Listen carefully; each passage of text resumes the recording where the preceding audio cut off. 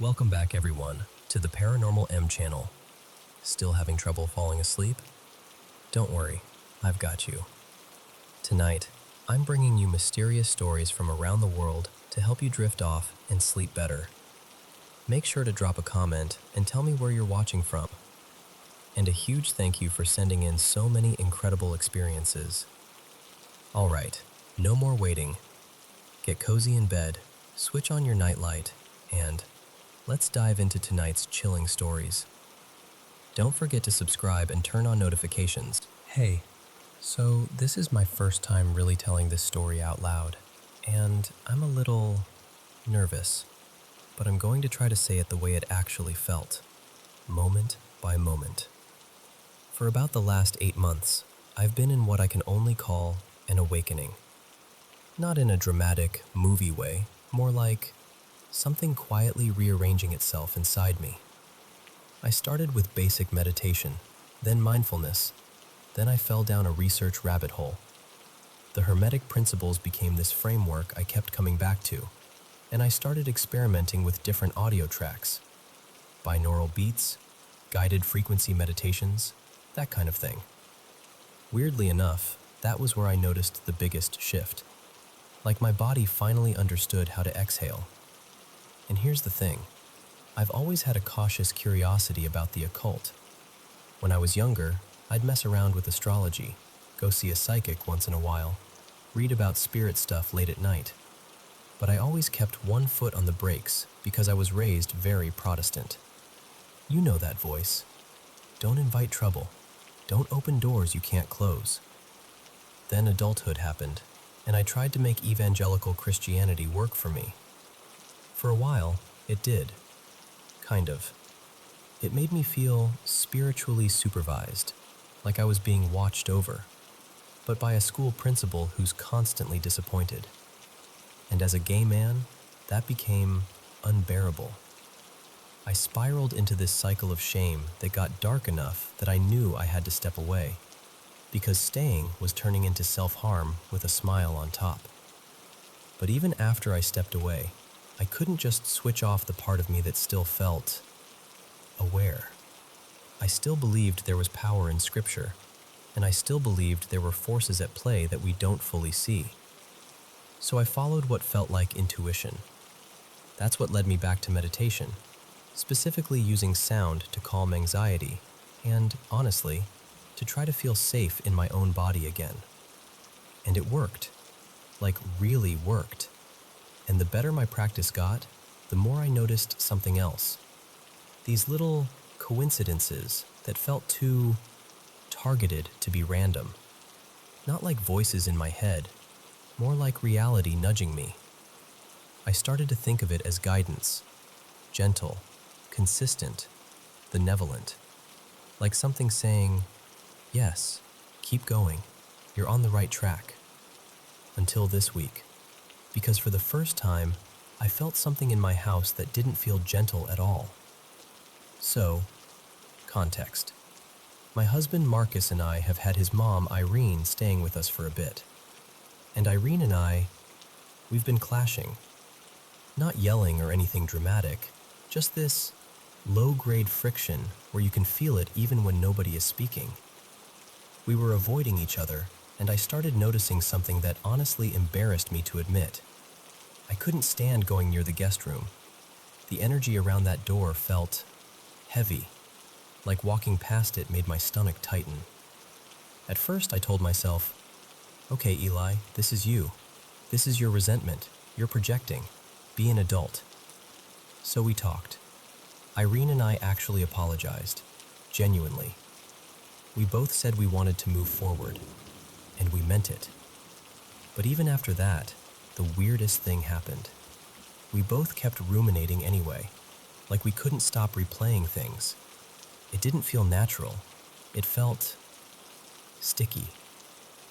Then 3 days ago, I'm tidying up and I find this homemade spirit board, like a DIY Ouija board, in my stepdaughter's room. Her name's Tessa. She's creative, always cutting out cardboard and making little projects. So at first I just went, okay, kid stuff. But it sat wrong in my gut. I didn't panic. I didn't lecture her. I just noted it. This morning, I finally brought it up to Marcus, and he had this look like he'd seen it too and decided to ignore it. He didn't want to give it power, but he also didn't like it. I got chills so fast it felt like my skin tightened, because in that exact second, a bunch of little pieces clicked together, and I knew something had been in our house. Not just bad vibes, not tension, something that felt opportunistic, predatory. And then I started replaying the emotional pattern between me and Irene. It was bizarre. I'd have days where I felt totally fine, peaceful, almost detached, and Irene would be down, drained, irritable. Then I'd have days where I couldn't stop obsessing over every reason I didn't like her, and she'd be cheerful, almost energized. It hit me like a disgusting little theory. What if something is bouncing between us? Like a parasite that doesn't care who it feeds on as long as it gets fear, anger, shame, anything dense.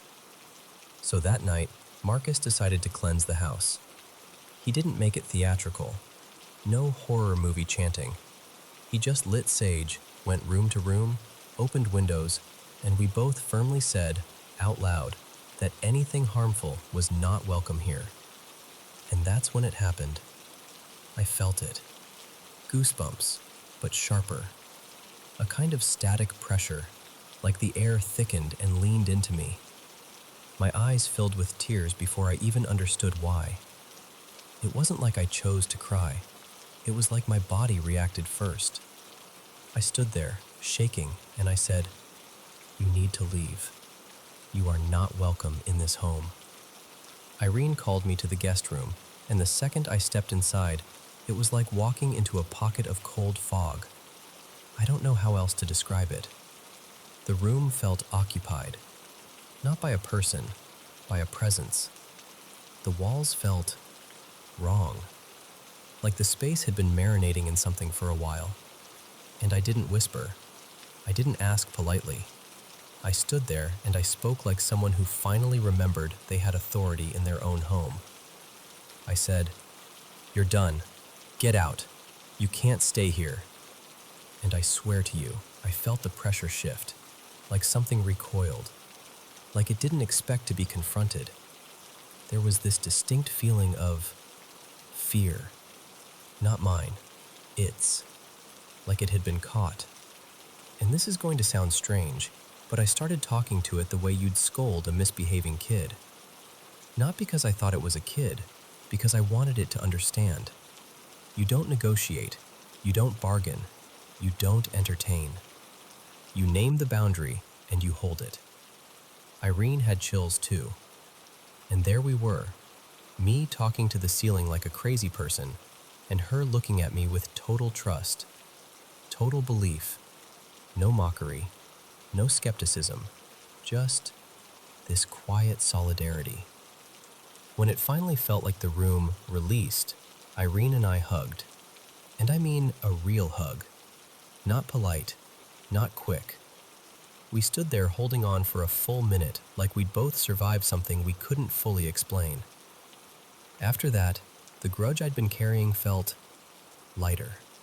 Not magically erased forever, but like the compulsion to hate her had loosened. The room itself felt different too, less heavy, less charged. We talked to Tessa about the boards, calmly but seriously. We didn't shame her or scare her.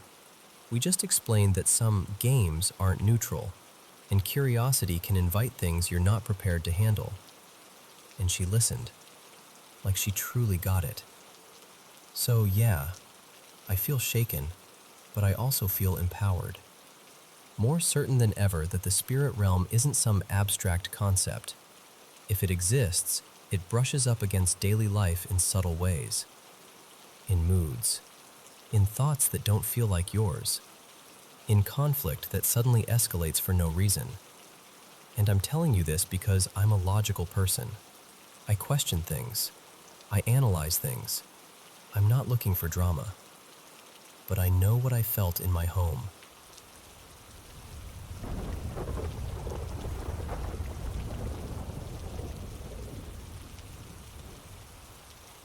So, this is one of those memories that never really leaves you.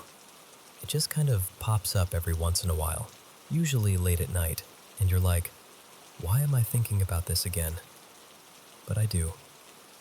I was about 15, give or take, and my family had this big reunion at my great-uncle Ron's lake house.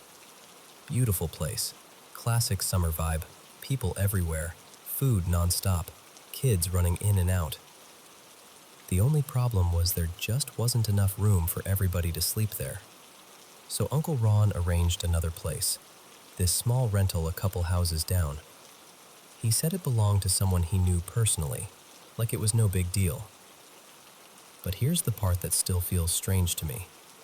Out of my whole family, the only ones who ended up staying in that rental were me and my dad, Mark.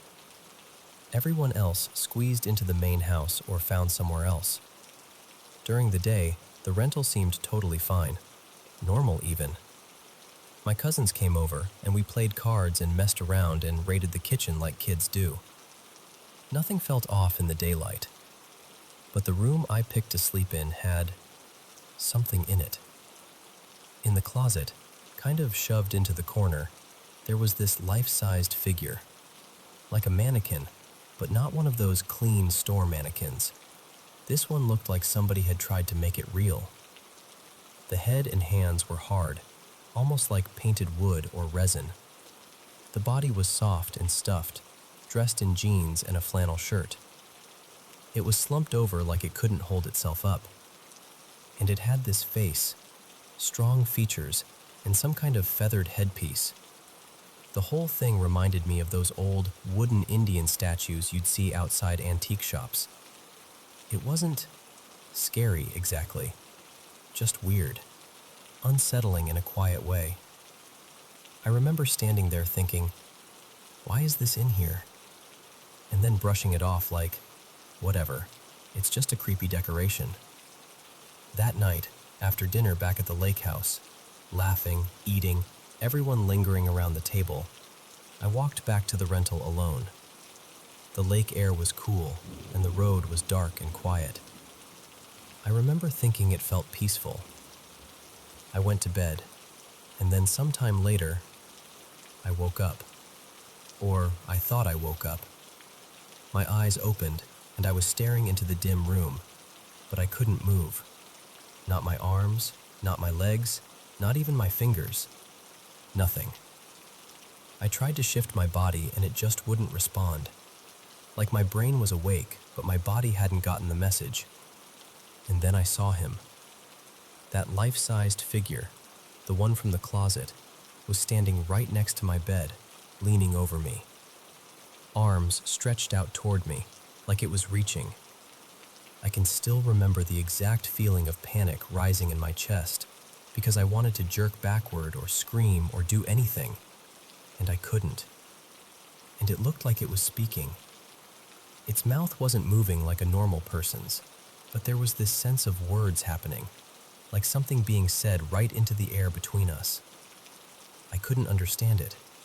It wasn't a language I recognized. It was more like sound without meaning. Then the room started to feel like it was spinning. Not in a dizzy, I stood up too fast way. More like the whole space was rotating around me. I squeezed my eyes shut, and behind my eyelids there were these swirling colors, bluish-gray, like storm clouds twisting in water. And I swear I felt the bed sink, like someone sat down beside me. Then a hand, firm, deliberate, pressed onto my shoulder. That's the part that makes my stomach tighten even now, because it felt so physical. Not like a dream touch. It felt like weight, heat, a real hand. And then, suddenly, it stopped. Like someone flipped a switch. The room was still again. The air felt normal. I opened my eyes and the figure was gone. I could move. My body came back online all at once, and I sat up so fast I almost fell out of bed. I went straight to the closet, heart pounding, and there it was, slumped in the same corner exactly how it had been before.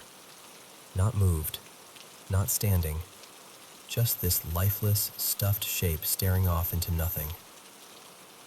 I did not sleep again. I left that room and went out to the living room, turned on the TV, and just sat there with it on, volume low, like the light and noise could keep something away. I stayed there until my dad woke up hours later, around dawn. When he came out, all groggy, I acted normal. I don't know why I didn't tell him. Maybe I didn't want to sound ridiculous. Maybe I didn't want him to brush it off. Or maybe I was afraid that saying it out loud would make it more real. Later, I told my cousins, and they just nodded like it wasn't surprising at all. One of them, Jenna, was like, "Yeah, that's why we didn't stay there overnight. Weird stuff happens in that place." I tried to get more out of them. Like, what weird stuff? What do you mean? But they wouldn't really explain. They just kind of left it there, like it was understood. That was more than 20 years ago now, and I still think about it sometimes. Not constantly, but enough that it stuck with me. Because here's the thing, if it was just sleep paralysis, I get it. I know that can happen, especially when you're overtired or in an unfamiliar place. But that hand on my shoulder, the bed dipping, the way it all felt so specific, I don't know. I'm not even saying it was supernatural. I'm just saying it felt like something. And I've never forgotten it.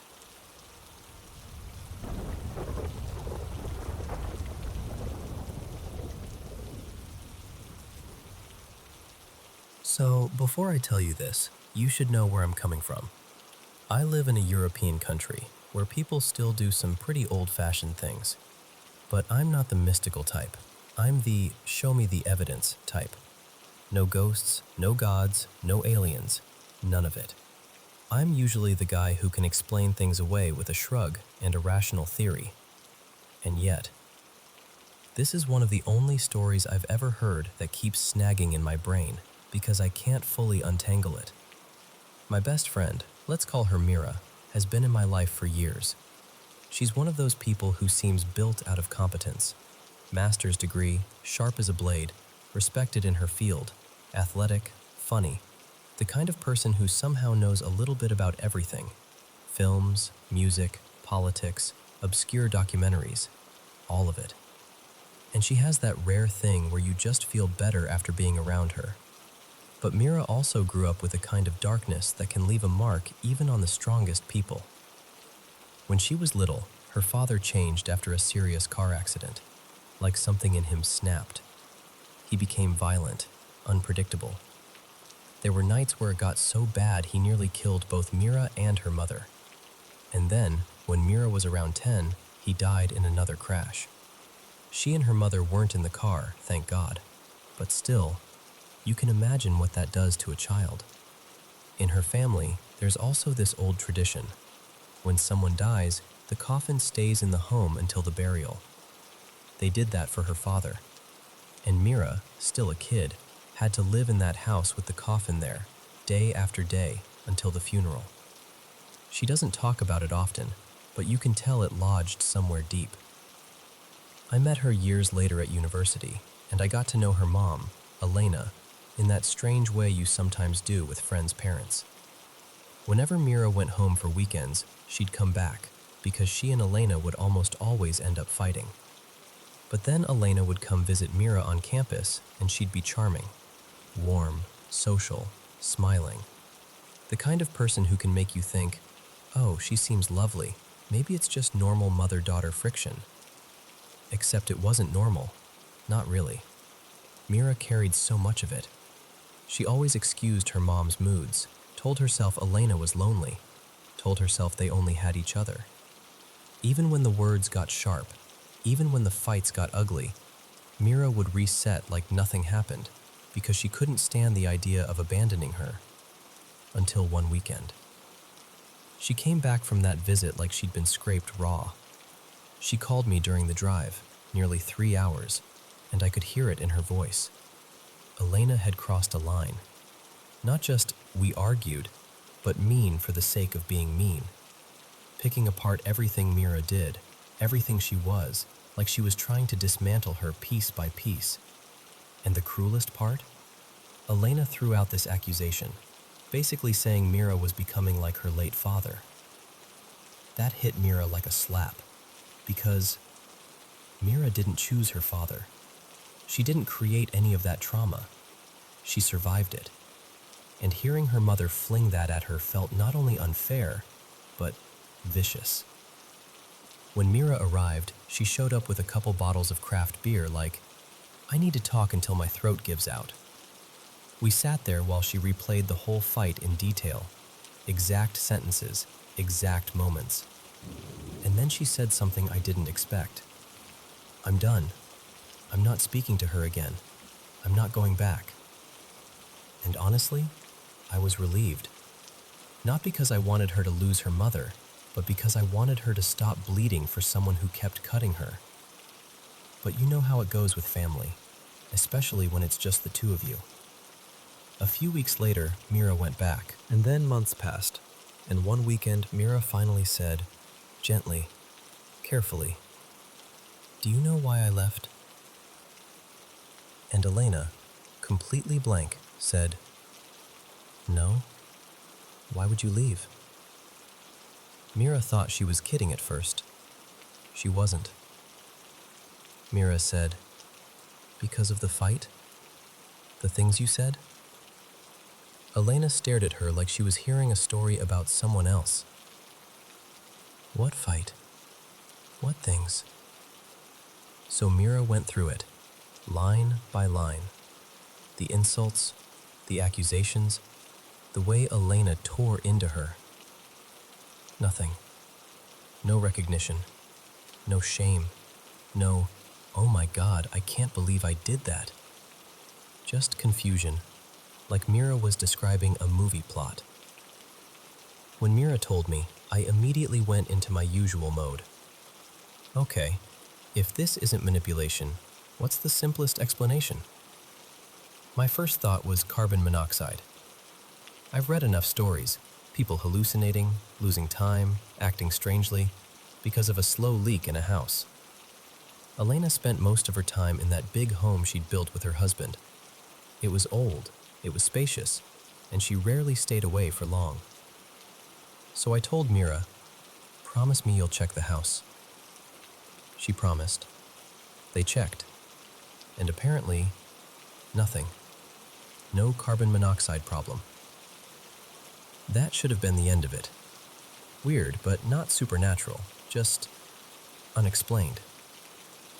Except it didn't end. This month, Mira and Elena went on a 10-day holiday together in another country. And it was fine. No fights, no sharpness. Mira sounded lighter than I'd heard her in ages. But when they came back, Saturday evening, back into the house, everything shifted again. On Sunday morning, Mira woke up to the television blasting downstairs. She got up, went down, and found Elena standing there too, wide-eyed, startled. Here's the thing. Elena wasn't watching TV. Neither of them had turned it on. Elena said, "I didn't even plug it back in after the trip." And according to both of them, the TV was on. Sound booming, screen lit, like a channel was running, even though it was unplugged. I know how that sounds. I know. The first thing my brain did was try to make it smaller. A backup battery, a power strip, a misunderstanding, some kind of standby capacitor holding charge, anything. But Mira insisted the plug wasn't in the wall. Elena insisted too. And Mira, the most practical person I know, looked genuinely shaken while telling me. Like she wasn't trying to convince me, she was trying to convince herself she hadn't lost her mind. When I made my dumb little joke, something like, "If your mom can run electronics without electricity, she should start a company," Mira didn't laugh. She just went quiet, and I realized she was actually scared. And then she added, almost reluctantly, she said it's happened before. Not once, before. And because this was already drifting into the pile of things I didn't have a neat box for, Mira told me one more incident. A few weeks earlier, she was on the phone with Elena when she heard a loud crash, like glass or crystal slamming hard, and then Elena screamed. Elena had this big crystal ashtray on the table. She uses it for this little ritual thing she does with burning wood or herbs, like a cleansing.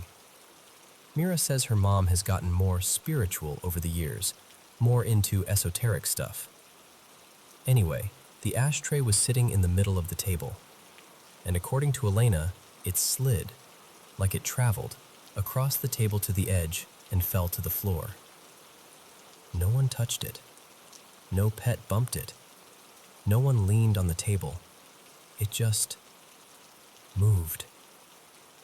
And Mira, who's lived through too much already, just wants answers, because the whole thing is starting to feel like the house itself has a mood, like something changes when you step back inside it.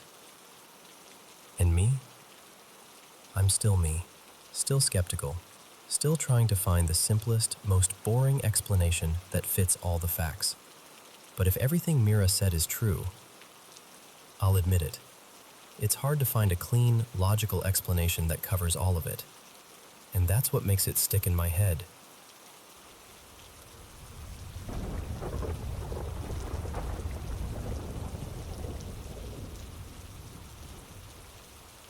So, something really weird happened at my place earlier this week, and I still don't know what to make of it.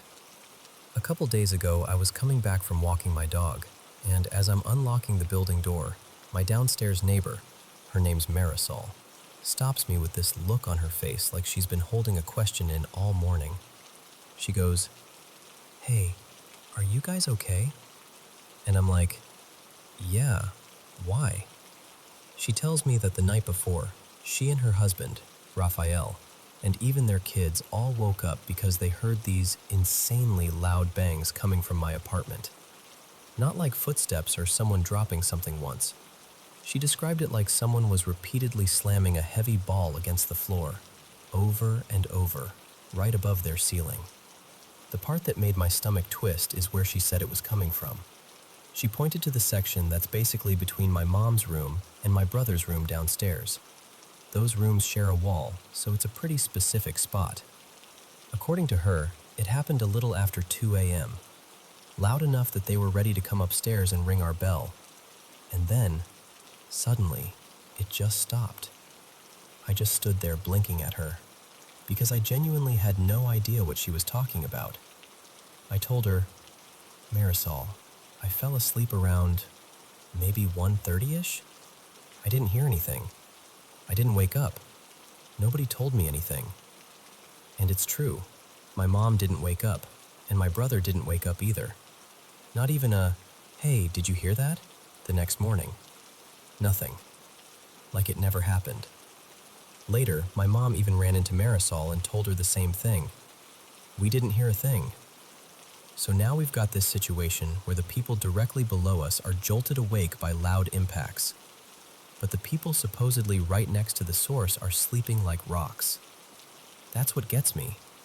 How does that make sense? And look, I'm not someone who immediately jumps to paranormal stuff. I want there to be a boring explanation. Pipes, some freaky building noise, whatever. But the way she described it, like controlled, repeated banging, doesn't feel like a random creak or settling. And as much as it sounds ridiculous to say out loud, if I had to place it somewhere in the unexplained category, my brain leans less ghost and more something like an abduction scenario. Because what else explains violent noise, people downstairs wake up, the people upstairs don't? It's like the sound happened without us being fully present for it. Okay, that's the first part. Here's the second part. The part that's honestly the reason I can't let this go. We live at the very top of our building. Our apartment is a duplex. Downstairs is where my mom and brother sleep, and upstairs is this big attic space that's basically my bedroom. The roof is right above me, so it can get super quiet up there. Quiet in a way that sometimes feels too quiet, you know? Last night I kept waking up and falling back asleep. Not fully rested, kind of drifting in and out. And at one point, I swear to you, I thought I woke up. But I also know I didn't. It was like my mind clicked on, but my body didn't come with it. In this not quite awake state, I get a message on my phone. Like a real notification. It's from my brother, except in my version of reality, his name is Nico, and it's a photo. I open it, and my blood goes cold. In the picture, there's this small gray figure with a huge head peeking around the edge of Nico's bedroom door downstairs, like he caught it mid-sneak and snapped the photo fast. It's that classic gray alien shape. Big head, thin body, just there. I jump out of bed and start moving toward the attic stairs because all I can think is, I have to get downstairs. I have to get to them. But when I reach the doorway of my attic, this is the part that makes me feel insane even repeating it. I can't go through. It's like there's an invisible wall. Not a physical barrier, but a no, you can't kind of feeling. I'm pushing forward and I just don't pass. Everything looks normal. Same darkness, same furniture, same shapes in the room. But suddenly it hits me, crystal clear. This isn't my body. It's like I'm present, but not fully here. And the moment I think that, I do this weird test without even meaning to. I think about my bed, like picture it hard, imagine it, and instantly I'm back near it, like I got yanked across the room. No footsteps, no walking back, just snap, there. And then I try to wake up, and I can't. That's the scariest part. Not the alien photo, not the doorway thing. This feeling of being trapped between asleep and awake, like I'm pounding on a locked door from the inside. I remember thinking, okay, if I can't wake up, something bad is going to show up. Something is going to appear in the room. But nothing appears. The room stays the same, still, quiet. So I start praying, and I need you to understand, I'm not religious. I don't pray. But in that moment I was begging, like, please, if there's anything good, anything protective, anything light, help me, intervene, get me out of this. And eventually, after what felt like forever but might have been seconds, I wake up for real. Morning light, normal silence, my heart still racing. First thing I do is grab my phone and look for the message. It isn't there. No WhatsApp, no photo, no what the hell is that text. Nothing from Nico at all, like it never happened. So on paper it's easy. Nightmare, sleep paralysis, some weird half-dream hallucination. Fine, except it didn't feel like a dream. It felt like I was thinking clearly, like I was reasoning in real time, like I actually stood up, actually walked across my room, actually tried to leave, actually got blocked. It felt more real than most memories, and now my brain keeps looping back to the earlier banging incident. The night Marisol's family woke up and none of us did, and I can't shake the idea that my mind is trying to push something to the surface. Like there's a missing piece, and whatever happened that night, maybe I wasn't fully aware for it. Maybe something is trying to unlock a memory I don't have access to. I don't know. All I know is 2 strange events, back to back, both revolving around my home, and both involving this unsettling theme of things happening while I'm not fully able to respond. And it's messing with me.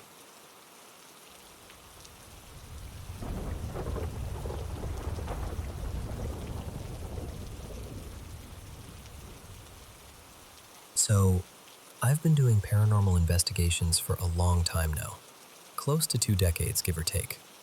It's funny because people hear that and assume I'm the guy who thinks every creak in the night is a ghost. But the truth is, I'm a skeptic first. That's always been my job, to walk into a situation and try to debunk it before I ever call it unexplained. My kids know what I do. They've grown up hearing me say things like, "That's probably airflow," or "Old plumbing makes that sound," or "Let's not jump to conclusions." And I keep them out of the investigations. Always have. I want them to feel like home is home, not a case file. My daughter, her name's Maya, is 11. She also lives with an anxiety disorder that makes speaking really hard for her in a lot of situations. So she watches, constantly. She notices details most people miss. And I don't know if it's because she spends so much time observing instead of talking, but she's incredibly intuitive. Like, she reads people in a way that can be unsettlingly accurate. She'll pick up on someone's mood before they even say a word. A couple months ago, we moved into a brand new townhouse in a totally new area. And I mean new. The kind of development where, not long ago, it was basically just open fields. Farmland, empty stretches of land, that kind of thing. The place itself is pristine. Fresh paint smell, clean lines, nothing creaky or old or obviously haunted. Which is why what happened next threw me. A few weeks after we moved in, Maya came to me, quietly, like she didn't even want to make it a big deal. And she told me she'd seen someone in her room at night. She said there was a tall, thin person standing over her bed, just watching her while she slept. At first, she thought it might have been her older brother, Ethan, who's 19, because it was the right height, the right shape for a person. But then she realized it wasn't him. She said it didn't have features, no face, no eyes, nothing.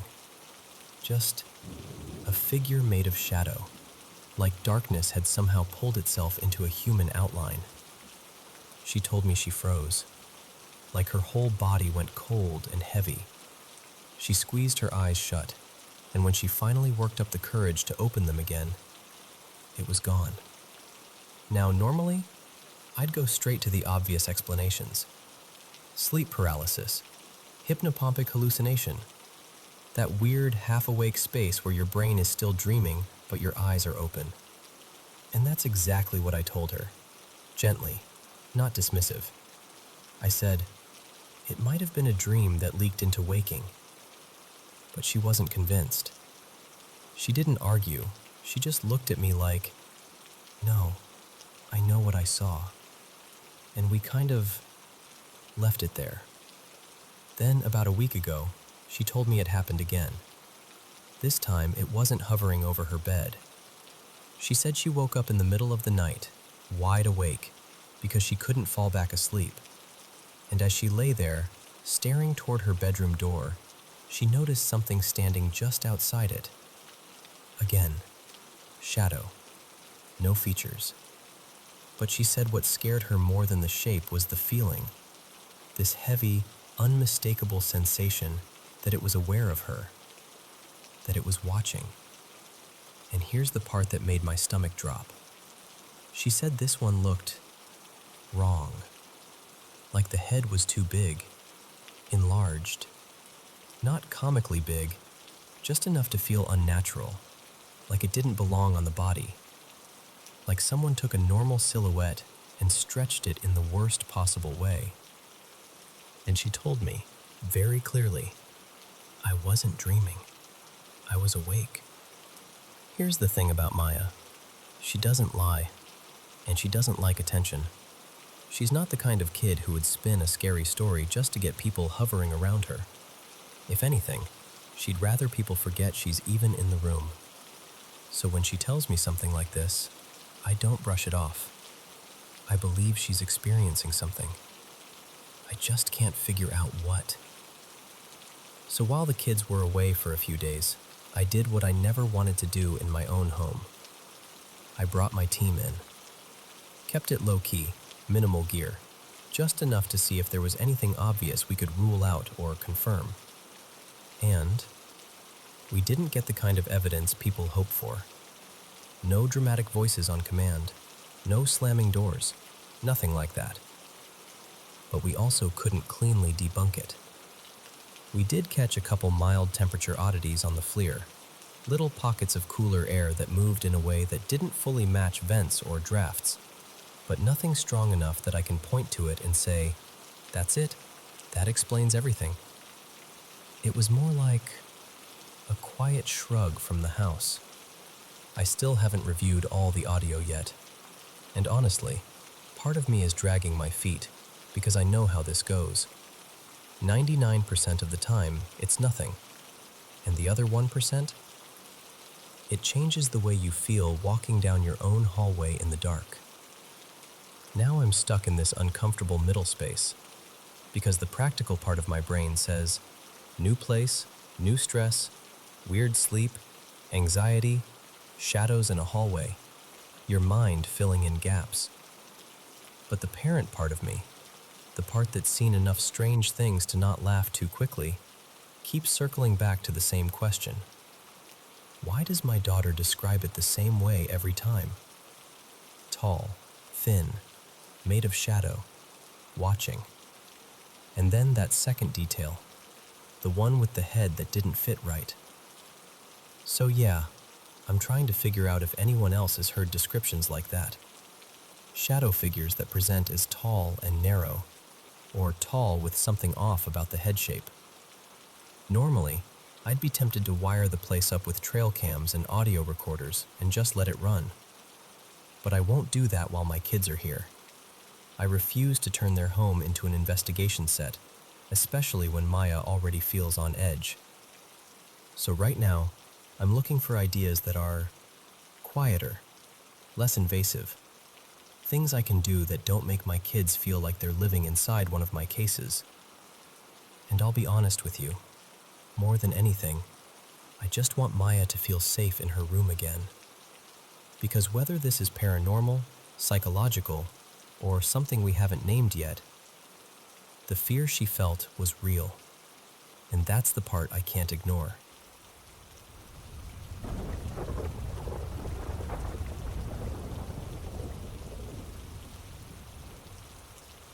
So, this happened a long time ago, and I still get that weird, tight feeling in my chest when I talk about it.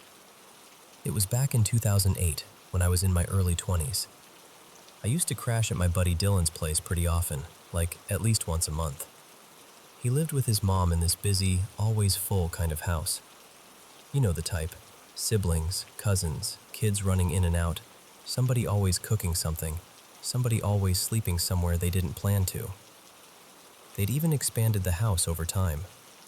The garage had been converted into a little living space, and they'd added a hallway with a few newer bedrooms on the side, basically to make room for how much family was under that one roof.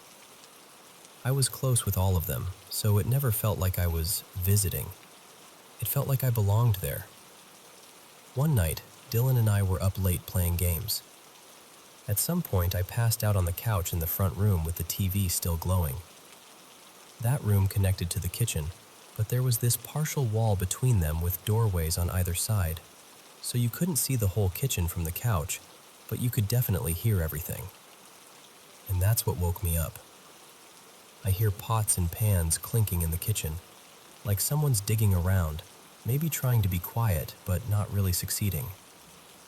My first thought was, one of the kids is up getting a snack. Totally normal for that house. So I just lay there, half awake, listening, waiting for it to stop. But then I hear this creaking sound. Not from the kitchen, closer. Like it's coming from the wall right behind the couch. My back was to that wall, and the sound felt like it was moving, sliding along the wall, slow, deliberate, getting nearer. I remember holding my breath without meaning to. When the creaking reached about where I was, I opened my eyes. And I swear to you, there was this dark figure standing near the kitchen doorway. Not a person, not a trick of light, Just a tall, black shape, like someone cut a hole in the air and it was shaped like a man. I couldn't look away. And then the worst part hit, this heavy pressure on my chest, like somebody sat down on me. Breathing got hard, like my lungs couldn't expand all the way. And when I tried to move, I couldn't, not even a little. I couldn't sit up, couldn't lift an arm, nothing. I was just stuck there, staring at it. And in my head, I'm yelling, "Move, move, move." But my body wasn't listening. After what felt like forever, probably only a few seconds, I finally snapped out of it. Like the paralysis cracked all at once. I shot up and I just reacted, pure instinct. I ran straight toward the doorway like, "Nope, not doing this," and I started yelling, like actually yelling, storming around the kitchen like I was going to chase it out. Then I ran to Dylan's room and started pounding on the door. He opens it, sleepy and annoyed, and I'm rambling a mile a minute, trying to explain what I just saw. He listens, kind of calm in this way that made me feel even crazier, and he goes, "I'll tell you more in the morning." That's all he said. Which, like, excuse me? More? More means there's a whole story behind this. I didn't sleep after that. I sat up the rest of the night, controller in hand, trying to act normal while the house stayed quiet. Eventually morning came, kids getting ready for school, adults moving around for work. When Dylan's sisters saw me up early, they asked why I looked so wrecked, and I told them what happened. I just stared at her like, "I'm sorry, what?" Apparently, I wasn't the first one. Not even close. Later, when Dylan finally got up, he told me the family had been seeing things for years. A shadowy man, sometimes just a shape, sometimes like it was peeking around corners. And also, yeah, a little girl. And then he said something that really stuck with me. He told me they'd noticed the shadow figure would show up near the older parts of the house and would linger by the doorways to the newer rooms, but never actually go in. His family had this theory that it was somehow tied to the original house, like it couldn't cross into the newer addition, like it was anchored to what the house used to be. I didn't know what to do with that information, because it sounded insane, but also, it matched what I'd seen. The doorway, the way it stayed right there. Then Dylan goes, "We should check the cameras."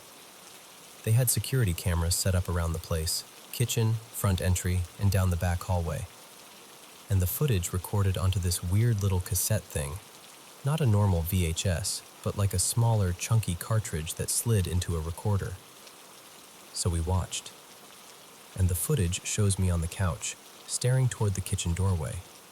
You can clearly tell I'm focused on something. Then it shows me bolt up, rush forward, and run into the kitchen, then sprint toward Dylan's room. But the camera didn't catch the figure. Nothing, just empty air. Still, watching myself react like that on tape was creepy in its own way, because it meant I wasn't dreaming. I wasn't imagining it. My body had been responding to something. Dylan kind of shrugged it off like, "Yeah, the house does that sometimes." Like it was a rite of passage. Like the house was introducing itself. We went about the day, lunch, classes, trying to pretend we weren't rattled. But when we came back that afternoon, his dog, this mellow, sweet Siberian husky named Coda, was losing his mind. Running in circles, barking, snapping at the air, totally out of character. We immediately thought, someone broke in, because it was one of those barks, alarm bark. So we rewound the camera footage again, expecting to see a person. And instead, we saw an orb. I'm talking a bright, floating ball of light, about the size of a baseball, drifting through the living room and kitchen like it knew exactly where it was going. And Coda was tracking it perfectly. Not random dog barking at nothing. He was chasing it like it was a toy he could actually see. The orb glided down the hallway toward the newer rooms. so we switched to the hallway camera. And on that angle, we watched it float straight toward this lamp sitting on a computer desk. The lamp was off. The orb moved right into it, and the lamp clicked on. Just lit up the entire hallway, like someone flipped the switch. Coda ran down there right after it, confused, searching, sniffing around like, where did it go? Then he backed out into the main area again. A second later, the orb comes back out of the lamp, and the lamp turns off. Then the orb drifts toward the living room again. Coda sees it, chases it, and it darts back into the hallway and back into the lamp. The lamp clicks on again. Coda runs down, can't find it, backs out again. We're on camera pointing at the husky, like, why is he acting so weird? We walk to the monitor to check the footage, and we end up watching ourselves come home moments after the orb had been flying around. We all just stood there, quiet, staring at the screen. Then we slowly turned and looked down the hallway, at the lamp, like maybe, if we looked long enough, it would do it again. Like we could catch it in the act with our own eyes, not just on tape. Nothing happened. Just a regular hallway, regular lamp, regular quiet. But I was buzzing, half terrified, half exhilarated. Because as much as that first night freaked me out, this was different. This was proof. And it kills me that it happened in the era of flip phones and grainy cameras. If it happened now, I would have recorded the screen in 2 seconds. But back then, the best I could have done was take a blurry picture of the lamp off, then on, which would have proven absolutely nothing. So all I've got is the memory of it, and the way 3 grown adults stood in a hallway afterward, staring at a lamp like it had just spoken to us.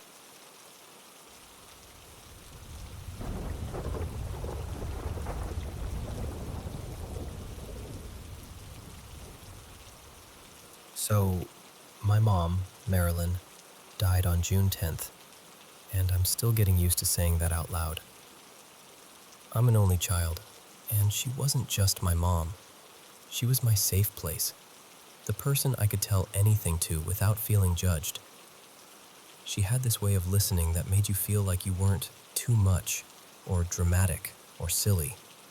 You were just you, and she loved you anyway. Honestly, my friends adored her too. She basically collected them. Like, once you came over a couple times, boom, congratulations, you're now one of her kids. She'd feed everyone, fuss over everyone, and somehow make you feel like you belonged. When she passed, it didn't just knock the wind out of me. It hit all of us. At the time, she was living in Tulsa, and I'm up in Wisconsin, so visits weren't as often as either of us wanted. But when we did get together, it was the best. And at night, when things got quiet and we'd finally settle in, we had this little ritual. We'd put on the Great British Baking Show and just melt into the couch. I was the one who got her hooked, and then she got really hooked. Like rewatching seasons, picking favorite bakers, laughing at the same jokes like they were new every time. It was our comfort show. The night she died, I knew I couldn't get down there right away. I was a mess, ugly crying, snotty tissues, the whole thing. And I didn't know what to do with myself, so I did the only thing I could think of. I turned on the TV and started watching things that reminded me of her. My partner, Evan, sat with me through it all. We watched Bohemian Rhapsody, then Rocky Horror, then the Blues Brothers. Stuff she would have totally been into. Stuff that felt like her energy was still in the room. After that, we just kind of stared at the screen like, okay, now what? Evan suggested Chopped because it's easy background noise and it doesn't demand your whole heart. So I opened Discovery Plus, turned it on, put the remote down on the couch beside me. And I swear to you, maybe 30 seconds go by, not even a full minute, and Netflix pops up on the TV. Just launches, like it decided on its own. I froze, stared at the screen. Then I actually laughed through my tears because it felt so pointed. And I said out loud, "All right, Mom, I get it. We'll watch British baking." So I put it on, and I sat there feeling that weird mix of heartbreak and warmth, like someone had just tucked a blanket over my shoulders. Here's the thing. I've had that TV for years. It has never flipped apps randomly. To get to Netflix, you either have to hit home and scroll over, or press the dedicated Netflix button on the remote. It's not an easy, oops, kind of thing. And that TV has run Discovery Plus a million times without doing anything like that, before or since. Then, a little later, maybe a couple weeks after, life was doing that thing where it keeps moving even when you feel like you're stuck in the same moment. I called my stepdad, Ray, just to check on him. He's down in New Mexico with family now, and he and Mom had been together almost 23 years. His health isn't great, and I worry about him more than I probably say out loud. We had a good talk, one of those calls that's comforting and heavy at the same time. The rest of the day was normal in that exhausting way normal becomes when you're grieving. On top of everything, I'm packing up my house because I'm moving soon. One of those moves that makes you realize you own like 47 random cords and a suspicious number of mugs. I sit down. 30 seconds later, Netflix pops up again. I whipped around so fast I almost knocked my chair over. I looked at Evan, thinking maybe he hit the button as a joke. But he's dead asleep, snoring like he's auditioning for a lumberjack competition. The remote is untouched on the table. No one moved. Nothing bumped it. The dog is laying there being innocent and thumbless. And I just stared at the screen and said, Okay, Mom, we'll watch our show." So I put on the Great British Baking Show again, and I felt it, that same strange, gentle feeling, like she was close, like she just wanted to sit with me for a while, the way we used to. Look, I'm not someone who thinks every creak is a ghost. I'm annoyingly logical most of the time. I know dust can look like orbs. I know houses settle, pipes knock, electronics glitch. I know all of that. But twice, only twice in all the years I've had that TV, it switched itself from Discovery Plus to Netflix right after she died, right when I needed her most, right when our show was the one thing that still felt like us. So I don't know. Maybe it's a freak coincidence. Or maybe it's just my mom checking in, like, "Hey, I'm still here. Put the kettle on. Let's watch baking."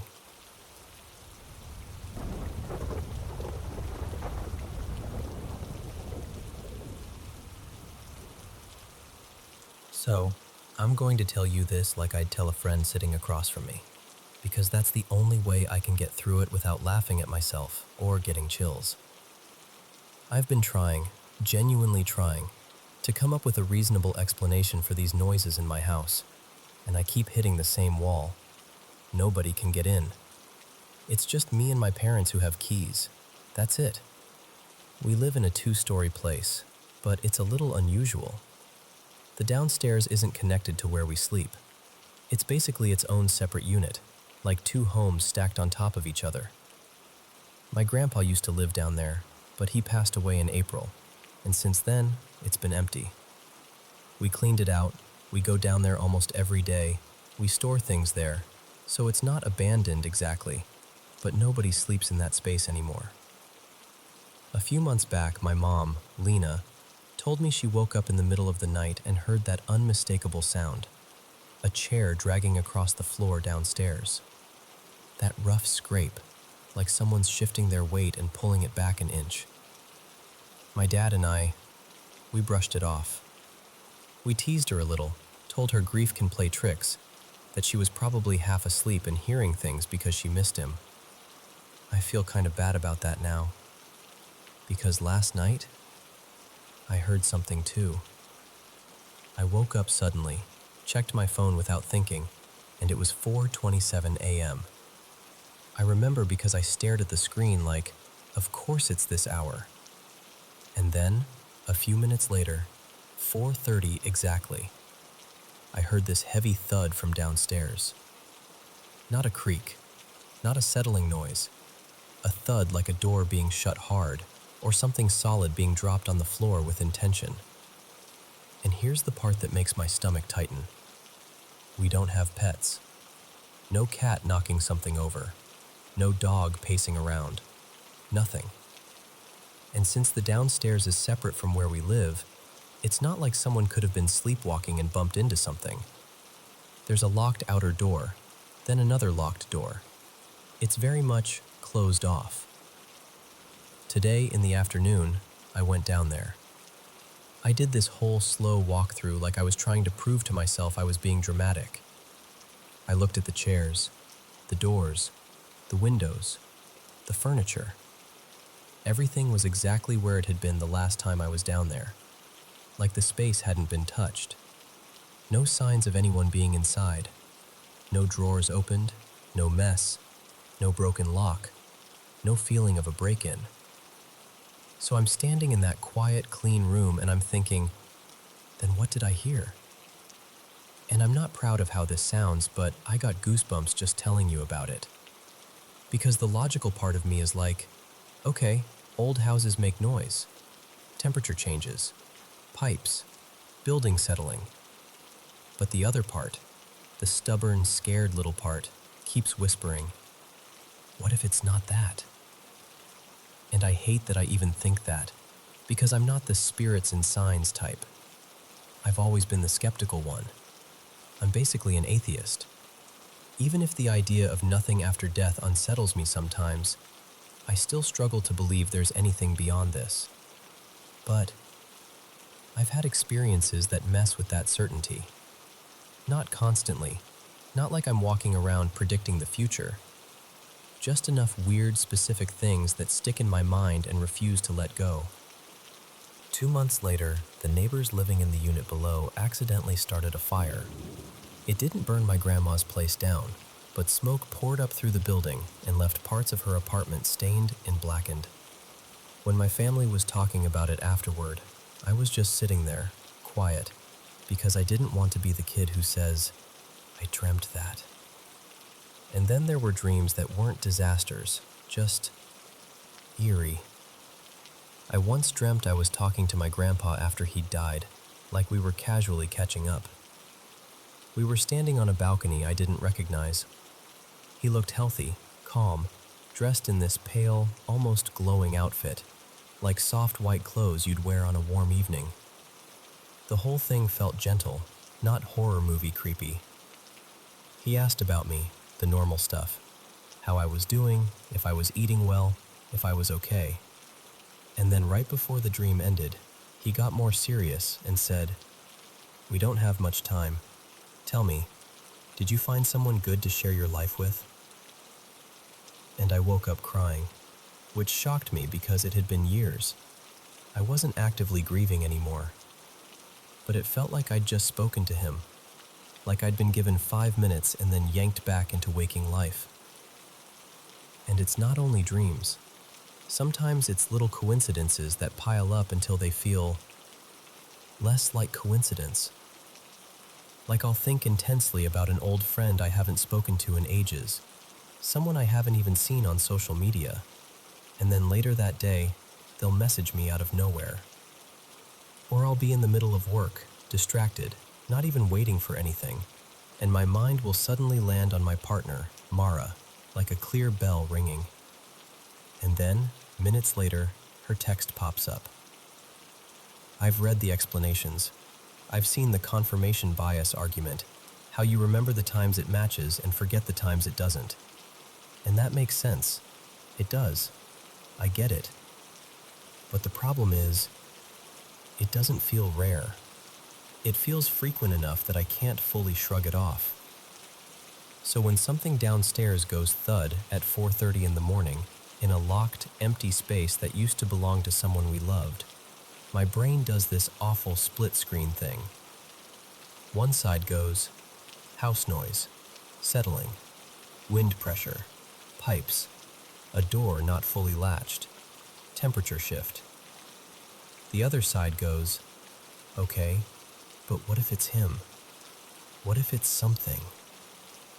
And if I entertain that thought for even a second, if I say, fine, let's pretend it's his spirit, then I immediately run into a question that makes me even more unsettled. Why? Because it doesn't make sense to me. It's not like he was some prankster in life. He wasn't dramatic. And the idea of a loved one's spirit spending the night, moving a chair or slamming a door, it feels almost insulting, like turning a real person into a cheap ghost story. And yet, here I am, telling you all of this, because I want an explanation so badly that I'm willing to admit I'm scared. Not because I believe something supernatural is down there, but because I can't prove that it isn't. And I don't know what's worse, the idea that it's something, or the idea that it's nothing, and my own mind is the thing making the house feel haunted.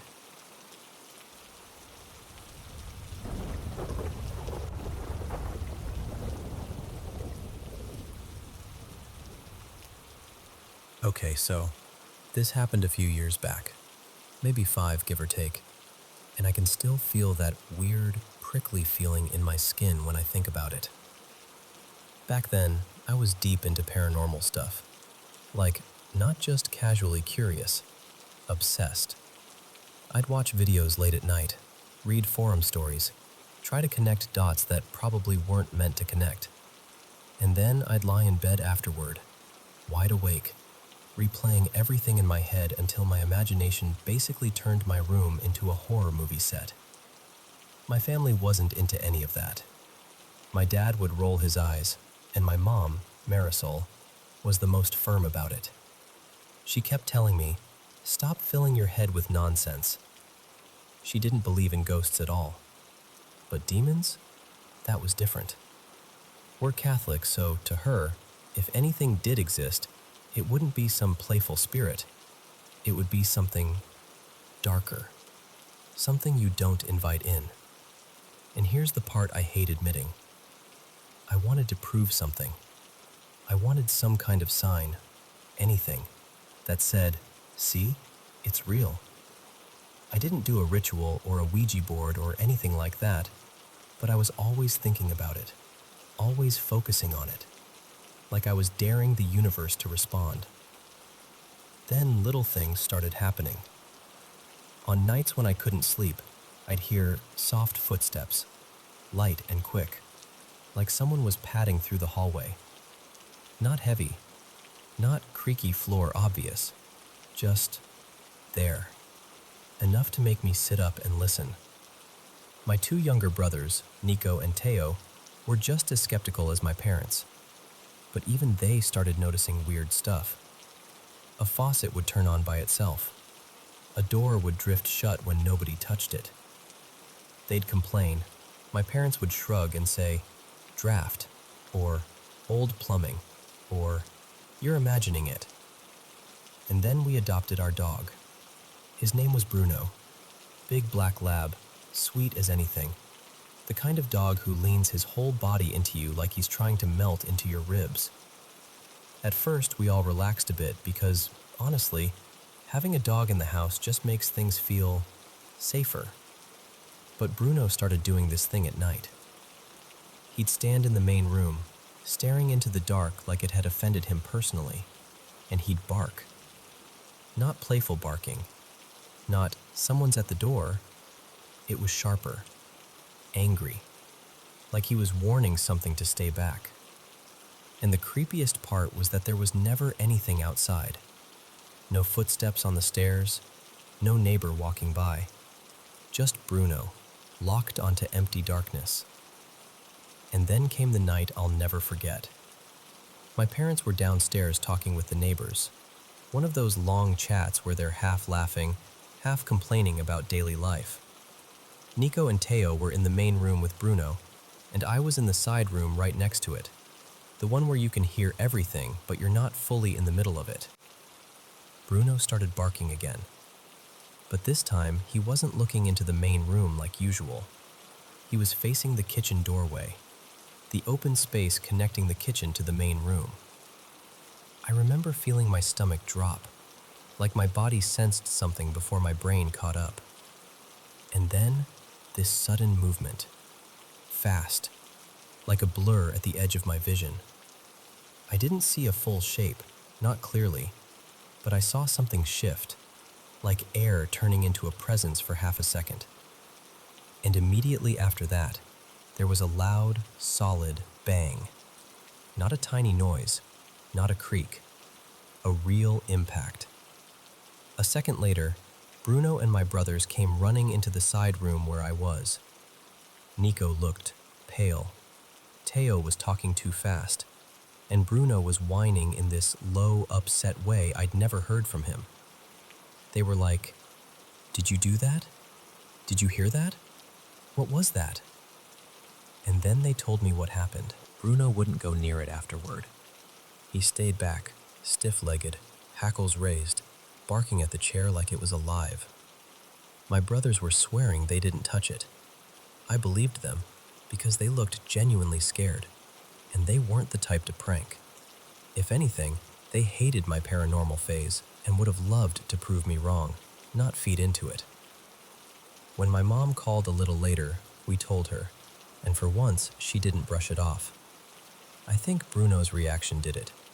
Seeing an animal refuse to approach something, acting like it's cornered by an invisible threat, it hits different than a kid saying, "I heard a noise."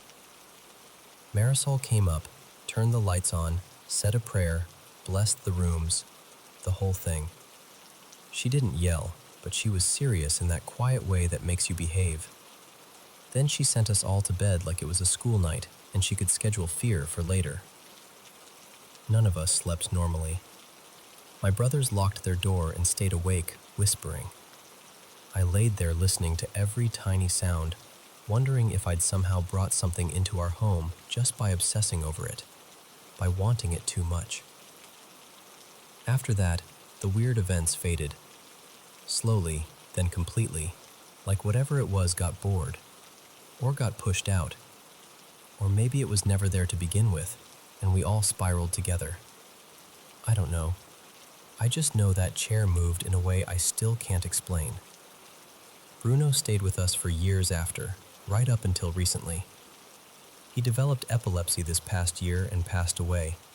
Nothing mysterious about it, just life being unfair in the regular, heartbreaking way. But I still think about him standing in that dark room, barking at nothing, like he could see what we couldn't. And now that enough time has passed, I can finally talk about it without feeling like I'm inviting it back. Part of me wants to call it a poltergeist, because, a chair sliding across the floor toward a dog? That sounds like textbook something messing with the environment. But if you think there's another explanation, something spiritual, psychological, anything, tell me. I'm genuinely open. I just don't love the idea that my curiosity might have been the door.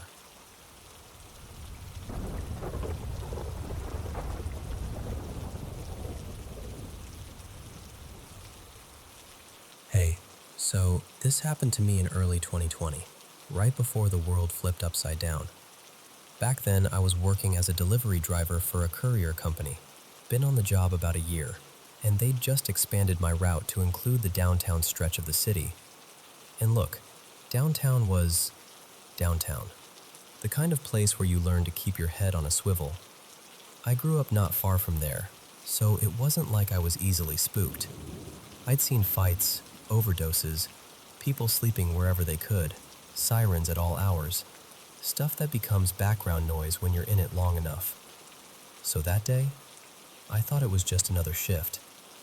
I was moving fast, honestly. I knew my streets, I knew my stops, and I was feeling good on time. Then I got a delivery I hadn't done before. This church on a busy main road. I knew the area too.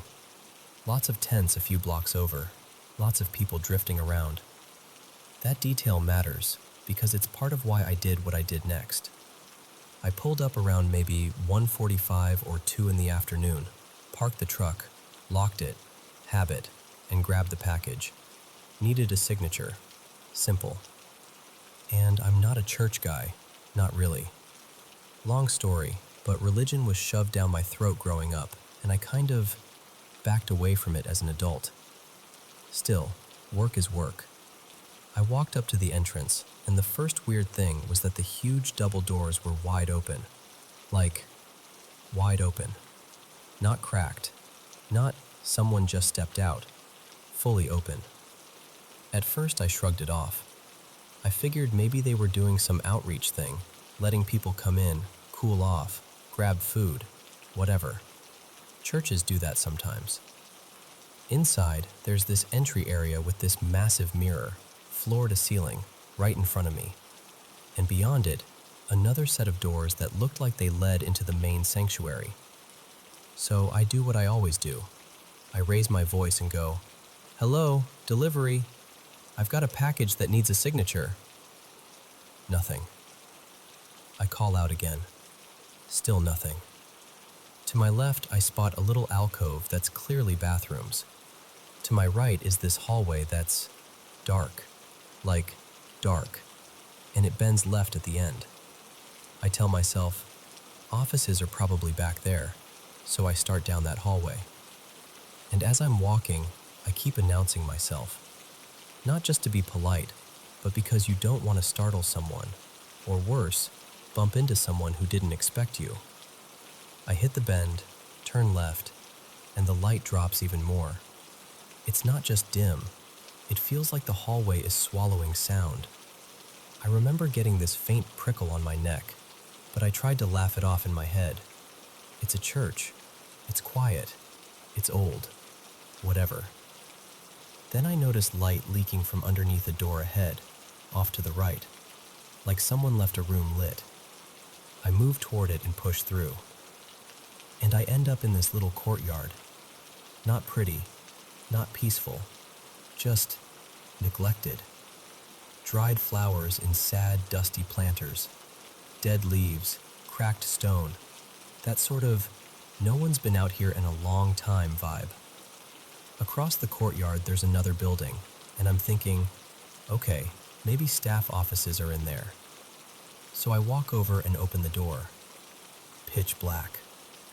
Not low light. Not my eyes need to adjust. Pitch black. I call out again, "Delivery, anyone here?" and step inside. And the second the door swings shut behind me, it's like the darkness doubles.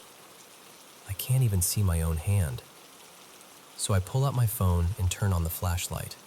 Just this small cone of light in a whole room of nothing. Straight ahead, I see what looks like a fire exit sign, and to the left, there's another hallway. I start edging toward the left hallway, still calling out. Quieter now, because I'm not trying to announce myself to someone hiding. And then, bam! A door slams somewhere deeper inside. And then another slam, like a quick, angry punctuation. My whole body tenses. My stomach drops. Every part of me goes, nope.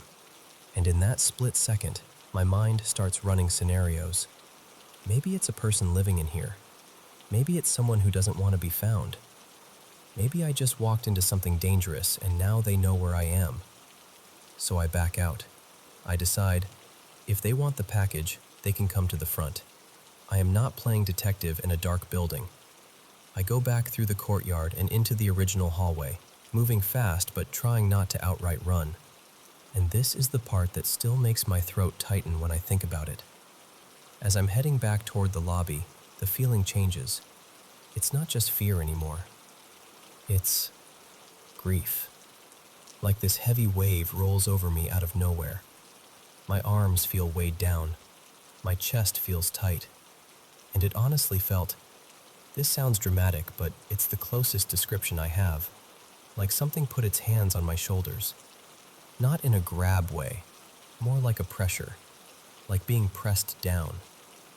I remember thinking, why do I feel like I'm walking through mud? Like the air turned thick, like each step took effort. And the dread, this deep, hopeless dread, just poured in, like it belonged there and I didn't. And then, nothing. No fade to black. No, I passed out memory. Just a blank cut in the film. The next thing I remember, I'm sitting in my truck, not outside the church. I'm parked in some random neighborhood about half a mile away. The package is sitting on the passenger seat like it never left my hands.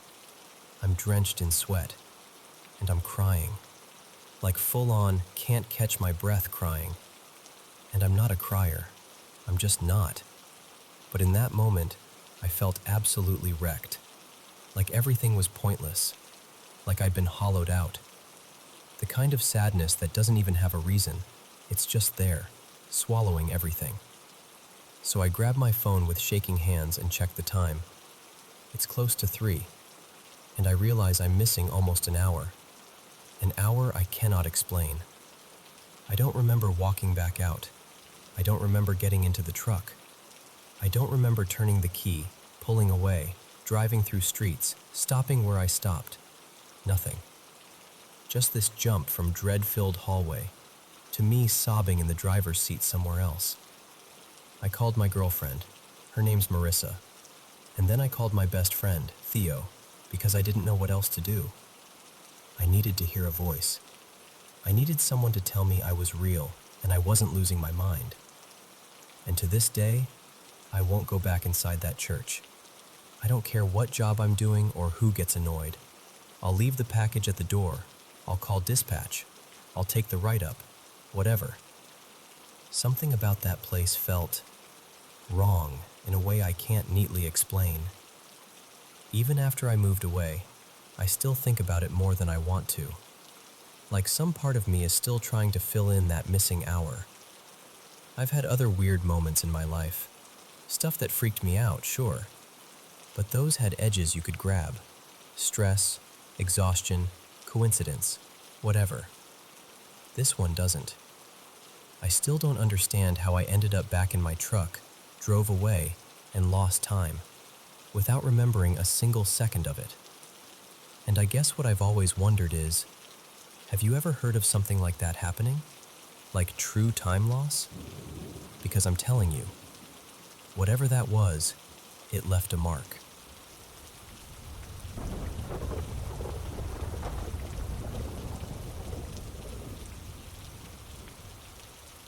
So, I bought this house in February 2023. Brand new build, shiny everything. I'm the very first person to live here. And for months, it was totally normal. Quiet. Peaceful. The kind of quiet where you start thinking, okay, maybe I finally got a non-weird house for once. Then I had my baby in August, and we brought her home. And that's when the house started acting like it had opinions. I was home alone on maternity leave one morning, running on that newborn schedule where time doesn't exist, and you're basically a zombie with a heart. My baby wakes up crying for a bottle, and I'm like, okay, I'm coming. And I step out into the hallway toward the kitchen. And the second I leave the room, I hear it. This deep man's voice, right behind me, like it's in the doorway. Just one quick word. Low. Fast. Like someone saying, hey, or shh, or something like that. So quick I can't even be sure what it was. And immediately, my baby stops crying. Like someone flipped a switch. So I'm standing there with my whole body frozen. And then my brain kicks in and goes, nope, you are not doing this today. I finish making the bottle, because what else can you do, right? And I walk back into the bedroom. And my baby is just chilling, wide-eyed, staring off at nothing the way babies do, totally content, like she'd been comforted, like somebody had already handled it.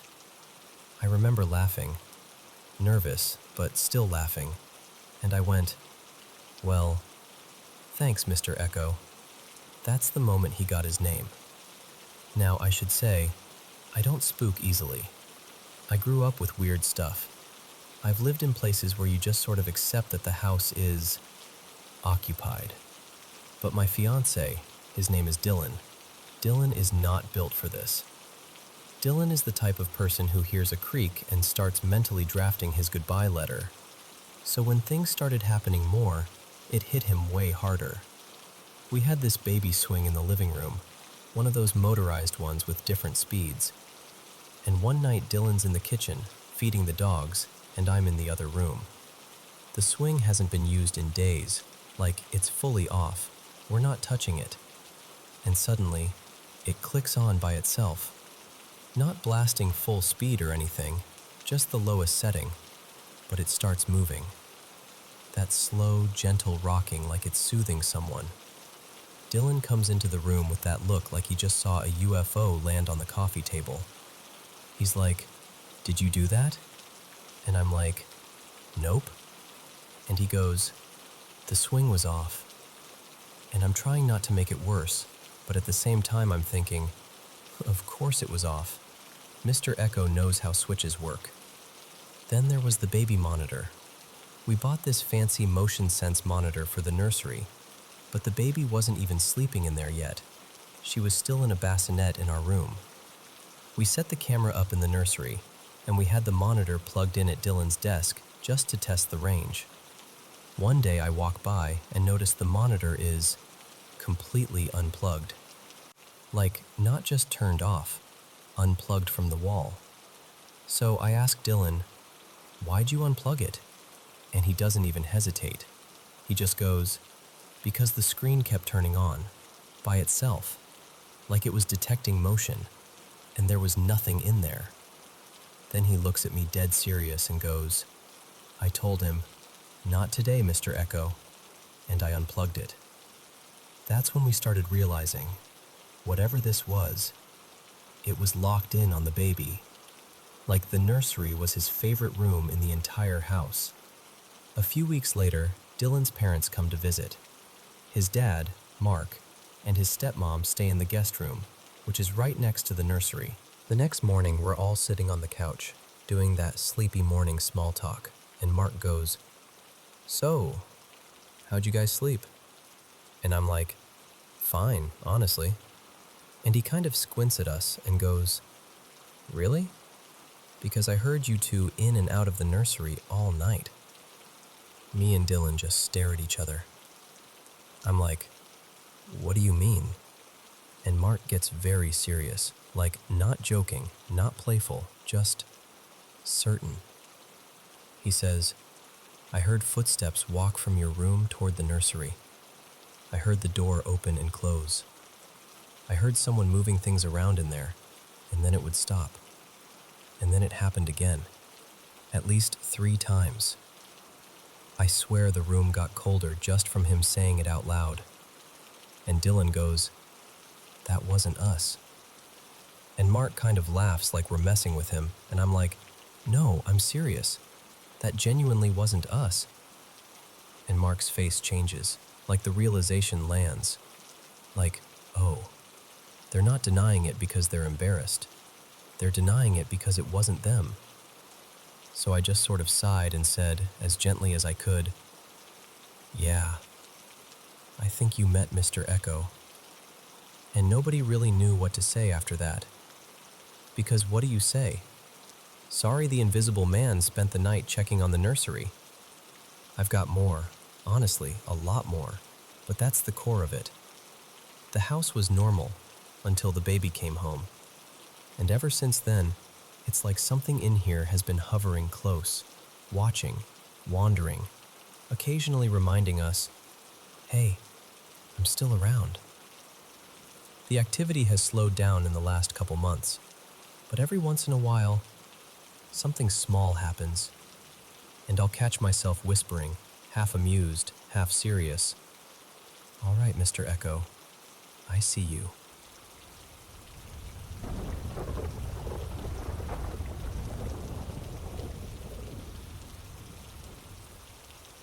Okay, so most of what I'm about to tell you happened at my neighbor's place when I was growing up.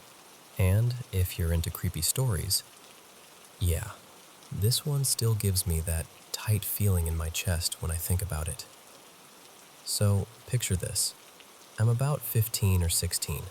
Our neighbor, let's call her Marianne, had this huge, old, century house, the kind with heavy doors, tall ceilings, and hallways that feel a little too quiet at night.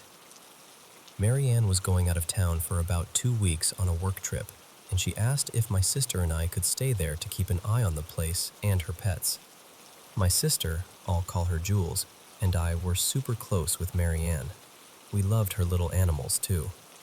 This time she had a sweet older cat and this goofy, protective mutt who followed you around like a shadow. So we were like, yeah, of course. Jules took the main bedroom upstairs. I stayed in the second bedroom, still upstairs, but mine was the one connected to this small attic door, like an actual little door in the wall. And listen, Jules and I were those teenagers. We loved creepy stuff. We'd binge paranormal shows, dare each other to stand in dark hallways, all of it. Sometimes we'd crack that attic door open a little and joke about going in.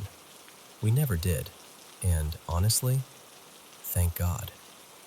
One night, Jules stayed over at a friend's house, so it was just me at Marianne's. I'm on the couch in the living room with both pets curled up near me, just watching TV and trying to enjoy the quiet. Marianne had this alarm system that did a little beep whenever any outside door opened. Not the full blaring alarm, just a warning chirp. And out of nowhere, I hear it. Beep. I barely reacted at first because I figured it was Jules coming back, or maybe my mom stopping by to check on me. So I just waited. A minute passes. Nothing. No footsteps. No voice. No door shutting. Nothing. I call out, "Jules?" And there's no answer. So I text my mom like, "Was that you?" And she replies almost immediately like, "We're not home." That's when my stomach actually dropped because I realized that beep could have been the front door. And the front door was basically just on the other side of the wall from where I was sitting. I tried to talk myself down. Like, maybe the door wasn't latched. Maybe the wind caught it. Old house stuff. So I turn the TV up a little and pretend I'm fine. But about half an hour later, I start hearing footsteps upstairs. Not like a little creak. Not like old house settling. Actual pacing. Back and forth. Back and forth. Like someone walking across a room, turning, walking back. And I look left, dog is right there. I look right, cat is still next to me. So it's not them. I turn the TV down and just sit there, listening, frozen. It went on long enough that it stopped feeling like my imagination. It felt deliberate. Like whoever, or whatever, was up there was making sure I knew it. I called Jules and basically begged her to come back and sleep over. And she did. I don't even think she questioned it. She could tell I wasn't being dramatic. The next afternoon, I went back after school. First thing I notice, the basement door is slightly open. Now, that's already weird because Marianne always kept it shut. But I told myself maybe I did it without thinking. I closed it, tried to shake it off, and started cleaning up the dining room. I moved the chairs out, planning to sweep under the table. Then I remembered the broom was upstairs. I ran up, grabbed it, like super quick, and came back down. And when I got back to the dining room, one of the dining chairs was pushed right into the stairway opening, like it had been shoved there to block me from going back up. Again, I tried to be brave. I pushed it away like, whatever. I started sweeping, and then I felt something behind me. I don't know how else to describe it, like a sudden rush of presence, like someone stepped close enough that you can feel the air change. My whole body went cold. I dropped the broom without even thinking and ran straight out of that house, across the yard, to my parents' place like my life depended on it. After that, the rest of the 2 weeks was just constant little things. Doors that were closed being open, lights being on when we knew we'd turned them off, objects shifting places in ways that made you question your memory even when you knew you weren't wrong. And then Marianne came home. She paid us, thanked us, and then, almost casually, asked, "So, did anything strange happen while you were there?" I told her everything. The beep, the footsteps, the chair, the feeling behind me. And she kind of laughed, like this uncomfortable, resigned laugh, and goes, "Yeah, that happens a lot. I didn't want to tell you girls beforehand because I was worried you wouldn't stay." Then she added, "And you were sleeping in the worst room. The second bedroom, the one with the attic door." I mentioned the basement door being open, and I swear, her whole mood changed, like her face actually tightened. She said very quietly something like, "That's the one place I don't mess with, ever. It scares me too much." After those 2 weeks, I avoided that house for a long time. Years, honestly. Which is wild because after I graduated and moved out, Marianne offered me a room there for cheap. I was older. I needed somewhere to stay, and I thought, maybe it'll be different now. Maybe it was all teenage nerves. So I said yes. This time, she put me in what she called the music room. There used to be a piano in there, like an old upright that came with the house. She moved it out to the garage so I'd have room for my stuff. The first few nights, I felt that same wrongness, like the air in the house had weight to it, and I kept telling myself I was biased because of what happened when I was younger. But then I started waking up in the middle of the night to something that sounded like piano keys. Not a full song, just a few notes, like someone testing them. Soft and quick, just enough to snap my eyes open, and then nothing. A couple weeks later, I adopted a cat. Her name was Miso, and she's still my sweet girl to this day. And I swear, that cat would stare at corners like she was tracking something moving that I couldn't see. Sometimes she'd meow, low and annoyed, like she was warning someone off. Sometimes she'd paw at empty air. I know cats can be weird. I do. But this was different. It was like she was reacting to company. Marianne still owned the house then, but she was hardly ever there, always on trips, sometimes staying at her mom's place. She didn't even keep her pets there anymore at that point. That's part of why she wanted me living there, so the house wasn't sitting empty all the time. But being there alone at night, I heard so much. Sounds from the main bedroom when no one was up there. Movement in the kitchen when I was the only person home. And the kitchen had this setup that felt like it belonged in a horror movie. The basement door was right near the fridge, but it was partially blocked by this big appliance, so you couldn't really use it unless you moved things around. One night, I'm standing at the pantry, looking for something, and the pantry door had this glossy reflection. And in that reflection, I saw the basement door, open just a crack. Just a sliver. I turned around so fast I almost tripped, slammed it shut, locked it, and went straight to my room. No investigating, no curiosity, just nope.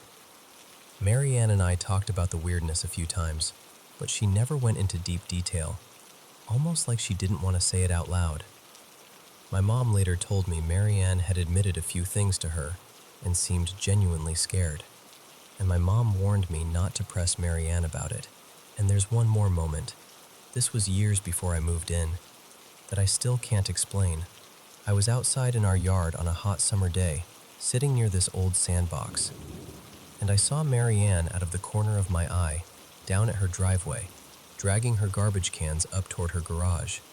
You know that sound, wheels rattling over gravel. It's unmistakable. I heard it stop near the garage, and I looked up to wave, and no one was there. The driveway was empty. I figured maybe she went inside. But later, when I came in, my mom said, "Marianne's going to be home late. Can you bring her trash cans up for her?"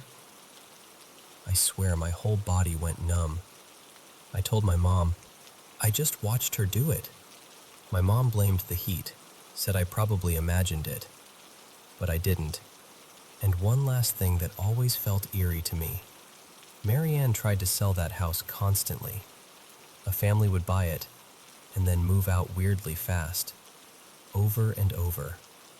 And it wasn't even overpriced, especially for how big it was and how decent the neighborhood was. Looking back now, I honestly think the house just had this heavy aura, like it didn't want people there, like it pushed them out. Eventually, she did sell it again, and the people living there now have stayed the longest out of anyone. And I don't know if that means whatever was there finally calmed down, or if it just learned to be quieter.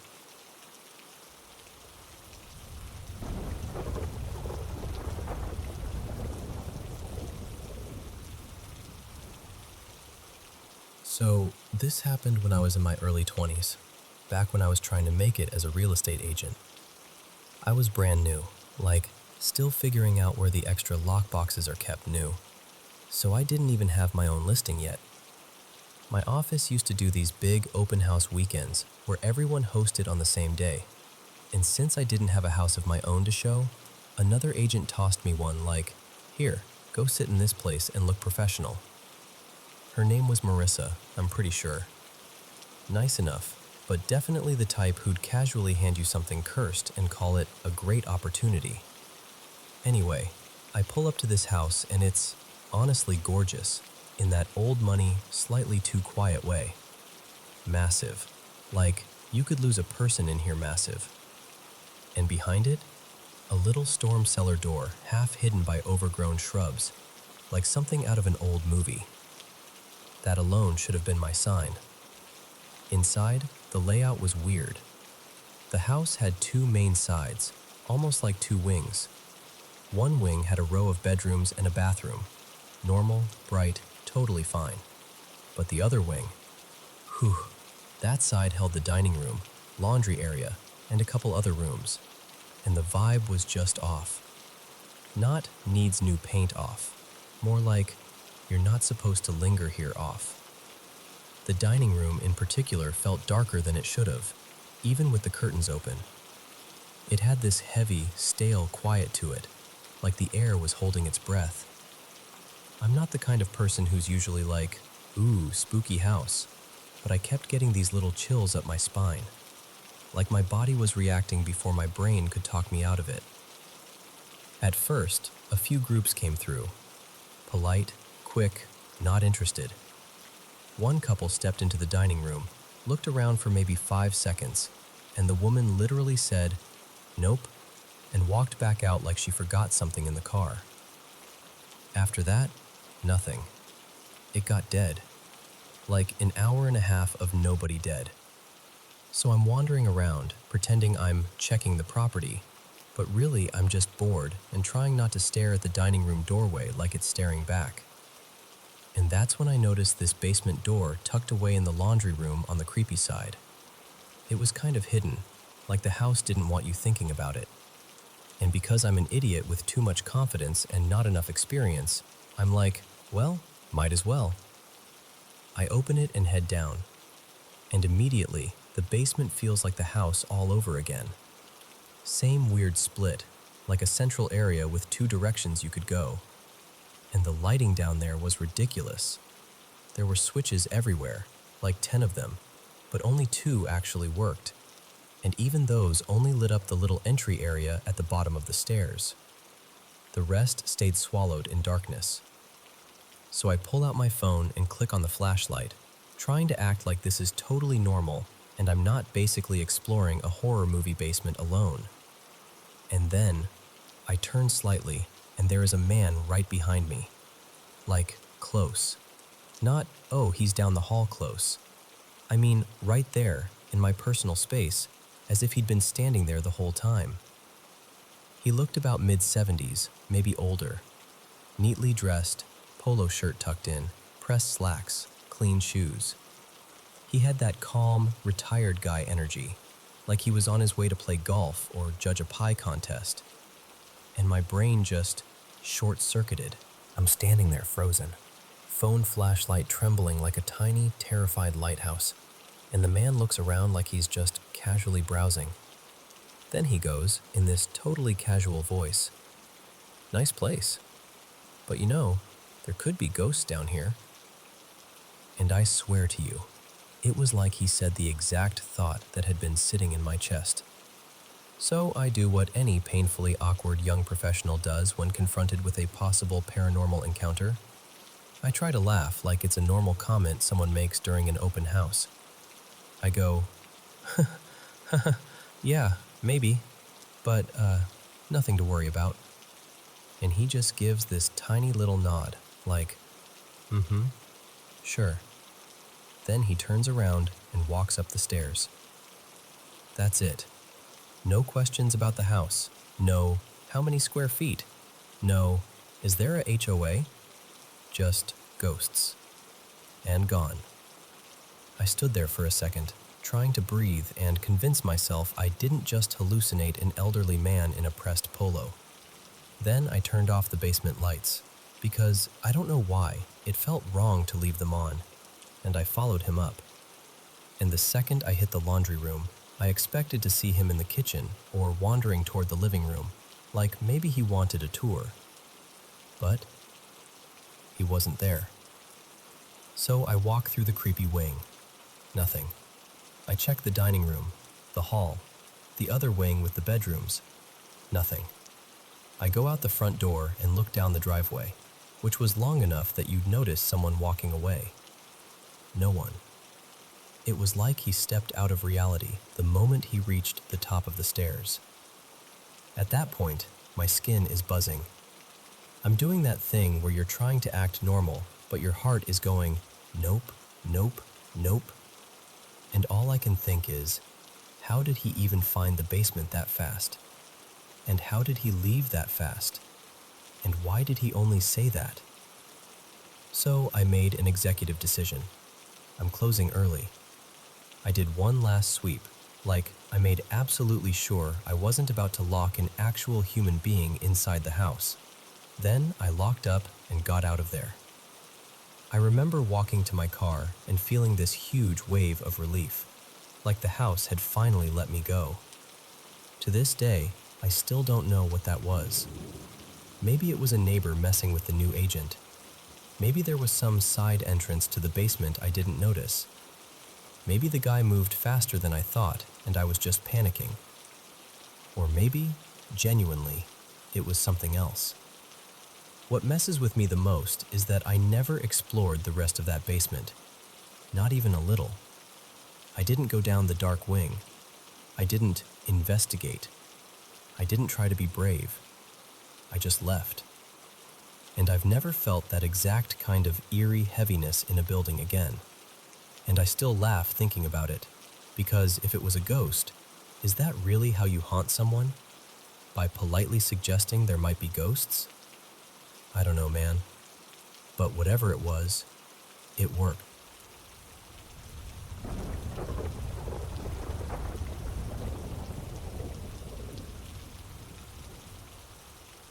Welcome back to the Paranormal M channel.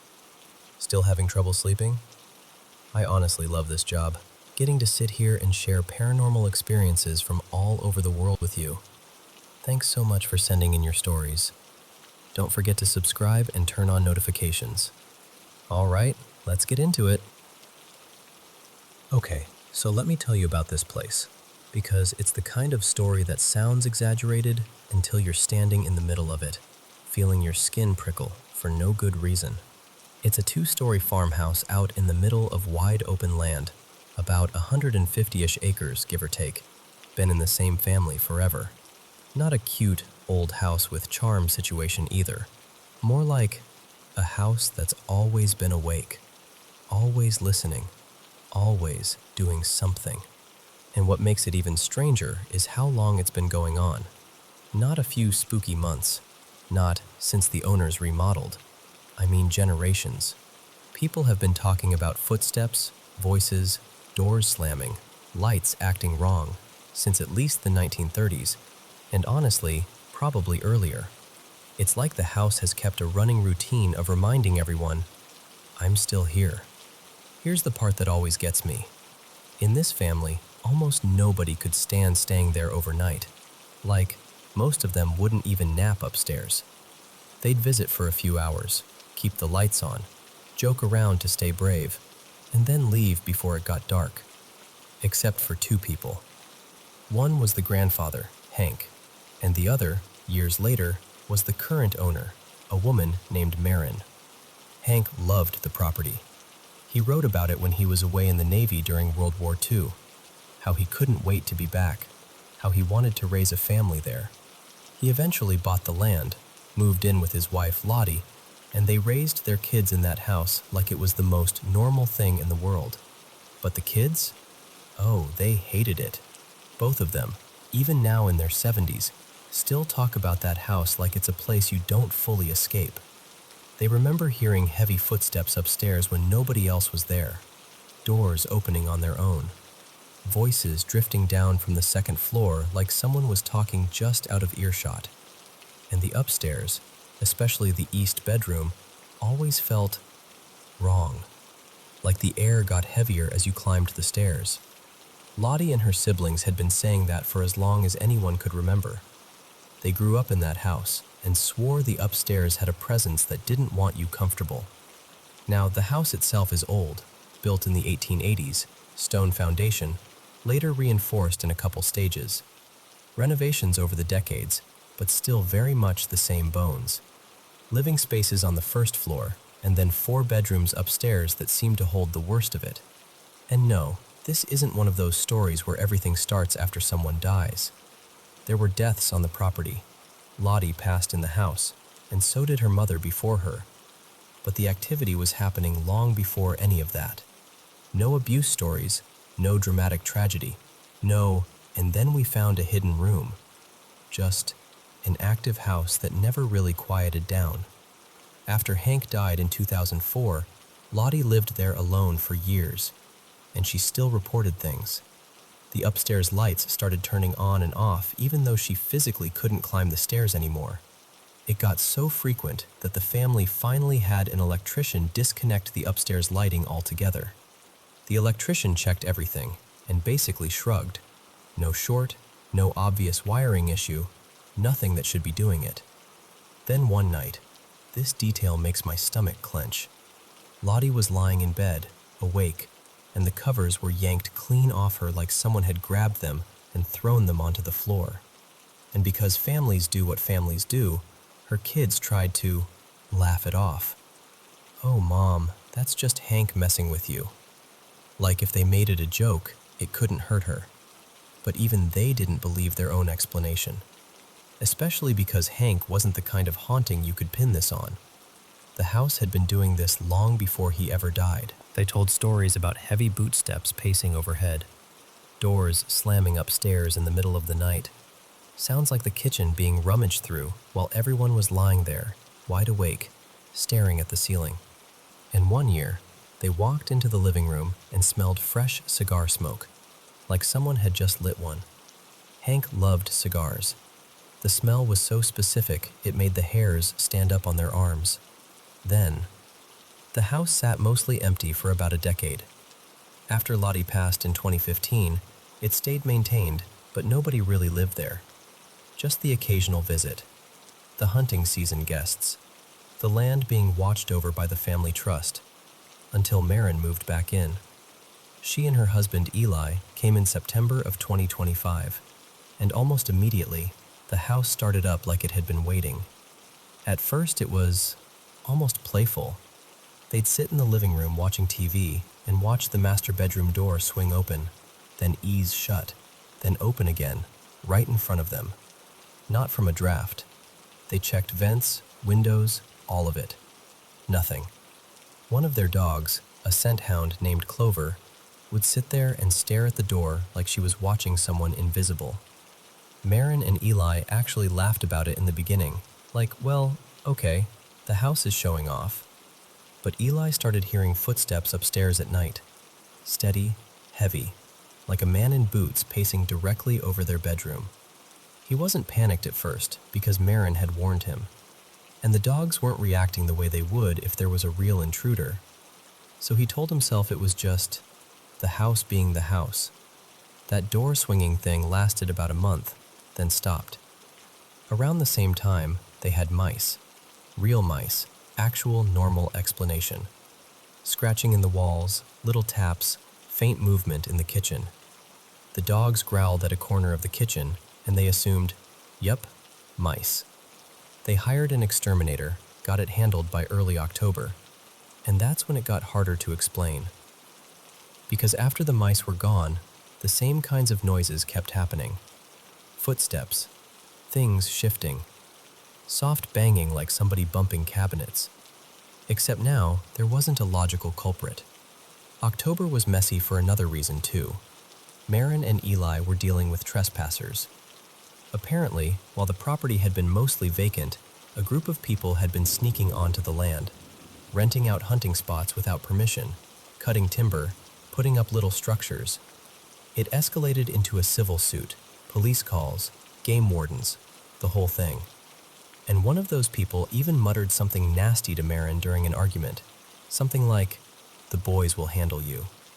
So when they came home one day and found their porch furniture flipped over and the dogs losing their minds, they assumed it was human intimidation.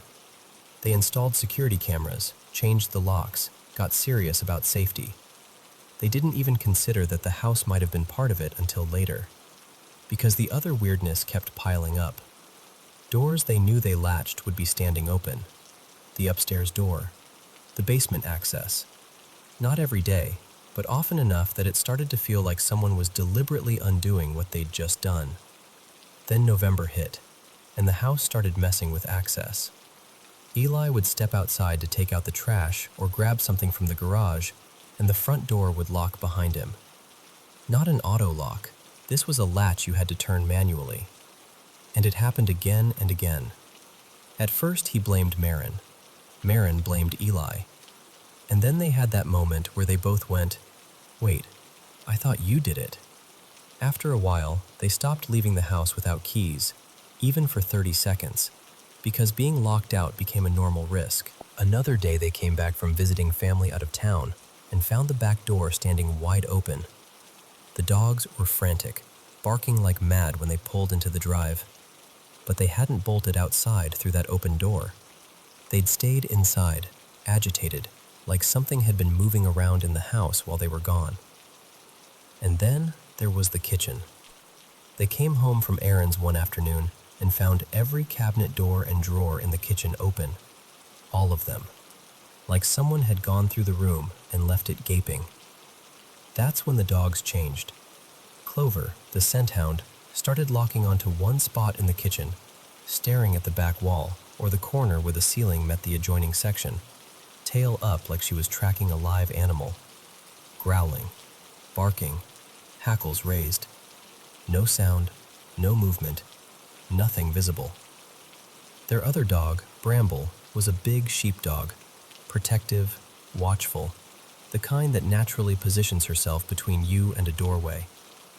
She started staying awake at night, posted in the entry between the living room and kitchen like she was guarding a boundary, sleeping in the day, watching all night. And the worst part? The dogs started waking them up, over and over, sometimes multiple times a night, barking toward the kitchen like someone was standing in there. Eli would get up, check doors, check windows, scan outside for tracks, even go upstairs and downstairs. Nothing. No animal signs, no break-in, no explanation. They tried shutting the bedroom door to sleep. The dogs panicked, scratched, whined, acted like being trapped away from the kitchen was dangerous. So Marin finally said, "Okay, we need someone to look into this." They contacted an investigation team, and the first visit was just a meet and greet, mid-morning on December 10th, 2025. They put the dogs in the master bedroom because the dogs bark like crazy at strangers. Everyone sat at the kitchen table going over the process, what the investigators look for, how they set equipment, what can be explained naturally. And right in the middle of it, a pair of missionaries came to the door, doing their Christmas rounds. Eli answered the door. The dogs started barking in the bedroom because of the knock. Marin stepped away to check on them, then returned to the table. And while the investigators were waiting, everyone heard a loud knock from across the house. 4 knocks in a rhythm, clear as day. One of the investigators, Tess, actually assumed it was another visitor who'd walked around to the back door. She asked Marin, "Did you hear that knocking? Do you need to get it?" And Marin, totally casual, said, "Oh, that's probably the dogs. They knock when they want out." But then, this is the moment where the air changed. Another series of loud knocks hit, that same 4-beat rhythm, but this time it was clearly right at the master bedroom door. Not the front door, not outside, the bedroom door. When the missionaries left and everyone came back inside, the team brought it up again. All 4 adults had heard it, and Marin and Eli finally admitted the dogs couldn't make that sound. Not like that. Not that clean, hard, deliberate knocking. They let the dogs out, and the dogs came barreling into the room, agitated and frantic. Nothing looked disturbed in the bedroom. No explanation. Just knocking. And then came the Christmas break. Marin and Eli had their kids home for the holidays, and they were on edge. Not because anything had hurt anyone, but because the house was escalating and they didn't like the idea of the kids being around when things were unpredictable. One afternoon, everyone was spread out. Eli in the kitchen warming soup because everybody had a cold, Marin at her desk in the dining room, the kids in the living room. And 3 things happened at once. And then, this is the part that makes it hard to breathe. Marin turned in time to see a spoon fly across the kitchen and strike Eli in the back. Not slide, not tumble, not fall off a counter. Fly. Eli froze, thinking the bowl had exploded, but the bowl was intact. No mess. Nothing that explained the sound. He called out to the kids to make sure they were okay, because it sounded like something had detonated. Marin tried to recreate it with him later, over and over. Could the microwave pop have jolted the knife loose? Could the knife hitting something have knocked the spoon? But the spoon hadn't even been near where the knife fell. It had come from behind Eli, like it was launched from the opposite side of the room. And of course, the motion cameras weren't rolling then, because the whole house was awake and active. Bad timing. The kind of bad timing that seems to happen a lot in stories like this. After that, the investigation shifted into longer-term monitoring, because this wasn't an abandoned building where you can just lock down and run cameras all night in every room. People were living there. Dogs were living there. Kids visiting. So the team set motion-triggered cameras in key spots, ran audio recorders continuously, took EMF readings, temperature logging, RF monitoring, trying to capture correlations when the family reported events. Baseline readings were pretty normal for an older home. Nothing screaming electrical issue. And weirdly, the house itself had almost no cell service inside, even though outside you could get strong 5G coverage. The building seemed to swallow signals. Over about 3 weeks, the team captured a steady stream of audio events. Footsteps, sudden gasps, banging, scraping, screeching noises that didn't match normal settling or pipes. And the motion cameras? They triggered when nothing visible moved. Sometimes one camera's infrared light would pop on, and you'd see another infrared light kick on in the same room from a different angle, like multiple sensors reacting to something at the same moment. They also caught a looping, orb-like shape making an oval path through the dining room and then lifting up toward the ceiling. And one night, they recorded Clover standing in the dining room, staring around like she was following something, while the camera triggered for a reason that wasn't the dog. The temperature logs showed sharp drops, more than 10 degrees, in different parts of the house. Living room, kitchen, the main bedroom. Then it would slowly rise back to normal. Not like a draft, not like a window leak, not tied to outdoor temperature dips, just a dip and then a return. So what do you call that? That's where it got complicated, because it didn't behave like a residual haunting. It wasn't a repeating, same time, same sound, same path recording. The activity was reactive and erratic. Doors one day, banging another day, something thrown another day. And it loved opening things. Doors, drawers, cabinets, even small stuff like containers and jars. That repetitive, almost obsessive opening and closing behavior made the team lean away from the idea of a simple human spirit, especially because the timeline didn't match family deaths, and the activity predated anyone passing in the home. They even checked local tribal and historical records, contacted the Delaware Nation's council to see if there were any old settlement or burial ties in the area that might explain a long-standing presence. Nothing came up that matched the property. They ruled out anything demonic, too, because despite the fear and the unease, there wasn't that pattern of harm or escalation that would point toward that, and it didn't respond like it. So they landed on a different working theory, something folkloric. Which, honestly, fits. Because this thing didn't care about the basement. It didn't haunt the newer extension built in the early 2000s. It cared about the original heart of the house. The upstairs bedroom on the east side, the kitchen beneath it, the living room nearby. Like it had claimed those spaces a long time ago and never stopped. In the end, the team did something practical and symbolic. They warded the doors.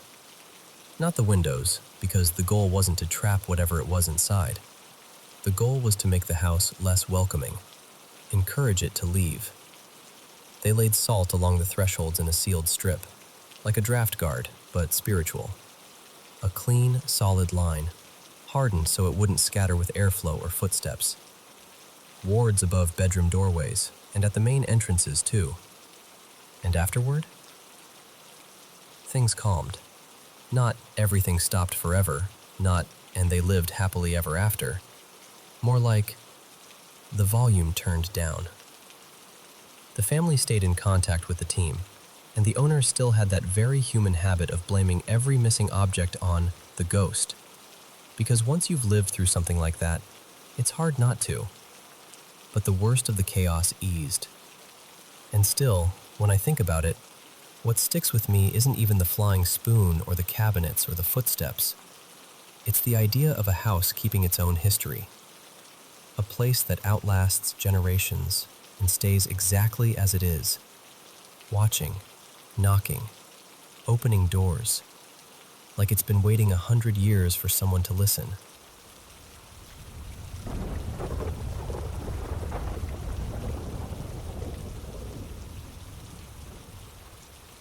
So, I've worked in care for a long time now. Let's call it 25 years and change. And I can tell you, I've seen some things that still make my stomach flip if I think about them too hard. There was one place I worked at for about a decade, and that building had history. Everyone knew it. It sat on land that used to be an old hospital, and even outside, you could still see parts of the original brick boundary wall running along the edge like a reminder that the past never really moved on. People would talk about little things at first. Staff walking the corridors and swearing they'd seen someone step into a room. Then when they checked, nobody was there. That sort of thing. Quick glimpses, movement at the edge of your vision. Enough to make you pause, but not enough to prove anything. Then they started refurbishing. New floors, new paint, changing the dining room layout. And honestly, renovations always seem to stir things up. Like you're waking a house from a long sleep. I remember walking through the dining area one day when it was half torn up, half reassembled, and I saw this man, clear as anything, standing near the doorway. He was in a green military uniform with one of those peaked caps, and there was a bright band around it. He looked straight at me, raised his hand in a proper salute, and said, plain as day, "They gave me my foot back." And then he was just gone. Now, I should probably tell you something about me. I'm a practicing pagan witch, and I've always been sensitive. Call it psychic, call it mediumship, call it whatever you like.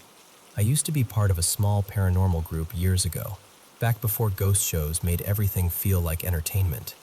We'd do quiet little checks after hours sometimes, usually with maintenance on their rounds, because if you're going to investigate a big old building, you want someone with keys. One of the maintenance guys, a proper history nerd and a total skeptic, let's call him Graham, loved trying to catch me out. He'd dig into old records and old maps and then ask what I picked up, like it was a game. So I told Graham what I'd seen in the dining area, and he went a bit still, because, without me knowing, he'd already been looking into the site's past.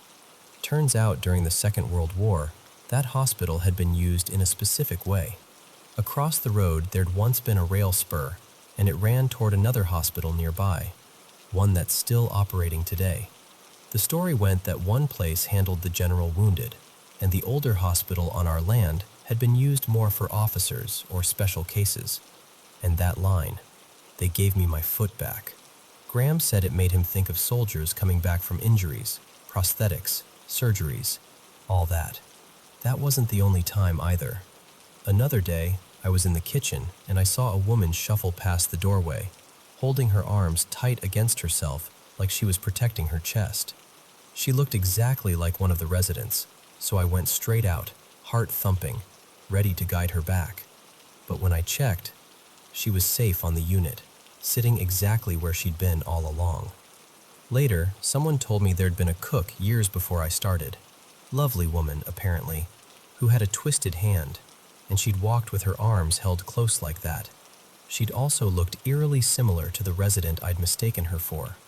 That cook had passed away before I ever joined.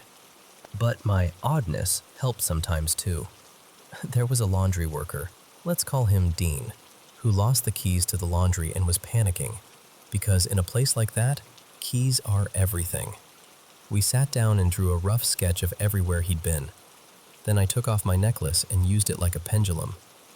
I told him, "Look under the sink, not in the cupboard, underneath, tucked back."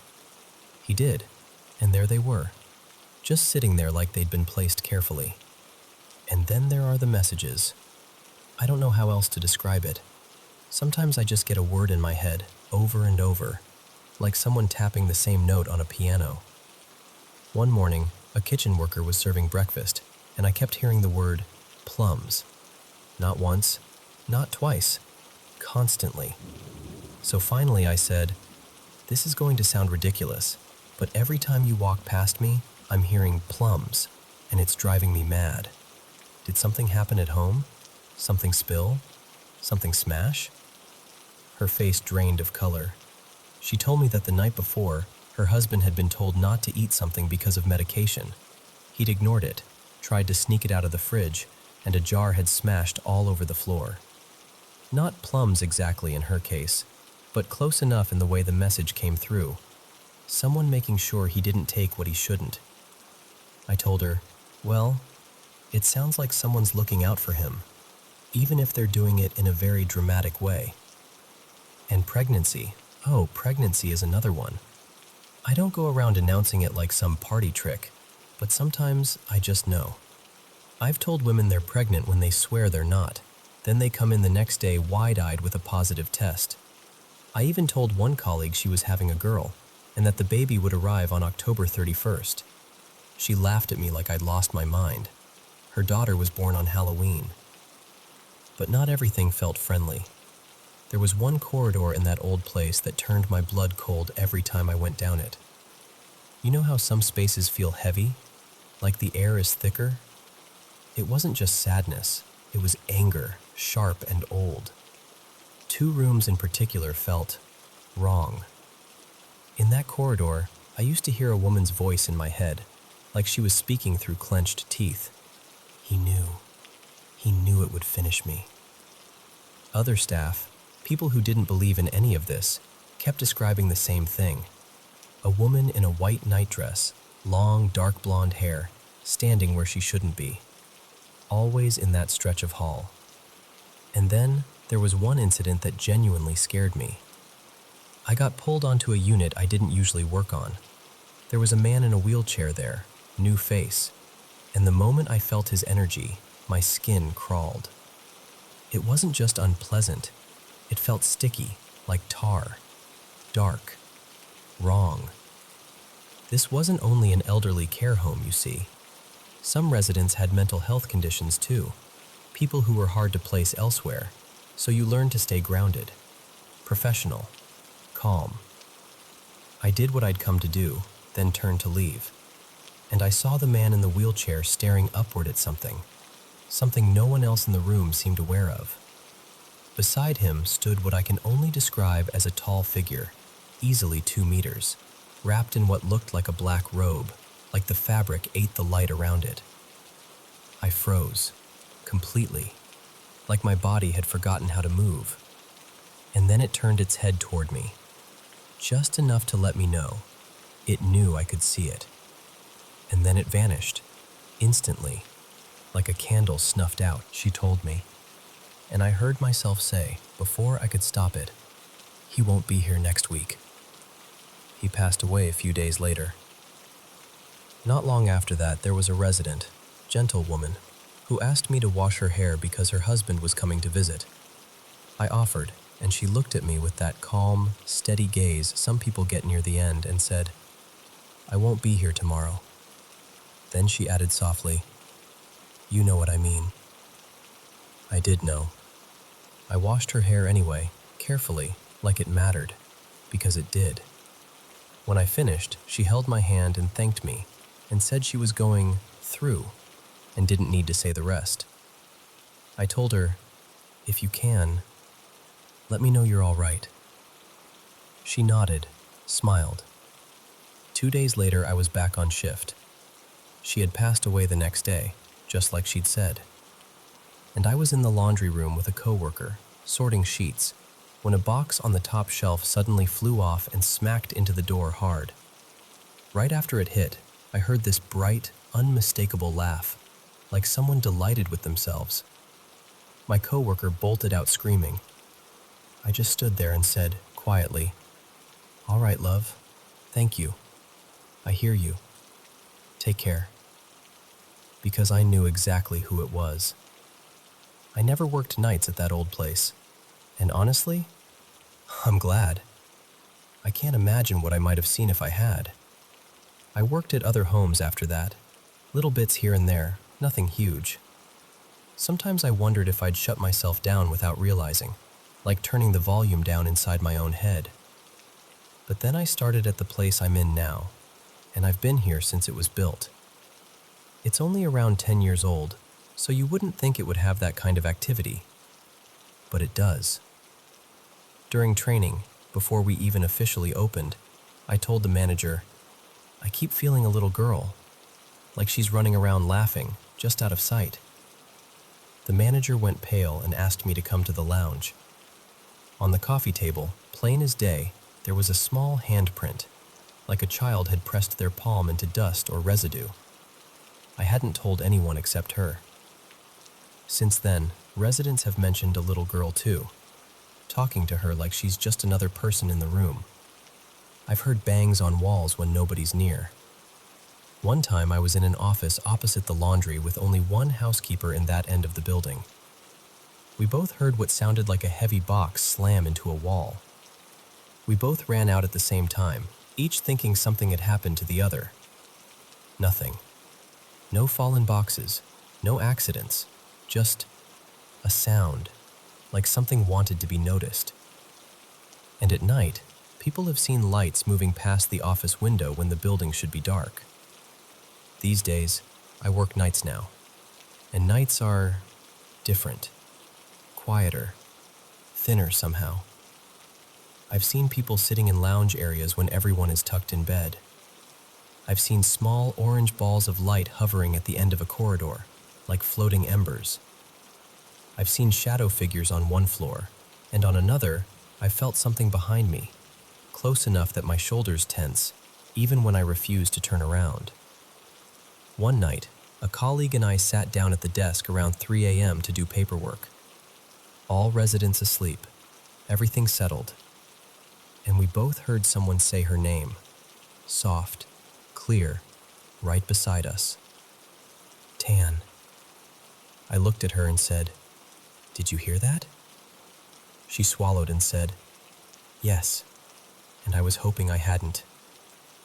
I don't turn the lights off when I'm on shift, especially if I'm alone. I know some people prefer dim and quiet, but I don't, because I don't want to see what the dark makes easier to see. Around Christmas, we had an expected death. I was on another floor when it happened, and the team there were newer, shaken, so I went to sit with them for a moment.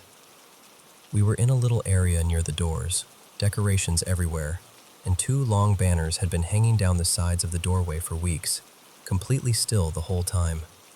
While we were talking, one banner shifted as if an invisible hand pressed from behind it, halfway down, pushing it outward and dragging it slightly downward. Not a flutter, not a breeze, a deliberate movement. We all looked at each other, and one of us, without even thinking, said, "Hello, love." And it felt like exactly that. A hello, a gentle sign. I'm still here. For now. Another night, someone swore they saw a butter dish slide from the back of a kitchen counter to the front, and the knife resting on it clattered to the floor after it moved, like it had been nudged. And one time, I was walking down the corridor, and I saw a solid figure step toward the lift. Black trousers, smoky blue blouse. I called out, because you do, don't you? You assume it's a coworker. But when I got there, no one was in sight. The lift hadn't been called. Every resident on the floor was asleep. The only other staff member was in a room I'd just left, helping someone. That same figure has been seen more than once, especially near the laundry doors. And on that floor, another coworker and I have both looked through the dining room window late at night and seen what looked like someone standing inside when the room should have been empty. On another floor, I was checking in after hearing one of the seniors say she'd heard something odd. We stood listening, and down the corridor, where there were no female residents awake and no women working in that stretch, we heard a woman laughing. We checked rooms. No TVs, no radios, everyone asleep. We went back to where we started and heard it again. So I walked down that corridor and said out loud, firmly, "That's enough. You need to leave. No more." And the laughter stopped. Completely. Nothing else for the rest of the night. We've even had something show up on the CCTV outside, like a glowing movement across the car park. 2 staff went out, and 2 of us stayed inside directing them by phone, lining them up with where the light was moving. The moment they stepped into the spot, the glow shot away fast and disappeared. And one evening before shift, I was outside chatting with a coworker near the smoking area when we heard tapping on a fence near a locked maintenance storage section. Tap, tap, tap. We ignored it. Then it happened again and again. So I grabbed my metal bottle, swung open the gate, and stepped inside. Nothing. No animal. No bird. No person. And trust me, if something had run, we would have seen it. What makes all of this stranger is that this building is relatively new. It's not some crumbling Victorian place with creaky floorboards and old portraits. It's modern. But behind it is a country park, and there's a stream that runs past and under the car park. And water. Water has always felt like a doorway. So I'm not surprised we get more than our fair share of happenings. I just wish I could tell you I'm used to it. Because some nights, even now, after all these years, when the corridors go quiet and the building settles into itself, I still catch myself walking a little faster than I need to, just to get to the next lighted space.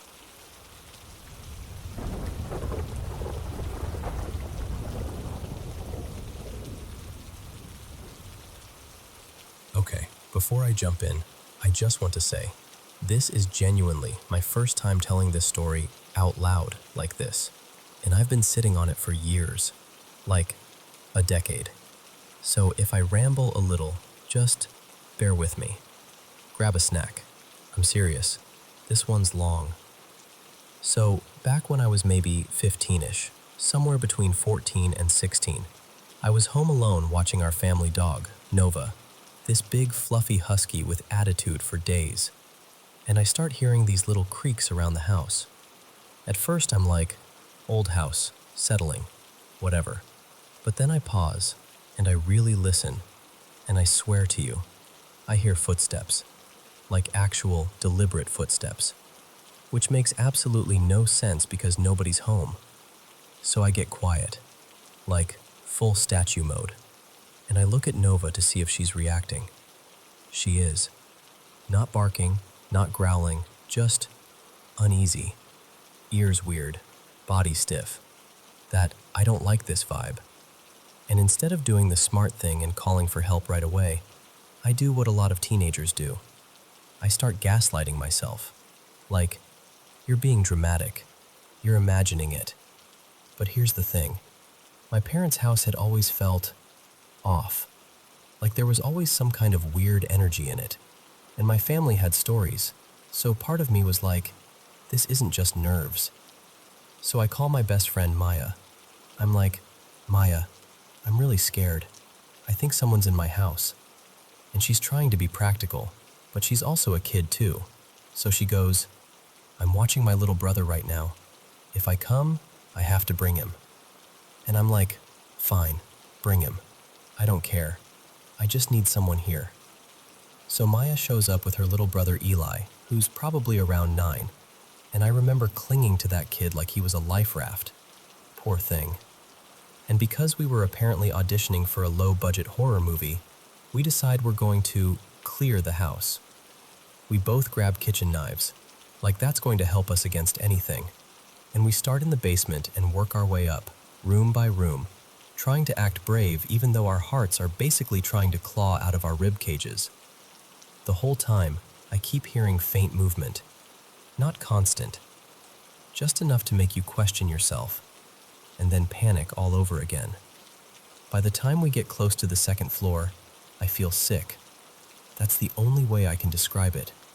Like my stomach drops and my skin feels wrong, like I shouldn't be there. Maya goes into my parents' room first, checks it, and she suddenly yells, "We have to check the attic." And I'm like, No, we check every room first, every room. Then we talk about the attic. So we start walking toward the 3 doors lined up next to each other. My bedroom, my older brother's bedroom, and the bathroom. Maya steps out of my parents' room, right into the hallway, and I swear on everything. All 3 doors slam shut at the same time. Not gently, not like a draft, like someone punched them closed. And here's what makes it worse. No windows were open, and that bathroom didn't even have a window. Eli shrieks. I grab him so hard I probably bruised him. Maya and I both jump like cartoon characters. I remember thinking in this split second, okay, so we're not crazy.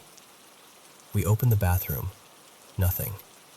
We open my room, nothing. Then we open my brother's room, and there's no person in there, but it's not nothing either.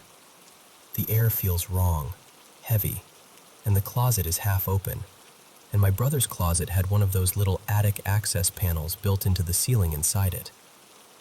It won't really budge, but it does move, just a tiny bit, like a centimeter, enough to make us stare at each other like, did you see that? We even recorded little clips on Maya's phone, messing with it using a hanger, because at that age, that's what you do. You're terrified, but also like, we need proof. Then we check my parents' closet attic panel too, and that one feels like it's sealed shut, like glued. After that, we're kind of shakily like, okay, maybe it's fine, because what else can you do? Maya takes Eli home, and I'm left in the house trying to pretend I'm not completely wrecked. Now, fast forward about a year. My dad was overseas for work. My brother and his girlfriend were over earlier, but it's late now and everyone's asleep.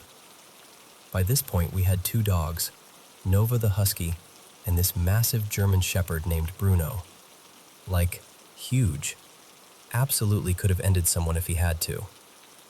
I'm in my room on a video call with this guy named Caleb, and I tell him, I feel really uneasy, like someone's watching me. And he laughs a little and goes, maybe because we're on video? But I'm not joking. I keep hearing faint sounds downstairs. Then I look at my dogs. Bruno looks terrified. Not alert. Not protective. Scared. Nova is tucked behind him like she's using him as a shield. That's when I get this cold realization.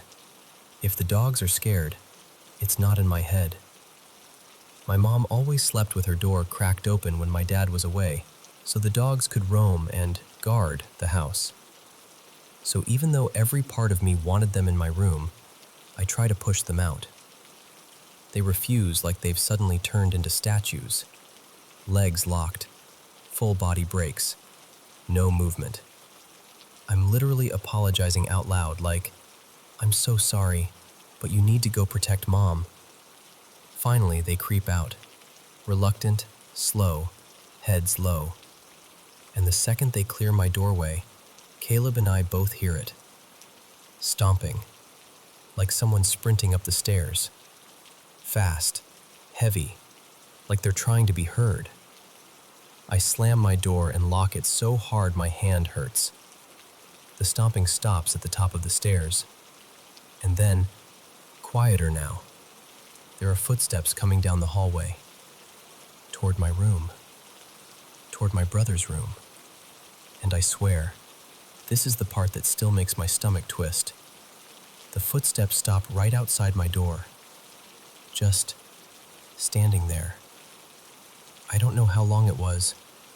It felt like 20 minutes, but it was probably 2. Time does that when you're terrified. Then I hear one step, like it backs away. And I tell Caleb, trying to sound casual even though my voice is shaking, "Hey, I'm gonna get some sleep. I can't deal with this right now." The next morning, I'm half awake, and I hear my mom on the phone with my dad. And I hear her say something like, "It sounded like someone was in the house last night. I even felt someone sit on the bed, and when I looked, no one was there." Hours later, the house is empty again, and I can't let it go. I start checking rooms, trying to see if anything looks disturbed. Like maybe there was an actual person. Maybe something moved. Maybe there's an explanation. I check my parents' room. My stomach is in my throat. I check my brother's room. Then I go into his closet. And everything looks normal until I glance up. And the attic panel is gone. Not closed, not painted over. Gone like it never existed. I just stared at the ceiling, trying to process what I was looking at. Like my brain couldn't accept it. I'm like, "Maya, the attic in his closet. It's gone." And she goes silent for a second, and then just blurts, "No, no way." Because she remembers it. Eli remembers it. My mom remembers it. My brother remembers it. But when we bring it up to my dad later, he gets weirdly defensive and insists there was never an attic in that closet. Like, not even, "I don't remember." He's adamant, angry. So I'm like, "Fine, we have proof. Because of those videos we took." So I ask Maya to send them. And this is the part that makes me feel insane all over again. The videos will not load. They're there, but they don't open. Ever. Not once. Like corrupted files. Like blank. And over time, my dad convinces my mom she must be imagining it too. But I know what I saw. Because even before all of this, when we first moved into that house, my parents let me choose my bedroom first. And I remember stepping into my brother's room, seeing that attic access in his closet, and immediately going, "Nope, I'm taking the other room. I don't want an attic in my closet." I remember the thought so clearly because I felt relieved, like I avoided something. And to this day, that attic is still missing. I don't know what happened. I don't know what it means. And I fully understand how unbelievable it sounds. But I'm telling you, this is exactly how it happened. 10. The name in the quiet. So this was last summer, right? I come home from the grocery store thinking the place is going to be totally empty. I'm juggling bags, kicking the door shut with my foot, already picturing 5 minutes of peace. But then, my brother Eli is home anyway. He's like half visible down the hall, and I'm like, "Oh, okay, cool. No big deal." I'm exhausted though. Like that heavy, sleepy kind of tired where your body feels 2 seconds from powering down. So instead of going upstairs like a normal person, I just toss the bags on the kitchen counter and collapse on the living room couch. Shoes still on. One of those, I'll close my eyes for a second, naps. I'm drifting. Warm sunlight coming through the window. Everything quiet. And then I hear it. Right next to my ear, super soft. like someone's leaning in close. Maya. I snap awake immediately, like full jolt. I sit up and scan the room. Nothing. Nobody. The TV's off. No footsteps. Just that still, sleepy afternoon silence. And I'm thinking, okay, maybe that was one of those half-dream things. Brain glitch. So I lay back down, trying to laugh it off, telling myself I'm being dramatic. A minute or two passes. And then again, clearer this time, still quiet, still right there by my ear. Maya. Now I'm annoyed, because it's one thing to hear something once, but twice? Twice feels personal. I open my eyes and stare at the ceiling like it's going to explain itself. The room is still empty. No movement, no shadows, nothing. I'm like, Eli is totally messing with me. He has to be. So I try to ignore it. I close my eyes again. I'm stubborn like that. Like if I pretend hard enough, reality will cooperate. And then the third time it happens, it's even softer, slower, kind of drawn out, like whoever's saying it is right up against my ear and trying not to be heard. Maya. That one hits different. I sit straight up so fast I almost make myself dizzy, heart doing that dumb little jumpy thump, and I shout down the hallway, "Yo, what?" No answer. I go straight to the bathroom, doors closed, and I can hear the shower running full blast. I knock hard, like, bam, bam, bam. Eli, quit messing with me. And he yells back over the water, totally confused. What are you talking about? I'm in the shower.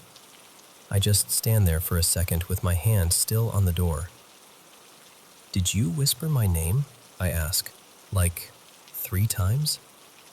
There's this tiny pause where it's just the shower hissing. Then he goes, "No, dude, I haven't said anything. I've been in here the whole time." And I swear, the hallway got colder.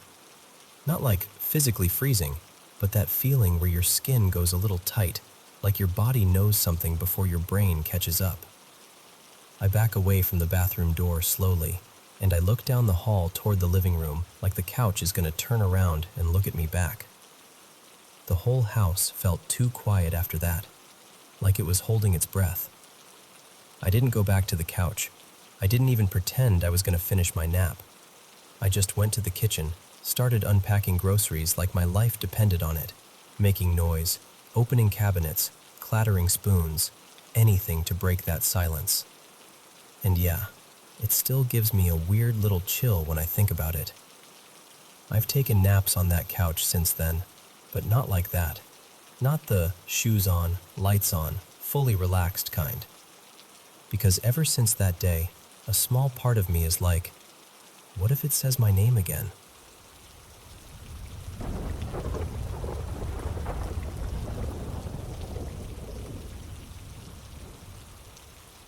So, I've gone back and forth about telling this for years, because even saying it out loud makes it feel like it might slip through my fingers again. But it's been sitting in the back of my mind for so long that I'm finally just going to tell it the way I remember it. Messy parts and all. When I was around 9, I lived on this quiet little dead-end road where everybody knew everybody.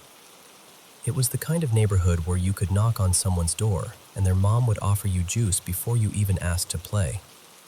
And I was that kid, the one who wandered around looking for friends like it was my full-time job. Behind our house, the backyard sloped down into this long hill that ended in woods. Real woods, thick and sprawling, the kind that seemed to go on forever. I spent a ton of time out there. I knew the trees, the little dips in the ground, where the good sticks were. It felt like my territory. And then one day, I'm out there playing and I see someone. A girl, about my age, standing just inside the trees. Not deep in, just a few steps past the edge. She had warm brown skin, really long dark hair, and the weirdest part was her clothes. They weren't dirty or torn, just not modern. like something you'd see in an old photograph maybe. It made my stomach do this little flip, the way it does when something is familiar and unfamiliar at the same time. I waved, because of course I did. I was friendly. I remember calling out something like, "Hi," and she looked absolutely terrified. Not shy, not cautious, terrified. Like I'd caught her doing something she wasn't supposed to do. She spun around and ran, fast, vanishing into the trees like the woods had swallowed her. I ran inside and told my mom. She gave me the classic grown-up answer. Probably just a neighbor's kid. But I knew it wasn't. There weren't any new families moving in. There wasn't even a house tucked back there. I knew all the kids on our road. I knew their bikes, their dogs, the sound of their screen doors. This was someone else. That night, I couldn't stop thinking about her. My brain just kept circling the question, who was that? And why was she so scared of me? So the next morning, I did what only a kid would do. I packed a little bag. Some crackers, a couple pieces of fruit, the kind of offering you make when you think friendship can be arranged like a trade. And I wrote a note in my best handwriting, something simple, that I'd seen her, that I was nice, that I wanted to be friends. I left it near the spot where she'd been standing, and I checked on it like 100 times that day. I even called into the woods a few times, trying to sound casual, like, "Hello?"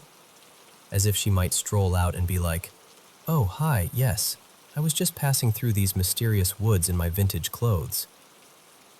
Nothing. The next morning, though, the bag was gone. At first I thought, okay, a raccoon. That's the logical answer, right? Animals love snacks. But then I noticed something that made my skin prickle. Where the bag had been, there was something else. A small square of cloth.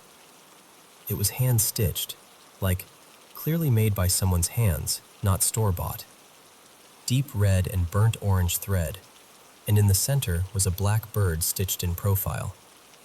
Not a perfect little cartoon bird. It looked intentional, like a symbol, a crow. I stood there holding it, and I remember feeling this strange mix of excitement and dread, like I'd been answered, but not in a way I understood. Anyway, after the crow cloth, I wrote another note. I thanked her. I told her again I was friendly. I asked if she wanted to play. Next morning, the snacks and note were gone again. This time, no gift left behind. I remember standing there feeling so embarrassed, like I'd been ignored. And then, I heard it. Not a crow, not a branch snapping, a soft hoo, hoo, like an owl call coming from deeper in the woods. And yes, before you say it, I know. Following mysterious sounds into the woods is not exactly a brilliant childhood decision. But I was curious and stubborn and absolutely convinced there was someone back there. So I followed it. I walked farther than I ever usually did, pushing through brush, ducking under branches, and then suddenly the trees opened up into a clearing I swear I'd never seen in my life. It was bright, middle of the day bright, and the grass in the clearing looked almost too neat, too open, like the woods had made space on purpose. And at the far end, there was a small cabin. Not a modern shed, not some rotted ruin, a cabin that looked lived in. There were stacked logs, a little fenced area, what looked like a simple coop, and this detail has always stuck with me. A wooden rocking chair sitting by itself out in the open, not even on a porch, just in the middle of the clearing like it had been placed there for someone to sit and watch. I froze. My heart was hammering because suddenly I was thinking, this is a stranger's property. I'm going to get yelled at, or worse. And then the cabin door opened. She stepped out. Same girl, same hair, same clothes. And this time she didn't look terrified. She looked nervous, but like she'd been expecting me. She lifted her hand and waved me over, quick and small, I walked up slowly, and she pointed to herself and said, very clearly, Mara. That name has stayed with me in my bones. I tried to talk to her, but it was obvious English wasn't really her language, or at least not the one she was used to. We managed, though. You know how kids can communicate with half words and gestures and just trying. Inside, the cabin smelled like herbs and smoke. She showed me little handmade things, woven bits, carved pieces of wood, twine bracelets, tiny bundles tied up like charms. All of it made from stuff you'd find in the forest, but done with this careful, practiced skill, like she'd been making them her whole life. There were rules, though. I wasn't allowed in part of the cabin. She'd block a doorway with her body and shake her head, eyes wide, like, don't even ask. And she didn't want to go outside with me. She kept glancing toward the trees like someone might appear any second. She drew pictures in the dust on the table to explain things. She made it clear she wasn't allowed to leave the clearing, that her parents, she called them something like Ma and Da, but softer, would be angry if they knew I was there. At some point, she gave me this herbal tea. I drank it to be polite, but I remember thinking it tasted like dirt and bitter leaves. She watched me like it mattered whether I finished it. I asked her where she was from, and she said a word I've never been able to place. Something like Paladun or Palia. I don't even know. I just know the sound of it still rattles around in my memory like a pebble in a jar. The weirdest part is how the day ends, because after that, everything gets soft, like the edges blur. I remember her humming, this low, gentle melody, as she walked me back through the trees. I remember the feeling of stepping out near the front edge of my yard, like the woods had suddenly spit me back out where I belonged. And then, nothing. I just remember waking up the next morning like the night had been cut out of my life with scissors. Of course I told people. I told my stepbrother and one of my friends from down the road, and instead of laughing, they got excited. They wanted to meet her. So we did the whole snack and note thing together, like a little ritual. But after that first time, it was like the woods went quiet on purpose. No more gifts, no more signs. We searched and called and tried to find the clearing again. For weeks, then months, and it was like it had never existed. 2 years passed. We'd basically stopped talking about it, even though I never stopped thinking about it. And then one afternoon, we heard it again. Hoo, hoo.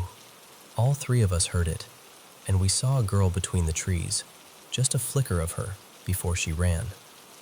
My whole body lit up with this rush of relief because finally, someone else was seeing it too. I wasn't making it up. I wasn't crazy. We chased the sound deeper and deeper, and then suddenly, the clearing was there again. I remember stepping into it and turning to grin at them, like, see, I told you. But when I looked back, they weren't there. The cabin was gone too. No coop, no fence, no rocking chair. Just grass. My stomach dropped so hard it felt like falling. I started yelling their names, spinning in circles, trying to understand how they could vanish when I'd been hearing their footsteps behind me. And then the crows started. Not one or two. A full storm of cawing, loud and relentless, like the air itself was full of wings. But I didn't see a single crow. It was just sound, everywhere, pressing in, confusing. It made my thoughts feel scrambled, like panic was shaking my brain.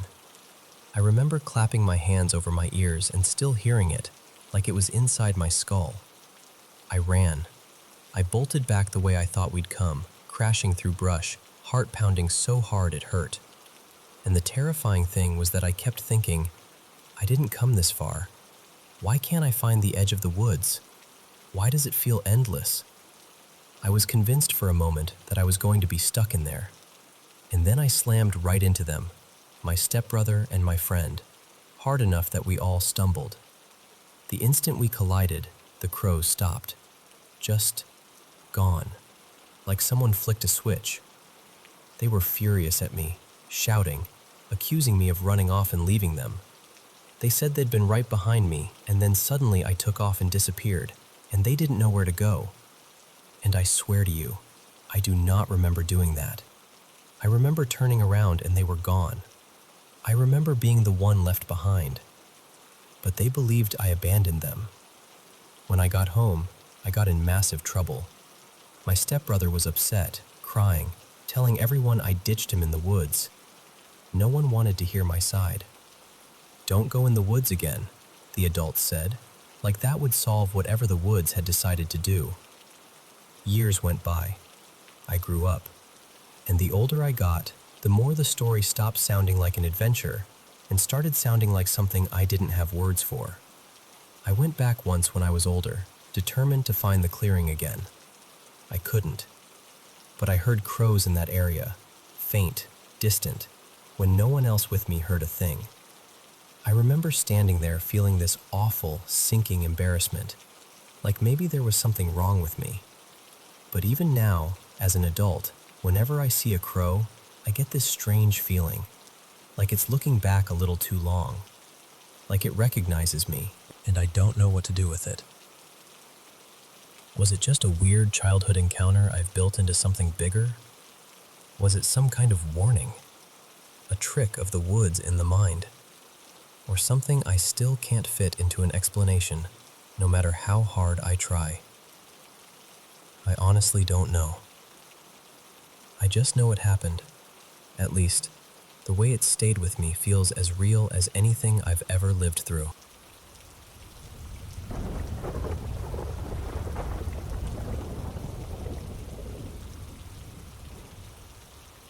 So, this all went down over a few years, around 2011 to 2014, give or take. I was working overnights at a residential school for kids on the autism spectrum, plus a bunch of other support needs. And just to be clear, I've always loved paranormal stuff. But I was that annoying kind of skeptic who'd say, "I don't believe it unless I see it with my own eyes." Yeah, that attitude didn't survive that job. Overnight staff got rotated constantly. Only a couple senior people had their units because they'd proven they could handle anything at 2 a.m. without losing their minds. Me? New guy. I was everywhere. And because I was everywhere, I started hearing everybody's ghost stories. But here's the thing. I only ever personally experienced weird stuff in 2 specific places. I'm not going to call anyone else a liar, but I can't vouch for the other stories. These 2, though? These were mine. For privacy, I'm going to keep it vague and call them Unit M and Unit R. I'll start with Unit M because it's the lighter one. Unit R is the one that... yeah, that one did it. Okay, Unit M. Picture a long hallway, 6 bedrooms on each side, like a weird overnight dorm vibe. One end opens up into a living room/kitchen area where night staff would camp out. The other end of the hallway had this door to a stairwell, and it was the kind of door that would beep if you opened it. Safety rules, alarms, the whole thing. This was my first overnight job, so at first I kept blaming everything on being exhausted. But the thing I saw on Unit M was so consistent, it got hard to write off. Out of the corner of my eye, constantly, I'd see what looked like a kid-sized shadow, like this black shape, darting from the last bedroom down toward the stairwell door. Quick, fast, low to the ground, like a little kid running full speed. And here's what messed with me. The stairwell door never moved. It never beeped. But I'd still see that shadow streak right toward it like it vanished through it. And it wasn't once or twice. On a good night, I'd see it 10 times, sometimes more. Just zip, there it goes again. So eventually I finally said something to one of the older staff, and he barely even looked up. He just goes, like it's the weather forecast. "Oh yeah, that's the sprinter. He doesn't hurt anyone." The sprinter. Like this was a coworker I just hadn't met yet. And apparently the regular overnight people on that unit had basically accepted it. Some staff never saw it. Some saw it constantly, and it was always overnight, like it had a schedule. Then there were a few nights where, right around 3 a.m., the plastic containers in a kitchen cabinet would start rattling.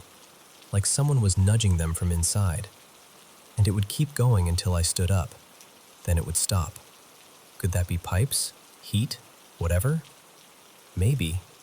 But stacked on top of the Shadow Kid, it felt like the unit had a personality. Still, if that was all I had, I might have stayed a skeptic. Unit R is the reason I can't.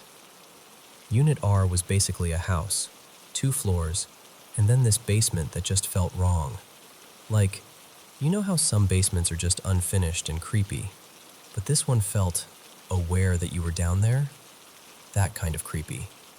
There was a single remodeled playroom in the basement too. Bright walls, kids stuff, the whole attempt to make it feel normal, which almost made it worse, honestly.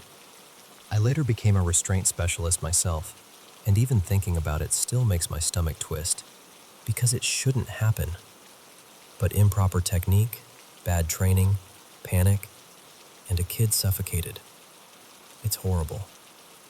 I'm not going to get into details beyond that, out of respect. We'll call the boy Eli. And apparently, Eli stuck around. What people said, half joking, half not, was that Eli liked to mess with staff. Like prankster energy. Not evil, not violent, just a kid who didn't stop being a kid. I actually ended up getting assigned to Unit R more and more because people didn't want it. They'd complain, "That place is cursed." And I, being me, would jump in like, "If it's haunted, can I go?" Everybody would stare at me like I was volunteering to get hit by a car. But it worked. I kept getting sent there until it basically became permanent. The first thing I remember was walking in one day and hearing a loud slam upstairs, like furniture. I step inside and ask a staff member, "Who's up there?" She goes, "Nobody. We moved everyone downstairs because it's the holidays." You know that moment when your brain goes, "Oh, cool." I dropped my bag and ran upstairs. In an empty bedroom, an empty dresser had been tipped over. Drawers out. Like somebody had shoved it. Weird, sure. But I didn't see it happen, so part of me still kept that little skeptic shield up. Marianne had told me early on, if he ever starts creeping you out, just say, "All right, Eli, that's enough." Sometimes he'll stop. And I remember thinking, yeah, okay, I'll tell the ghost to cut it out. Sure. Most of the activity happened around Christmas time, and it kind of made sense in a sad way. Holidays hit the kids hard, especially the ones who couldn't go home. Emotions ran high, and I started wondering if that kind of energy, I don't know, stirred things up for Eli too. The living room in that house was huge. On one side, there was a Christmas tree the kids had decorated. On the other side, near this pass-through window into the kitchen, there was a trash bin. And the distance between the bin and the tree wasn't small, like 20 feet easily. One night, I hear this little sound from the living room, like a sharp tink, then a faint rattle. I go in there, and one ornament, one of those ball ornaments, was still wobbling a little, like it had just been tapped. And under it, on the floor, was a chicken bone. I just stood there, staring at it, completely confused. I walked the bone over to the trash and realized the kids had had chicken for dinner earlier. So I'm standing there like, did somebody throw this? From the trash? Across the room? At the tree? And again, annoyingly, I didn't see it happen. So my brain kept trying to bargain with reality.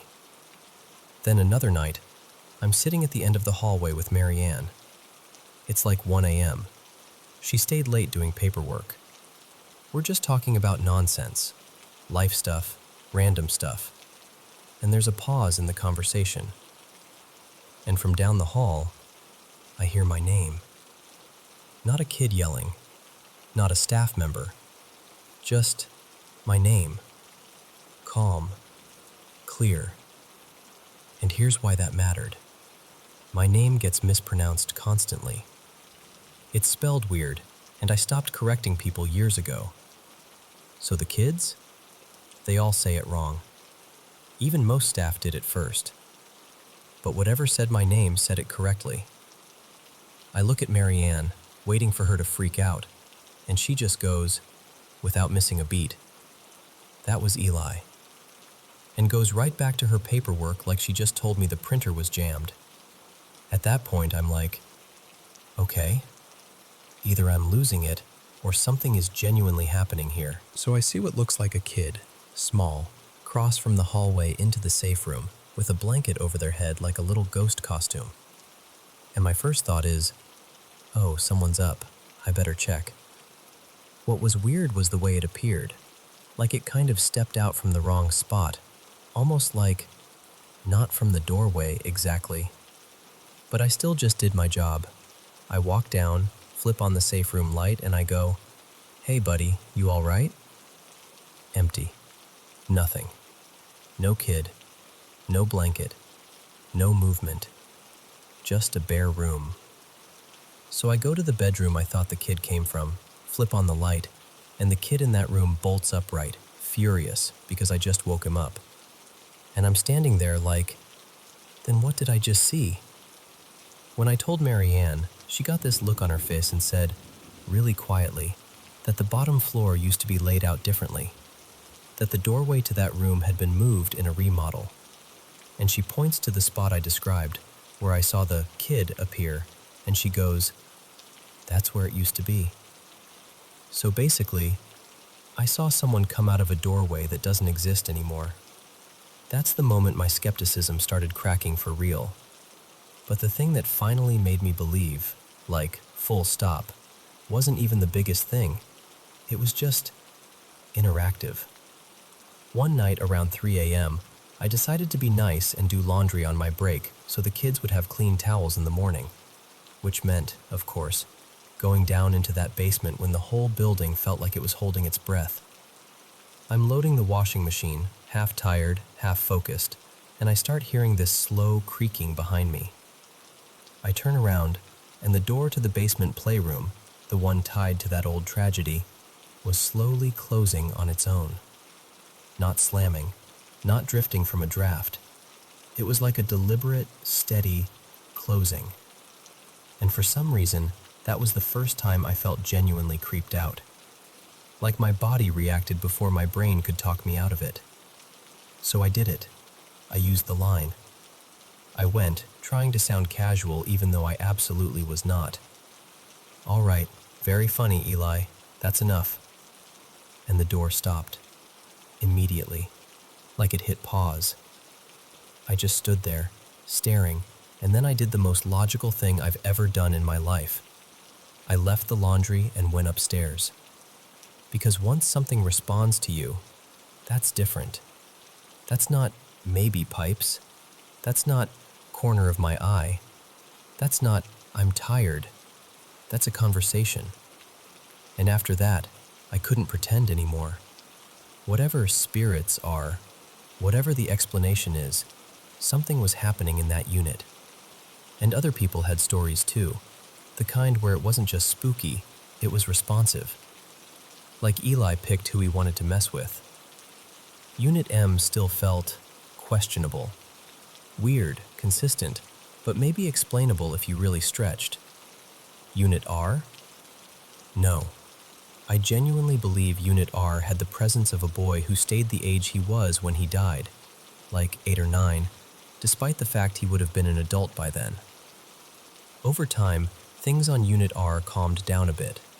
Like maybe he got used to me, or maybe I finally showed enough respect that he didn't need to escalate to get my attention. Every now and then, there'd still be little stuff, his shenanigans. And honestly, I didn't even mind. It was just that basement. It's always the basement at 3 a.m. that makes you go, okay, I'm good. I'm done for tonight.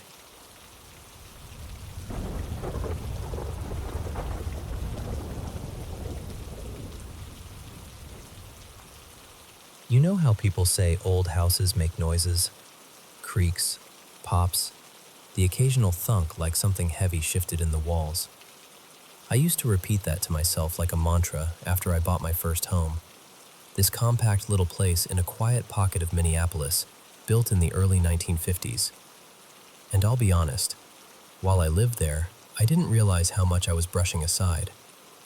It wasn't until I'd moved out, until the air around me felt normal again, that I understood there had been this constant, low-level sense of company. Not scary exactly, just persistent. Like the house always had someone lingering just out of sight, staying behind in the rooms after I left them.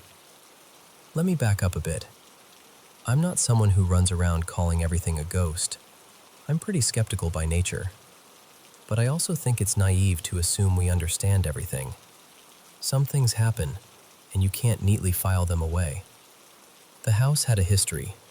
2 owners before me. The first couple lived there for decades, folks who apparently adored that place. My neighbor to the north, Ralph, had been on that block since the neighborhood was new. He was the type who watered his lawn like it was a sacred ritual, and he knew everybody's story. From Ralph, I learned the original owner, Marvin, worked for an engineering firm and was always tinkering. Not just casual DIY, serious, let's reroute this wiring kind of tinkering. His wife, Elaine, was the gardener. The yard used to be her pride and joy. Tidy beds, careful pruning, the kind of landscaping that looks effortless because someone worked on it constantly. And apparently, they loved that house the way people love a family member. Not just a building, their building. So when I moved in and I started feeling like I wasn't alone, I chalked it up to exactly that. A home that had been lived in deeply. A place that still held a little echo of someone else's routine. At first it made my skin prickle. Then, weirdly, it became familiar. Almost comforting. Like I was connected to the house somehow. But there were 3 nights. 3 very specific moments, and those are what still stick to me. The first time. It was maybe 6 or 7 months after I bought the place. By then I had a cat, an orange little menace named Juniper, the kind who acted like he owned the deed. He slept on my bed most nights, and I'd learned his whole vocabulary. The casual ear flick for normal sounds, the sprint down the hall when he'd cornered a bug, that smug, look what I found, attitude. That night, I was half asleep with Juniper curled against my side when I heard a thud. Not a house settling, not the furnace, just one heavy, solid impact, like something dropped from a short height. Juniper woke up instantly. He stood at the foot of the bed, rigid, ears forward, staring at the bedroom door like it had offended him personally. We waited. I tried to convince myself it was nothing. And then, thud, again. Juniper flinched and scuttled back toward me, low to the mattress, like he wanted to disappear into my ribs. I was tired enough that logic felt like a blunt instrument. I thought, okay, either the house is being weird or someone is in here. I need to know which one so I can sleep. So I got up and moved toward the stairs. And this is the part that's hard to explain. The moment I stepped out of the bedroom, everything felt suspended, like the house was waiting. I stood at the top of the stairs and listened. Nothing. Not quiet. Not late-night quiet. Nothing. The house was close enough to a highway that there was always a faint wash of traffic. Always. Even in winter with every window shut, you'd hear it like distant surf. I went down to the main floor, barefoot on those old wood boards that complained at every step. I checked the kitchen, the living room, glanced into the office. More out of obligation than fear, because some part of me already knew where I was going. I walked straight to the sunroom. That room had these big, sliding glass doors that looked out onto the backyard and the little deck. A streetlight outside threw this pale glow across everything. I stood there, staring out, listening to the absolute dead quiet. And after a few minutes, the world returned. At first it was subtle, like someone turned the volume back up. Then the highway sound was there again, steady and normal, like the city had remembered how to breathe. The moment I heard it, the tension drained out of me like water down a sink. I went upstairs. Juniper was on the bed waiting, not panicked anymore, just watching me like, "Well, you satisfied?" And the next morning, in daylight, I realized how strange it was that I'd felt calm the entire time, like I wasn't searching for an intruder so much as responding to something that had called me down there. The second time, a few months later, late summer, I slept with the AC running because the air near the highway always left dust in my nose and a headache behind my eyes. That night I woke up instantly, like someone yanked me out of a dream. I don't even remember hearing a sound, but my body reacted like there had been one. Eyes open, heart hammering, breath sharp in my throat. Juniper wasn't in bed.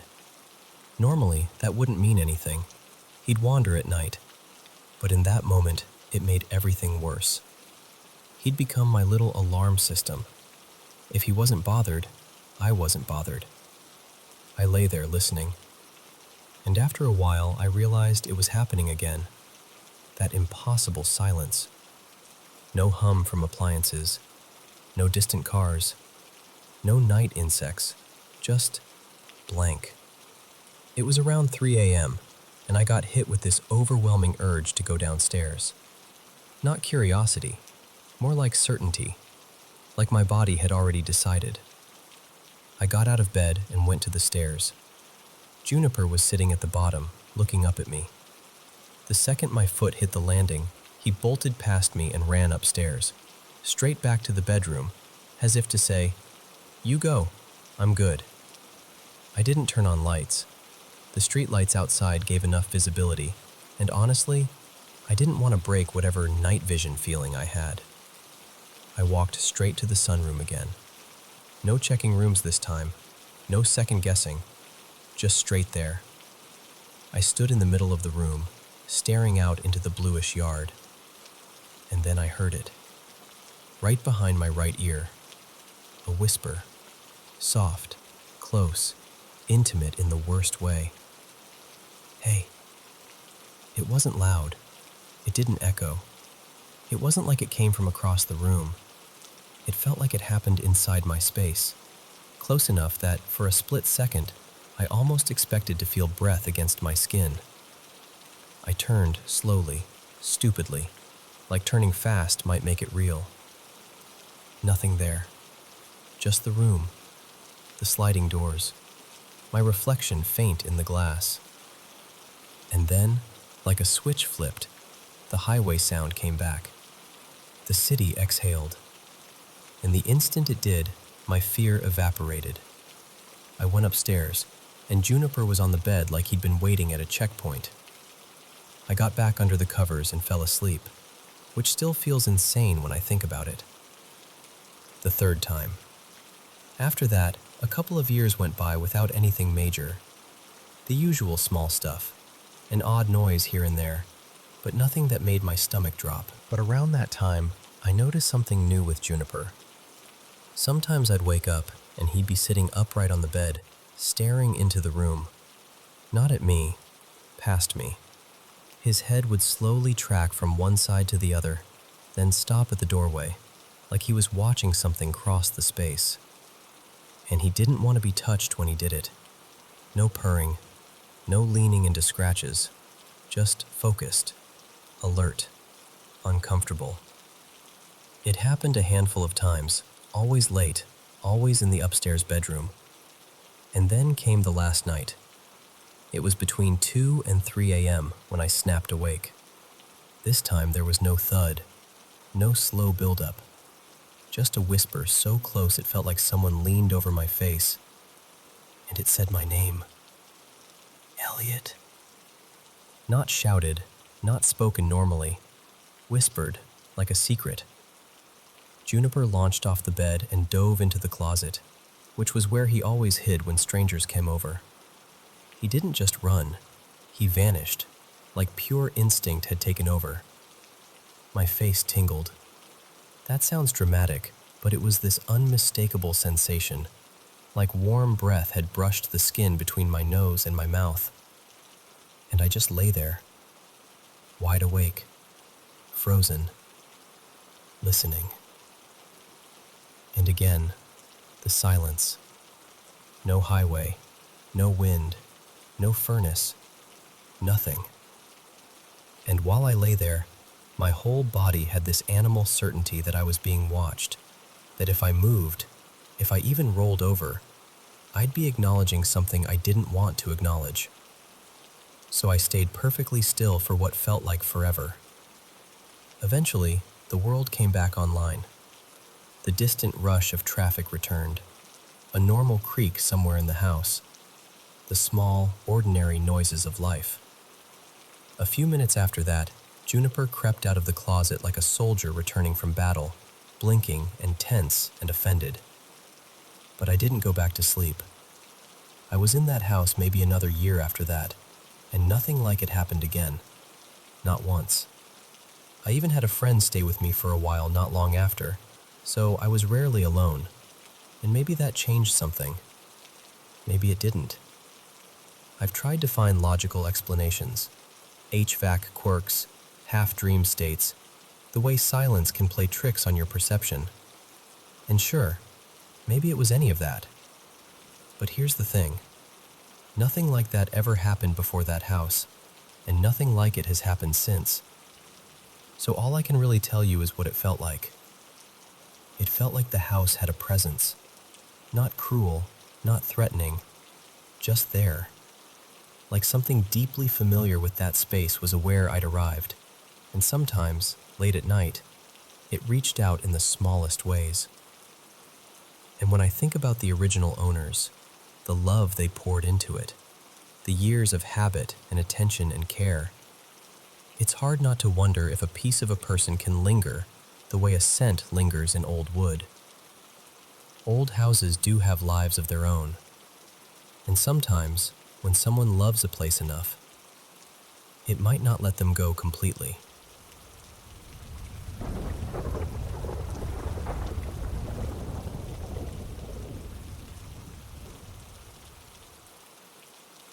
I was 15 when all of this happened, back when we were still living out on our little place in the Arizona desert. Not the pretty postcard kind of desert either. I mean the real stuff. Sun that feels personal. Wind that drags grit across your skin. And nights so quiet you can hear your own thoughts arguing with you. Even now, years later, I still catch myself thinking about it at random times. Like I'll be doing something normal, washing a dish or driving somewhere, and suddenly my stomach drops because I remember that week. That stretch of days where the desert stopped feeling empty and started feeling occupied. So we had a small spread outside town. Goats, a few stubborn rows of drought-tough crops, and enough distance from neighbors that it felt like we lived on the edge of the world. The closest town was nearly an hour away, and honestly, we liked it that way. The first sign something was wrong wasn't a sound or a shadow. It was the dogs. We had 2 working dogs, both the kind that would throw themselves between you and anything with teeth. They barked at everything. Javelina, bobcats, owls, even a tumbleweed if it hit the fence wrong. But one night, they didn't bark. They wouldn't even step off the porch. They just pressed themselves against the back door and made this low, broken whining sound, like they were trying not to be heard. Tails tucked, ears pinned, staring into the dark beyond our fence line like something out there had them pinned in place. I remember whispering, "What is it?" like they could answer me. My older brother, Caleb, grabbed a flashlight and told me to come help check the pens. The goats had been restless too, and our dad always made us look for holes in the fence whenever the dogs acted strange. Caleb shone the light across the scrub and cactus. It should have been normal, just creosote bushes and rocks and that endless black horizon. But the night felt wrong. Too still. No insect buzz. No wind.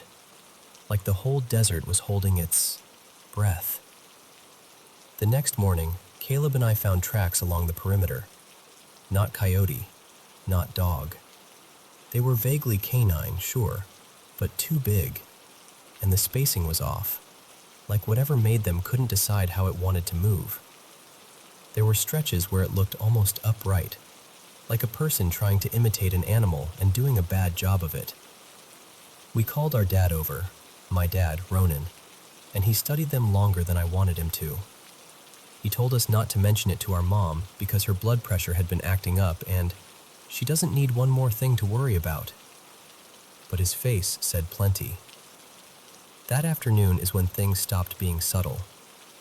We were out by the back field, trying to fix an irrigation valve that had cracked.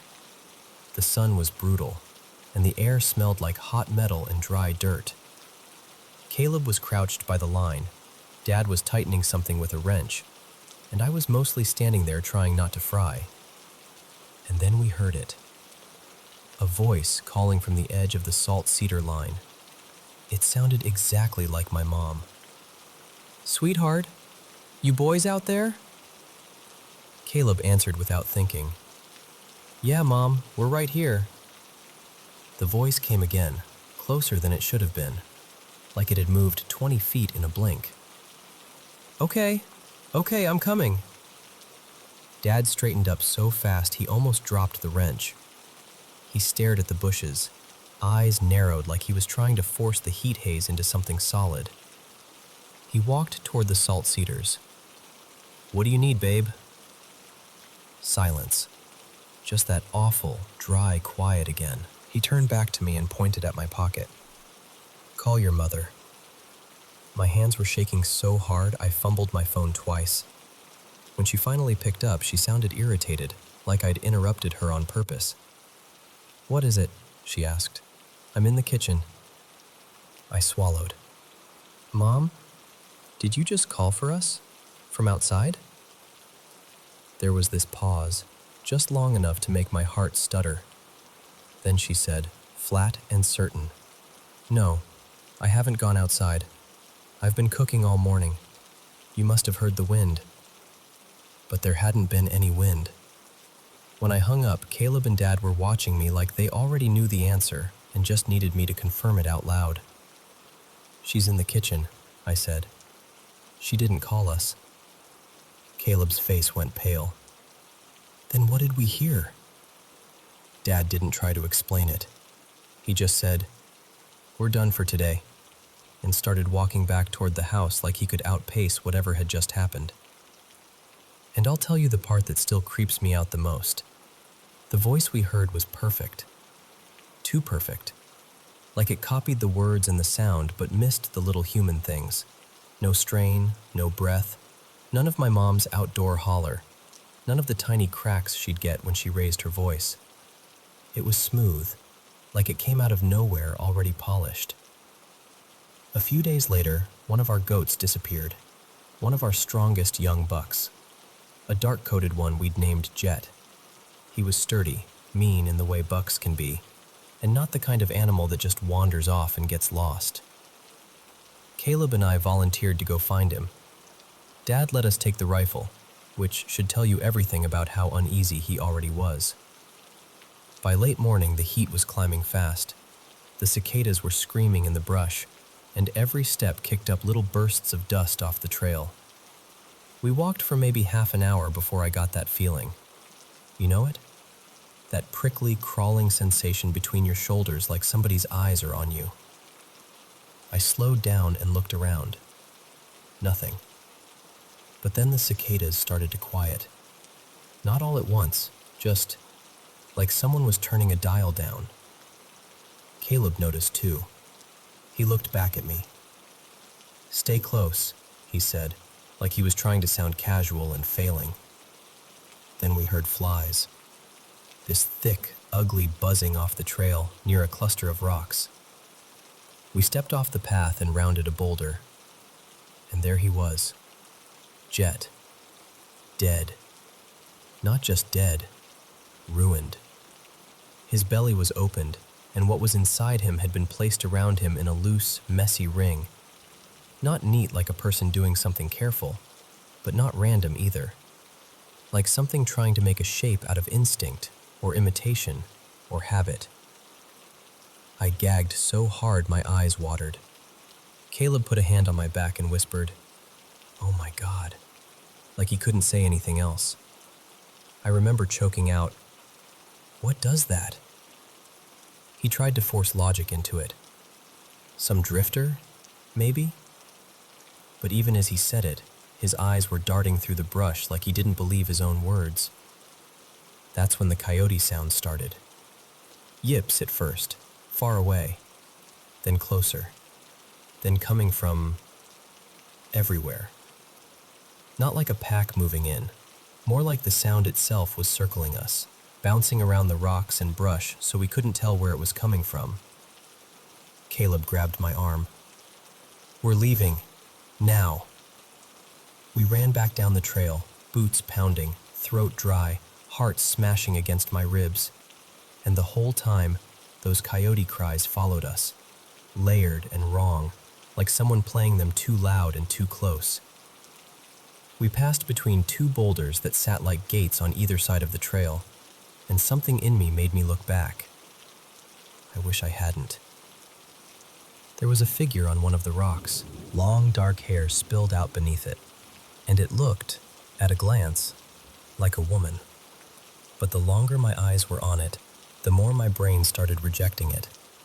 The proportions weren't quite right, the stillness wasn't human, and when it opened its mouth, that sound, that same coyote chorus, but too strong, too controlled, too wrong, came pouring out like it was using the noise as a weapon, like it was meant to confuse us, turn us around, separate us.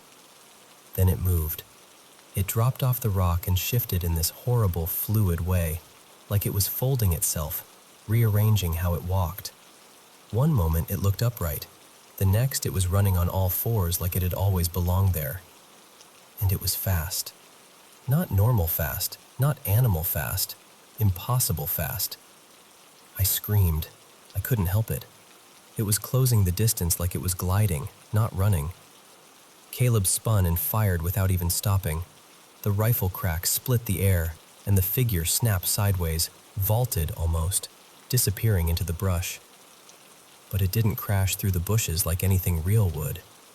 It didn't make sense. It turned back once and shrieked again, that awful sound, and then it was gone. Caleb was breathing like he'd been underwater. "I hit it," he kept saying, half disbelief, half panic. "I hit it." I looked down and saw droplets on the dirt. Blood. But even that looked wrong. Reddish when the light caught it one way, almost black when I shifted my head. We didn't stop to follow it. We didn't stop to think. We ran until we saw the shape of our house in the distance, and even then, I didn't feel safe until the door was shut behind us. When we told our parents, my mom went strangely quiet and walked back into the kitchen like she needed something to do with her hands. Dad sat at the table and stared at nothing for a long time. He didn't argue. He didn't call us dramatic. He didn't tell us we imagined it. He just looked tired, like this was something he'd been afraid might happen someday, and now it had. A few months later, we sold the goats and left that place behind. No big speeches, no long goodbyes, just packed up and went like the desert had finally asked us a question we didn't want to answer. And we never went back. My parents wouldn't talk about it after that, not once. If Caleb or I brought it up, Dad would shut it down immediately, like speaking about it might invite it into the room. But I still think about it. About the dogs frozen in fear. About my mother's voice coming from the bushes. About that figure wearing something that wasn't just clothing. And sometimes, this is the part I almost hate admitting, sometimes I wonder if it was even chasing us that day, or if it was just making sure we understood we'd been noticed.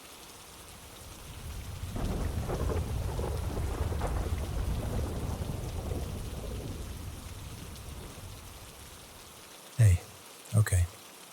So I'm gonna tell you something that still makes my stomach drop a little when I think about it. I found an old post I wrote years ago about this. back when I was younger and honestly way more jumpy. And I thought, surely by now I'll have a normal explanation. But reading it again, I still don't. And what's strange is, I'm not someone who grew up believing in ghosts or demons or anything religious like that. I'm not trying to convince you of some big supernatural theory. I'm just telling you what happened, the way it felt in my body, and why it stuck with me. When I was a kid, I had this weird awareness.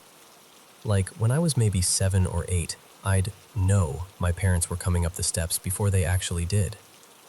Not because I heard them, more like I'd picture it in my head, and then a few seconds later, there they were. And I was freakishly good at guessing things. Not in a smart kid way, just knowing.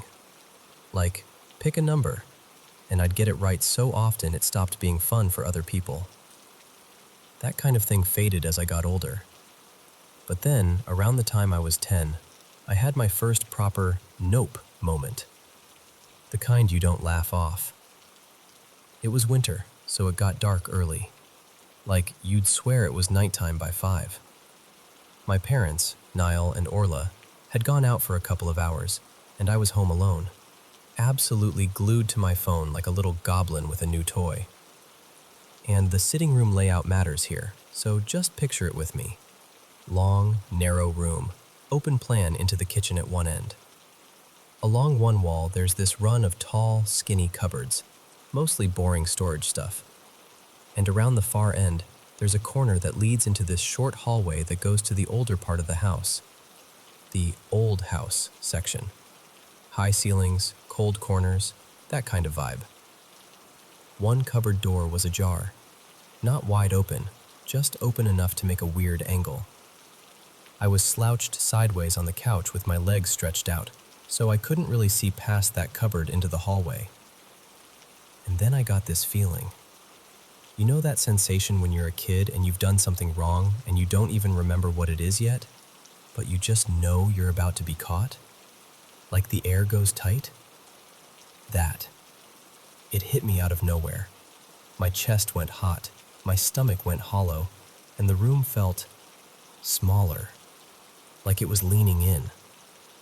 The second I looked up from my phone, literally the moment my eyes left the screen, the cupboard door slammed shut. Not drifted, not clicked, slapped shut like someone had thrown it. The sound echoed through the whole house. And I remember just freezing there because the force of it made no sense. All the windows were shut. No wind, no draft. And if someone had pushed it, they would have been standing exactly where I couldn't see, right around that corner in the dark hallway. The place I'd been instinctively afraid to look at in the first place. I didn't even scream. I just sat there, heart hammering, trying to convince myself I'd imagined the whole thing. But I hadn't. I saw it. I heard it. The sound was too real. Then there was another one. This happened not long after, when I was around 9. My little sister, let's call her Erin, and I shared a room back then. We had these loft beds, the kind that are up high with a ladder in the middle. Her bed was above the window. Mine was closer to the door. From the doorway, you could see her bed easily, but you couldn't see into mine unless you stepped in and looked up. So I went into the bedroom and... This is the detail that still gives me chills. She wasn't in her bed. I couldn't see her anywhere from the doorway, which meant she must have been in my loft, because that was the one hidden from view. I walked to the ladder and asked, "What's wrong? Why did you call me?" And Erin goes, really serious, "You called me." I remember saying, "What?" like an idiot, because my brain just couldn't process it. She insisted she heard my voice, clear as day, telling her to come down the ladder. Not whispering, not like a noise that could be mistaken, like me saying it. And I felt something in my whole body go cold, because I'd been in the sitting room. I hadn't been anywhere near her. But she was getting worked up, so I did the only thing I could think of. I lied. I smiled and acted like I'd been messing with her, like it was a prank.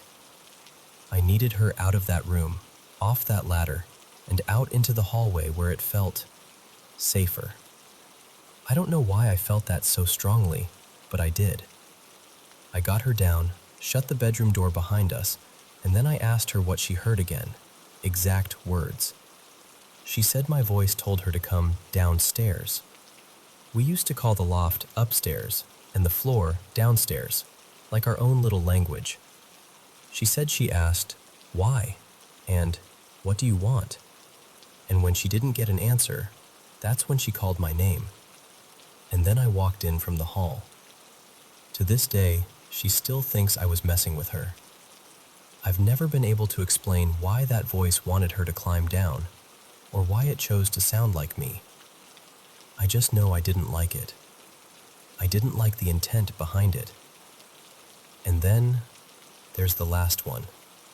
The one that made me stop calling this stuff weird and start calling it real. It was summer.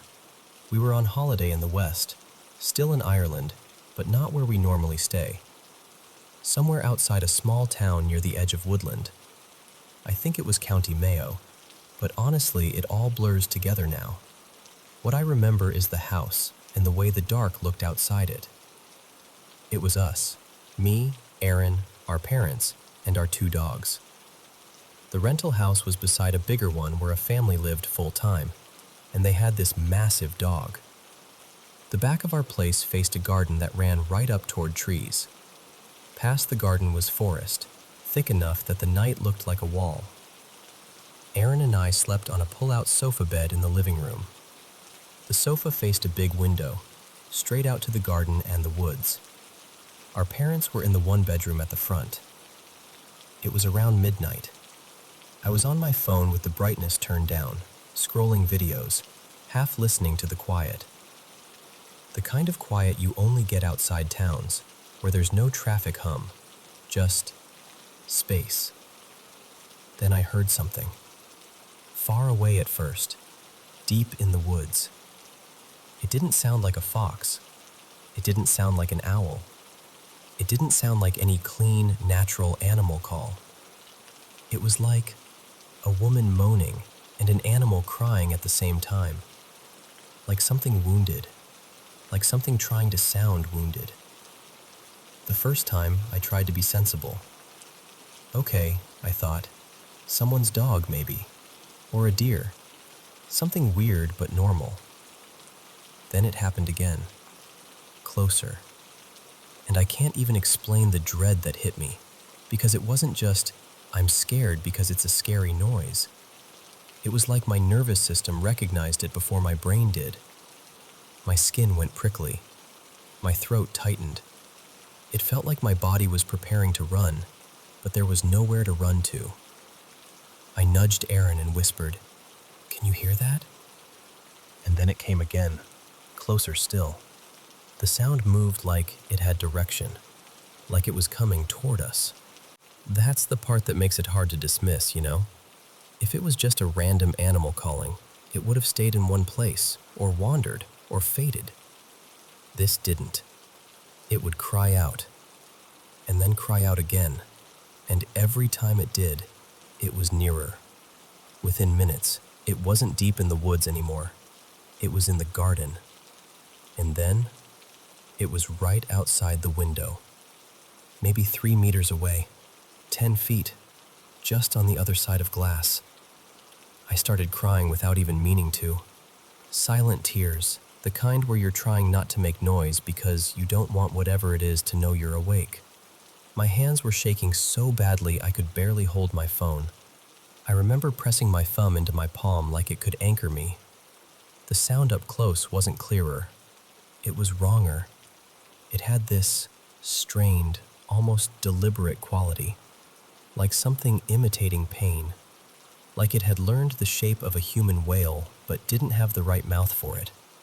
There was a rough, scratchy edge, almost like static, like the sound was tearing at itself. And then it let out a shriek that I swear I'd only ever heard in horror films. Not a quick yelp, not a bark, A long, heart-stopping scream that made my chest seize like I'd been punched. The thing is, our dogs didn't bark. Not even a low warning. The neighbor's huge dog didn't bark. Aaron didn't really wake up. It was like the whole world stayed unnaturally still except for that sound. And I just lay there, staring at the dark window, feeling like something was choosing to be heard by me. Like it wanted the fear. Like it wanted me to know it was there. After it stopped, the silence felt even worse, like the quiet was listening. Erin has no memory of any of it. She'll blink at me when I bring it up and act like I'm talking about a dream. But I wasn't asleep.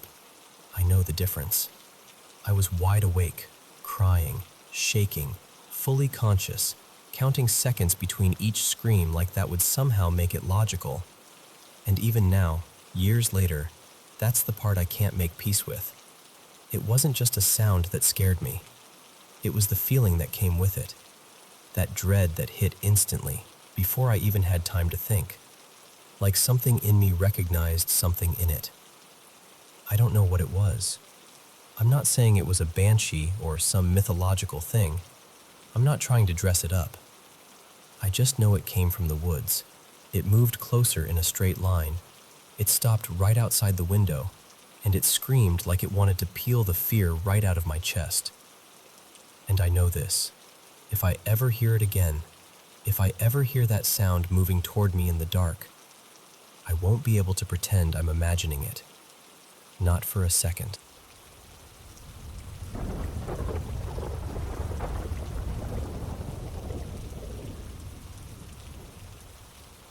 So, I'm going to tell you a story that still makes my skin prickle when I think about it.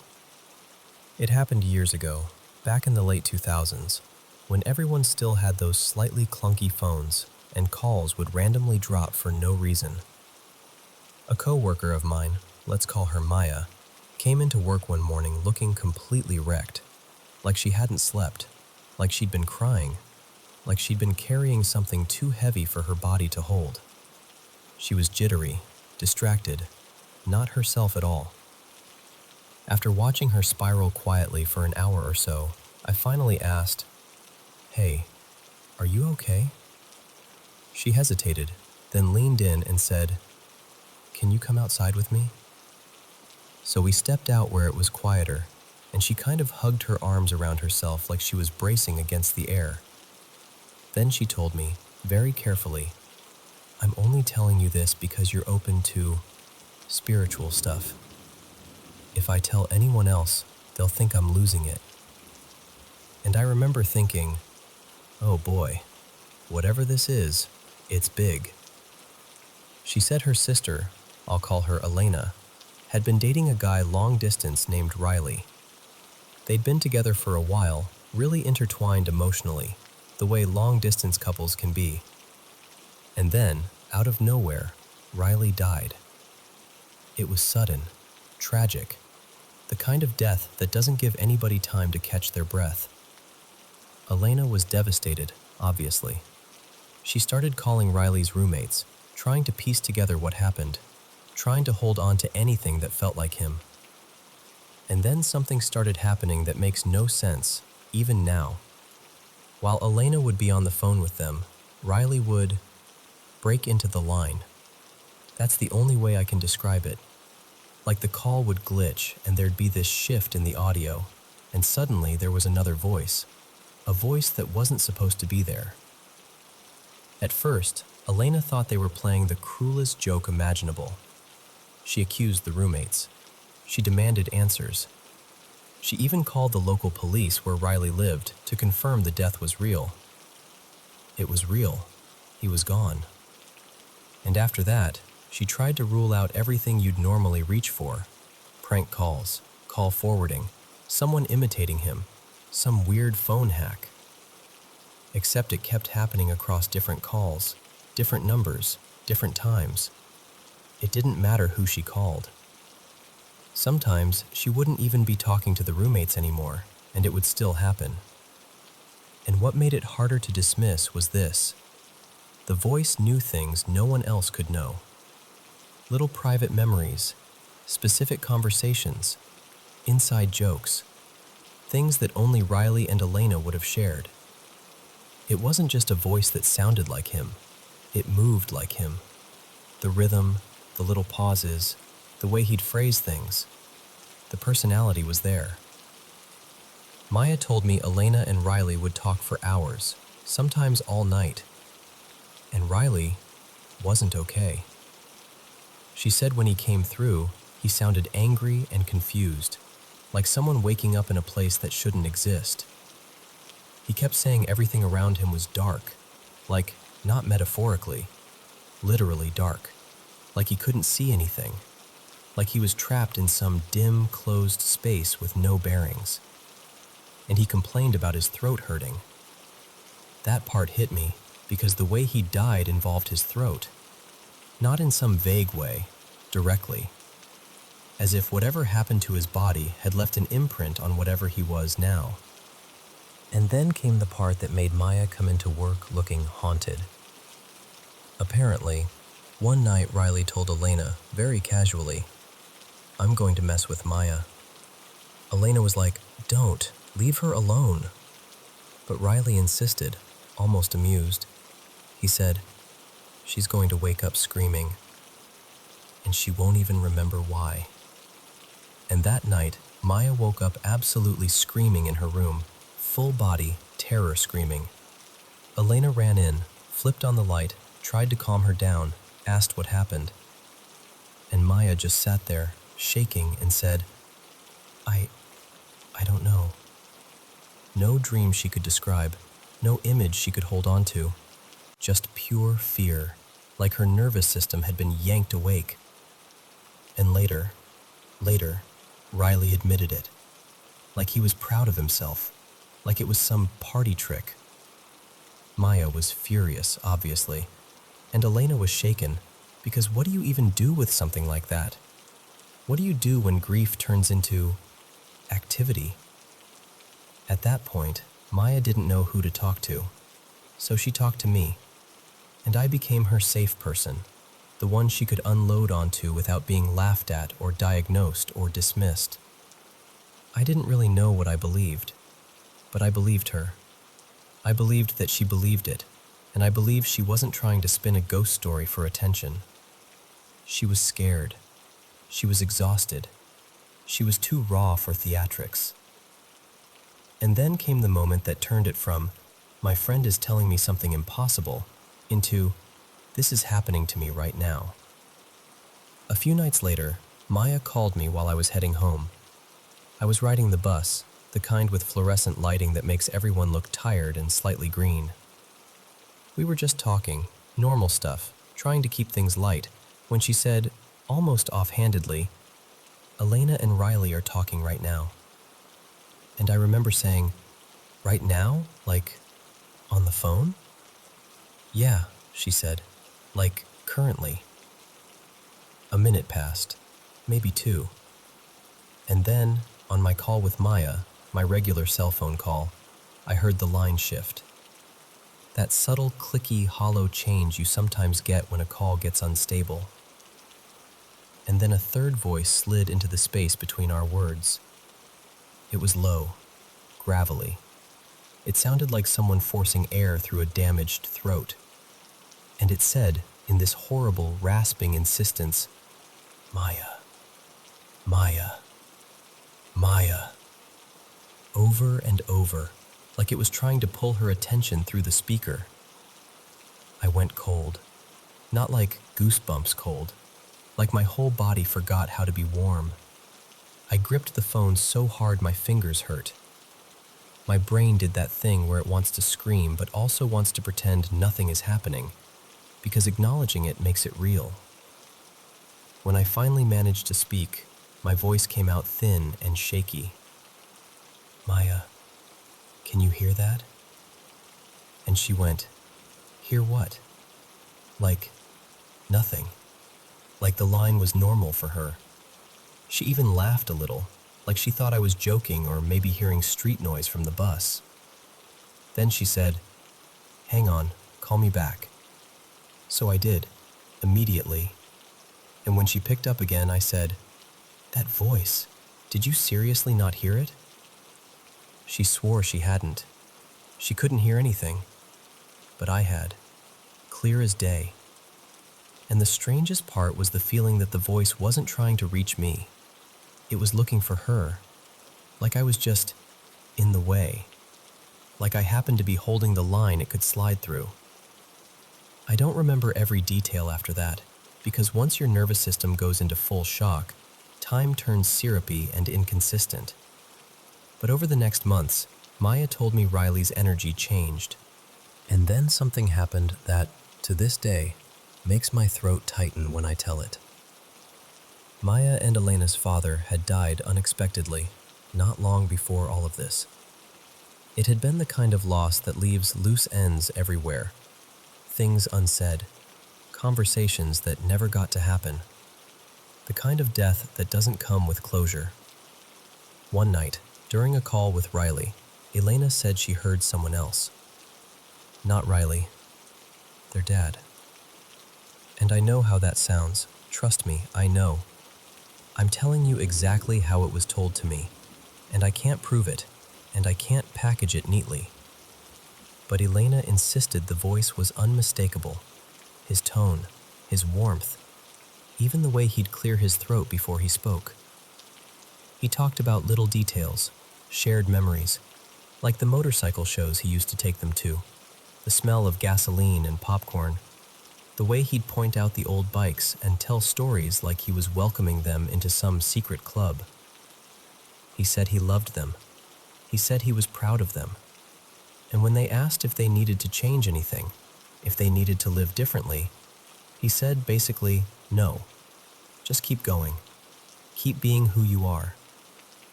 And whether someone believes in that kind of contact or not, the effect on them was real. They got to say goodbye in a way they hadn't been able to. They got to breathe again. Over time, Riley's calls became less frequent, more distant, like a radio station fading as you drive away from the city. And then, eventually, he stopped coming through. Just gone. I've thought about it 1,000 times since then. I've tried to lay logic over it, tried to pin it down with explanations. Grief does strange things. The mind does strange things. Technology does strange things. And yet, I can't unhear what I heard on that bus. I can't unfeel the way the air seemed to change in my body when that third voice entered the line.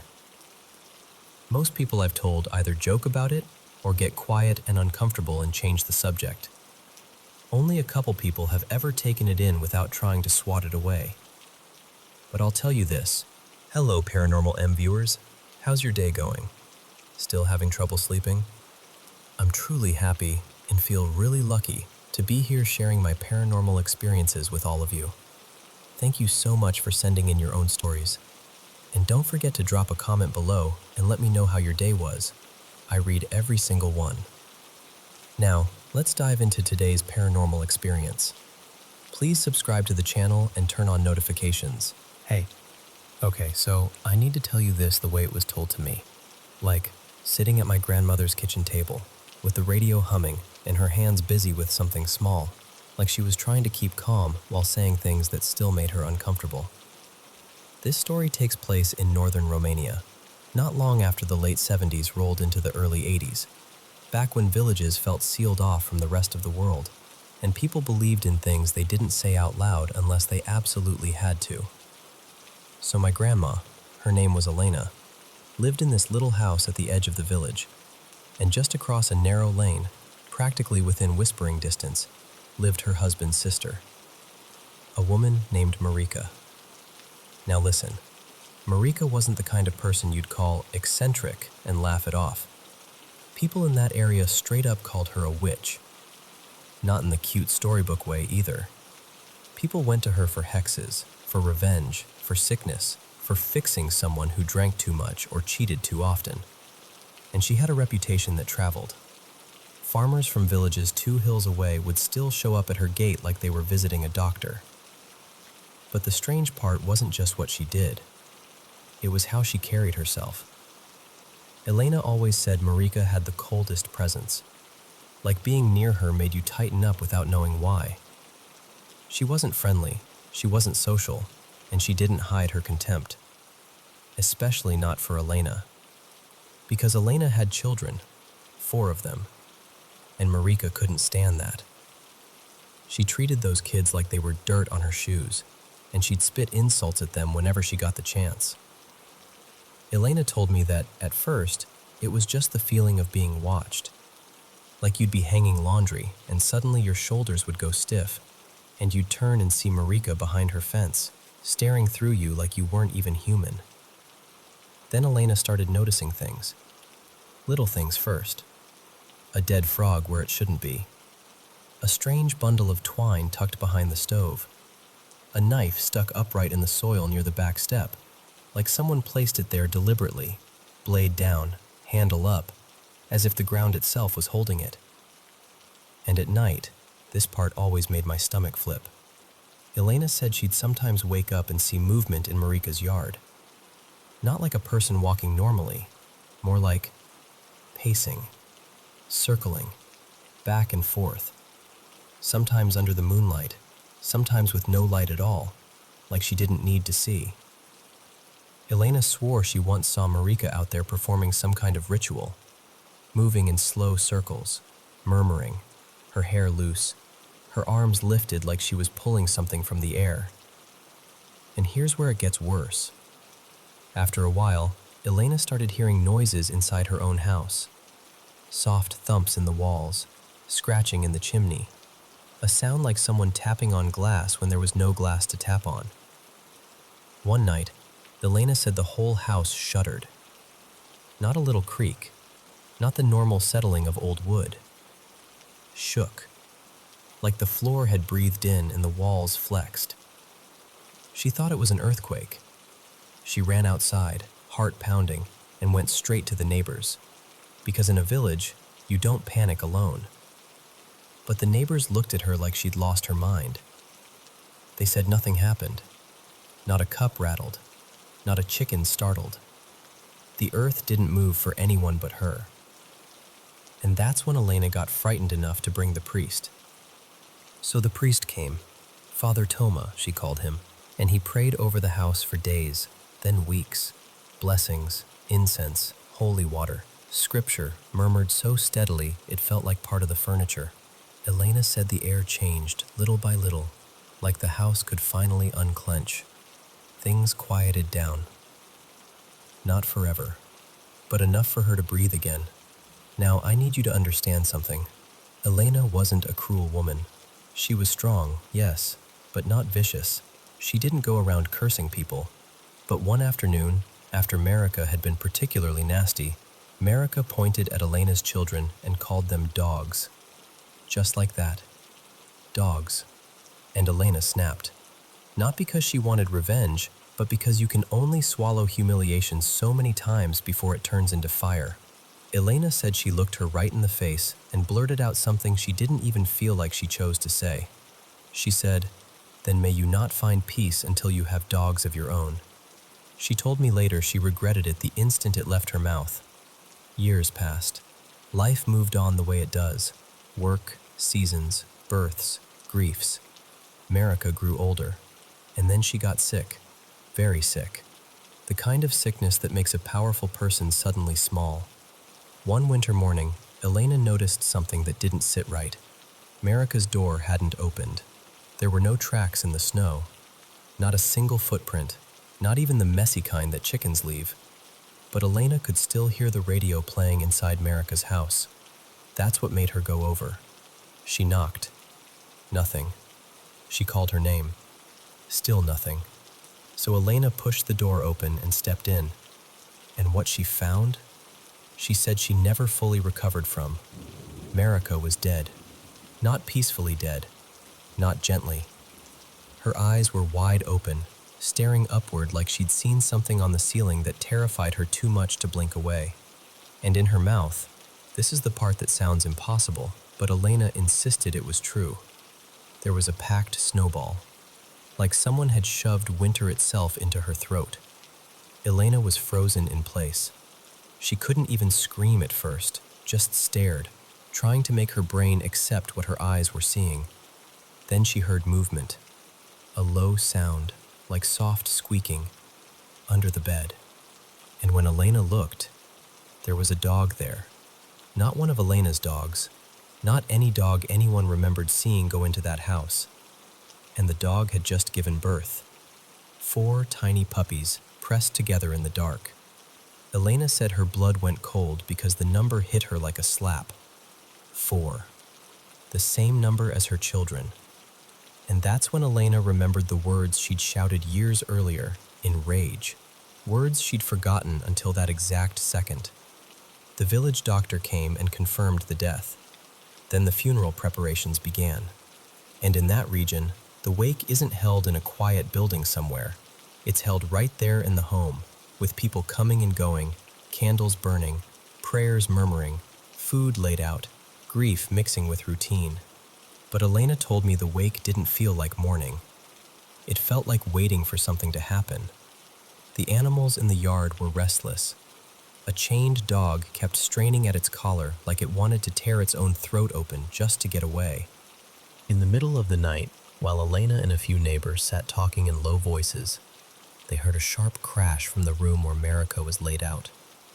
Not a soft knock, a violent smash. They rushed in, thinking maybe an animal had gotten inside. But there was no animal. Only the incense jar, shattered in the middle of the floor, as if it had been flung there by a hand no one could see. Now here's where the old village beliefs come in. People there had a word for what they feared Marika might become. A strigoi, a malicious spirit, the kind that doesn't rest, the kind that lingers hungry and angry. Elena said the older women told her to cover mirrors, to keep prayers constant, to not leave doors open, to not speak the dead woman's name too loudly. The funeral day came. For a while, everything seemed normal. Elena stayed behind to prepare food, the way you do in those traditions, feeding people in memory of the dead. But then a man arrived at Elena's door, pale as flour, asking for a long needle, something sturdy. Elena asked him why, and he told her in a rush that on the way toward the church, Marika's face changed. The expression tightened, the mouth pulled into something like a frown. Her hands that were supposed to be still, looked clenched, tense, like she was gripping something. And that's where Elena's details stop, because she didn't go with them. She stayed with the food and the house and the fear. But even after Marika was buried, Elena said it didn't end. For nearly a year, Elena had dreams, sharp, vivid dreams where Marika appeared like she wasn't dead at all. In those dreams, Marika would threaten her. She'd say it didn't matter that her body was gone. She could still reach Elena, still harm her, still twist things in the dark. And years later, this is the part that makes the whole story feel like a knot you can't untie. One of Elena's grandchildren went searching in the old yard area with a metal detector, just for fun. And they found things. Odd things. A padlock bound with a rusted chain, wrapped in fabric, buried deep, like someone hid it there deliberately, not to keep it safe, but to keep it working. And other little objects tucked in places that felt intentional.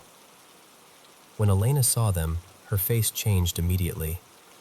She didn't want to touch them, didn't even want to look at them for long. She just said very quietly, "Get rid of those. Don't keep them near you." And that's how she always ended the story. Not triumphantly, not like she won, more like a warning. She told me, "People think evil is dramatic, but real evil is patient. It waits in cupboards, in dreams, in little objects buried where no one will find them." And then she'd go quiet, like she'd said too much. And honestly, even now, telling you this, I can't decide what scares me more. That it happened exactly the way she said, or that a whole village had rituals for it, like they'd seen it before.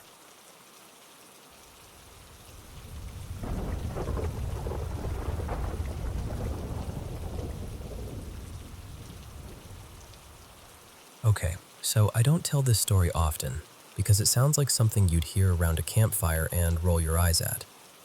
But it happened to me, more than once. And not in some vague, dreamy way. In a clear, I know what I saw kind of way. When I had my first baby, my oldest son, everything about it was already intense. We were at this big teaching hospital, the kind where there are extra people everywhere because everyone's learning. It felt like a stage production of childbirth. Nurses moving in and out, doctors clustered around computers, monitors beeping, the whole room buzzing.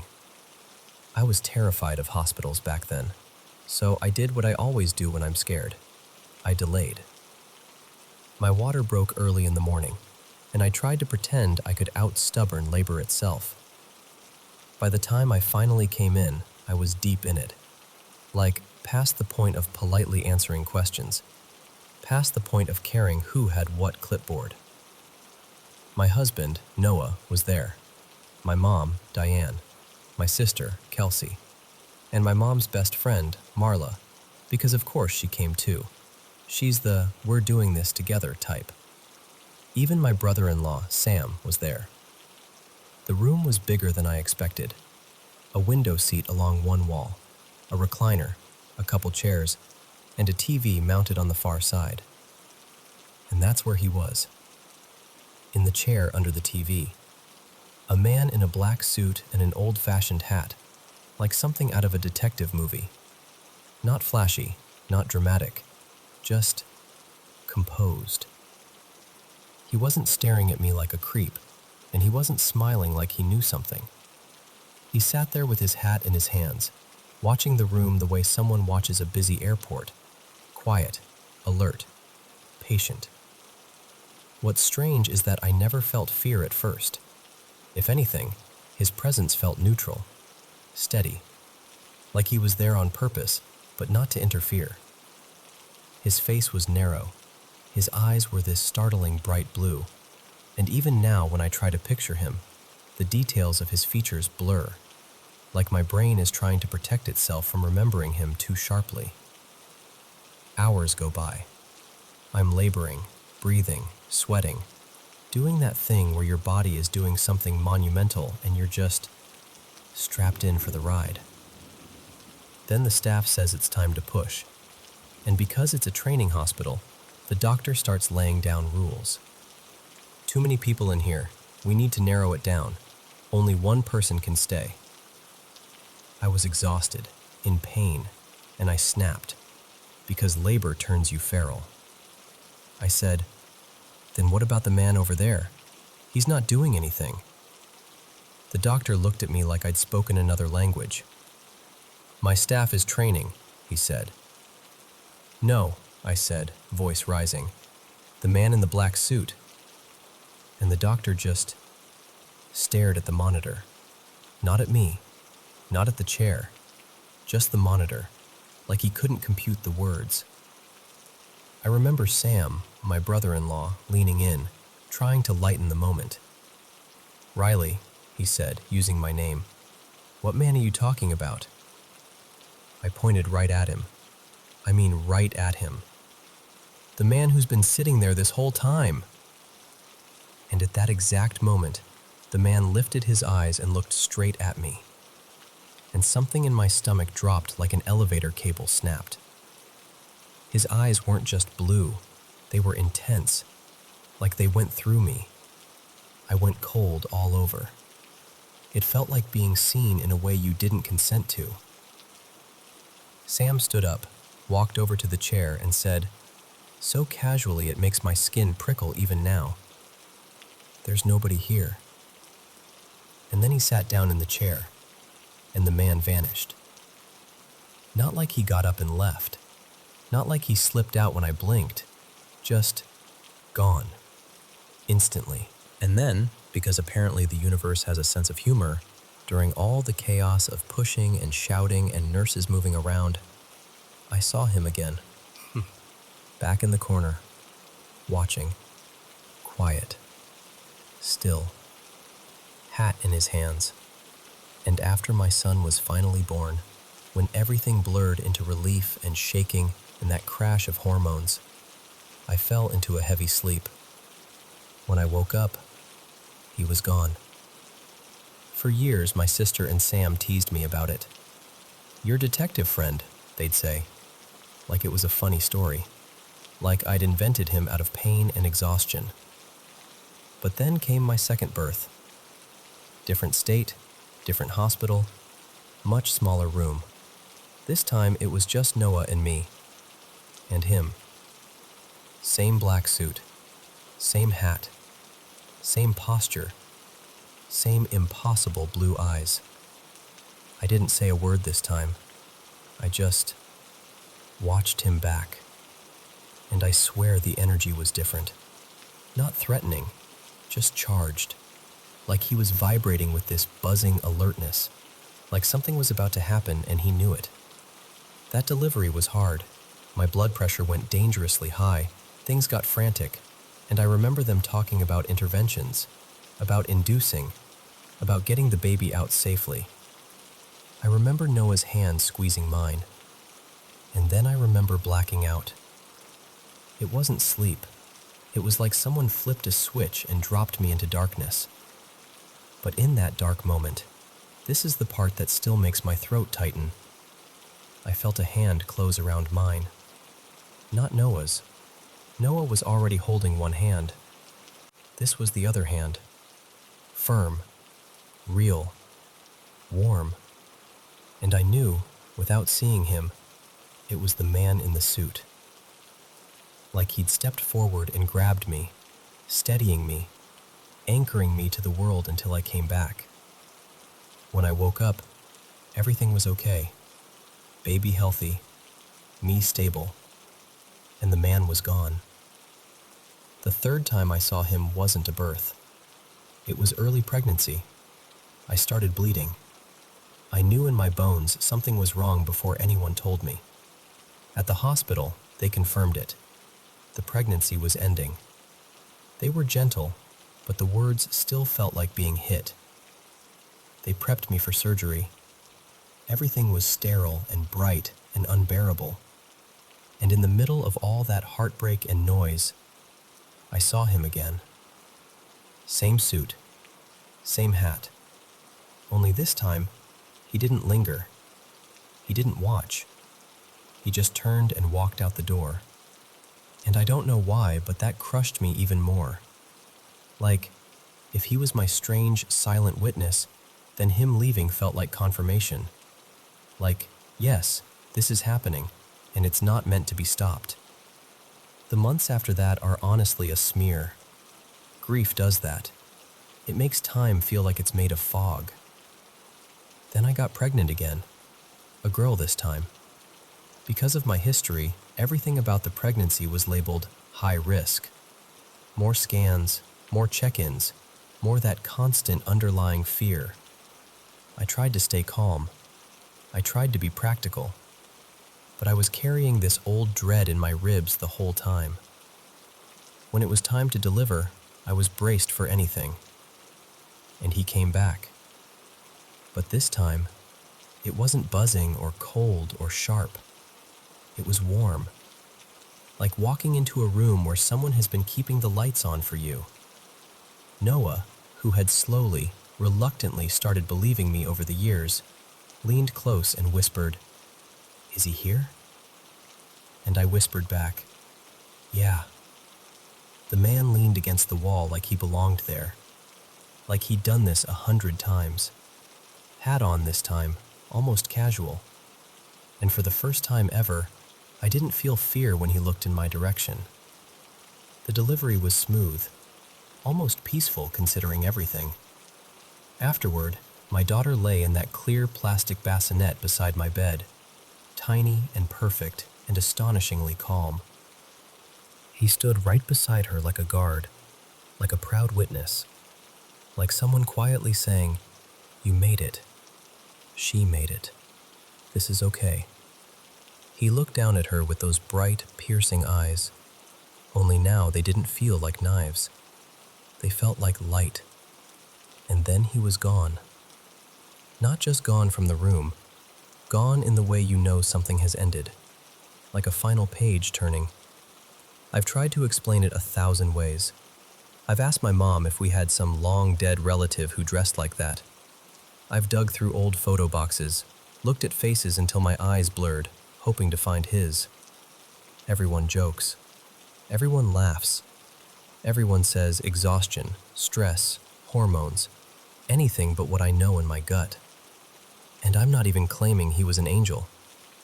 Honestly, if you told me to picture an angel, I wouldn't pick a man who looks like a vintage detective holding a fedora. But I never felt evil from him. Not once. Mostly it felt like presence, witness, protection.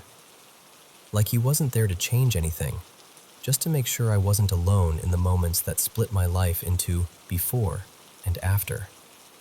So I'm left with the question I always circle back to. Has anyone else ever seen someone like that? Someone who shows up during the biggest moments, stands quietly in the corner, and somehow feels like they've always been part of the story.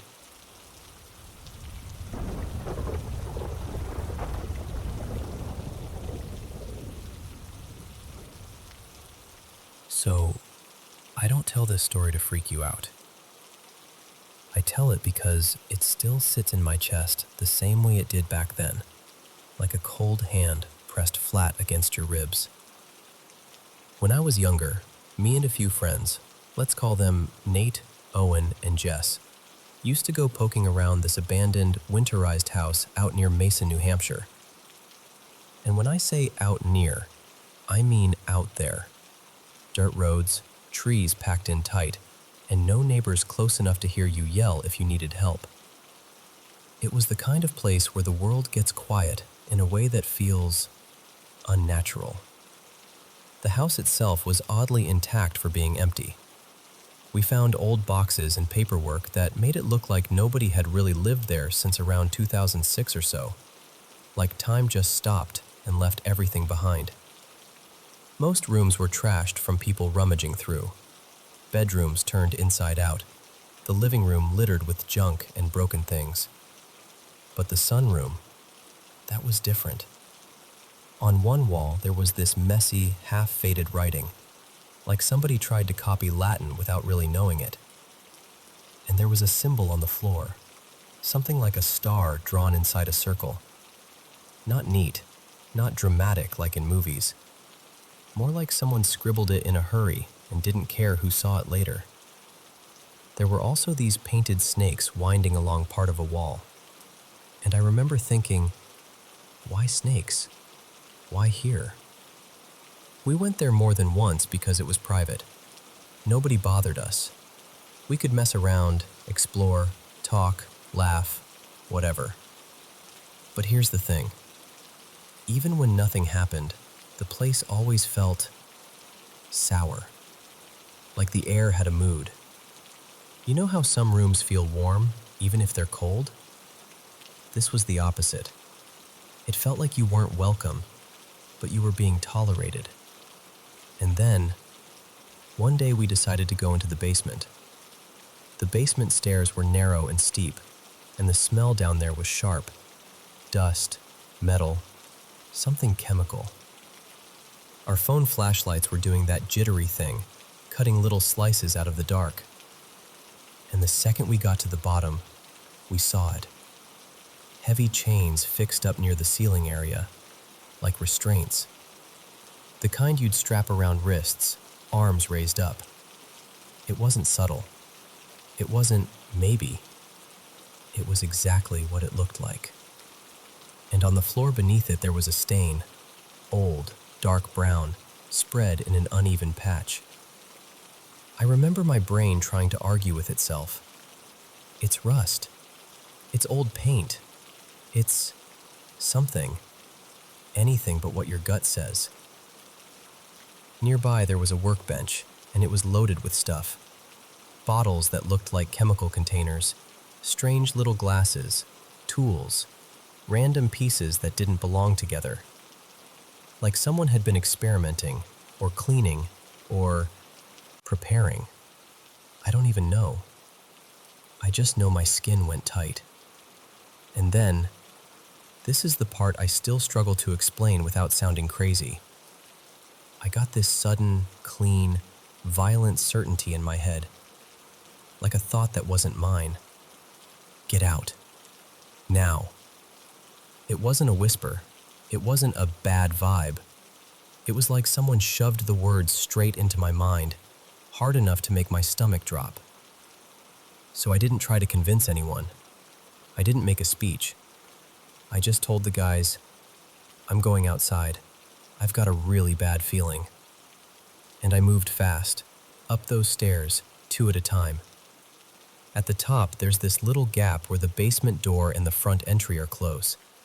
And I remember kind of hopping over clutter, like my body was on autopilot, just trying to get air and daylight. Outside, the daylight didn't even help much. I paced in front of the house, pretending I was fine, waiting for them to come up. But then that feeling hit.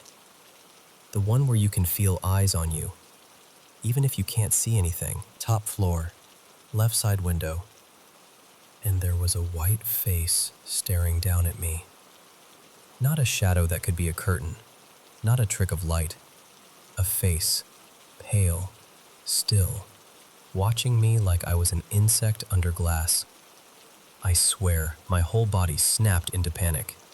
I screamed, just one ugly burst, and bolted straight into the woods like a kid.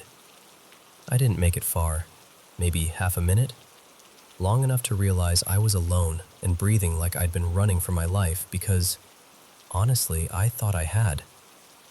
I forced myself to walk back, slowly, trying to act like I didn't just lose it. When I looked back up at the window, gone. A few minutes later, the guys came up, laughing at first, until they saw my face. I told them exactly what happened.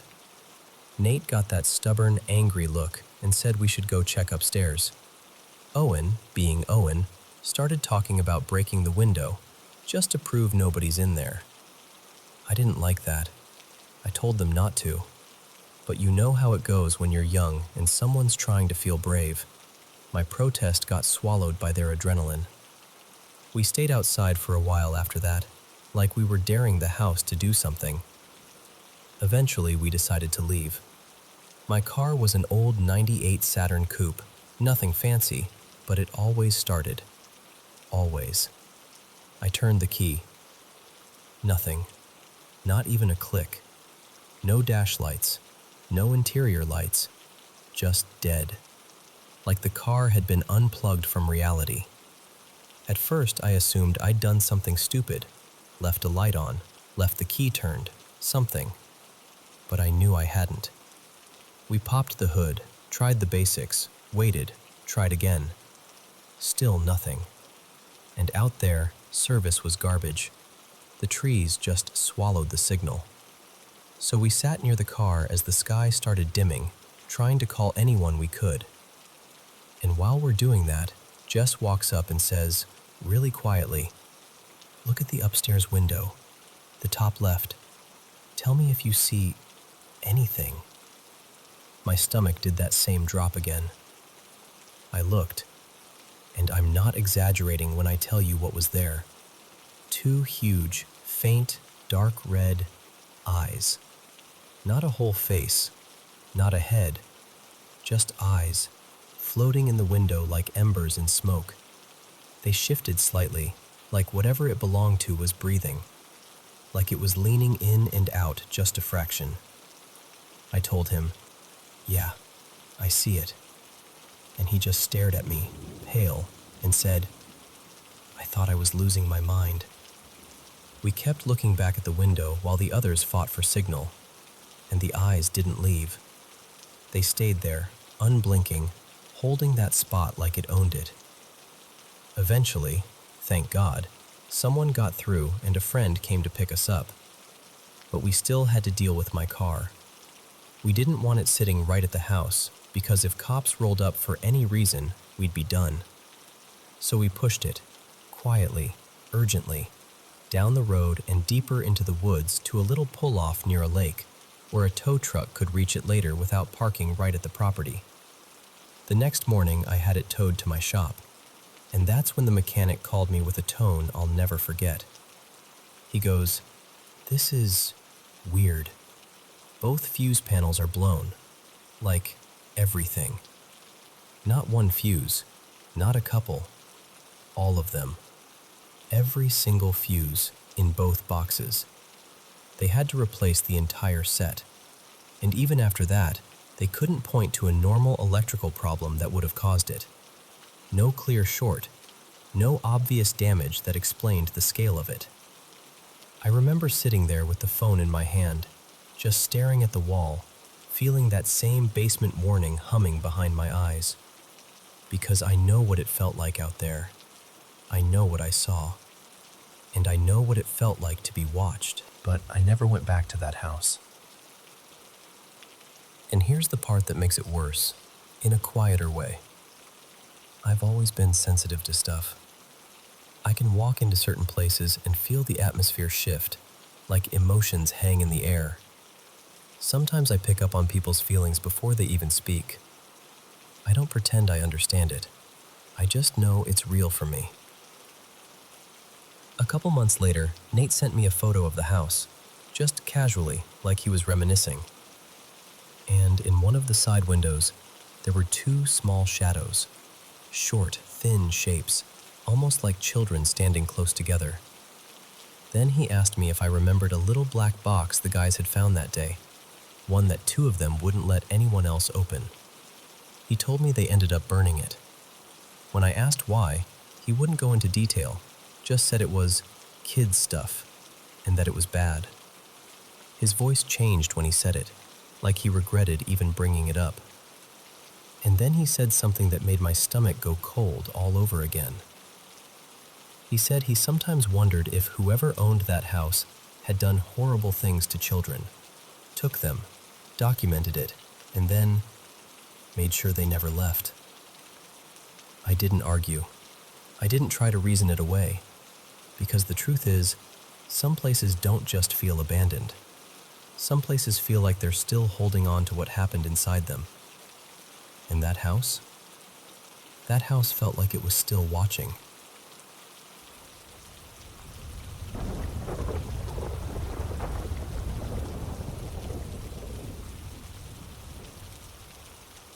Hey, yeah. I'm sorry if this comes out messy. I'm trying to sound calm, but honestly, I feel like I'm right on the edge of losing it, and I just need to tell someone who will actually listen. So, context. I'm Ethan, I'm 36, married, no kids. My wife, Nadia, and I grew up in different religious backgrounds, and I need you to understand. I used to be the guy who rolled his eyes at anything paranormal. Ghosts, spirits, witchcraft. My brain filed all of that under movies and superstition. Except, we lived in a house that changed that. It wasn't ancient or anything, maybe built in the late 80s, but it had this weight to it. At first it was subtle. Nadia started saying she felt uneasy there. Not, I don't like the paint color, uneasy. More like, I don't feel safe turning my back to the hallway, uneasy. Then the weird stuff started stacking up.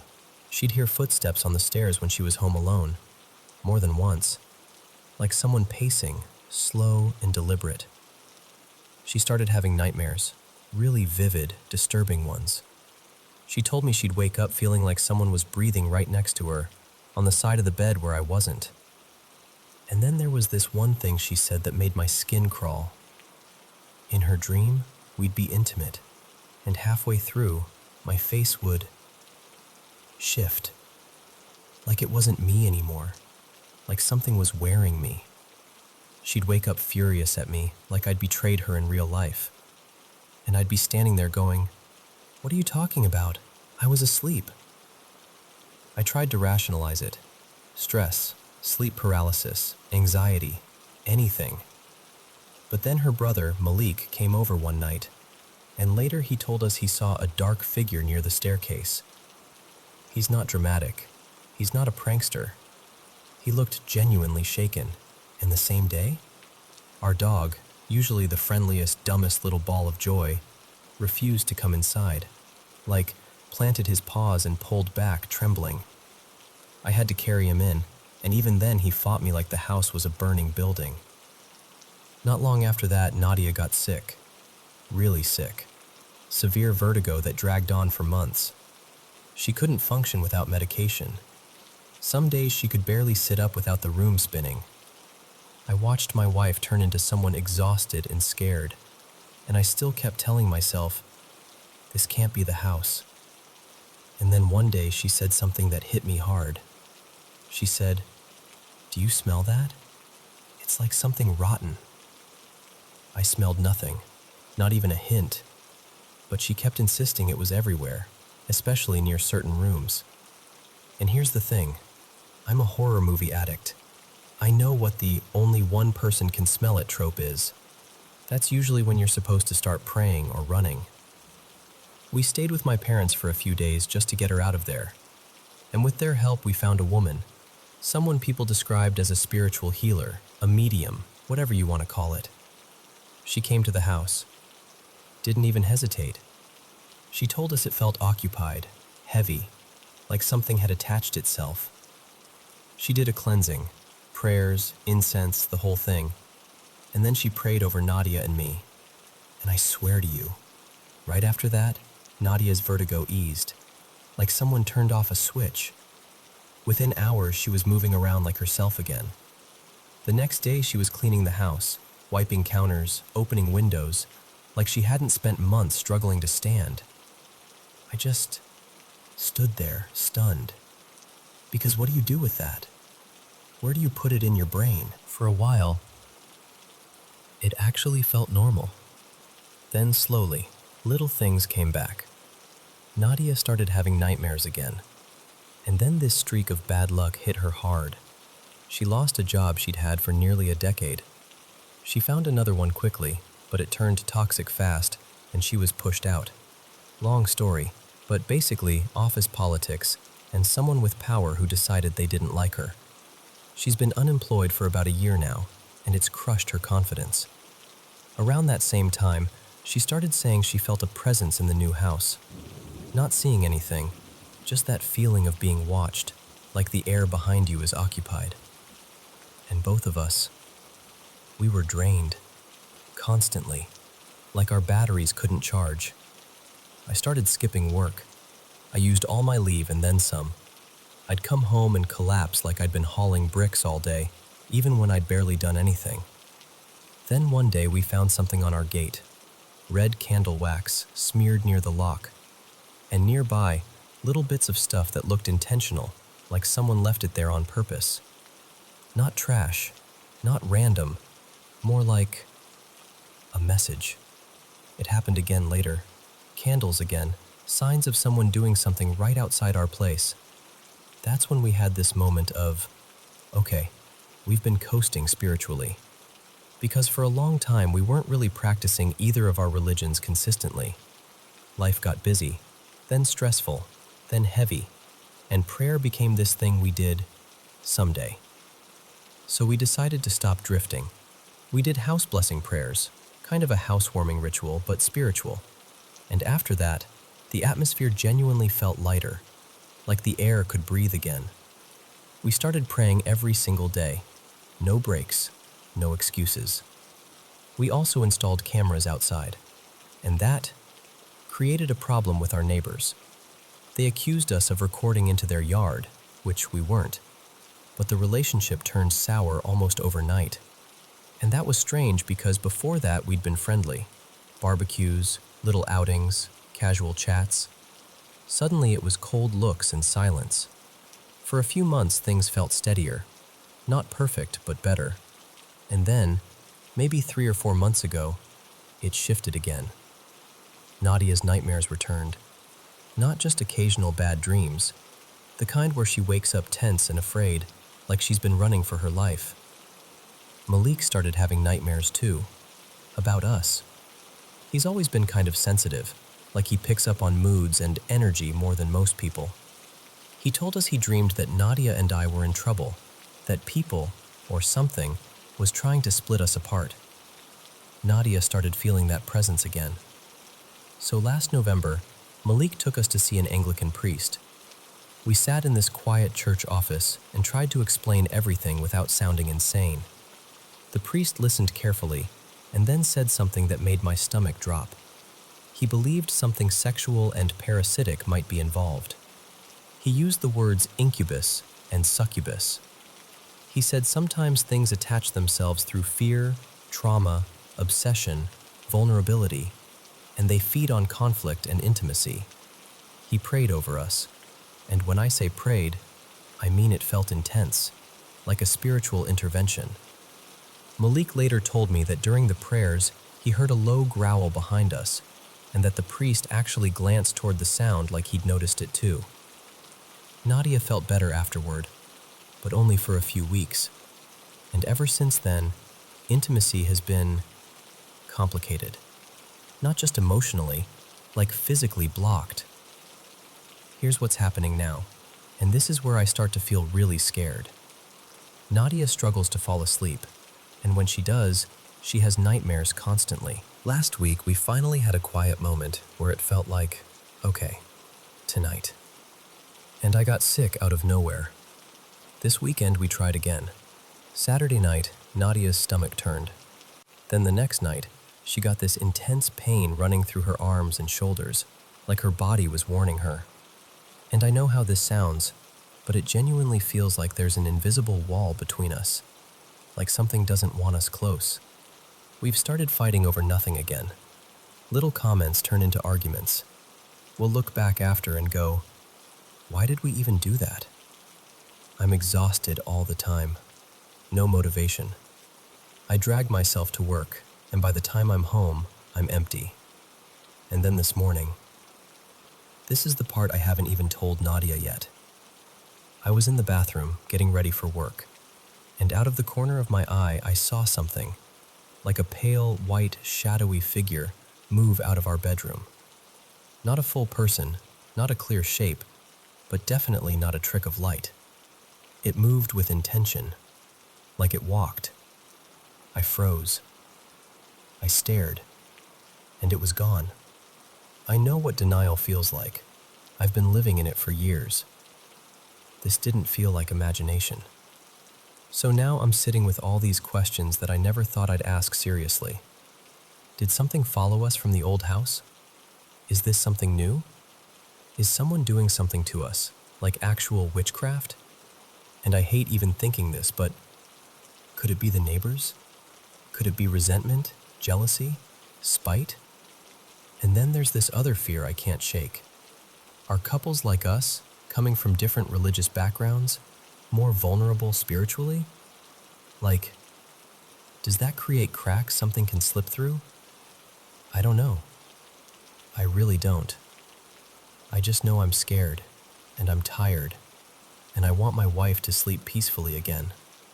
I want our home to feel like ours, and I want to stop feeling like something is sitting just outside the edge of the room, waiting for us to fall apart.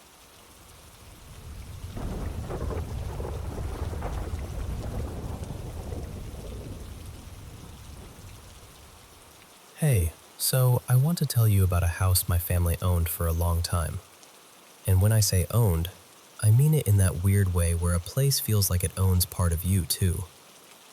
We moved across state lines when I was little, and we landed in this older house we ended up staying in for almost 11 years. It was the kind of place with narrow stairs, creaky floors, and that heavy, stale, cool air that never fully left, even in summer. Eventually we moved to a newer place, fresh paint, more space, the whole new chapter vibe. Only, the old house wouldn't sell. It sat there, month after month, then year after year. And at the time, it felt like this annoying burden we couldn't shake. But later, after something awful happened at the new house, a flood from a busted pipe that ruined walls and flooring, we had no choice but to move back into the old one for a while. And that's when I realized something I didn't want to admit. The house hadn't been waiting to be sold. It had been waiting for us. Growing up there, I used to hear footsteps on the staircase every night. like clockwork. My siblings and I had bedrooms upstairs, and my parents stayed downstairs. At first, I assumed it was them, checking on us, making sure nobody was still awake, the normal parent stuff. But after a while, I started noticing something that made my stomach drop. The footsteps never went into anyone's room.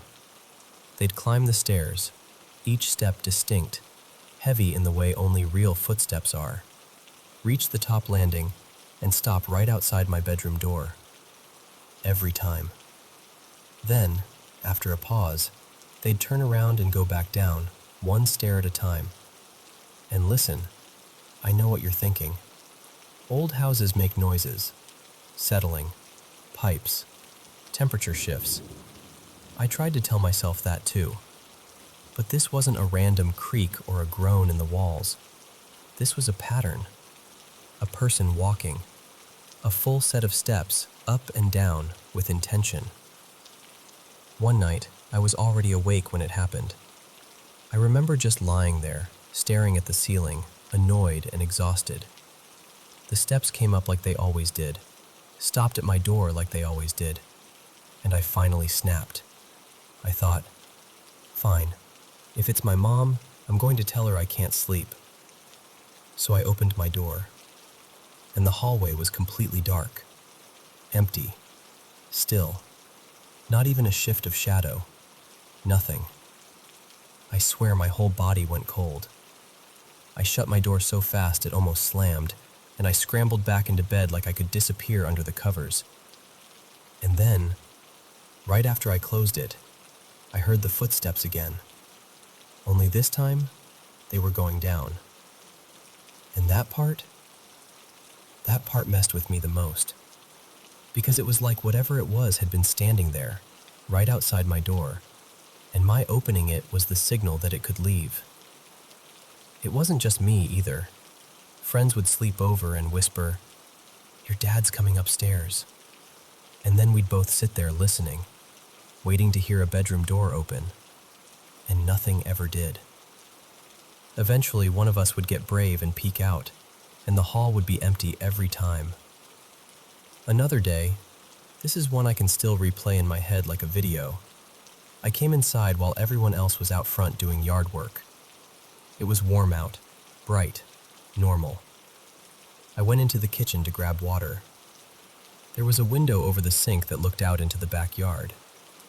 I looked down at the counter and saw my shadow. And next to it was another one. Not fully shaped like a person, more like a smear of darkness that leaned into mine.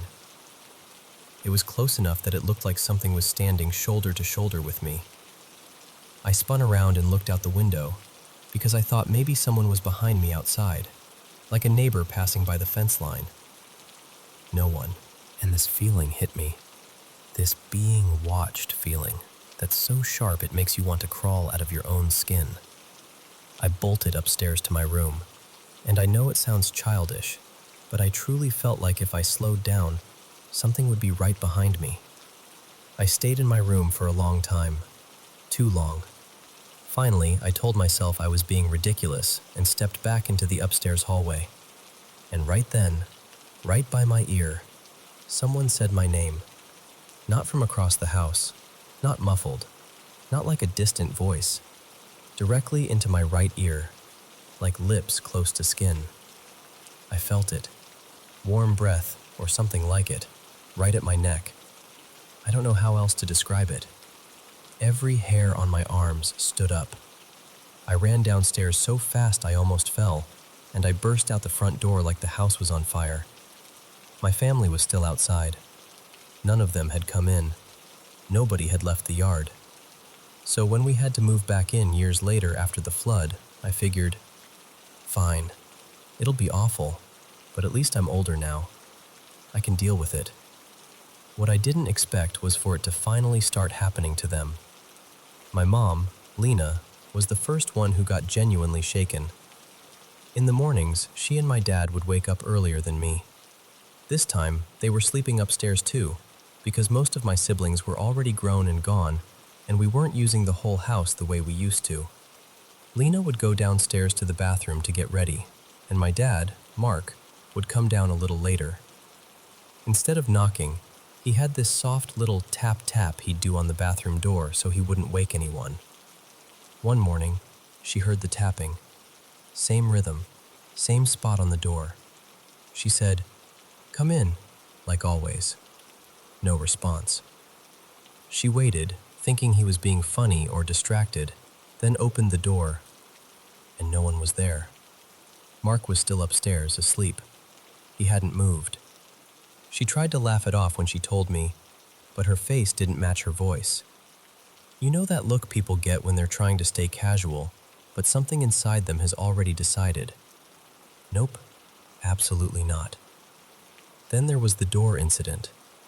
It was just the three of us home. Me, Lena, and my sibling, Quinn. My dad was at work. We had our big dog, Maple, who liked to throw her weight around and scratch at doors when she wanted attention. I heard this loud bang against the door of my parents' bedroom upstairs, like Maple had launched herself into it. At the same exact moment, my mom and Quinn both opened their doors too, like we'd been synchronized. And then Maple walked out of Quinn's room, calm, tail swishing, like she'd been in there the whole time. We all stood in the hallway, staring, because that sound had been unmistakable. It had the force of something slamming a door from the outside, but no one was in the hallway.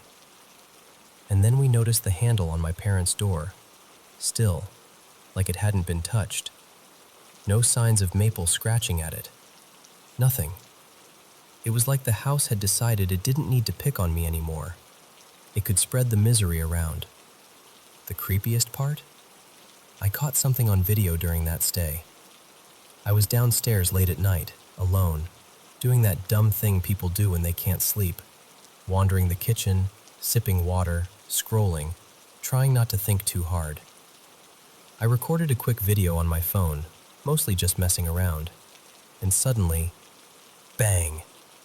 The loudest sound I've ever heard inside a house. It was so violent my ears rang. For a split second, I genuinely thought lightning hit nearby, like it struck the yard or the roof. I played the video back and, even through the phone's audio compression, it sounded like something heavy dropped or slammed in the next room over. Nothing. But the sound was there. Recorded. Real. We talked about every reasonable explanation. Inspections, wiring, pipes, the foundation, even carbon monoxide, because I know that can mess with you, especially in old places. But the house had been checked multiple times, even before it finally sold. Nothing ever came up. And then there was the little thing that felt like a horror movie prop tucked into real life. Years earlier, we found an old photograph hidden behind a shelf in a closet we used all the time. A picture of a young girl, sepia-toned and worn at the edges, like it had been handled 1,000 times. None of us recognized her. It wasn't family. It wasn't ours. Maybe it meant nothing. Maybe it was leftover junk from a previous owner. But in that house, nothing ever felt like just nothing. Even after we moved out for good, every time I stepped back inside, even if it was midday, even if the sun was pouring through the windows, I felt dread wash over me. Like the air itself didn't want me there. Like the walls remembered me. Eventually, we did sell it. Finally. Someone else's keys. Someone else's footsteps on those stairs. And I wish I could tell you I felt closure. But mostly, I felt relief. And this quiet, uneasy hope that whatever was in that house, whatever used to stand outside my door at night, decided it didn't need to follow me. Because it got what it wanted. It got to stay.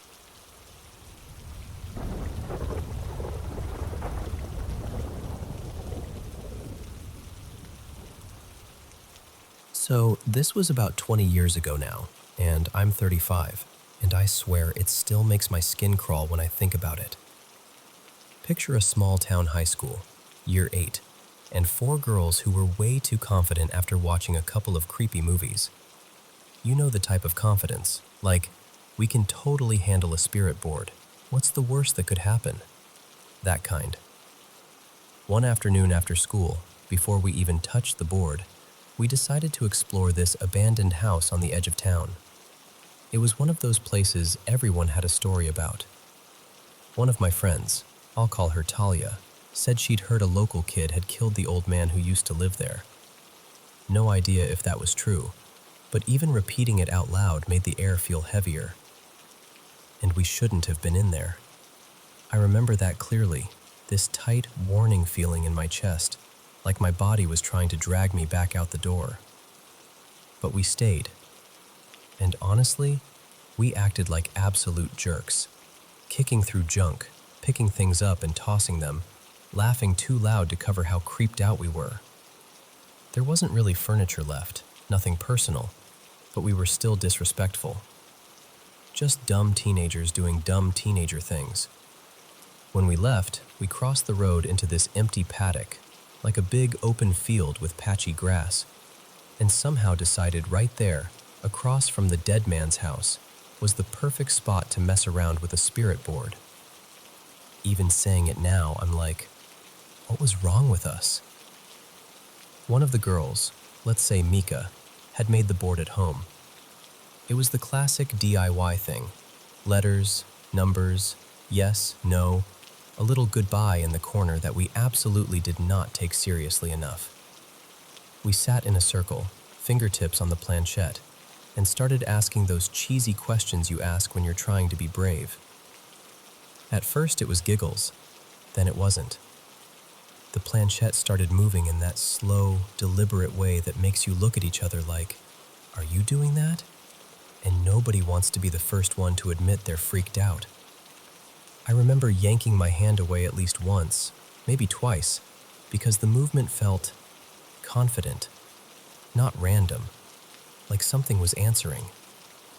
And the name that came through, this is the part that makes me laugh and cringe at the same time, was something totally ordinary. Not Beelzebub or Lilith or anything dramatic. It was Graham, a normal name, which somehow made it worse because it felt real, like, oh, you're not playing a character, you're just here. We got scared fast, pulled our hands away, talked over each other, and then, because we were brilliant, we didn't say goodbye. We just stood up and left it. Like you can just wander off mid-summoning the way you wander off mid-conversation. Time passed. I lost touch with those girls over the years for totally normal life reasons, but I've always wondered what they remember about that day, because I know what happened after, and it still doesn't sit right with me. Over the next few weeks, 2 of them told me they started having really messed up dreams, and I started waking up at 3 a.m. exactly. Not around 3, not somewhere in the middle of the night. I mean bang on. I'd snap awake, heart thudding, and this cold dread would roll over me like a wave. Every time I'd stare at the glowing digital clock to confirm it, like I was hoping it would prove me wrong. And around the same time, my life was already messy. My parents had just split. My mom and I were getting ready to move interstate. I didn't have words for it back then, but my whole nervous system felt like it was stretched tight. I started having panic attacks and constant anxiety, and I truly thought I was losing it.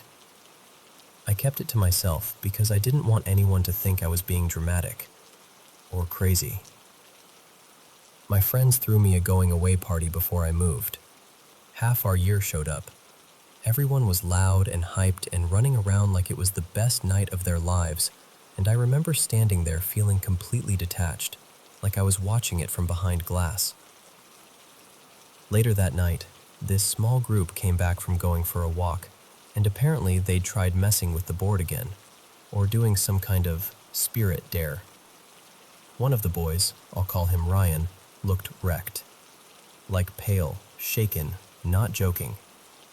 He kept saying he'd seen this horrible vision of his whole family dying. And what do a bunch of teenagers do when someone says something that heavy? They brush it off. They keep partying. They laugh too loud. They pretend it's not real. But I remember thinking, I want nothing to do with this. I didn't even want to hear details. My whole body was like, nope, nope, nope. A few weeks later, it was moving time.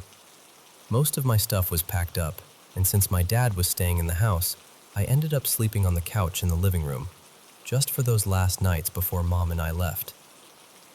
The 3 a.m. waking thing was still happening on and off, but that final night in the house, that's the one that's burned into my memory. I fell asleep on the couch with the room pitch black, and I had this weird, vivid dream where I was out in the backyard near the clothesline. There were people there, friends, family, just normal, casual, like a barbecue vibe. And then, suddenly, they all dropped, like their bodies just shut off, like they'd died. And then I heard my name being called, clear as day, but in this twisted, wrong voice, like someone trying to mimic a person but not quite getting the shape of it right. I jolted awake in the dark, instantly freezing, instantly aware. And I looked down toward the end of the couch, and there was a figure standing there. Not a shadow I imagined, not a coat hanging on a chair. A tall, solid, man-shaped figure right at the foot of the couch, facing me. I remember the feeling more than anything, the certainty, the absolute stomach-dropping certainty that someone was there, watching me. In this tiny, shaky voice, I went, "Dad?" No answer.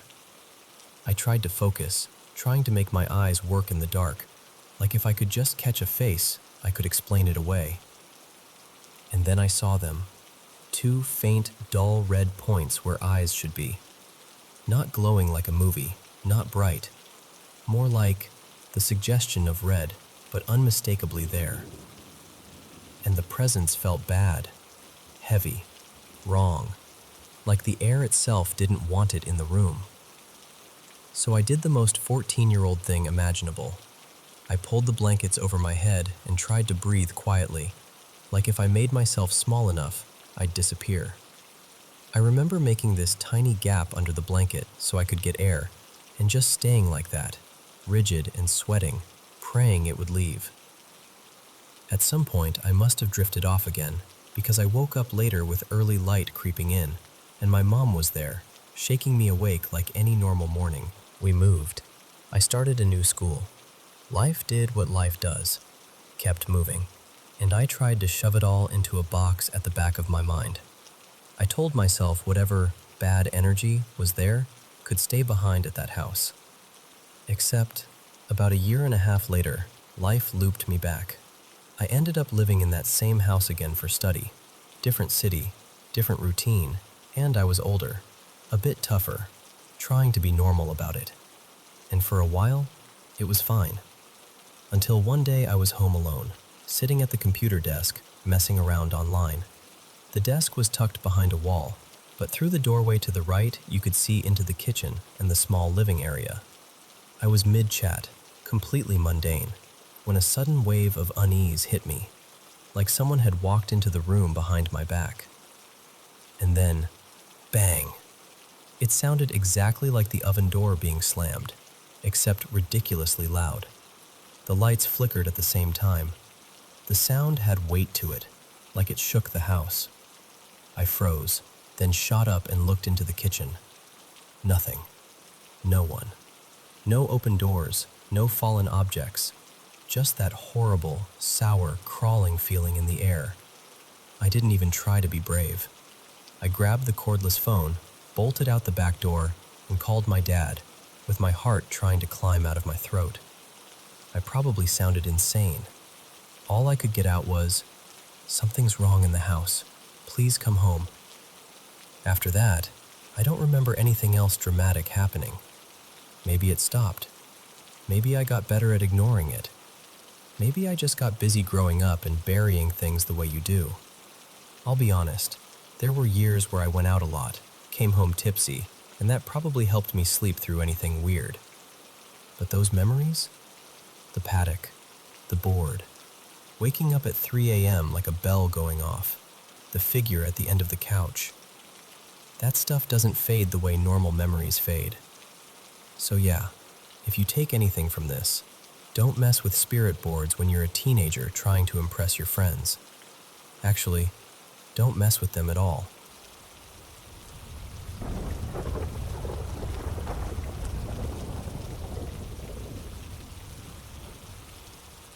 So, I don't tell this story at parties, because it's the kind of thing that changes the whole mood.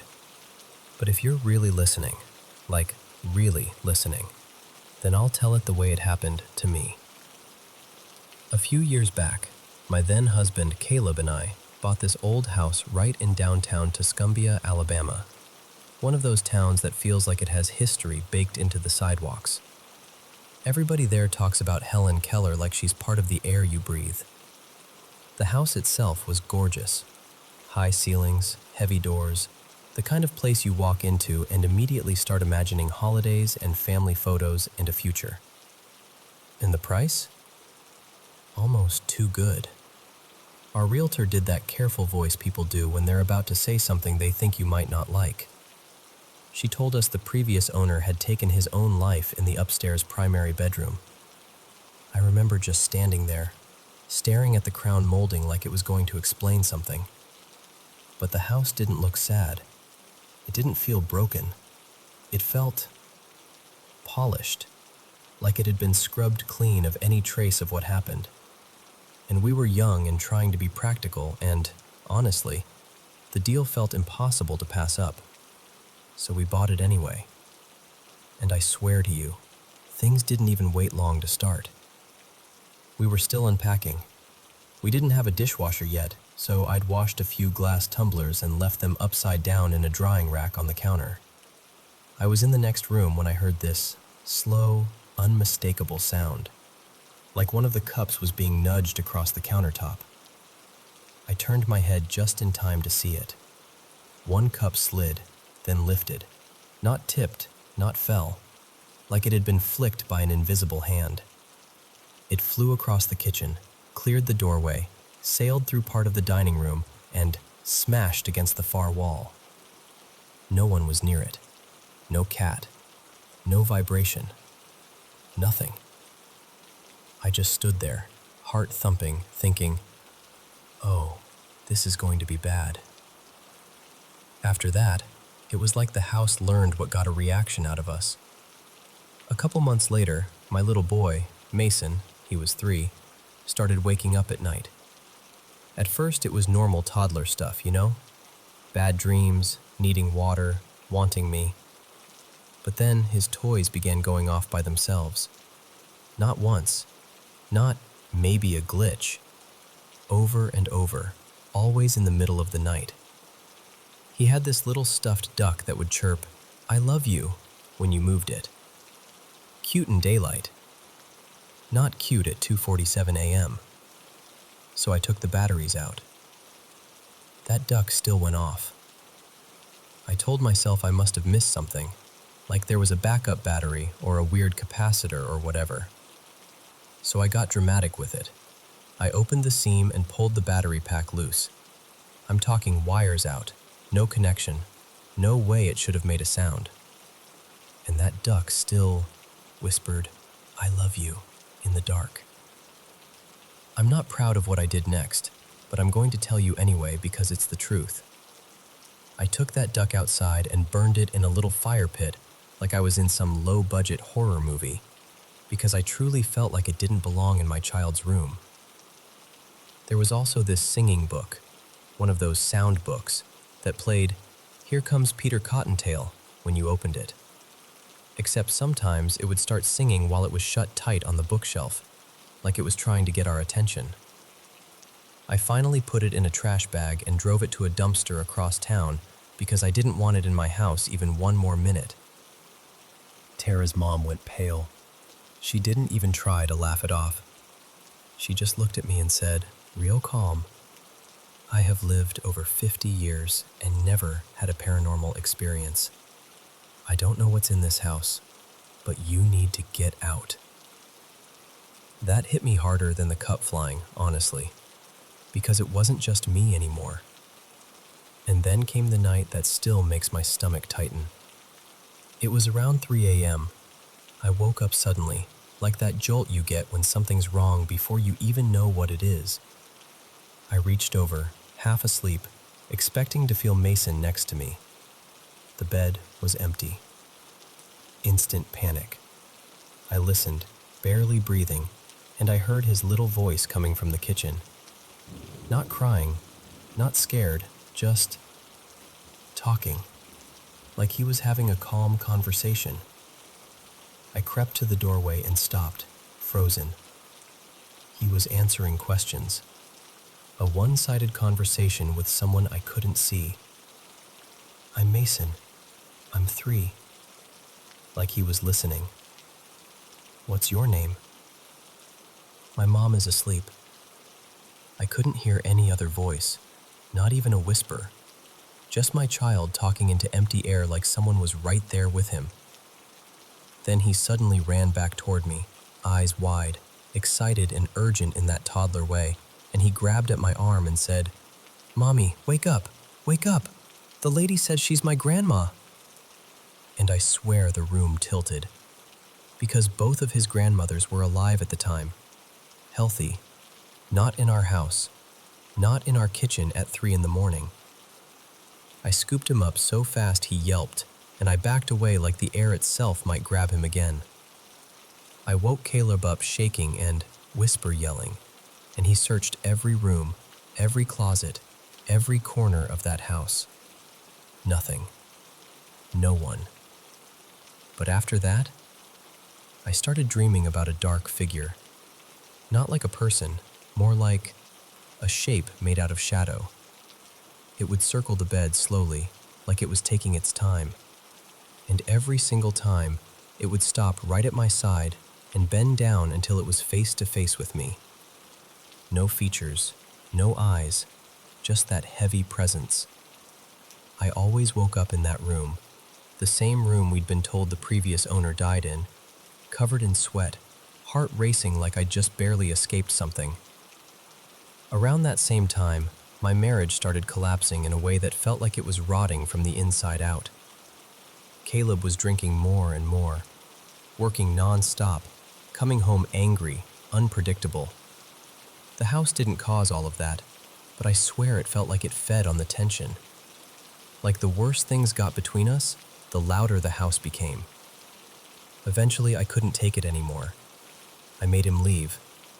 And for a second, just a second, I thought, okay, now it's just me and Mason. Maybe it'll calm down. It didn't. One afternoon, we were sitting on the couch watching a movie. Something harmless, animated, bright. Mason wandered into the kitchen to grab a snack, and suddenly he screamed. Not a whiny, "I dropped something" scream. A full-body terror scream. I ran in and he was gasping, shaking so hard he couldn't even speak. That kind of fear where their little face looks older for a moment because it's so real. I held him and kept asking what happened, trying to slow his breathing, trying not to fall apart in front of him.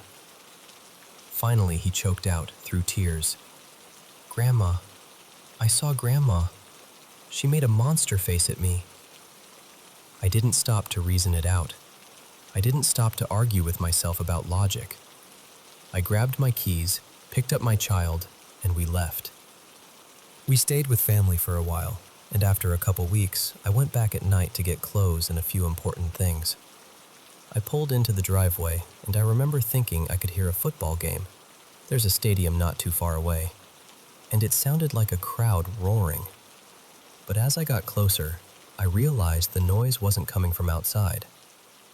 It was coming from inside my house. I unlocked the front door, and my blood went cold. Every single electronic device was on. TV, radio, anything that could make sound, blaring at full volume like the house was throwing a tantrum. like it was furious I'd left, like it wanted me to know it could still fill every corner of that place with itself. And what made it worse? I was the only one with a key. I'd changed the locks after the separation. I turned everything off one by one, hands shaking, grabbing my things as fast as I could without dropping them. And I didn't look down hallways. I didn't call out.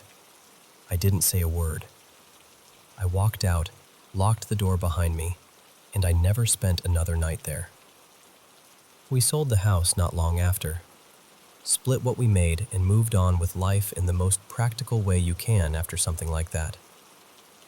I still don't know what was in that house with us, and I'm telling you, this wasn't just a ghost who used to live there. This felt smarter than that, meaner, like it wanted attention and control, like it enjoyed fear. And even now, when I drive through that part of town and past that old place, I catch myself whispering a little prayer for whoever lives there now. Because it's one thing to mess with me, but you don't mess with my child.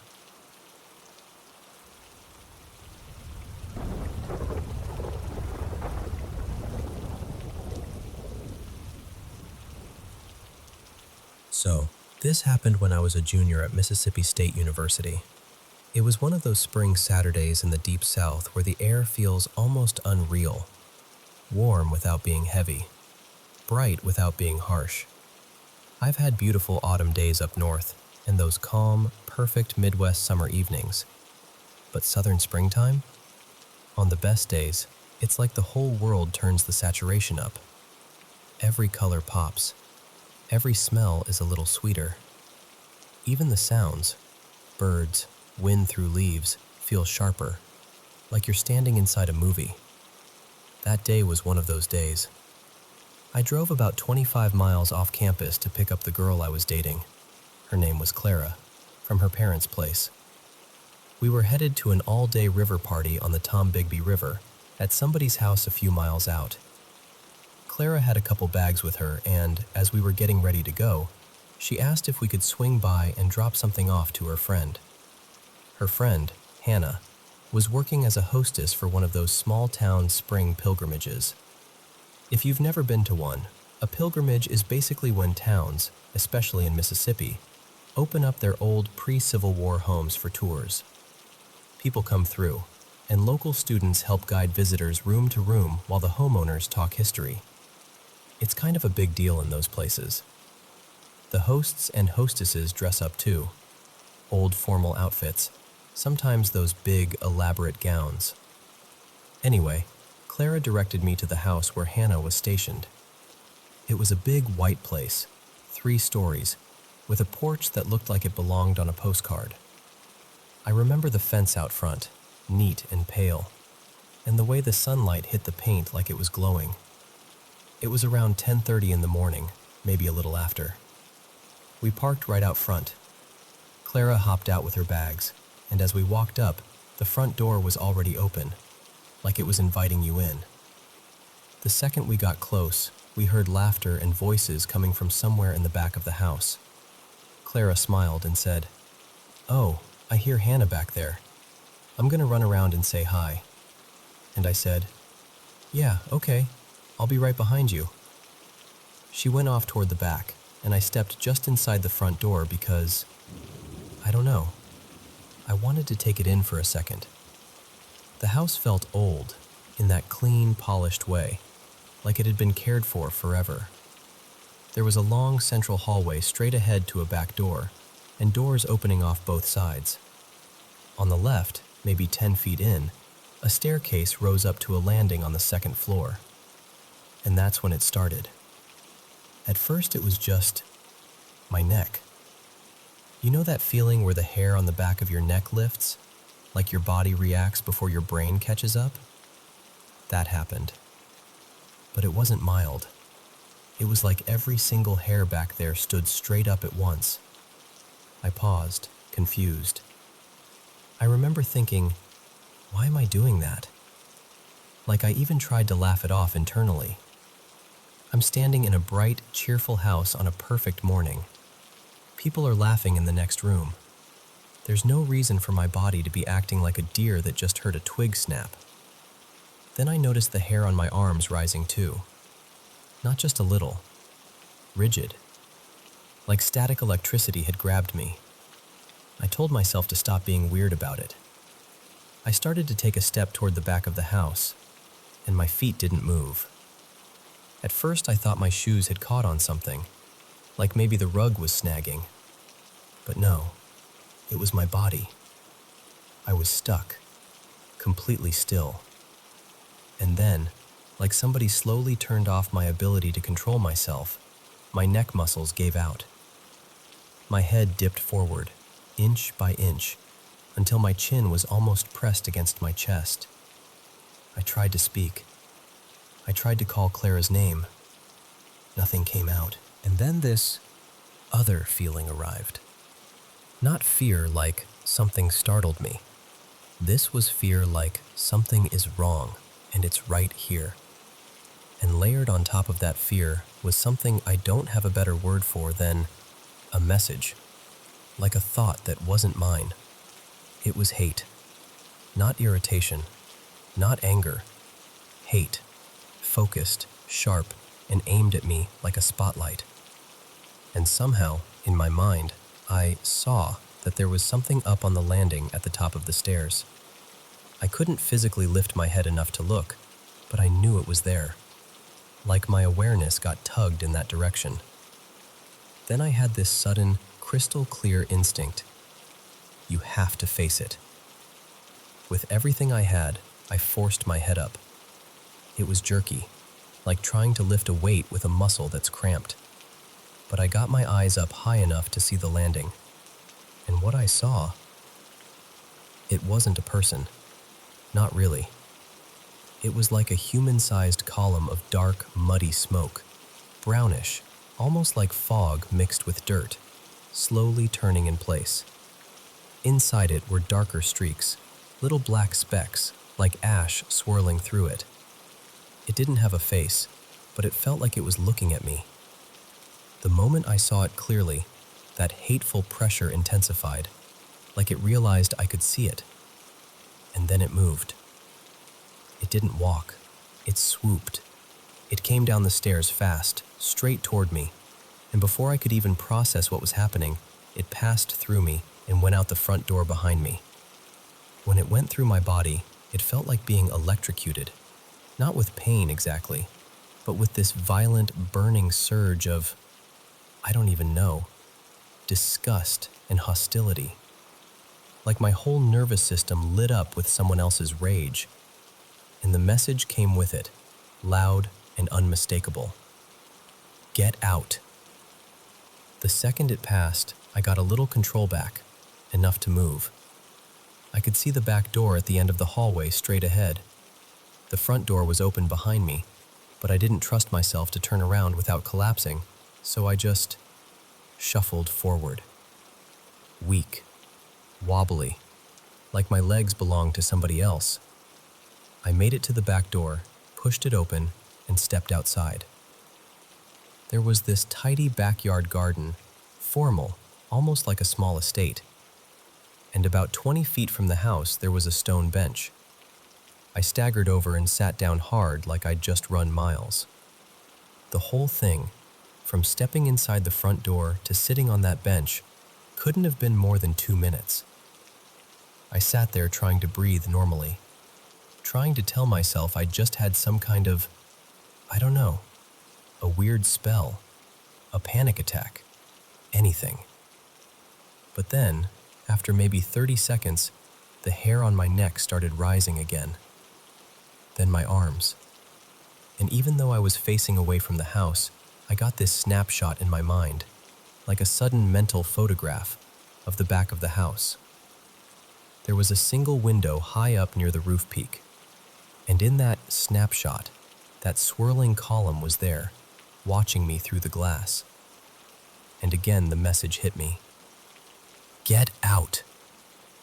Not out of the house, out of there, off the property.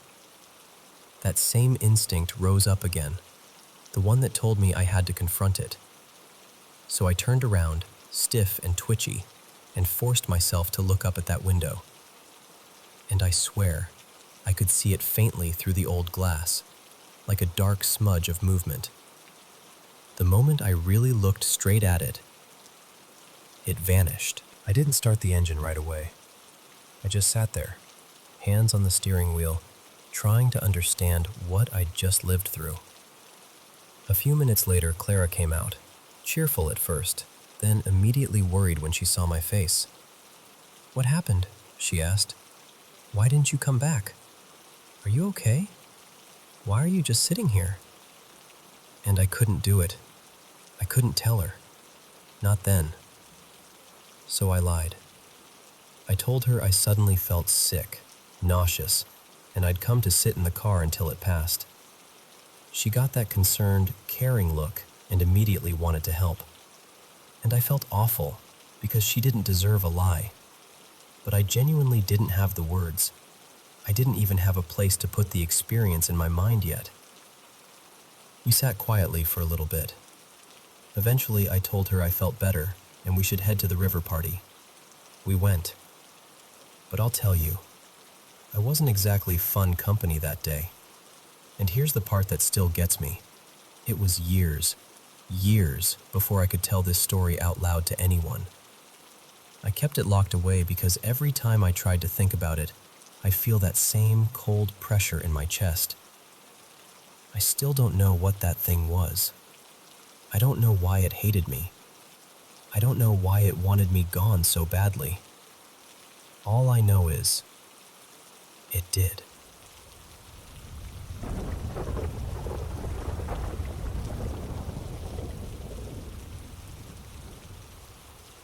So, I need to tell you about the house we moved into. Because if I don't say it out loud, it still doesn't feel real. About 9 years ago, my wife Lena and I found this old Victorian, built in the 1890s. Tall ceilings, carved woodwork, that kind of, they don't make them like this anymore, charm. It was the kind of place you walk through and instantly start picturing holidays, coffee on the porch, a future. We had no clue it was active.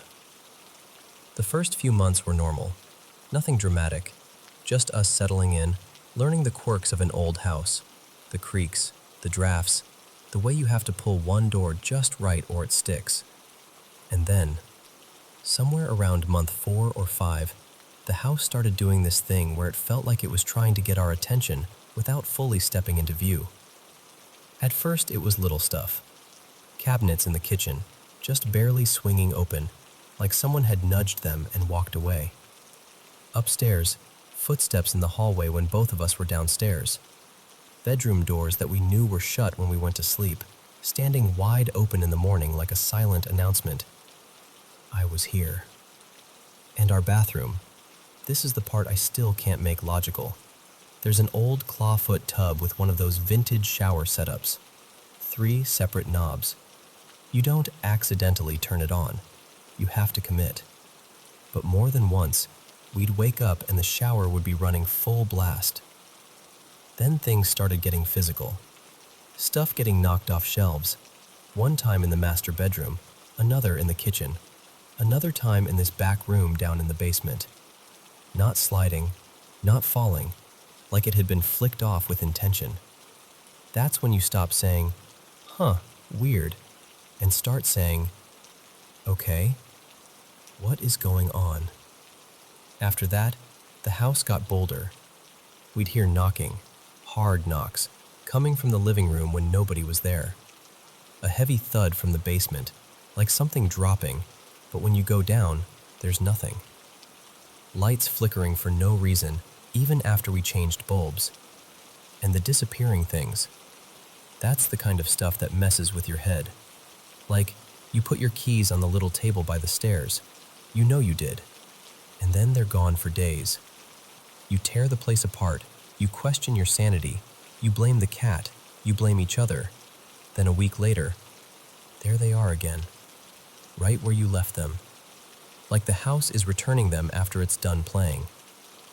But the creepiest shift, the moment it stopped being strange and started being personal was the footsteps on the stairs.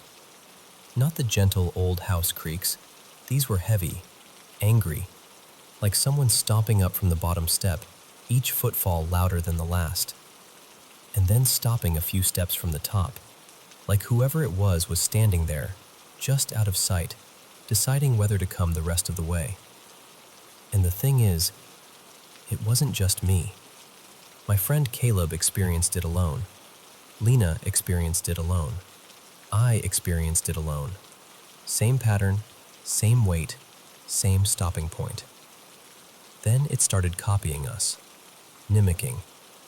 One afternoon I was walking through the kitchen, passing the little hallway that leads to the stairs, and I heard Caleb's voice, right by my ear, like he was standing inches from me, clear as day. I actually turned my head, expecting to see him. He wasn't there. I texted him immediately. "Are you home?" He wrote back from work, sent a picture of his desk like, "Dude, I'm not even close." Another time, Lena and I were in the house together and heard that same voice from another room, followed by a hard thud, like something hit the floor.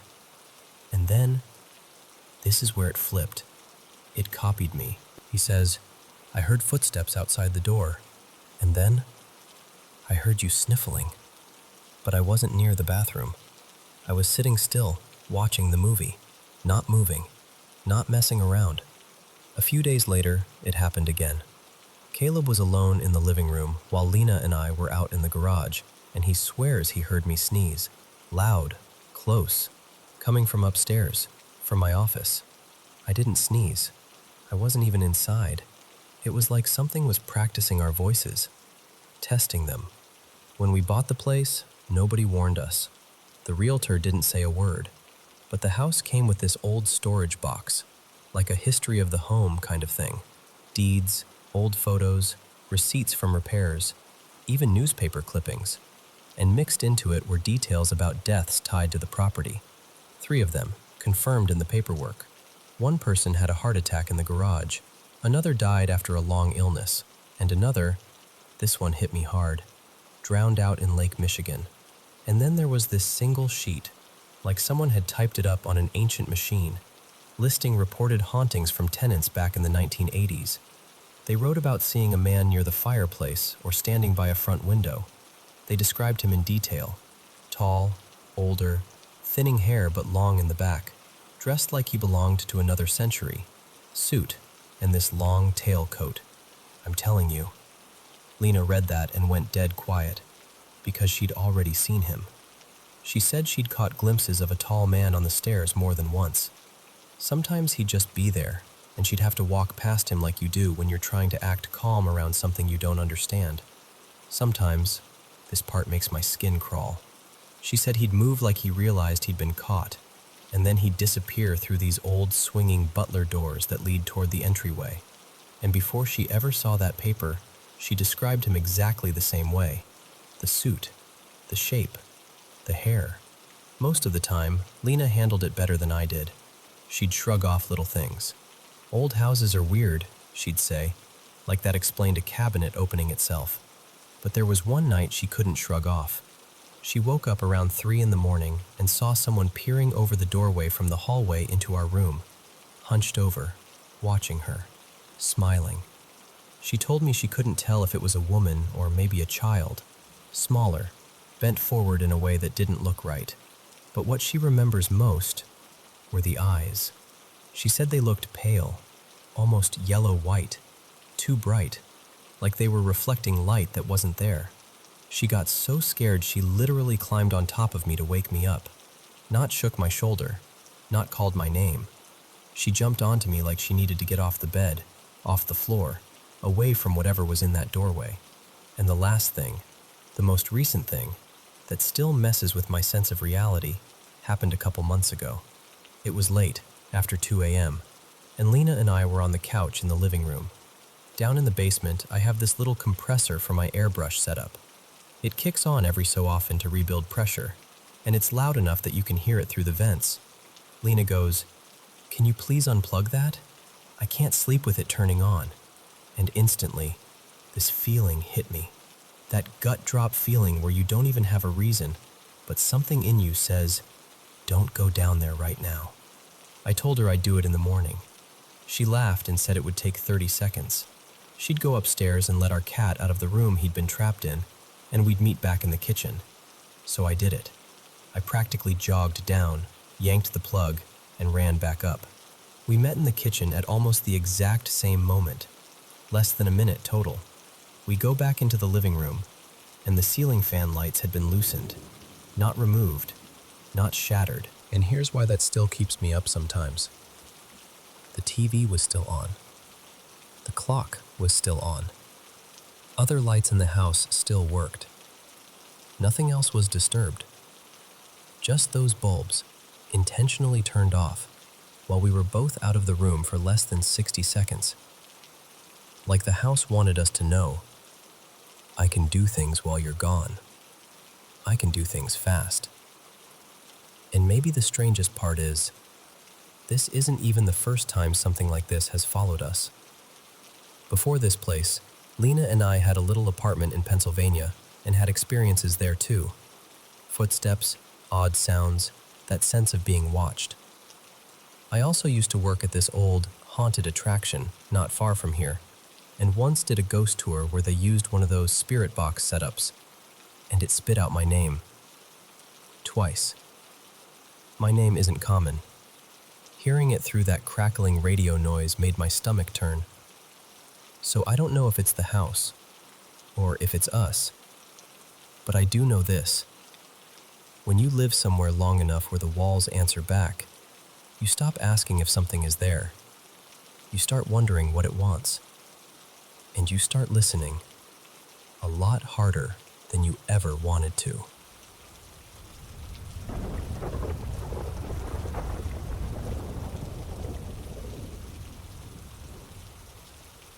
Okay, so let me tell you about a stretch of road outside a little town in northeastern Pennsylvania.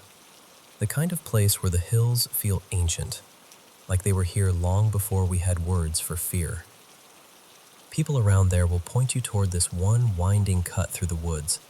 Locals call it Ridgeway Road now, but it's the same kind of old route you see all over Pennsylvania. Originally a wagon track, later paved, still narrow, still curving like it's trying to follow the land's memory instead of fighting it. And the legend? It starts in the late 1800s. The way folks tell it, a family was traveling home in a horse-drawn wagon one winter evening. Father, mother, and their little girl. The road had iced over, and there was this bend where the downhill drops off hard to one side. The wagon hit the slick patch, slid, and went off the edge. They say the father died right there. No last words, no chance. The mother survived, but barely. And the child was gone. Not passed away, not found later, just gone. Vanished into the trees like the woods swallowed her whole. Search parties combed the area for days. Neighbors, hunters, anyone with boots and a lantern. They called her name until their throats were raw. And still, nothing.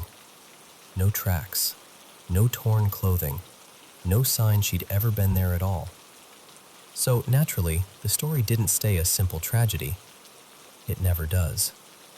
Over time, the road picked up a reputation. Cursed, haunted, wrong, whatever word you want to use.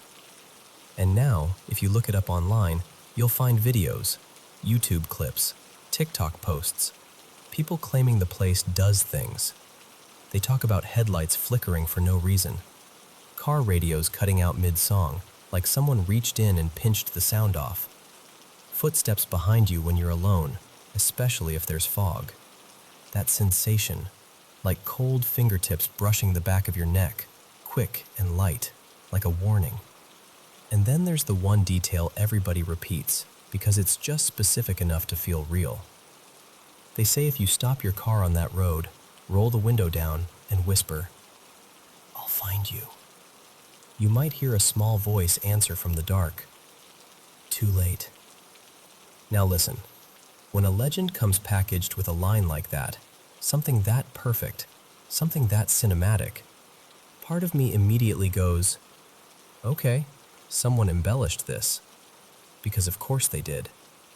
But we didn't go out there to make fun of it. We went out there because even exaggerated stories usually start from something. A sound, a sighting, a moment that made someone's stomach drop. And Appalachia, especially up in those northern ridges, has a way of keeping stories alive. The mountains around there are some of the oldest on Earth.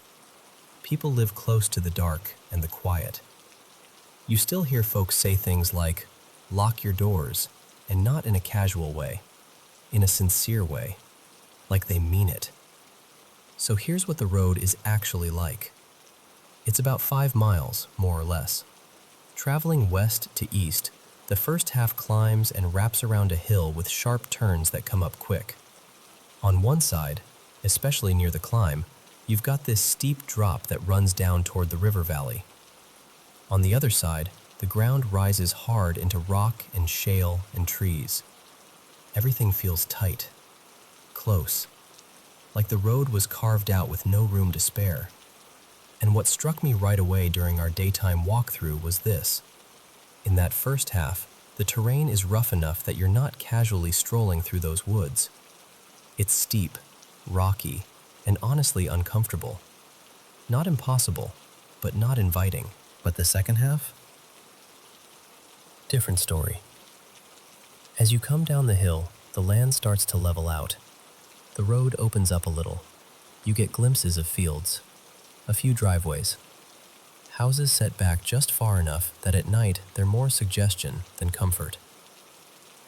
That section felt more believable for the kind of stories people tell, because someone could park there. Someone could wander the tree line. Someone could hear something and not immediately blame it on the road itself. So we decided to treat it like a real investigation. Not a ghost hunt show, just careful, respectful, and thorough. First thing we did, research. My friends, Cal and Junie, reached out to the local historical society, and we asked a simple question. Is there any record of a fatal accident on this road in the late 1800s? A wagon crash? A missing child? Because if it happened, there's a decent chance it left a paper trail. Death notices, family records, something. And the historical society out there? Meticulous. The kind of people who can tell you who married who in 1823 and where they're buried without blinking. They found nothing. No tragic wagon crash. No missing child. No father killed on that road. No record at all. Which doesn't automatically mean it never happened. Records can be incomplete. Names can get misremembered. But it did take a lot of wind out of the legend's sails. Next, we knocked on doors. And I want to be clear about this. That whole area is private property. We weren't about to creep around behind somebody's barn at midnight like idiots. So we introduced ourselves, explained what we were doing, and asked permission to be near the woods after dark. Every single person we spoke to was polite. Some folks looked at us like we were harmlessly strange, which, fair. A couple mentioned they'd heard odd noises while hunting or checking animals at night. Nothing dramatic. No glowing figures, no screaming. Just sounds that didn't sit right. And honestly, the funniest moment was this older guy, an absolute classic farmer type, telling us he'd once heard something that made him decide, nope, I'm done for the night. And his wife was standing there teasing him like, you just wanted an excuse to get out of the cold. It was oddly comforting. Like, whatever this place is, it isn't swallowing people whole. If anything, it's just giving folks a reason to laugh a little nervously. Then we did our overnight surveillance. We parked on the far eastern end of the road around 8 p.m. It was fully dark by then, winter dark, the kind that makes even familiar trees look unfamiliar. We had gear, GoPros, audio recorders, EMF readers, an infrared thermometer. We killed our phones, used handheld radios, checked in every 30 minutes. We split into 2 teams, 3 people on one side of the road, 2 on the other, moving slowly through the woods. And we had whistles as a backup in case radios failed. Simple signals. Check your radio. Look at messages. Come here now. It was quiet. Not spooky quiet, just winter quiet. And the results? Nothing. No voices, no crying, no footsteps pacing behind us, no sudden cold spot that hit only one person. EMF stayed in normal range the entire time. Temperatures dropped as the night deepened, but evenly, exactly what you'd expect when you're out all night in freezing weather. We stayed out until sunrise, and the only thing we really collected was fatigue and a deeper appreciation for warm socks. But here's the part I don't want to dismiss. Even when a place doesn't perform for you, it can still feel old in your bones. That area has deep history, generations of families, long before that the First Nations who lived along the river, and all those layers of human life stacked on the same ground. So do I think there's a ghost child out there answering too late into somebody's open car window? I don't know. What I do know is we didn't see anything. We didn't feel anything. And nobody we talked to seemed genuinely afraid. More like cautious, respectful, a little entertained by the mystery. Maybe the road only plays tricks on someone who's alone and already half spooked when the sun goes down. Maybe it's just a rural myth that grew teeth online. Or maybe the real haunting is simpler than that. A tragedy that never got solved in the way people needed, so the story kept going. Because sometimes, a community would rather have a ghost than have an ending that makes no sense at all. And honestly, on a dark winter road, with the woods leaning in close, I can understand why.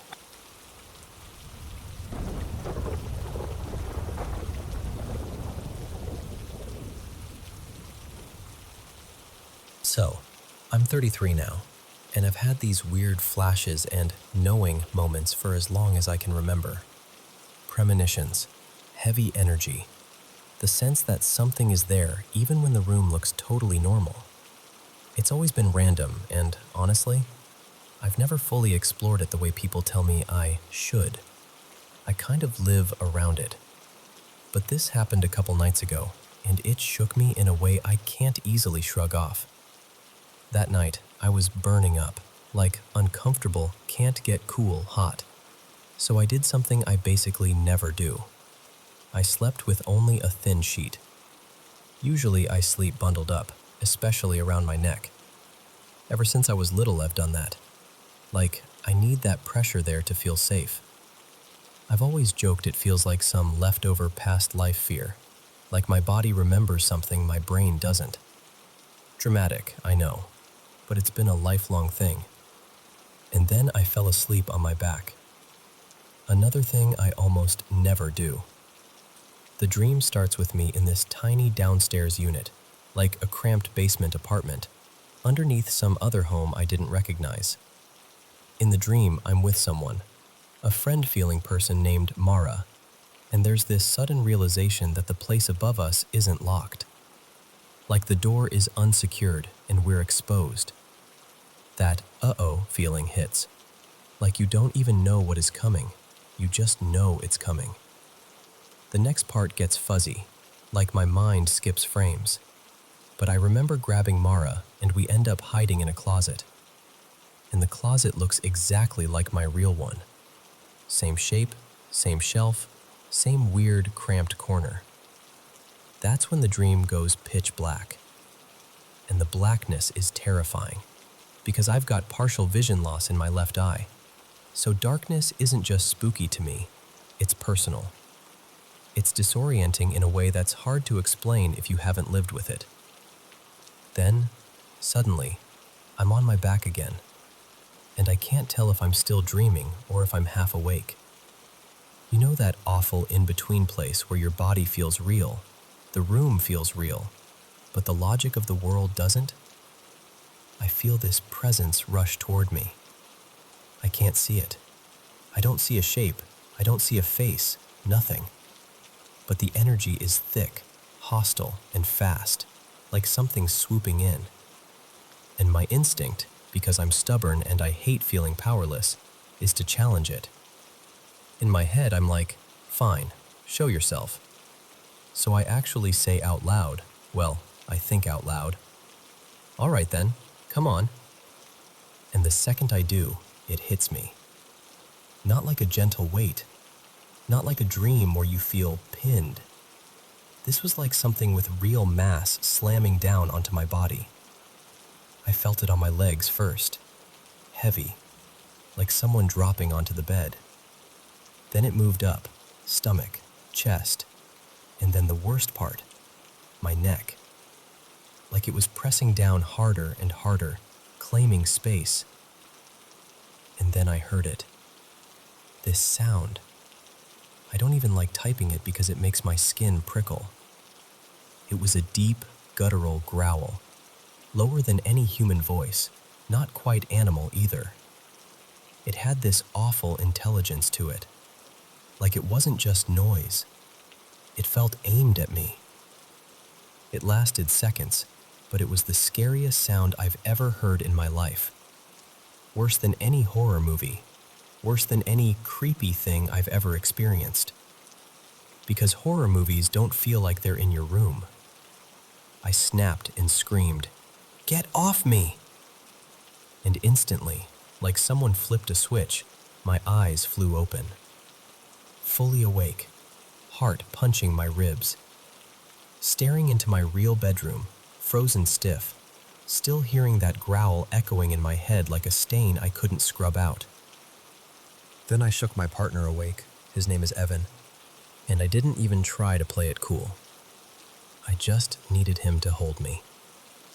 I needed a living, warm, real person next to me to anchor me back into normal reality. And our cat, Juniper, hopped up like she sensed something was off, and curled right in too, like this little furry bodyguard. That helped. A lot. Here's the thing. I've never had sleep paralysis before. Ever. I've read about it, obviously. Who hasn't? But it's never happened to me. And I've always wondered if it's because I don't sleep on my back. So the next day I went down the rabbit hole. Hypnagogic hallucinations, hypnopompic hallucinations, auditory phenomena between sleep and waking. All the clinical explanations. And none of them matched the way I wanted them to. Not cleanly. Not comfortably.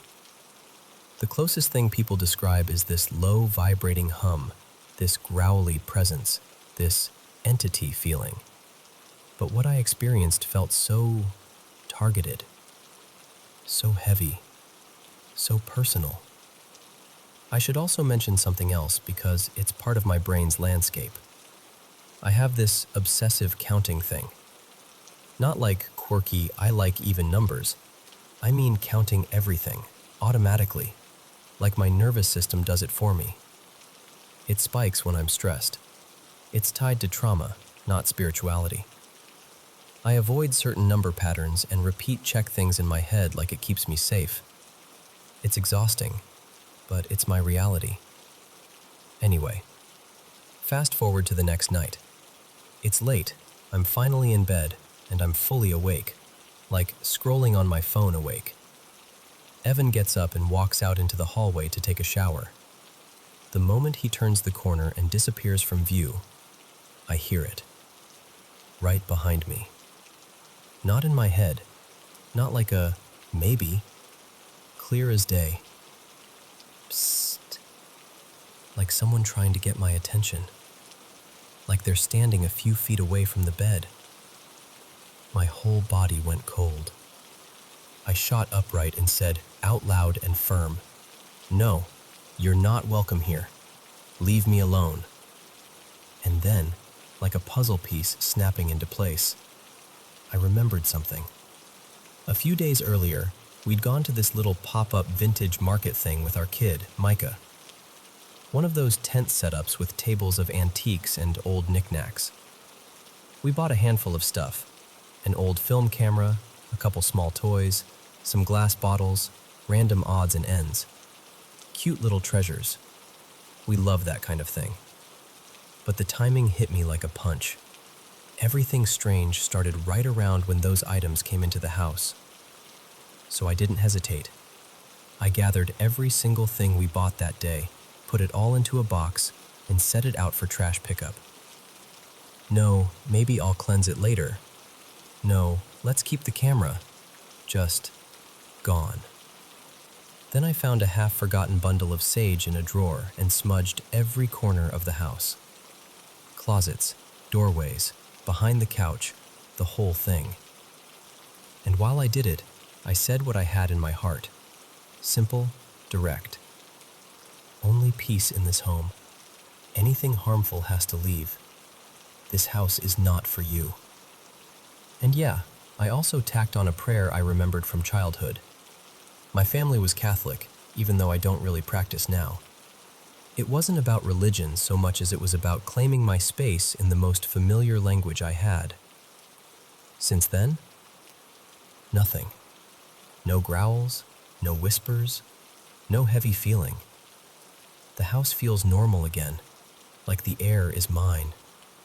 So I can't stop wondering if it was tied to those secondhand items. I know that sounds dramatic, and part of me wants to roll my eyes at myself. But the timing, the escalation, and then the sudden quiet after I got rid of them. It's hard to ignore, and I keep thinking about that second night, the psst, because that wasn't sleep. That was me awake, phone in hand, lights from the screen on my face. That's the part that really messes with me. Hey everyone, welcome back to the Paranormal M channel. Thanks so much for always supporting the channel and sticking with us. And a huge thank you to everyone who's been sending in your mysterious experiences. Don't forget to subscribe and turn on notifications.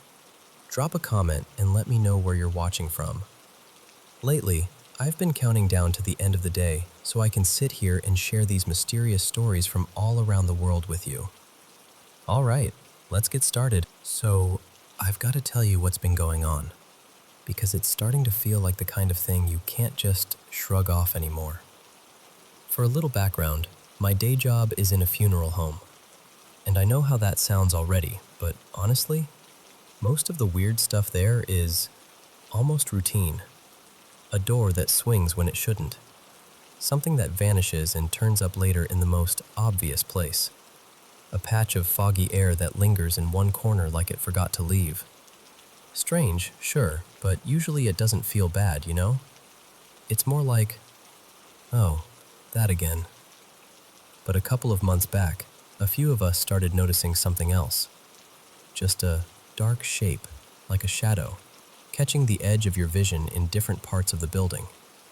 And every time it happened, it left this little aftertaste of unease. Not terror, not panic, just that crawling, something's off feeling that sticks to your skin. Anyway, around the same time, my family moved into a new place. It's a duplex apartment. Nothing fancy, but it's cozy. It's me, Renee, my partner Matt, my daughter Ivy, she's 10, 2 indoor cats, Juniper and Beetle, and our outdoor dog, Scout. We'd barely been there 6 or 7 weeks and everything felt totally normal. Until the whispering started. And when I say whispering, I mean the kind that feels like it's right in your ear. Close enough that you almost flinch from the breath of it. This has happened to me a couple of times in the past, years ago. Back then, it was always a woman's voice. Soft, calming, like someone speaking to you when you're sick or scared. I could never remember the words afterward, but I always woke up with this warm, protected feeling, like I'd been wrapped in a blanket from the inside out. I mentioned it once to a couple of people who are really tuned into spiritual stuff, and they told me, very matter-of-factly, that sounds like a protector, like someone watching over you. So when it happened again recently, in those early morning hours right before sunrise, the first time, I wasn't even afraid. That first time was just like before. Same gentle female voice. I woke up, didn't open my eyes, and just listened. I couldn't tell you what she said if you held a flashlight to my face and demanded it, but I remember the feeling. peaceful, steady, like someone was reminding me, "You're okay, you're safe."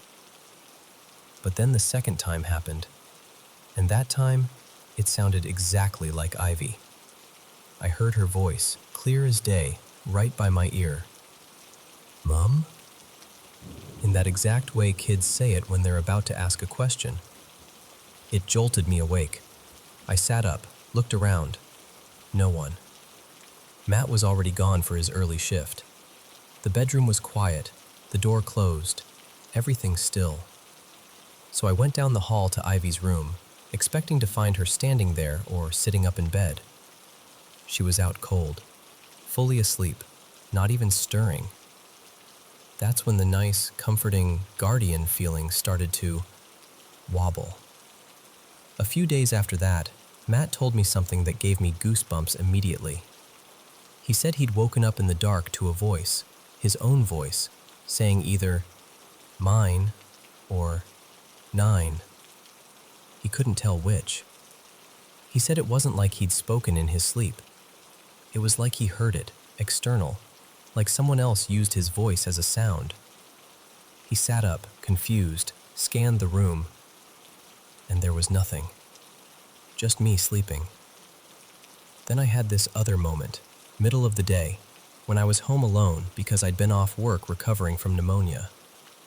I was in bed, drifting in and out, door closed, and I heard 3 knocks. Not random tapping, not a settling noise. 3 deliberate knocks, like someone at a front door.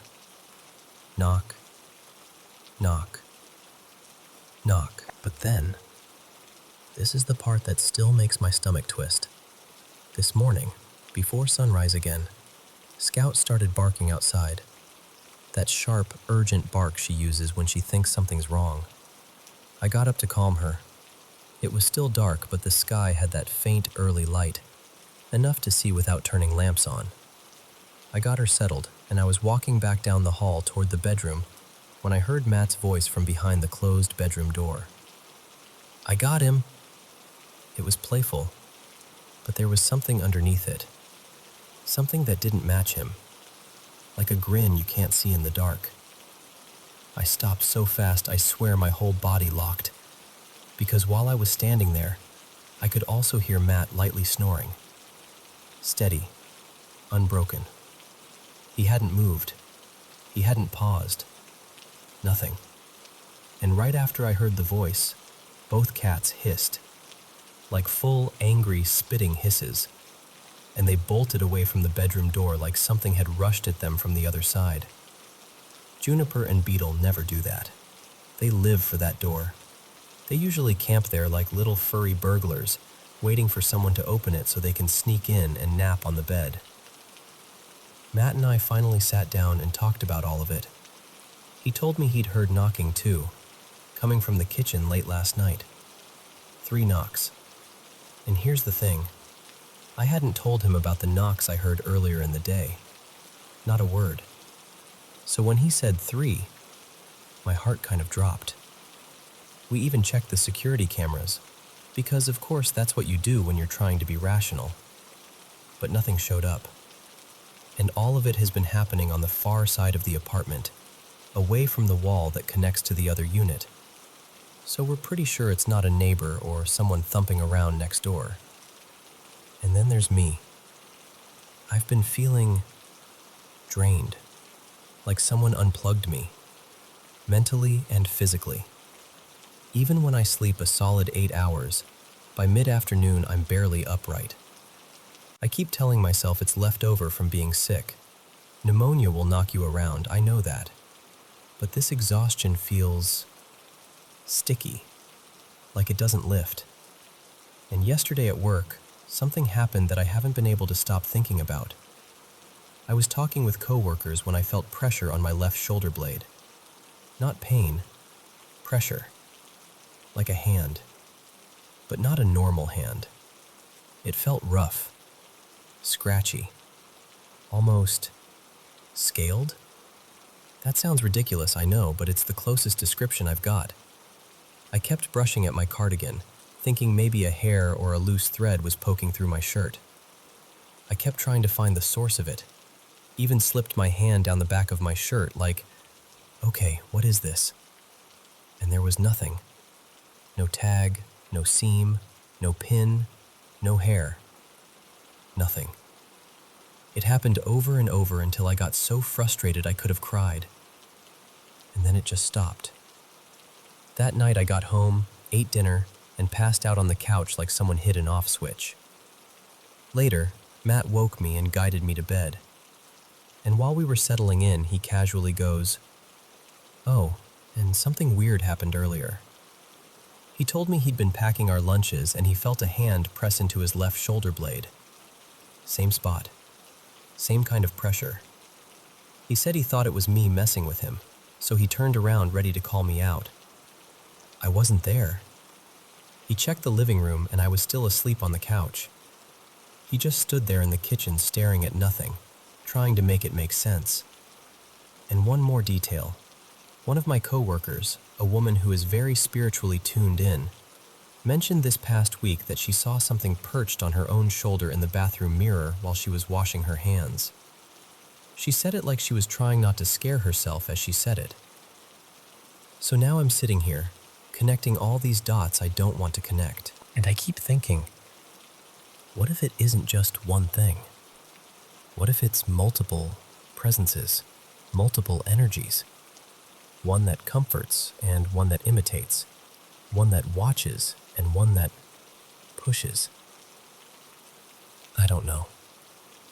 I just know it's getting stranger, and it's starting to feel less like weird little apartment noises and more like something learning us, like something practicing our voices in the dark right before the sun comes up.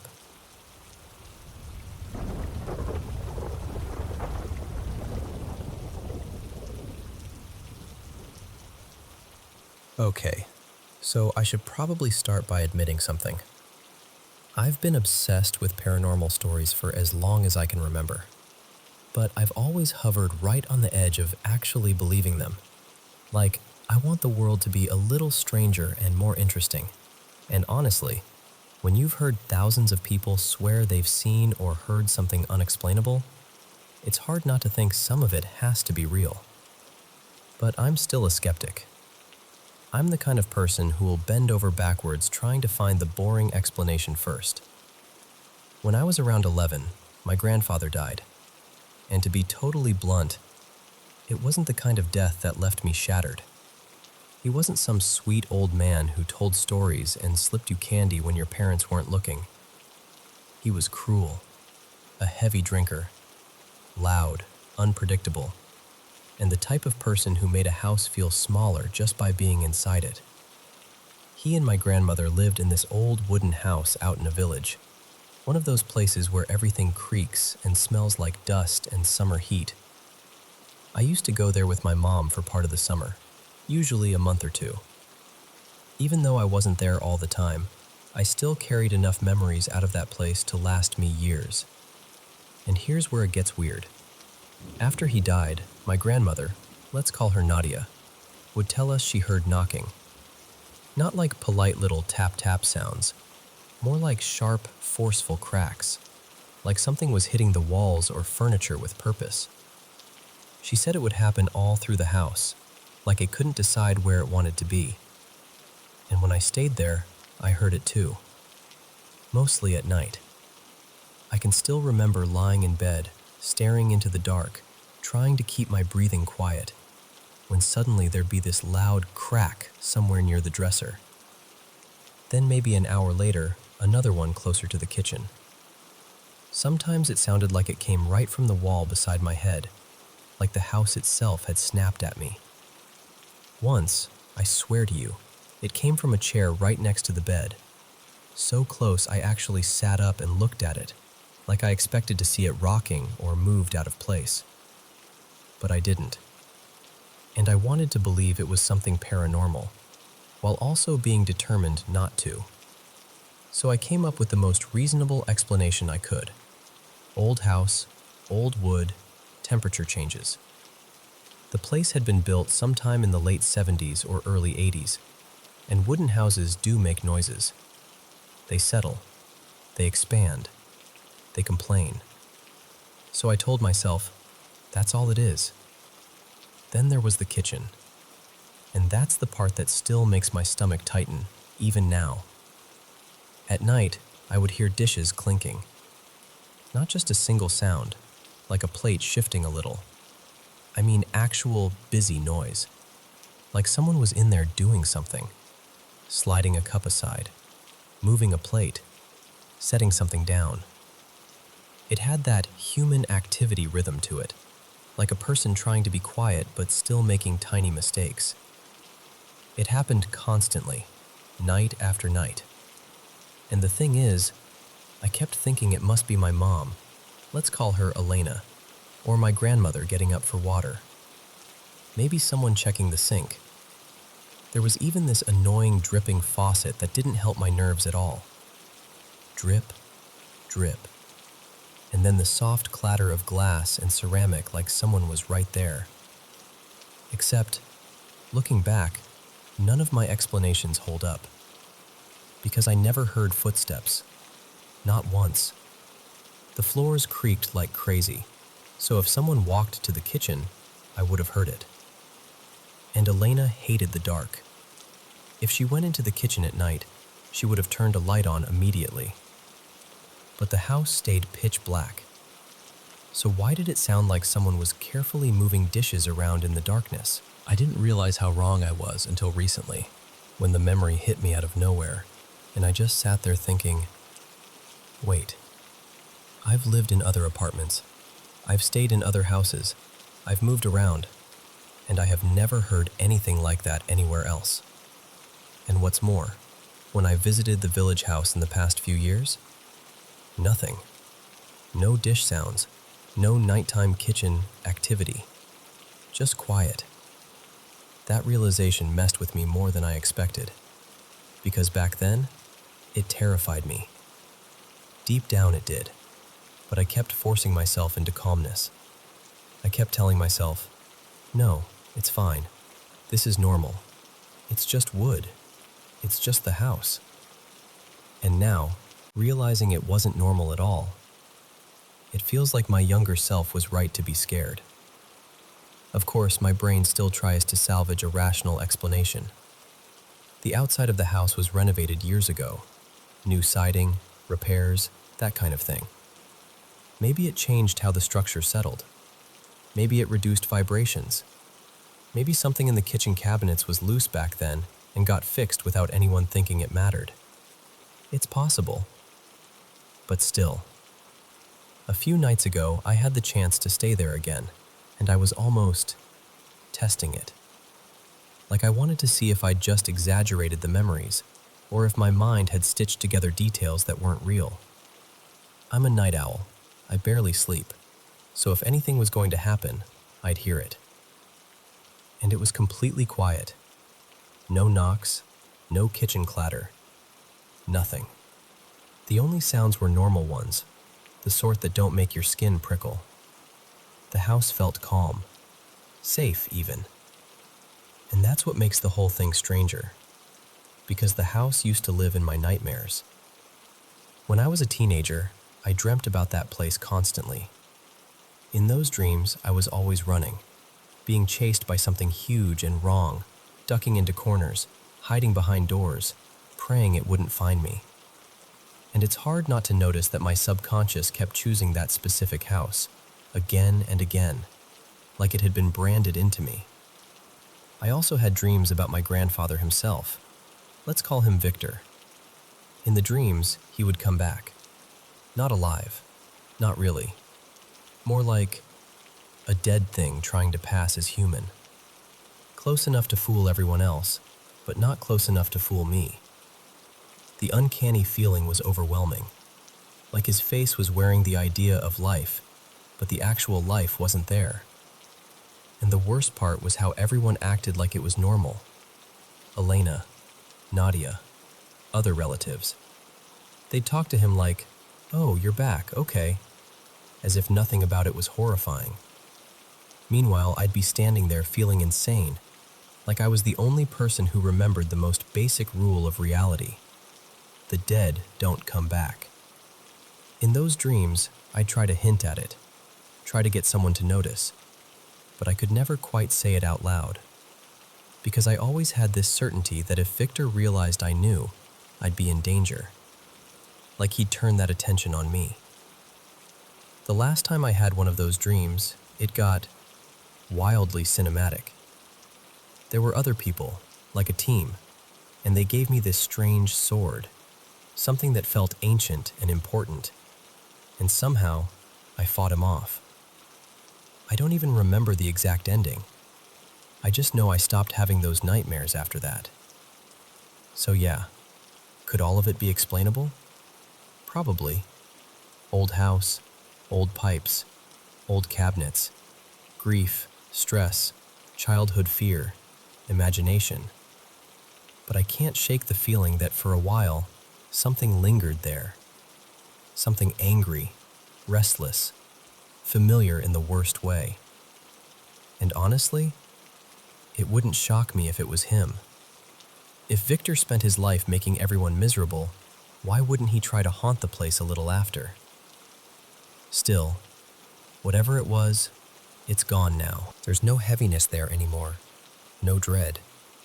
If anything, it feels peaceful, like the air has finally been cleared out.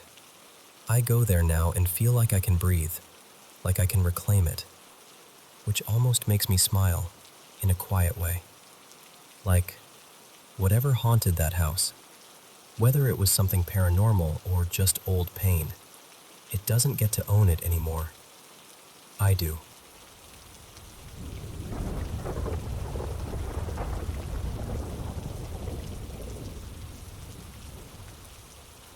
Okay, so I'm 32, and this is just part of my life, honestly.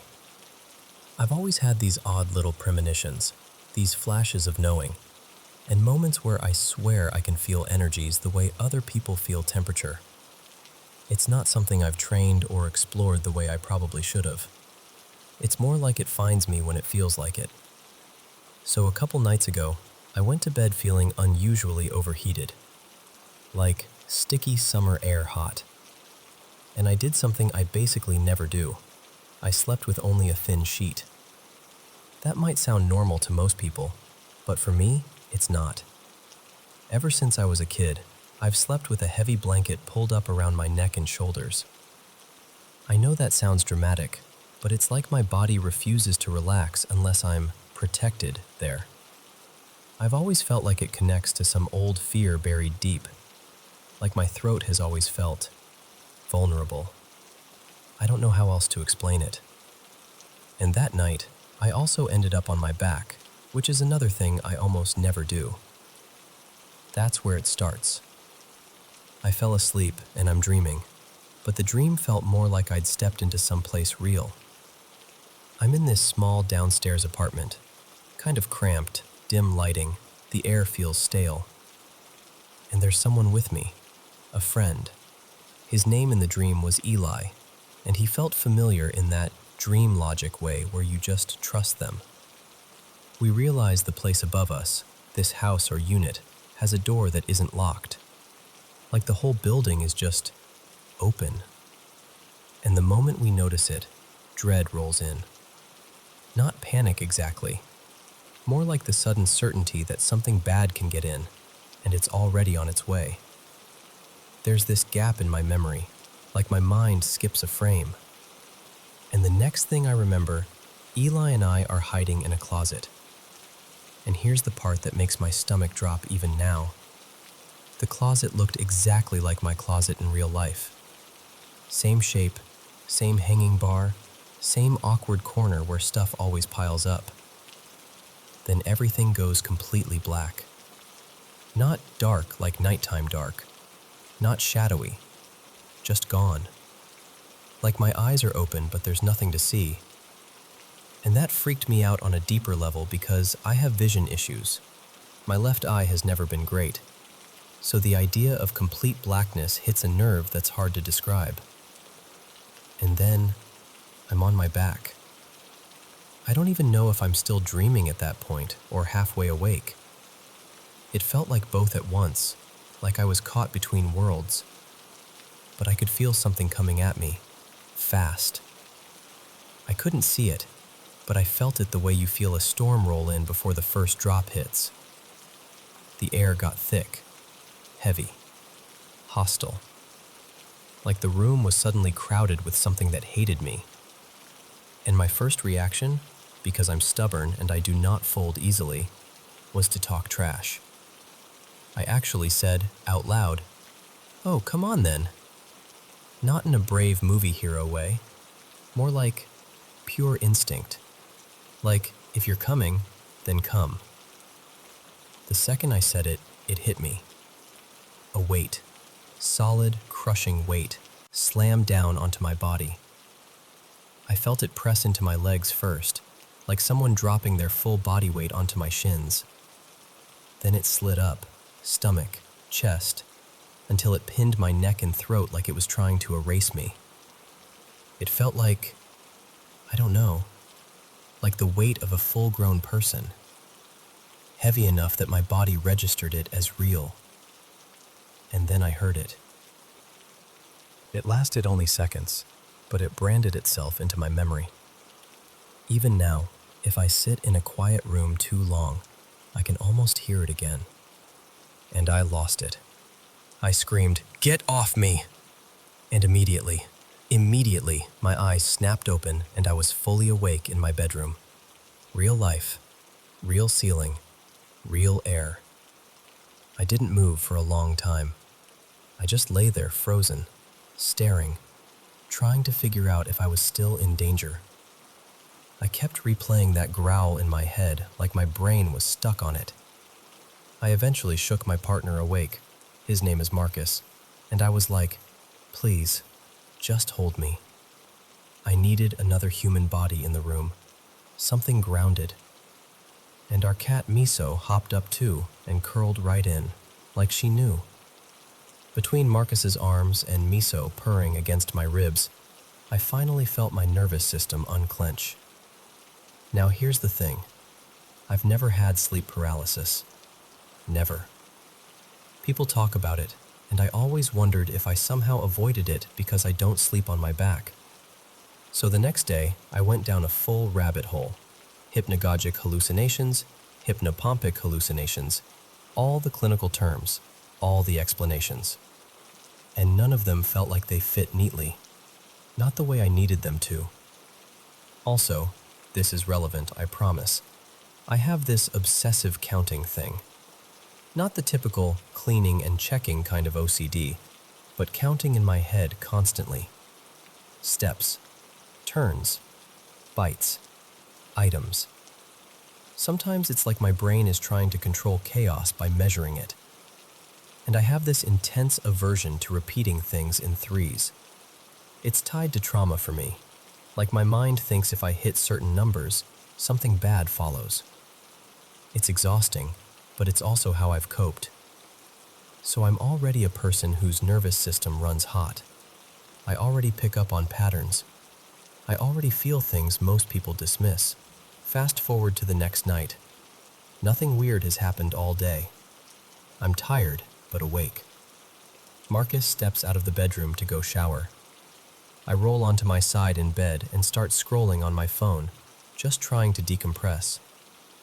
And the exact moment he disappears into the hallway, like the second he's out of sight, I hear it. Right behind me, maybe 5 to 10 feet away, clear as day. Psst. Like someone trying to get my attention. I froze. My whole spine went cold. Then I shot upright and said, firmly, out loud, "You're not welcome here. Leave me alone." And as soon as I said it, something clicked in my head. A few days earlier, we'd gone to this little pop-up vintage tent sale, one of those places with tables of old stuff and boxes you have to dig through. Marcus, our kid, and I all picked out a few random things. A cracked leather camera case, a couple old toys, 2 antique glass bottles, some little knickknacks. Just fun, harmless family treasure hunting. Except, the timing lined up perfectly. Everything that started happening started after those items came into the house. So I didn't debate it. I didn't overthink it. I gathered every single thing we bought that day, put it all in a box, and took it straight outside to the curb. Then I found an old bundle of sage I'd had tucked away for ages. I walked through the house and smudged every corner. Closets, doorways, hallway, bedroom, everywhere. And I spoke the words like I meant them. Only peace lives here. Anything heavy, anything cruel, anything that doesn't belong, leave now. And since then, nothing.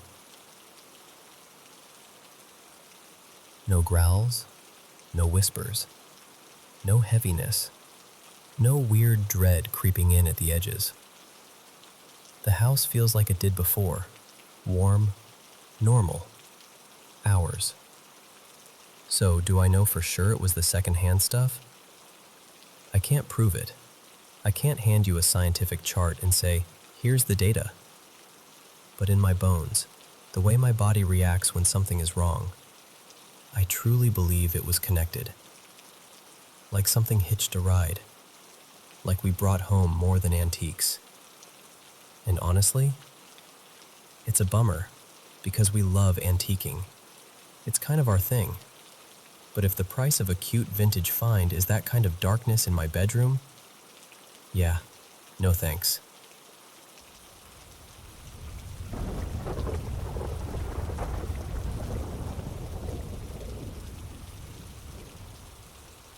Okay, so I want to tell you something that's been true in my family for as long as anyone can remember, especially on my mom's side. For generations, the women in our line have been sensitive. Like, we pick up on energy in a way that isn't just a vibe. It's more like hearing a frequency other people can't hear. Some of us have had dreams that end up being real later. Some of us have seen things. Some of us have had moments where you feel a presence so clearly, it's like someone stepped into the room and never bothered to announce themselves. And I know how that sounds. Trust me, I'm not telling you this lightly. This is just my normal. On paper, it's kind of interesting. My dad's family is from southern Italy, near a town where old stories about folk witches are practically stitched into the culture. And my mom's side is French-Canadian, and they had their own version of light work, herbal remedies, prayer traditions, and quiet rituals that were never called witchcraft out loud, but kind of lived in that same neighborhood. But the real center of all of this, the thing that makes my stomach tighten even when I'm just thinking about it, is my mom's childhood house.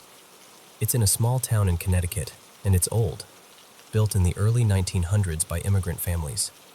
From the outside, it looks like a normal, slightly tired house, but inside, it doesn't feel like a house the way other houses do. It feels like a place with layers, like the air has memory, like something about the land is open. And I don't mean open like welcoming. I mean open like a door that never fully shuts. There are crawl spaces, weird little sealed-off corners. A third floor that's basically been left untouched for years because my grandma can't climb up there anymore. And on top of that, this is important. My grandma became a heavy antique collector over the years. It started harmless, like, oh, that's a beautiful old piece. But it slowly turned into something closer to hoarding. Rooms filled with objects, jewelry, old dolls, statues, trinkets from different cultures, things she picked up at fairs, estate sales, flea markets, all with their own history, their own residue. And I really believe objects carry energy. Some things feel neutral. Some things feel warm. Some things feel loud. That house is loud. The other day, I went there with my mom. We ended up going up to the third floor, where everything feels heavier, like the air is thicker. And I remember standing there and having this familiar sensation creep in. That same feeling I used to get as a kid, like someone was just a step behind me. Not touching me, not speaking, just present. And being in that house always puts me in this weird place emotionally, too. It's like the dysfunction in that side of the family gets amplified there. It's disorienting, like your brain can't fully settle. Anyway, there are a handful of moments that sit in my mind like stones. I'll tell you a few, because they're the ones I keep circling back to. The first one started as a dream. When I was little, I had this incredibly vivid dream that my mom's childhood bedroom was completely infested with ladybugs. Not one or two. I mean everywhere, covering the walls, the bedding, the corners. And I could hear the buzzing like it was right next to my ears. It felt so real that when I woke up, I still had that sensation of being in the room. Years later, I found out something that made my skin prickle. My mom's room actually had been infested with ladybugs at one point, and that was around the time she said the house was the most active. So then you have my mom and her sister, when they were teenagers, who were so scared in that house that they started sleeping together in the same bedroom, which, ironically, was one of the most active rooms. And look, I know people have all kinds of explanations for things. But when you hear someone tell you a story like that, and you can see the fear still living behind their eyes decades later, it's hard to dismiss. Now here's the part that happened recently. Toward the end of our visit, I started feeling that someone is with us sensation again. Like the temperature in the room changed, like I could feel a tension on me. My grandma wanted to show me this old book that's been in the house forever, and she swears she can't get rid of it. Like she's thrown it away and it shows back up again, back in the house, or somehow in the trash like it never left. The book is disturbing. It's a wartime photo book, graphic images, written like a soldier's perspective. And it's tied, in my grandma's mind, to the first family that lived in the house. There's always been this ugly whisper around that family, like they weren't just some people who lived there, but people who brought something dark with them. And here's the thing, my family is Jewish on one side, Christian on the other. So there's an extra layer of discomfort there that I can't fully put into words. It feels personal in a way I don't want it to. I turned to my grandma, but directly, and asked her, "Are they still here?" And she looked at me like she knew exactly what I meant. And she said, almost under her breath, "He wouldn't dare." The second she said that, I opened the book, and this loose cabinet door nearby just fell off its hinges and hit the floor. Not a slow slip, not a gentle creak, a drop, like something punctuated the moment. I didn't even think. I just looked right at the space I felt it coming from and said out loud, "Do not follow me. You are not welcome." Then, because I don't always make the gentlest choices when I'm trying to confirm what I already know, I asked my grandma if I could step into her bedroom. The second I crossed the threshold, I felt it. Sadness. Heavy, weighted sadness. Not like someone had a bad day sadness, more like grief that's been steeping there for years. And I looked into one corner and I just knew someone was there. Not with my eyes, with that inner sense that goes cold and sharp. I said, "Mom, someone's here." And right after I said it, we heard a plastic bag in the corner crinkle, like a hand grabbed it. And then it slid, slowly, dragging down from where it was resting, like something was pulling it just to let us know it could. All three of us, me, my mom, my grandma, said some version of, "Get out," and the movement stopped. The last story I want to leave you with is from my mom's childhood, and it's almost eerily simple. Her sister had a foil balloon, one of those shiny ones, that was already deflated. It was in that same active bedroom. One day, they were all sitting in the living room with friends, and the balloon just floated out of the bedroom. Not blown by wind, not kicked. It wafted out like it had somewhere to be. My grandma stood up immediately, calm, firm, and said, "All right, everyone, come on. We're stepping outside." She led them to the back door, held the balloon there like it was something she was escorting, and said, clear as day, "You cannot be here. "You are not allowed in my house. You need to leave." She opened the door, and the balloon dropped straight down. Just dropped. Like whatever was holding it up let go. So that's what I'm dealing with. And it's not just ghost stories, you know? It's layered. It feels generational. It feels like trauma and pain live in the walls and the objects and the family dynamics all at once. Like everything is tangled together. And I'm not walking into this unprotected. I have my own practices. I've cleansed myself. I know how to ground. I know how to close things off. But I also know I'm going to have to face this more directly one day. When the time comes to clean that house out. When the time comes to decide what stays, what goes, what gets handled carefully. And I don't just want to react. I want to understand what this part of me is and how to approach it without getting pulled under by it. Because I can feel it. That house isn't just haunted. It feels like a doorway somebody left open a long time ago. And I'm trying to figure out what it means to finally, gently, firmly close it.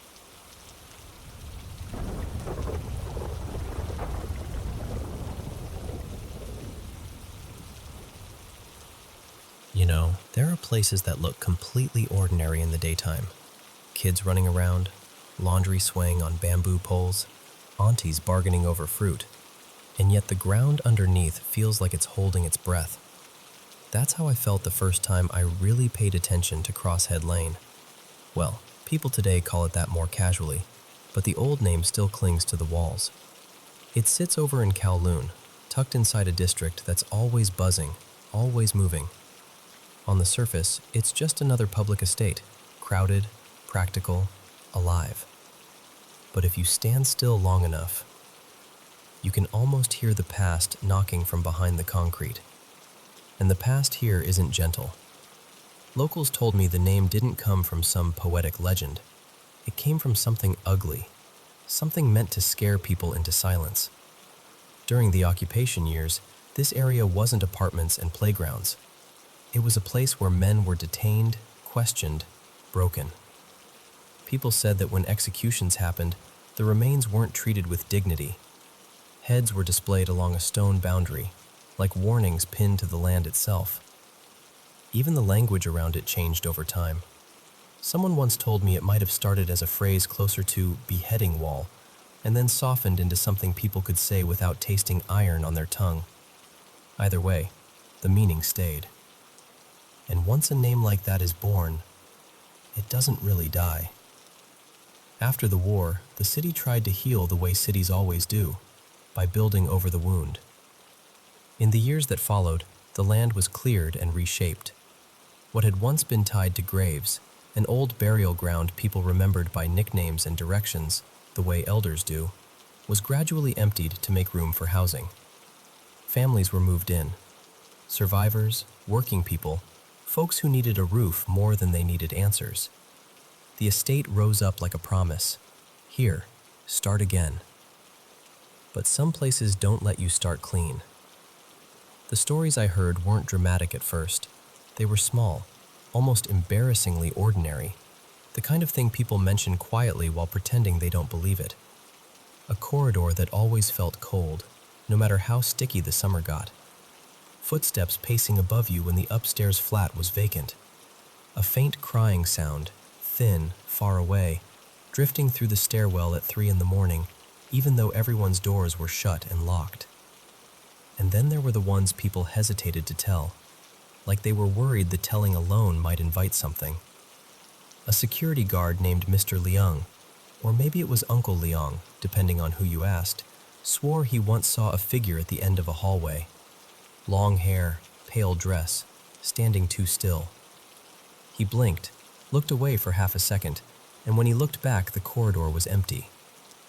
Except for the feeling that someone was still there, watching him from the corners where the fluorescent lights didn't reach. That's the thing people always describe the same way. Not just seeing something, but feeling it. Like the air gets heavier. Like your lungs have to work harder. like the building is listening. The residents tried to do what people here have always done when a place feels unsettled. They gave it respect. Years later, a small temple went up nearby, funded quietly by neighbors, shopkeepers, families who'd lived there long enough to stop laughing at the rumors. They dedicated it to the earth god, the kind of guardian people turn to when the ground itself feels offended. They lit incense. They offered fruit. They asked, in the simplest way, "Please, let everyone rest." If you've never seen those ceremonies up close, it's hard to explain. There's this strange tenderness to it. You'll see offerings laid out like a meal prepared for invisible guests, incense curling into the night air, ritual words murmured in steady voices, not theatrical, more like a lullaby meant for souls that never got comfort in life. Some years, they even set up performances, simple operas, bright costumes, loud drums, meant to entertain spirits who might be wandering hungry and bored. And here's what gives me chills. The front row of seats is sometimes left empty on purpose, reserved, not for the living. Even with all that, people still said the place wasn't fully quiet. Rumors kept piling up like dust in the corners. More than one person told me they'd heard marching at night, boots in rhythm, moving through streets that were completely still. Not the sharp stomp of modern shoes, but something older, heavier. And every time someone mentioned it, they lowered their voice like the sound might hear them back. There were stories, too, about those old underworld figures, Oxhead and Horseface, appearing in the dark, not exactly seen, but sensed. Like the warning before an accident, like a shadow that feels deliberate.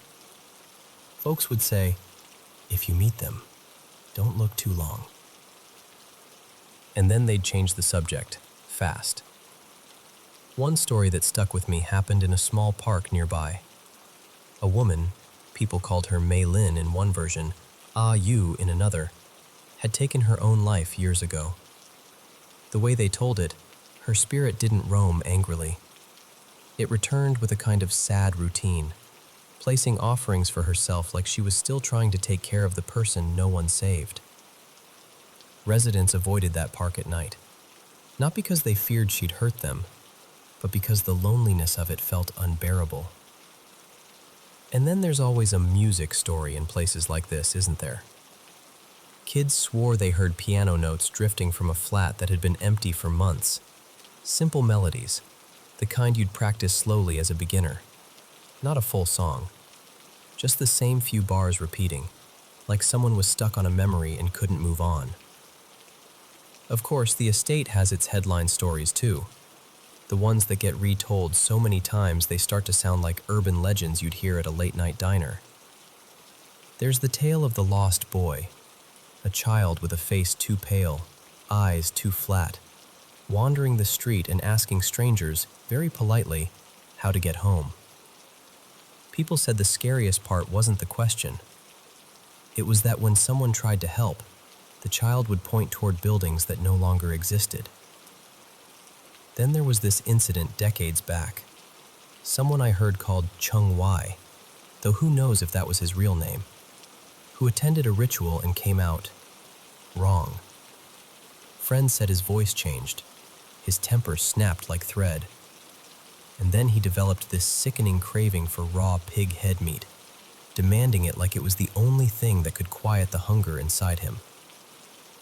People whispered about possession, about something latching onto him during the ceremony. The story spread fast enough that even newspapers poked at it, half skeptical, half fascinated.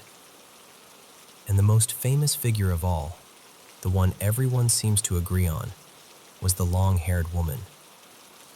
They say she died violently during the occupation years. Some claim she was murdered for resisting. Others say she was simply in the wrong place at the wrong time.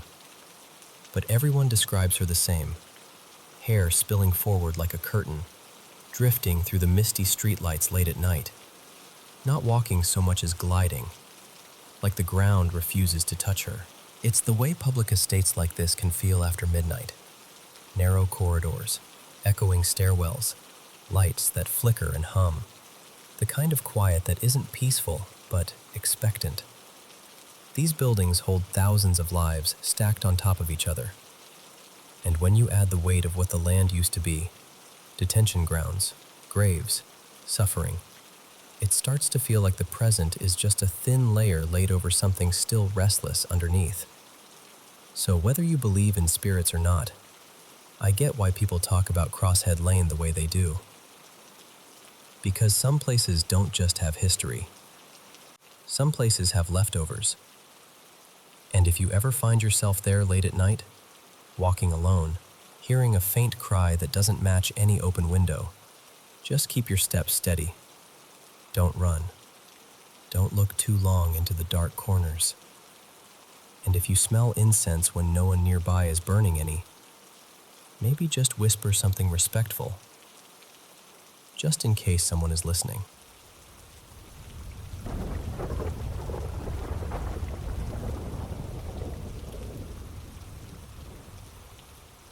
Okay, so I need to tell you about last night, because I still get that weird, cold feeling in my chest when I replay it.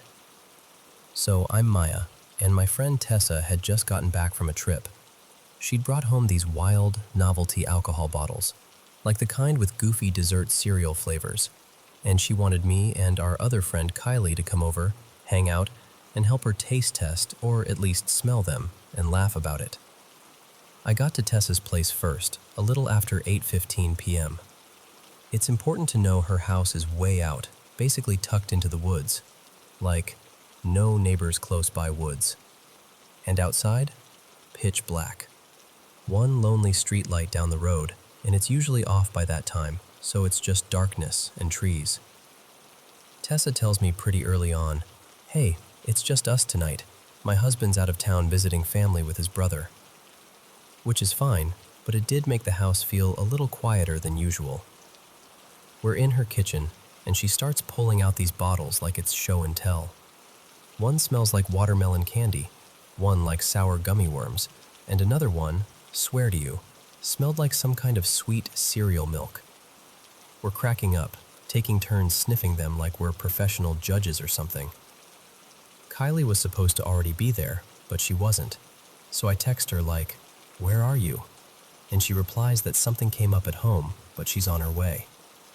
We keep chatting, and then, this is where everything shifts. We hear someone outside go, "Hi," like really clear, a woman's voice, and it sounded exactly like Kylie. Tessa and I stop mid-sentence and just stare at each other. And I'm like, "Oh, that must be Kylie." So I walk to the front door, and because it's so dark outside, I flick on my phone flashlight as I open it. I lean out and I call, "Hey, we're over here." Nothing. So I call again, louder, "Kylie, where are you?" Still nothing. And I even yell a nickname I call her, like full volume, embarrassing yelling, because I'm thinking maybe she can't see the porch or she's walking up from the driveway. But there's no answer, no footsteps, no car door, no crunch of gravel, nothing. Tessa's dogs outside start barking, which makes it even harder to hear, but also, it makes the whole thing feel sharper, like the dogs are reacting to something I'm not seeing. I step back inside and look at Tessa like, "Did you hear that too?" And she's pale, and she just goes, "Shut the door." I shut it, and she goes, "No, lock it." So I lock it, and now we're both standing there in the entryway, staring at the door like it's about to open on its own. I text Kylie, "Are you here?" And she texts back, "No." I swear I felt my stomach drop. I immediately message her again like, "Bro, I heard your voice outside. Are you serious right now?" And she calls me instantly, totally freaked out like, "Are you messing with me?" And I'm like, "No, I'm dead serious. Are you here?" And I can hear her tires on the road through the phone.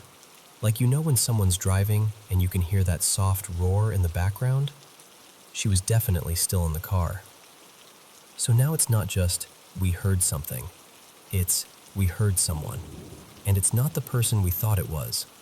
Tessa starts texting a family friend, Marcus, to come over, because we're both officially past spooked and into something is wrong. So I'm on the phone with Kylie, Tessa's texting Marcus, and that's when we hear noises in the back of the house. Like, inside, not outside anymore. It starts soft, like the house settling. Old houses pop and creak, whatever. But then it gets faster, heavier, like something shifting around in Tessa's bedroom area, like a drawer being yanked or someone stepping wrong on a floorboard. It had rhythm to it, intent. Tessa and I just look toward the hallway at the same time.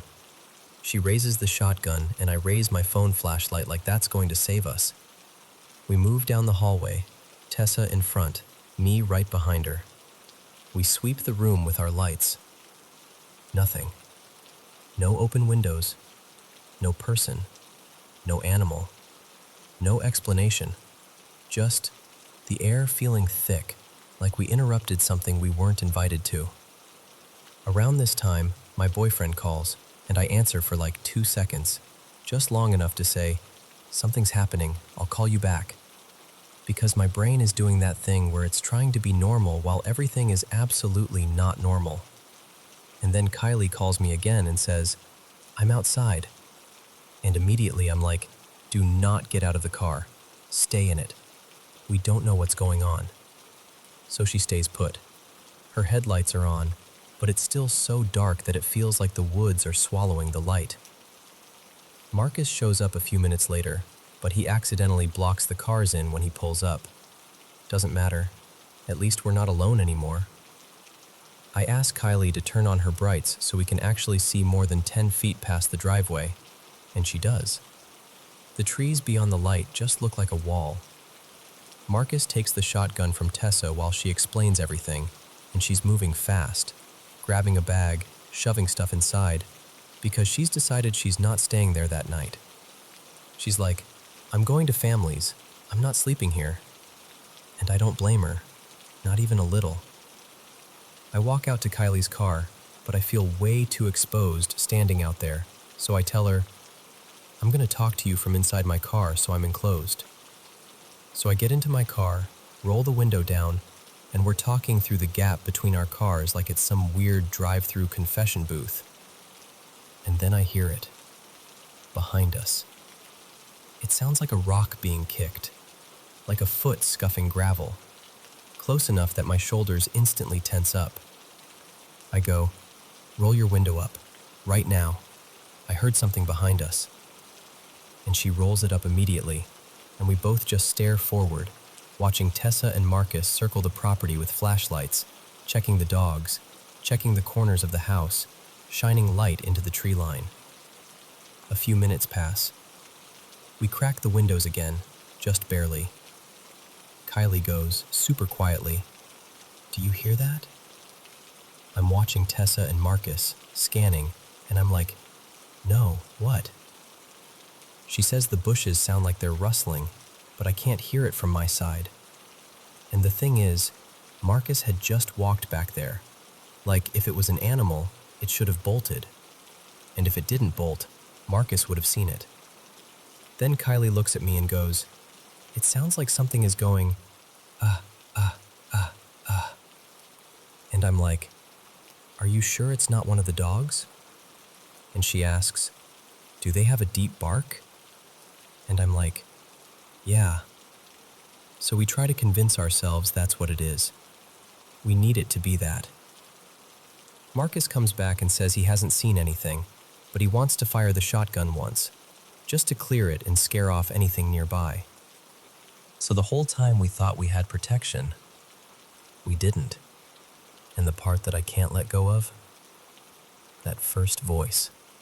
Because Kylie has only been to Tessa's house one time, and whatever called out from the dark sounded like her anyway. And I grew up with Kylie. I know her voice. It wasn't similar. It was right. After we finally got everyone out of there and home safe, we were texting in our group chat, trying to make sense of it. Tessa said something that stuck with me. She said she feels this anger in the house sometimes, like a heavy, sharp feeling. But when she leaves the property, it fades. And I'm not going to pretend I'm some expert, but I know enough to understand that when a place holds a specific, intense emotion like that, especially when it's consistent, it's not a great sign. She wants her pastor to come pray, and she asked me to help cleanse the house too. And honestly, I don't know what it was. I don't know if it was something paranormal, or someone messing with us, or some bizarre echo in the woods that just happened to hit the exact right tone. But I do know this. Something answered us from the dark, and it knew exactly whose voice to use.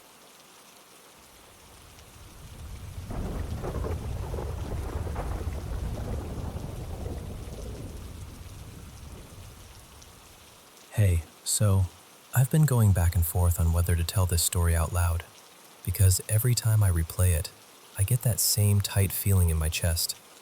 But I'm going to try, because maybe saying it plainly makes it feel less stuck to me. So I live with my mom, Mary Ann, and until recently my grandpa, Gordon, lived with us too. Our place is in rural Saskatchewan, and it's one of those late 80s houses that always has a little creak in it, especially when the temperature drops. Nothing fancy, just a normal, lived-in home. My mom bought it about 12 years ago, and as far as she knew, there was no weird history, no tragedies, no big stories tied to the land, nothing that would make you raise an eyebrow. And honestly, I used to be the type to roll my eyes at haunted house stuff. But the timeline matters. Back in January 2024, my grandpa took a bad fall on the stairs. He ended up in the hospital, and that's when things started feeling off. Like the house had been holding its breath while he was there, and then, suddenly it didn't know what to do with itself. At first, it was sounds. My mom and I would be upstairs at night and hear slow, deliberate footsteps in the basement, right where Grandpa's room was. Not the usual house-settling pops.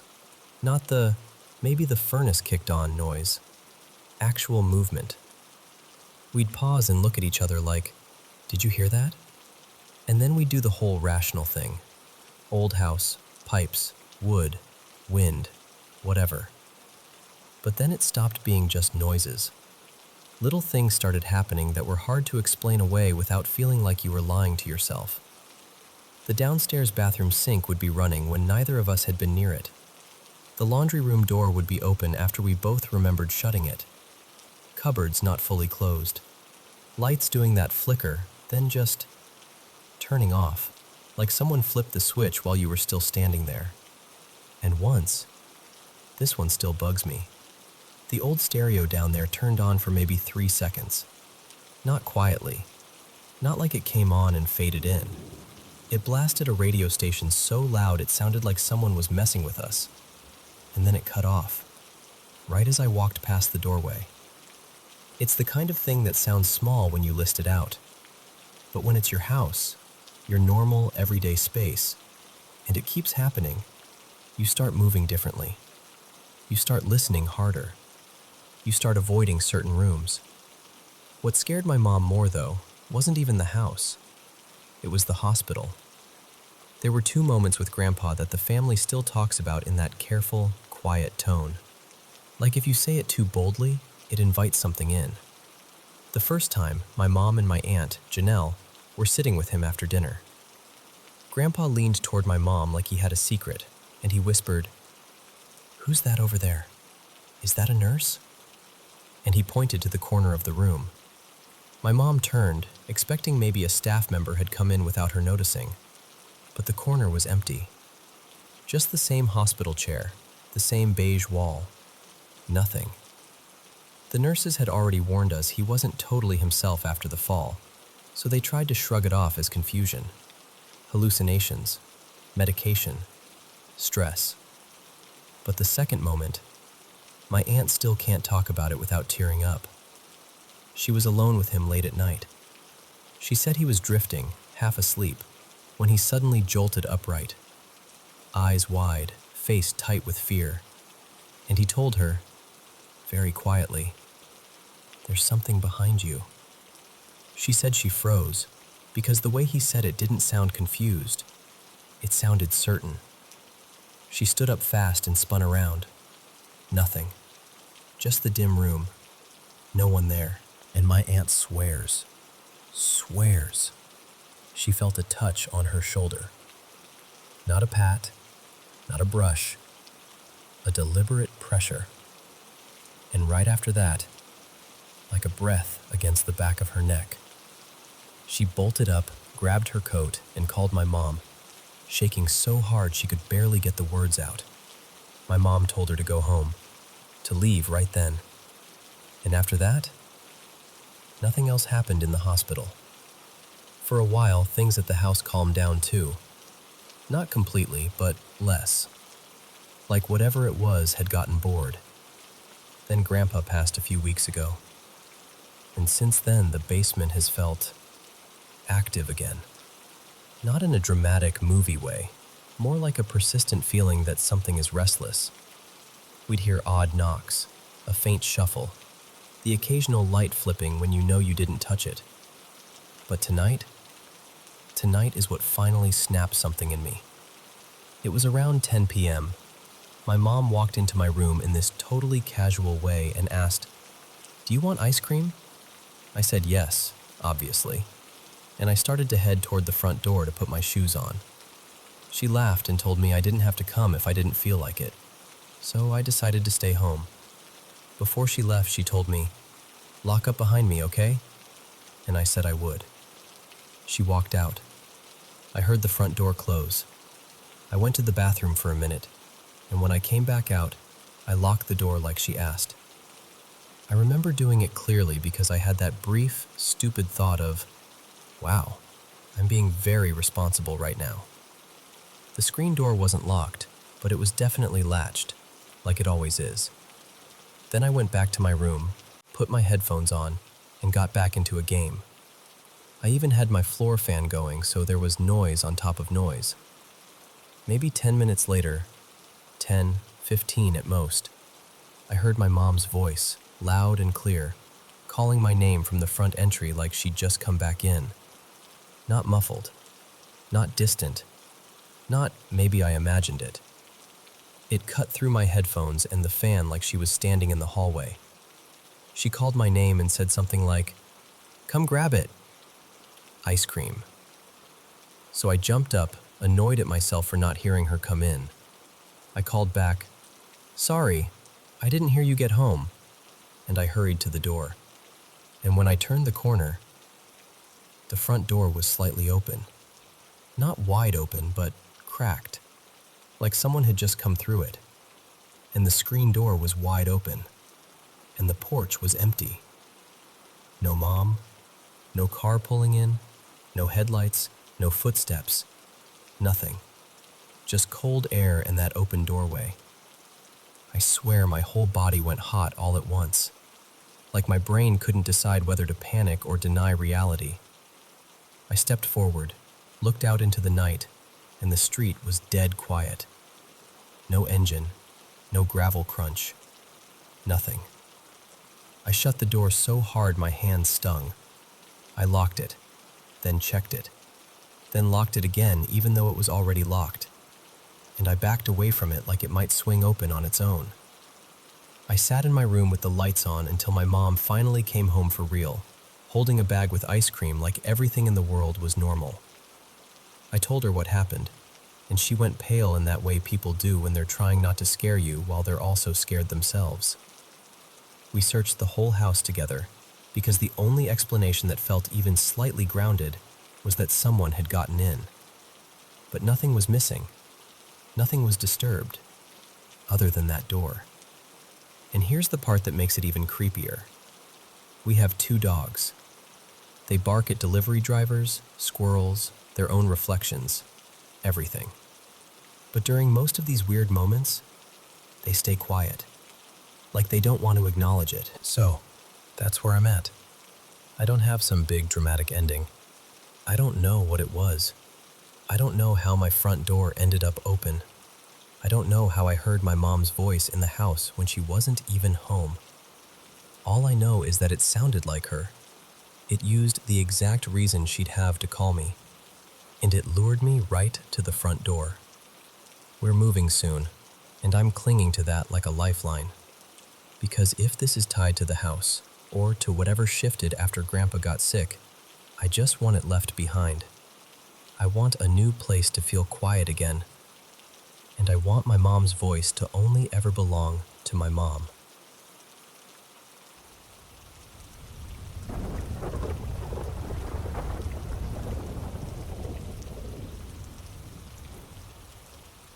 Hey, it's been a minute.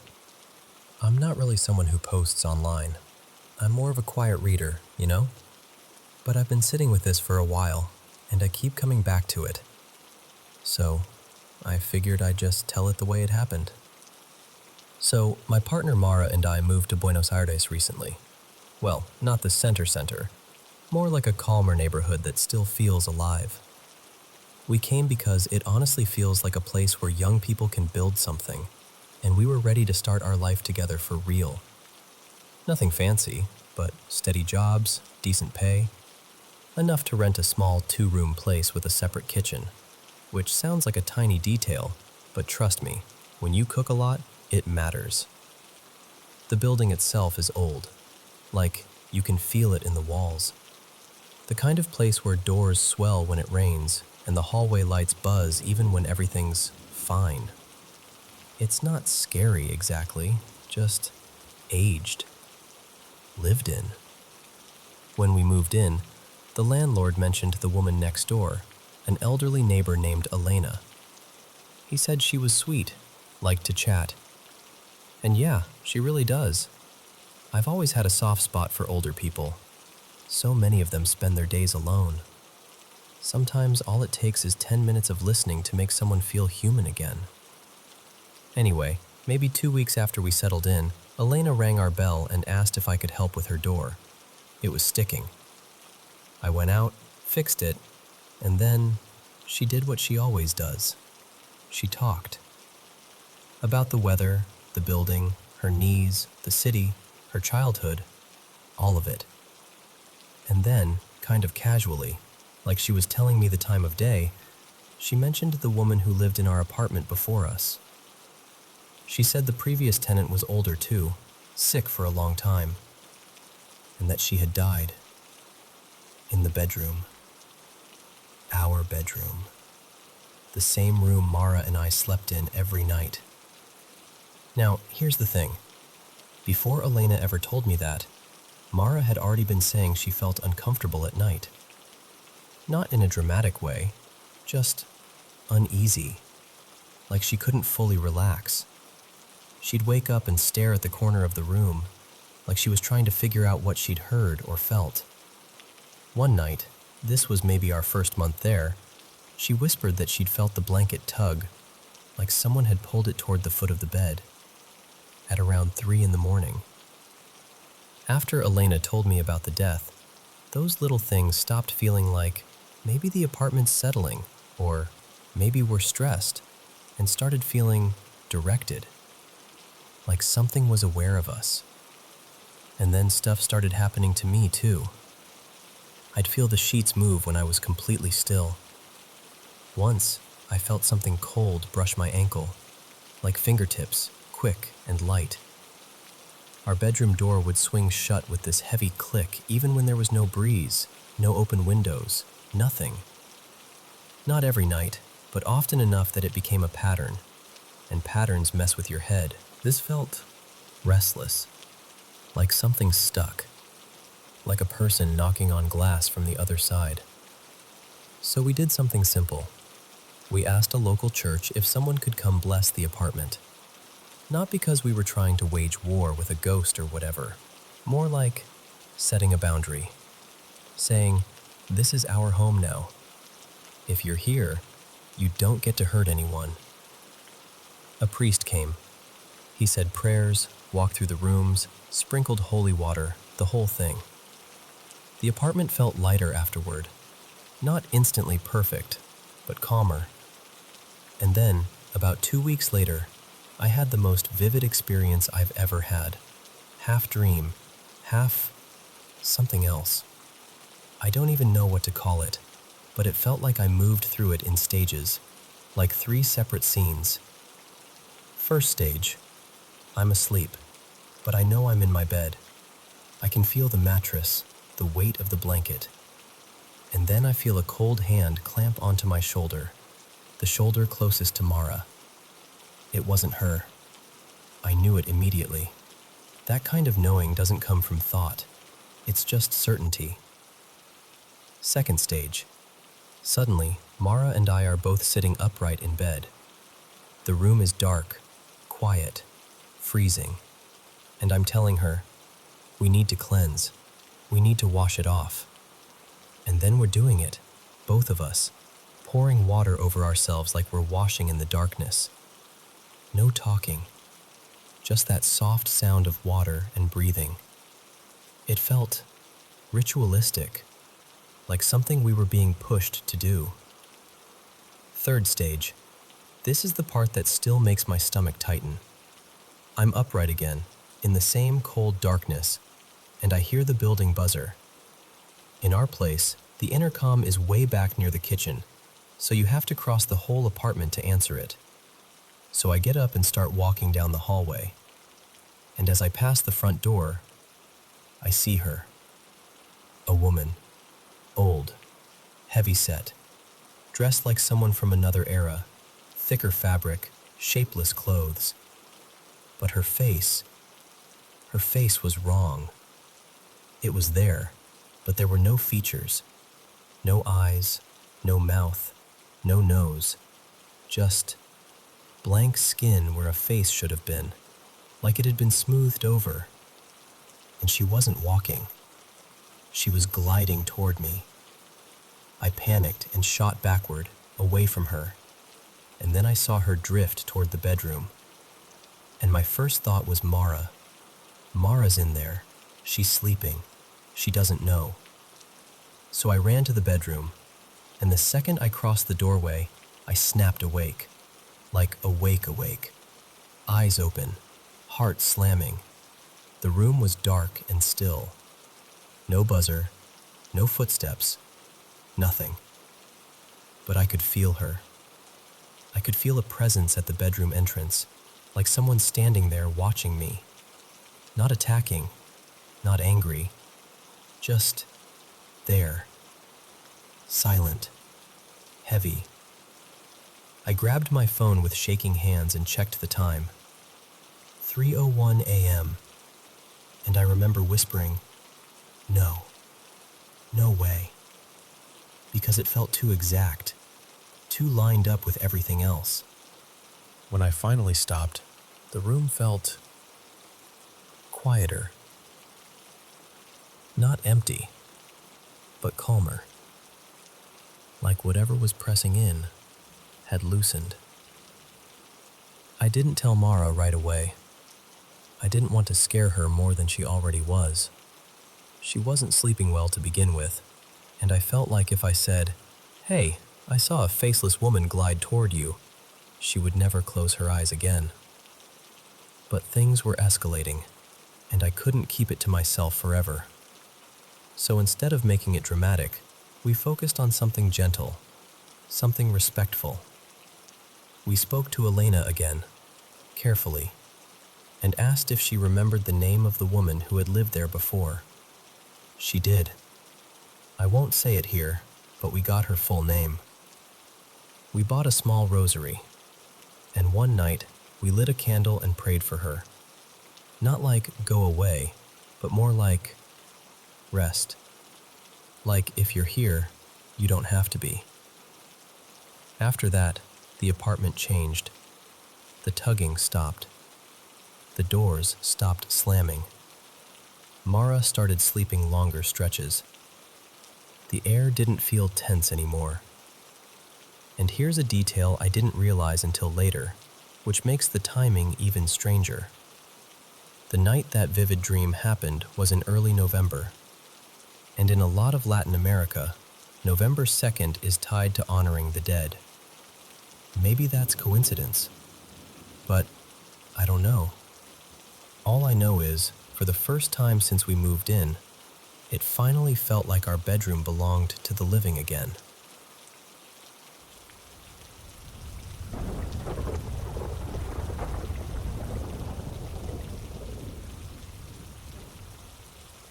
So, picture this with me.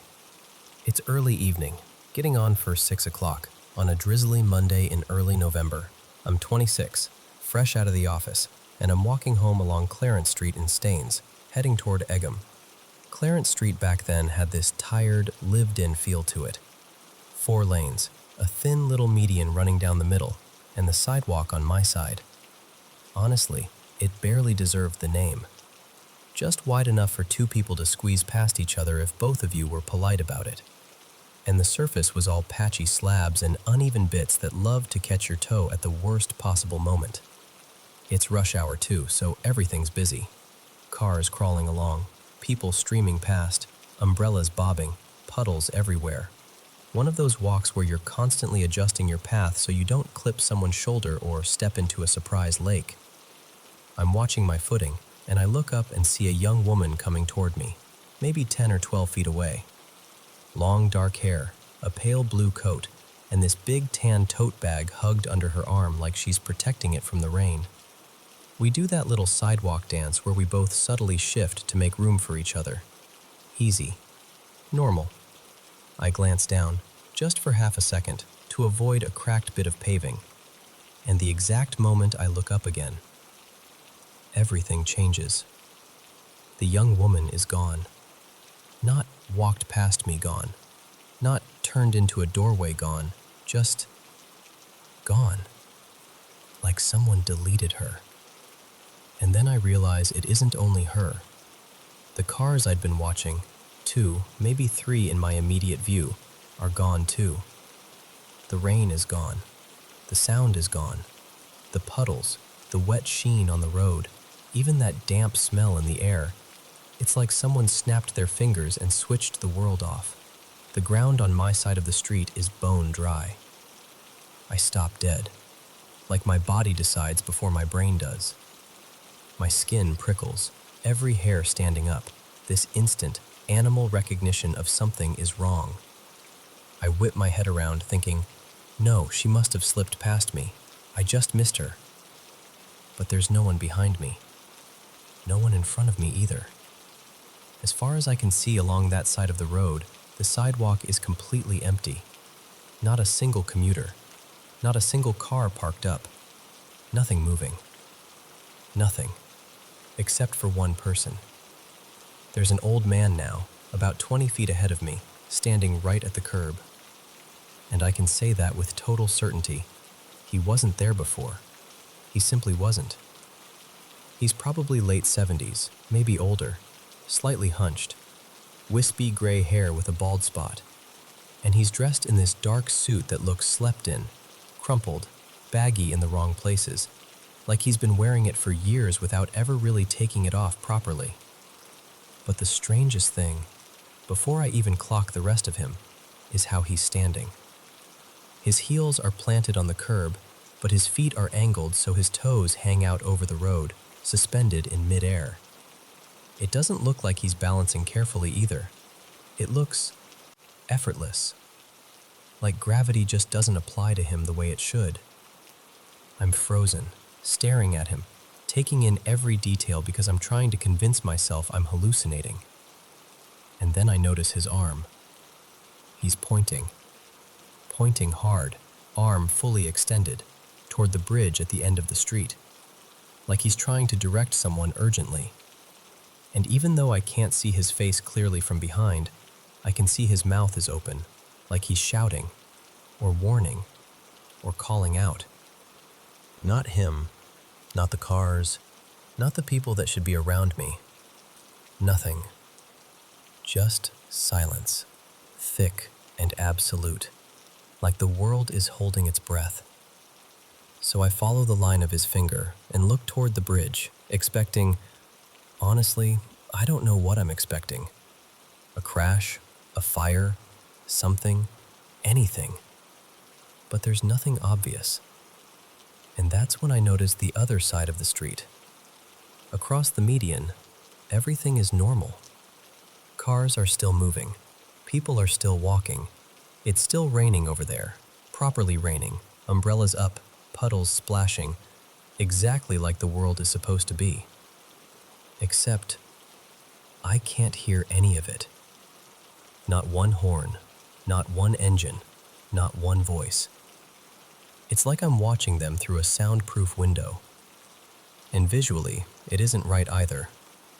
The colors over there look too vivid, almost oversaturated, while my side feels drained and gray, like someone turned the contrast down. The commuters across the way move oddly too. Not quite like a film on fast forward, but a little too brisk, a little too smooth.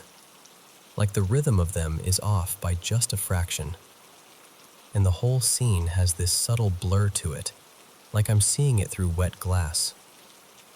I'm standing there, staring, and the only thing I can hear is my own breathing, louder than it should be, and my heartbeat thudding in my ears. Then it hits me. I still need to get home. I still need to walk forward. And the only way forward is past this man. So I edge to the right, giving him a ridiculously wide berth. So wide my shoulder nearly brushes the wall of the buildings, because I do not want to be anywhere near him. But I keep him in my peripheral vision the whole time. And as I pass, I'm thinking, maybe he's lost. Maybe he's confused. Maybe he needs help. I'm trying to keep the world sensible, trying to make it something I can understand. Also, I'll admit it, I want to see his face. I want to know what expression goes with a person who stands like that and points like that in a place that suddenly has no rain, no sound, and no people. So I take 3 steps past him and I turn my head to look back. And he's gone. Gone the same way the woman was gone. Just blink, and the space where he was is empty sidewalk and empty road. There is nowhere he could have gone. No cars to hide behind. No doorway to slip into. No alley. Nothing. I feel cold all over again, like the inside of my chest drops out. I stand there for a second, staring at the spot, and then I look across the road again, at all those people still walking home, completely unaware. And I get this awful, instinctive feeling that the median isn't just a median anymore. It's a boundary. Like the line down the center of the street has become a seam between 2 different versions of the same place. And I don't feel like I can cross it. Not physically, not safely. It's hard to explain, but it's like my body understands the rule even if my mind doesn't. That's when fear finally wins. Not dramatic panic, just this sharp, immediate need to leave. Now, to get somewhere that feels human again. So I turn and I walk fast, too fast to pretend I'm calm, toward the corner where Clarence Street meets Bridge Street. And the second I reach that corner, it's like the world clicks back into place. Traffic is there, real traffic. I even catch the eye of a driver, and the simple fact that another person looks at me and registers me, that tiny moment of recognition, feels like relief flooding through my whole body. And this is the part that makes my stomach twist even now. Because barely 15 seconds have passed, and yet that stretch of Clarence Street is completely normal again. Cars where there should be cars. People on the sidewalk, weaving past each other, stepping around puddles. And it's raining on my side too. Raining like it never stopped. No gray silence, no empty street, no impossible old man. Just an ordinary Monday evening. Like whatever I walked into either moved on or could only be seen from inside it.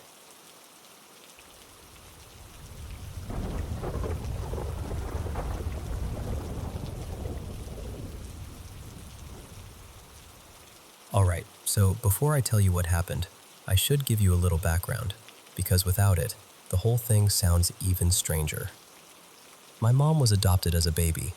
Her biological mom had a lot of kids and couldn't take care of them. So my mom ended up being raised by the woman I've always known as my grandma. And growing up, my mom kept her biological side at a distance, very deliberately. She didn't want anything to do with them, and she didn't want me connected to them either. Even now, I only know the vague outlines of who those relatives are and how they're linked to her. Also, my mom has always been a bit of a prankster. She'll call me with something ridiculous like, "Guess what? Your cousin bought a goat," just to see if I'll believe it. She'll laugh, all grown, and within an hour, she's admitting she made it up. My dad, though? Total opposite. He's not a prank guy.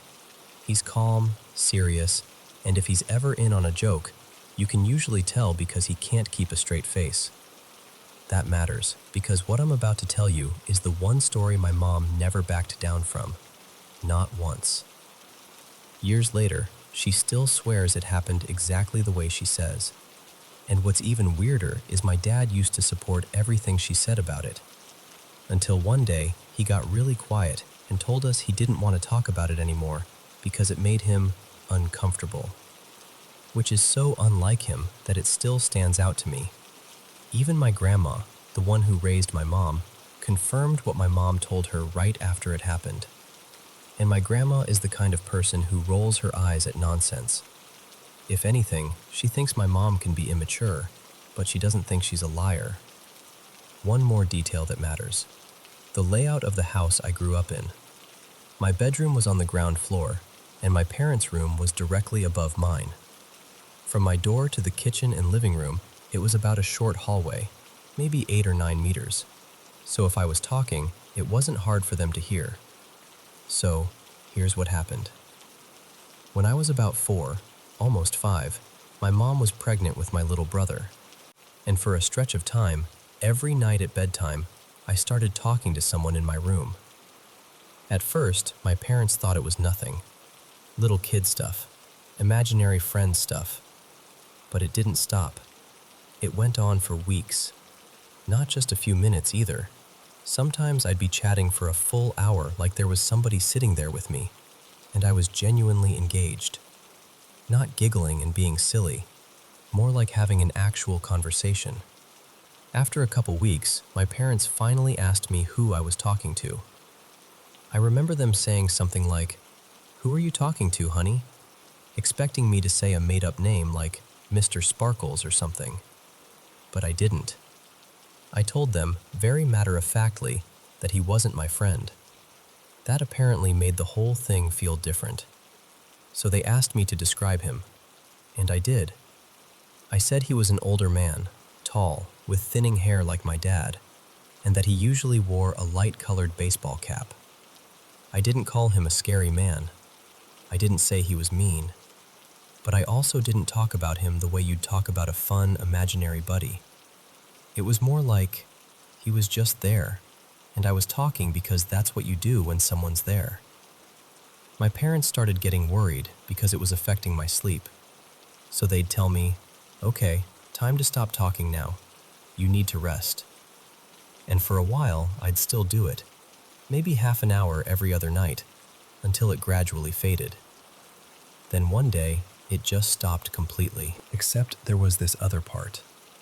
Around the same time, I started using strange words for normal objects, like I'd call pens and pencils inks. Not ink, inks. Like it was the object itself. My parents noticed because, it's one thing if a kid mispronounces something, but I was using these confident, specific labels like I'd been taught. They asked me why I was calling things by the wrong names, and I told them, casually, like it should have been obvious. That's what the man calls them. That rattled them, because now it wasn't just bedtime chatter, it was leaking into real life. Not long after that, we moved away for a while. Different place, different house. My brother was born soon after, and everything got busy, and gradually the whole man in the hat thing just became one of those odd childhood phases people file away and stop thinking about. For a year or two, it never came up again. Then, later, right before we moved back to our original house, we stopped by to visit some biological relatives on my mom's side. She had been trying to track down someone, an old family connection, I think, and these were relatives she considered the less messy part of that world, so she felt okay bringing us. We were there for a while, adults talking, kids roaming around, normal visit. And then I wandered over to the fireplace. There were framed photos sitting on the mantel, and I remember getting this sudden certainty, like the kind little kids get where they don't wonder if they're right, they just know. I tugged on my mom's sleeve and brought her over. I pointed at one of the photos, and I said, plain as day, "That's him. That's the man." My mom looked at the photo and froze, because the man in that picture had died not long before. A heart attack, if I remember right. The relatives we were visiting didn't understand at first. Like, what do you mean that's him? But my mom did. She immediately started telling them about how, back in our old house, I'd been talking to an older man in my room at night. The hat, the thinning hair, the way I said he wasn't my friend, the strange names for objects. And the room got quiet, because the man in the photo, let's call him Graham, was someone on that side of the family, same surname as ours. And the relatives said something that, apparently, made my mom feel cold all over. Graham used to call pens and pencils inks. Not as a joke. Not once in a while. That was just what he called them. And it matched the way I'd been talking so closely that the adults started swapping looks like they didn't want to scare themselves by saying out loud what they were thinking. The creepiest part is that he also looked like what I described. Older. Taller than some, not towering, but lean, with thinning hair, and he wore a cap all the time like it was part of him. After that, my parents tried to make sense of it in whatever way they could.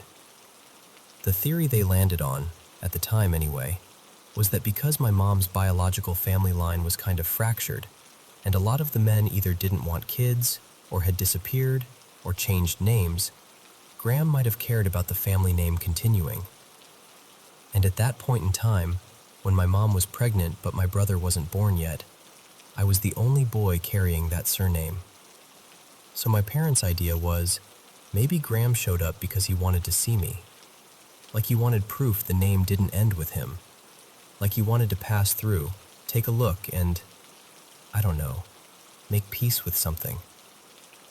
So when I think back to this older man, this man in the hat, it's hard not to wonder if it was coincidence, or if there really was someone who came by for a few weeks, spoke to a little kid in the quiet of a bedroom, taught him odd words, and then disappeared. And what gets me every time is this. My mom is the kind of person who can't keep a prank going. If she's messing with you, she cracks and laughs, always. But this? She's never laughed, never winked, never admitted anything. She's just stayed steady. And my dad, who never jokes and never spooks easily, eventually couldn't stand talking about it at all. So yeah, that's it. That's the story. And I'm telling you because I genuinely don't know what to do with it. If you've ever experienced something like this, something that feels too specific to be random, I'd really love to hear it. Because I can explain away a lot of childhood weirdness, but I still can't explain him.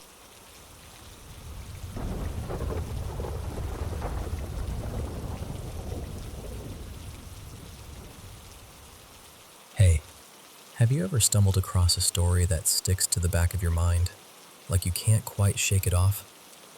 That's how I felt the first time I heard about something people call gong tao, though depending on who you ask, you might hear a different name. Some folks describe it as a curse. Others swear it's a kind of spiritual taming, the sort of hidden craft that's traveled quietly for centuries, changing shape as it crossed borders, picking up new rituals, new fears, new warnings. And I know what you're thinking. Is any of this real? I can't prove it is, but I can tell you this. People have believed in it long enough for the belief itself to become powerful. So let me walk you through it the way it was told to me. It starts far back in time, in the misty parts of southern China, places where mountains press close and old traditions live on in small villages. An elderly storyteller I'll call Madame Li Hua once said the earliest threads were tied to secretive sorcery practiced among hill communities, passed down in fragments, guarded like family heirlooms. Over time, those methods drifted outward, through traders, migration, war, marriage, until they seeped into neighboring regions across Southeast Asia. And here's where it gets eerie. As the stories traveled, they didn't fade. They adapted. Some versions link Gong Tao to Taoist ritual traditions, especially the kind people whisper about rather than explain. Madame Li Hua mentioned an old tale from classical literature where a holy traveler faces a river spirit, an encounter that, in some tellings, hints at early binding rituals. Words meant to trap, symbols meant to direct, vows meant to twist fate. Whether that connection is historical or just storytelling, who knows? But it gave the curse a kind of legitimacy in people's minds, like it belonged to a longer, darker lineage. By the time these beliefs took root in places like Thailand, Cambodia, and Malaysia, they weren't just Chinese magic anymore. They fused with local spiritual systems, ancestor traditions, spirit lore, temple teachings, folk healing. And that fusion is part of why the legend survived. It learned how to speak each culture's language. Now, what is Gong Tao supposed to be? The simplest way I've heard it explained is this. It's not one spell. It's a system. A practitioner, let's call him Kun Somchai, because that's the kind of name you hear in the Thai versions, doesn't just wave smoke and chant. The work is said to rely on intent, ritual structure, and tools. Things like whispered incantations, folded talismans, oils, powders, sometimes even poisons. And what makes it feel especially personal, especially terrifying, is that the target isn't random. The practitioner might use a person's birth date, their full name, a strand of hair, a scrap of clothing, something they've touched, anything that feels like a spiritual handle to grab onto. People translate the idea in different ways, but one common explanation goes like this. Gong is the method, the craft, the technique. Tao is the head, the person being influenced, the one being tamed. And once that link is made, the stories say the victim can start to unravel. Some versions focus on the spiritual side, sudden dread, nightmares, hearing voices, seeing things that aren't there, a fog settling over the mind, a sense of being watched, a sense of not being fully yourself.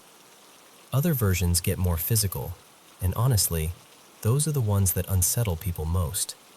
Because in certain legends, Gong Tao isn't just energy, it's poison. And then there are the talismans. I've heard people describe them as if they're instructions written for the unseen world. Not just paper, permission, a channel, something that helps focus the practitioner's will and send it where they want it to go. Now, the reason Gong Tao feels so sprawling is because it doesn't have one single form. It shifts by region. In one place, the stories revolve around mind control, a kind of spiritual pressure that makes someone panic, hallucinate, or act wildly out of character. In another place, it's sound and chanting, incantations repeated in a certain cadence, with objects that amplify the effect, like the victim's thoughts are being stirred into chaos. Some versions talk about medicine methods, using disturbing ingredients, oils taken from the dead, insect eggs, hair, powders, things meant to disgust you, which probably adds to the fear. And in parts of Thailand and Malaysia, the most infamous stories are the ones about love. Not sweet love, not romantic love, the kind that feels like obsession, like your heart doesn't belong to you anymore. People call it a charm that can tie someone to you, make them crave you, make them abandon reason, or, in darker versions, make love rot into revulsion overnight. The point isn't affection. The point is control. Then there are the truly supernatural tales, the ones you hear late at night when nobody wants to look out the window. A wandering auntie I'll call Soraya once leaned in and whispered about a floating head variant, where the practitioner's head is said to detach and drift through the dark in search of the target. I'm not telling you that to convince you it's true. I'm telling you because these are the stories people grow up with. Stories that make you keep the light on, even when you laugh at yourself for doing it. And whether the curse is spiritual, psychological, or chemical, people describe the effects in three main waves. First, the body. Unexplained aches, sudden fatigue, sharp pains, stomach twisting, migraines that don't respond to anything. In the most extreme stories, bleeding, collapse, organ failure. The scariest part is always the same. No one can find the cause. Second, the mind. Anxiety that blooms into terror, paranoia, depression, hallucinations, a sense of being trapped in your own thoughts. Some stories get very dark here, talking about impulses that feel alien, anger that erupts without warning, despair that doesn't match your life. Third, behavior. People making choices that destroy them, turning against loved ones, becoming hostile, impulsive, reckless, like the person you knew is still in there, but somebody else is pulling the strings. And when it gets to that point, the legends say the victim rarely fixes it alone, because the cure, if you can call it that, usually involves someone trained in spiritual protection, an experienced ritual specialist, a monk, an elder healer, someone believed to know how to cut the thread. They might burn talismans, wash the body in blessed water, pray for days, perform cleansing rites meant to push out what doesn't belong. In many communities, that ritual isn't just magic. It's a form of care, a way of restoring order when life feels like it's slipping into chaos. And prevention? The warnings are always practical, almost mundane. Don't accept strange gifts too easily. Be careful with personal items, hair, nails, clothing. Don't bring unknown charms into your home. If you feel like something is wrong, talk to someone you trust, someone grounded, someone who can help you separate fear from reality. Because here's the part people forget. Even if Gong Tao is only folklore, folklore shapes behavior. It shapes choices. It shapes how communities explain suffering and injustice when answers don't come easily. That's why this legend has lasted. So, do I think Gong Tao is real? I think the story is real. I think the belief is real. And in some places, that belief is strong enough that it still changes how people live, who they trust, what they fear, what they refuse to touch. And honestly, that alone is chilling enough.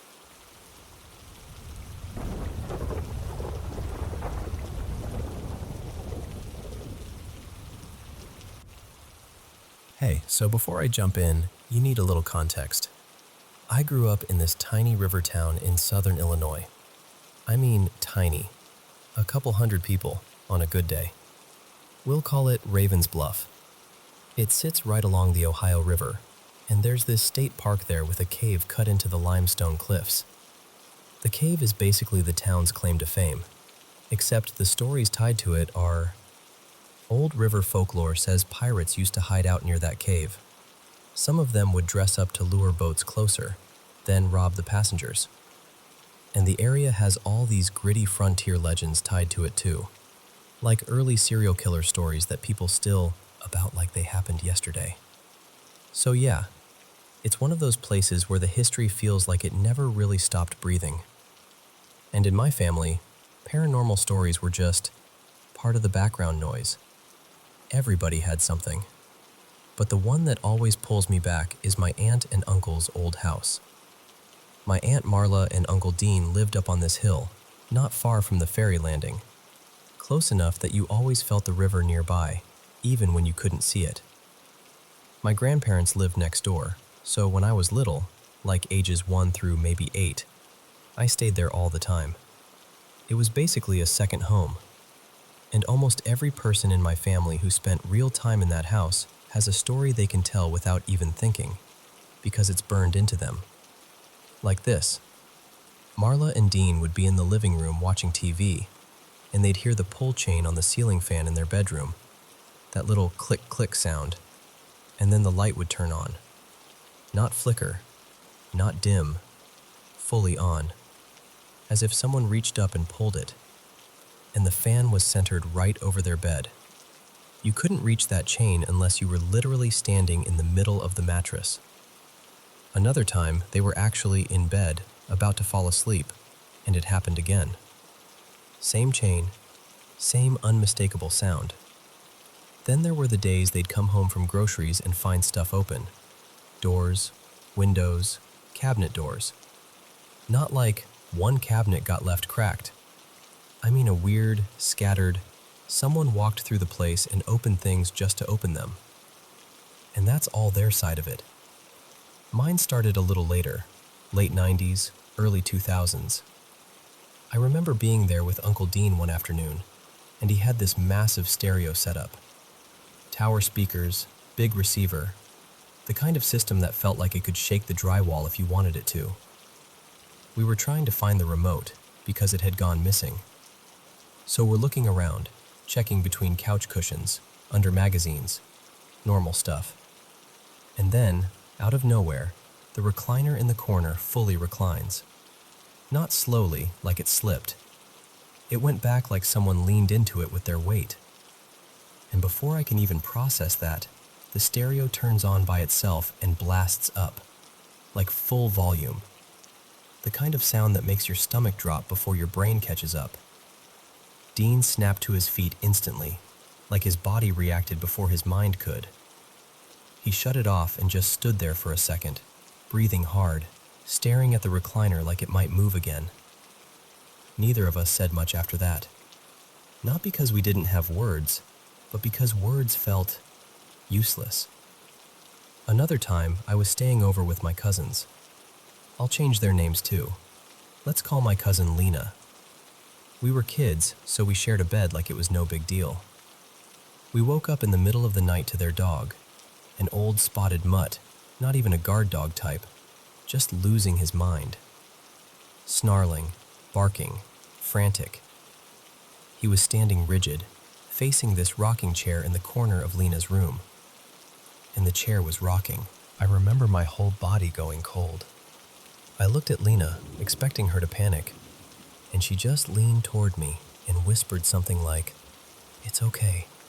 Don't worry about it. Go back to sleep." Like she'd done that exact moment before. And I didn't sleep much after that, but I also didn't argue, because somehow the scariest part was how normal it seemed to her. But the one that sticks with me the most, like the one I still feel in my chest when I think about it, happened in the living room. I was there with my mom, Tara, visiting Marla and Dean. They called my mom into another room to show her something, some photo album thing, I think, and they left me sitting in the living room alone. At first it was fine. Then I got this sudden crawling feeling, like when you realize you're being watched, except heavier. Wrong. Like the air changed.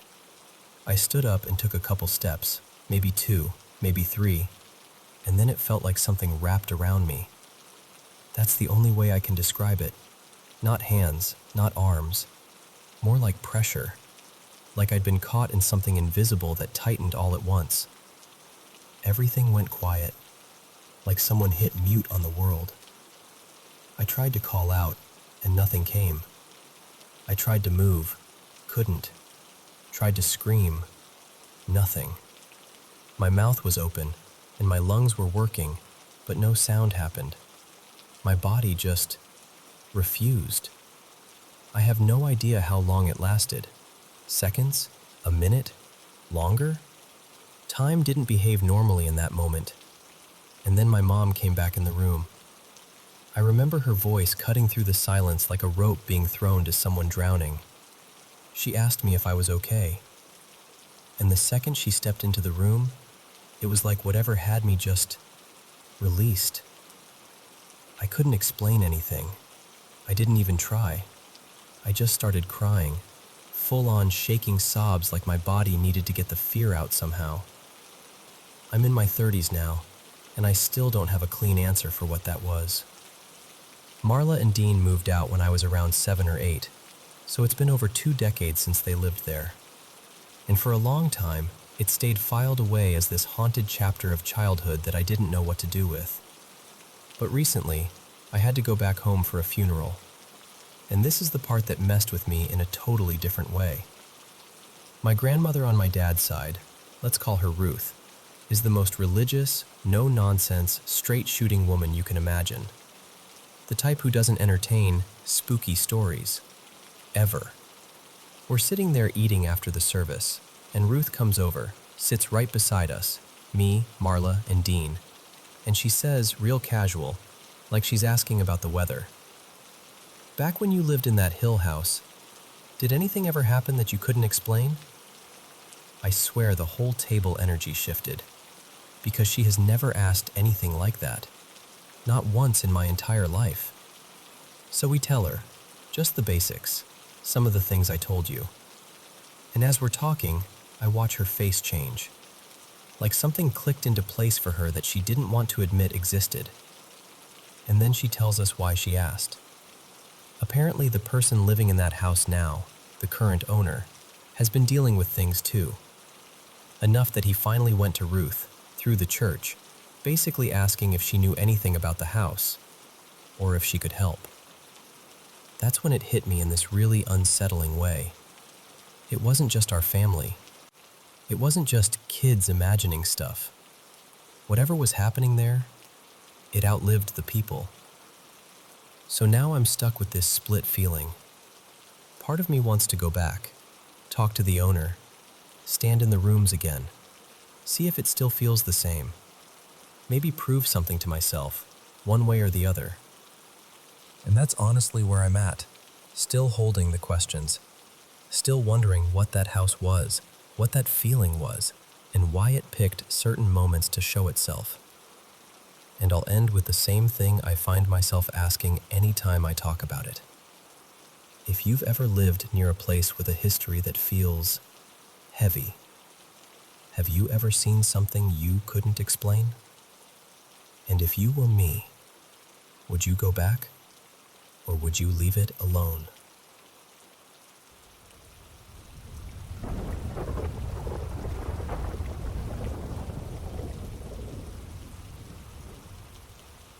So, I should probably start by saying my family is one of those old world stories at the dinner table kind of families. My dad's Irish, but he moved to Italy years ago, and that's where I grew up. My mom's Italian, with a bit of Greek in her side too. So basically, I come from a long line of people who hear one strange thing happen and go, right, that means something. You know? Anyway, my dad was raised Catholic, and his parents, especially my grandmother, were the superstitious sort. Not in a cartoonish way, more like quietly alert. Like the world has thin spots in it, and you're meant to notice. My grandfather, let's call him Sean, died young. But before that, their life was already complicated. They were from a county right near the border in Ireland, and a few years after the war, they left. The story in our family is that Sean had served with the British during World War II, and that didn't sit well back home with certain people. There were threats, ugly ones. Enough that the safest thing was to pack up his wife and the kids and start over somewhere else. So they ended up in northern Italy, where my dad grew up with this half-Irish, half-Italian accent that still slips out when he laughs. Now here's where the strange part begins. Not long after they'd settled, my grandmother, Maura, had an estranged mother who suddenly reappeared. One of those dramatic returns, like she'd been gone for years and then shows up acting like nothing happened. And the timing wasn't subtle either. Maura had just come into some money, a decent amount, and that's when this woman decided she wanted back in the picture. Sean didn't buy it for a second. There was a huge argument, voices raised, doors rattling, that kind of thing. And at one point, this woman snapped, grabbed her handbag, and spat at him. "I'll dance at your funeral." Then she stormed out and slammed the door so hard the whole hallway shook. My dad swears the room felt different after that, like the air had been bruised. There's this old Irish belief my dad grew up hearing, about seeing a sort of double before death, a doppelganger, sometimes days before, sometimes on the very day, like a warning you don't understand until it's too late. A few nights after that argument, Sean was sitting in the living room with my dad. My dad was 11 then, just the two of them, quiet evening. And my dad's younger brother, Kieran, wanders in from the hallway looking completely baffled. He goes, "Duh, how are you here?" Sean looks up like, "What are you on about?" And Kieran says, dead serious, "I just saw you upstairs, at the top of the stairs. You were standing there looking down at me." Sean immediately gets annoyed, thinking the kid's messing around, and my dad remembers his face tightening, like anger mixed with something else. Kieran keeps insisting, "No, I saw you. I stood there and you stood there, and you looked right at me." And then Sean snaps and tells him to stop lying. Kieran gets punished, and after that he shuts up about it. But years later, as an adult, he still swears it happened exactly that way. Like he'd looked up and there was Sean at the top of the stairs, still as a statue, staring down at him for several long seconds. And then Kieran walks into the living room, and Sean is there. The same man, same clothes, same face, sitting with my dad. Physically impossible. The next day, this is the part that still makes my stomach go cold. Sean died suddenly from a brain hemorrhage. Early 30s. No warning. No illness. He collapsed in the bathroom while shaving. And my dad, 11 years old, was the one who found him. My dad always mentions one detail, like it's burned into him. The shaving foam was still on his face. When I was 11, same age my dad was when all that happened, I had my own moment. And it still doesn't sit right in my head, no matter how I try to logic it away. That day, I was outside in our garden in Italy, bouncing on the trampoline. My mom was inside cooking. My sister was around somewhere. And I knew, absolutely knew, my dad was away on a work trip. Not, I think, I knew. I'm mid-jump, bored and daydreamy, when I suddenly get that sensation, like you're being watched. Not in a paranoid way, just that prickly pull on the back of your neck. And without really choosing to, I turn and look up at my bedroom window, the one facing the garden. And there's a man standing there. Not my dad, not a neighbor, not anyone I recognized. He had dark hair, but what grabbed me was his face, because there was this bright white around his mouth and jaw, exactly where a beard would be. Like shaving foam. Like someone paused mid-shave. He lifts his hand and waves at me, calm as anything. And this is the part that makes me feel silly admitting it. I waved back. He smiled at me, warm and familiar, like he knew me. Like we had a relationship my brain hadn't caught up to yet. Then I kept bouncing because, honestly, I didn't know what else to do. A few seconds later, I stopped and looked again. He was gone. I ran to my mom and told her, laughing a bit because it sounded ridiculous even coming out of my mouth. I described the man, the dark hair, and especially the white stuff around his face. My mom chuckled and acted like it was just a child's imagination, but I remember her eyes flicking toward the hallway like she wasn't entirely convinced. Here's the thing. I'd never seen a photo of my grandfather. Not really. My dad didn't talk about him much. On that side of the family, there was just this quiet absence. Then, years later, my dad showed me an old photo he'd kept tucked away. Him as a baby sitting on Sean's lap, both of them grinning like the world was simple. And I felt my chest drop because I recognized the smile instantly. Not, oh, kind of similar. I mean instant recognition, like my body knew before my mind could explain. Same expression, same energy, even the way he held himself. Neat suit, working man pride, eyes that looked kind but steady. And then there's my sister. She was given an Irish name partly in his memory, Neve, and when she was little, from about 3 to 4, she used to do this thing in the mornings. She'd pad into my parents' room half asleep, and then suddenly her face would light up, and she'd point out into the hallway, where the door was open, and she'd go, "He's there again." When she was even younger, she'd just say, "Man," like it was the most normal thing in the world, and she'd try to pull my dad out into the hall. Always my dad, never my mom. Once she actually said, "He wants to see you, Papa." My sister didn't know anything about Sean. Neither did I at that age. We just knew there wasn't a grandfather on my dad's side, and it was this topic that sat behind glass, visible but not touched. My dad talks about him more now, carefully but more, like he can finally do it without breaking. And when you stack all these moments together, the thing on the stairs, the timing, the shaving foam, the man in my window, my sister pointing into an empty hall, it starts to feel less like random weirdness and more like someone trying. Like Sean didn't get to be a grandfather in life, so he came back in the only way he could, quietly, briefly, almost politely, just to check in, just to see who his children became and who their children became. And honestly, I don't even find it scary.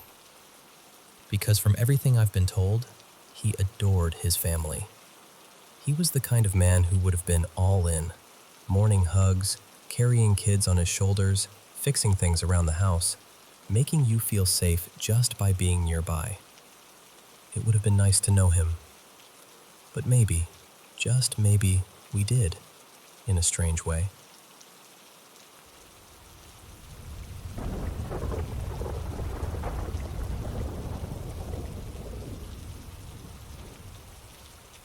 Okay, so let me tell you about this place, because it's one of those stories that sounds totally normal right up until it doesn't. We bought this old house that we now run as a little business, and before anything weird ever happened, I did what everyone does. I went digging online. On satellite images, it looks like the house has been sitting there since at least the early 2000s, and I found this little historical blurb saying the neighborhood really started growing around the late 1940s. Nothing dramatic, just old enough to have a history, you know? The first time we walked inside, though, it was strange. The layout had all these makeshift partitions, like those office cubicles, like someone tried to turn a home into a mini call center. Dusty corners, that stale, nobody's lived here in a while smell, and the whole place felt like it had been holding its breath. The woman selling it, her name was Maribel, was friendly, super casual. She told us she'd rented it out for years and that a whole bunch of people had lived there before us. She said something like, "Oh, at least 15, maybe more."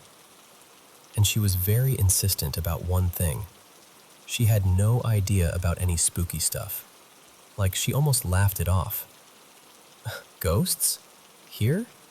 No, mijo, it's just an old house." That kind of vibe.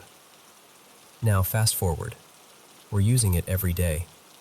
There are always at least a couple people in there, sometimes 4 or 5, depending on the day. It's not like the place sits empty and creepy. It's active, busy, lights on, phones ringing, people talking. And yet, almost everyone has had something happen. My uncle, well, not actually my uncle, he's my mom's cousin, but we all call him my uncle. His name's Raul. He stays there sometimes because it's easier with work, and one night he swears someone started pounding on his door like they were angry. Like bam, bam, bam. The kind of knocking that makes your stomach drop. He said there was even a flashlight shining through the window, sweeping back and forth like someone was trying to look inside. Here's the part that makes my skin crawl. We have cameras everywhere. Because early on, like right when we were getting set up, someone broke in. After that, my grandpa, Hector, got really intense about security. He's former military, and once he gets a worry in his head, It's like he turns it into a mission. For a while, he was checking the camera feed multiple times a night, like clockwork. So the next morning, after Raoul tells us about the banging and the flashlight, we pull up the footage. And there's nothing. No person, no flashlight, no shadow moving. Just Raoul reacting, sitting up fast, staring at the window, getting up to check. But whatever he was responding to, not there. Then there was this other night. This one honestly freaks me out the most. Grandpa Hector is watching the cameras, and he sees these quick bursts of light outside, like little flashes, the way a flashlight looks if someone's turning it or clicking it on and off. He calls Raoul right away, like, "Go outside, now." Raoul goes out. There's nobody. No car, no footsteps, nothing. But while he's standing out there, Grandpa is still seeing the flashes on the monitor. And then, this bright little orb shows up on camera. I know. Orbs. That word makes people roll their eyes. But I'm telling you what it looked like. It was this small, glowing dot, moving in a way that didn't feel like a bug drifting. It glided, stopped, shifted direction, like it was thinking. And at one point, it went behind the corner of the wall, like fully disappeared behind the wall, and then popped back out again. The next day, we had the camera guys check everything. Lenses were clean, no dust storms inside the housing, and there aren't really moths or anything like that around there. Mostly just ants and the occasional roach. Nobody could give us a satisfying explanation. After that, the stories just kept stacking up. There's a guy who works with Raoul, his name is Damien, and he told us he watched a kitchen cabinet door swing open by itself. Not slowly, not like it was loose. It was fully closed, and that cabinet is heavy. And it was indoors, no breeze, no open windows. Then one of the interns, Santi, this quiet college kid, said a regular door opened in front of him. Like a normal room door, handle and all, just easing open like someone on the other side was leaving the room. Except there was nobody. My mom, Elena, has seen silhouettes more than once. Not like a full body you can describe, just that something passed by the doorway feeling. A shadow where there shouldn't be one. And then she told me what happened this morning, and I swear I got goosebumps. It was around 6-ish, still dim out. She was lying on this fold-out cot we keep there sometimes, and the couch was parked kind of awkwardly in the hallway, like it was temporarily blocking part of the path. She said she felt someone walk past the side of the cot. Not like air moving, like the sensation of footsteps, that subtle vibration, the presence. She assumed it was Raoul, so she didn't even sit up at first. But then she felt it again, and again. And what threw her off was this. It never came back the other way. Like if someone walks past you in a hallway, eventually they pass back, right? Or you hear them go into a room. But she said it was just this repeated feeling of someone walking by her side, and then nothing. No return footsteps, no doors, just that pass-by presence. Then, from a nearby room, she heard banging on a door, like someone knocking from the inside. And right as she's trying to figure out if Raoul is messing around, or if someone's actually in there, she felt something touch her feet. Not a brush from a blanket, not a twitch, a deliberate touch, like fingertips. When she told me that, she got quiet in the way people do when they're trying not to sound dramatic. Like she didn't want to convince herself it happened, but she couldn't pretend it didn't. And the weirdest part? When these things happen, except those 2 orb incidents, the cameras never catch anything. No figure, no door moving by itself, no cabinet swinging, just the person reacting, turning their head, jumping, freezing, staring at something we can't see. Now here's where I feel almost embarrassed, because it makes me sound like I'm trying too hard. I've never experienced it myself, Everyone else has a story. I don't. And I've tried. I've literally tried to bait it. I'll stay late, walk into the darker rooms alone, even put on creepy videos on my phone like, okay, fine, if something's here, show me. And nothing. I get silence. I get regular house noises. I get normal. People keep telling me different things.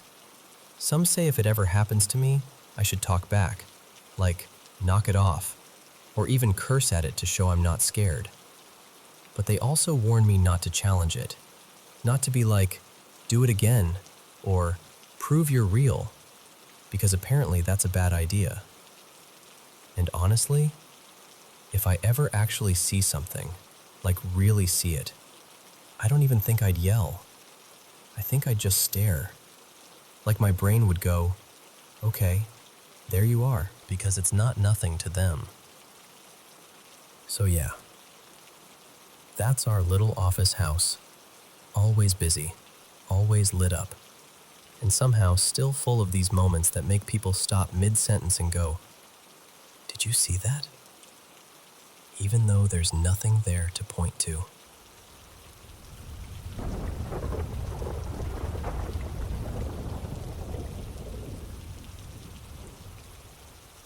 Hello everyone watching the Paranormal M channel. How's your day going? I'm really happy to be here doing what I love, sharing my paranormal experiences with you. Drop a comment and let me know where you're watching from.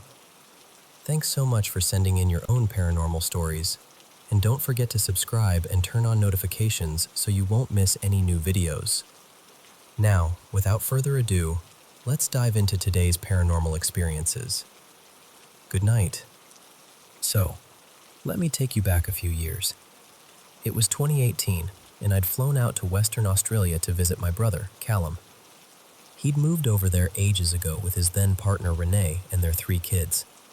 At the time, the kids were still little. Mia was about 9, Ethan was 7, and Jude was 4. They lived in this low, cozy bungalow in a suburb called Karawara, one of those neighborhoods where everything looks calm and ordinary, and you'd never suspect anything strange could happen inside a house like that. I was staying in the back room, down the hall from the older kid's bedroom, but far enough away that it felt like I had my own space. And right away, I noticed something off. Every single time I walked into that room, my hands would go icy. Not like, oh, it's a bit chilly, but like the warmth got sucked out of me the second I stepped inside. And the pets, normally glued to anyone new, would not go in there. They'd stand at the doorway like there was an invisible line they couldn't cross. At night, I'd hear little sounds in places that didn't make sense. A faint rattle in the aircon even when it wasn't running. A soft clink from the kitchen after everyone was asleep. But honestly, I didn't jump to ghosts. I just shrugged it off. New house, new noises, my imagination, whatever. Then, about a month into my stay, Callum left for work. He worked FIFO, 2 weeks out at the mines, then home for 1 week. So suddenly it was just Renee, the 3 kids, and me in the house. Now, Jude, the youngest, had this weird habit that we all kind of laughed off at first. Sometimes we'd be watching TV in the evening and he'd doze off, and then he'd suddenly sit up, half asleep, and mumble something like, "They're moving through the walls," and then flop right back down like nothing happened. We told ourselves it was nightmares. He was 4. He didn't watch scary stuff. Little kids say odd things. End of story. Except, it wasn't the end.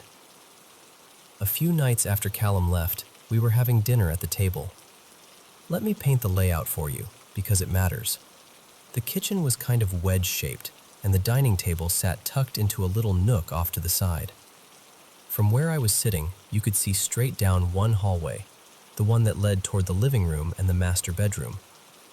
There was another hallway too, leading to the bedrooms where I was sleeping and where the older kids slept, but you couldn't see that one from the table.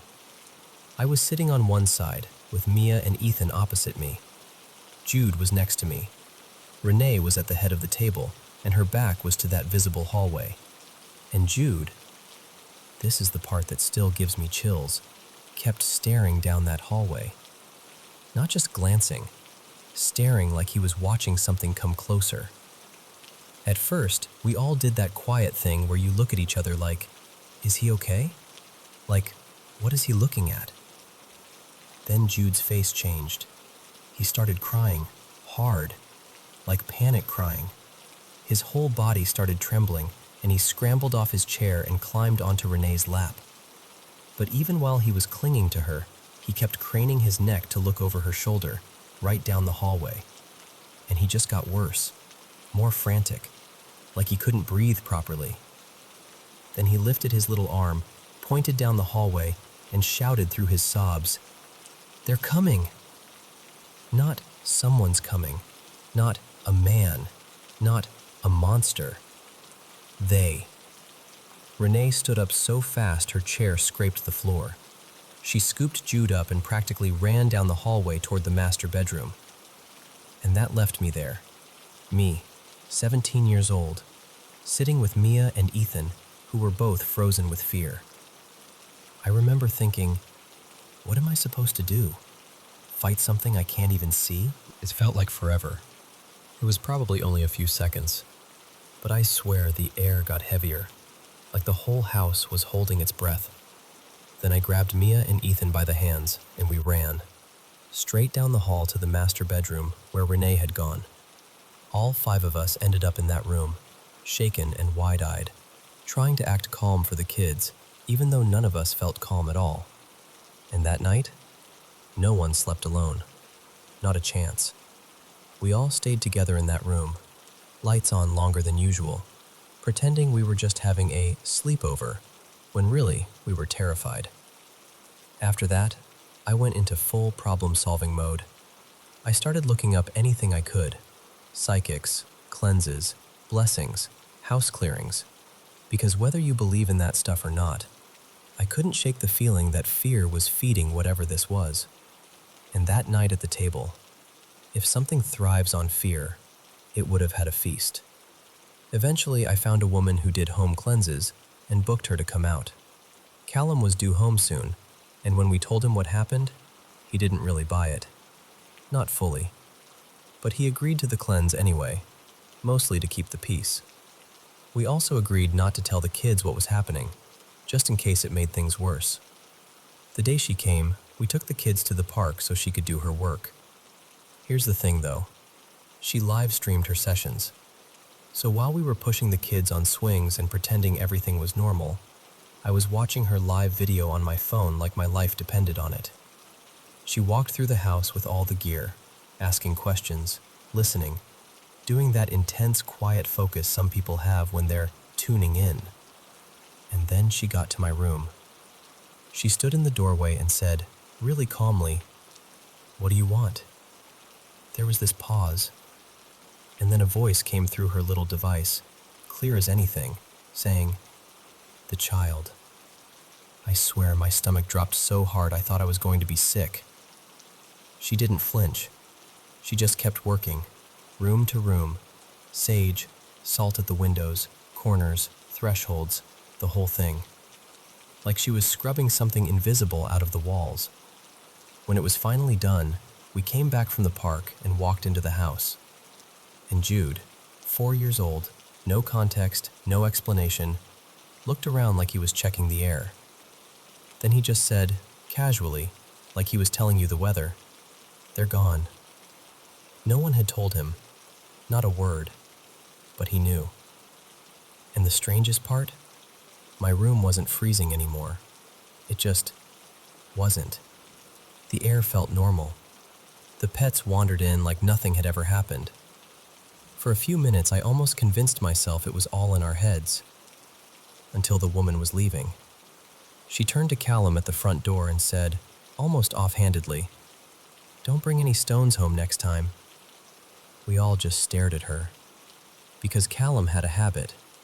Every now and then, he'd bring the kids these reddish rocks from the mining site as little gifts.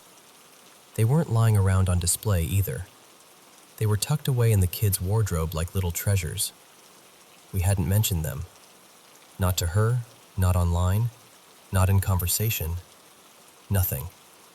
And she told us the land he worked on was Aboriginal land, deeply old land, and sometimes objects carried things with them. She said one of the stones felt like it had pulled other energy into the house, like something had used it as a doorway. And one of the things in there, she said, had been trying to get to the youngest. Whether you believe every part of that or not, I can tell you this.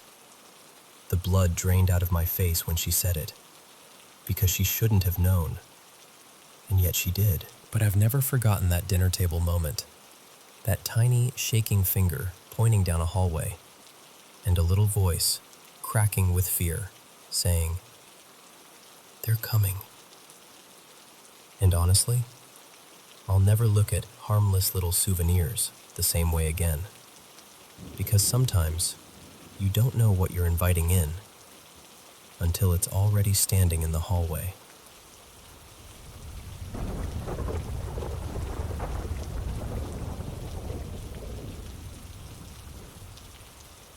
Okay, so let me tell you about this place that still makes my stomach tighten when I think about it.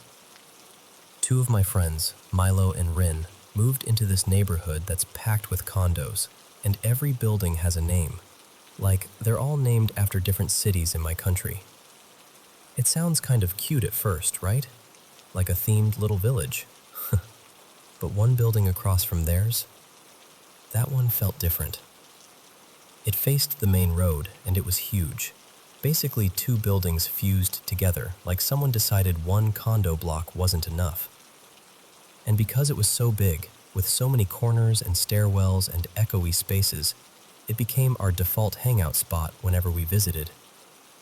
We'd run around, play games, dare each other to go up floors alone, stuff like that. We called everyone by nicknames because our friend group was honestly a whole crowd. It made it easier, and it also made everything feel like a game. Like we were all characters. Until the building started acting like it was playing back. One night, way too late, like after midnight late, we were heading back to Milo and Rin's place, and we split into two groups. I was walking outside with Milo and my friend Jay, sticking to the road. My sister Nina went with Rin, and they decided to cut through the big building, like it was no big deal. Nina thought it'd be funny to scare Rin, so she ducked behind one of those thick concrete pillars near the entrance. She waited, quiet as a statue. But Rin didn't react. He looked around for her for a second, got bored or confused, and just left. He thought she'd walked ahead, and Nina, still hiding, didn't realize he was already gone. And then she heard footsteps upstairs. Not loud, just enough to make her freeze. She heard people on the second floor, and she swore she heard me and Rin whispering and giggling like we were messing around up there, like we were calling to her without actually calling to her. So she ran up the stairs, fast, like, "I'm gonna catch you guys fast." But when she reached the second floor, it was empty, completely. No me, no Rin, no shadows moving, no laughter. Just the sound of her breathing and the building's weird, hollow quiet. She got that panicky feeling where you suddenly don't want to be loud anymore. So she called my phone. And this is the part that makes my skin prickle every time. Not from her phone, from inside the building, from the ground floor. Like my phone was downstairs ringing somewhere behind her. But then the call got rejected. She called again, hands shaking at this point, and this time I answered normally, like I was just walking along outside like nothing had happened. She asked, "Where are you?" And I told her, "We're outside. We already passed the building." And she went silent for a second, then said, "I just heard you upstairs." When she explained everything, we didn't even try to act brave. We ran back to the apartment, and for the first time I remember thinking, that building can imitate us. And even with that, because we were stubborn, And because we always convince ourselves things are probably nothing, we still kept playing there. A few nights later, we were playing this variation of infection hide and seek. Everyone was searching except Rin. Rin hid in one of those, between the second and third floor. I was on the stairs between the first and second floor, going up slowly, trying not to make noise, listening. And right as I got close to the second floor, I heard Rin laughing from the first floor. And I heard Jay too, clear as day, laughing and saying something like, "Got you. I found you." So my brain immediately went, "Oh, game's over. Rin got caught." I bolted back down the stairs, expecting to see them. Nothing. Nobody. Just empty stairwell. The kind of empty that feels like it's watching you. So I messaged the group like, "Okay, stop the game, meet at the bottom." Everyone came down and I asked Rin and Jay, "Were you guys downstairs just now?" Both of them looked genuinely confused. Rin said, "No, I never left the closet." Jay said, "I was on the fourth floor the whole time." And I just stared at them because I knew what I heard. I knew it. That was the night we stopped playing in that building for real. Not like, "Haha, okay, we're done for now," but like a quiet group decision nobody had to say out loud.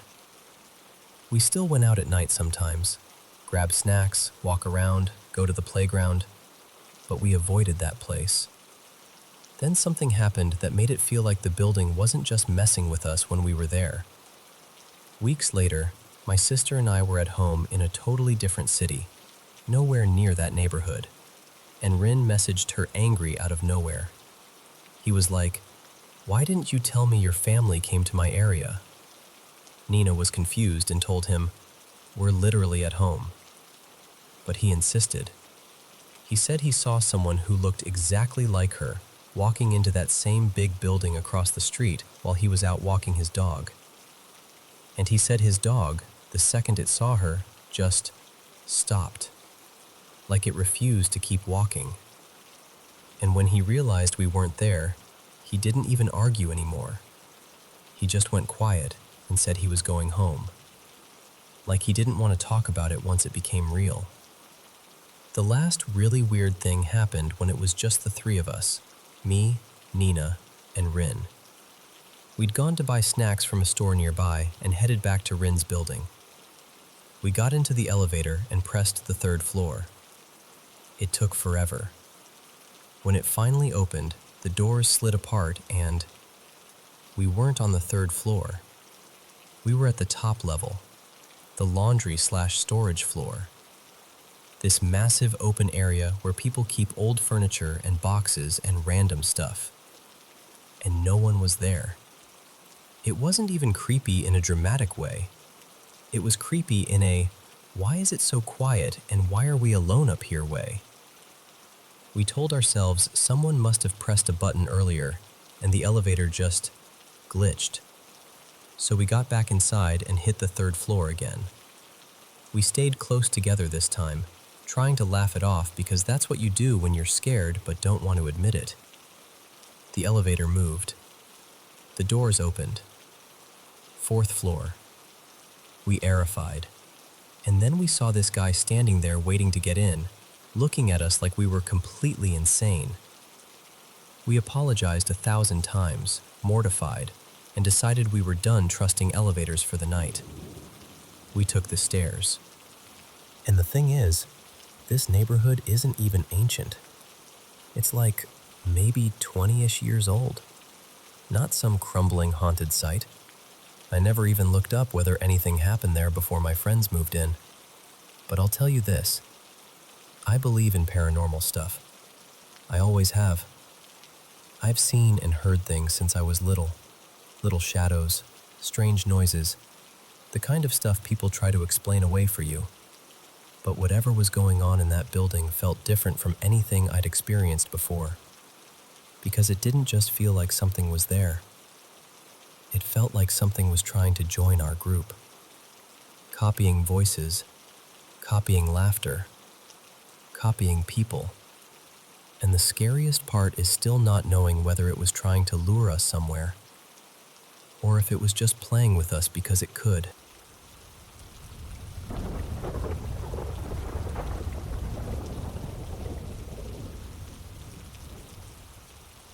Okay, so I was tiny when this happened. Like, I couldn't have been older than 6, maybe 7 at the absolute most. I used to spend whole afternoons in our backyard, just doing kid stuff, making up games, poking at bugs, chasing my own imagination around. And there was this concrete wall at the back of the yard that separated our place from my neighbor's property, which was actually my great uncle's. The wall wasn't totally intact either. One section was crumbled enough that you could slip through if you really wanted to. But on the other side, it wasn't like a nice little yard. It was this long stretch of weeds and tall grass that went on forever. At least, it felt like forever when you're little. I'd seen litter back there, and I was convinced there were rats, so I stayed on my side. I'd play near the broken part of the wall all the time, but I didn't cross it. That day, my mom was inside talking to my grandparents in the kitchen. I couldn't see them from where I was, but they could see me through the window, and they were close enough that if I yelled, they'd hear it. So I'm out there, messing around near the broken section like always, when this girl suddenly shows up on the other side, like she'd been there the whole time and I just hadn't noticed, except, no. I'm telling you, she wasn't there, and then she was. She looked a little older than me. Not by a lot, but enough that it felt like she was the one in charge of the situation, you know? And she was really friendly, like instantly friendly. I can still picture what she was wearing, which is part of why I've never been able to convince myself it was a dream or something. She had these bright blue denim overalls that were kind of too big for her, like the straps sat funny and the legs bunched up. And she was wearing a straw hat, the kind with a simple brim, like something you'd see in a picture book. I remember thinking she looked like a little farm kid from an old illustration. Her skin was really pale. She had freckles across her nose, and her hair was straight, sort of shoulder length, maybe a little longer, but not super long. We talked and played for a bit. I honestly can't remember what the game even was, but I remember the feeling of it, like it was easy, like we'd known each other already. She told me her name was Elowen. And here's where it got weird. She wouldn't come over to my side, not even a step. She stayed on her side of the broken wall the whole time, but she kept trying to get me to come over there with her. Not in a mean way, more like persistent. Like she was sure I'd eventually say yes. And I kept saying no because 1, rats, 2, trash, 3, I was absolutely positive I wasn't allowed to go back there. I remember telling her that. Like, I can't. My mom said I can't. There's gross stuff over there. And she did this thing where she looked disappointed, but also kind of irritated. Not angry, not scary, just like she thought I was being ridiculous. She kept insisting there was nothing back there. No rats, no trash, nothing to be afraid of. And the way she said it made me feel weirdly self-conscious, like I was being a baby for not trusting her. I didn't like that feeling at all. So I said, fine, maybe I could go, but I had to ask my mom first. I remember thinking that would make her happy. Like, it was a compromise. Like, see, I'm trying. I ran inside as fast as I could and told my mom, like kids do. I was like, there's a girl outside by the wall and she wants to play. Her name is Elowen and she's wearing blue overalls and a straw hat. My mom's face changed immediately. My mom started asking questions in this polite way, like she was humoring me. And I remember getting offended, like genuinely offended, because I wasn't pretending. I wasn't playing. So I insisted. I told her, no, she's real. She's right there. Come meet her. My mom hesitated, but she came with me, and I bolted outside first, because in my mind I was thinking, see, she's still going to be there. I'm going to prove it. The whole trip, from backyard to kitchen and back, couldn't have taken more than a minute. But when I got there, she was gone. Just gone.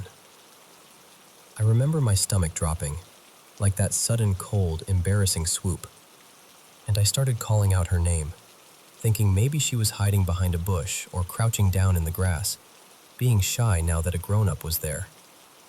And my mom started talking the way adults talk when they're addressing an imaginary friend, like cheerful and polite but aimed at air. "Hi there," she said, like she could totally see this girl. "So, you're Elowen?" And I remember feeling my face get hot, because now it looked like I was the one playing pretend, like I dragged her outside for nothing. I started looking around harder, and I kept drifting closer to the broken wall, because I was thinking, she has to be right there. She has to. But my mom's voice sharpened. She got impatient. She didn't want me going near the opening, and definitely not through it, which just made me more frustrated, because I already knew I wasn't allowed. That wasn't the point. The point was, I wasn't lying. We went back inside, and I kept expecting Elowen to come back, like the next day, or the day after, or at some point when I was outside again. But she never did. And what made it worse, what honestly made it stick in my chest for years, was that my mom didn't believe me. I could tell she didn't. Not really. She thought I'd imagined her, or made her up, or maybe seen something and turned it into a story. After that, my mom started acting like Elowen was already there, like she was playing along. Like, "Oh, is your friend out there today?" in this sweet, encouraging voice. And I know she meant well. I do. But as a kid, it felt like I was being handed an imaginary friend I didn't ask for. Like she was trying to smooth over something I wasn't ready to let go of. Because to me, that girl had been real. Eventually, I kind of went along with it, I guess. I was little, and little kids adapt. But the imaginary friend version of her wasn't the same at all. In my head, she turned into this big, gentle butterfly. Basically a cute cartoon creature I liked at the time, with big friendly eyes and soft wings. That imaginary butterfly was comforting and safe, and I always knew it wasn't real. The girl by the wall was different. The girl by the wall felt like someone I actually met. And the older I got, the more I noticed how people reacted when I told the story. I always told it as this thing about my mom not believing me. Like, this is the first time I remember feeling that kind of frustration. That kind of, why won't you trust me? But people didn't focus on that. They'd get quiet. They'd look unsettled. They'd say things like, "That's creepy," or "That's not normal," or "Are you sure?" And over the years, yeah, I started to feel a little spooked too. Maybe because everyone else was. Maybe because the details never faded. Maybe because I can still see the blue overalls and the straw hat like it's a snapshot. I don't have some dramatic explanation for it. I just know what I remember. I know she was there. And I know what it felt like to be telling the truth, and to have the only adult who could have backed me up look at me like I was pretending.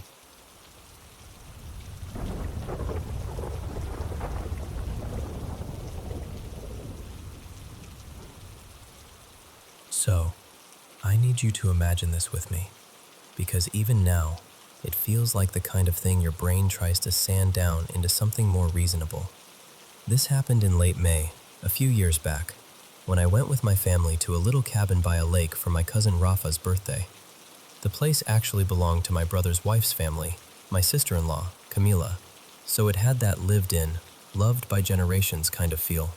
Wooden deck, calm water, thick trees crowding in close like they were guarding the whole property.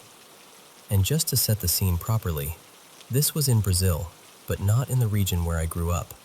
It took us about 6 hours to get there by car, the kind of drive that leaves you stiff and cranky until you step out and the air hits you. Clean, damp, full of leaf smell, and suddenly you remember your body is part of nature too. That Saturday, I basically devoted my entire day to my little niece, Leah, who was 4 at the time. She was in that stage where everything is a discovery, and every discovery is urgent. We swam in the lake, ran around the pool, and did that kid thing where you flip rocks to see what creepy little universe is living underneath. She was thrilled. I was exhausted in the best way. That night, everyone ate together, and then the adults stayed up doing the usual, talking too loudly, laughing, singing bits of songs nobody fully remembers.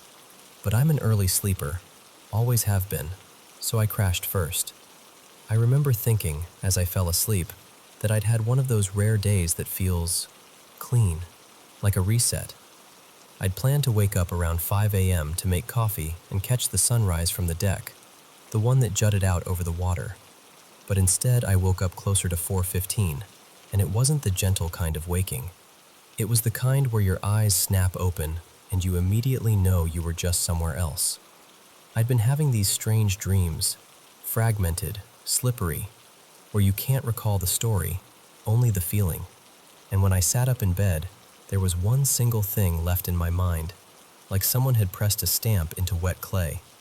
Matinta Pereira. I actually whispered it out loud, just the name. Now here's the odd part. I wasn't raised with that story. It wasn't one of the big folklore creatures people talked about where I'm from. I'd heard the name once in passing, maybe in a song, maybe a casual mention, but I couldn't have told you what it was. I didn't even know if I was pronouncing it right, so I just sat there thinking, why is my brain serving me that at 4 in the morning? I shook it off, tried to be normal, and went to make coffee. While I was in the kitchen, I heard Leah start crying from the bedroom she was sharing with her parents. It wasn't a full meltdown, more like startled sobbing, like she'd been yanked out of sleep. My first instinct was to run in, but I heard her mom murmuring, soothing her. The crying faded. The house settled again. So I took my mug and headed out to the deck, and it was perfect out there. The sky still had stars. The lake was dark but alive. Soft water sounds against the posts, little splashes from fish, frogs calling, some distant night birds doing their lonely, echoey calls. You know that feeling when you're completely still and the world keeps moving around you? That. I should tell you something about me, because it matters. I studied biology, zoology specifically, so even though I don't work in that field anymore, my brain still categorizes the natural world like it's breathing. In college, I used to spend weekends birdwatching with friends, identifying species by silhouette and call. I'm not saying I'm some kind of expert on every animal in Brazil, but I know the difference between normal and what the hell is that? So I'm sitting there, sipping coffee, letting the night drain into morning, and then everything goes silent. Not quieter, not the frogs paused. Silent, like someone hit mute on the world. And in that silence, I felt it, this sudden, sharp sense that I wasn't alone, that I was being watched, and not in a casual way, in a way that made my stomach drop, like my body recognized danger before my mind could explain it. For a few seconds, I honestly wondered if I'd slipped back into a dream, like maybe I was still asleep and just thought I was sitting out there, because nature doesn't do that. Not like that. I didn't want to turn around. That's the strangest part.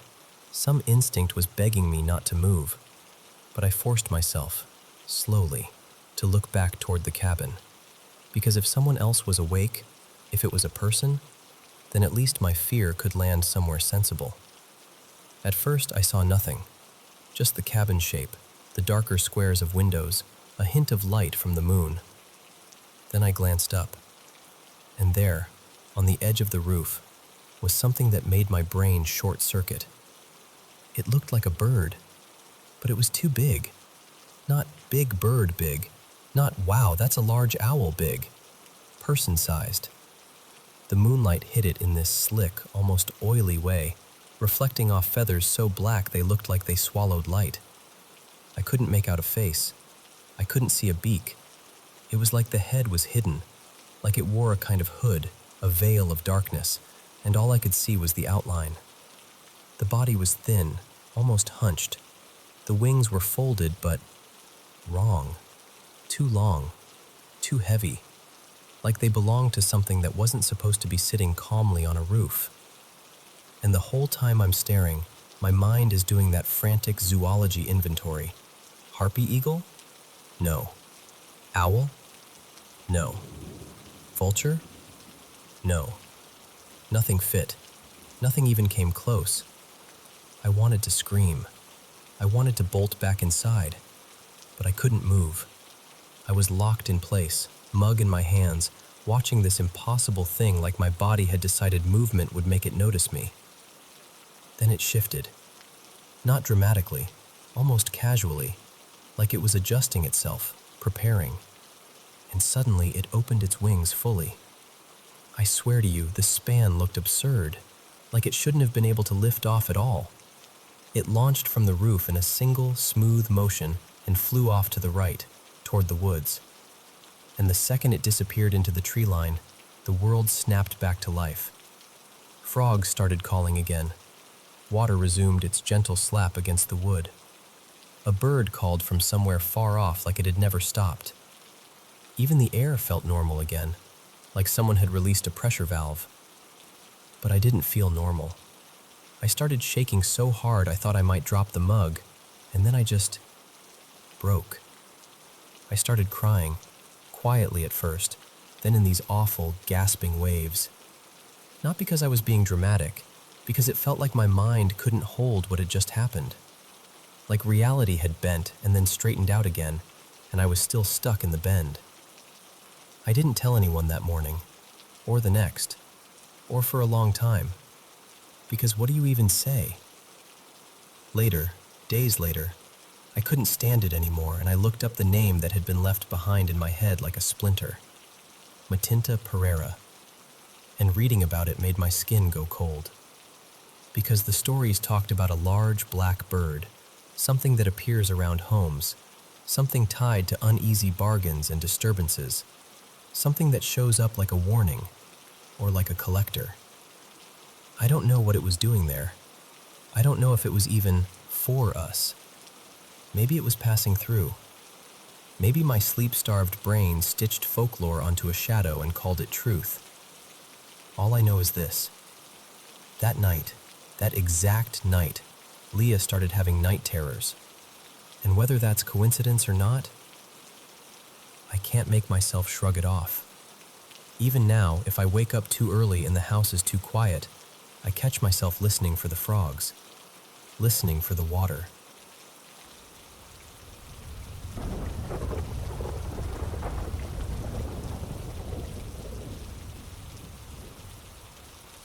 Okay, so, I've never really known how to explain this without sounding a little weird, but I'll just tell you the way it's always felt to me. Like something's been stitched into my life for as long as I can remember. It actually started with my mom, Marisol. She used to casually mention seeing shadows in the corners of rooms, like a person-shaped darkness that didn't belong to anybody. And for years, she didn't even think of it as scary, more like a thing that happened. It wasn't until someone got in her head and said, "What if it's something evil?" that she suddenly got spooked. She told me she stood in the kitchen one night, feeling ridiculous but determined, and said out loud, "You're not welcome here. Leave." And after that, it stopped, just like that. Then she had me, and not long after, she started noticing the shadows again, except this time, always near me. She didn't tell me right away, not when I was little, but she said she'd see that same shape linger in doorways behind me, or glide past the hall mirror when I'd walk by. She did the whole leave thing again, and for a long time, it was quiet. Fast forward to when I'm older, maybe 8 or 9 years ago now, and I start noticing it myself. Not every day, not even every week, just enough to make you pause. You know when you think you see someone in your peripheral vision, and you turn and there's absolutely nothing there? That, but heavier, darker, like the room briefly gains an extra presence. Back when I still lived with my mom, we'd hear this sound at night that still makes my stomach clench when I think about it. Like heavy footsteps, almost stomping, moving fast down the hallway. Sometimes it sounded like a full-on sprint, and then it would stop right outside her bedroom door. Every time. I was down the hall in the little spare room, and I could hear it so clearly, like the floorboards were complaining under someone's weight. Then, nothing. Just silence, like it wanted us to know it could. What's strange is, when I moved out, my mom stopped seeing it. Like the second I left, it left with me. At my first place, friends started noticing things before I even brought it up. Someone would be sitting on the couch and go, "Did you just walk into the kitchen?" And I'd be like, "No, I've been right here." One friend, Tessa, swore she saw the shape of an older woman standing near the end of the hallway. She even described it in this way that made my skin prickle, like that classic horror movie silhouette. Long dress, stiff posture, not quite human in the way it moved. She compared it to a character from a scary movie she'd watched. Honestly, I don't know if that comparison made it more dramatic in her mind or what, but she refused to use my hallway bathroom after that. She'd literally wait until she got home. I tried to be practical about it. I got one of those motion-sensing cameras. Nothing fancy, just something that records when there's movement. And it would always start recording in the laundry room at night when no one was in there. Not once or twice, constantly. No pets in there, no drafts, nothing. My partner at the time, Nate, got tired of it, and one night he cracked the door open, like he didn't even want to step inside, and he said, in this polite, weirdly respectful voice, "Hey, could you stop walking in front of the camera, please?" And it stopped, like, immediately. The camera went quiet after that, like whatever was triggering it just decided, okay. Then I moved in with my friend Jade, and that's when things ramped up. Jade has her own situation. She's told me for years she sometimes sees something that imitates people. It'll take the shape of someone she loves, or sometimes even me, and she'll watch it walk into another room, but only when she's home alone. Like it wants privacy, like it doesn't want witnesses. One night we were just hanging out in my room, talking about nothing, and suddenly Jade flinched hard, like someone yanked her hair. And I swear to you, I saw her head jerk back, not like she moved it herself, but like something tugged her from behind. She grabbed the back of her neck, wide-eyed, and she said, calm but firm, "No, don't do that." And it stopped. And then, this is the part that still makes my throat go tight. We both saw something move under my bed, like an arm reaching out into the open.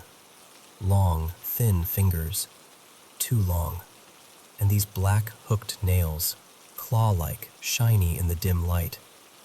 We froze, and then we snapped on the lamp so fast I almost knocked it over. Nothing.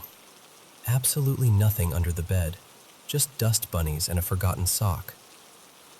After that, my boyfriend Eli started having experiences too. If he's alone in my room, even for a few minutes, he'll get poked in the back, like a single finger jab. Or he'll see something peek up from the side of the bed, just barely visible, like it's watching him and waiting to see if he reacts. Eli's approach is to pretend it's not happening. He'll literally look straight ahead and go, "Nope," and change the subject like he's refusing to give it the satisfaction. I felt it too, when I'm alone. Sometimes it's like a touch at the crown of my head, gentle, almost curious, and then it slides outward along my hairline, like hands framing my face. Not squeezing, not hurting, just there. When that happens, I usually shift around, sit up, turn the light on, do something to break the moment. And after that, it'll stop for the night. Jade has told me she's heard my door handle jiggle when I'm not home, like someone trying to get in. And the cats, this is the weird part. The cats will stick their paws under the door like they're playing with someone on the other side. They don't seem afraid at all. But sometimes the dogs refuse to go near my room, like there's an invisible line they don't want to cross. They'll stand in the hallway, stare, and then back away with their tails low. And through all of this, the main thing I can't shake is the feeling of being watched. Not necessarily threatened, just observed. Like I'm sharing space with something that's been paying attention for a long time. Here's the part that makes people look at me like I've lost it. Lately, I've started talking out loud to the room. Not full conversations, more like announcements. If I'm leaving for the weekend, I'll say, "Okay, I'm heading out. Be good." If I'm going to work, I'll say, "Bye, see you later." And sometimes when I walk in, I'll jokingly say, "Boo," like I'm trying to keep it light. And for me, it doesn't feel oppressive. It doesn't feel like my space is unsafe. But anyone else who goes into my room eventually says it feels heavy, like the air gets thicker, like they can't fully breathe until they step back into the hallway. I also have a sleep recording, one of those apps that records if you talk in your sleep. And there's this moment where something clearly says my name. It's not me. You can hear me breathing right after, like I'm still asleep. That clip still gives me chills because it's so casual, like someone said it just to see if I'd respond. And honestly, the strangest part is that I'm the calm one. I'm the one who can live with it. And that makes Jade nervous because she's like, "How are you not terrified?" And I don't have a good answer. It's just familiar. Like it's been circling my life for so long that my body has learned how to carry it. So yeah, that's my story. Something followed my mom, then found me, and it's been trailing behind me through different homes like it's stubborn, or attached, or maybe just interested. I don't know what it is. I don't even know what I believe it is. I only know what I've seen, and what I've felt, and the way it never seems to fully leave.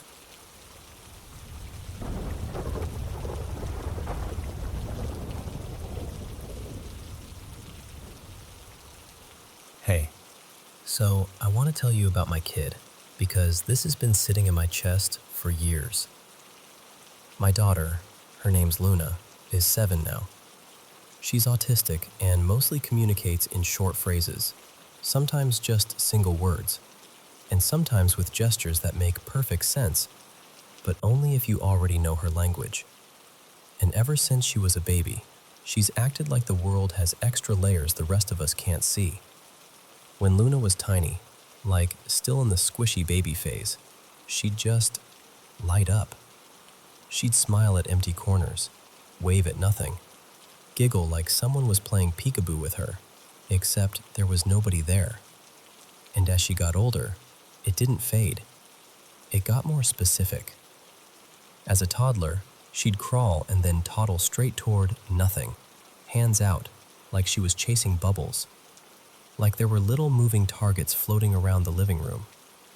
One time, this is one of the few times she managed to explain it out loud, she said, very calmly, "Blue lights, yellow lights," like it was the most obvious thing in the world. And here's the thing, when she has a meltdown, like a full sensory storm, she'll sometimes come out of it by tracking something with her eyes, something that isn't there for me. She'll be sobbing, overwhelmed, and then suddenly she's focused, following something across the room, breathing slowing down, like whatever she's watching is guiding her back. Other people have seen it too.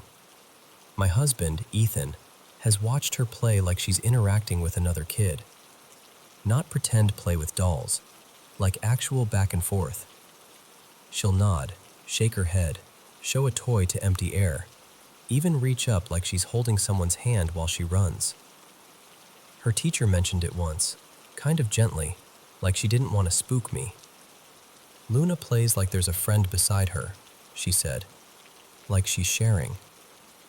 When Ethan asked Luna who she was playing with, Luna pointed at open space next to the couch and said, "That boy. Just that boy." No hesitation. Another time at school, her teacher asked, and Luna said, "Tinker." Then she added, "Like the flying one." I swear I felt my stomach drop. Not because it proved anything, but because she said it like she was naming someone everyone already knew. Most of that you could chalk up to imagination, a vivid inner world, an invisible friend. Totally reasonable. But then there are the moments that don't sit neatly in that box. Like this one. My dad came over to visit.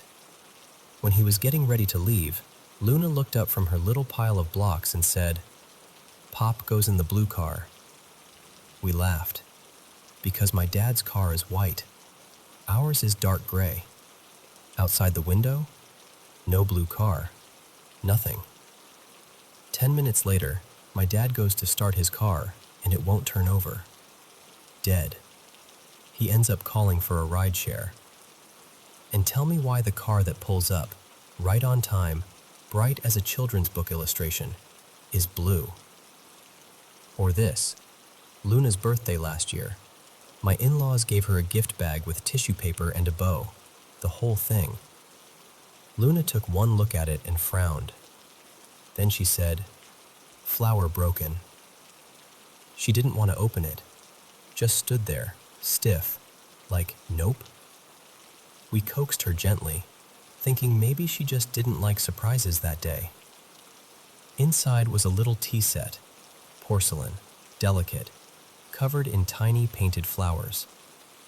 And one of the cups had a crack right through the center of a flower, like it had been split with a thin, precise line. No explanation. She'd tense up if you tried to guide her over it. And then, a year later, my younger kid, my son Jude, got sick and threw up all over that exact patch. Same place, like the carpet had been waiting. She did something similar with one of Ethan's shirts. A totally normal shirt, soft cotton, no weird texture, no strong smell, nothing. But if he wore it, Luna acted like he was radioactive. She'd back away, scrunch her face, hide behind furniture like she was avoiding a monster in a cartoon. Months later, Ethan is holding Jude while wearing that shirt, and Jude suddenly vomits all over Ethan's chest. It sounds funny when I say it like that, I know. Like, okay, maybe she's just got a sixth sense for puke-related disasters, but it kept happening in ways that made me feel watched. Like the universe was leaving little sticky notes only she could read. One day she asked our neighbor, Mr. Patel, "You fixed the window?" He laughed and said, "Which window?" Luna pointed, very specifically, at a single window on the side of his house, and she gave this expression like, "Obviously that one." There was nothing wrong with it. No crack, no loose frame, perfectly fine. A few weeks later, a soccer ball from the kids down the street hit that exact window and shattered it. But the part that really unravels me, the part I still don't know how to hold, is Grandma. When Luna was learning family words, it made sense at first. Mama, Dada, Nana, Pop, all that. Normal little kid stuff. Then she started saying, Grandma.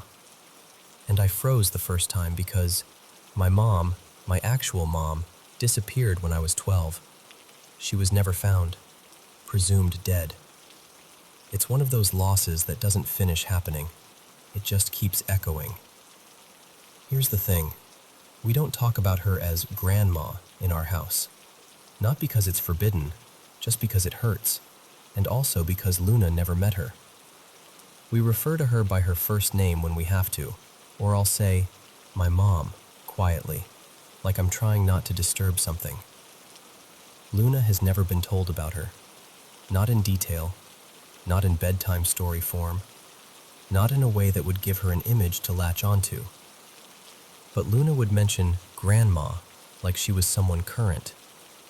She played with me, Luna would say. I'd ask, carefully, do you mean Nana? Meaning Ethan's mom. and Luna would shake her head hard. "No, Grandma." And then she started drawing her. Always the same hair, dark, curly, the same shape it used to sit around my mother's face. And once she drew her wearing a shirt with a pattern I recognized so fast it made my throat close. Because it was the exact color and style my mom was wearing the last day anyone saw her. And I'm sitting there staring at a crayon drawing made by a child who, by all logic, should not have that detail in her head. I've tried to explain it away. I've tried so hard. I've told myself she overheard something, saw a photo, picked up a clue I didn't notice. But the truth is, I don't think she did. And I'm not someone who grew up believing in ghosts or signs or any of that. I'm the person who rolls their eyes at spooky stories and then feels guilty about it later. I like explanations that can be measured, but Luna keeps handing me moments that don't fit into the measuring cup. So I'm left in this strange place where I'm not fully convinced of anything, but I'm also not able to dismiss her either. Not even fear, not even certainty. Just the sense that maybe the world is bigger than I thought, and my kid can see farther into it than I can.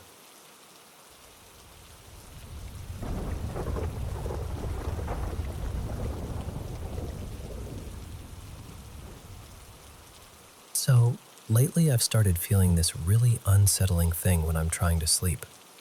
Like I'm not alone. Like someone's watching me even when the room is silent and still. This all kicked off a little before Christmas 2025, when I was staying at my grandpa's old place. It's one of those houses where people step inside and immediately say, "Yeah, something feels off." Everybody who's ever slept there has had some weird story or some heavy feeling they can't explain. The rumor in the family was that the previous owner's wife, Marianne, I think her name was, never really left. My grandma, Ingrid, always said she could feel her the most. She'd get tense the second she went anywhere near the upstairs, like the air got thicker. And Grandma would swear this presence had an attitude, like it was angry or annoyed that we were there. Even my sister, Tessa, who normally rolls her eyes at anything paranormal, went quiet one evening because she said she suddenly felt heavy and nauseous standing beside Grandma on the stairs. We actually laughed about it at the time. Not in a mean way, just like, okay, sure, haunted staircase, whatever. We brushed it off. That was earlier in the day. That night, I went to bed and fell asleep like normal, until I woke up out of nowhere. You know that weird kind of waking where your eyes open but your body still feels half stuck in sleep? The room was pitch black, and I had this instant, electric feeling of wrongness, like something had been there before I even opened my eyes. I stared into the darkness, trying to get my bearings, and then the bedroom door slowly opened. At first, I thought it was someone checking on me, but the hallway light that came in wasn't bright. It was dim, like it had been lowered on purpose. And in that low light, I saw a tall figure in the doorway. It looked human, but it didn't look like a person. Just black, like the outline of someone, but with no face, no detail. It was just standing there, still as a statue, facing into the room. I remember my stomach dropping like I'd missed a step on the stairs. I didn't scream. I didn't move. I just shut my eyes and tried to convince myself I was dreaming. And at some point, I must have fallen asleep again, because I woke up in the morning like nothing happened. 2 days later, I casually joked about it to my mom like, "Haha, guess I saw a shadow man." I acted like it didn't bother me. I even sort of laughed while I said it, like that would make it smaller. But it didn't feel small. The next evening, this was the day after Christmas, I was exhausted. I went to bed early and passed out fast. And then it happened again. I woke up in the middle of the night, and the room was almost completely dark. But this time, the door wasn't fully closed. It was cracked open just enough to let in a thin strip of light, barely anything, but enough. And there it was again, the same black figure. Only this time, it wasn't standing. It was sitting on a chair near the foot of the bed, maybe 2 meters away. Close enough that I could tell exactly where it was. And the worst part? It wasn't even looking at me. It was facing the wall, like it was waiting. Like it had been there for a while and didn't care that I'd noticed. That made it feel deliberate. Like it was choosing to be there. I squeezed my eyes shut again, the same way I did the first time. I basically went into nope mode, and somehow I fell asleep again. When I woke up in the morning, everything was normal. For a while, I didn't tell anyone about the second night. I tried to keep it locked away, like if I didn't talk about it, it couldn't follow me into the daylight. But then, a few days later, my mom and I visited one of her old friends. Her name's Selena.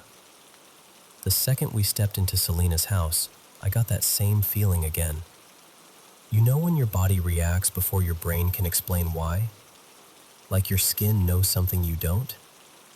Selena and my mom sat talking on the couch, catching up, while I played with Selena's dog, this sweet, energetic thing named Bruno. He was friendly, but I remember him pausing every now and then, like he was listening for something that wasn't there. And somehow, the conversation drifted toward weird experiences. I don't even remember who brought it up first, but my mom mentioned what I'd told her, and I added a few details. That's when Selena went quiet and said, "Wait, hold on." And she pulled out her phone. She showed us a video of Bruno barking at a blank wall. Just barking and barking like someone was standing right in front of him. On the video, there was nothing. No shadows, no movement, no sound. Just the dog losing his mind at empty air. Then she showed us another video. She had this toy ball on a shelf. It was one of those motion sensor toys that lights up in different colors when it's touched. The shelf was high enough that the dog couldn't reach it, and nothing was near it. In the video, the ball starts flashing like it's being nudged, colors cycling like someone's tapping it. And the whole time I'm watching, I'm thinking, I knew something felt wrong the second I walked in here. My stomach was twisting. I kept trying to act normal, but inside I was just thinking, I want to leave. I want to leave right now. We stayed maybe another 15 minutes after that, and then I made up some excuse like being tired. We left pretty quickly. That night, I actually slept fine. But the next night, my last night in that house before the long drive home, was the one that really stuck to me. I went to bed around 10:30 p.m. I fell asleep, and then I woke up again in the middle of the night to complete darkness. No light through the door this time, just black. And that same feeling returned, like my back was exposed, like something was hovering just out of sight. I tried to stay still and breathe slowly, hoping it would pass. But the longer I lay there, the worse it got. Then, the bed shifted. Not like I rolled over, not like the mattress settling. It felt like weight had pressed down, like someone had climbed onto the bed behind me. And I froze, because I could feel it. That awful claustrophobic closeness, like when someone stands too close to you in a hallway and your body screams at you to move away, except I couldn't move away. It felt like someone was right behind me, close enough that if I turned around, I'd be face to face with whatever it was. I remember trying to convince myself it was just my imagination, that the bed creaked, that the house shifted, that I was half asleep. But my body didn't believe that.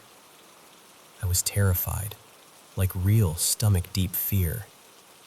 And somehow, I still fell asleep again, like my brain just hit an emergency shut-off switch. And it's true. I haven't seen the figure again. But the feeling? That lingering sense of being watched when I'm trying to sleep. It never fully went away. Even now, sometimes I'll be lying in bed in a perfectly normal room, in a perfectly normal house, and my body will suddenly react like it's back there again. Like something is standing just out of sight, waiting for me to open my eyes.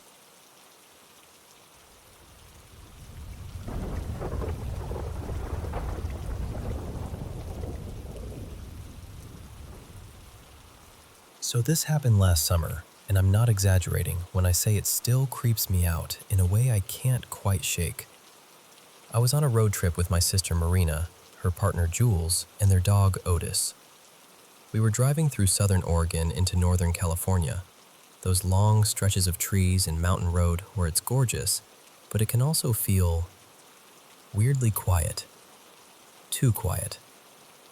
We just peeled off I-5 outside Medford and started heading west on Highway 199 toward the coast. And pretty early on, I got this feeling I can only describe as heavy, like someone put a blanket over my brain. Nothing had actually happened. The weather was perfect. Bright sun, blue sky, that whole postcard vibe. But my body was acting like it knew something I didn't. Then we rolled through Cave Junction, and suddenly that weird feeling wasn't just in my head anymore. All three of us felt it. The town had this rough, unsettled energy, like you could tell there'd been a lot of hard living there. We actually decided not to stop for gas or even use a bathroom, even though we needed to, because none of us wanted to linger. A little while later, we crossed into California, went through this tunnel, and right after it we pulled into a rest stop, the one by the tunnel off 199, because at that point, we had to. No more toughing it out. When we pulled in, it was broad daylight and the whole rest area was pretty empty. I remember thinking, okay, good. Quick stop, in and out.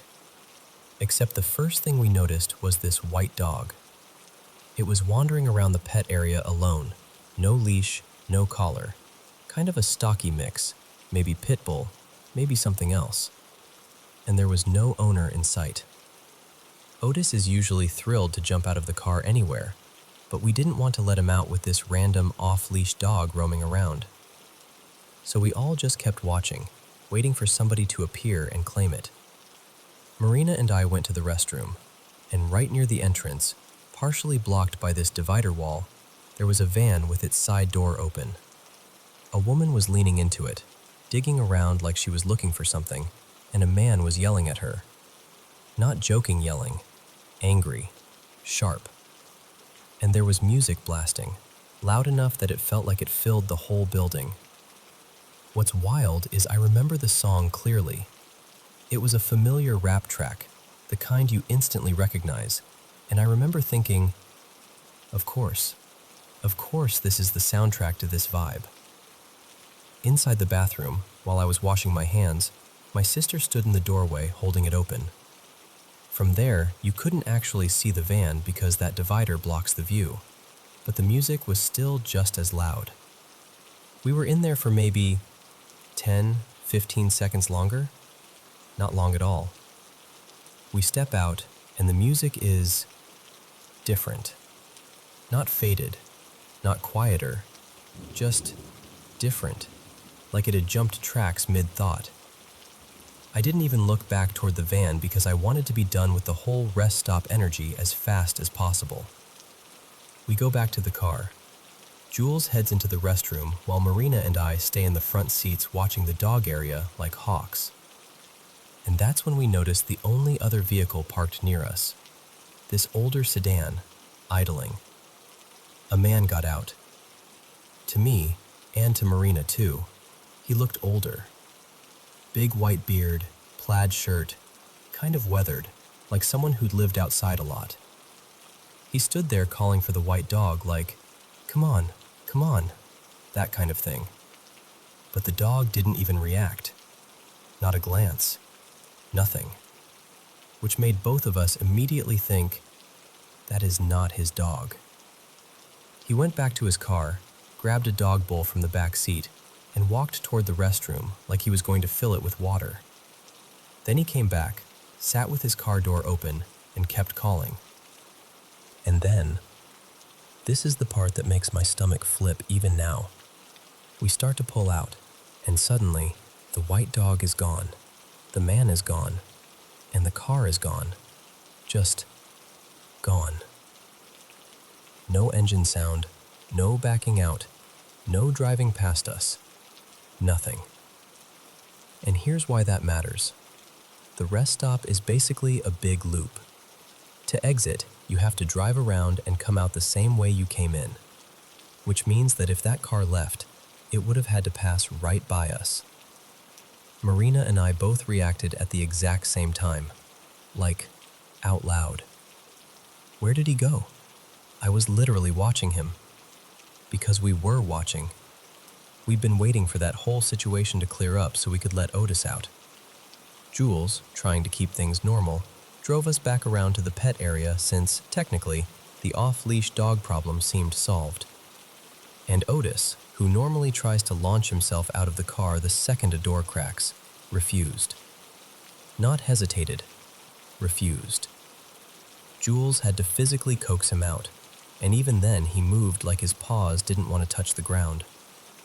Once he was out, he started sniffing like crazy, fast and frantic, like he was tracking something invisible. Then he startled, actually jumped like something spooked him, and he wouldn't potty. Just wouldn't. Meanwhile, that heavy feeling in my chest was climbing. It wasn't panic exactly. It was more like my body was ringing an alarm and my brain couldn't find the fire. We got back in the car and drove in silence for a long stretch after that, like none of us wanted to say anything and make it more real. That night, at the hotel, we finally started talking about it, trying to piece it together. Marina and I told our version first, and we matched perfectly. White dog alone, older bearded guy in plaid calling for it, dog bowl, then everything vanishing. And then Jules went really quiet, and she said, "That's not what I saw." She told us that while Marina and I were inside the restroom, she saw a young guy get out of that same car. Not older, no beard, black t-shirt, short hair, clapping his hands and calling for the dog like he was trying to hype it up. And she was dead serious when she said it, like there was no uncertainty, no maybe, just certainty. We all stared at each other because here's the thing. We all agreed there was only ever one person connected to that car. One person calling for that dog. But somehow, not the same person. And then Marina said something she hadn't said earlier, and it made it worse. She goes, "Also, the van was gone when we came out." I swear to you, I still felt like I could hear music as we walked back to the car, like it lingered in the air. But Marina insisted the van wasn't there anymore, and the sound had stopped completely. So now we're sitting in a hotel room trying to make normal sense out of a rest stop where a dog was there, then wasn't. A car was there, then wasn't. The only person around somehow looked completely different depending on who was watching, and a van with loud music vanished in a gap of seconds, all in bright sunlight. No fog, no darkness, no maybe we were tired. Just a weird, clean slice of daylight where reality didn't line up. And the part I can't stop thinking about is how Otis reacted. Because people can rationalize almost anything, but dogs don't do that. They just respond. And he responded like something in that place was wrong.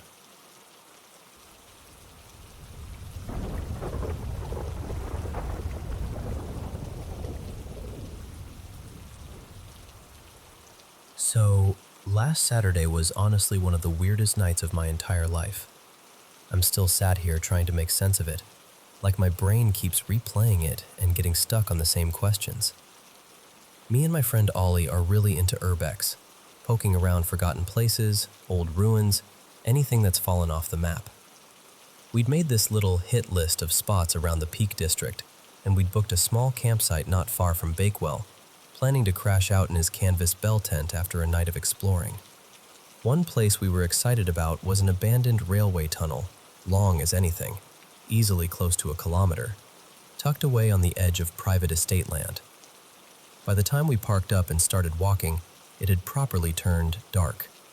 No streetlights, no houses, just fields and hedgerows and that thick, rural kind of blackness where your eyes never quite adjust. Halfway across the fields, we stopped because the sky was ridiculous, like someone had thrown glitter across it. The stars were sharp, clear, bright. And while we're stood there looking up, I notice one star moving.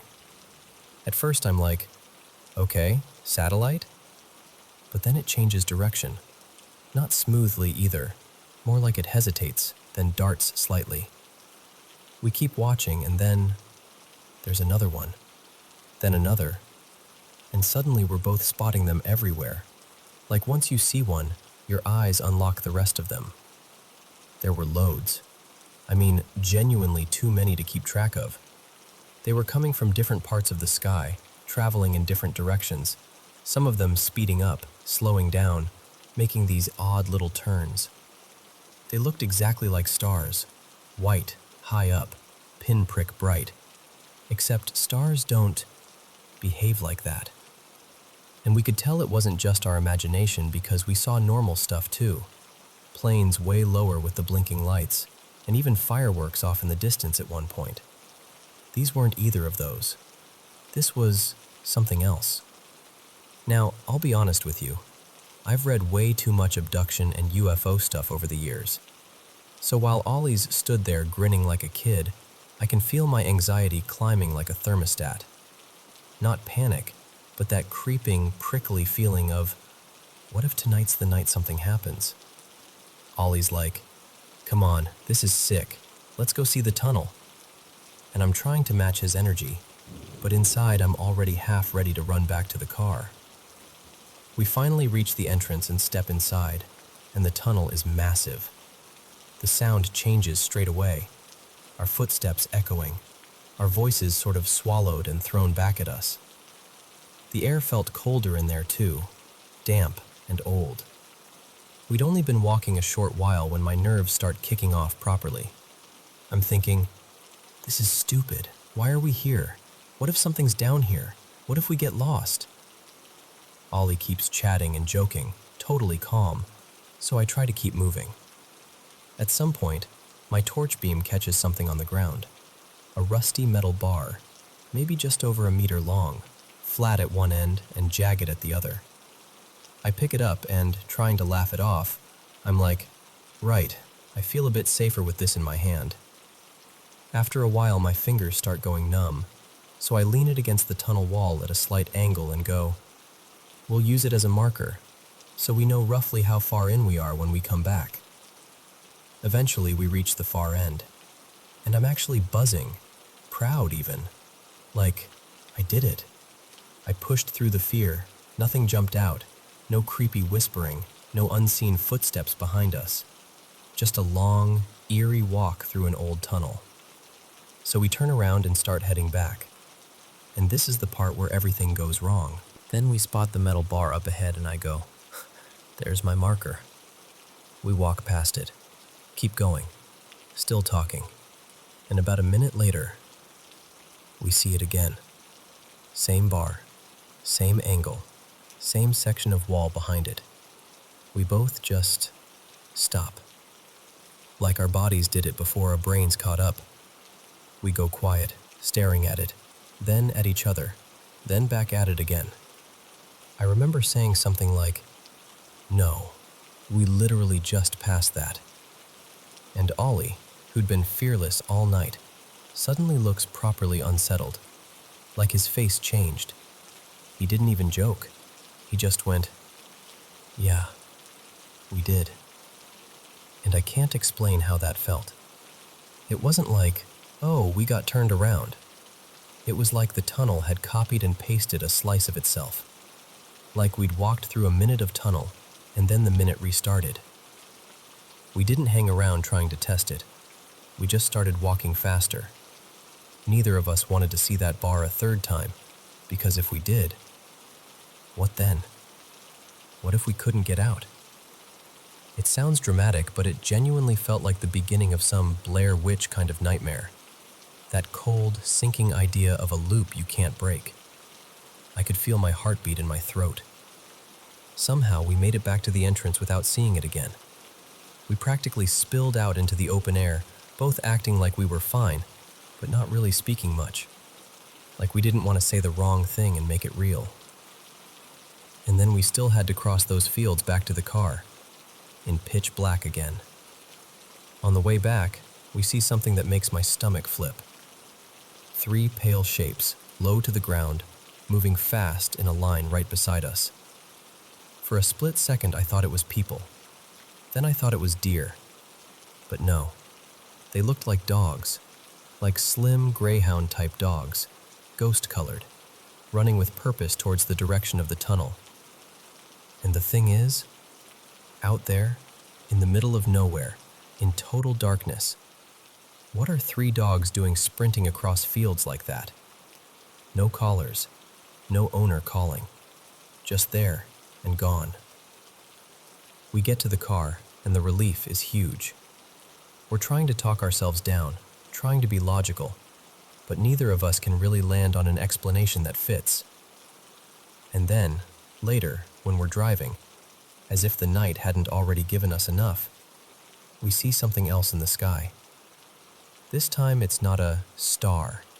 It's an orange orb, brighter, like a glowing ember hanging in the air. It stays still for a second, just hovering, and then it shoots downwards so fast it leaves a trail of light behind it, like zoom, gone.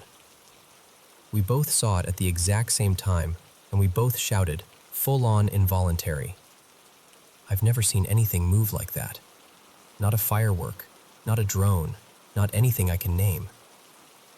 And after all that, we still had to go and sleep in a tent in a field. Yeah, safe to say, I did not sleep well. Every little sound felt like it had meaning. Every rustle of wind sounded like something creeping closer. I've had strange experiences before, bits and pieces over the years, but that night topped everything. It's the combination that messes with me most. 1 weird thing, you can shrug it off. 2, you start raising an eyebrow. But that many bizarre moments stacked into the same night, it feels unreal in hindsight. Like a dream you can't quite hold on to, except it happened to both of us. And every time I picture that tunnel, I keep seeing that rusted bar, leaning there, waiting for us, like it knew we'd be back.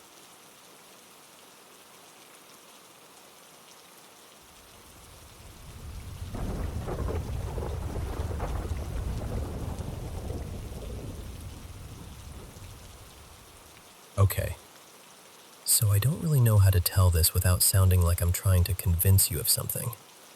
I'm not. I'm just laying it out the way it happened, because it's been years now, and I swear the house has a personality, or something in it does. So, quick setup. My place was built in the early 70s, 1972, I think. It's a small 1-story bungalow in a quiet neighborhood of Jensen Beach, Florida. 2 bedrooms, 2 baths, a little over 1,200 square feet. Nothing fancy.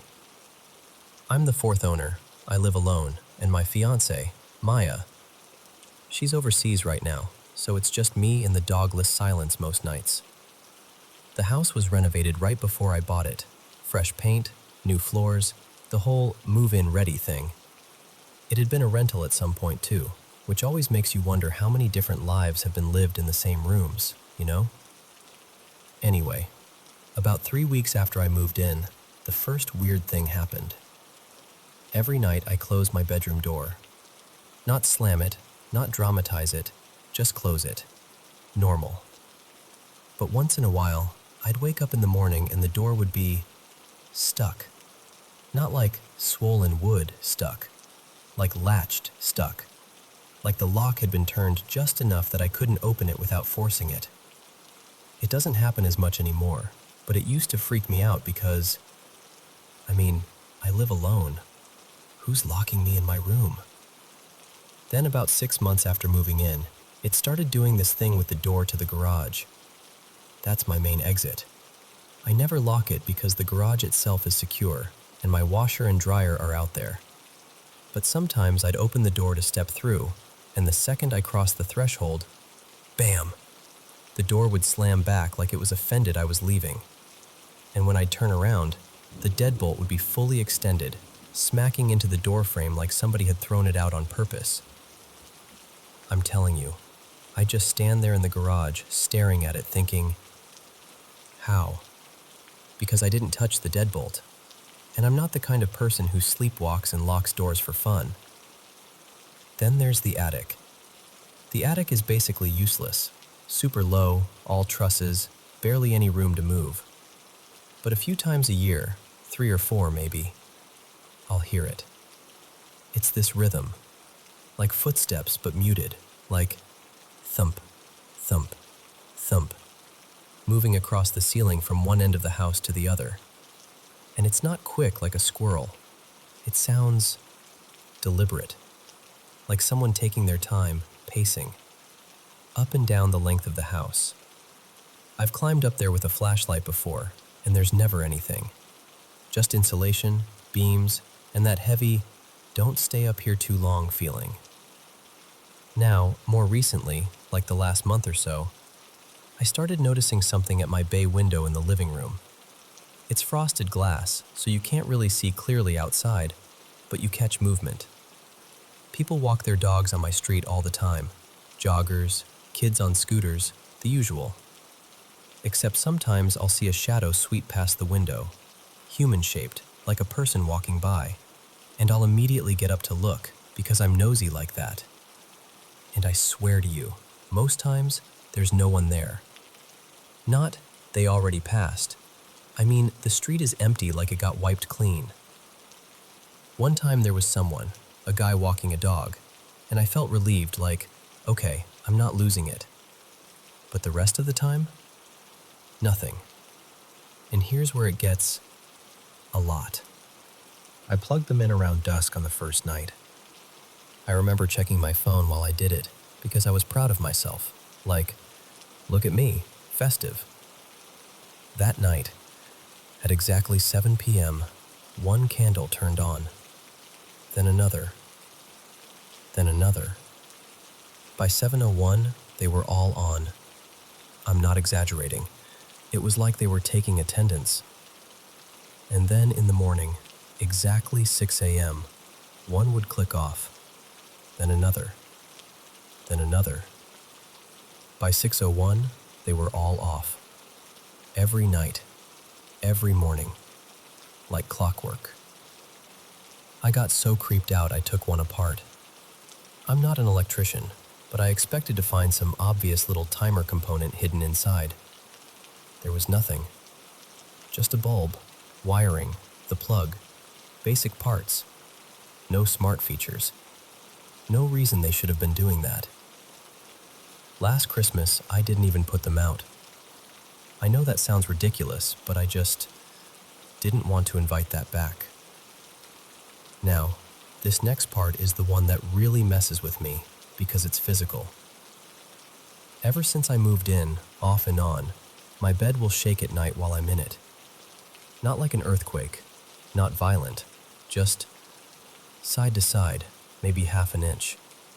But it's instantly recognizable because it feels exactly like when a kid grabs the mattress and shakes it to wake you up. Just enough movement to be unmistakable. Sometimes it lasts 30 seconds. Sometimes it lasts 3 or 4 minutes. And here's the weirdest detail. It happens more when I run my little rain sound machine, like white noise. If I have the TV on, it almost never happens. But the rain machine? That's when it shows up, like it prefers the dark and the cover of sound. Then, last year, 2025, it escalated. This happened 3 times, and every time it was the same. I sleep on my side because my back is messed up from old injuries, usually my right side. and I'll feel the mattress dip behind my legs like something has just sat down. Not a full person, more like a concentrated weight. Like someone placed a heavy medicine ball on the bed, maybe 20 pounds or so. My legs get this hollow space under them because the mattress is pushed down, and then, this is the part that makes my skin crawl. My legs go cold. Not I kicked off the blanket cold, like the warmth gets pulled out of them. It lasts a few minutes, and then it's gone, like nothing happened. And then, once. Only once. Mid-December 2025, around 9 p.m. I had the rain machine on. A couple minutes in, the bed started doing the familiar shake, side to side, that wake-up motion. Then the weight pressed down behind my legs. My legs went cold. And then I heard it. A growl. Low, throaty, like a dog warning you. It only lasted a second or two, so quick that if I'd coughed, I might have missed it. But I didn't miss it. I felt it in my chest more than my ears. I turned on every light in the house. I walked through every room like I was doing a security check, even though I didn't really believe I'd find anything. I checked the closets. I checked the garage door. I stood in the hallway listening to the silence like it might explain itself.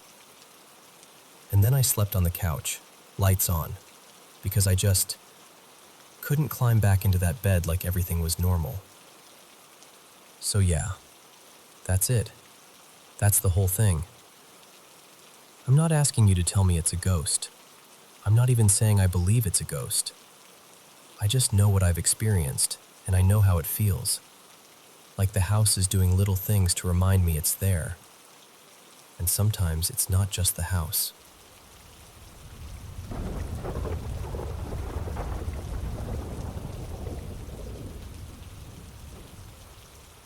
So, let me tell you about this weekend that still gives me chills when I think about it. It was sometime in the mid-2000s, let's say 2006.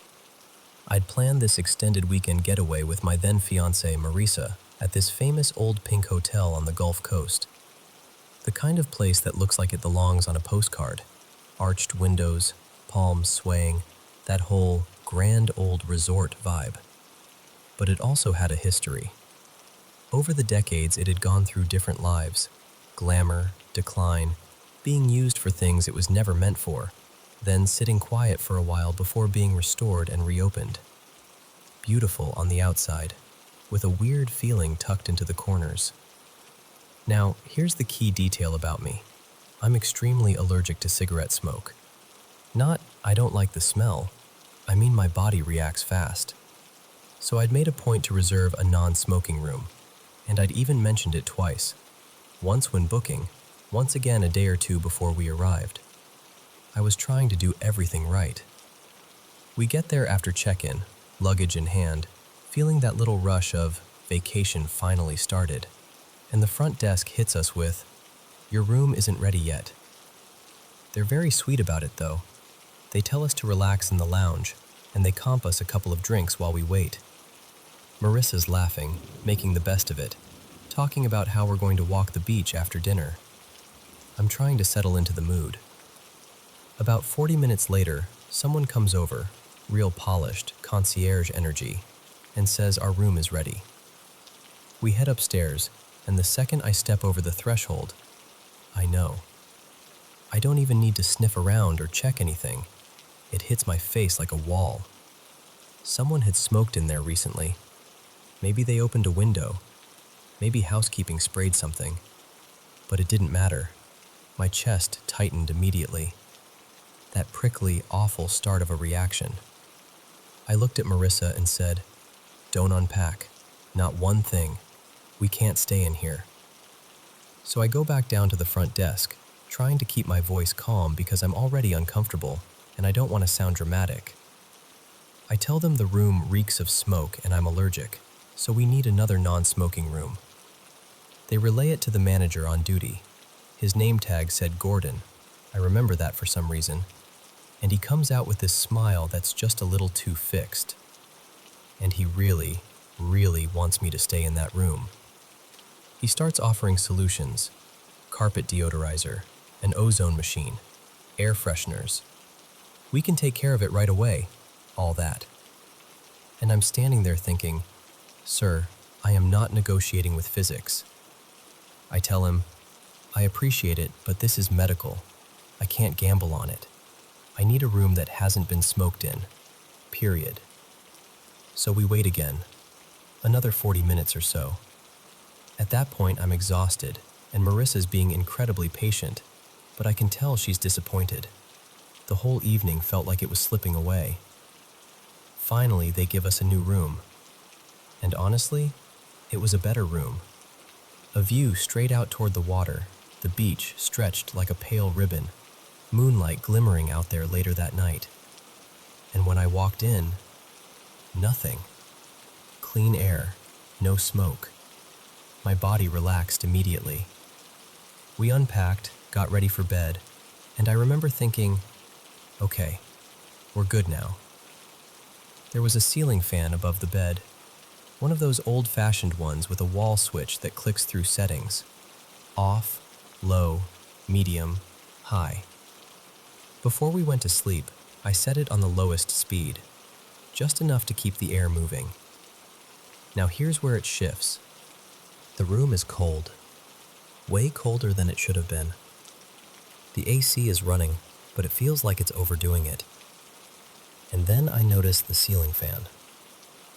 It's not on low anymore. It's moving fast, like medium, maybe high. And I'm lying there squinting up at it, trying to decide if I'm half dreaming, and then it starts speeding up. Not gradually, not the way a fan ramps up when you change settings. It's like something is pushing it, faster and faster and faster. It got so fast it stopped looking like individual blades and started looking like a solid disc. The kind of speed that makes you think, that thing is going to come loose, like it's going to rip out of the ceiling and turn into a flying weapon. Marissa is asleep beside me, totally peaceful, not stirring at all. And I'm just lying there, frozen, watching this fan spin like it's trying to escape the room. Finally, I get out of bed, walk over, and flip the switch to off. The fan doesn't even hesitate. It keeps going, full speed, like I didn't do anything. I remember standing there with my hand still on the switch, flipping it again, off, low, medium, off, like maybe the mechanism was stuck. Nothing. That fan kept running at that same breakneck speed. So I go back to bed, and I don't wake Marissa, because what am I going to say?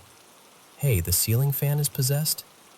I'm trying to be rational, trying to find some logical explanation, but my body is buzzing with fear. And I'll just be honest with you, I started praying. Quietly, not out loud, just in my head, with that very focused, very serious kind of prayer you do when you feel like something is in the room with you. And as I'm praying, the fan starts to slow. Not immediately, but little by little, like whatever momentum it had is being taken away. It's still spinning even though it's switched off, still spinning, but it's slowing down until it looks normal again. At some point, my eyes got heavy and I fell asleep. Morning comes, bright daylight. The room looks harmless, beachy, normal. The fan is completely still. Marissa stretches, smiles, starts chatting about breakfast, and I decide I'm not going to say a word. Not yet. I don't want to freak her out, and I'm still trying to convince myself it was some electrical glitch. So I go into the bathroom to shave. The sink is running, the mirror is fogging a little, and I'm halfway through scraping my jaw when I hear it. A voice. Not muffled conversation, not TV noise, not something from the hallway. A voice, right on the other side of the bathroom wall, loud and sharp, like someone shouting from inches away. "Get me out of here!" I stopped shaving instantly, just froze with the razor in my hand. And it wasn't one of those moments where you wonder if you imagined it. It was clear, commanding, desperate. I stepped back, listened, waited for anything else. Footsteps, another voice, a door, anything that would make it make sense. Nothing. Later, after we'd left the room, I checked the layout. I wanted it to be another guest's bathroom on the other side, someone messing around, someone yelling at a friend. But there wasn't another room there. Not one that backed up to that wall the way it should have if that voice came from next door. And I didn't tell Marissa. Not that day, anyway. I just carried it with me, this strange, cold little knot of knowing. Like for one night, in a place that wore beauty like a costume, something unseen decided to remind me it was still there.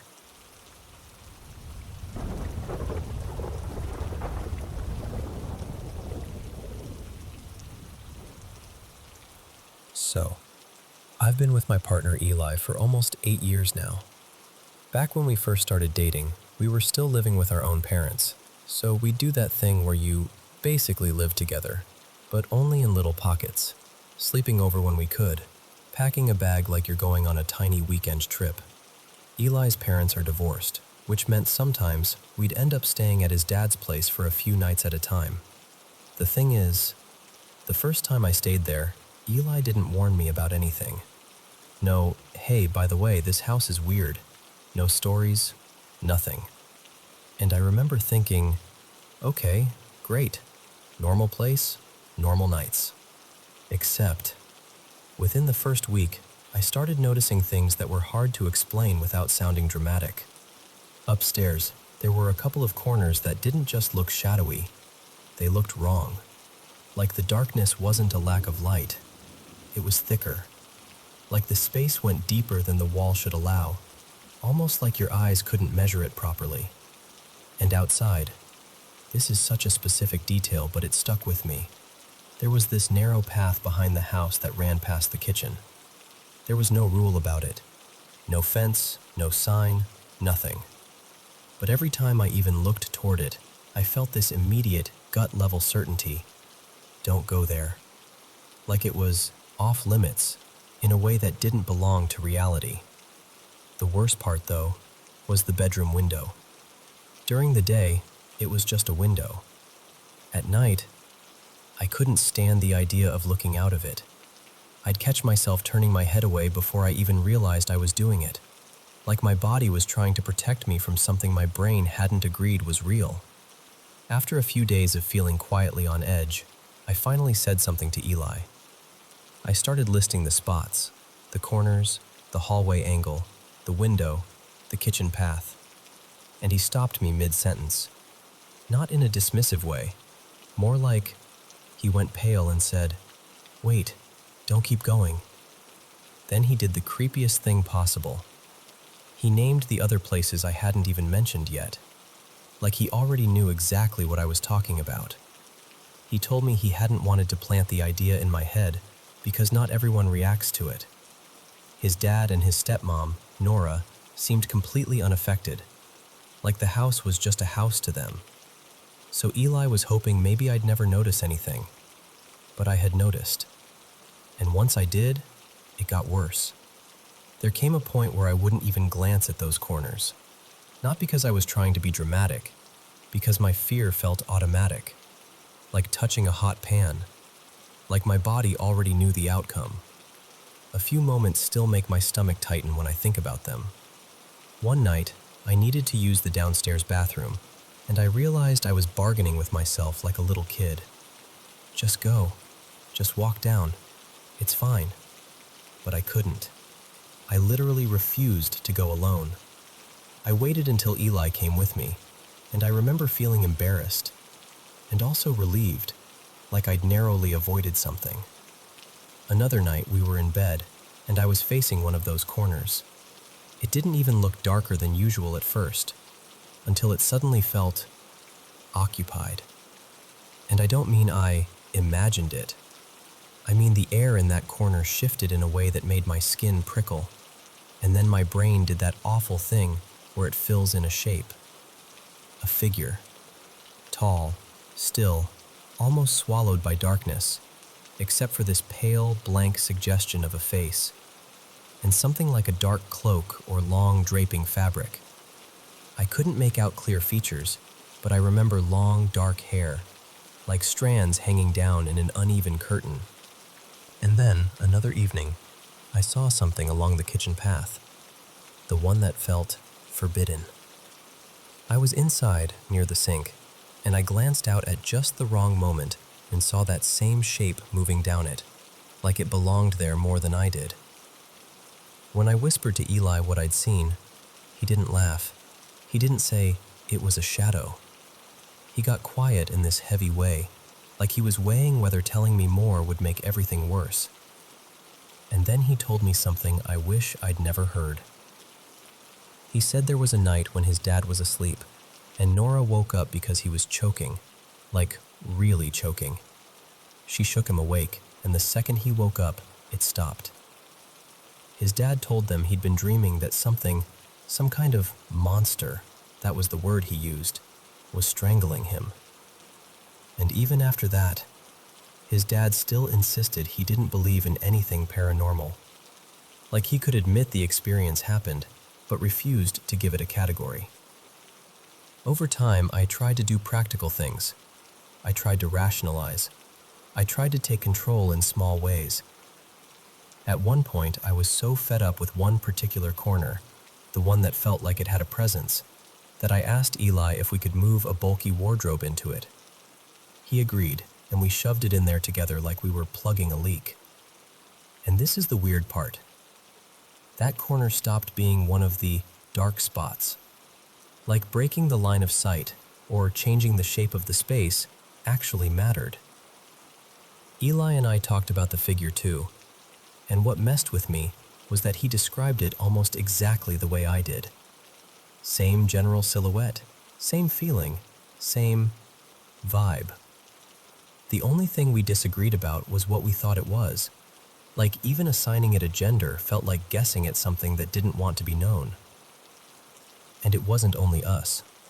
This house was in a small village where people weren't especially superstitious. Not the kind of place where everyone trades ghost stories for entertainment. But over the years, I heard from several different people, like not one or two, more like 5 or 6, that they would never step onto that property again. No big dramatic explanations, just a firm, calm refusal. Like they didn't want to speak too loudly about why. And apparently the owner before Eli's dad had similar experiences. The house had only changed hands a few times, and there weren't any deaths there. Nothing obvious you could point to and say, "Ah, that explains it." After about 2 years of trying to tolerate it, I finally told Eli, "I'm not sleeping here again. Ever." I expected an argument. I expected him to think I was exaggerating. He didn't. He just looked tired, like he'd been waiting for me to say it. He agreed, and honestly, it felt like a relief so intense it was almost grief, like I'd been holding my breath for months without realizing it. About a year later, partly because of the pandemic, partly because he just didn't want to be there either, Eli stopped sleeping there too. And even now, when I try to debunk everything, I keep circling back to the same problem. How do you explain something that didn't happen in isolation? I could blame anxiety, sleep deprivation, the power of suggestion. I could tell myself I spooked myself and spiraled. But Eli knew the exact places before I told him. He'd seen what I described. Other people avoided the property without being prompted. And his dad had that choking incident and still refused to believe, which somehow makes it feel even more unsettling, because it wasn't someone wanting a ghost story. So yeah, I don't know what it was. I just know that house had rules nobody spoke out loud.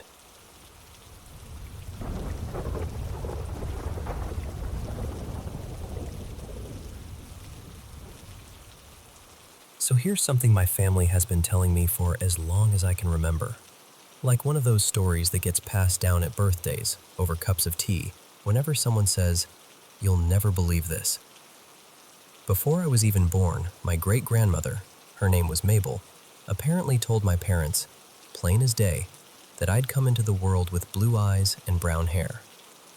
The thing is, she passed away before I ever took my first breath. And still, somehow, she was right. To this day, I'm the only one in the family with that exact mix. Everyone else has their own variations, but me? Blue eyes, brown hair, just like she said. My parents still talk about how stunned they were, like, how could she possibly have known? And then there's the other part. The part that still makes my skin go cold if I think about it too long. When I was a baby, about 1 or 2, my mom told me there was a night she and my dad shot upright in bed because they heard me making this awful sound, like I couldn't breathe. She described it as if I was being choked, like someone had their hands around my throat. Obviously, I don't remember any of it, but the way she tells it, she still sounds shaken even now.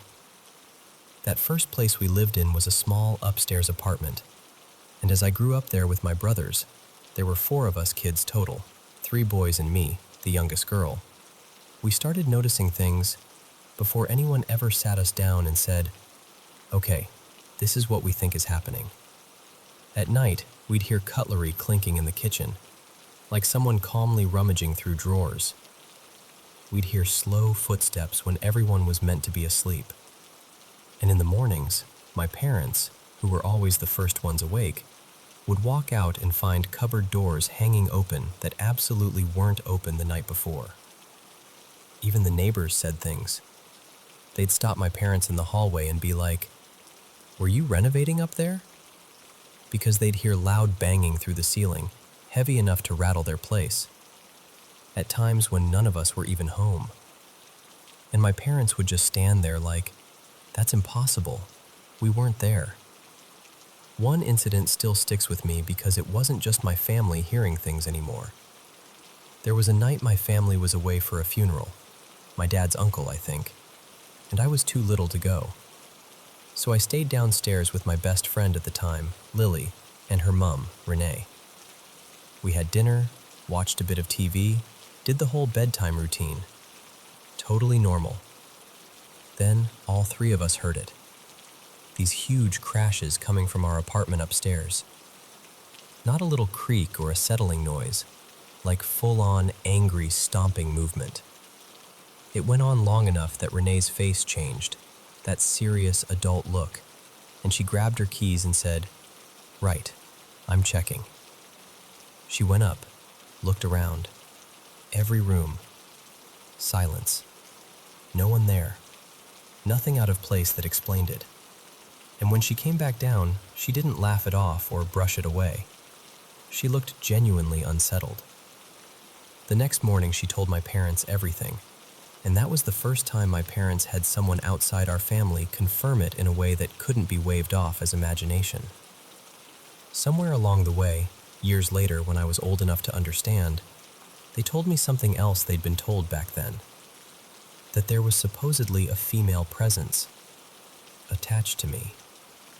Like she was following me. Like I was the reason things were happening. I didn't know what to do with that as a kid, you know? How do you even process something like that without it turning into fear? And then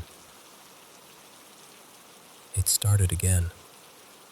Not constantly, but enough. Random sounds that didn't belong anywhere. Doors shifting when no one was near them. And the stairs. Oh my God, the stairs. Even now, years later, the stairs are the worst part. It'll be completely silent in the house, and then you'll hear what sounds like heavy boots, like thick, hard soles, stomping up or down. Not soft footsteps, not a creak. Heavy, deliberate steps. My mom has heard it. My brother has heard it. I've heard it. We've looked at each other in that exact moment like, please tell me you heard that too. One time, when I was a teenager, it was just me, one of my brothers, and my dad in the living room. We were all right there, and suddenly, from the kitchen, we heard the oven door slam shut, hard. My brother went pale, like instant goosebumps. He actually whispered for my mom to check it when she got home, because he didn't even want to go near the kitchen alone. By the time I was 20, I was tired of wondering if I was imagining things. So I went to see a medium. Part of me was skeptical, honestly, but part of me just wanted answers. I didn't tell her much. I tried to keep it simple. And she said it anyway. She told me there was a female spirit connected to me. The same thing my family had been told years earlier, without me feeding her that information first.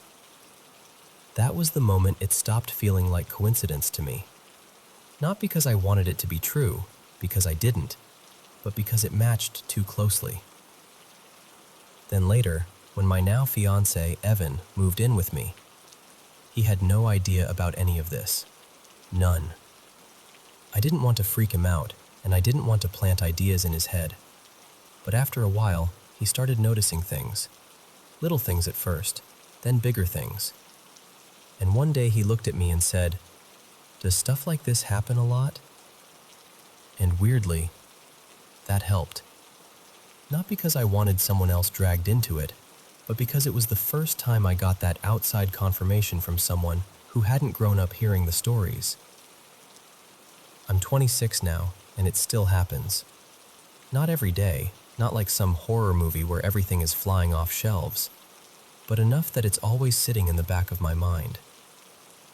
I still wear a cross necklace, more out of habit than anything, but also because it makes me feel steadier.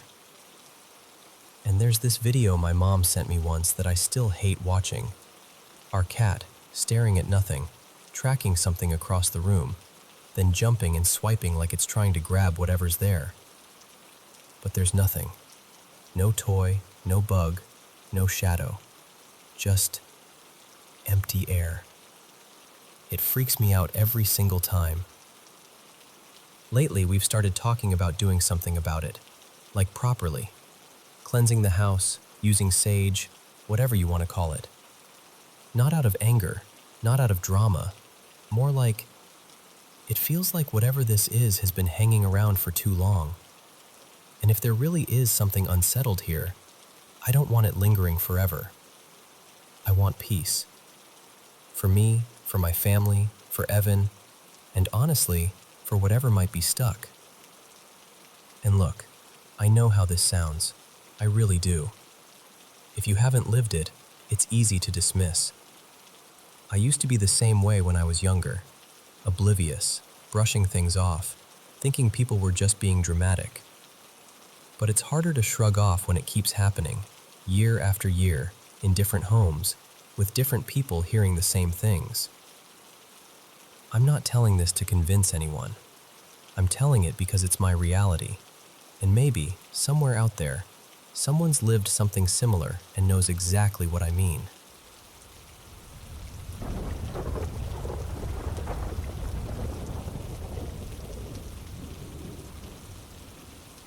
Okay, so before I tell you what happened, I need to give you a little context, because without it, this sounds like something you'd dismiss in 5 seconds. I'm 26, and my best friend, let's call her Mila, is the same age. I've known her forever, and for as long as I've known her, she's carried this heavy, uneasy story around her, like a shadow that never fully leaves. Mila spends part of the year living with her uncle on family land. It's one of those places that's hard to explain unless you've been there. There's a mobile home, a few scattered houses nearby, and more land around it that belongs to her relatives. It's quiet, kind of tucked away, and there are trees everywhere. Enough that the darkness at night feels thicker than it should. Mila comes from a Romani background, Manouche on her dad's side, Catalan Gitanos on her mom's side, and she's not in contact with her parents anymore. They were abusive, and they left their kids behind. So her uncle has basically been her stable ground for years. But here's the thing. Weird things have followed that paternal side of her family for generations. Not like the house creaks at night weird. I mean, the same specific kind of thing, described the same way, by different people, decades apart. A man. And when I say man, I'm only using that word because we don't have a better one. This figure shows up at night, randomly. It doesn't matter if it's summer or winter, raining or snowing, windy or perfectly still. Sometimes it's near the grandmother's place, sometimes near the brother's, sometimes near the uncle's land. Sometimes, years ago, it was near her parents' place too. Always late, always watching. And the part that gets under your skin isn't just that he's there. It's that apparently he's been there for a long time. Like, since Mila's aunts and uncles were children. The same description, the same presence, the same feeling. Generations of one family and the same watcher. No one ever gets a good look at his face. It's not even like he's wearing a mask. It's more like your eyes can't hold on to any detail, like your brain refuses to capture it. And every time someone tries to confront him, it's like reality slips sideways. They can't get close. He moves away without running, fast, smooth, almost like he's gliding. And sometimes, when people go looking for him actively, he just isn't there. Not hiding behind a tree, not ducking into the dark. Just gone. One of Mila's cousins once tried to go after him with friends, like really tried.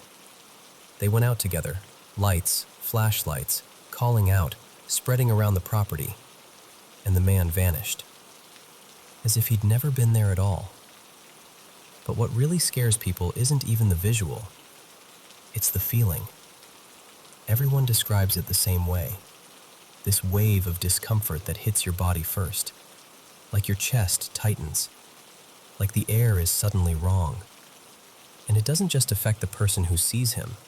People who are farther away, inside the house, even on the other end of the land. They feel it too.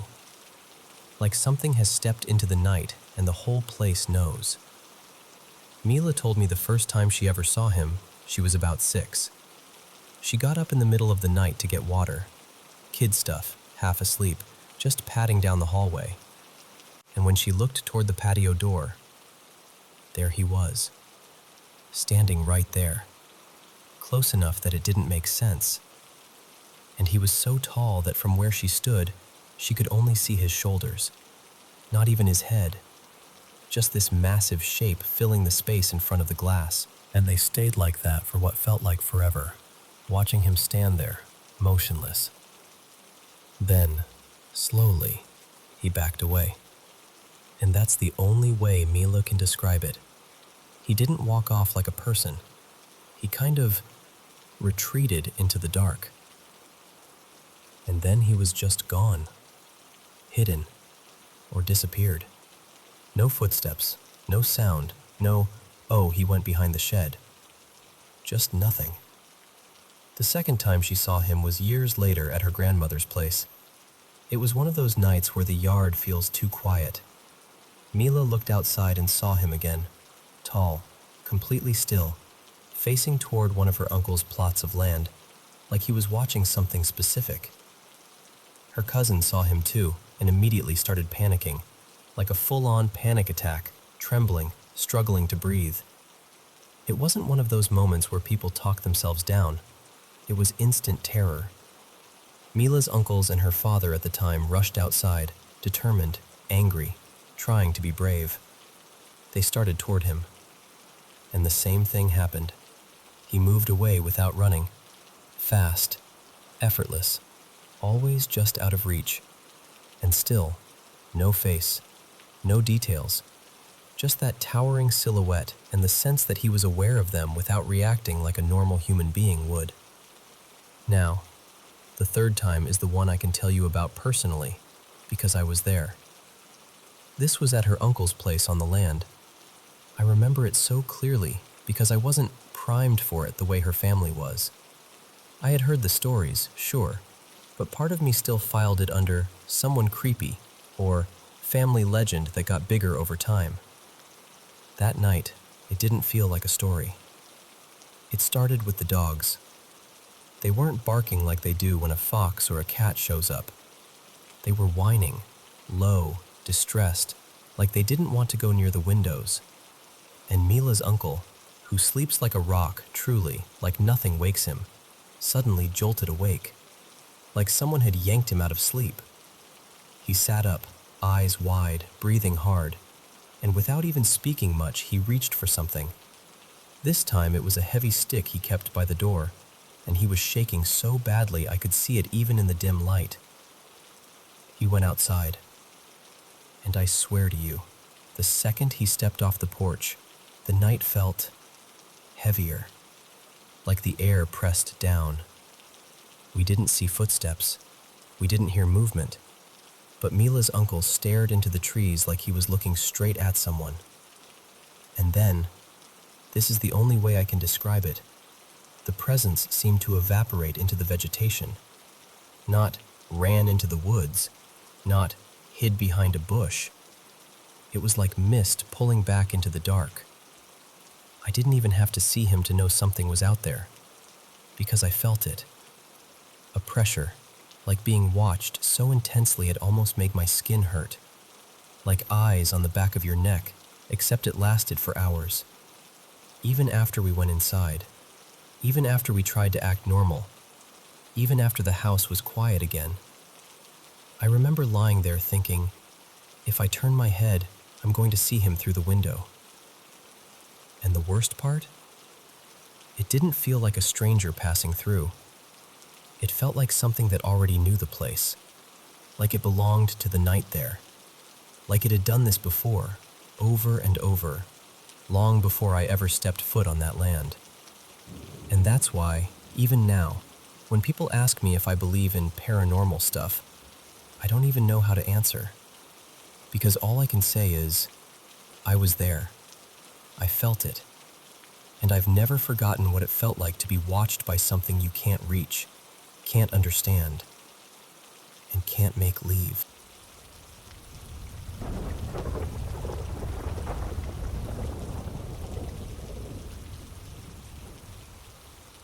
Welcome back to the Paranormal M channel. How was your day? Did everything go smoothly? It's finally my favorite time of day, sitting here and sharing my paranormal experiences with all of you. Thank you so much for always supporting the channel and for sending in so many of your own stories. Don't forget to subscribe and turn on notifications so you won't miss our latest videos. Now get cozy in bed, switch on your nightlight, and let's listen to today's paranormal experiences together. Hey, thanks for being here with me. I've never really known how to tell this story out loud, but I'm going to try. Like I'm sitting across from you, and you've got time, and I can finally breathe through it. A couple years ago, back when I was about 30, I hit a point where my mind wasn't a safe place to live in anymore. I tried to hurt myself. It's hard to even say that sentence without my throat tightening. I ended up in the ER, and after that, everything came back in fragments, like broken glass you're afraid to pick up.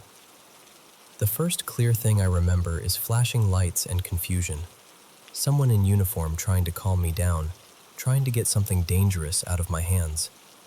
It all felt unreal, like my body was there but my spirit was floating above it, watching. After that, things got complicated. I spent a short time in a psychiatric unit, and then I landed in a holding facility. I'm not going to dig into every reason I got to that point. Just know this: life had gotten heavy in a way I didn't know how to carry. I was exhausted from being myself. The first few days inside were the worst. Not because of the place itself, though it wasn't gentle, but because I was trapped with my own thoughts. I kept circling the same dark question: how do I make this stop? They knew I was at risk too. Guards kept checking in, the door slot opening every so often, that quick look, that quick question. It was like being watched and still feeling completely alone at the same time. Then the third night came. There was a storm. You could hear it in the building. Wind worrying at the corners, rain hitting metal like handfuls of gravel. I was on the top bunk, and near my head there was this window that didn't seal right. cold air poured in like it had somewhere to be. I was shivering so hard my teeth ached. And I remember thinking, so clearly, I can't do this. I can't do one more minute of being me. I tried to shift around, pulling my thin blanket up, turning on my side. And as I closed my eyes, this is where it gets strange. My whole vision went white. Not like a light bulb or a flash, more like being inside a soft brightness. And in that brightness, I saw something that looked like a cushion or a veil, silky, pearly, moving as if it was floating in water. It had that shimmering color you see on seashells. Draped over it were these delicate silver threads all woven together, and every so often there were little stones set into them, like tiny drops of emerald, ruby, and crystal catching the light. It was rotating slowly, like it had its own calm gravity. And the wild part was, it felt like the light was responding to me, like I was part of it, not just looking at it. I opened my eyes fast, like, okay, what was that? And in the spot where that glow had been, there was just a plastic bag caught in the bars. The wind kept tugging at it, stretching it into different shapes. For a second, it looked like a figure with open arms. Now, I'm not a religious person. I'm not here to preach anything to you. But I've always been open-minded, and in that moment, I just stared. My brain tried to file it away as coincidence, as stress, as my mind misfiring. I closed my eyes again, and it was still there. But this time, it wasn't only light. This time it felt present, like something had leaned close. And the cold, listen to me, the cold actually left. Not gradually, not I calmed down a bit. It left, like somebody had wrapped warmth around my ribs from the inside. I felt heat, real heat, spreading through me. And with it came this sensation I don't have better words for. It wasn't happiness. It wasn't relief. It was love. But not the kind people argue about or bargain for. Not the kind that comes with conditions or history or debt. It was so pure it made me realize I'd never fully felt it before. The only comparison I've ever been able to come up with is this. Imagine someone who's been blind their entire life and suddenly, they can see. Not just shapes, colors, depth, faces, the whole world. That's what it felt like in my chest and my soul, like a missing sense turning on. And it happened fast, maybe 20 seconds total from start to finish. But in those seconds, something in me rearranged. Then it vanished. I opened my eyes again, and the bag was still snagged there, now twisted into some other random shape, just plastic and wind. The storm kept raging like nothing extraordinary had happened. The room was the same. The bunk was the same. My life was still a mess. But I wasn't the same. Because here's what changed. Before that night, I carried so much anger. I'm talking about the kind of anger that feels like it's keeping you alive, like it's the only thing that makes you strong.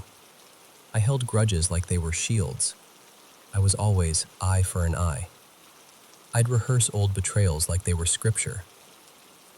After that night, it was like I suddenly understood people. Not in an excusing way, not in a naive way, but in a deeper way. Like I could see how pain travels through families and strangers and generations, how people do terrible things while thinking they're surviving. And I forgave. Not because anyone deserved it, because I finally understood what forgiveness is. It's not saying what happened was okay. It's deciding you're not going to keep bleeding for it. Weeks later, after I got out, I was sitting with my mom, her name is Marisol, and I had so much explaining to do. She'd been terrified. She's always been the spiritual one between us, the kind of person who keeps a little candle and a small image on the dresser. And she told me something I still think about all the time. She said that the night of the storm, she woke up early, saw the rain, and felt this panic rise in her. She started crying and praying, really praying, asking the lady, as she called her, to protect me and give me strength. So what was it? Was it my mind trying to save itself? Was it some strange thread between a mother and her child? Was it the Virgin Mary? Something else? Something I don't have language for? I honestly don't know. But I know what it did. Those seconds didn't magically fix my life. They didn't erase consequences. They didn't make everything easy. But they turned me around. They gave me a direction I didn't have. Forward. And whenever the world gets loud again, whenever my thoughts start trying to drag me back into that old darkness, I remember that warmth. I remember that love that didn't ask me to earn it. So yeah, I don't know what she was, but I still call her her because that's how it felt. And I still believe, somewhere deep down, that I'm not alone in this life, even when it feels like I am. And if you're listening to me and you're in a place where you don't feel safe with your own thoughts, please don't carry it by yourself. Tell someone. Reach out.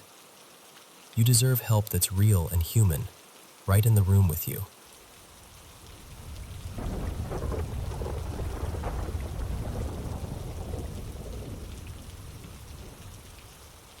So, this is one of those things I used to brush off, you know? Like, growing up, I'd hear little sounds in the house. Soft footsteps in the hallway, a scratch against the wall, a knock that didn't quite match the way people knock.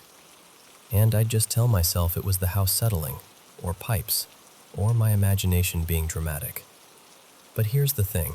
My sister Mara and I have always been sensitive. I don't really have a better word for it. We pick up on moods that aren't ours. We feel someone's here, even when the room is empty. Like there are currents you can't see, and somehow we've always been tuned to them. And for most of my life, the feeling in that house was strangely comforting. Like being watched, but in a protective way. Like someone had my back. Until this one stretch of nights when it changed. The same watching feeling turned heavy, cold. Like the air itself got thicker. Like something kind had stepped aside and something else had taken its place. I should also say, my sleep has never been normal. I've had these vivid nightmares since I was little, the kind that don't feel like dreams at all. They aren't horror movie gory, it's not that. It's worse in a quieter way. They operate on rules that don't exist here. The atmosphere is always wrong. Like I'm in a world that looks almost familiar, but everything is tilted, and I can feel I'm not supposed to be there. And sometimes, in those dreams, I don't see people I recognize. But I'll catch it anyway. Familiar eyes in the wrong face. A presence borrowing somebody else's body just to get close to me. And if I ever become lucid, it doesn't feel like I'm taking control. Honestly, it feels like something notices. Like the moment I wake up inside the dream, something goes, "Oh, there you are." Mara's had sleep paralysis a few times. She told me she's seen figures during it, actual shapes. For me, it's never that clear. For me, it's the intrusion, the sense of something leaning in too close. And then there's the weirdest part, when I wake up. Sometimes I'll sit up and start talking, like I'm answering someone, but the words aren't mine. My voice sounds like me, sure, but what I'm saying comes out broken, scattered, like fragments of a conversation I wasn't supposed to be part of. My mom once told me my eyes looked empty when it happened, like I was home, but not fully back yet. Anyway, the incident, the thing that changed the vibe in the house completely. One night I woke up to the sound of a man sighing. Not like a normal sigh, this was thin, weak, almost like the last bit of breath leaving someone's lungs. It was so close it felt like it happened right beside my bed. I got up and checked the house. No one. Parents were out. The dog was asleep in the living room, far enough away that there's no way it was him. I remember standing there in the hallway thinking, okay, that was weird, and then just going back to bed like I hadn't just heard something exhale in my room. The next day, a relative, my great-uncle, passed away. And at first, I didn't connect it. I didn't want to. It felt like tempting fate to even think it. But a couple weeks later, something happened that I couldn't shrug off. I was in my room late, more like early morning, maybe around 2:30, headphones in, just trying to calm my brain down with music. And out of nowhere, the entire left side of my body went cold. Not chilly. Cold like someone opened a freezer door inside my skin. I felt it against me. Like it was brushing my shoulder and neck. Like it was leaking into the air around my face. That was the first time it ever got physical, and I swear to you, my whole body went into this animal kind of fear. The kind where you don't even have thoughts. Just get away, get away, get away. The next morning, we found out my grandmother had been rushed to the hospital. Serious condition. The timing hit me like a punch. That's when the fear really set in, because it stopped being spooky house noises and started feeling like warnings, or echoes, or something arriving before the news does. And then it got worse. The following night, I went to bed exhausted, like the kind of tired where you feel heavy all the way down to your bones. I fell asleep fast. And then I woke up because someone was pulling me by the shoulders. Not a dream pull, not that falling feeling. This was pressure. Hands. A tug like they were trying to drag me out of the bed. I rolled over, fully expecting to see someone there. And there was nothing. The room was empty, silent. And this is the part that makes me sound insane. But I was so worn out that I didn't even scream. I just whispered, angry, half asleep. Something like, "Leave me alone," except harsher. And then I laid back down and passed out again. But after that night, the room changed for good. The presence became constant, thick, ugly. I started noticing shadows in the corners that didn't behave like shadows. Noises got clearer. Footsteps that stopped when I held my breath. Faint taps that felt deliberate. And over time, it became obvious it wasn't just one thing. It felt like three. One felt like a tall, elderly man, stern but not immediately cruel. Another felt like an older woman, softer, almost sad. The kind where you feel like she's watching from a distance. And then there was the third. The third felt wrong in a way I can't fully explain.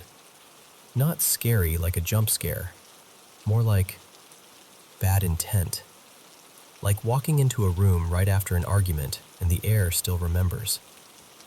What really messed me up was finally talking to Mara about it.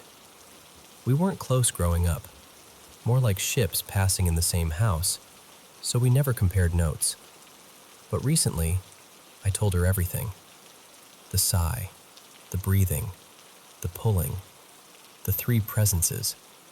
And she just stared at me, and her face drained, and she said, "You're going to hate this, but I know exactly what you mean." She described the same three figures, the same energy, the same nice one, the same old man, and the same one that felt purely evil. Like we'd both been living in parallel versions of the same haunting without realizing it. We even started wondering if it's tied to the area we live in. Like the town itself has a history that bleeds into certain houses. But honestly, that's its own rabbit hole. All I know is, when I go back to my parents' place now, and I walk into my old room, it doesn't just feel spiritually off. Sometimes I feel physically sick. A sudden nausea. A heaviness like someone put a weight on my chest. A chill that doesn't sit on the surface of your skin. It sinks into your bones and stays there. And there are nights where I'll be lying in the dark, and I can't even open my eyes because I can feel someone staring at me so intensely it feels like pressure on my face. And the scariest part? I don't want to look. Not because I think I'll see nothing, but because deep down, I'm afraid I won't.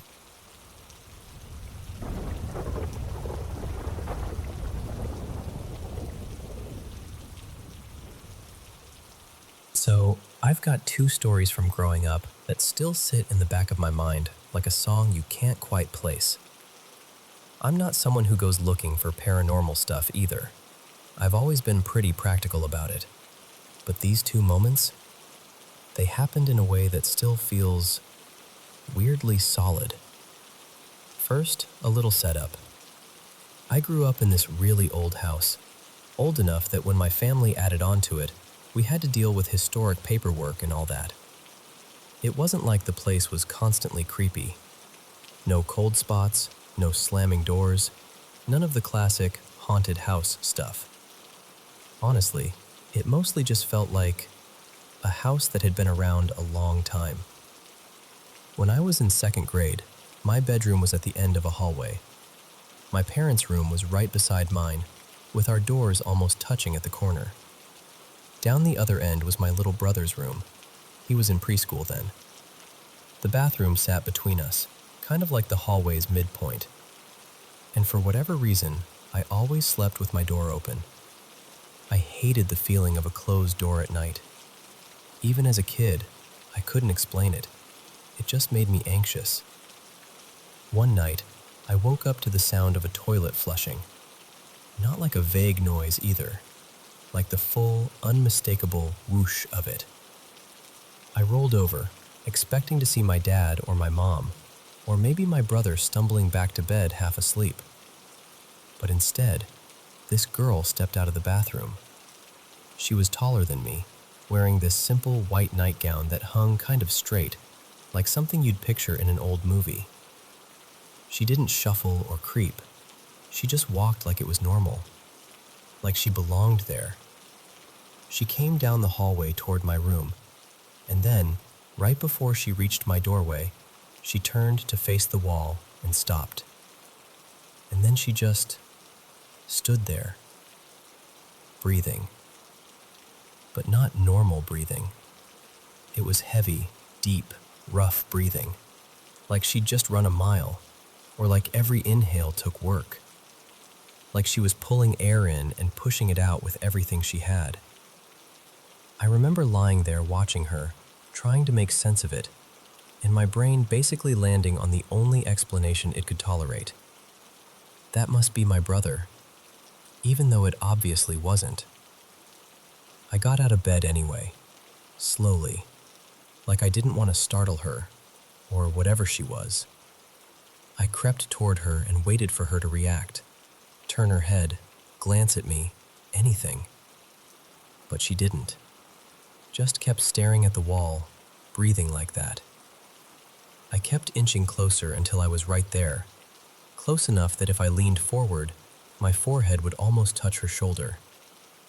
And I remember staring at her hair, the fabric of the nightgown, the way her posture was stiff but not tense, and that breathing filling the whole hallway.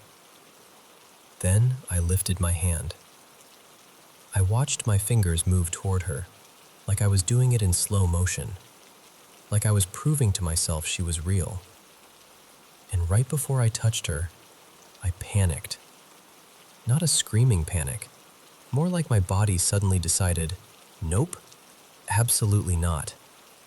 I yanked my hand back and bolted into my parents' room. I woke my mom up in this frantic whisper, like, why is he standing in the hallway? Why is he out there?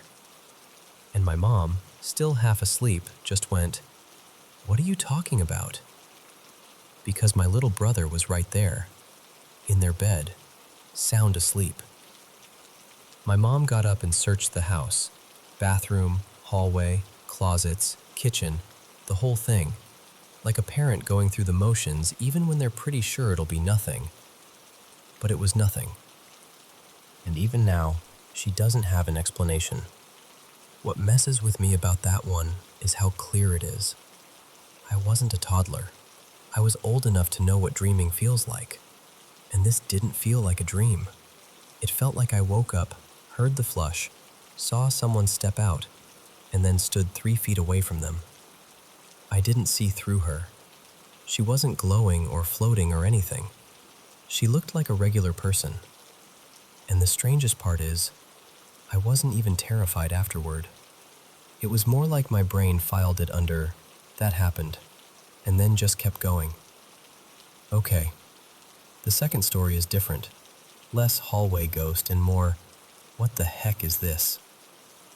A few years later, around 5th grade, I got my first little music player, one of those early iPod-style ones, and I kept it charging next to my bed at night. I was obsessed with it.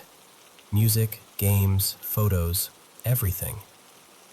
One day I was showing my cousin Mariah some pictures on it, just scrolling through like normal, and I noticed 2 photos I did not remember taking. The first one was time-stamped a little after 5 in the morning. It was super blurry, basically useless, but it looked like it had been taken in my room, like the camera had moved mid-shot. The second one was taken a minute later, and that one was sharp enough to make my stomach drop. It was a photo of me asleep, taken from above, like from a top-down angle, looking straight down at my bed. You could see my face, my blanket pulled up, and both my hands tucked under the covers. I was clearly out cold. But the angle made no sense. It looked like whoever took it had the camera held a few feet above me, high enough that it wasn't just someone leaning over from the side, more like someone standing there with their arms stretched up, or something even higher. I stared at it, and Mariah stared at it, and neither of us knew what to say. It was one of those moments where you're both silent because saying it out loud makes it worse. I remember promising her we wouldn't tell anyone. And then, this part still bugs me, I deleted the photos. I don't know why I deleted them so fast. I think I just wanted it to stop being real. Like if the evidence disappeared, then it could go back to being nothing. Later, I tried to reason it out. The obvious suspects would be my family. But why would my parents use my device to take a picture of me sleeping at 5 in the morning? If they wanted a photo for some reason, which they never did, they had their own phones. And honestly, they weren't the type to do that at all. And my little brother? He was shorter than me by a lot back then. That camera angle would have been hard for him to get. Plus, why would he even do that? He wasn't sneaky like that. He was just a little kid. So I've basically sat on that story for years and never brought it up again. It feels strange to tell people as an adult, like they'll either laugh or immediately assume I'm exaggerating. But yeah, those are the 2. And the funny thing is, I still live in that same house. I'm literally telling you this from the same bedroom. And no, I don't feel unsafe. I don't feel watched. None of my friends have ever come over and said the place feels weird. Day to day, it's just home. But every once in a while, I'll think about that toilet flush, and the breathing in the hallway, and that photo looking down at me like someone was standing above my bed. And I get this little chill, like my brain is reminding me, some things happened that you still can't explain.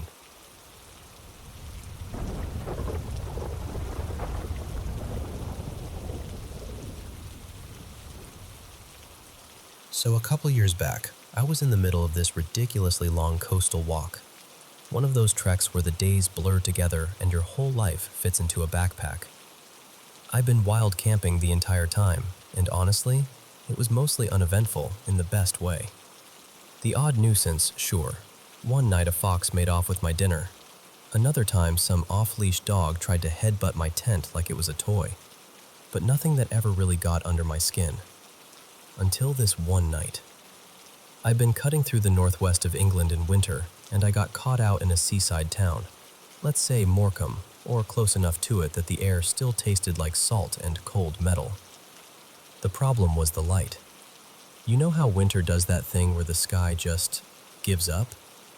One minute you've got a weak gray afternoon, and the next you're doing math in your head like, if I keep this pace, can I make it out of town before I'm forced to pitch somewhere stupid? Spoiler, I couldn't. I remember that little spike of panic, the kind that's not dramatic but sharp. Because wild camping is one thing when you're tucked into some quiet bit of scrubland. It's another thing when you're surrounded by streetlights and housing estates, and the sense that someone is always awake, always watching, even if they're not. I found this scruffy little patch of green that felt like it had been forgotten on purpose. There was a skate park that blocked the view from the road, a low concrete wall with layered graffiti, and a blackened circle on the grass where someone had clearly had a fire. It wasn't pretty, but it was hidden-ish, and at that point, hidden wins. I crawled into the tent thinking, right, I'll be gone at first light. No one will care. I'll just look like, well, like someone down on their luck. And here's the thing. When you're in a tiny tent in a town, you start imagining how you're being perceived. Like, if anyone sees the shape of a person in there, they might assume you're homeless, or dangerous, or both. And that thought doesn't help you sleep, funnily enough. Still, I did drift off. And then, sometime deep in the night, maybe 2 or 3 in the morning, I woke up instantly. Not gradually, not with a yawn. Instantly, like a switch had flipped. Because I could hear footsteps, crunching, slow and deliberate on frosted grass. And they weren't nearby. They were coming straight toward me. I remember my whole body going tense, and my brain doing that horrible thing where it tries to decide whether to be practical or terrified. I held my breath, listening so hard it felt like my ears hurt. Then the singing started. A woman's voice, clear, unhurried, like she wasn't drunk shouting or messing around. It sounded like it might be French, or something that carried the same rhythm, the same soft consonants. I couldn't understand a single word. All I caught was the feeling of it, like an old song, something half lullaby and half ceremony. And I just lay there, absolutely still. Not because I was brave, but because my sleeping mat was the squeakiest thing on earth. If I so much as shifted my elbow, it would have announced me like a clown horn in a cathedral. So I didn't move. I didn't reach for my phone. I didn't even swallow properly. I just listened. The footsteps moved around my tent. One full circle. Then again. Then a third time.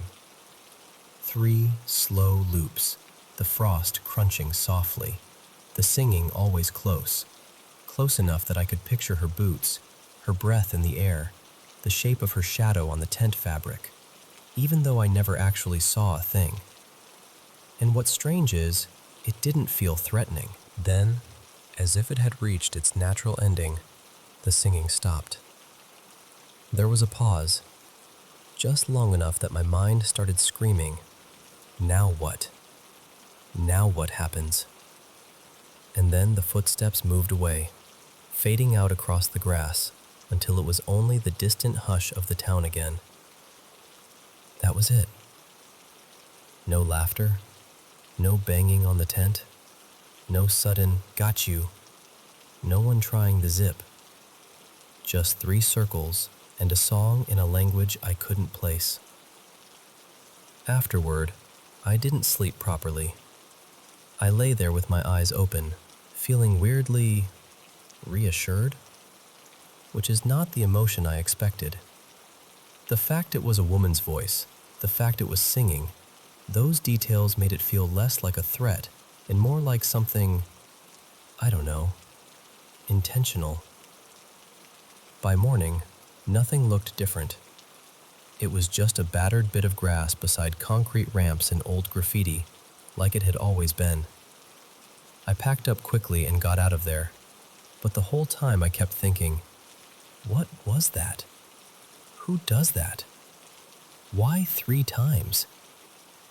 Later, when I told my brother, let's call him Tom, because that's the kind of solid name he'd have, he did the classic skeptical routine at first. But I begged him, properly begged him, to humor me for once, to just put logic on a shelf and give me a folklore answer. And to his credit, he actually did. He sat there with his pint like a philosopher and said, "All right, if we're doing folklore." He floated the idea of a white lady, one of those wandering women from a story types that turn up in the margins of British towns, tied to grief, water, old roads, old wrongs.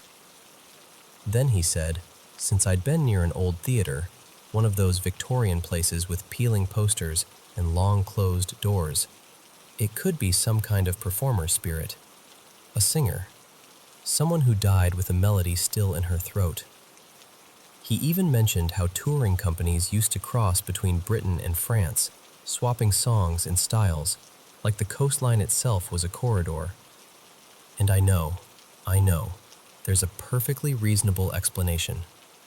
Someone could have been drunk, or sleepwalking, or deliberately trying to spook whoever they thought was camping there. But here's what keeps snagging in my mind. Why sing? Why circle? And why exactly 3 times?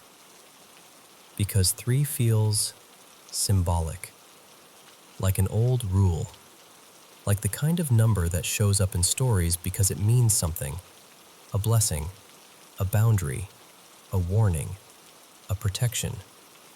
Like drawing a line around something you don't want touched, or marking something you do want noticed.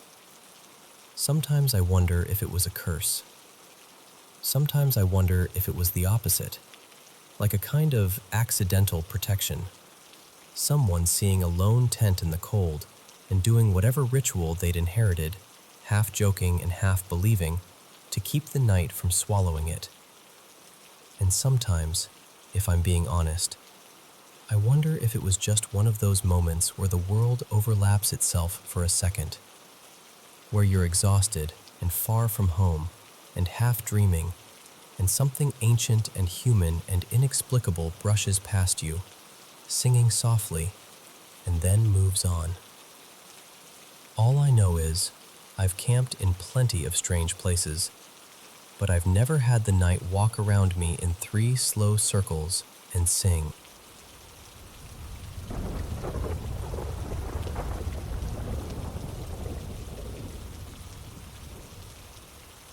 So before I start, I just want to say, I know this could have been nothing more than a deeply unsettling coincidence. I'm not religious, I'm not into anything occult, I don't mess with rituals or any of that. But what happened left me so rattled that I still get that tight feeling in my chest when I replay it. So, I'm just going to tell you exactly how it went down, and you can decide what you make of it. This was in December 2025, late in the month, like a random weeknight. I'd been fine, normal routine, decent headspace, no big stress spiral, no weird stuff going on at home. I take my meds the way I'm supposed to, and they've never done anything dramatic to me. I'm a heavy sleeper. I've never had sleep paralysis. My dreams are usually the boring kind that evaporate the second I open my eyes. But that night, I fell asleep like usual, and then it was like I dropped straight through the floor. The first thing I remember is this endless black space, like a void, with smoke curling around everywhere, thick and choking. And I'm not floating. I'm not standing. I'm pinned down on this slab of stone that is so hot I can feel my skin blistering against it. I'm screaming, like full-throat animal screaming. I'm naked. My arms and legs are restrained wide, spread out like I'm being displayed. And I just knew, with that horrible dream certainty, I just knew I was about to die. Then the darkness shifts into a full-on hellscape. Flames everywhere. The air feels heavy and toxic, like breathing is a punishment. I'm burning, panicking, desperate, terrified of what comes next. And the sounds, I can still hear them in my head, like grinding metal, machinery shrieking, distant crying, other people, I think, screaming the kind of screams that sound like they'll never end. And then these disgusting wet noises, like slurping and growling, coming from all around me. That's when I realize I'm surrounded. Hundreds, maybe thousands of these small, devilish creatures. Not big, towering demons, more like 2 feet tall, maybe 3. They're crowded in tight, jostling like excited kids at a parade, except it's not cute, it's horrifying. And they're touching me, stroking my arms, my legs, my stomach, like they're waiting their turn, like they're thrilled I'm there. And then one of them climbs up onto my chest. It's calm about it, like it's done this 1,000 times. It pulls out a blade, short, ugly, sharp, and drives it into my throat right under my chin. And then it drags the blade downward, slowly, like it's unzipping me. It slices all the way down my body, straight through my abdomen, and I can feel it. I'm crying so hard I can't even breathe, and I'm begging, and it doesn't matter. I look down, still fully aware, like I'm awake inside my own nightmare, and my insides are exposed. And here's the part that makes no sense, but was so vivid it makes me nauseous. My ribs aren't normal. They peel open outward on both sides like they're unfolding, like wings. And they stretch so far, like ridiculously far, like long banquet tables running off into the distance. The weirdest detail is they don't even look like human ribs. They look like barbecue ribs, like the kind you'd see in a restaurant, glossy, sauced, almost cartoonishly meaty. I remember thinking, in the middle of all that pain, why do they look like food? And before I can even process it, those little creatures start feasting. They swarm. They bite and chew and pull and gnaw, making these awful, satisfied noises, like they're in pure bliss. And I feel every bite, every tug, every tiny mouth on me. I'm screaming so hard my throat feels shredded, and I'm thinking, how am I not dead yet? How am I still here? And then I wake up. I jolt up, gasping like I've been held underwater. My pajamas are soaked through. It's still dark, around 5 a.m., something like that. My husband, Ethan, was already awake, staring at me like he'd seen a ghost. He tells me I was digging my nails into his arm hard enough to leave marks. He said I was thrashing, jerking, making these strained sounds, and he thought I was having some kind of medical emergency, so he shook me awake. I just sat there shaking, trying to convince myself it was only a nightmare. Only a nightmare. Only a nightmare. And then, because life doesn't pause just because your brain decided to traumatize you, I got up and went to work. I felt drained and strange all morning, like my skin didn't fit right. But I told myself to drop it. Lock in. Be normal. My office is in this weird spot, off a service road near a busy highway, but surrounded by dense woods. It's quiet. Like, too quiet. We almost never get random visitors. No foot traffic, no people wandering in, nothing. If someone pulls into our lot, it's usually because they absolutely meant to be there. Around lunch, I'm chatting with my coworker, Lena, and somehow it comes up. I don't even know why I told her, but I did. I gave her the whole story, the void, the heat, the creatures, the ribs. She's making that horrified face people make when they're entertained, but also genuinely disturbed. Then we move on. Work stuff, emails. The day keeps rolling. About an hour later, Lena looks out the window and goes, "Oh my God, no way, look." I turn my head, and I swear to you, a barbecue catering truck is pulling into our parking lot. Not even like a generic one. A real branded truck, clear as day, rolling right up like it belongs there. A woman in uniform comes in, super friendly, cheerful, holiday energy. She introduces herself and says she's stopping by nearby businesses to remind them they do holiday catering, and if we're planning any kind of office gathering, to keep them in mind. She hands us her card, a menu, the whole spiel. And then she pulls out this insulated bag and goes, "And here, free samples. Happy holidays." She sets down 2 little boxes and leaves like it's the most normal thing in the world. The second I open the lid, my stomach drops. Cornbread and a portion of barbecue ribs. My skin went cold hot, goosebumps everywhere. Lena just stared at it, and I could tell by her face she was feeling the exact same thing, like our brains were trying to reject reality for a second. I actually had to sit down because my knees felt weak. It was like the dream reached out and tapped me on the shoulder in broad daylight. And that's it. That's the whole chain of events. I keep circling the same questions. Was my brain doing that thing where it turns stress into horror? Was it dredging up something I haven't dealt with? Was it trying to tell me there's something in my life that's eating me alive and I'm ignoring it? Or was it genuinely just a coincidence so specific it feels personal? I don't know. I honestly don't. I just know I've never had a nightmare that detailed, that physical, that real. And I've never had the universe, fate, chance, whatever you want to call it, answer it back with a box of ribs at noon.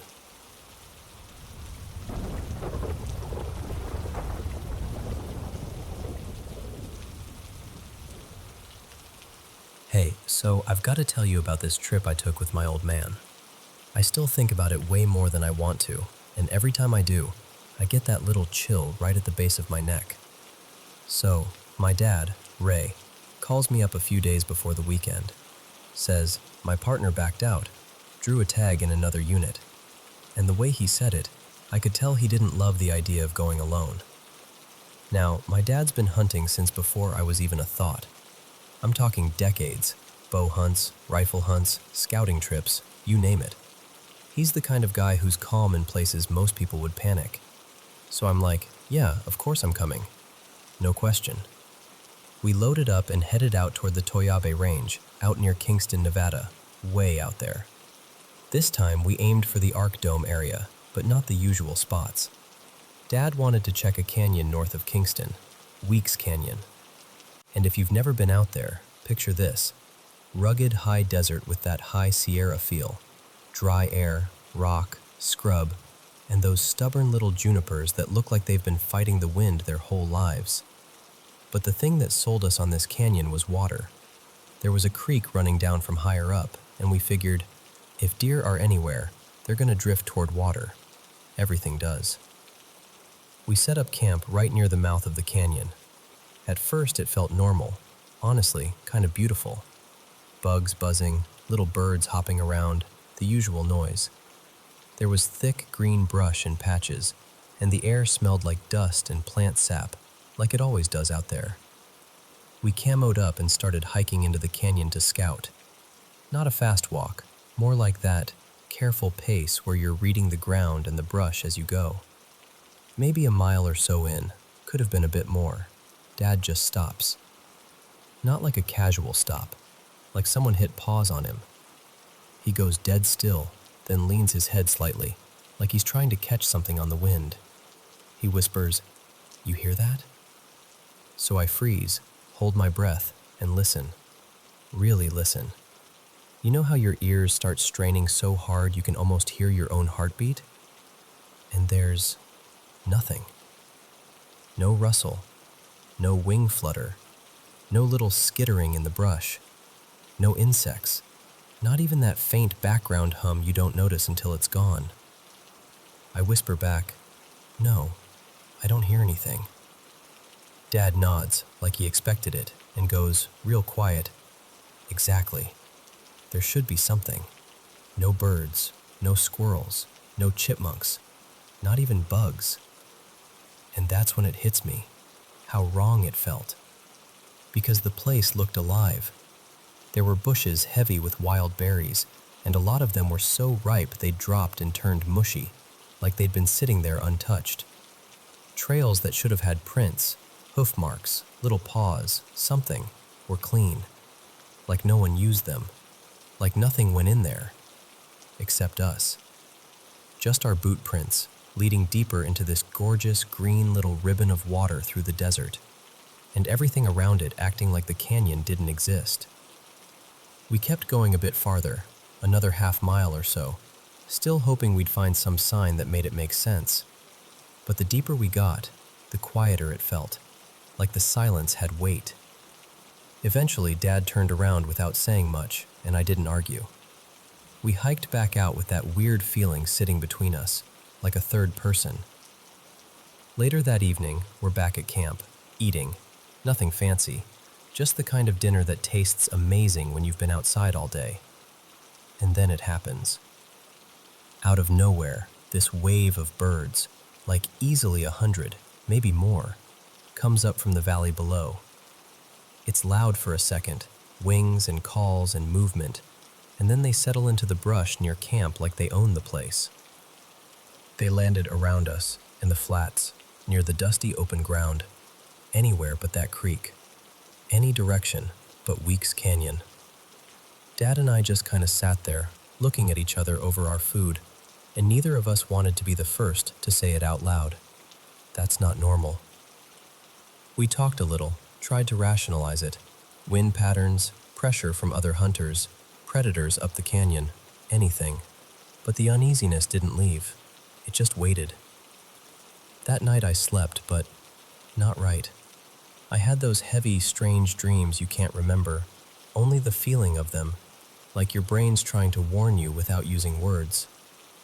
I woke up way before sunrise, 4-ish, maybe a little after. The sky was that deep pre-dawn color where everything feels unreal. Dad was already up.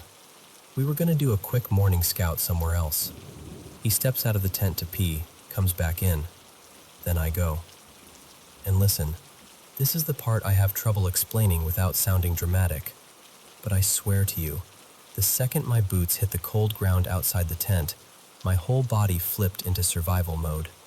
It felt like eyes were on me. Not little eyes. Not the, oh, there might be a rabbit nearby kind of feeling. Big.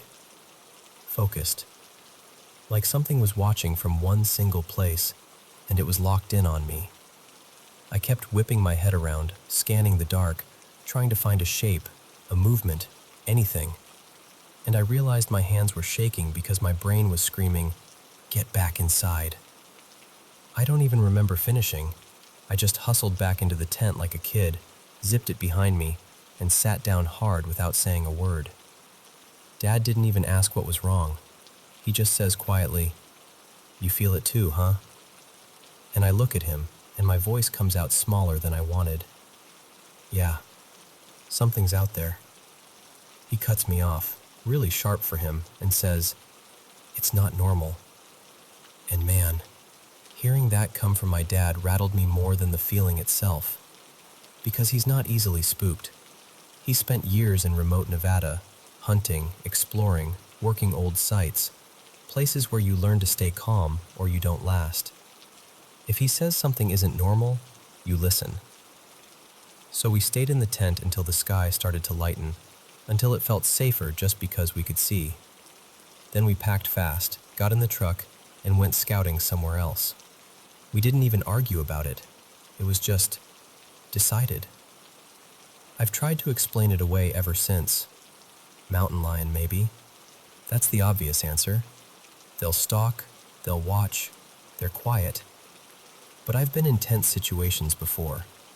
I used to work a rough job in corrections for a while, and later I spent time overseas where you learn what real fear feels like. And this was different. This wasn't, "I'm in danger" fear. This was the kind of fear that goes straight through you, like your instincts recognize something your brain couldn't name. And it wasn't just the feeling. It was the whole puzzle. Water but no wildlife. Berries rotting untouched. Trails clean. Birds choosing the open flats instead of the creek. Like everything with a heartbeat had silently agreed, "Don't go in there." I don't know what it was. Maybe it really was just me overreacting, because I'm not exactly some wilderness legend. I'm more of a town kid than my dad ever was. But I'll tell you this, if you'd been there, and you'd heard that silence, and then watched those birds refuse to cross that invisible line, I don't think you'd laugh it off either.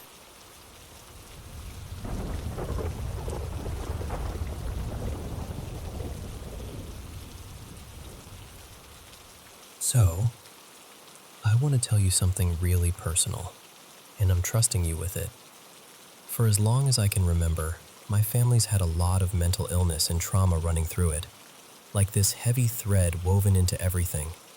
And for me, it showed up in a bunch of diagnoses over the years: major depression, anxiety, OCD, ADHD, and eventually psychosis. The kind that doesn't just feel off, but terrifying. It got so bad that I ended up being involuntarily admitted to a psych ward. And I'm not saying that lightly. It was brutal. I was hearing this constant voice, always there, feeding me disgusting thoughts, twisting everything, telling me I should kill myself. It felt relentless, like I couldn't get even one quiet moment to breathe. Around that time, I was taking a stimulant I'd been prescribed, Adderall XR, and honestly, I think it made things worse. I'd also been smoking weed a lot before all this, but the scariest part was, even after I quit, the psychosis didn't just disappear. It lingered. Weeks went by and the voice was still there, like it had planted itself in me. And the truth is, I couldn't find a neat, sensible explanation for why it started, or why it later eased up. But I'm going to tell you what I believe was really happening. Because when you go through trauma and abuse, you start reaching for comfort anywhere you can find it, even if it's wrecking you. For me, it was stuff I'm not proud of: drinking, hookups, porn, getting high, chasing anything that made me feel less empty for 5 minutes. And I got pulled into friendships that were basically built on shared pain, like we were keeping each other afloat by drowning together. I started a lot of that in early teens, and it just snowballed until I hit about 16, and everything cracked wide open.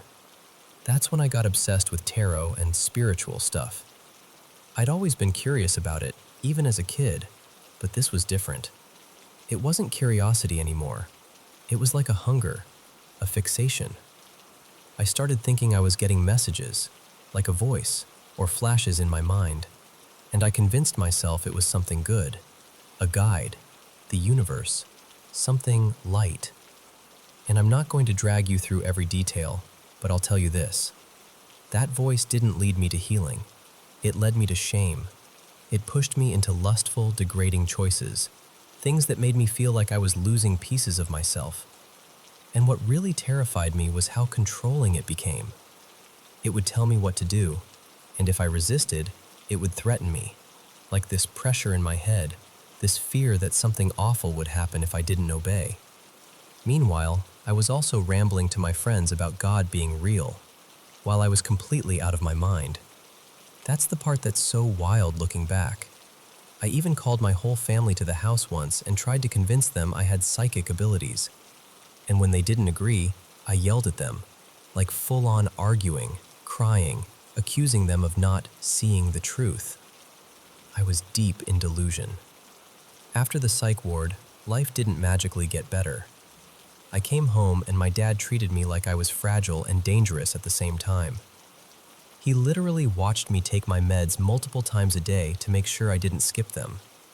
I'd lost my friends, no job. I'd stopped showing up to school a long time before. And I was alone with this torment, 24/7. Even sleep didn't feel like rest, because my mind wouldn't let me go. I was depressed, angry, exhausted, and I was suicidal. And then there was this moment, this one specific moment. I can still picture it like it's a photograph. So I said something like, "God, if you're real, please help me. I can't do this." And listen, I know how this sounds to some people, but what happened next felt more real than anything I'd ever experienced. It was like warmth and presence filled the room, like I wasn't alone anymore, like I was being held, safe, seen, loved, without having to earn it. I can't fully explain it, and I'm not trying to be dramatic. It just felt like a father wrapping his arms around a child who's been crying too long. After that, things started shifting. I got my first Bible, and this is where it gets hard to describe without sounding unbelievable. But I'm telling you what I lived. I would try to read, and my body would react. Like convulsions, my stomach tightening, my spine jolting. this burning anxiety-like feeling that would flare up and twist through me. It felt like something in me hated what I was doing, and slowly, I started believing that the core issue wasn't just chemical. I'm not saying mental illness isn't real. I'm saying in my case, I felt like there was something spiritual tangled up in it, something dark that had gotten invited in through the stuff I was playing with. I remembered this verse. The sacrifices of pagans are offered to demons, not to God, and I do not want you to be participants with demons. So I made a choice that scared me. I stopped taking the medication. Not because I thought I was invincible. Honestly, I was terrified. But I felt this conviction in my chest like, this isn't the route. My family begged me not to. The psychiatrist wanted me back on a strict plan. But when I tried to schedule follow-ups, the appointment got canceled. She was out for personal reasons, and everything just stalled. My dad kept pushing. The pressure stayed heavy, and I had to cling to what I believed God was doing in me. And now, it's been almost a year since that whole nightmare. I'm not here pretending I'm perfect. I'm still healing. I still have things I'm working through. But the constant voice? It's gone. The crushing depression? It lifted. The suicidal thoughts that used to scream at me? They're not running my life anymore. Sometimes after I read scripture, my head feels so quiet, like actual peace. Not numbness, not sedation. Peace, the kind no pill ever gave me. And my life has changed in ways I honestly didn't think were possible back then. I've been holding down a job. I went back to school. I quit drugs, vaping, alcohol, porn. Things I used to cling to like life rafts. And for the first time in a long time, I actually feel like I have purpose.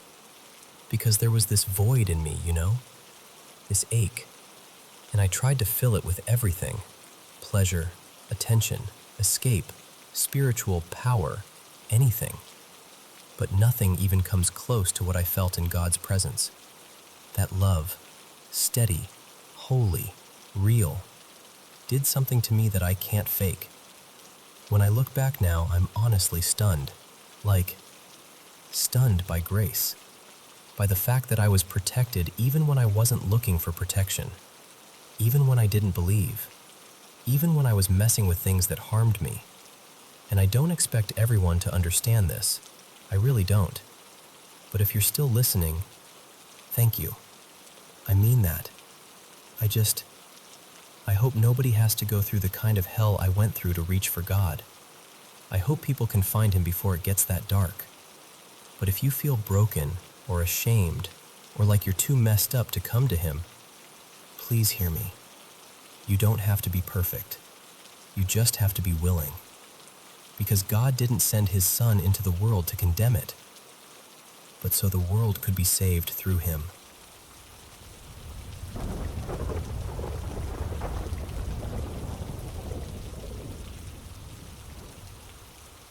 So, before my great-grandparents passed away, they lived for decades in this quiet, kind of in-between place. Semi-rural, a little removed, with woods pressing in close behind the house. Not totally isolated or anything, but the neighbors were few and far enough that the nights felt big, like the dark had room to stretch. After they were gone, my grandma, Mary Ann, ended up inheriting the house and a couple acres with it. And she's still with us, thankfully, but she wrote her will years ago, so the place will go to another family member when she passes. That family member, Eli, actually lives there now. Takes care of everything. Mows, fixes, checks the property line, the whole thing. Because one day, it'll be his house. Eli and I are close, so I've gone out there a few times just to hang out or crash for the night. But the weird part is, before Eli moved in, I hadn't slept there since I was little, back when my great-grandparents were still alive and the place felt normal in that old house way. The first time I stayed over as an adult, Eli set me up in the guest room, except it's not really a guest room. It was my grandma's childhood bedroom. And I know this is going to sound dramatic, but that room freaks me out. It did then, and it still does now. There's nothing in there that's obviously creepy. It's just wrong. Like the air doesn't sit correctly. It's got this old dresser that smells faintly like wood polish, a vanity with a hairbrush so old it looks like it's been waiting for someone for 50 years, a bed, a mirror, and a little bench that never seems to be in the right place no matter where you move it. The mirror is the worst part. I always turn it around so it faces the wall, every single time, without even thinking about it. And the bed. The bed is pushed against the wall in the center of the room, so there's open space on both sides. I hate that. Because no matter which direction you face, there's this blind spot behind you. Like something could stand there and you'd never know unless you turned your head. That first night, I tried to be tough about it. I really did. But I ended up falling asleep with the lights on and a comfort movie playing on my laptop. Something easy and familiar, like the kind of thing you put on when you want to feel 8 years old again. Eventually, I drifted off, and nothing happened. I woke up fine. Still didn't like the room, but I survived it. The next time I visited, though, I just couldn't do it again. I couldn't put myself through that weird, tense, half-awake kind of fear. So I told Eli I'd sleep in the sunroom instead. And let me explain the layout, because it matters. There's a sunroom on the side of the house. One whole wall is just windows, looking out toward the trees. Right next to it is this long hallway that connects the sunroom to the kitchen. The washer and dryer are in that hallway, and there's also a door leading out to the garage. At the far end, you hit the kitchen, and from there, the rest of the house branches off. Honestly, the sunroom should have scared me more. A wall of windows facing the woods at night? That sounds like the start of a horror movie. But it felt cleaner somehow, less heavy. I just closed the blinds, stretched out on the couch, and fell asleep pretty easily. And then, sometime in the night, I woke up. I didn't sit up or open my eyes right away.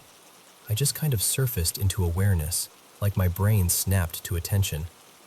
And I heard footsteps, and then they started moving. Slowly. They came from the kitchen, down that long hallway, past the washer and dryer, steady and unhurried. Not shuffling, not dragging, not like an animal, just footsteps. Human paced, measured, like someone walking with intention, but not in a rush. I stayed completely still. And here's the thing, I could move. I knew I could. So it wasn't sleep paralysis. I wasn't frozen. I was choosing not to move because I didn't want to confirm what I already felt. The footsteps reached the doorway to the sunroom. Then they came into the sunroom. And then they stopped. Right in front of the couch. I didn't open my eyes, but it felt like someone was standing there, looking down at me. Not breathing loudly, not fidgeting, just present. The silence went on long enough that I started counting without meaning to. My heart was pounding, but my body stayed weirdly calm, like it was trying not to attract attention. And then, after what felt like forever, the footsteps turned around. They walked back out of the sunroom, back through the hallway, and returned to the kitchen. And then, nothing. No cabinet doors, no sink, no fridge hum changing, just quiet again. When morning came, I tried to play it casual, but I asked Eli straight up, "Hey, did you get up in the middle of the night?" And he blinked at me like I'd asked if he'd gone jogging at 3 a.m. He said, "No, I passed out. I shut my door. The dog was in there with me the whole night." And I believed him, completely. He wasn't the type to mess with me about something like that, and also, the dog would have reacted. Even if Eli had gotten up, the dog would have followed him or barked or something. But those footsteps were distinctly human. That's what sticks with me. The weight, the spacing, the rhythm. Now, stuff like this doesn't immediately send me into a meltdown. I've always been, sensitive to weird things. odd dreams, sudden gut feelings, that kind of thing. It's not constant, but it happens enough that I've stopped acting surprised. And it runs in my family too. Different relatives, different stories, all of us kind of shrugging like, yeah, that checks out. I've even had dreams about my great-grandparents before, like them showing up and saying things that felt oddly specific, and then I'd mention it to my grandma later, and she'd get quiet in that way people do when something hits too close. I wasn't especially close to my great-grandparents, not really, but they've still popped up in ways that felt purposeful. Except there's this other layer to it. My great-grandfather, Wesley, wasn't a good man. And I'm not saying that lightly. He hurt people. He left damage behind him that didn't just disappear because time passed. I'm not particularly religious, but if there's a place for people who did what he did, if there's a hell in any real sense, then more than one person in my family believes he belongs there. And whenever I've seen my great-grandparents in dreams, it's like she's clear and he's not. Like he's there only faintly, like a shadow that can't quite fully step into the room. That's always been the feeling. But that night in the sunroom, I had this nagging intuition, sharp and quiet at the same time, that it was him standing there. Not threatening exactly, not warm, not loving, just there. Like a presence that didn't care whether I was comforted, only that I knew it existed. And what scares me most is that I still don't know why.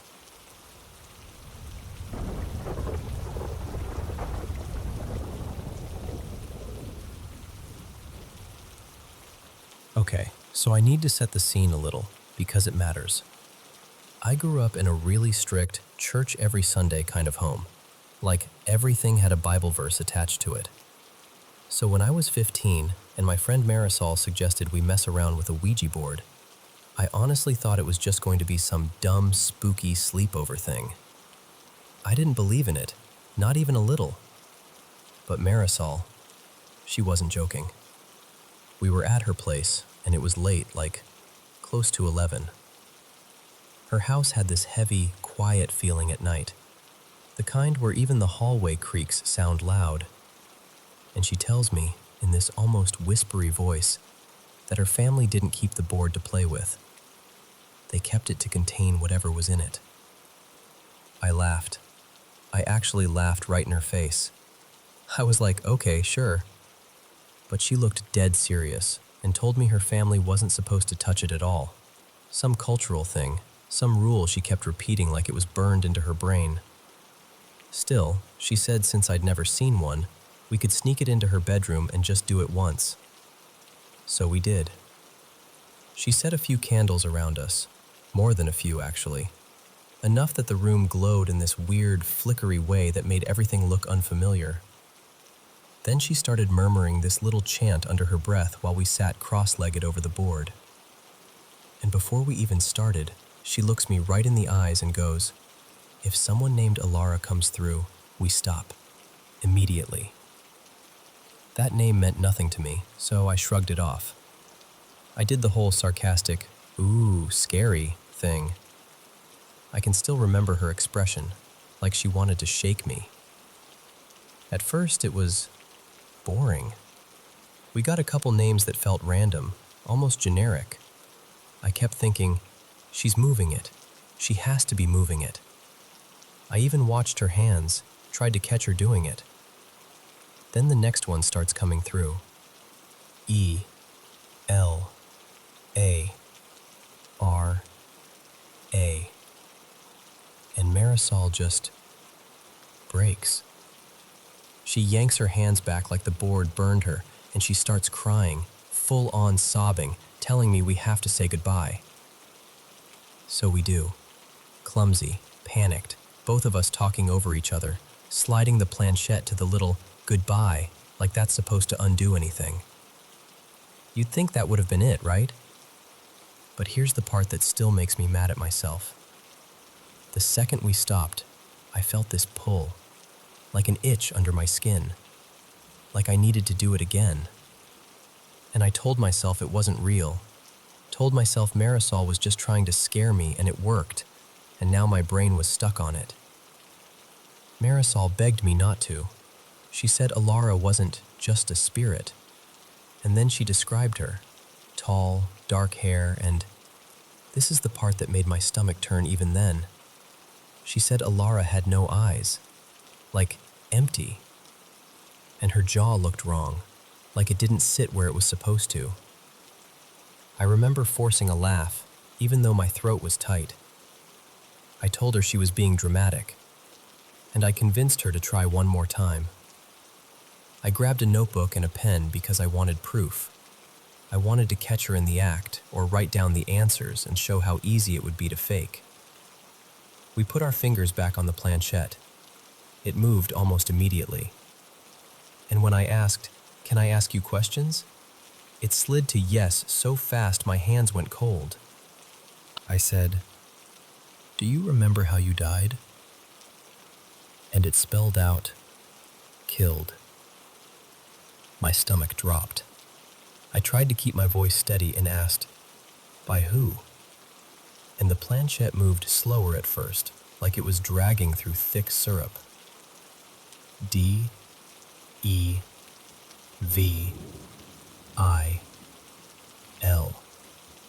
I stared at it, waiting for Marisol to laugh, waiting for anything to break the tension. Nothing. So I said, barely above a whisper, "Who?" And it did it again. Devil. Faster. I asked again, like an idiot, and it spelled devil a third time so quickly it was almost violent. And then the planchette jerked hard, slipped out from under our fingers, and smacked into the closet door. We didn't scream. Not at first.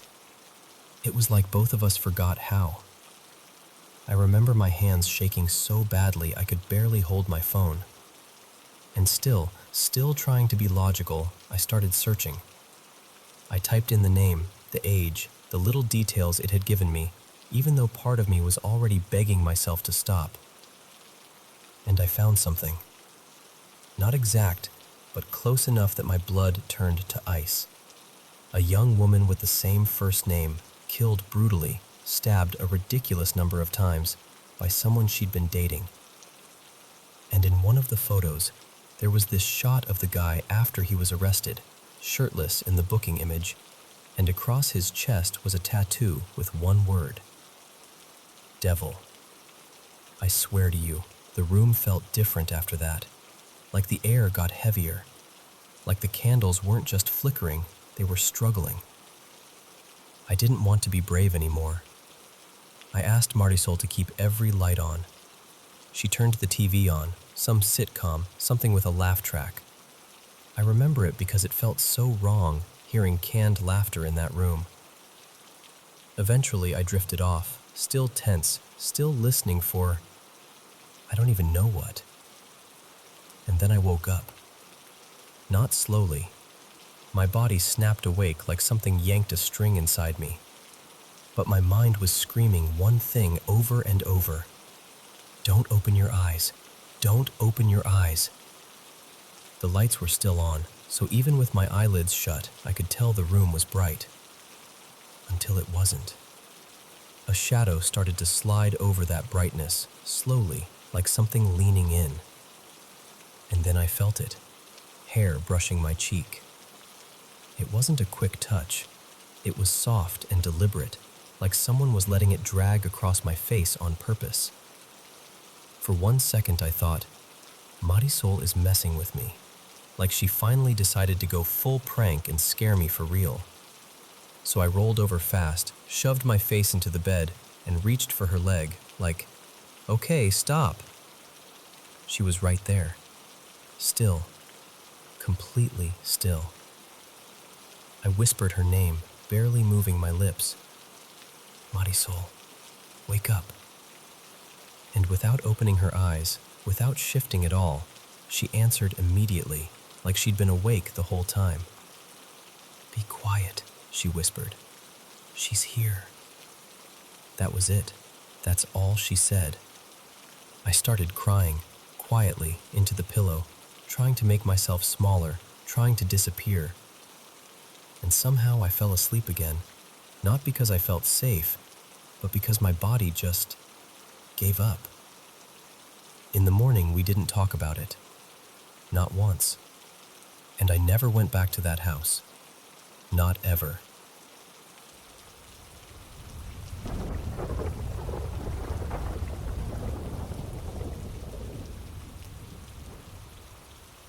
Okay, so I've kind of always been the spirit-sensitive one in my family, you know? Like, I'm the one who notices weird vibes, gets a gut feeling, believes there's something beyond what we can see. And that's not really the vibe in my house. We're Christian, we pray, we do the whole church thing. But my family is very much that's your imagination whenever I bring anything up. I've lived in the same house since I was about 6. I'm 19 now. And between maybe 9 and 13, that house did some things to me. Not a creaky floorboard things, like real moments that still make my stomach drop when I think about them. There are 2 nights that stand out so clearly, it's like my body remembers them before my brain even catches up. The first one happened when I was around 10. My parents and my little brother, Miles, were in my parents' bedroom upstairs, just hanging out. I remember feeling thirsty, so I went down to the kitchen to grab a bottle of water. And I need you to understand something about me. I have always hated the dark. Not a cute, ooh, spooky hate. Like, my skin crawls, my heart races, I feel wrong in it.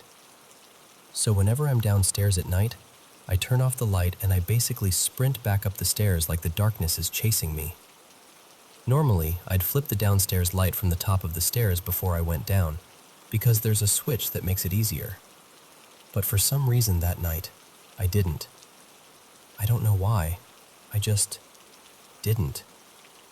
So I went down, got the water, and when I started back up, the whole downstairs was pitch black. By the time I reached the landing and headed toward my parents' room, my fear had already started rising. I could feel it in my chest, like that tight, buzzing panic.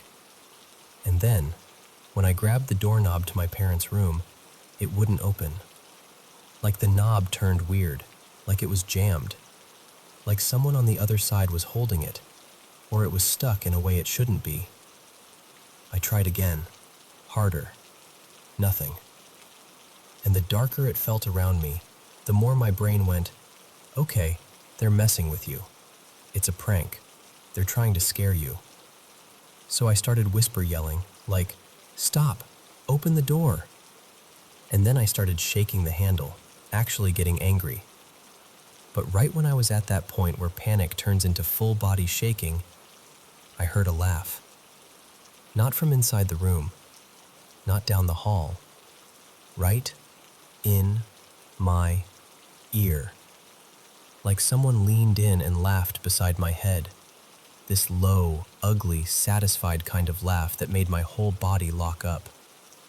I swear to you, I went completely still. I couldn't even breathe for a second.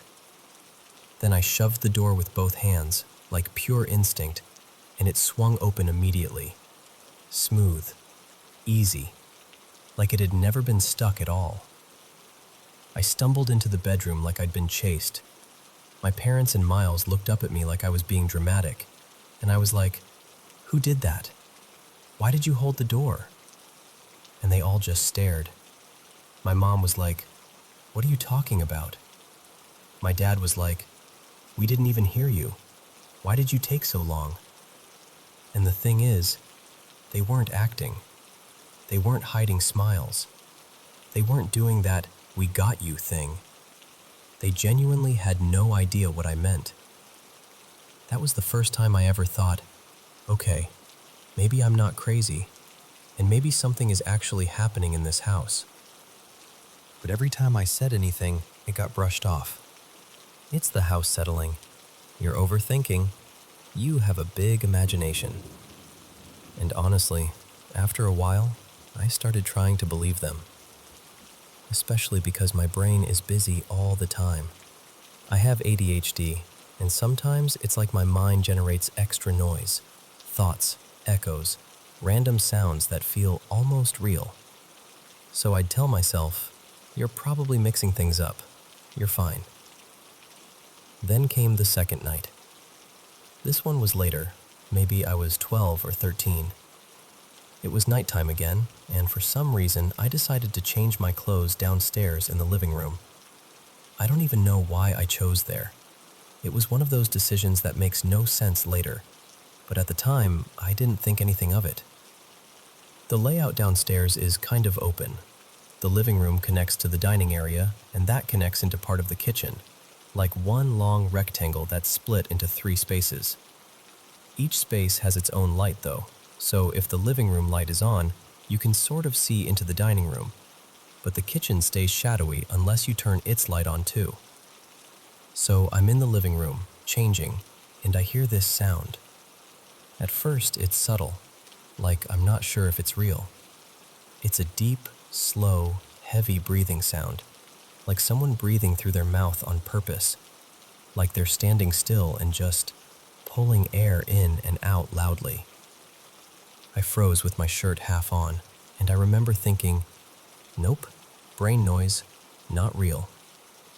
So I tried the trick I always used. I started focusing on something else. I think I even hummed a little song to myself, like, okay, ignore it and it'll go away.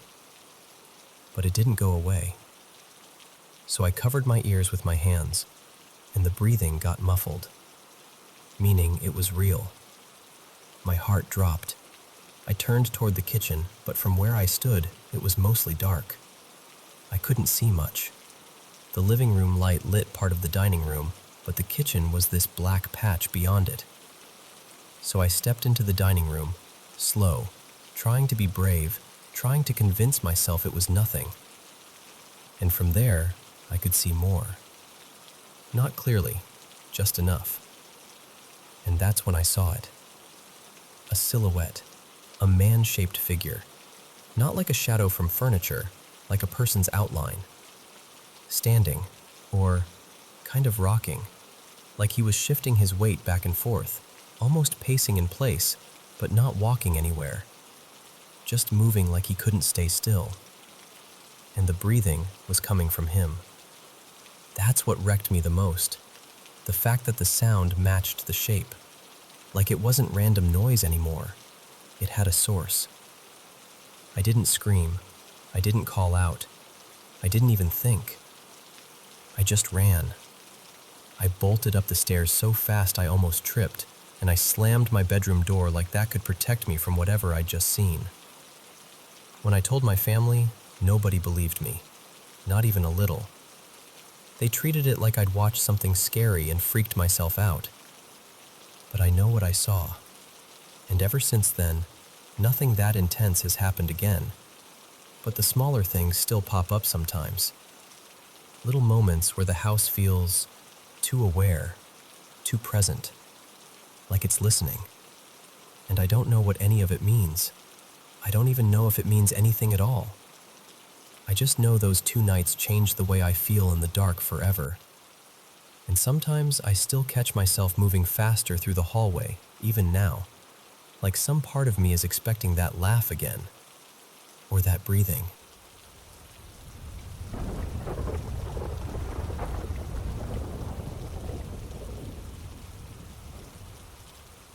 Hey, can I tell you something strange that happened to me a few years back? It still gives me goosebumps when I think about it, but in a weird way, it ended up being one of the most important things that ever happened in my relationship. So this was about 4.5 years ago. I was a few months into dating someone new. Let's call them Milo. And we took this little day trip to an old country estate out in North Yorkshire, not far from the moors. One of those places that feels peaceful but also heavy, like the land remembers things. We were wandering the grounds when we stumbled across this small pet cemetery tucked behind a line of trees. Tiny stones, some half sunken into the grass. Sweet and sad. I crouched down, just out of curiosity really, and brushed my fingers over one of the markers. And the second I touched it, I felt this vibration. Not painful, just a soft hum, like a phone buzzing through a table. I remember pulling my hand back and laughing it off, like, okay, that was weird. And we carried on with our day. But then, about a week later, I started getting this feeling that I wasn't walking alone. It wasn't just one place either. It happened at my flat, at Milo's place, and at work. I worked in a pub then, busy shifts, carrying plates out, weaving between tables. And I'd suddenly feel this presence right behind me, matching my pace step for step. You know when you can sense someone close even if you haven't heard them? That. At first, I kept telling myself I was imagining it. Stress, tiredness, whatever. But it didn't stop. It grew. After a couple of weeks, it got sharper, more specific. Like my brain wasn't just sensing something. It was starting to see it. One night I was down low, cleaning out the bottom drawer of the ice cream freezer, and out of the corner of my eye I saw black legs striding toward me, fast, like someone in a hurry. My whole body jolted. I looked up properly, expecting one of the bar staff, and nothing. Nobody.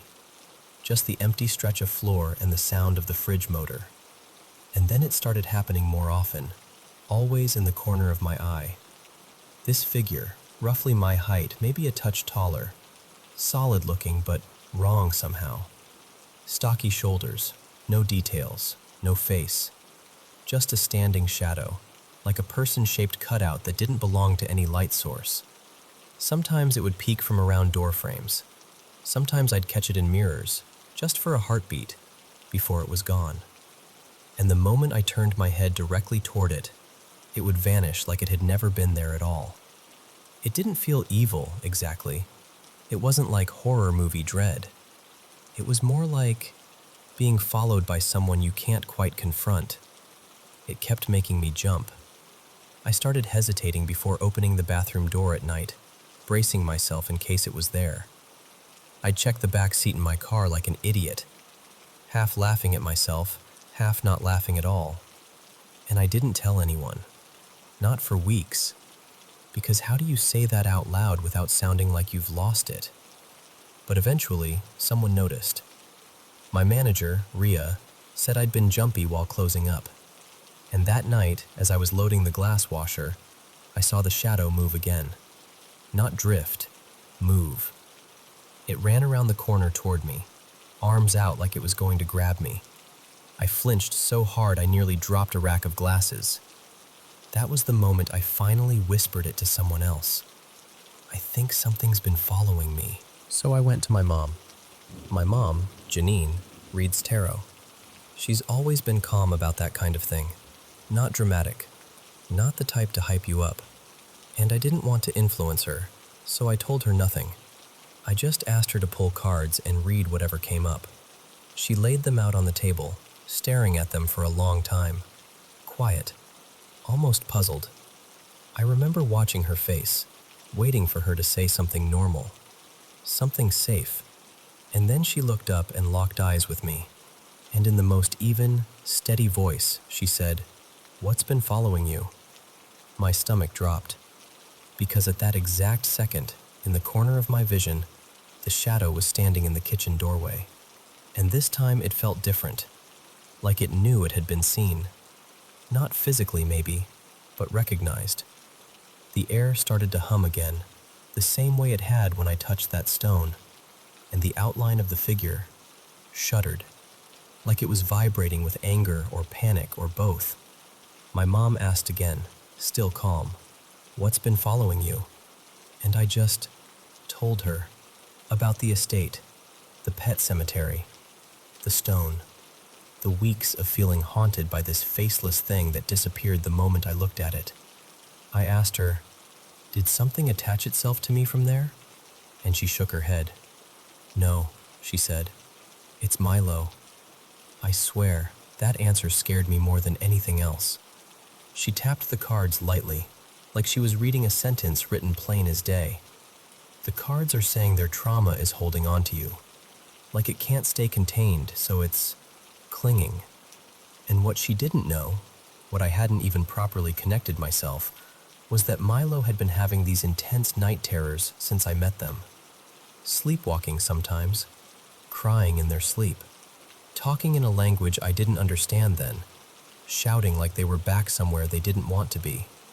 The moment my mom said it out loud, the shadow stopped. It didn't fade. It didn't retreat. It was just gone. Like someone had switched off a light that was never on in the first place. Afterwards, I described it to my mom, the size, the shape, and she went very quiet and said, "That sounds like it's built the same as Milo." That weekend, when I saw Milo, I finally brought it up. Not the shadow, not at first, but the night terrors. Gently, carefully, like I was approaching a wild animal that might bolt if I moved too fast. And slowly, they started talking. Not all at once, but piece by piece. The things they'd never said out loud. The stuff that had been buried so deep it was leaking out in sleep, in fear, in silence. And here's the part that still blows my mind. After a few weeks of those long, honest conversations, those heavy, late-night talks where you feel like you're holding someone's heart in your hands, the night terrors stopped, and the shadow never came back. I can't even explain the relief, because up until the moment my mom named it, up until someone else confirmed I wasn't imagining it, I genuinely thought I was losing my grip. And what I never expected was that it wasn't some spooky thing from an old estate at all. It was something human, something unspoken, something dark but not malicious, just unresolved. We've been together nearly 5 years now, and Milo is more open than they've ever been. We've worked through so much. It's still weird to say, but in a twisted way, that second shadow feels like it was pointing at the truth, like it was forcing the silence into the light. And honestly, as terrifying as it was at the time, I think it ended up being a kind of sign. Not that we were cursed, but that we were meant to heal something, together.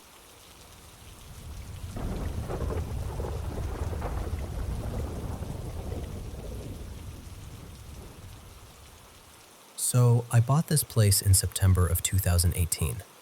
A big, creaky, Victorian-ish farmhouse that was built back in 1919. The kind of house that looks like it's holding its breath half the time, you know? Beautiful, but always settling. Always making little noises, and I'm not exaggerating when I say this. About 10 days after I moved in, I had my first real moment. I was sitting at my desk, just scrolling on my laptop, totally alone in the house. And I felt a hand rest on my right shoulder. Not a brush, not my shirt shifting. A hand, heavy enough that my body reacted before my brain even caught up. I spun around like, what the? And there was nobody there.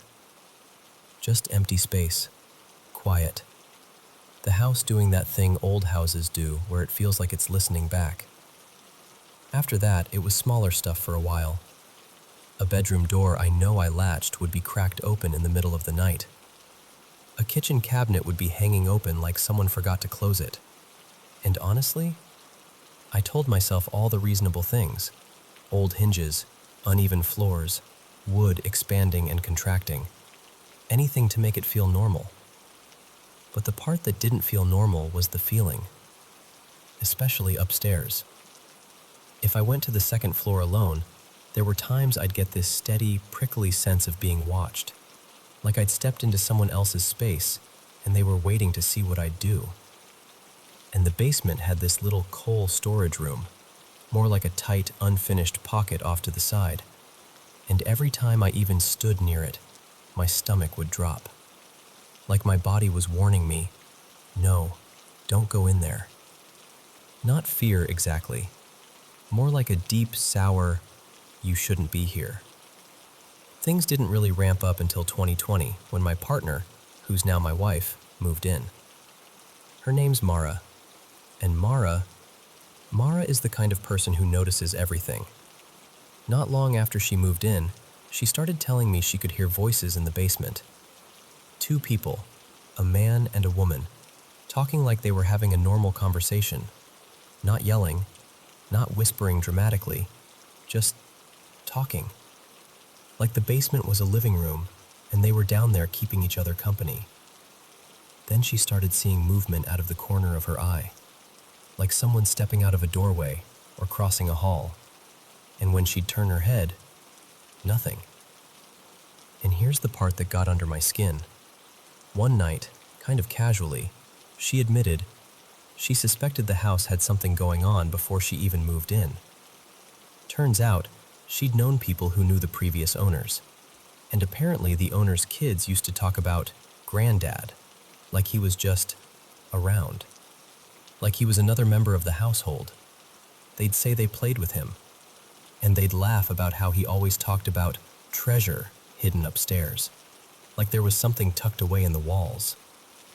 I remember Mara telling me that and kind of smiling, trying to keep it light. But I also remember thinking, okay, so it's not just me losing it. And what's strange is, not everything about it has felt malicious. Some of it has been weirdly helpful.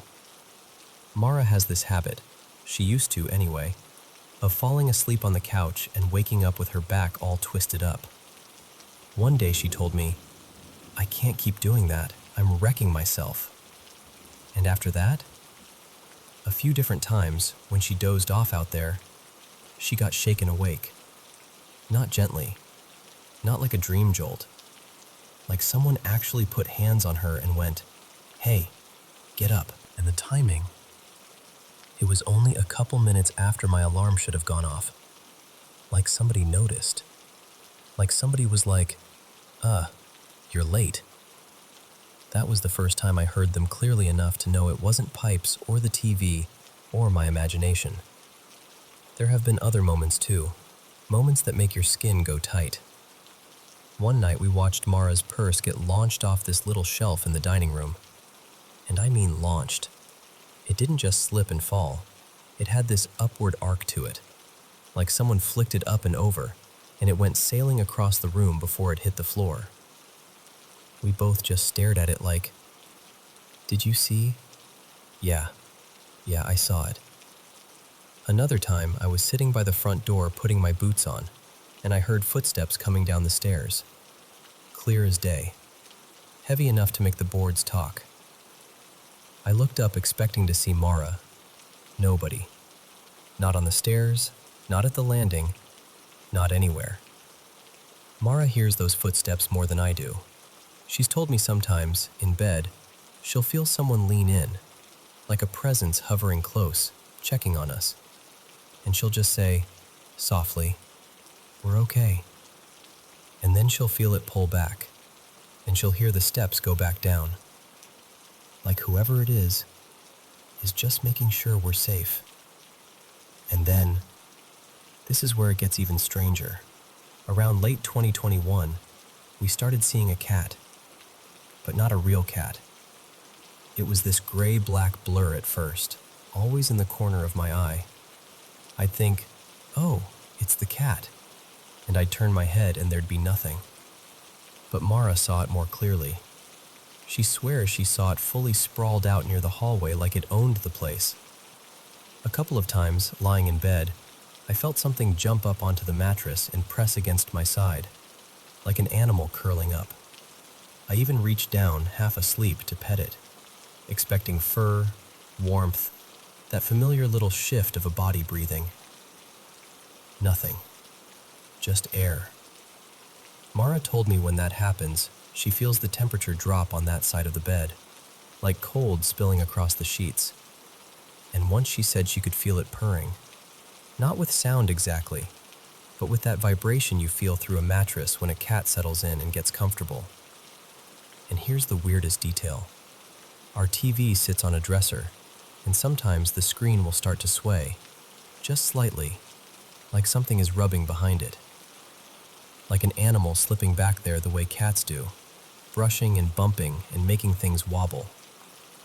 Since that cat showed up, since the ghost cat, I guess, I don't get that heavy, negative feeling as often. The house still has moments. Every now and then you'll walk into a room and the air will feel off, like you walked in mid-sentence and the conversation stopped. But it's different now. Less sharp, less hostile. And I don't know how to explain that without sounding completely ridiculous. But sometimes, it honestly feels like the cat changed the mood of the whole place.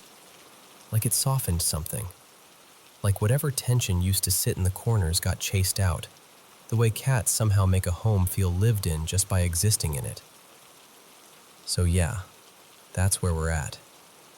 We live in a beautiful old house with creaky floors, a basement that still makes me cautious, two quiet voices that seem to keep their distance, and a cat we can't prove exists, except for the way the bed dips, the air goes cold, and the whole place feels a little calmer when it's around.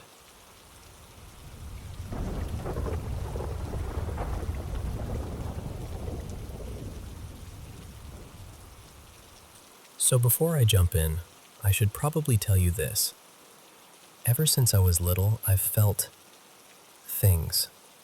Like I can pick up on energy in a room or sense when something is about to happen. When I was a kid, I got in trouble for it a lot. My family thought I was trying to scare my siblings or just making stuff up. Eventually, around middle school, I learned to keep my mouth shut about it.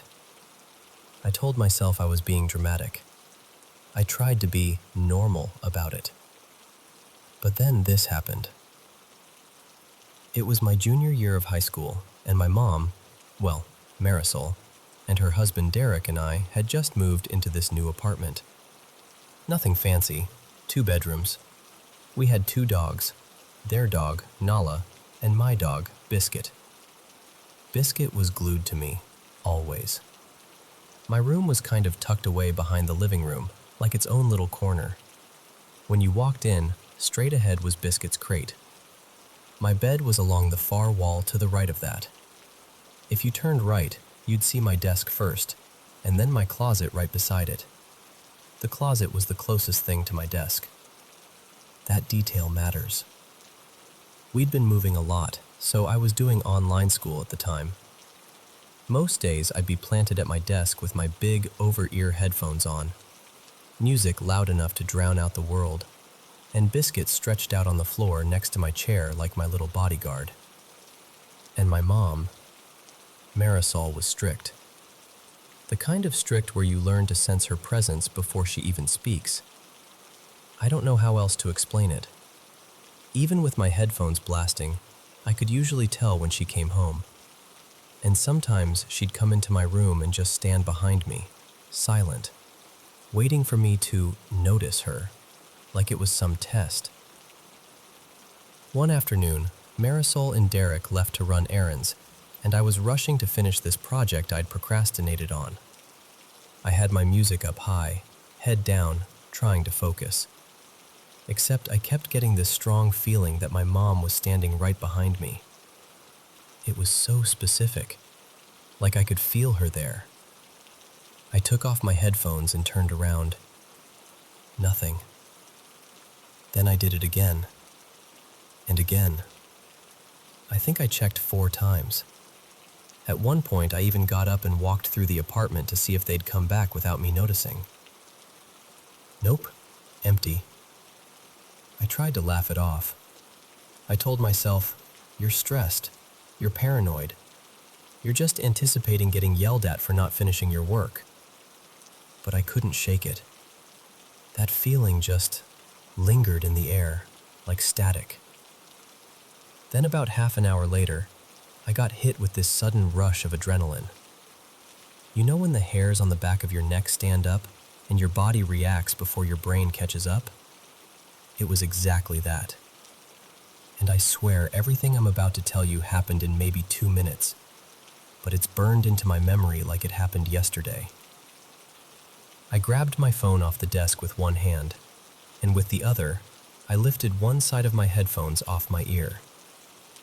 And that's when I heard Biscuit. He was growling. Not his normal warning growl. This was low, deep, like it came from somewhere older inside him. I'd never heard him make that sound before. I spun around, half standing up, and there he was behind my chair, stiff as a statue, staring straight into the open closet. At the exact same time, I heard Nala in the living room, barking like crazy at my closed bedroom door. Aggressive, frantic barking. And my brain went, "Someone's in the closet." I yelled, "I have a weapon!" Which, just to be clear, I did not. I stepped into the closet, heart pounding, and leaned around the doorframe, checking behind hanging clothes, scanning the corners. Nothing. And I remember this split-second thought in my head, this tiny little voice going, "What the hell?" And then a suitcase on the shelf to my left fell. It didn't slide. It didn't gently tip. It dropped like someone had shoved it. It hit the floor hard and landed so close to me, like inches. Close enough that if I'd been one step over, it would have clipped my leg. Both dogs lost it completely. Biscuit went from growling to barking and jumping like he was trying to get between me and the closet. Nala was still going wild at the door. And that was it. Every rational thought left my body. I yanked Biscuit by the collar, threw my bedroom door open, and we bolted out of the apartment so fast, I'm pretty sure I made some awful squeaking scream without realizing it. We were outside for maybe 5 seconds before my brain caught up and went, "Nala." I had left her inside. I whipped back, flung the door open, and thank God, she was already sprinting after us. I grabbed her collar too, and that's when I realized my phone was gone. I must have dropped it in the scramble. But I didn't care. I just ran down the stairs with both dogs, hands shaking, heart hammering so hard it felt like it was rattling my ribs. When I hit the bottom, I just stopped and stood there, like my body didn't know what to do next. No leashes, no phone, just me and 2 terrified dogs. Our garage was in a separate detached building, so I dragged them over there because it felt safer. Like at least it wasn't inside that apartment. I borrowed enough calm to go back and retrieve my phone. Then I called Marisol and asked when she'd be home. I tried to sound normal, but my voice was trembling. And then I just waited in the garage with the dogs pressed against me like we were hiding from a storm. When Marisol finally got home, she went into my room to check everything. She didn't believe me. She shrugged it off and said it was a coincidence, that maybe the suitcase just fell because it wasn't balanced right, and told me to drop it. But I couldn't. For weeks after that, I couldn't stand having my headphones on. I hated not being able to hear what was happening around me. I'd flinch at little sounds. I'd stare at that closet like it had teeth. And the thing is, nothing like that ever happened again in that room. No more flying objects. No more intense moments like that. But I still think about it because I'm usually the first person to look for a logical explanation. I want things to make sense. Except that suitcase was laid flat, and it wasn't even wider than the shelf it was on. There was no way my movement caused it to fall. I wasn't even touching the shelf. And Biscuit? I've never seen him react like that to anyone. Not once. Not before, not after. So yeah, I don't know what was in that closet. But whatever it was, both dogs knew it was there. And for 2 minutes, so did I.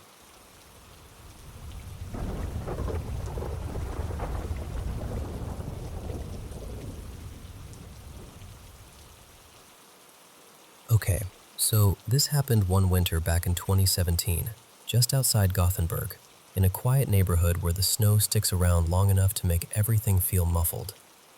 I was 19, maybe just turning 20, and I was staying at my parents' place while they were out of town. My girlfriend at the time, let's call her Maya, was with me. We were house sitting, basically, and taking care of our 2 family dogs, Loki and Freya. Sweet dogs, normally fearless, the kind that bark at plastic bags like they're intruders. Here's the background that matters. My grandparents had passed away not that long before, maybe 4 or 5 months earlier, and my parents had brought a bunch of their things into the house. Old furniture, paintings, little sentimental stuff you don't know where to put, so you tuck it away. Most of it ended up in my parents' bedroom. The door to that room was kind of always in view from the living room. Like you'd be sitting on the couch and there it was, diagonally across, just present. And in the hallway between the kitchen and the living room, my parents had placed this small antique love seat that used to belong to my grandparents. Faded fabric, carved wooden arms, one of those pieces that feels like it's been quietly watching people for decades. And the dogs?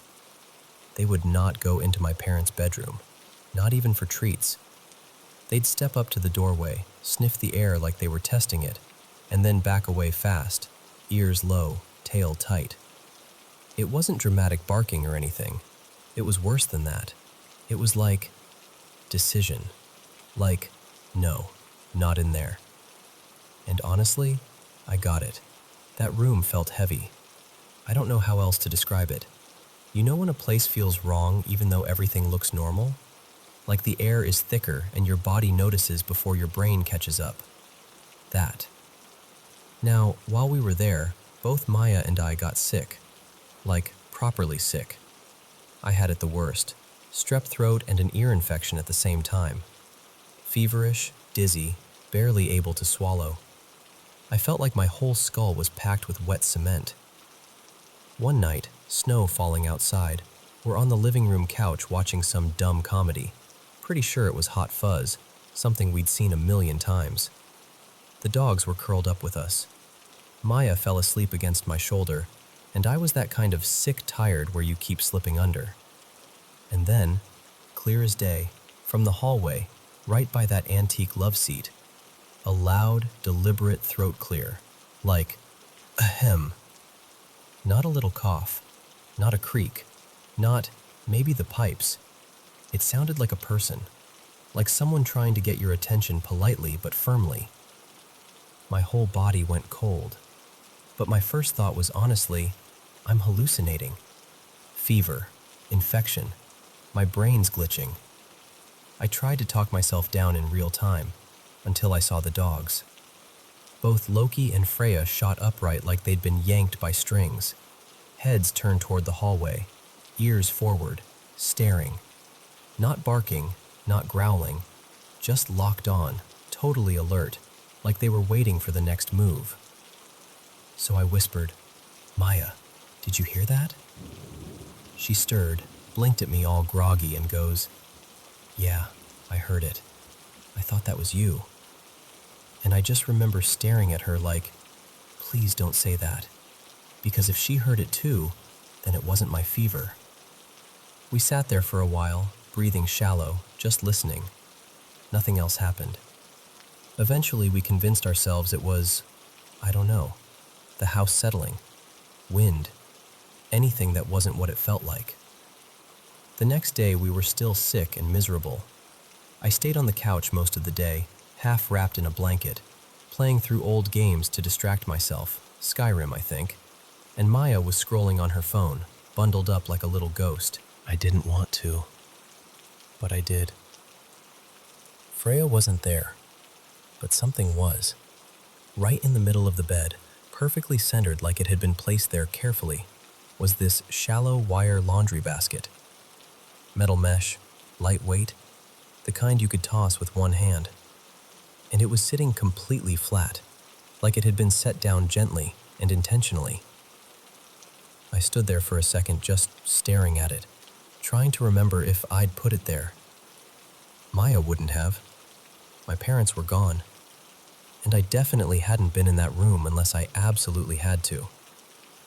I left the room and found Freya a few minutes later, curled up under a blanket in the living room, trembling like she wanted to disappear into the fabric.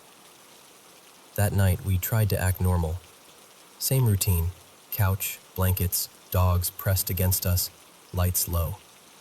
Around 10-ish, we decided to go to bed in my old room. The dogs followed, and for a moment it felt safe, like we were retreating into a smaller, familiar space.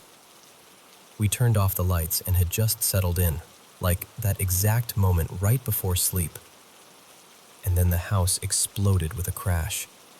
A heavy, violent slam, like something big being thrown or dropped from a height. The kind of sound that hits your ribs. I sat straight up and went, "What the hell was that? Someone's in the house." Maya was instantly wide awake, whispering my name like she didn't want to make noise. The dogs were tense, nails scraping softly against the floor. I don't know why I did this, sick, half delirious, but I grabbed the biggest kitchen knife we had and started checking rooms. Slow, shaking, trying to breathe quietly, listening for footsteps. Kitchen, nothing. Bathroom, nothing. Living room, empty. Hallway, still. And then I reached my parents' bedroom. The door was open, and on the floor, upside down, was the wire laundry basket. Not near the bed, not gently tipped over. It looked like it had been launched, like it had hit the floor with enough force to make that awful crash. And the bed? Soft, high. There was no reasonable way for that basket, lightweight, wide, shallow, to end up on the floor like that, upside down, with that kind of sound, without someone grabbing it and throwing it. I called Maya in, and she stood behind me in the doorway, peering around my shoulder. And when she saw it, she didn't even speak at first. She just made this tiny sound, like her breath caught, and grabbed my arm hard. And I swear to you, we didn't do the tough horror movie thing where you investigate further. We didn't cleanse the house or call a neighbor or anything brave like that. We just froze. Like our brains were refusing to process what our eyes were seeing, because once you accept it, you can't unaccept it. I don't even remember how we got through the rest of the night. It's like the memory turns blurry right there. Fear does that. I just remember the dogs pressed against us, both of us wide awake, listening to the house in the dark, waiting for another sound that we didn't want to hear, but couldn't stop expecting.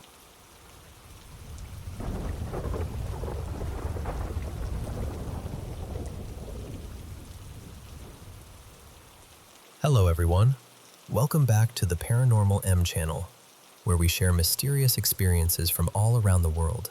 How have you all been lately? I'm always happy to be here telling these stories and helping you unwind after a long day. Thank you so much for sending in so many incredible experiences.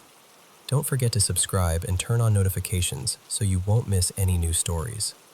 Now get comfy, turn on your nightlight, and let's dive into today's mysterious experience. So, I want to tell you something that's been happening at my childhood home, and even now, talking about it, I get that weird mix of comfort and goosebumps.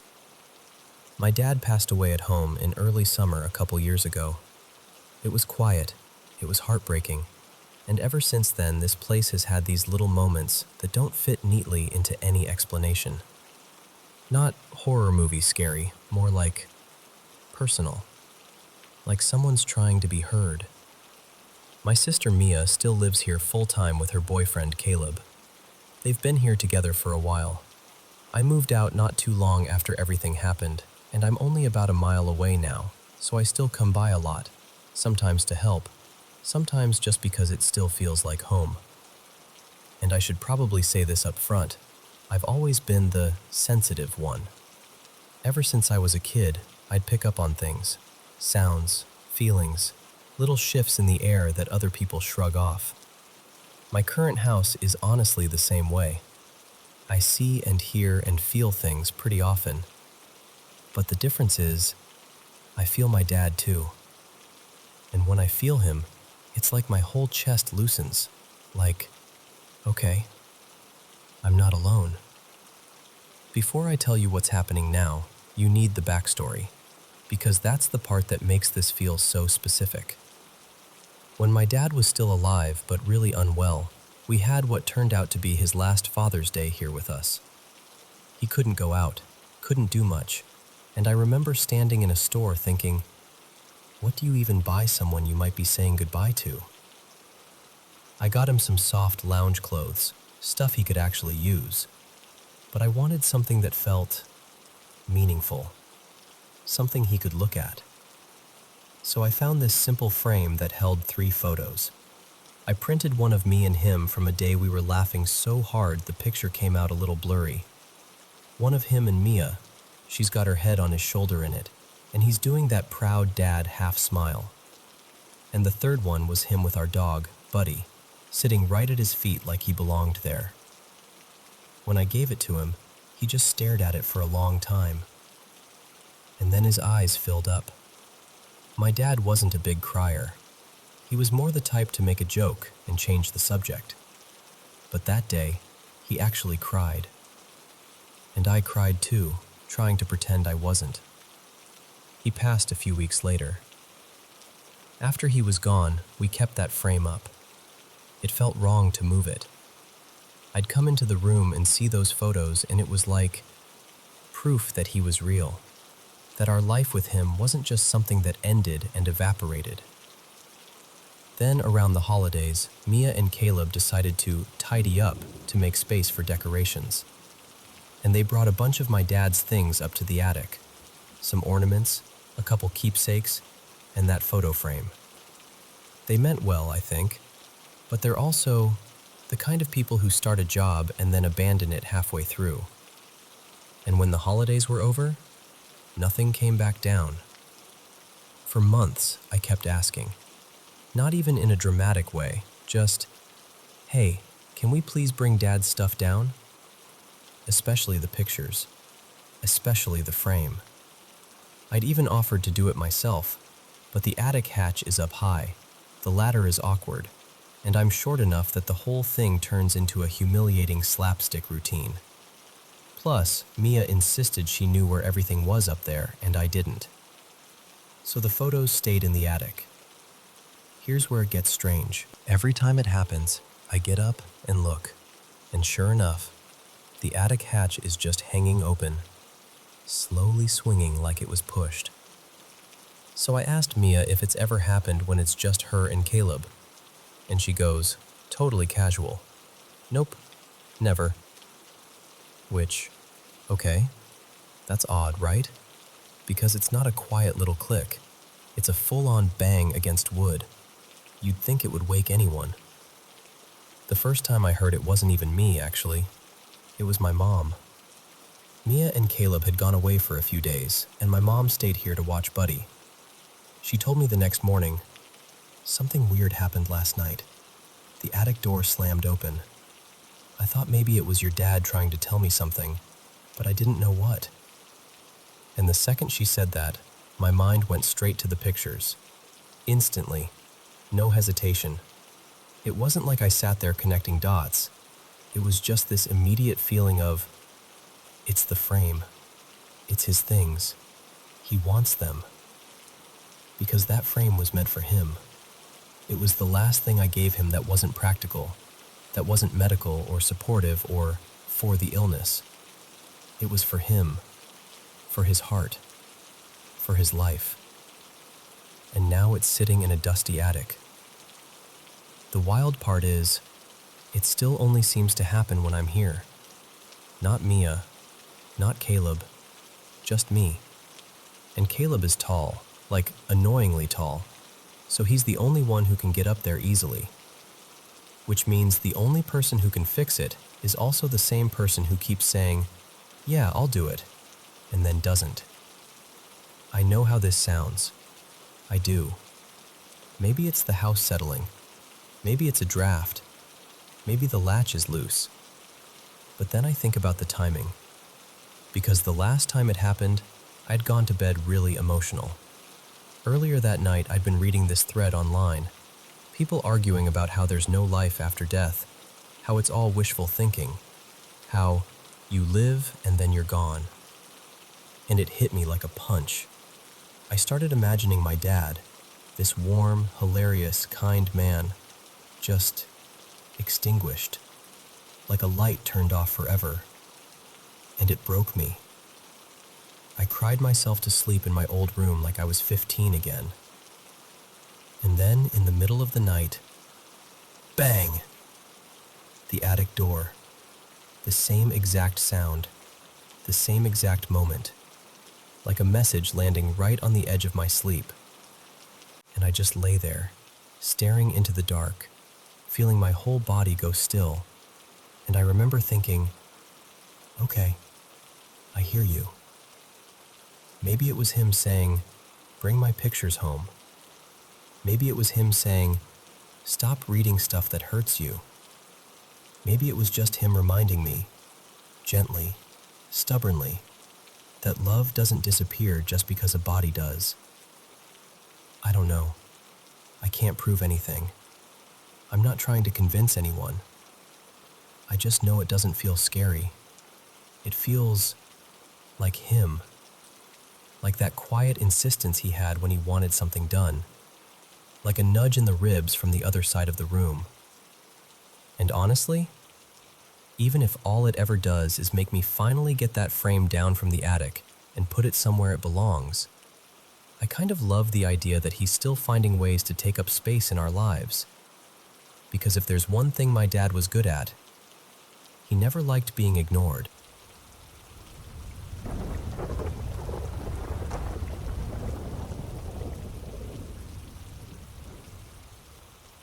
So, yesterday I took a walk through this local cemetery I've been researching for work. And I know, most people hear cemetery and immediately get this heavy feeling. But for me, it's never been just a place for the dead. It feels like a little pocket of stillness tucked right into the middle of a loud, rushing world. Like a quiet public garden where nobody asks anything of you. And the second I stepped through the entrance, I felt it. That weird, rare kind of happiness that hits so hard it almost knocks the breath out of you. You know that feeling?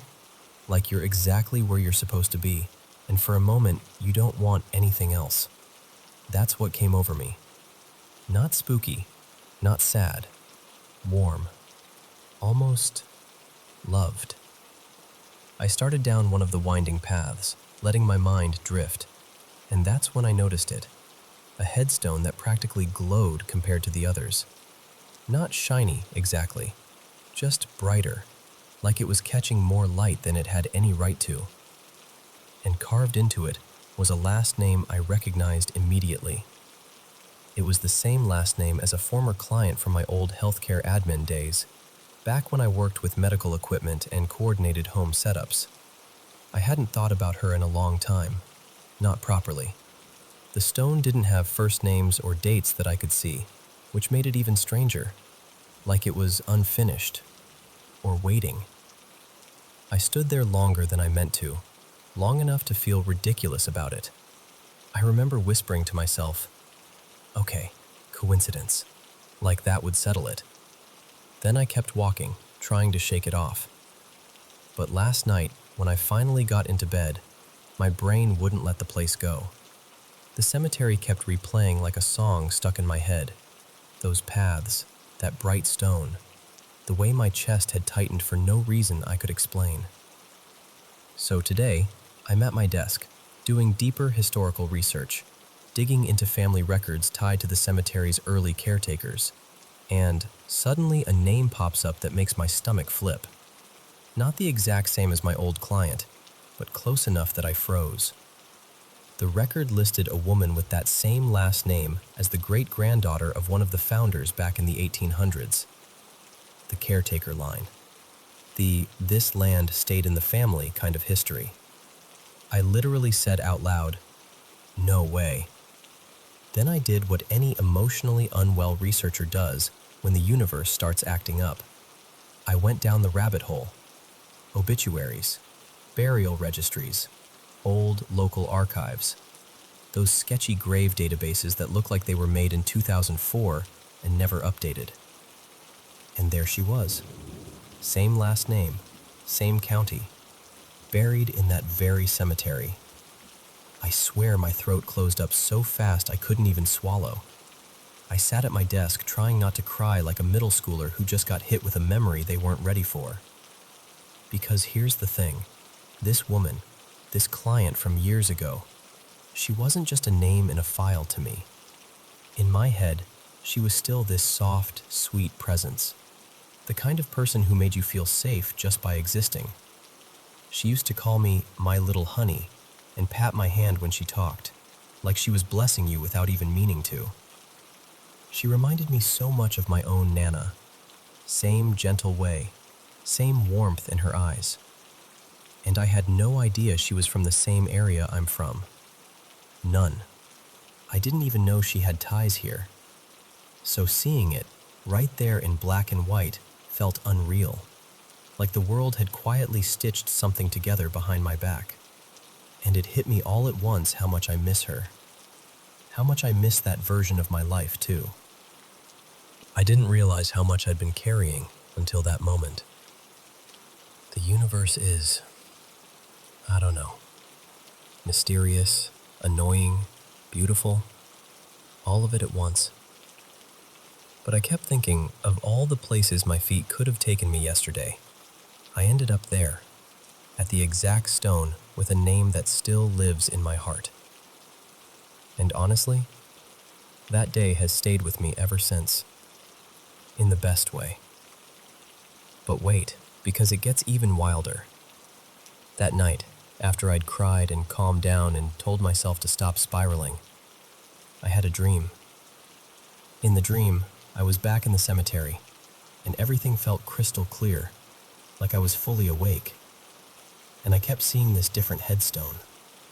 Not the one I'd noticed before. This one was a vivid coral red color, almost like sun-baked clay. And the last name was right there on it, bold as anything. I woke up with that image still burned into my mind.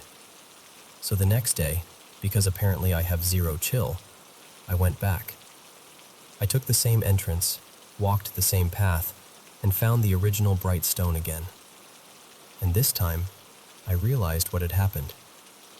The grass had grown up so high around it that the first names were basically hidden. It wasn't her. I just missed the details. For a second, I felt silly. Like, okay, that's it, mystery solved.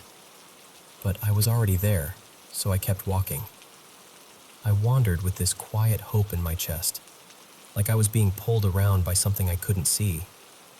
And under my breath, without really deciding to, I said, "Where are you, Marlene?" Not her real name. Just what I started calling her in my head because it felt right. Because she always sounded like someone's favorite aunt. Because I needed a name to say out loud. I checked one corner. Nothing. Then another. Nothing. And finally I reached the last little stretch of the cemetery I hadn't explored yet, tucked behind a line of old trees. It felt forgotten back there, like even the wind got quieter. And then I saw it. The coral red headstone from my dream. Same color, same last name. Exactly where my feet had carried me like I'd been guided. I just stood there with my hand over my mouth. I didn't even cry right away. I couldn't. I was too stunned. It was like my whole body went still so my brain could catch up. And now, I go back sometimes. Not constantly, but when I feel that familiar heaviness creeping in, or when life gets too loud. I'll bring a little sandwich, a coffee, and I'll sit nearby like I'm having lunch with an old friend. And I'll talk to her, not in some dramatic way, just little updates, gratitude, a quiet hello. Because life and death are honestly too wild for me to understand. But I do know this. I'm unbelievably lucky to notice these moments when they brush past me. These strange, tender circles closing. These reminders that love doesn't disappear just because time moves on. And I'll never forget the day a cemetery didn't feel like loss at all. It felt like being found.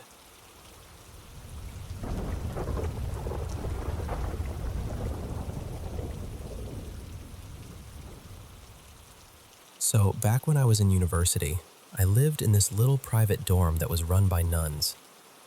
It wasn't fancy, but it was cheap, safe, and close enough to campus that I could roll out of bed and be in class in 10 minutes.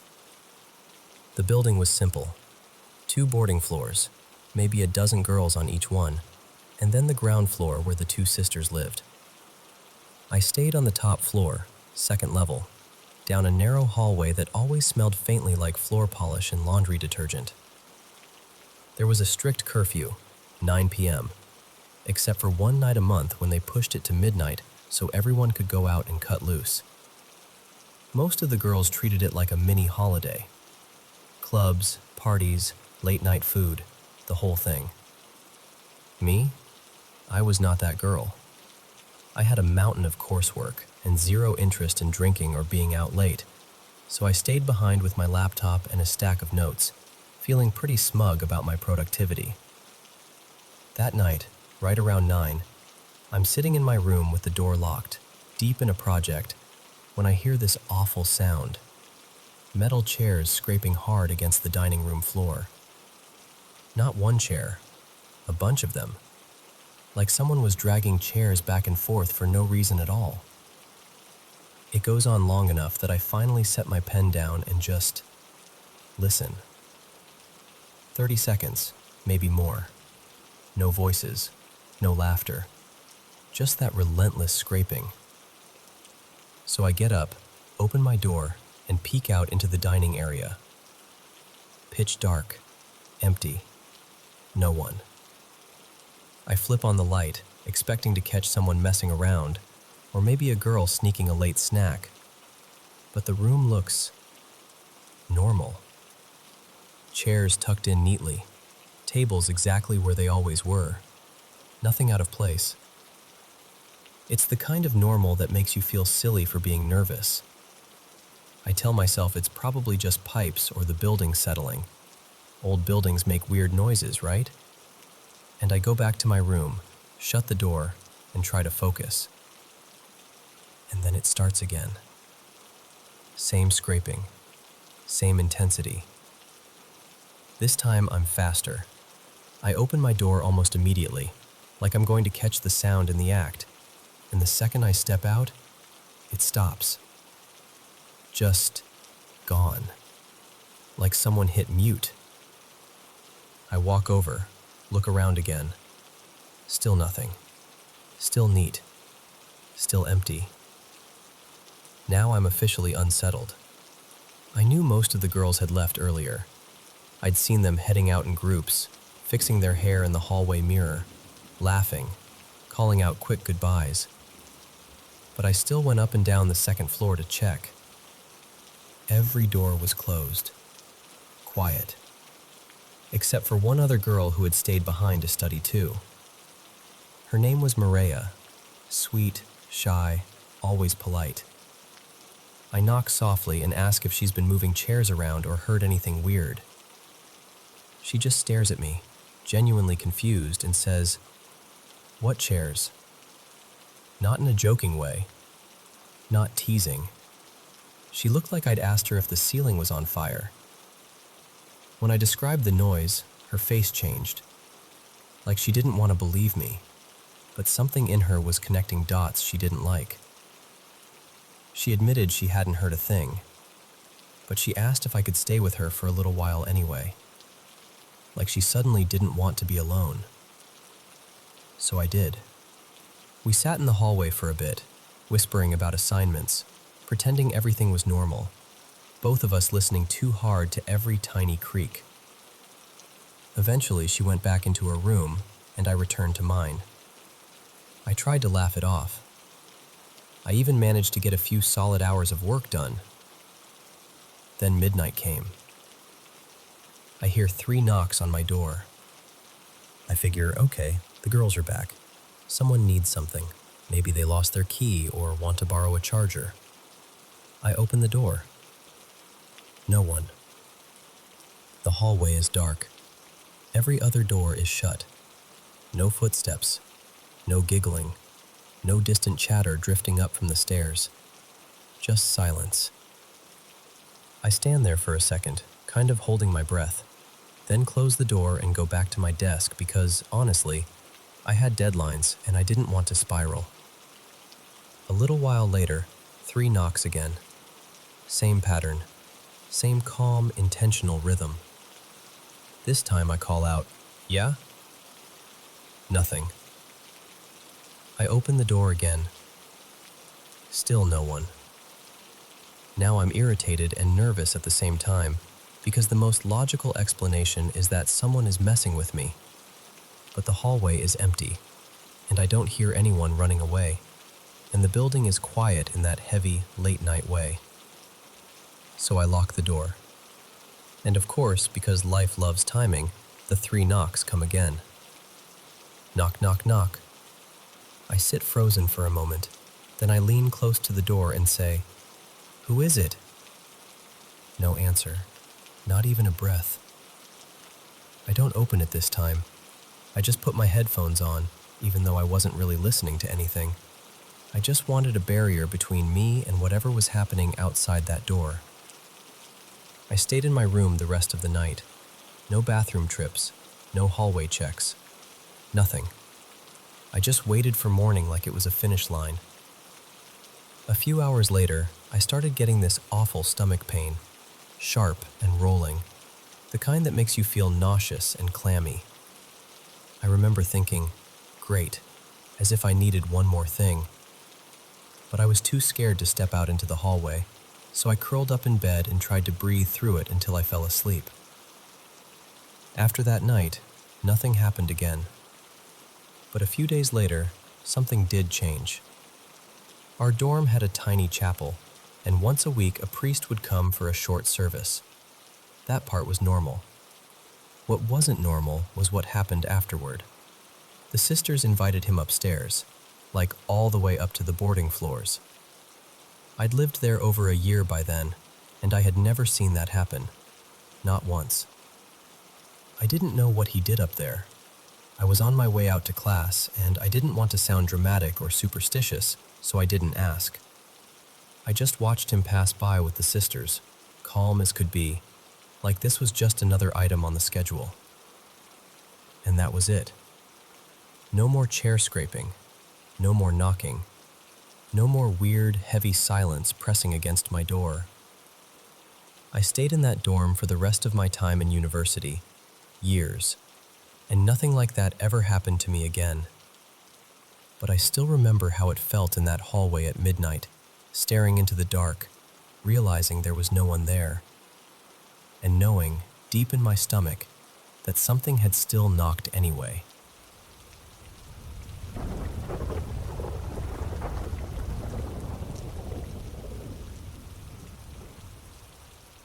Hey, so I've got to tell you about this place that's been living in my head ever since I started asking questions.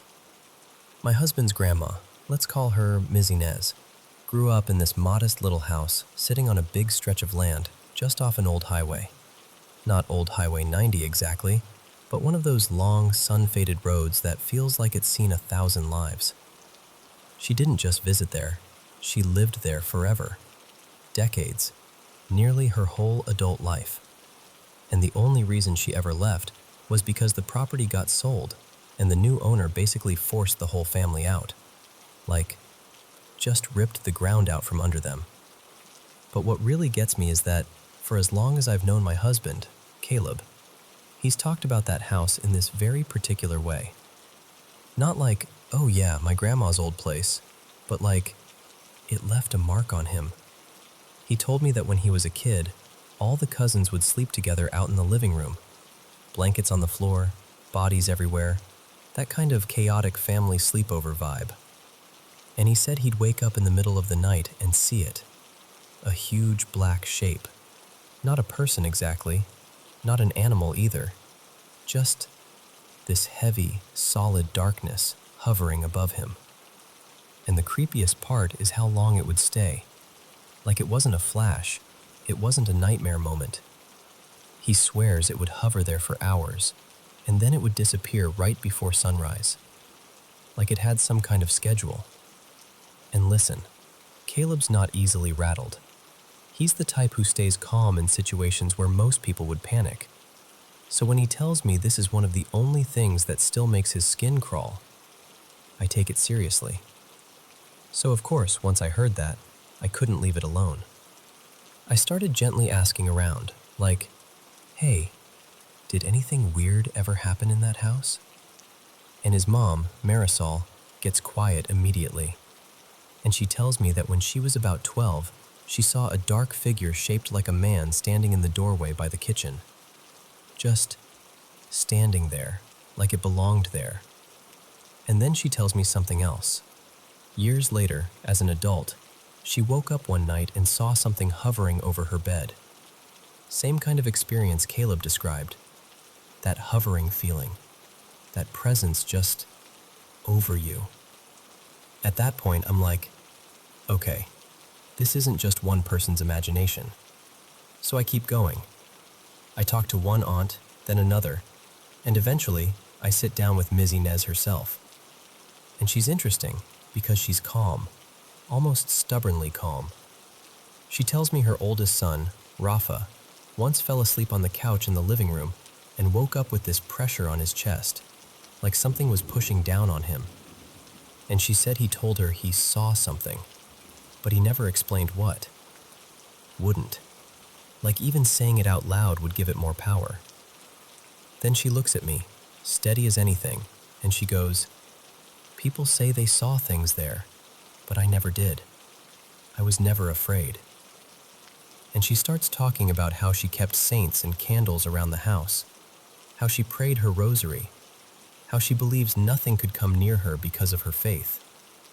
And you can tell she truly believes that, like it's not a performance, it's her armor. But then, she tells me the part that chilled me more than the hovering thing. She says she used to hear footsteps. And then she drops this detail so casually, like it's just part of the weather. Before her father bought the house, he told her the previous family had left because their son had died there. Now, I don't know if that part is true. It's the kind of story that gets passed down and warped over time. But what everyone describes, the heaviness, the hovering, the watching, none of it feels like a child to me. It feels older, sharper, like a presence that isn't lost, but rooted. After that conversation, I tell the rest of the family what Ms. Inez said, and one of the aunts, Dahlia, immediately goes, "Oh yeah, I used to hear steps on the gravel outside." And she didn't just mean she heard it. She said she could literally see the rocks shifting, like someone was walking toward the house. That visual detail made my stomach drop, because that's not the kind of thing you half imagine. Either you see gravel move or you don't. And Marisol, sitting right next to me, suddenly says, almost like she'd been holding it in for years, "One time, when I was little, I heard someone outside calling my name." And she said she went to the door to see who it was, and there was nobody there. That's the kind of thing that makes you feel sick, you know? Because calling your name is personal. It's intimate. It's bait. Later that same afternoon, Caleb and I drove by the house. There's a different family living there now, and the place has been fixed up. Fresh paint, cleaned up yard, like it's trying to look ordinary. From the road, it almost does. Almost. But the living room window, where all those kids used to sleep, looked darker than it should have. I know that could be a million normal things, tinted glass, heavy curtains, bad lighting. But standing there with all those stories in my head, it felt like the house was still holding something behind that pain. And here's where it gets complicated. Because once I started connecting dots, I couldn't stop. This family, Caleb's family, has lived through so much loss. Strange illnesses, a long stretch of tragedies that seem to pile up. Ms. Inez herself has been bedridden for years with an illness nobody can fully explain. And recently, one relative has been dealing with serious kidney problems. Another became a widow out of nowhere. It's like grief has been orbiting them for a long time. And I keep wondering, does that presence have anything to do with it? Or is it the other way around? Like the house, the land, the old highway. Maybe it's a place where sorrow passes through, and the family just happened to live there long enough to become part of the story. I've also thought about the location. Being so close to an old highway means accidents, history, people passing through. And there's a church nearby too. Close enough you could probably hear bells on a quiet morning. Sometimes places like that feel layered, like the living and the dead are both leaving fingerprints. I don't know. I really don't. But what I do know is this. Whatever was in that house seemed to keep to the living room, seemed to come in the darkest hours, and seemed to leave right before sunrise. Like daylight was the one thing it respected. So, what do you think? Does that sound like a haunting tied to a death? Something attached to the land? Something that feeds on fear? Or something that just watches, waits, and repeats what it's always done, no matter who's sleeping under that roof?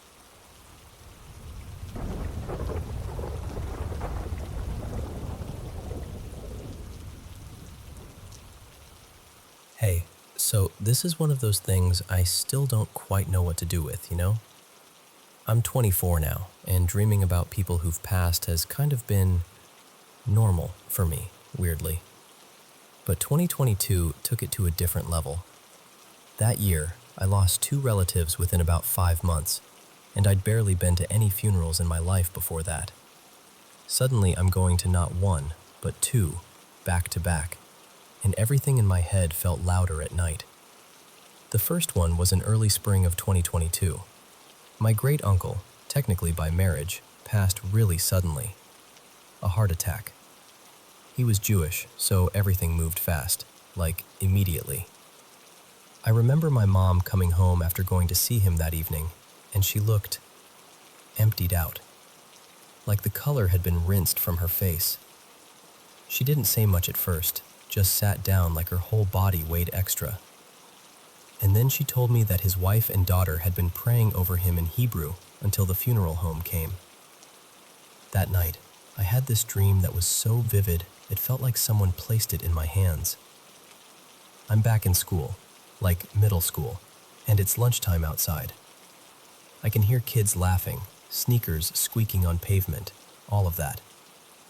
And in the middle of the yard, there's this tall wooden door, like a heavy church door, just standing there by itself.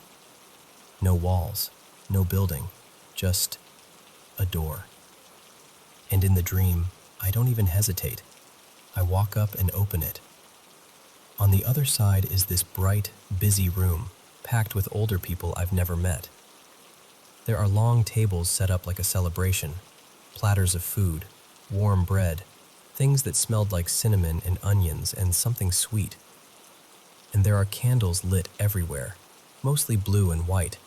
And I remember thinking, this looks like something from my relatives' gatherings, even though I'm not Jewish myself. I grew up around some of the foods and traditions through extended family, but still, being in it like that felt surreal. Everyone's dressed up, black suits, black dresses, talking like they're at a big family event, smiling, not mourning, not crying, just alive with conversation. And then I notice one person who does look at me. I'll call him Uncle Leon. He's the only one not in black. He's wearing tan slacks, a patterned button-down, and a kippah on his head. And the strange part is, he doesn't look like how he looked near the end. He looks like the version of him from before. Healthier, lighter, like his eyes have more time in them. He smiles like he's been expecting me, and he walks right over. And I'm standing there going, Uncle Leon, is that you? What is this place? He laughs, soft, almost amused, and he just pulls me into this hug. Not creepy, not cold, not dream weird, just familiar, human. And he goes, it's a party. You can stay if you want. And this is the part that still makes me pause even now, because in the dream, I said no. Like, I didn't panic. I didn't run. I just felt this clear, calm boundary rise up in me, and I said, I can't stay, but I hope you enjoy it. Please, enjoy the party. He didn't look offended. He didn't look sad. He nodded like he already knew what I was going to choose. And he said, That's all right. Go have fun out there. Then I woke up. And I remember lying in bed thinking, why did that feel like a goodbye that wasn't heavy? Like a farewell wrapped in kindness instead of grief. The morning we found out, I was numb. I'd literally just woken up, and it was like my body didn't have enough energy to hold the news. So I went back upstairs and lay down, thinking I'd just rest for a little while. Now, I've dealt with sleep paralysis before. I know what it feels like. I know how I usually get myself out of it. Little tricks, little routines. But this time was different. I woke up, but I didn't. I could see my room. I could see my bed. I could see myself lying there. And I had that heavy, pinned feeling, like my body was locked. And then I realized there were two presences beside my bed. Two women. One of them felt instantly familiar, like the air changed in a way my chest recognized before my mind did. The other one was unfamiliar, but strong, protective. Like she wasn't there to scare me, she was there to guard. My great-aunt was there, and she was talking in Creole, but not to me. She was speaking to the woman beside her. The woman beside her was dressed entirely in white, with white hair, and she carried herself like someone who didn't need to raise her voice to be obeyed. My great-aunt stepped closer to me. In this moment, I expected her to say something, anything, but she didn't. She just leaned down and hugged me.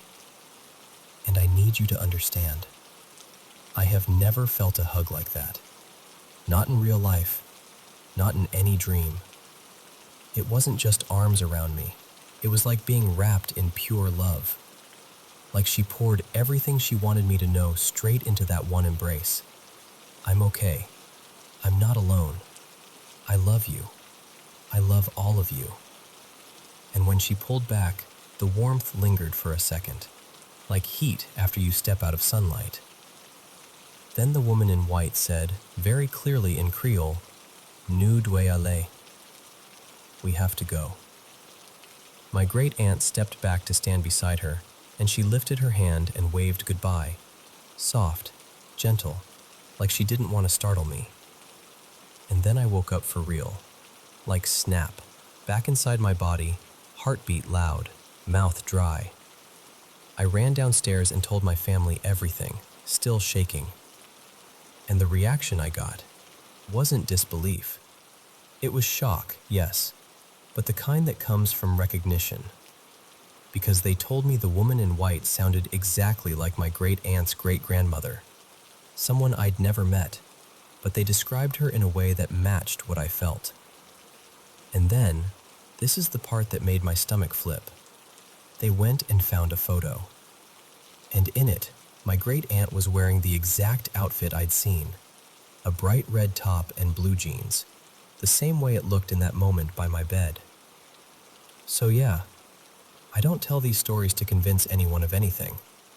I'm not even sure what I believe all the way. I just know what I experienced and how it felt. One goodbye was a door to a party I wasn't meant to stay at. And the other goodbye was a hug so warm it felt like love refusing to let the last moment be lonely.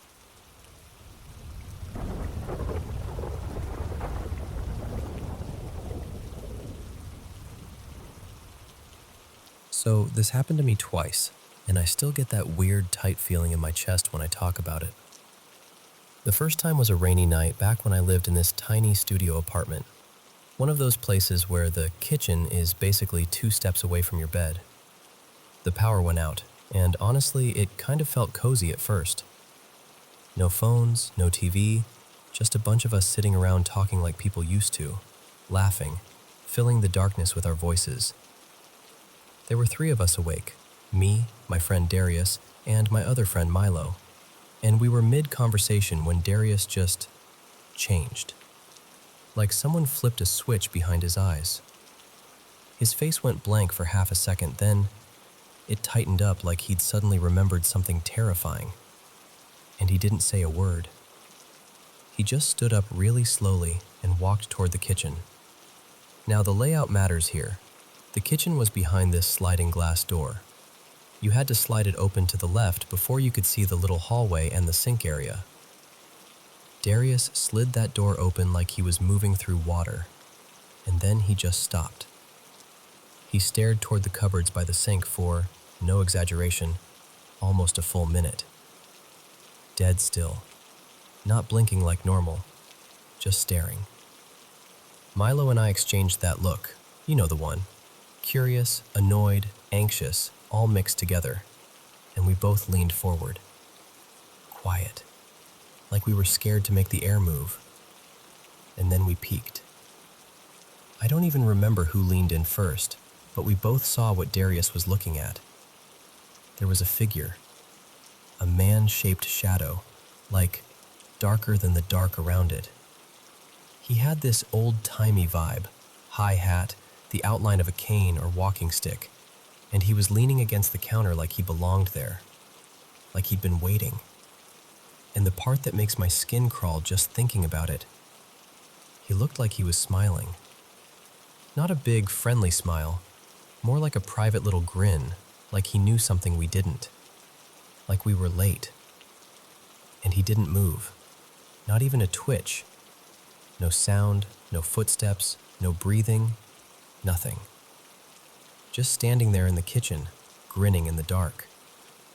We didn't scream. Nobody said a word. It was like our mouths collectively forgot how to work. Eventually, we don't even talk about how it happened, we all ended up back in the main room, sitting down again. Like we could just ignore it back into not being real. And we forced conversation to continue, but it got stiff, like we were all pretending we hadn't just seen the same impossible thing. And then the talking ran out. That natural lull hit. I remember staring at the floor for a second, and then I finally said, really quietly, "You both saw it too, right?" No one answered. No denial, no, "What are you talking about?" Just silence. And somehow that silence was the loudest answer. That was in late 2021, I'm pretty sure. Could have been early 2022, but it was around then. Then, I didn't see him again for a long time. I tried to file it away as some kind of shared trick of the darkness. Stress, sleep deprivation, anything. But about 6 weeks ago, it happened again. This time I wasn't alone, but it wasn't that same exact setup. There were like 7 of us hanging out at a friend's place. Music earlier, snacks, people crashing on couches. Eventually, everyone started passing out one by one, and it got to that late, quiet hour when the whole house feels like it's holding its breath. It was just me and my friend Renee still awake, barely talking, kind of half laughing about nothing. And then I saw him. Not fully at first, just that shape in the corner of my vision, that wrongness, like the darkness had a spine. But this time, something else happened, and I can't explain it without sounding insane. The more afraid I got, the more present he became. Not like he literally got taller or bulkier in a normal way, more like my fear gave him definition. Like he fed off being noticed. Like every heartbeat in my chest drew his outline sharper. I could feel my face change. I didn't even have to speak. Renee looked at me and her whole expression shifted. She whispered, "You see something." And I swear to you, I hadn't said a word yet. I hadn't even pointed. She just knew, because I must have looked like I'd seen a car coming straight at me. I nodded, barely able to breathe, and she said, "I believe you." That almost broke me, because it meant it wasn't just in my head, at least not entirely. Not if someone could read it off me that clearly. The next afternoon, when everybody was finally awake, We were all eating and joking and trying to shake off the weirdness of staying up too late. And then someone, my friend Jace, casually says something like, "By the way, Kendrick saw something last night." And Kendrick's not the kind of guy who scares easily. Like, he's the type who's been through real things. Solid, grounded, nobody messes with him. Jace said Kendrick had woken up in the middle of the night, sat straight up, and just froze. Like he was seeing something in the room that hit his nervous system like a stun gun. He didn't want to talk about it much, but the vibe was familiar. And I remember sitting there, fork halfway to my mouth, feeling cold spread across my shoulders, because suddenly, the pattern wasn't just mine. Here's the part that messes with me the most. Both times, it didn't end because someone turned on a light or because I ran away. It ended because I did something internal. I told it with my whole chest, that I wasn't afraid. Not fake bravado, not "yeah, whatever bro" energy. I mean the kind of steady, real refusal. The kind where you feel your fear still there, but you're not giving it the wheel. And every time I do that, when I genuinely mean it, the figure starts to fade. Slowly, like mist evaporating. But even as he disappears, that grin stays. Like he's amused. Like he thinks it's funny. Sometimes I even swear it looks like he's holding back a little laugh, like a silent giggle in the curve of his mouth. And then he's gone. So yeah, that's my story. I don't know what he is. I don't know why he shows up. I don't know if it's something external or something psychological that more than one person can tap into. But I do know what it feels like. It feels like being watched by something that wants you to notice it. Something that gets stronger the more you panic. Like fear is the invitation. And it feels like the only way to shut the door is to stop feeding it. I just needed to say it out loud, because keeping it inside makes it feel bigger. And I'm tired of pretending it didn't happen when I remember every detail like it was stamped into me.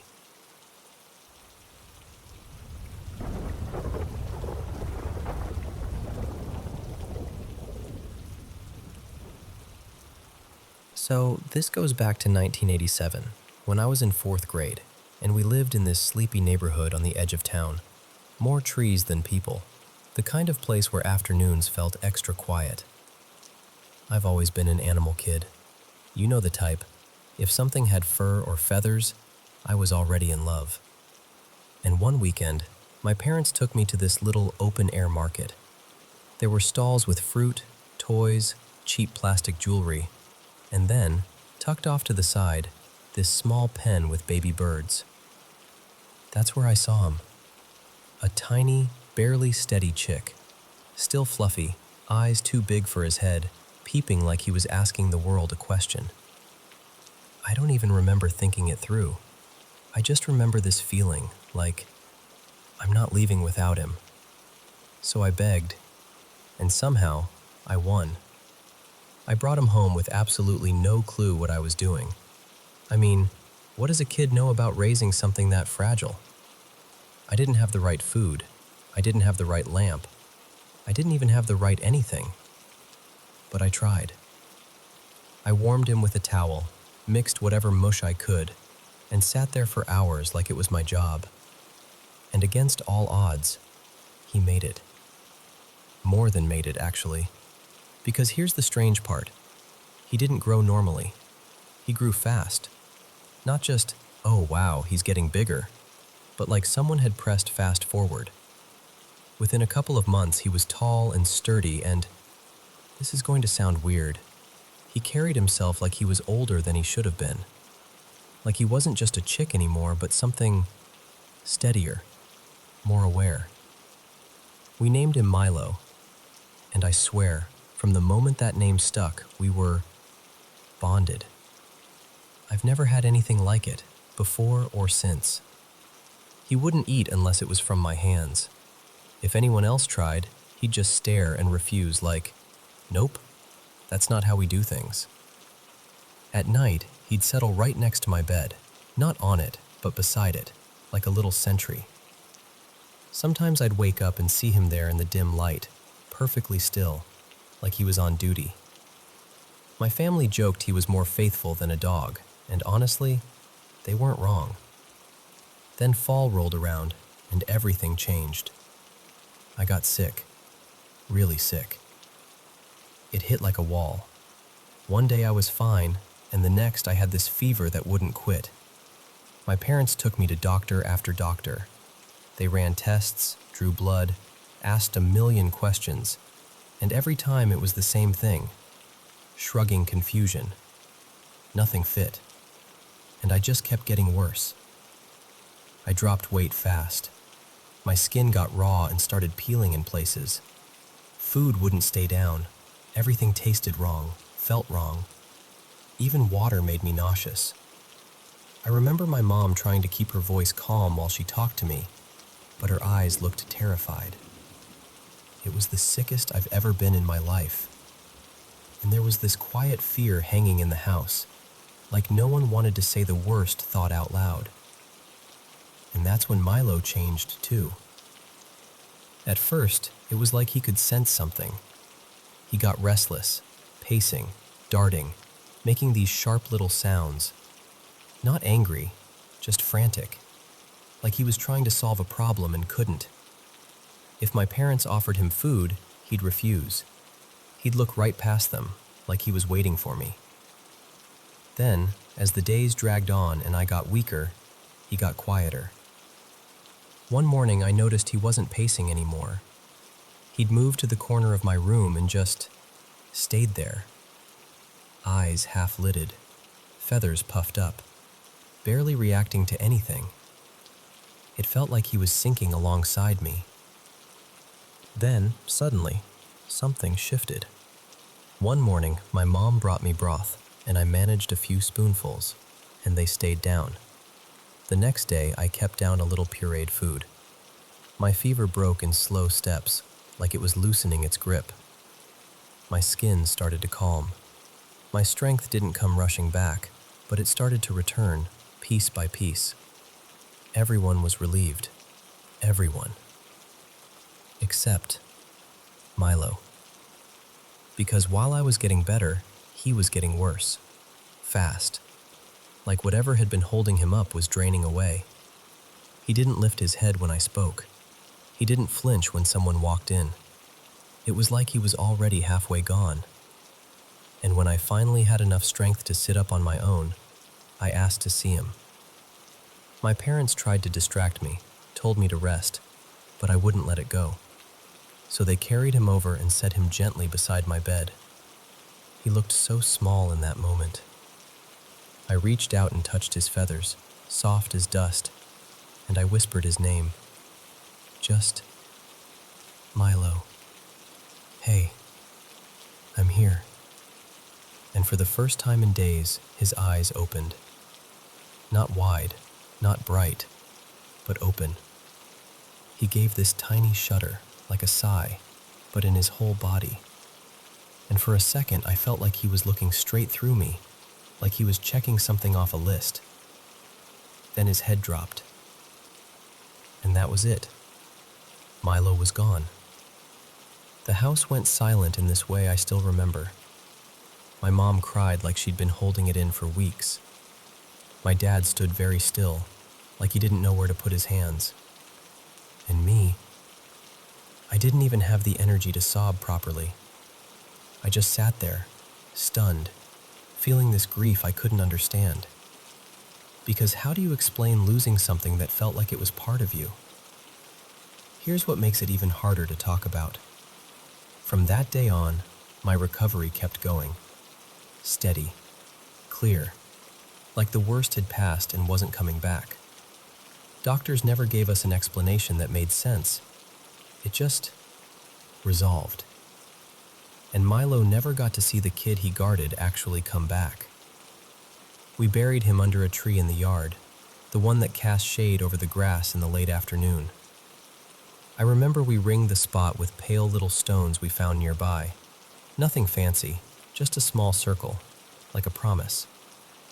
My parents believed, truly believed, he gave his life for me. And look, I know how that sounds. I know the logical explanations people might reach for.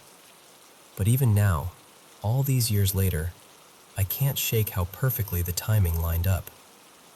How he changed when I changed. How he faded as I faded.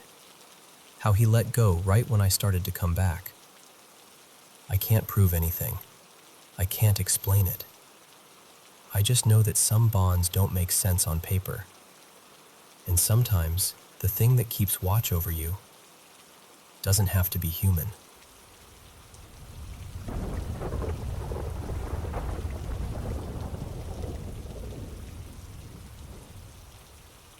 Hey, so I should probably start by admitting I'm not some hardcore paranormal person. I'm open-minded, sure. I've done a couple ghost tours for fun. I'll watch spooky videos like anyone else, but I've never had anything happen to me that felt real.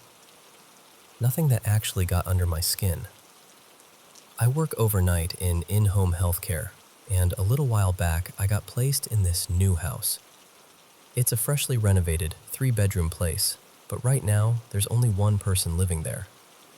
The kind of shift where, if everything's stable, I'm allowed to sleep a bit. That first night, I barely slept. I always need time to adjust in a new home. New sounds, new layout, different feel, you know? But this was different. There was this weird tension in the air the second I stepped inside. I kept telling myself it was just anxiety. New assignment, new environment, whatever. Then around maybe 3:40 in the morning, the power went out. And I'm telling you, I don't even consider myself afraid of the dark. But the second the lights died, my whole body reacted like something had just walked into the room. I froze, like full-on, heart-pounding, throat-tight, that hot wave of panic that makes you feel trapped inside your own skin. And right after the power cut, this loud slam came from the back of the house. Like a door, hard. The kind of sound that makes you instinctively flinch. I tried to rationalize it. Maybe a draft. Maybe a cabinet. Maybe the house settling. I did my rounds, kept everything calm, and by morning I convinced myself I'd just freaked out for no reason. I went home, tried to shake it off, and told myself I was being dramatic. But even after that, even when nothing happened, the feeling didn't go away. There's a hallway in that house that I hate. I don't even like looking down it. It's not long, it's not special, it's just wrong. The bathroom I'm allowed to use is all the way at the end, past a back room, and I will do almost anything to avoid going down there. I've stood in the living room debating with myself like a child. Do I really need to pee that bad? And unless it's an emergency, I won't go. A week or so went by, and I finally started trying to actually sleep on shift. I made the living room as cozy as possible. Couch, blanket, 1 or 2 lamps left on, and a show playing quietly for background noise. It should have been fine. Except, that's when the nightmares started. Not normal nightmares. Not the kind where you wake up and go, ugh, that was weird, and roll over. These felt heavy, real. Like my brain was trying to convince me I wasn't dreaming. Almost every time, it starts the same way. I wake up on the couch, right where I fell asleep. The TV's on, the room looks normal, but I feel this awful nausea-like anxiety, like something is about to happen and I can't stop it. Sometimes I can move. Sometimes I'm stuck, like I'm pinned in place. And then I hear things. Whispers, soft voices, like someone is talking right near my ear. I never remember the exact words when I actually wake up, but I remember the feeling of being addressed. Like whatever it is knows I'm there. And sometimes I'll see shapes, figures, standing just far enough away that my brain can't fully commit to what it's seeing. But in the dream, it feels obvious that I'm not alone. There was one night that didn't even take place in the house. In the dream, I was in this tiny town in Indiana, someplace I'd never heard of. I woke up and, out of curiosity, I looked it up online, and of course, the town had a bunch of local ghost stories attached to it, which is just great. Like, thanks, universe. But last night was the worst one. I went all the way down to the back room, and there was a rocking chair, and someone was in it. Not moving much, just there. And they were smiling at me. Not a friendly smile, more like they were pleased I'd finally come down the hall, like they'd been waiting. And the whispering started again, clearer this time, like it was meant for me specifically. I don't remember the words, but I remember the expression, that calm, knowing look that made my stomach drop. I woke up in real life, shaking so hard my teeth were chattering. I swear to you, swear, I thought I heard a voice when I came out of it, like the whisper had followed me back into the room for a second. But I was too rattled to even process what it said, if it said anything at all. This morning I asked my coworker, my friend actually, if she'd ever noticed anything strange in that house. And she got quiet and said, yeah, the 2 back bedrooms used to be occupied, and both of the previous clients passed away last year. She told me sometimes cabinets will be open when nobody touched them, and people have heard odd noises in the night. And listen, I'm not saying that means anything. People pass away, houses make sounds, cabinets pop open, power flickers. But here's what I can't ignore. I don't have these dreams anywhere else. I don't have them at home. I've never had recurring nightmares like this in my life, and I've worked other overnight houses. I've slept in other living rooms. Nothing has ever followed a pattern like this. And the power? It keeps going out. Not once in a blue moon, like regularly. Sometimes multiple times a week. And every single time I'm in that house overnight, I hear something. A thump. A click. A sound from the back rooms. And every time I fall asleep, it's like my brain drops into the same dark tunnel. The worst part is I feel ridiculous even saying it out loud. Because what am I supposed to do? Tell someone, hey, I think the hallway is haunted and I'm getting nightmare whispers. I don't want people thinking I've lost it. I'm not trying to be dramatic. I'm not trying to turn my job into some horror story. I'm just scared. And I don't know if it's grief hanging in the air, or stress, or something about that house that's getting into my head, or if it's something I can't explain. I just know I have to go back there soon, and after last night, the thought of stepping into that living room, of looking down that hallway, makes my chest tighten. I needed to tell someone, even if it's just you, right now, listening, because keeping it in my head makes it feel bigger, and saying it out loud is the only thing that makes me feel even a little less alone.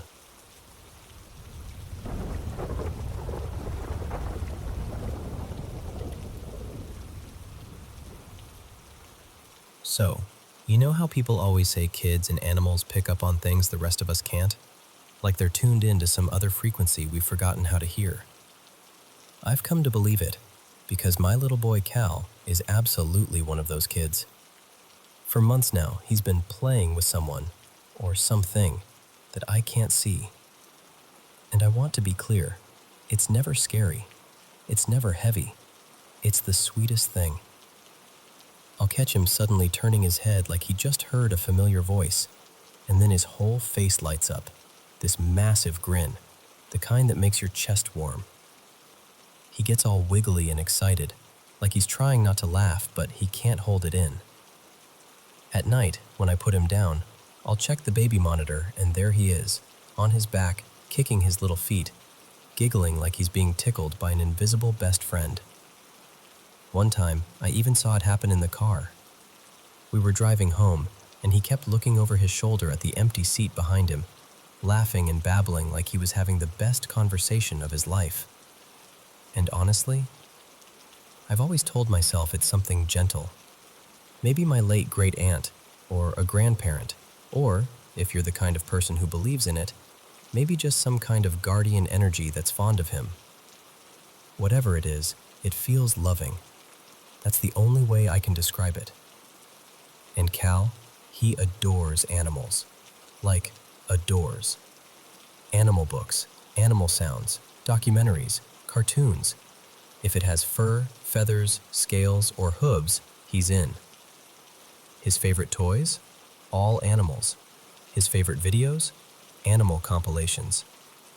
If we're walking outside and a squirrel so much as blinks in our direction, he's thrilled. He's also been around all kinds of dogs.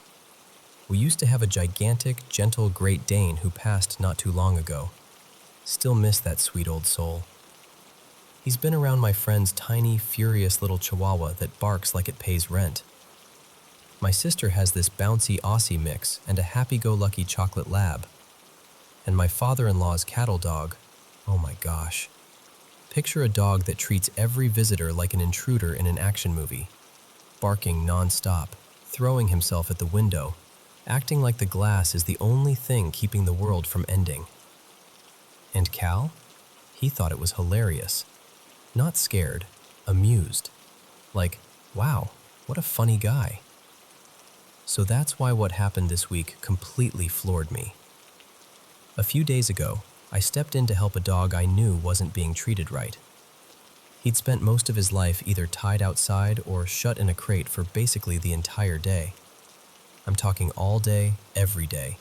No real play, no real walks, no real love. Just existing.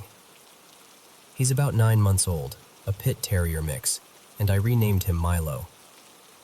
And despite everything he's been through, he isn't mean. He isn't snarling or snapping or acting aggressive. If anything, he's this desperate, energetic, skinny little love bug. A good dog who just never got to be a dog. The plan was to keep Milo, at least for now, and introduce him to Cal slowly after a few calm days, once Milo had settled and learned the rhythm of our home. No rushing, no pressure. But this morning, my husband put Milo outside on the back patio, right near our sliding glass door, so Milo could get some air while we did breakfast. And when I brought Cal into the kitchen and he noticed the dog through the glass, Cal's whole body changed, and I stood there thinking, what is happening? Because I have never seen him do that. Not once. Milo was just lying there, quiet, watching, not lunging, not barking, not even moving much, just there. We tried again, gently. We brought Cal back toward the door like, hey buddy, it's okay. It's just the dog. He's outside. You're safe. And Cal did it again, only worse, like the panic had ramped up. He kept his face turned away, eyes squeezed shut, crying harder, pushing back, trying to get as far from the glass as he could. My husband and I just looked at each other like, are you seeing this? It was so strange, and honestly, it was painful to watch. Because it wasn't a tantrum. It wasn't toddler stubbornness. It looked like fear, real fear. The rest of the morning, Cal wouldn't go near that side of the kitchen. Even in the living room, he kept flicking his eyes toward the blinds by the patio door, like he was checking, like he needed to be sure that door wasn't open, that Milo wasn't coming in, that something wasn't about to happen. And that's what gets me, because I've seen Cal startled before. I've seen him jump when a loud dog barks suddenly. I've even seen him get upset for a moment when my father-in-law's dog smacked the window right near him during a meal and scared the life out of all of us. But this wasn't that. This was different. This was immediate, instinctive, like his body knew something before his brain could even make sense of it. So of course my mind started going to the weird place my mind goes when something doesn't add up. I thought about the invisible playmate thing, the laughing at empty corners, the monitor moments. the car seat conversation. And then I thought, what if he's not reacting to Milo, but to something around Milo? Like something he's carrying, something left behind, a heaviness, a memory. I don't even know how to say it without sounding dramatic, but the truth is, I've never felt this kind of peculiar energy in a situation before. All I know is, Cal has never reacted like that in his entire life. Not with any dog, not with loud dogs, not with big dogs, not with chaotic dogs. And now I'm sitting here heartbroken because I can't ignore my child's reaction. I don't think we can keep Milo, not if Cal is going to live in that kind of fear. Which kills me, because Milo deserves softness. He deserves a home where he can finally exhale. So now I'm in this awful middle space, trying to do right by a dog who's been through hell, and also trying to protect my child who's suddenly terrified for reasons I can't explain. And I guess I'm saying all of this because, has anyone ever experienced something like this? A child reacting to an animal in a way that feels bigger than normal fear, or like they're sensing something you can't. Because I'm still sitting here, replaying it in my head, and I can't shake the feeling that something unusual is going on. And I don't know what it means, only that it left my heart feeling heavy all morning.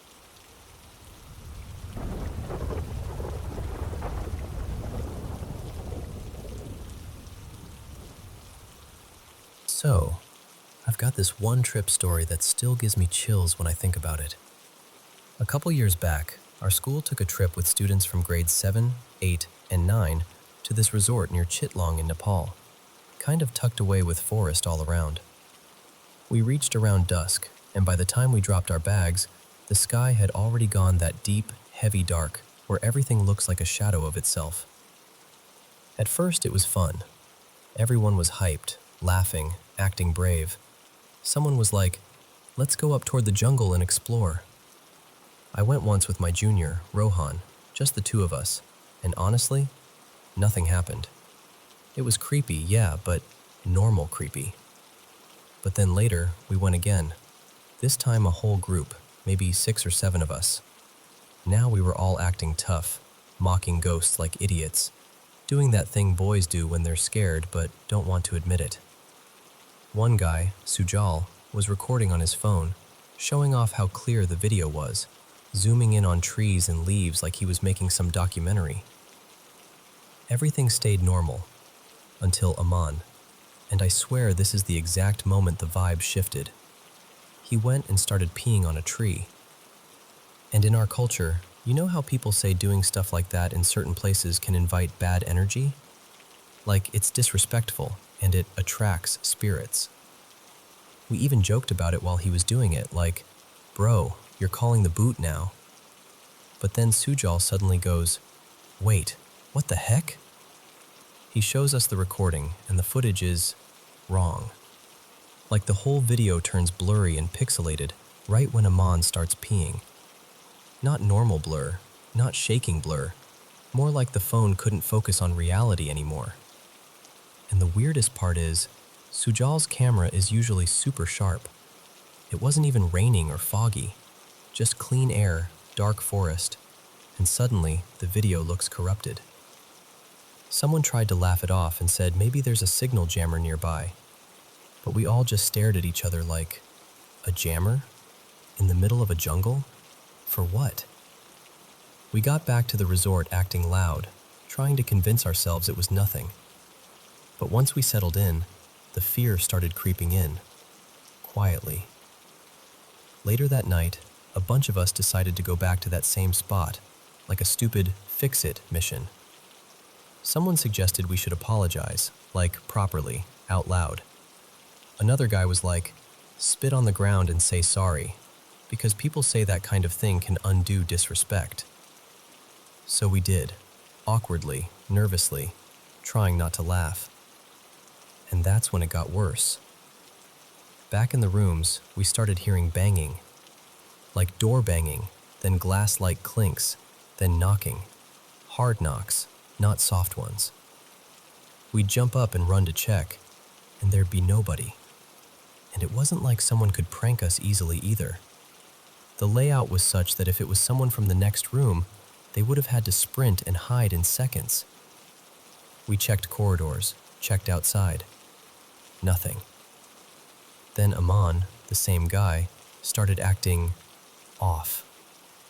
At first it was small, random laughing, like laughing at nothing. Then his face changed, like his mood kept flipping. He got aggressive, started talking weird, and then, this part still makes my stomach twist. He started taking his clothes off, like he didn't care who was there. We tried to calm him down, like, "Bro, stop it, what are you doing?" He looks right at me and goes, dead serious, "Who's standing behind you?" I turned around so fast my neck hurt. There was nobody, just the dark corner of the room and a wall.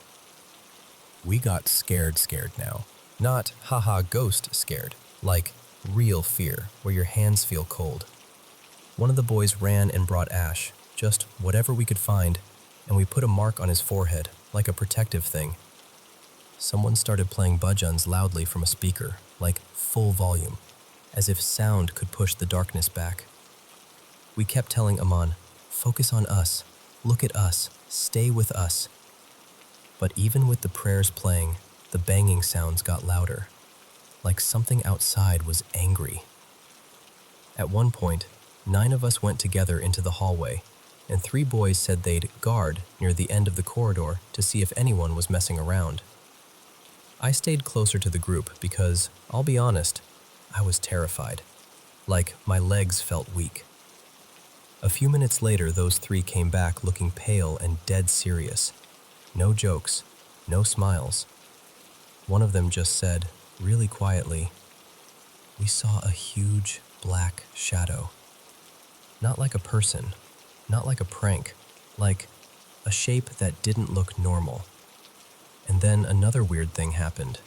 My friend Kieran suddenly said his leg felt heavy, like someone was pressing it down. He kept lifting it and shaking it like it was asleep, but he swore it didn't feel numb. It felt pulled. Later, one of the guys searched online about the place, like local ghost stories, old rumors, anything. He found stuff about workers dying in accidents around old construction in that area, and stories about certain stone sites nearby being connected to spirits. And the creepiest part wasn't even the stories. It was how perfectly it matched what was happening. Heavy legs, shadows, random banging, that oppressive feeling like you're being watched. Then, when we thought things were calming down, a massive bang hit near the window, like someone slammed something against the wall.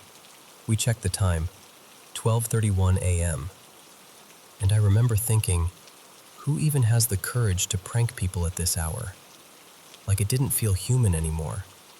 It felt stupid to even call it a prank. We finally told the teacher, and we also asked some girls if they'd heard anything. And the worst part? They said yes. They'd heard knocking too. One of them said she saw something dark and hairy-like near the doorway, like a shadow trying to lure attention. When multiple people say the same thing, separately, that's when your brain stops arguing. After that, nobody wanted to be alone, not even for a second. We ended up squeezing together like little kids, 8 of us somehow crammed into one bed, laughing nervously just to survive the moment. Like we were trying to turn fear into a joke, because if we didn't laugh, we'd probably cry. And yeah, we eventually slept, but it wasn't real sleep. It was that exhausted, scared sleep where you wake up at every tiny sound, holding your breath, hoping morning comes faster. Even now, when I think of that pixelated video and those bangs in the hallway, I just get this cold feeling like maybe we weren't alone that night.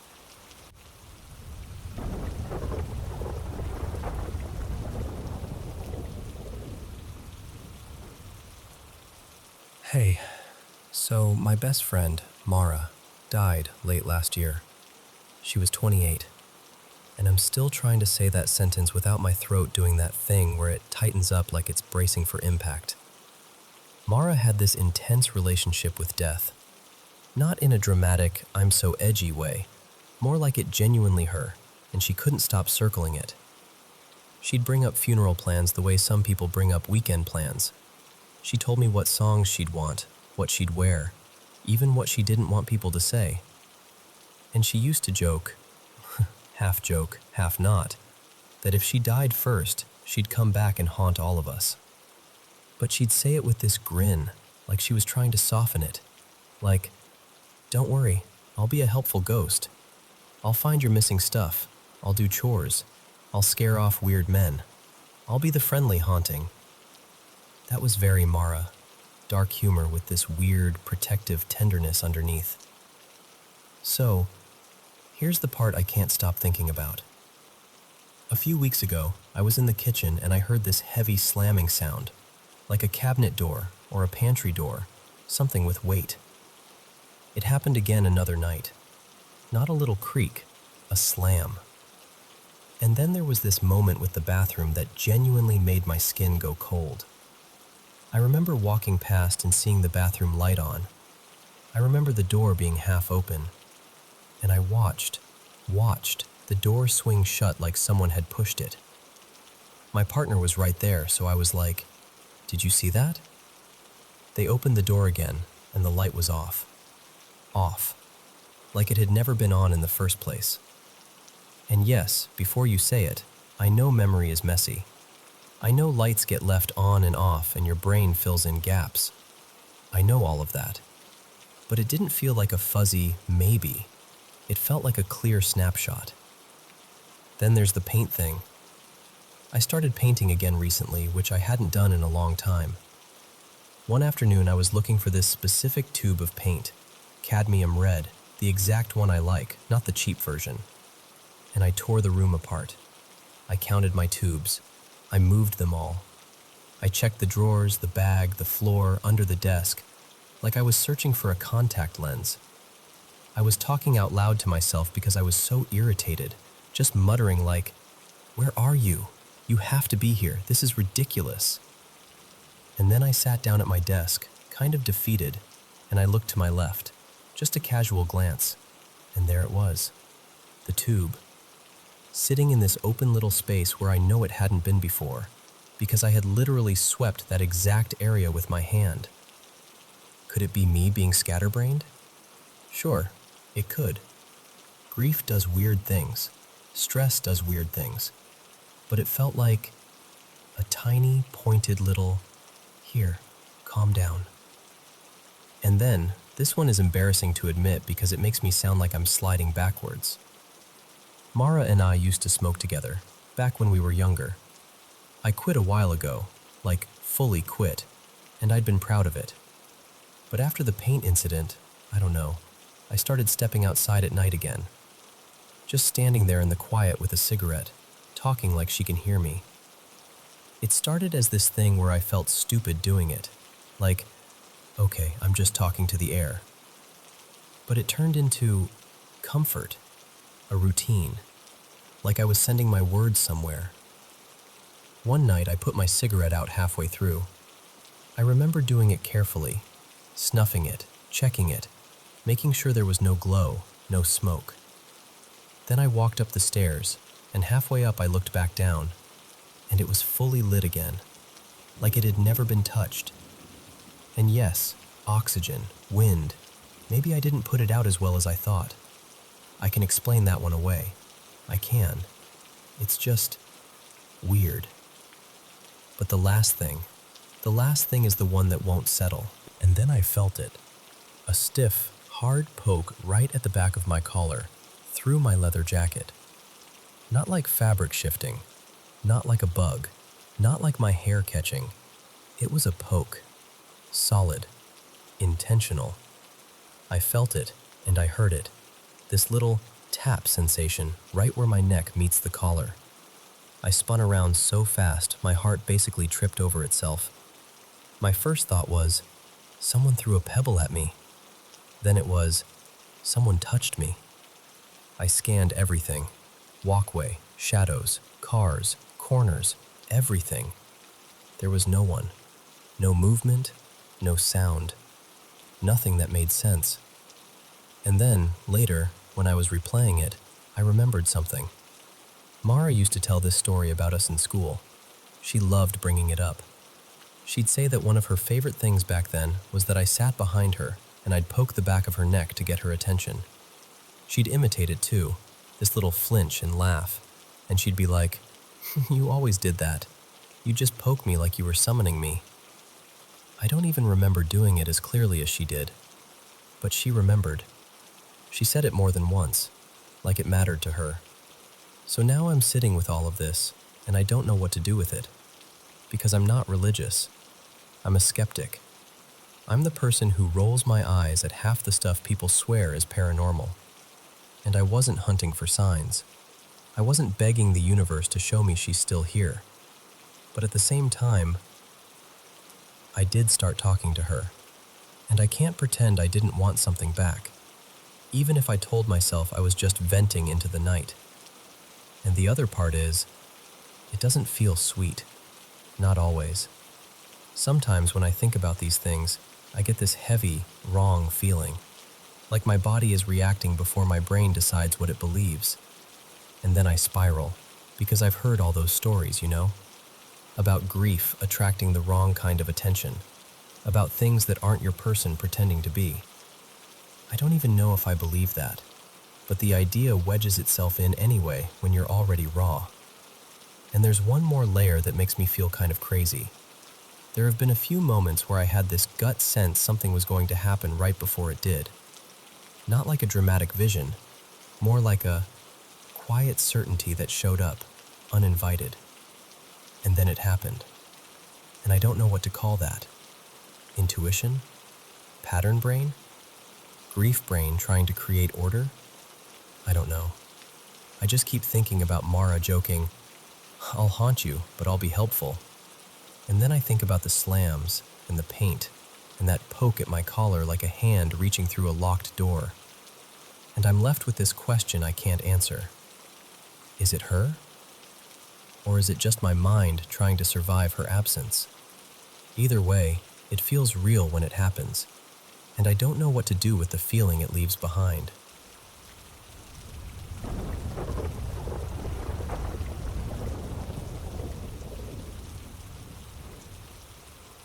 Okay, so you have to promise you'll hear me out, because I know how this sounds. I live in this really old high-rise, like ancient old. It's over a century old, and it used to be a hotel back in the day. The kind of place where you just feel the history the second you walk into the lobby, When I first moved in, I had my cat. Her name was Miso, and she started doing this thing that I couldn't explain. I'd leave to run errands, grab groceries, whatever, and when I came back, she'd be posted up in the living room staring at the same spots like she was watching a person standing there. And not just a casual glance, no. This was intense, like locked in. And I'd walk through the door, and she'd flick her eyes over to me like, "You seeing this?" And she'd make this sound, this low, angry little rah, then snap her stare right back to the exact same place. Then she'd look at me again, rah, and back again. Like she was trying to translate something for me and getting frustrated that I didn't speak the language. At first, I tried to laugh it off. Cats are weird. I told myself that 100 times. But deep down, I knew. I just knew she was seeing something. And then, it didn't take long for whatever it was to make sure I knew too. It started small, kind of, but not really. One day I'm in the hallway, not even near the kitchen, and I hear this sudden crash that's so loud my stomach dropped. I ran in, and a glass had flown off the counter and shattered like someone had swiped it with a hand. And the thing is, nothing was unsteady. No vibration, no wind, nothing. It didn't fall. It got thrown. After that, it escalated. Lights would do this insane thing where they'd flare up so bright it looked like a stadium spotlight turned on in my living room. My lamps, the overhead lights, everything. just blazing for a second, then snapping back to normal like nothing happened. Like something was showing off. Like, "Hi, I can do this." And then the voices started. Not like a whisper right in my ear, more like people talking to each other in another room. Like two strangers having a conversation as if I wasn't even there. I'd freeze and try to listen, and it would feel so real I'd start checking my phone to see if I left the TV on. But the TV would be off. The hallway would be empty. The apartment would be quiet, except for them. Then I started seeing shapes. Not all the time, but enough that I couldn't pretend anymore. Figures, kind of half-formed. Sometimes I'd see a face out of the corner of my eye, like someone leaning around a doorway. Sometimes it would be like a body without legs, like the bottom half just wasn't there. And I know that sounds impossible, but it's exactly why it messed with me so badly. Because my brain couldn't make it make sense. And then it got physical. I don't mean like a chill down your spine. I mean I was touched, like an actual hand, on my arm, on my shoulder, more than once. And one time, I swear on everything, I felt breath blow right across my face hard enough to move my hair, like I had leaned into a giant fan. I remember flinching so hard my neck hurt afterward. But the worst part, the absolute worst part, was what happened when I slept. I was asleep, and suddenly I was ripped awake, and I literally went flying off the bed. Not rolling, not stumbling, flying. I went across the room, landed on my hands and knees, and my head hit the floor so hard I saw stars. I remember sitting there shaking, touching the side of my head, and it was swelling up instantly, this huge lump. My knees were scraped raw like road rash. I was so scared after that I begged a friend, Tara, to stay the night. I told her, "I just need someone here while I sleep, please." And that night, she saw it. She told me the next morning with this pale face like she hadn't slept at all. She said she saw my body jerking while I was asleep, like something was tugging on me. Then she watched me get thrown off the bed. She kept saying, "I don't know what I saw, but I saw it." And I'm telling you, that broke something open in me. Because it wasn't just my fear anymore. It wasn't just me. I had proof. Another person witnessed it. After that, I stopped trying to be polite about it. I started fighting back the only way I knew how. I saged the apartment, more than once. I opened windows. I prayed out loud. I demanded, firmly, that whatever was there was not welcome, not invited, and it had to leave. I said it over and over, daily, sometimes multiple times a day. I kept telling myself, I walk with God. I am protected. Even when I didn't feel brave, I said it anyway, because I needed something stronger than fear. And it didn't leave right away. It stayed for a long time. Not weeks, not a couple months, almost a year, more actually. It was like it wanted to wear me down, like it was waiting for me to stop resisting. But eventually, it faded. The air changed. The apartment felt like mine again. Miso stopped staring into corners like she was tracking a person pacing back and forth. The lights behaved. The crashes stopped. The whole place finally went still. I thought it was over. And then, this part still makes me sick. Someone new moved into the building. Not someone I knew, just a new tenant. A few days later, I'm down by the snack machines with Tara, and we hear this guy talking to someone. Casual, like he's complaining about the weather. And he goes, "I keep getting jerked awake and thrown to the floor from my sleep." I felt my whole body go cold. I nudged Tara so hard I nearly elbowed her. My mouth was hanging open, my eyes probably the size of dinner plates. And Tara was staring at me with the exact same face like, "No, no way." And she mouthed, "Oh my God." Just like that. No sound, just the words. Because we both knew. It didn't disappear. It just moved. And if you're wondering why I stayed, Why I didn't run the first time my cat did that angry little rah. It's because real life isn't always simple. I'm in my 50s, living on a fixed income, and I don't have a big support system. I couldn't just pack up and go. If I could have, I'm telling you, I would have been gone at the first sign. But that's why I'm so certain. Not 90%, not maybe. I am completely, undeniably convinced there's something paranormal in this world. I lived it. I felt it. And I had someone else see it too. And I'm just grateful, so grateful, that it finally let me go.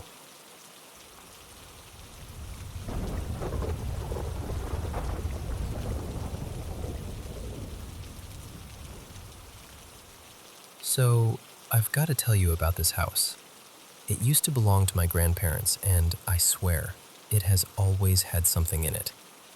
Not like movie jump scare something, more like a presence that's been living alongside the family for as long as anyone can remember.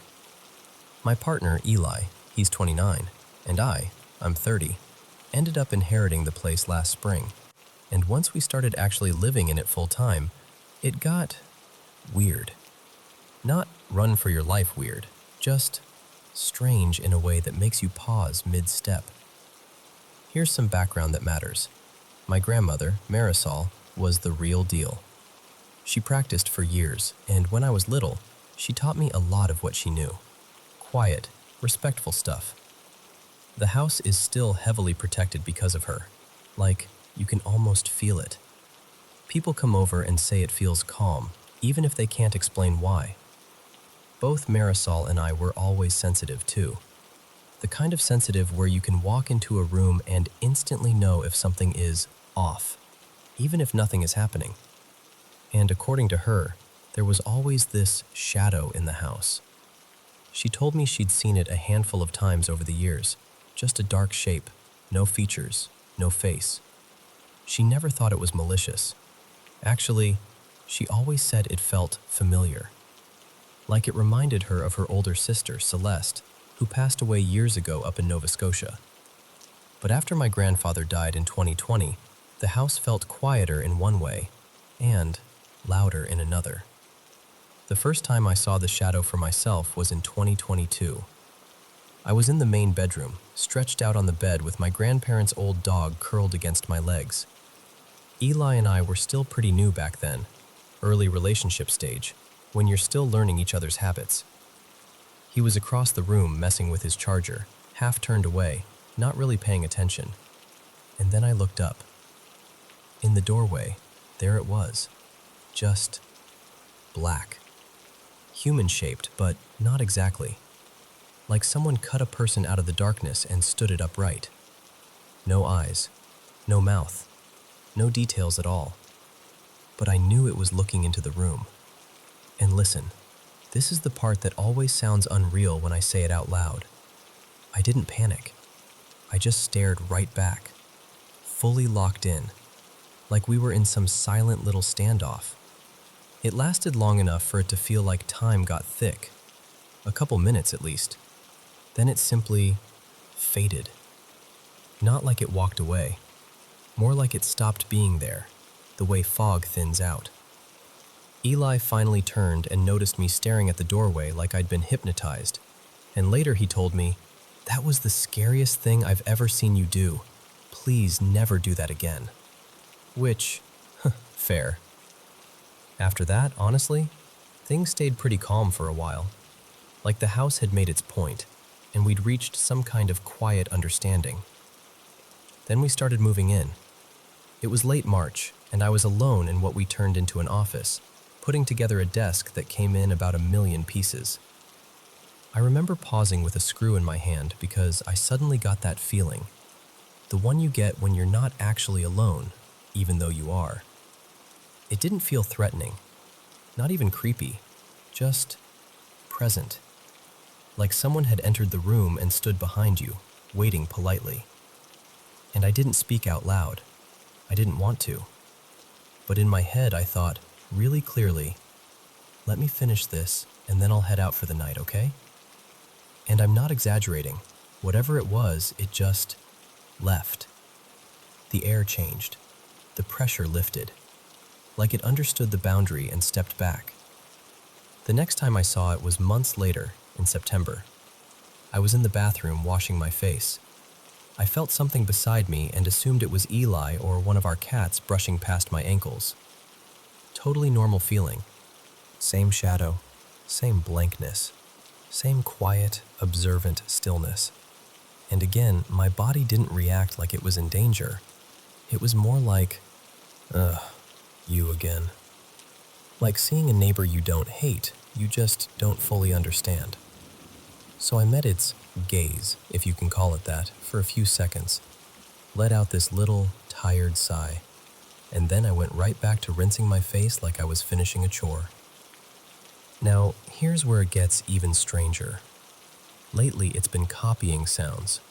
Not voices, not calling names, not pretending to be one of us, thank God.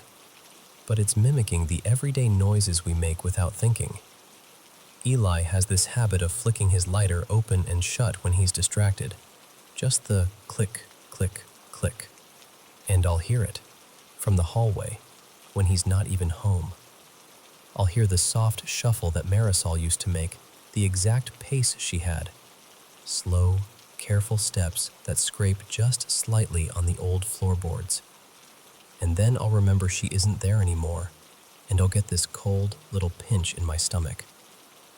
Our roommate Jace has a heavier step than Eli, more heel than toe, and sometimes I'll hear Jace's exact gait crossing the living room when he's upstairs with the door closed. And I have this stupid little thing I do, where I tap the wall lightly with my fingertips when I walk down the hall. I've done it since I was a kid, like a nervous rhythm. Every once in a while, I'll hear those same tiny taps, but I'm standing completely still. It's not escalating, it's not slamming doors or throwing things, it's not trying to scare us. If anything, it feels like it's learning us, repeating us, like the house is recording the people inside it and playing them back when it feels like it. And that's what confuses me, because we've never invited it in. We've never spoken to it directly. We've never named it, never asked questions, never responded when we hear the sounds. We don't acknowledge it out loud, even when we both notice something at the same time. We keep our boundaries very clear. We do joke sometimes, mostly to keep it light, that maybe it's my grandfather checking in. But the longer this goes on, the less sure I am. It doesn't feel evil. It doesn't feel angry. It doesn't even feel lonely. It just feels present, like it's been here longer than we have, and it's going to be here after us too. So now I'm at this point where I'm planning to do some quiet, protective work away from the house. Nothing dramatic, nothing confrontational, just enough to get a better read on what this is and what it wants, if it wants anything at all. But yeah, that's the house. Protected, peaceful, and full of memories that sometimes walk around on their own.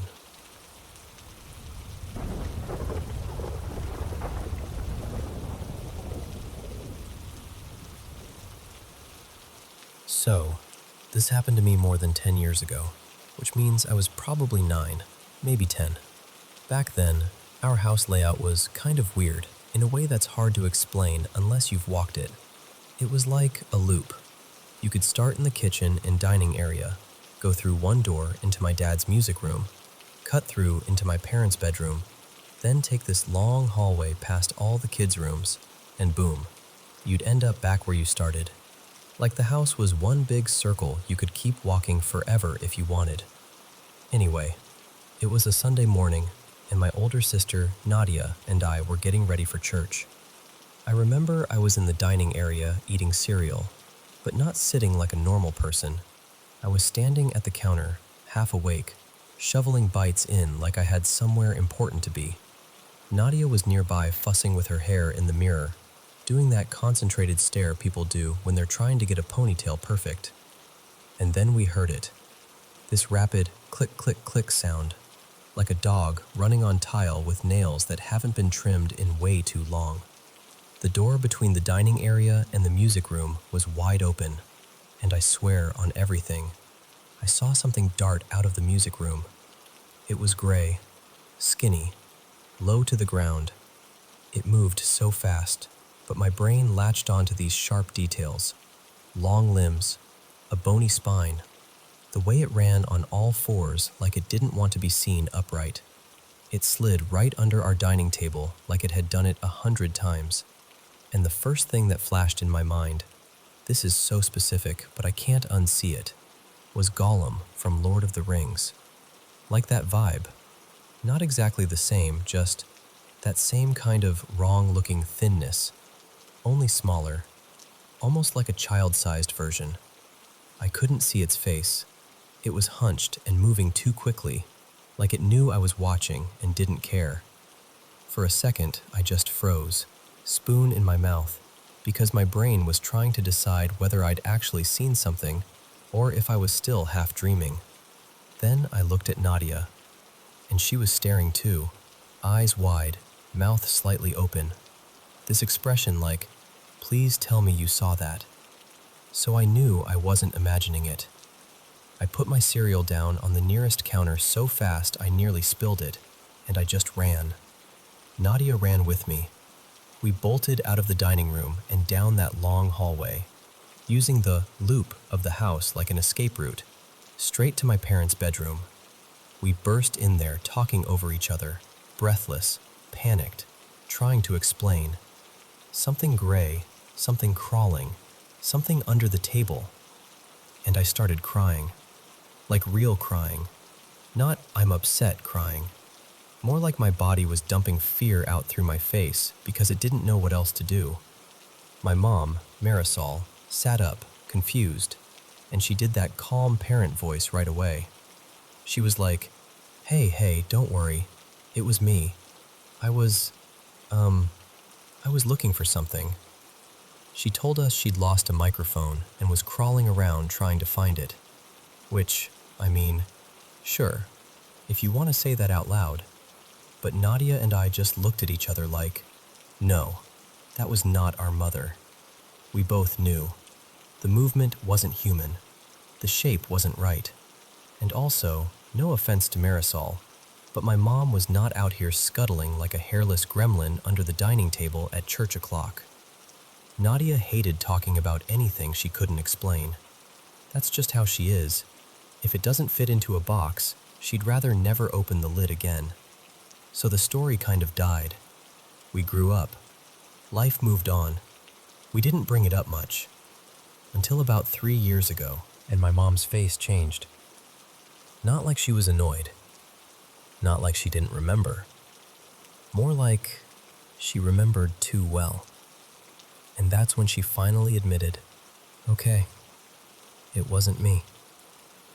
She said she only told us that because we were little and terrified, and she wanted to make us feel safe. But there was something else behind her eyes, like she was choosing her words carefully. So I pushed a little, and Nadia, even though she hates this stuff, pushed too. And finally my mom told us why she'd lied so quickly. Because she had seen it before.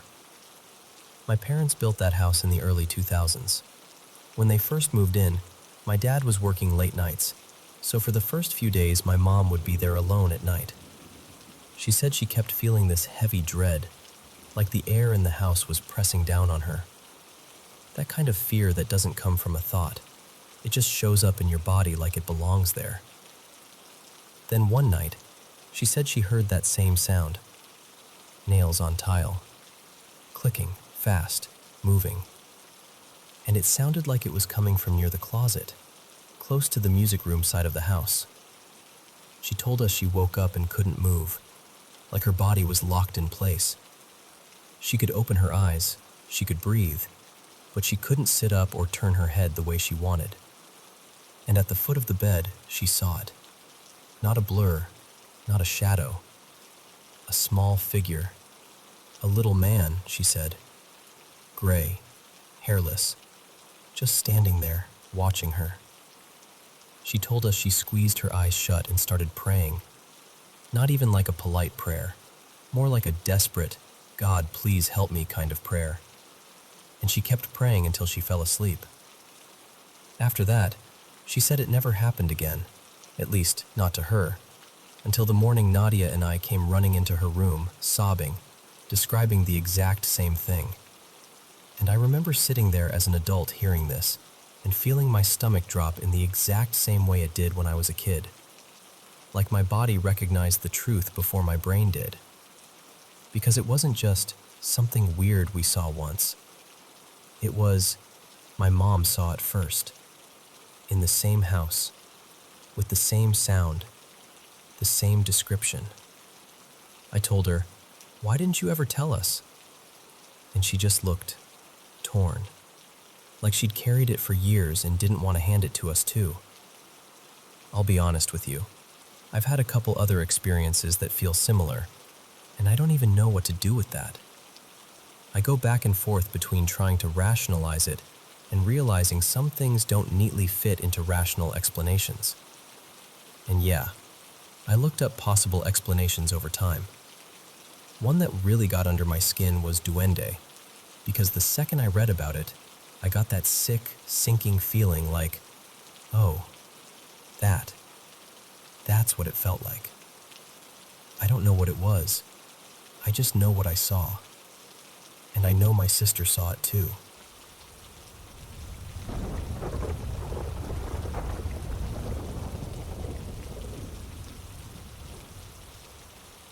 So this happened a little over a decade ago, but I swear to you, it's one of those memories that never really fades.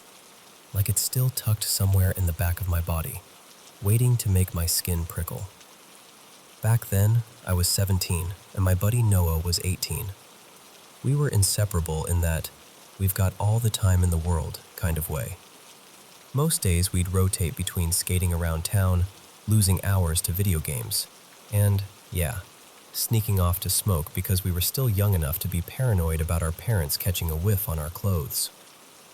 There was this patch of woods near our neighborhood that we treated like our little hiding place. It wasn't some deep wilderness or anything. There were actual walking trails, but it had this one spot we loved. Somebody had built these rough, man-made stairs right into the side of a steep dirt hill, like actual steps dug into the incline, and there was a long metal handrail running beside them. It was honestly kind of cool, in a weird, "why is this here?" way. One evening, we're talking early fall I think, because the air had that crisp edge, we decided to head over there. It was around 6:30 when we left, still plenty of daylight. By the time we got to the stair set, the sun was starting to tilt lower, but the woods were still bright enough that you could see everything clearly. We climbed up to the top of the steps and settled in like we always did. Just two dumb teenagers, perched above the trail, passing time and laughing about nothing. We smoked a little, talked a little, and then, without either of us really deciding to, we both got quiet. Not awkward quiet, more like we just drifted into it. And then it happened. This boom. I don't even know how to describe it properly because it wasn't just a sound. It was like the world punched outward for half a second. It hit my ears, but it also hit my chest and the soles of my feet, and this is the part that still makes me uncomfortable. It felt like it came from everywhere at once. Above us, around us, and somehow from under the ground too, like the earth itself had thumped. I just froze, staring ahead, trying to figure out if I was imagining it. After a moment, I turned to Noah and tried to sound casual, like I wasn't suddenly terrified. I was like, "Did you feel that?" He didn't even hesitate. He just looked at me with this expression that said, "Thank God you said it first," and goes, "Yeah, what the hell was that?" And the second he confirmed it, my stomach dropped. Because okay, if it was just me, I could have blamed it on being high. But it wasn't just me. While we're whispering back and forth about it, we don't really notice what's happening around us until it's already too late to ignore. Fog starts rolling in, Not like a light mist, like full-on fog, thick enough that the trees down the slope start fading into gray silhouettes. And it happened weirdly fast, like someone turned a dial. 5 minutes earlier, the place felt normal, and now it felt closed in, smaller, like the forest was holding its breath. Noah tried to shrug it off because that was his thing. He starts fumbling to pack another bowl, acting like it's no big deal. And right as he's about to light it, a scream cuts through the woods. Sharp, high, long. It sounded like a woman screaming, but not in a movie way. More raw than that, more real. It echoed between the trees, and both of us just locked up instantly. I remember the hairs on my arms lifting like they had minds of their own. Then it happened again. Louder this time, closer, or at least it felt closer, like it was aimed right at us. And then a third scream, even more distinct, that sort of trailed off at the end, like whoever or whatever made it ran out of air. After that, silence. Heavy silence. Noah didn't smoke again after that. He didn't even finish packing it. We just looked at each other, and without saying anything dramatic, we did that mutual, immediate agreement thing. Like, we're leaving. Now. We packed up with those shaky, clumsy movements you get when you're trying to hurry but your hands don't feel like they belong to you.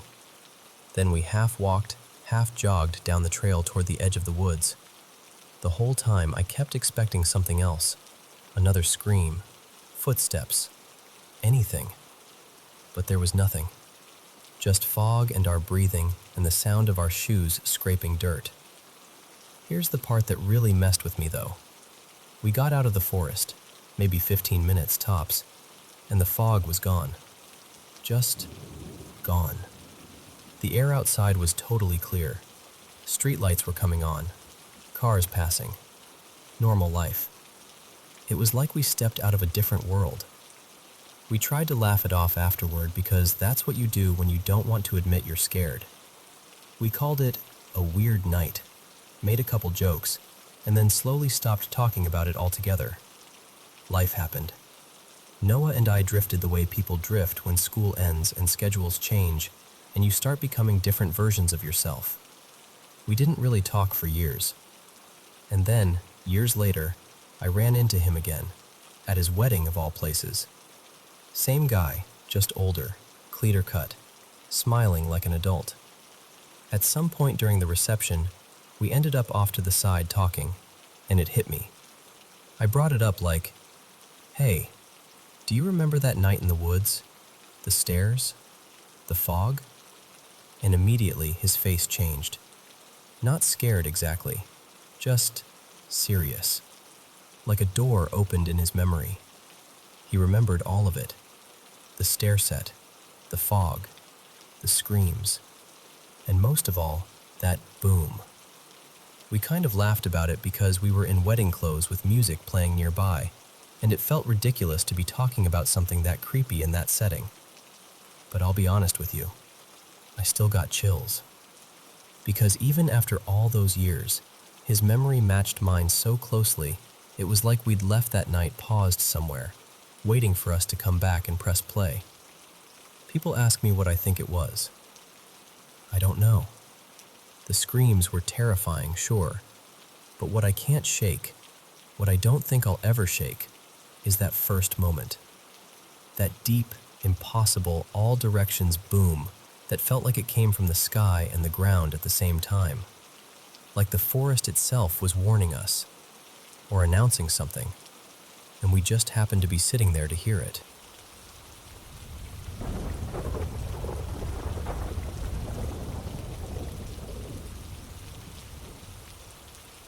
Okay, so I'm going to tell you this the way I'd tell a friend, because that's honestly what it feels like right now. Like I need someone to just hear it. My boyfriend Lachlan lives in this house that backs onto a strip of woods and faces this huge open farm field. It's the kind of place that looks peaceful in the daytime. Gray sky, long grass, quiet roads. but at night it feels like the dark has space to stretch out, you know? We're not far from Stirling, still in Scotland, so it's not like we're in the middle of nowhere. But it feels like it sometimes. Lachlan's tall and skinny. He's 18, and he lives with his mum and his stepdad, Ewan, who's really into paranormal stuff. Like, not in a joke way. He takes it seriously. And I used to roll my eyes a bit at that, I'll admit. Not anymore. Because every so often, in the middle of the night, there's this sound, this howling. Not like a fox, not like a dog. Something longer, hollow. It doesn't make sense because there aren't any big dogs nearby that we know of. And there's this bathroom door in the hallway, directly opposite Lachlan's bedroom, right beside his mom and Ewan's room. That door will slam shut at night even when nothing's open. No wind, no windows, nothing. Sometimes it's not just once either. It'll be like, bang. Then a while later, bang again. Like it's trying to make sure you notice. Anyway, here's how the last few nights went. Night 1. It was around 1:20 in the morning. Lachlan heard the howling, and instead of doing the sensible thing, which is staying in bed, he got up to look. He told me later he doesn't even know why, like his body just moved before his brain caught up. He went toward the window, and he said the only way he could describe what he saw was something like that creepy rake thing people post online. Pale, too long, wrong looking. And he said, "This is the part that makes my stomach go cold." He made eye contact with it, and the second he saw it, the howling stopped, like it had been waiting for him to look. He also said the room felt colder than it should have been, like the heat had been sucked out. Then, right after, something in his room cracked. This little glass ornament on his shelf just split and broke. No one touched it. It just snapped.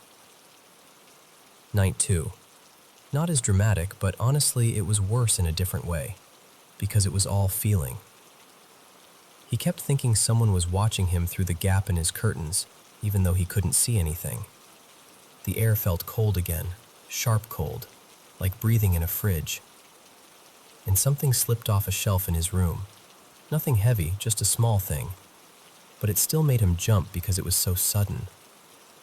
Then, in the daytime, daylight, he was walking from his place to mine and he heard growling from the woods. Different woods than the ones right by his house. Not the same direction. And he said it wasn't like a dog growl. It sounded lower, like it had weight to it. Night 3.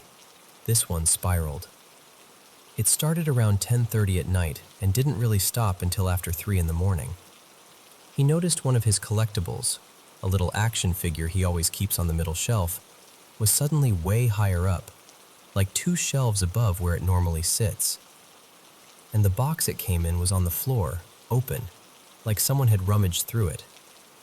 He swore he hadn't moved it.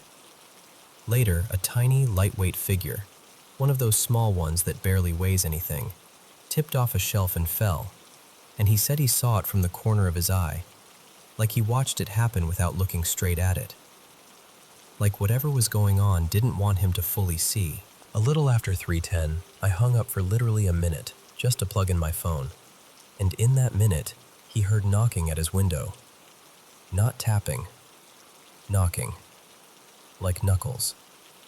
He called me back so fast I felt my chest drop when I saw his name pop up again. While we were talking, the bathroom door slammed.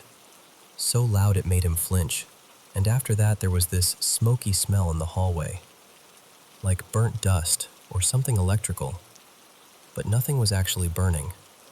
And his little star projector, the one that makes the ceiling look like a night sky, kept turning off on its own. Twice. He'd switch it back on, it would stay a bit, then click off again like someone flicked a switch. We didn't actually go to sleep until nearly 5:30, and even then, it wasn't real sleep. It was that half-awake, listening for sounds kind. Night 4, tonight. It's just after 11 now as I'm telling you this. Earlier, around 7:45, Lachlan was walking home from my house and he stepped on something in the dark. A dead rabbit. He froze because he swore it hadn't been there when we walked the same way earlier, like it had appeared. When he got home, he finally told Ewan everything, properly, and Ewan didn't brush it off. He said he'd heard the door slamming too. He's heard the howling. And he said something that made Lachlan go quiet. That while he was out walking their dogs recently, he thinks he saw a figure by the edge of the field that sounded too similar to what Lachlan described. Within the hour, Lachlan made food, and he got that same being watched feeling, so he shut the blinds. The kitchen got smoky from cooking, so he opened the window to clear it out, just for a few minutes. And a few minutes later, his phone made a sound on its own. Not a notification he recognized. He said it sounded like one of those harsh, echoing creature noises from a sci-fi film, like something that shouldn't be coming out of a normal phone speaker. He said it reminded him of those alien movies, the way people describe them. I haven't seen them either, but the way he said it, he sounded genuinely shaken. So that's where we are. Both of us anxious, adrenaline spiked, sitting with that awful feeling that something is too close and too aware of us. And what's scaring me most isn't even one specific thing. It's the pattern. The way it keeps happening. The way it feels like it's escalating. And I know this sounds ridiculous when you say it out loud, but we keep thinking the same question. If something really is there, how do you tell it, respectfully, safely, that you need space? That you want it to stop? That's it. That's the whole mess. And I swear, I'm not trying to make it sound like a horror story. I'm just telling you what's been happening. Exactly the way it's been happening to us.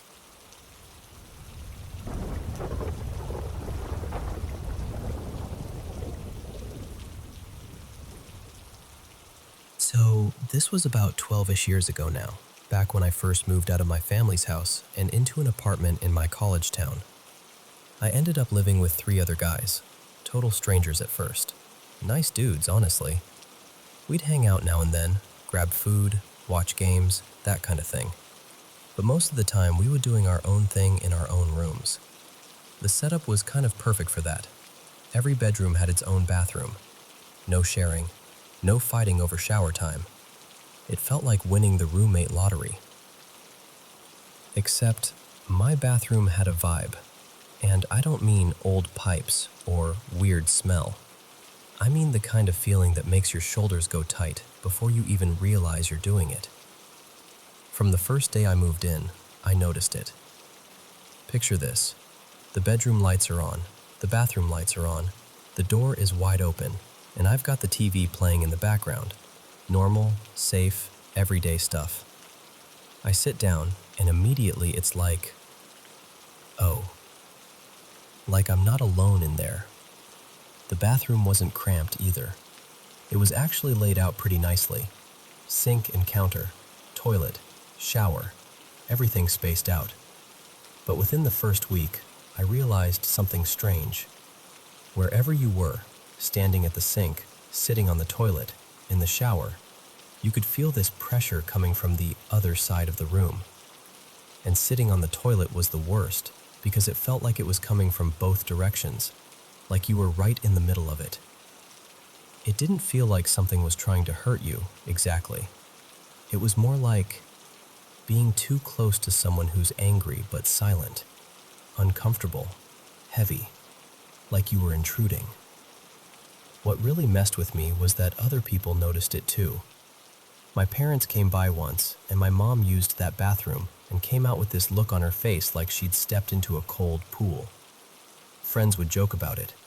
"Dude, your bathroom is weird." And my girlfriend at the time, Tessa, mentioned it the most. She would shower there and say, every single time, "It feels like something is staring at me from up there." Like from above the curtain rod. And I hated that she was right, because I felt it too. So I started doing little things without really admitting why. I kept the bathroom door open most of the time because closing it felt like letting whatever that was marinate in there. Like the second you'd open the door again, it would all hit you at once. I also set my room up so I could casually keep an eye on the doorway without being obvious about it. My bed faced the wall with the TV, and the bathroom entrance was in that line of sight. Not full view, but enough that I could see the corner of the counter and part of the wall. Just enough to feel like I wasn't turning my back on it. Then one night, this is the part that still makes my stomach clench. I'm in bed with Tessa, we're watching a movie, totally relaxed, and out of the corner of my eye I catch movement at the top left corner of the bathroom doorway. It was there for a fraction of a second, like a blink, but it was so clear. A face, big, bright blue, almost like it didn't belong in the lighting of the room. Eyes that were this sharp, ugly red, and a grin that looked wrong, too wide, like it was enjoying the fact that I'd seen it. I swear it even had its tongue hanging out, like it was mocking me. If you put it in a cartoon, it would look ridiculous, like something you'd laugh at. But in that moment, in my actual bedroom, with my actual girlfriend beside me, I went ice cold. I couldn't breathe right, and the second my brain fully registered it, it snapped back out of sight like it had been waiting for me to notice. Nothing else happened that night. No footsteps, no noises, no slamming doors, just the normal hum of the TV, the same as always. In the morning, I finally told her. I was like, okay, I didn't want to scare you last night, but I saw something in the bathroom doorway. And Tessa's face changed instantly, like she didn't even need details. She goes, "Oh my God, I saw it too, and I didn't want to say anything." The way she said it wasn't dramatic. It was almost angry, like she'd been carrying it and was sick of carrying it. We didn't sleep there that night.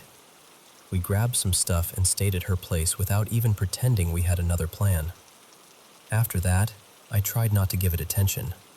I kept the door open.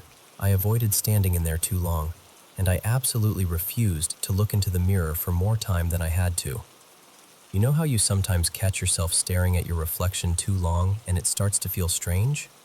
Yeah, that, but amplified. The last real incident happened about a month before I moved out. On a random impulse, I don't even know why, I decided to rearrange my room. And for some reason, I put my bed in a position where, the way I normally slept on my side, my face would be angled straight toward the bathroom. Not toward the shower or the toilet, but directly toward the counter and mirror. Full view. The second I lay down, it felt like a mistake. Not like, this is uncomfortable, like something noticed. That night was brutal. I had the worst nightmares I'd had in years, like the kind where you wake up sweating and your heart is pounding and you don't even want to close your eyes again. I'm not going into the details because they were, honestly, too disturbing, and I still don't like giving them air. But the worst part wasn't even the dreams. It was the feeling, this intense, furious feeling, that something was watching me with this clear message. Don't look. Like it didn't want to be observed, not even through closed eyelids. Like the fact that I'd positioned myself facing the mirror was some kind of challenge. The second morning hit, I moved the bed back. Immediately. I didn't think about it. I didn't wait and see. I moved it like my life depended on it. And after that, it eased up again into the usual awful bathroom tension. Still there, still heavy, but not flaring. I moved out not long after, and the weirdest thing is, I've lived in a bunch of places since then, and I've never felt anything like that again, at least not in a bathroom. But I will say this, I've had a few other experiences over the years that I can't explain in any normal way. Different places, different circumstances. This one just sticks with me because it felt so specific. Like that bathroom wasn't haunted in a spooky story way. It felt occupied. and it felt like whatever was in there really, really didn't like being noticed.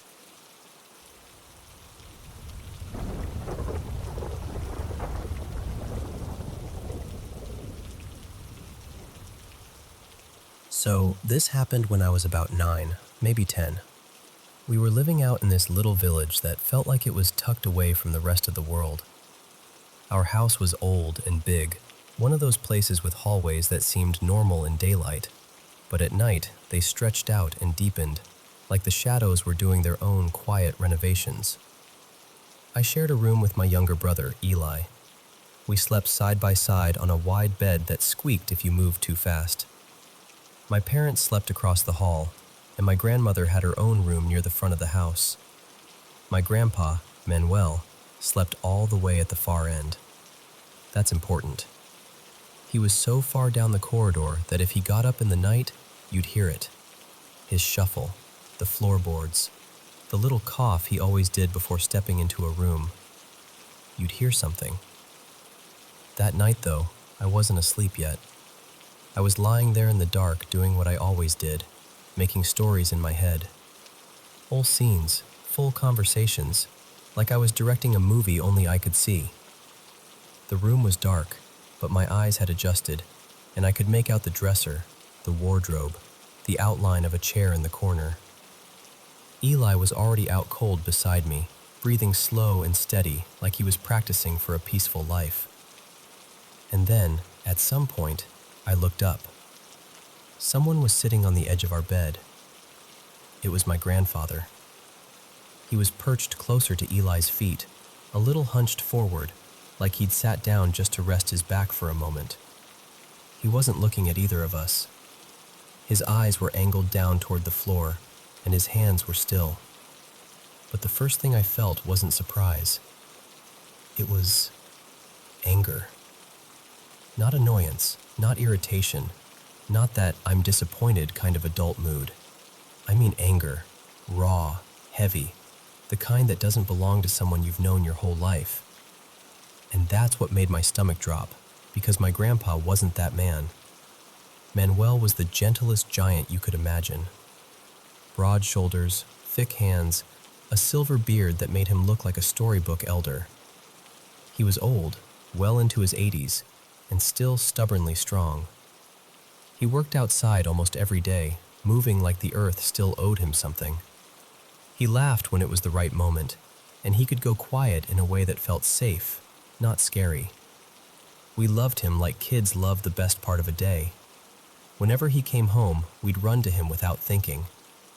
So if this was really him, I should have felt comfort.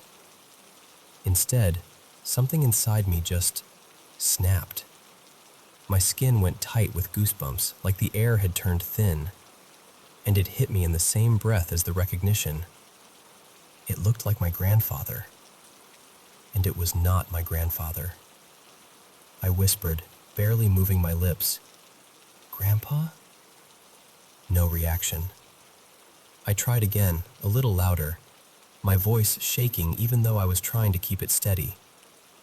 "Grandpa?" He didn't turn.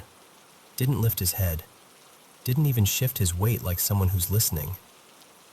I don't know why I did it, but I reached my hand out, slowly, carefully, aiming for his leg, just to prove to myself that he was solid, real, human. And my hand went straight through him. Not like a dramatic movie moment, not like I felt energy or got thrown back, just nothing. Like putting your hand through a patch of air that shouldn't be there. And the second that happened, every thought in my head became one thought. Run. I didn't plan. I didn't think. I just moved. I slid off the bed and bolted. I ran straight through him. I still don't have good words for what that felt like. It wasn't cold exactly. It wasn't warm. It was more like pushing through a shadow that had decided it could be heavy, like something was there and not there at the same time, and my body knew it was wrong before my brain could even describe it. I burst into my parents' room, tripping over my own feet, and I told them everything in one breath. that Grandpa was on the bed, that his face looked angry, that he didn't respond, that my hand passed through him. My dad squinted at me like I'd woken him up for something foolish. He said I should have been asleep, that when kids stay up too late, their minds start making things. Then, half irritated and half trying to scare me into obedience, he added something like, "If you don't listen and you keep acting up, your grandpa will come sit there again." My mom pulled me in right away. She hugged me tight, warm and solid, like she was trying to press me back into reality with her arms. She told me I'd had a nightmare with my eyes open, that it was just imagination. I wanted to believe her so badly, but I kept thinking about Eli. He was still in that room, still asleep, still breathing like nothing in the universe could reach him. Eventually, I passed out in my parents' room. In the morning, I woke up back in my own bed. Apparently, my dad carried me in during the night. I don't remember it at all. And here's the part that messes with me, even now. After that, I slept fine. No nightmares, no dread, no refusing to go into the room. Just normal sleep, like my brain had filed it away under "Do Not Open." My grandfather lived for years after that. He stayed healthy, sharp-minded, steady, kind. He never turned into someone else. He never grew cruel. He never even raised his voice in a way that would match what I saw. And that's why, when I think back on that night, one detail stays louder than the rest. I had never seen my grandfather angry. Not before, not after. So if that wasn't him, why did it wear his face? And there's another thought that creeps in sometimes, quieter but worse. What if it wasn't the first time it sat there? What if that night was only different because I happened to still be awake? And then there's the question that gets caught somewhere deeper than memory, deeper than fear, the one that makes my chest feel tight if I stare at it too long. When I ran through him, what exactly left the room? Was it him? Or was it me? And if it chose me, why me? Why was I the only one in that whole house, before or after, who ever saw anything like that?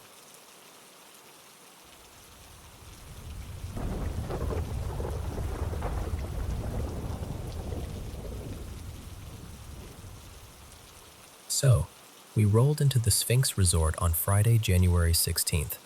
And I'm not even kidding. I'd already convinced myself it was going to be weird.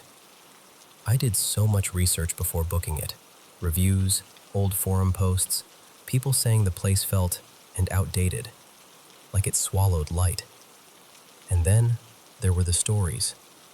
The tragedies people swear happened there over the years. I'm a pretty spiritual person, and I've been sensitive to energy since I was little, so I was trying to stay grounded and not spiral before we even stepped through the doors. At first, when we walked in, I didn't feel anything dramatic. I just noticed how dim it was, kind of tired looking, like it needed a full reset. But I told myself, whatever, it's a hotel. We're here to have fun. Me and my boyfriend, well, I'll call him Ethan, we got checked in, went up to the room, and everything seemed normal at first. Temperature was fine too, which mattered because I'd read a bunch of complaints about rooms being either freezing or boiling. We go downstairs to gamble for a bit, maybe 40 minutes, and that's where things started to shift for me. I had wandered a couple machines away from Ethan, playing a slot by myself, and this weird uneasiness just slid over me. Like that feeling when you're sure someone's behind you. I kept looking over my shoulder, even though there was no logical reason. And then I hear this sound, like a quick swish, right by my ear. Not in the distance, right there. Like something passed close to my head, like a gust of air, but we were indoors. I tried to laugh it off. We'd had an early flight. I was tired. My brain could be doing that thing where it fills in gaps. But then, a few minutes later, I hear a man call my name. Like clearly. Not a whisper. More like someone I knew, like a friend or a cousin, calling from just a couple steps behind me. And my name isn't common. Like, I almost never hear it out in the world. So I turn around immediately. And there's nobody. Not even like, oh, maybe I missed them. No, there wasn't a single person anywhere close. It was this open pocket of space around me, like 30 feet in every direction, and I'm standing there with my stomach suddenly ice cold. That was the first time I thought, okay, something is off. I tried to brush it aside again because what else do you do? We head back upstairs later, and when we open the door to our room, it hits us like a wall. Hot. Like sauna hot. I look at the thermostat and it's set to 85. I swear it wasn't like that earlier. And I remembered reading posts about thermostats mysteriously changing in that hotel. And I hate admitting this, but I started doing that thing where you try to talk yourself out of your own instincts. Like, maybe I hit a button. Maybe housekeeping did something. Maybe it defaulted. Anything to make it make sense so I could sleep. The next day we weren't in the hotel much. We were out doing stuff, so it was easier to ignore. But we were staying high up, somewhere in the 20s, in one of the towers, and the floor was silent, like unnaturally quiet. We barely saw anyone. No doors opening, no footsteps, nothing. Which sounds nice, but it made it feel empty in a way that didn't feel peaceful. More like abandoned. And I dreaded leaving the room alone. I'm being so serious. The hallway felt dim and heavy. The elevator rides were the worst.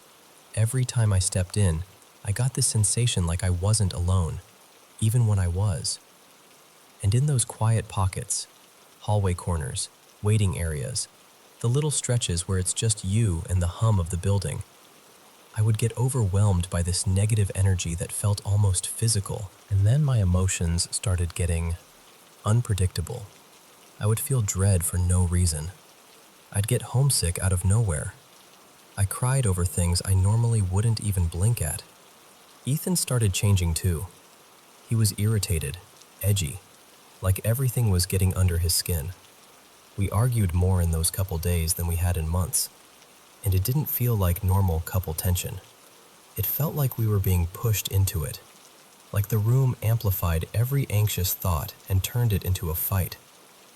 At night, I couldn't sleep in the dark. I left the lights on, which I never do, and I kept hearing these little clicking noises, like a light switch being pressed, or buttons on a landline phone. Little mechanical sounds. Not constant, but enough that every time I'd start drifting off, it would snap me back awake. And the creepiest part? One morning I woke up before Ethan. Super early. Everything quiet. No TV. No noise. And I heard the same button press sounds again. Like something was interacting with things in the room. My mom was staying in another section of the hotel, using a different elevator bank. She told me later she swore she saw a man in a white hat standing near an employee-only area behind a cafe. She looked away for a second, then looked back, and he was just gone. And that space was supposedly off-limits, like not somewhere a guest would casually be. By the last full day, me and Ethan both looked exhausted. Not just tired, defeated. Like something had drained us. He admitted something that honestly scared me. He said he'd never been suicidal in his life, but while we were there, he kept getting this intrusive, hopeless feeling, like a dark voice pushing him toward the edge. He even said, "It feels like this place is trying to break us up." And I remember just sitting on the edge of the bed, feeling this thick heaviness in my chest, like a dark blanket had been dropped over me. I've never felt that kind of energy in a building before. Ever. It was immediate. Almost like my body recognized it before my mind could explain it. I felt physically sick sometimes. like deep sadness was living in the walls. And the whole time, it felt like someone's in the room with us, or walking beside me in the hallway, even when there was no one. I've always been curious about paranormal stuff. I've always kept an open mind. But that experience didn't just make me more curious, it genuinely scared me. Like scared me to my core, to the point where after we left, I couldn't stop researching, trying to find out if other people had felt it too, especially in the towers. Because I swear to you, it didn't feel like we were just staying in a hotel. It felt like we were somewhere we weren't wanted.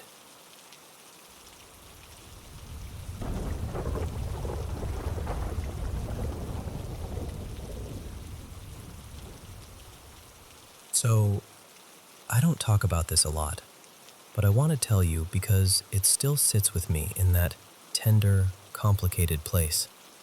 My grandmother, her name was Marisol, passed away a few years back, in 2018, after a long fight with cancer. And I know people say she meant everything, but I mean it in the most literal way. She wasn't just my grandma. She was my steadiness, my safe place. Honestly, she was the closest thing I had to a second mom. After she died, something kind of beautiful started happening. Every now and then, she'd show up in my dreams. Not in a spooky way, more like she'd just arrive, like she'd stepped into the room mid-conversation. Sometimes she'd interrupt whatever random dream I was having, and suddenly it would be her and me, sitting together like we used to. We'd talk about my life, the little things, the hard things. She'd look at me like she could still read me better than anyone, and I'd wake up feeling held. A couple years later, I started exploring my spirituality more, kind of an eclectic, intuitive path. Nothing super strict, just me learning what felt meaningful and grounding. And then one autumn, late October, when the air gets sharper and everything feels a little thinner somehow, I dreamed about her again. I woke up with that ache in my chest, the kind that's half comfort and half missing. And I got this idea. One of those ideas that seems gentle in your head, like, why not? What's the harm? I thought, maybe I could invite her to visit on the night before Halloween. Not force anything, just open a door and let her decide. I looked up something simple. It was framed like a safe invitation, like, only the person you're calling, only if they want to come. And I remember thinking, okay, that feels respectful, that feels careful. So I set everything up. I gathered little pieces of her, photos, a bracelet she wore all the time, a card she'd written me, a tiny trinket box she used to keep on her dresser. I lit a couple candles. I sat there at my altar and just talked, quietly, like she was across from me. I told her what I'd been doing, what I was scared of, what I wished I could ask her. I even laughed a little, because I could almost hear what she'd say back. And at the end, I remember whispering something like, if you want to come near, you can. If not, that's okay too. I love you either way.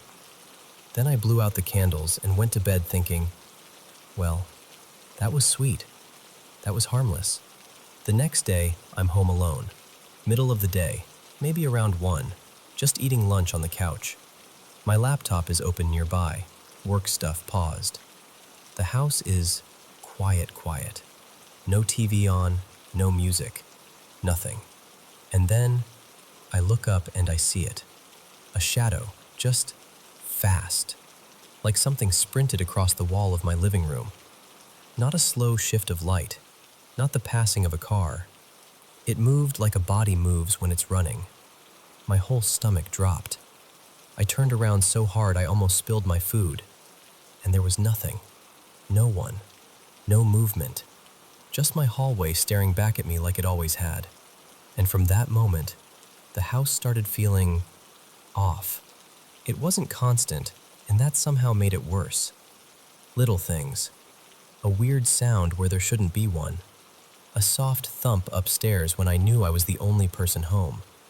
Lights seeming a little too flickery, like they couldn't decide if they wanted to stay put. And at night, my dreams got strange, heavy, like I was walking through places that looked familiar but weren't. And then came the dream that finally tipped me over the edge. I'm trying not to panic, because dream logic makes you do that, right? You try to be brave because you think you have to be.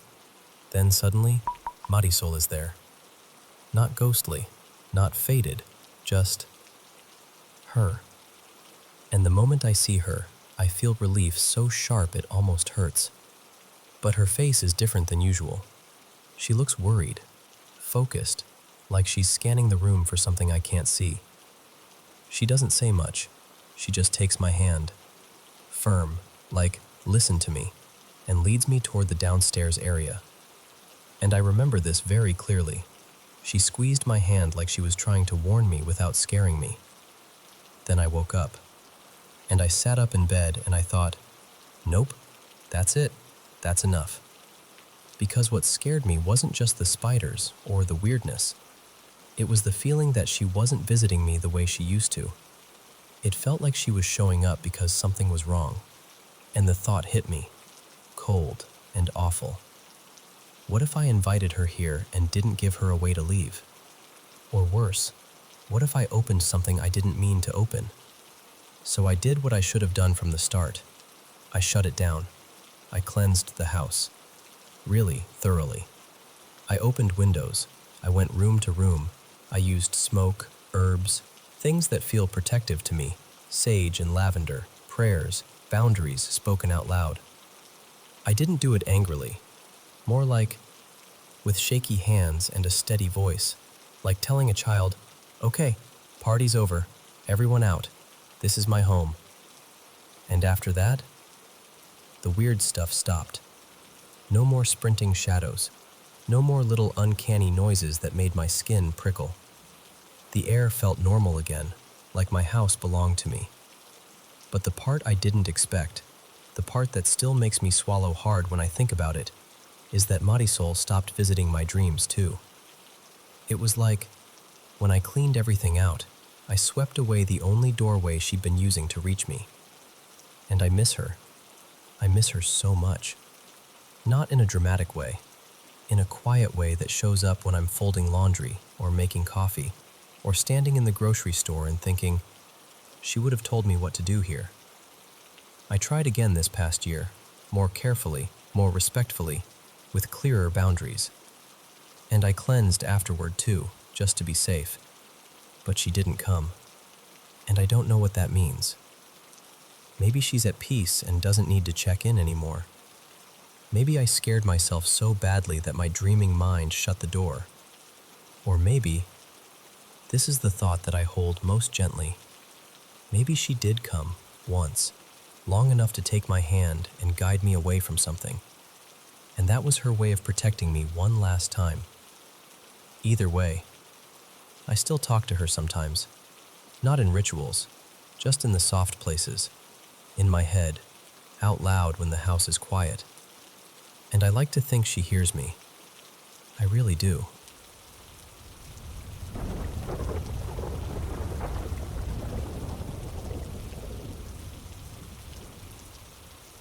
Hey, thanks for listening.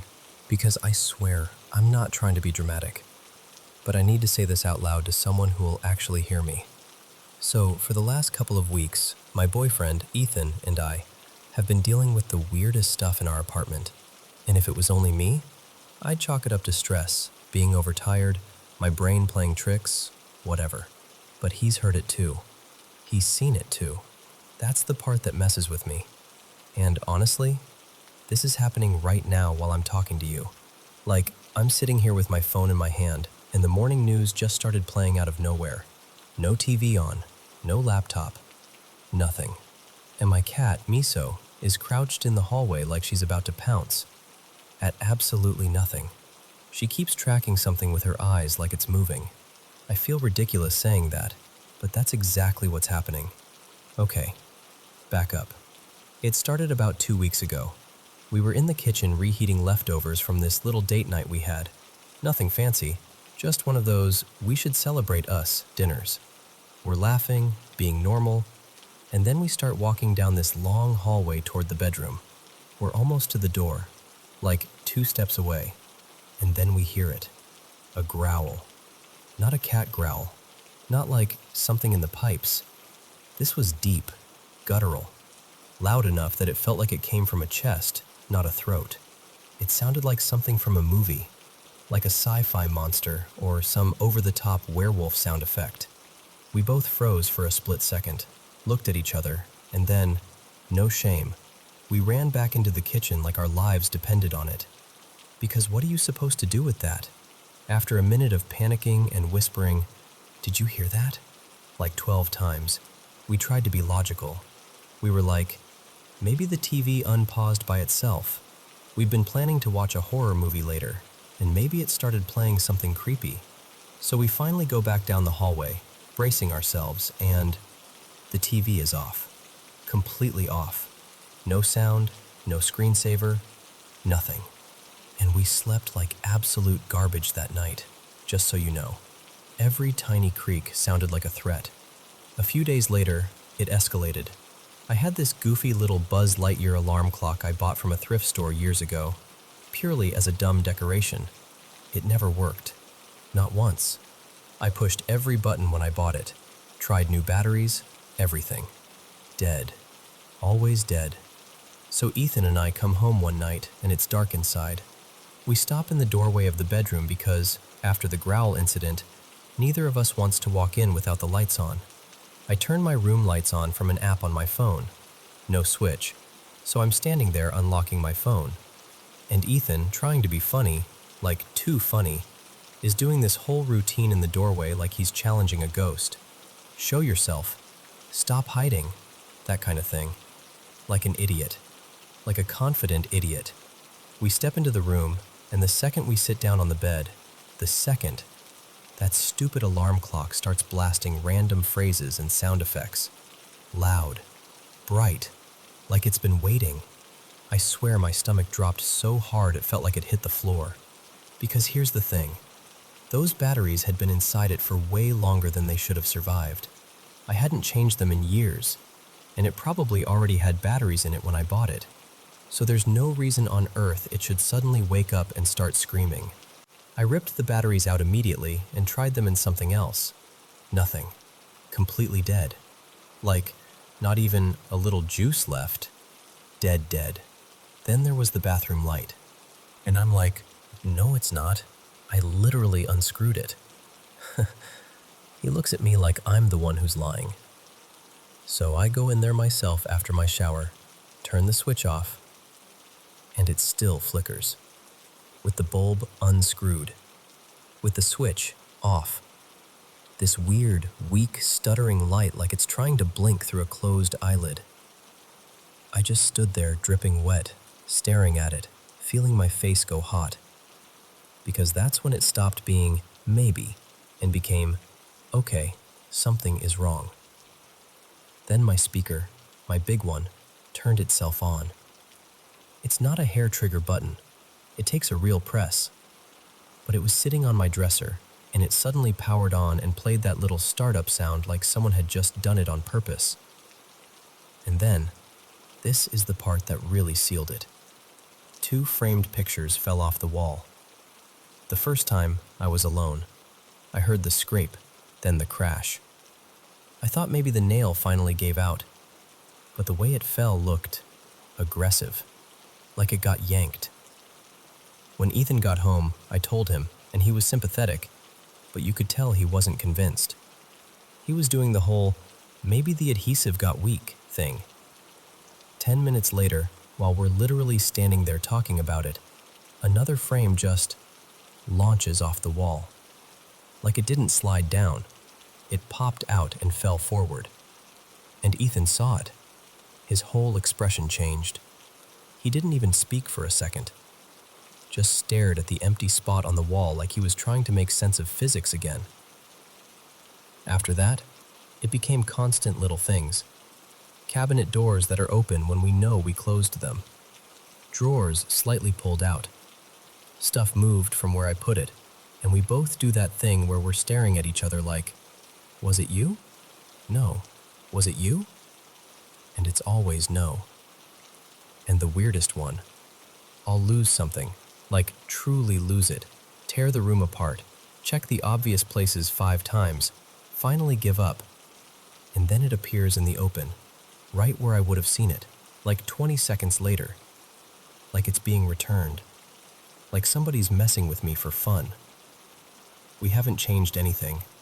No renovations, no new electronics, no new neighbors that I know of. Nothing that explains why all of this started so randomly. The only thing I can think of, seriously, the only thing, is that a little while ago, I moved my grandmother's ashes into my room. They were in my mom's room before she moved out, and I didn't want them tucked away somewhere, so I put them in my dresser drawer. But she wouldn't growl, right? I mean, my grandma was sweet. She was gentle. She wouldn't make my cat want to fight the air in the hallway. So I don't know. I'm trying to stay grounded, but it's getting harder when things keep responding like the house is listening. If you have any explanation that isn't, you're losing it, please tell me. Because right now, it feels like something's here, and it knows we noticed.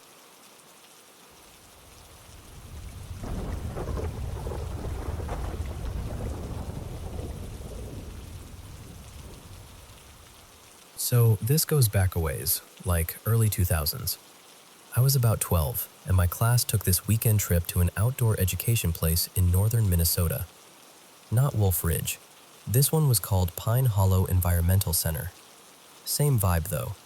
Woods everywhere, quiet roads, the kind of dark at night that feels extra dark. Anyway, first night there, you know how it is. Everyone's supposed to be asleep, but nobody's actually asleep. We're whispering, giggling, shuffling around in sleeping bags, just completely wound up. And then we hear it. Bang. Pause. Bang, bang.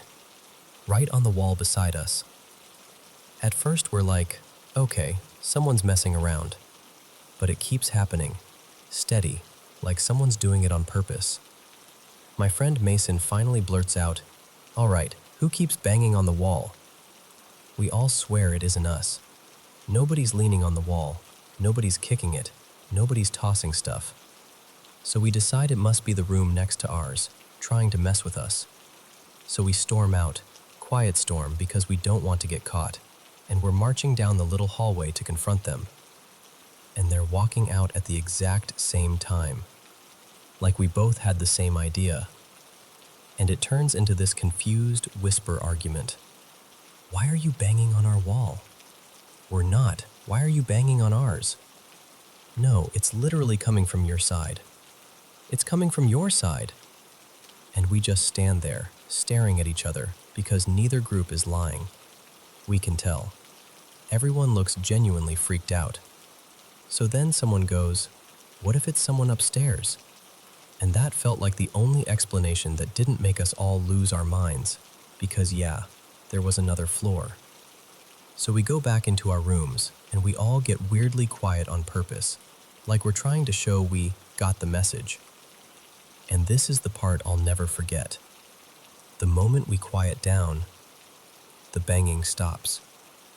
Not slowly, not after a while, just stops. And we're like, okay, cool. Someone above us wanted us to shut up.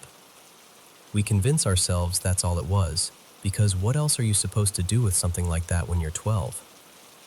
Nothing else happened that weekend. I don't remember any spooky stories about that place, nothing like that. It was just that one night, that one thing, and we filed it away as weird, but whatever. But then, fast forward a couple years. I'm at home, in my older sister Tessa's room. We're just hanging out, talking. Our house was a single-story place, and her bedroom shared a wall with the living room where my dad usually sat watching TV.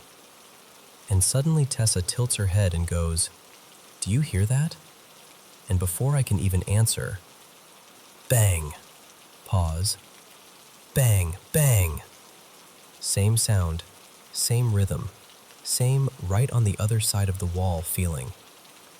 I immediately try to explain it away because that's what you do, right?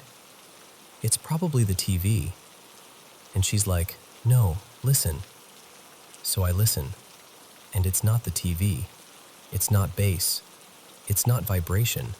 It's someone knocking, like a fist against drywall. Then I try another excuse, because I'm determined to make it normal. "Maybe your bed is hitting the wall." And she just stares at me like I'm an idiot and goes, "The bed isn't moving. Look."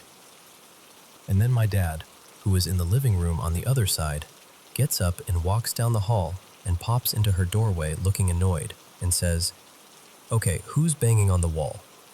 And I remember this perfect little moment where all three of us are standing there, realizing the same thing at the same time. Because we thought it was him, and he thought it was us. And Tessa goes, "It's not us. We were just asking what it was." And my dad kind of frowns, like he's trying to solve a puzzle he doesn't want to exist. And then, this is the part that gives me chills even now. Right after we say that out loud, it stops. Like whatever it was had been waiting for the argument, waiting for the "who's doing it" moment. And once it got the attention or the confusion or whatever it wanted, it was done. That's when it clicked for me later, much later, that these weren't just two random annoying noises. The sound was too similar. The timing was too similar. And the way it ended both times, right after people confronted each other, was too specific to ignore. I'm not saying I know what it was. I genuinely don't. But it didn't feel like an animal. It wasn't scratching or scurrying or chewing. It wasn't inside the wall the way mice sound when they're active. This was blunt, deliberate, like a knock that had intention behind it. And then there's one more piece that always floats in the back of my mind. Later on, like early 2010s, I stayed a few times at this old lodge near Tofta, up the North Shore. Different place, different years, but same kind of remote energy. Back then, we barely had cell service until we got closer to Grand Marais. And almost every time we stayed there, something felt off. Not dramatic, not like objects flying around, more like the air itself was heavy. Weird dreams, the kind where you wake up feeling like you were somewhere else. One trip, we all took naps after checking in, and when we woke up, my dad, who never talks about stuff like that, just casually goes, "I had the strangest dreams." He didn't even elaborate, just said it like it unsettled him and he didn't want to give it more oxygen. And years later, that lodge ended up catching fire, badly. I heard it had happened once before too, way back. And I know fires happen for normal reasons. I'm not claiming it means anything. But it sure didn't make the whole area feel less strange in my memory. So yeah, I don't have a neat answer. I don't get to tie it up in a bow. I just know what I heard. And I know how it felt, both times. The way the walls kept knocking until we turned on each other, until we stood there confused, asking who was doing it. And I still wonder sometimes, was it the same thing? Or is there just something about certain places and certain moments where it's like the world leans in close enough to tap on the wall and remind you it's bigger than you thought?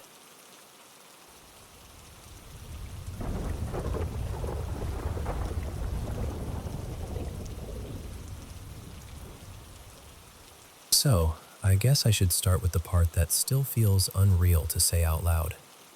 I'm pretty sure the house we live in is haunted.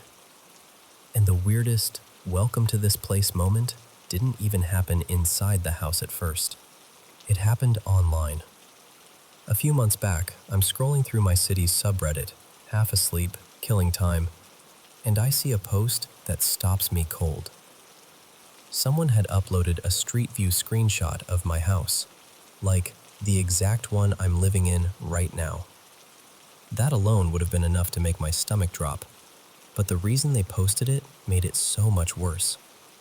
They were basically asking if anyone knew the history of the house, if there'd been deaths here, if anything bad had happened, because they used to live here years ago and said they experienced some really bizarre stuff.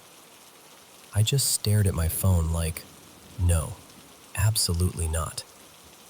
My partner, Renee, reached out to the poster.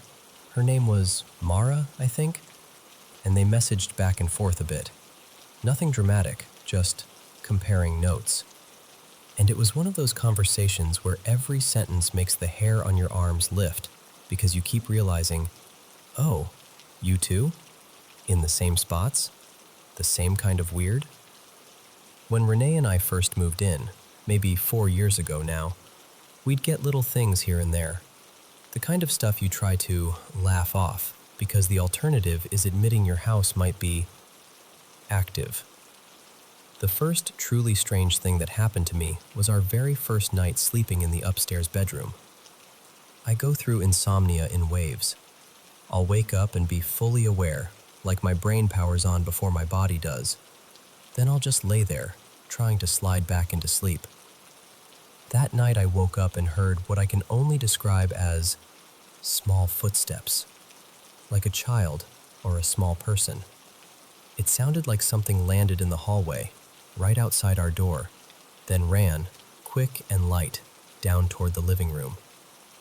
And the part that made it worse is the attic access is right there in the hallway, just outside the bedroom.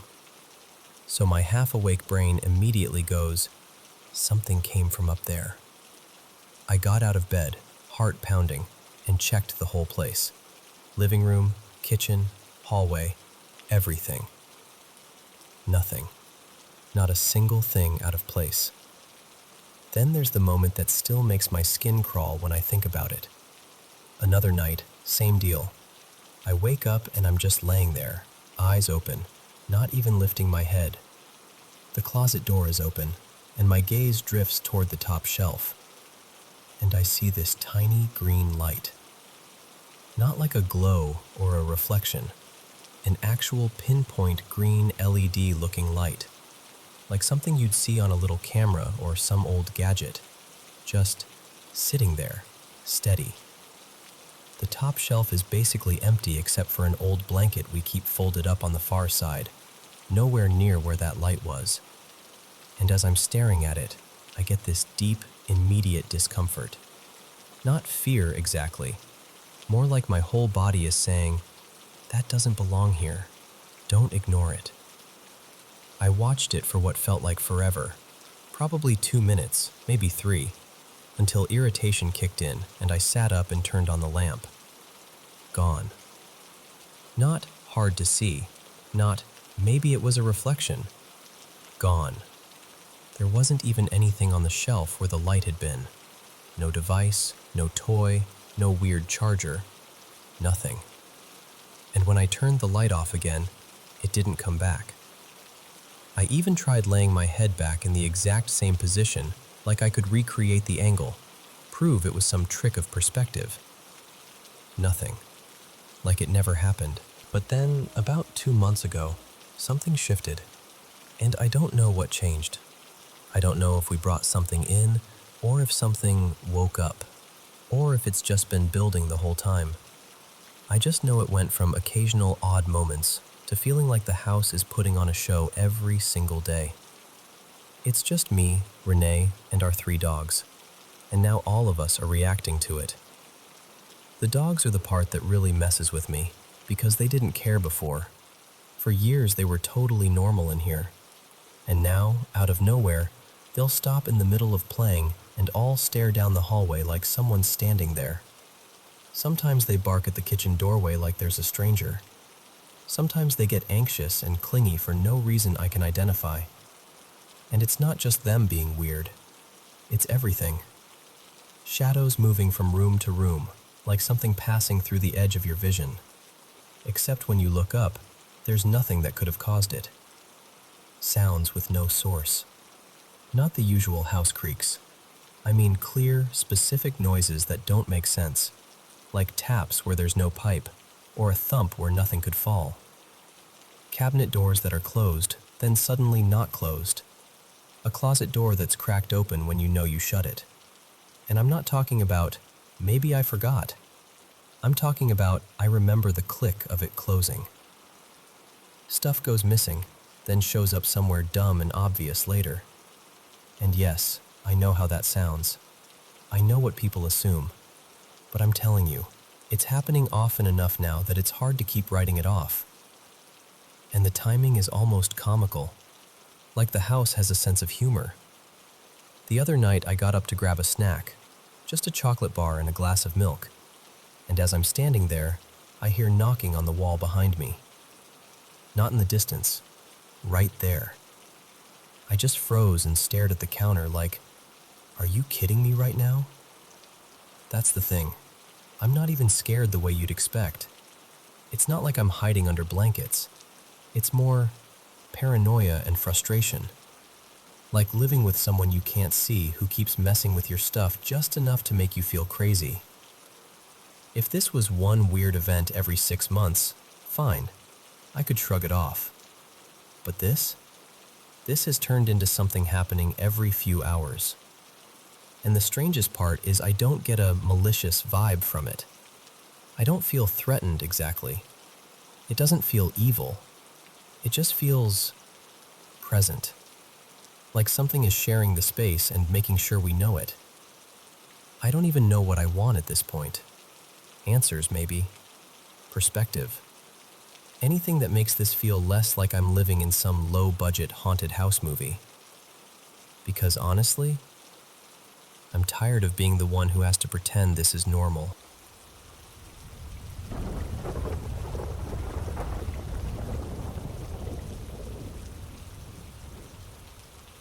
So, this happens to me daily.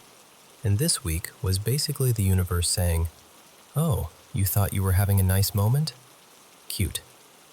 Let me start with Monday morning. I'm standing there feeling weirdly, genuinely excited about my tea. Like, giddy. It was just a plain black tea, nothing fancy, sitting in one of those disposable winter-themed cups with snowflakes on it. And I'm smiling like I've won an award for having a good morning. And then my brain goes, this is nice. Today's gonna be smooth. I walk to the car, and the lid doesn't fit the cup. I'm like, no worries, I'm ready, because I've got my backup plan. A little cooling down tea situation, right? I'm prepared. I'm adaptable. I'm thriving. And the universe goes, 1 minute later, great, now it's going to leak, slowly, politely, continuously, until it fills your cup holder. Just a gentle little betrayal, a steady drip of chaos. Later that same morning, I'm in the kitchen and I spot leftover mango, so sweet it tastes like candy. And I'm happy again, because my brain is like, oh, freeze this and you'll have smoothie magic later. So I put it in a freezer-safe container. I even check it later like a proud little squirrel. Yep, frozen. Perfect. Back into the freezer it goes. I'm actually feeling accomplished. I'm thinking, yes, look at me, planning ahead, nourishing my future self. And then, like 20 seconds later, I open the freezer and the container just launches out, like it has an attitude. It shoots out, hits the floor, and shatters like it's made of glass, sending frozen mango chunks everywhere. I just stood there blinking like, are we serious? Is someone pranking me? Do I have a ghost with good comedic timing? And here's the part that's extra confusing. I still had an amazing day. Truly. One of the best days I've had in a while. I picked up the kids from school, my daughter Isla and my son Rowan, and we ran to the store for exactly one thing: protein powder. That's it. I'm doing this whole freezer stash thing, pancakes, waffles, all the easy breakfasts, because I'm trying to set future me up for success. We get home, I open it, and there's a rip in the seal.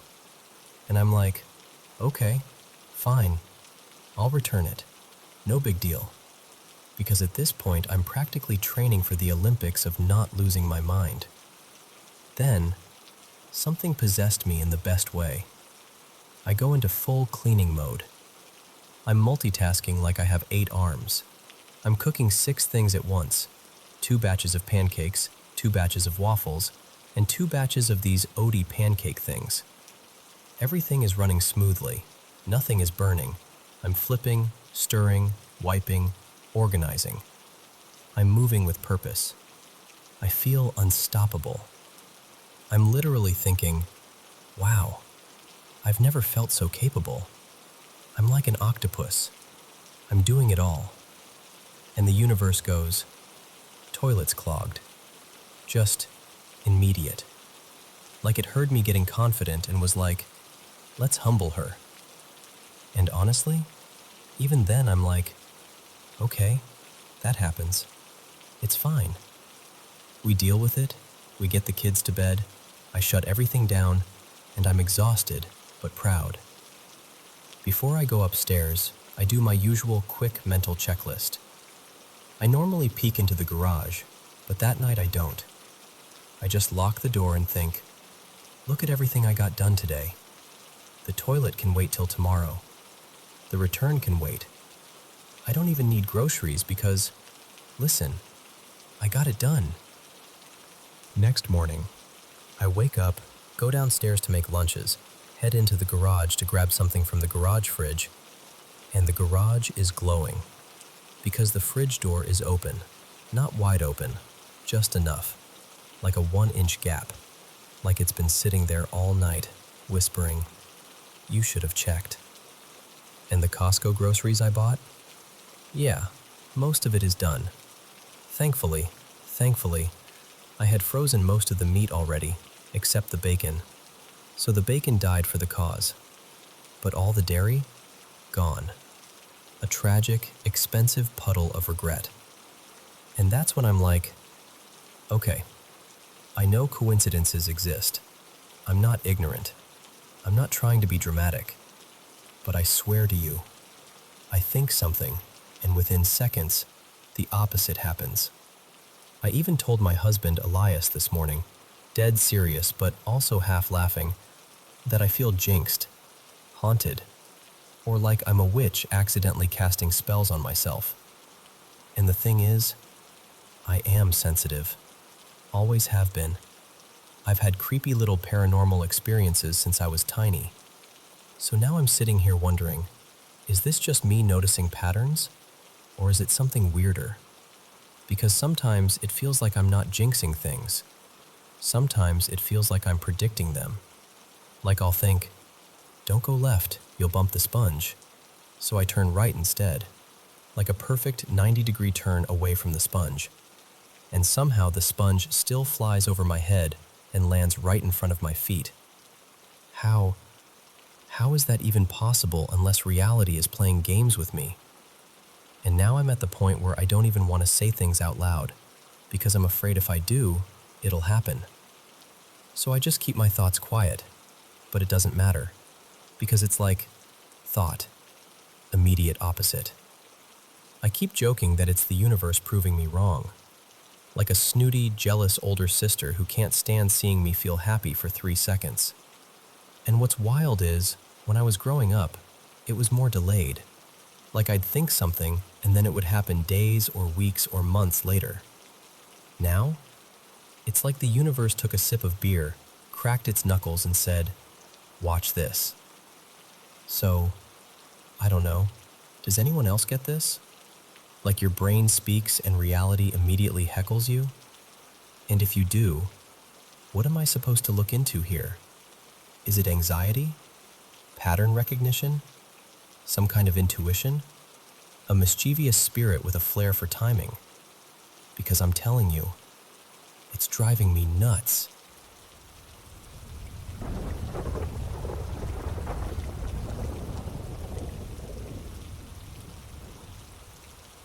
Hello to everyone watching the Paranormal M channel. The moment is finally here. I get to sit down with the mic and share my paranormal experiences from around the world to help you relax and sleep better. And I'm still reading your comments, so don't forget to leave one and tell me where you're from. Thank you so much for sending in so many of your own paranormal stories. Now, Let's listen to these experiences and wish each other a good night's sleep. Please subscribe to the channel and turn on notifications. So here's a little background before I jump in. A few years ago, we moved into this brand new townhouse that had been built on what used to be farmland in upstate New York. It was me, my husband Evan, our two little ones. One was about 6 months old and the other had just turned 2. Plus my 18-year-old daughter Marisol and our enormous, goofy Irish wolfhound puppy named Bram. And I'll just say this up front. I've always been the kind of person who can sense when a place has leftover energy. Like, I don't go looking for anything, but if someone who used to be alive is still sort of around, I usually feel it before anything happens. Marisol's the same way. But when we moved in, nothing. It felt clean and empty, totally normal. Until one night. Our baby was sleeping in a crib right next to my side of the bed, so close I could reach over and put my hand on him without even getting up. I remember waking up because he started fussing for a feeding. I was half asleep, that mom autopilot feeling, and I started to sit up. And then I heard a man's voice, very calm, very close, say, "He's okay. I've got him." Not loudly, not scary, just matter of fact, like someone reassuring you the way a partner would. And this is the part that makes me laugh now, I just mumbled, "Okay," and laid right back down. Like my brain accepted it for a second without question.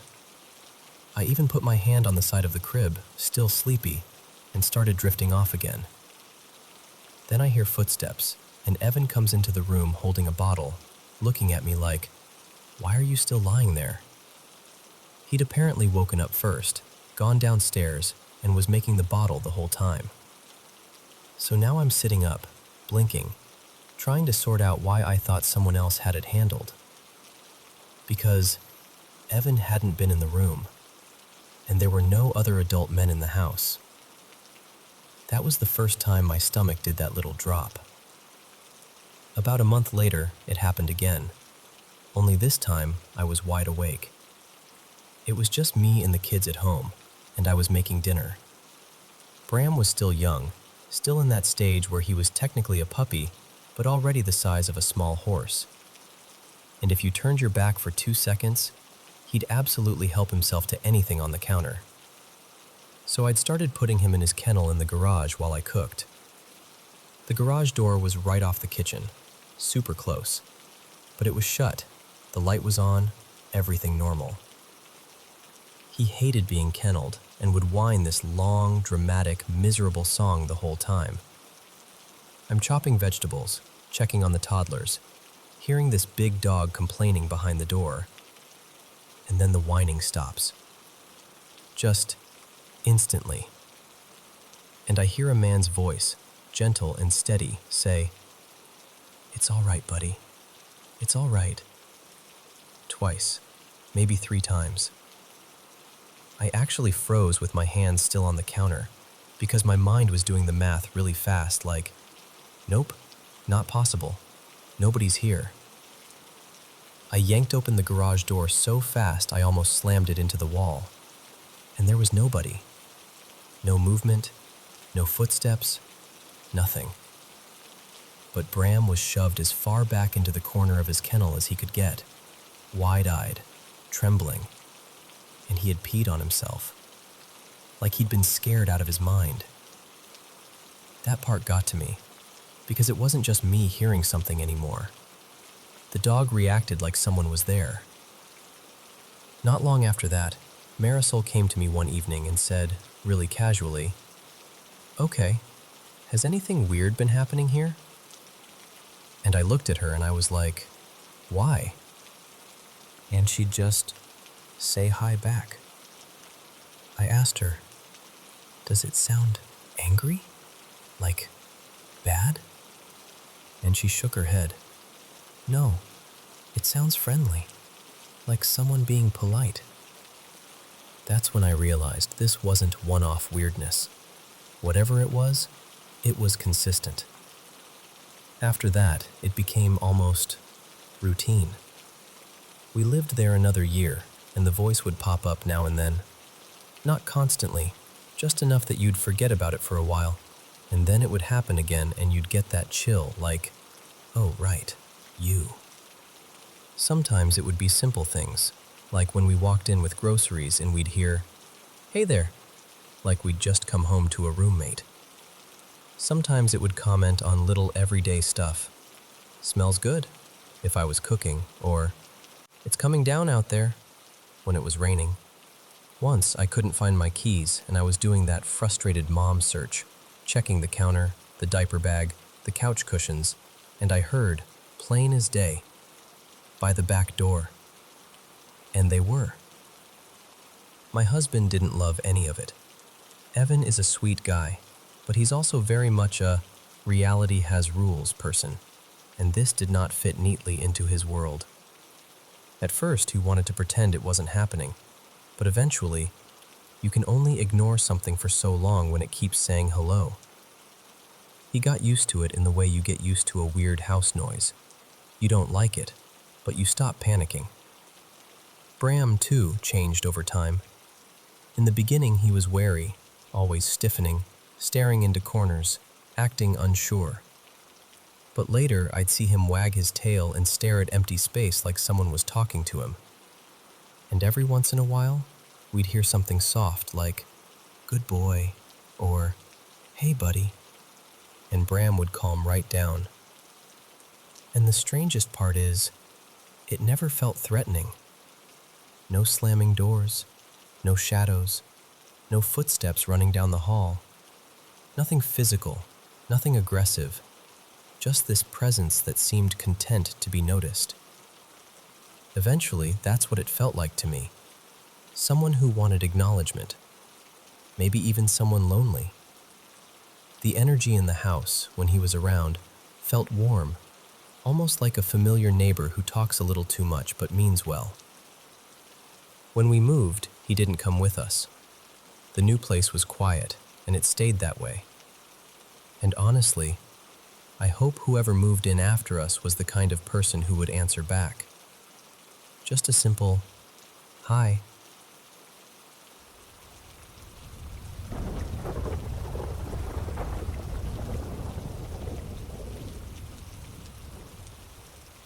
So before I tell you what happened, you should know this. I'm not new to weird stuff. I'm the kind of person who wants there to be a normal explanation first.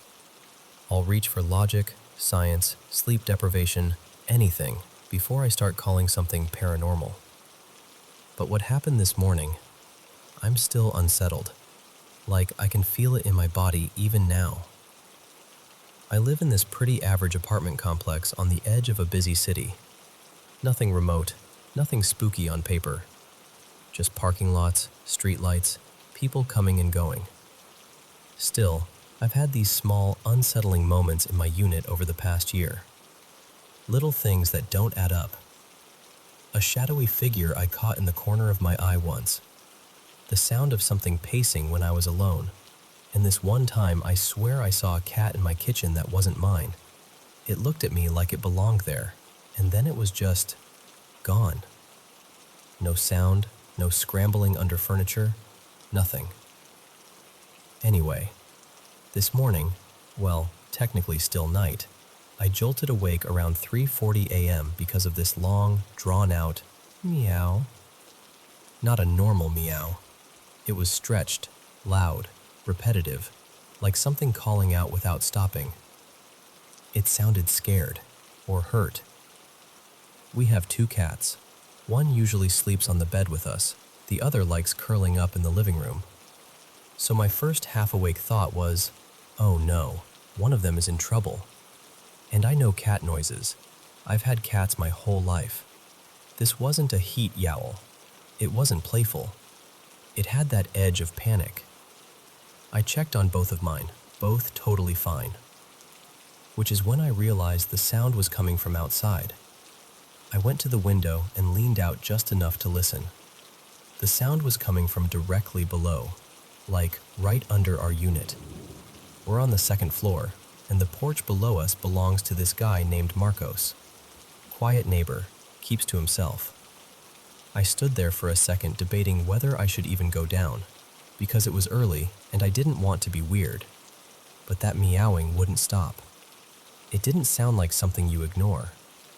So I slipped on shoes and crept outside. When I reached Marcos's porch, the porch light was already on. That made me pause.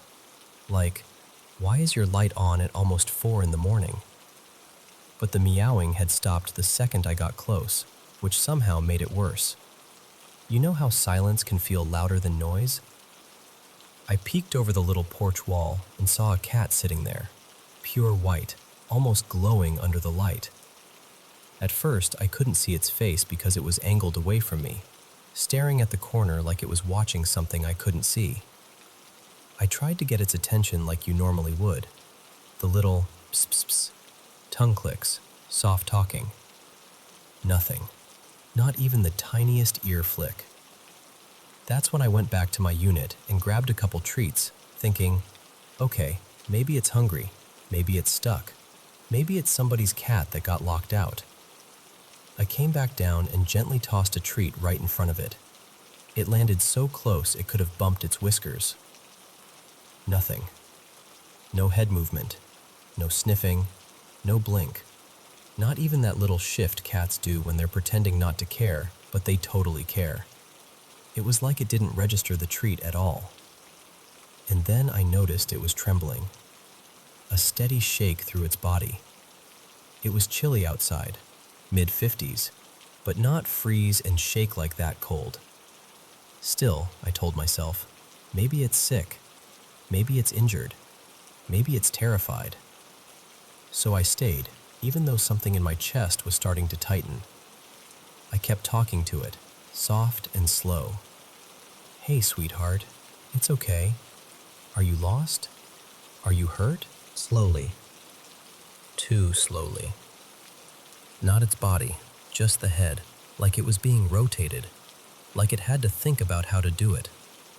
The shaking got worse as it turned, and I remember this really specific, awful thought popping into my mind. Please don't look at me. Please don't look at me. But it did. It turned just enough for us to make eye contact, and I swear to you, every instinct in me screamed. Because its eyes were wrong. Not kind of weird for a cat. Not dilated pupils. Not maybe the light is hitting them strangely. Wrong in a way my brain did not know how to file. They looked human. Full-on human. The shape, the round pupils, the way the iris sat, bright, clear blue, like someone had taken human eyes and placed them into a cat's face. And I know how dramatic that sounds. I hear myself saying it and I hate it. But that's the closest I can get to what it felt like. I froze for a couple seconds, 2, maybe 3, and I couldn't move. It was like my body just hit a hard stop. Then it opened its mouth and let out one single sound. A meow, technically, but not really. It was raspier, heavier, almost like something doing an impression of a cat. Like when you hear a bird mimic something and it's close enough to fool you until you actually listen. And that sound went straight through me, like it hit something deep and primal and flipped a switch. I backed up without thinking. I didn't say anything. I didn't even breathe right. I just turned and walked, ran, back up the stairs, back into my apartment, and I locked the door like something was about to follow me. I shut the blinds, all of them, every window. Then I sat on the edge of my bed, shaking so hard my teeth felt loose. The adrenaline was insane, the same kind you get when you almost fall, when your body thinks you're about to die. My stomach turned. My skin felt hot and cold at the same time. I started getting nauseous, like my system didn't know what to do with how much fear I'd just dumped into it. Eventually, I took a cool shower and forced down some water and waited for my heart to calm down enough for me to function like a person again. But even now, I can still see it. Those eyes, the slow turn, the way it held the gaze like it knew I was there the whole time and was only pretending not to. I keep trying to explain it. Maybe it was sick. Maybe it was injured. Maybe the lighting made it look wrong. Maybe my brain filled in gaps because I was half asleep and stressed. But the problem is, the image hasn't faded the way a dream does. It's stuck in my head with this sharp, crystal clarity. And I don't know what to do with that.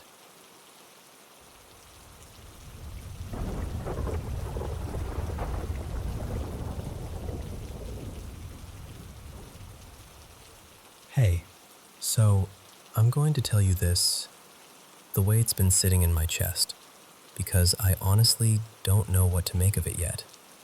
I'm Rena. I'm 26 and I live with my partner Eli. He's 29. In this small, kind of worn-in apartment that definitely has stories in the walls. It's not old, but it's not modern either. The doors stick a little, the floors creak in certain spots, and there are these tiny, weird things that happen all the time, like a book sliding off a shelf when nobody's near it, or a loaf of bread tipping over like it's been nudged, or the toilet paper roll slowly unspooling on its own. Stuff you can laugh off, until you can't. And lately, it's felt like it's not just quirky apartment stuff anymore. So yesterday I'm cleaning, just doing normal chores, and all of a sudden I hear Eli call my name from the bathroom. Not casual, like sharp and shaky. I drop what I'm doing and rush in, because the panic in his voice is the kind that makes your stomach turn before you even know what happened. He's standing there, frozen, staring into the walk-in closet that connects to the bathroom. And he goes, "Rena, your shirt, it moved." I'm like, "What do you mean it moved?" And he points. One of my shirts is hanging up, and the sleeve is lifted, not swaying, not fluttering, lifted like someone pinched it between fingers, like they were checking the fabric. And then, when he looked straight at it, it just dropped back down into place. It's winter here, so all the windows are shut. No fan running, no breeze, nothing. And we're both a good step or two away from the closet opening. I tried to lighten it because, honestly, my brain didn't want to accept what he was saying. I kind of half laughed and went, maybe it just has really good taste. And that's when it happened again. Right in front of both of us, the sleeve lifted. Slowly, like deliberately.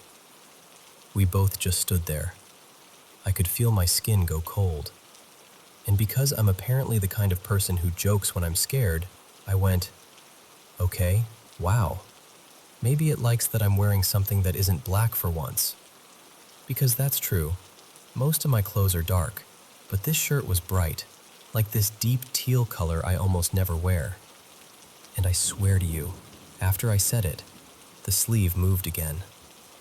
Not a huge motion, just enough to feel like it was responding. Eli's face looked like he'd forgotten how to breathe. I don't even remember what we said after that.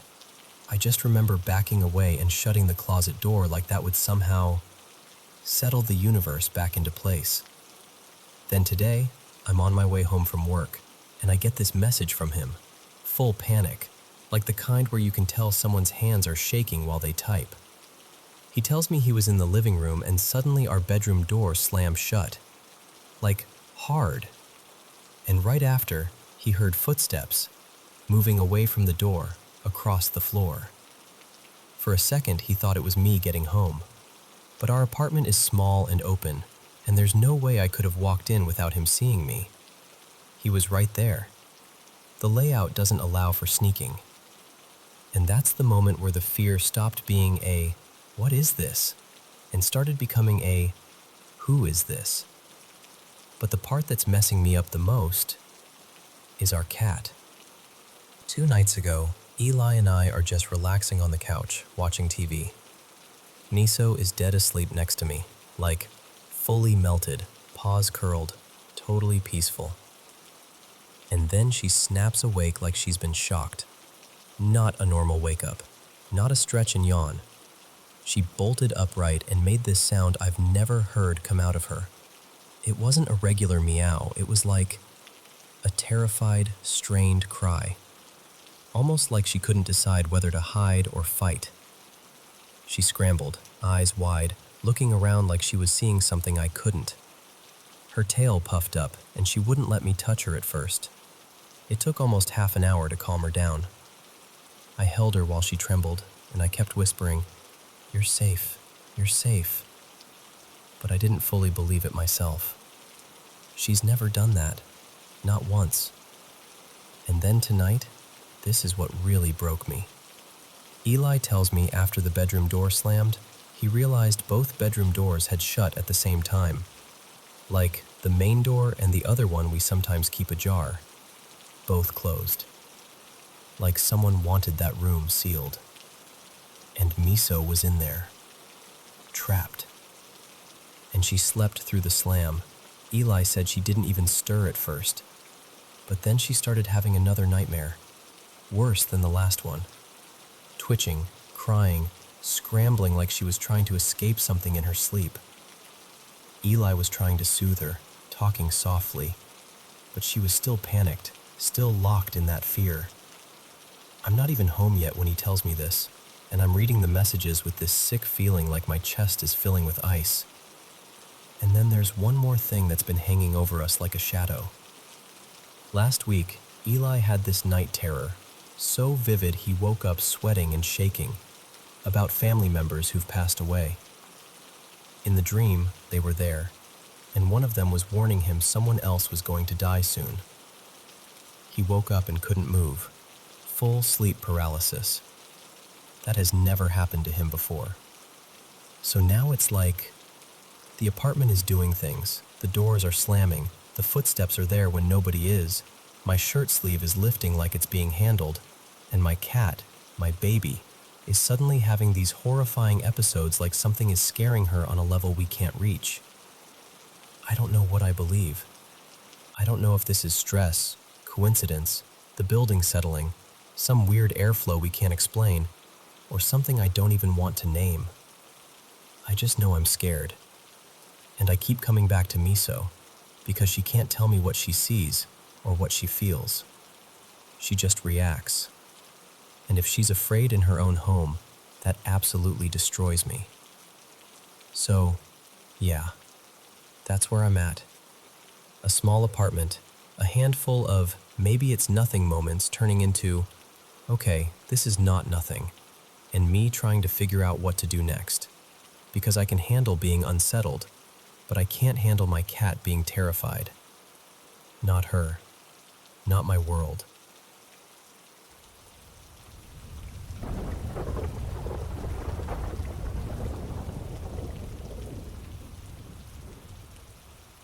So, what I'm about to tell you happened a long time ago. And then, weirdly enough, it came back again just recently. I grew up visiting my parents' place way up in the mountains, the kind of place that feels like it's been forgotten by the modern world. Their cabin and little farm sit miles from anything you'd call a neighborhood, maybe 5 kilometers to the closest neighbors, and the nearest small town is close to 2 hours away if the roads behave. For most of my childhood, there was no cell service, no electricity, no internet, nothing. At night in the 90s, if you wanted news, you'd hold your breath and fiddle with the radio until a station barely came through, and even that felt like a miracle. Only in the last few years did things change, first with solar panels, and later, satellite internet. But for the most part, that land stayed the same, quiet, wild, and honestly, a little watchful. Near the house, there's this enormous slab of rock, like a giant boulder that decided to settle in for good. It has 2 little cave-like hollows in it, and a river runs close by. The strangest part is how the water cuts under the rock in one section, like it's slipping beneath it to keep a secret. And that's where the music comes in. When I was about 6, my older brother Mateo and my sister Lena swore something happened one evening around dusk, maybe 7 p.m., when the sky was turning dark blue and the first cold of night was sliding in. They said music started playing from inside the rock.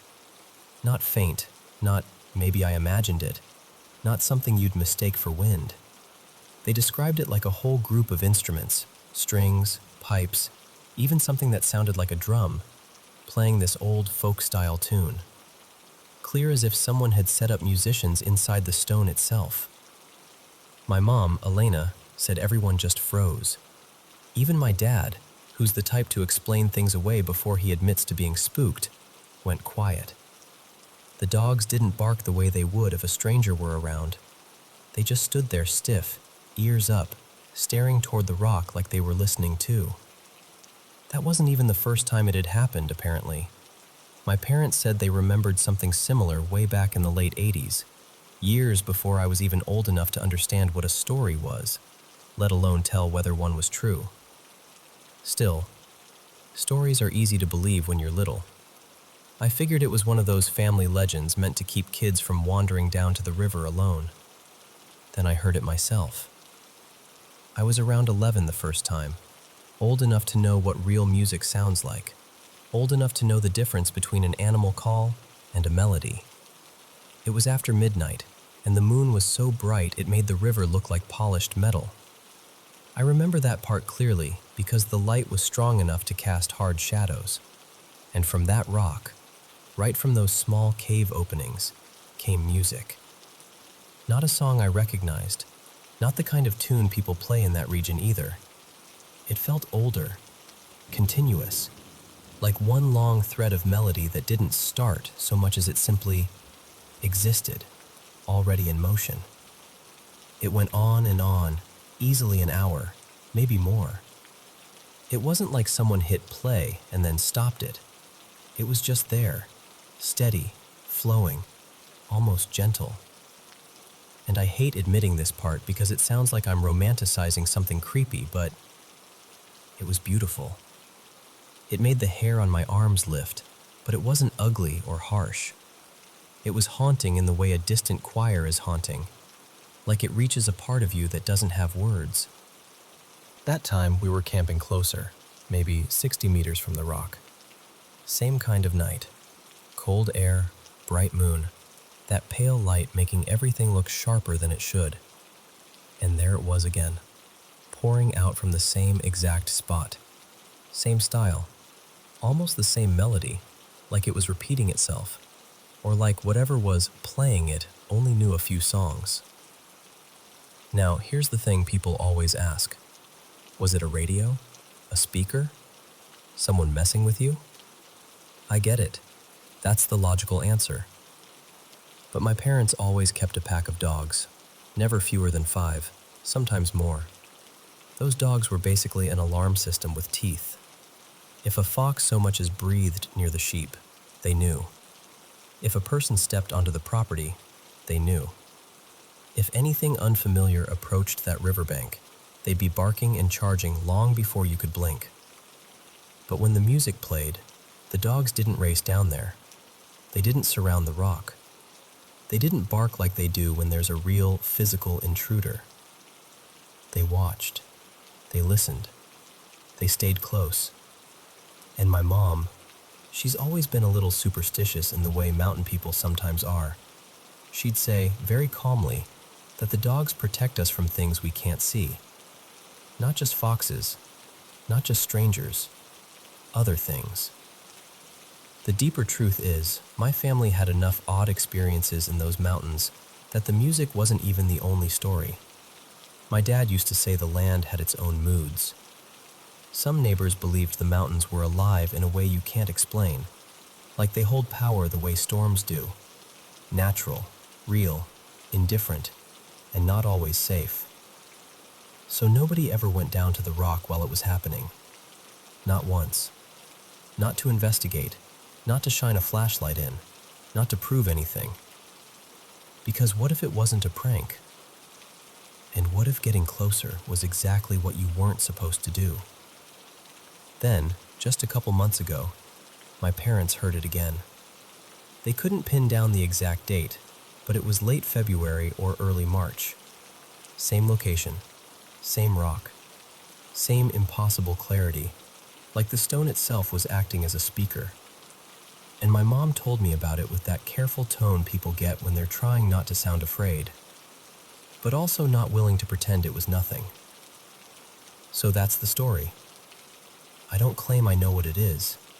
I just know what I heard, twice, and what my parents heard again recently.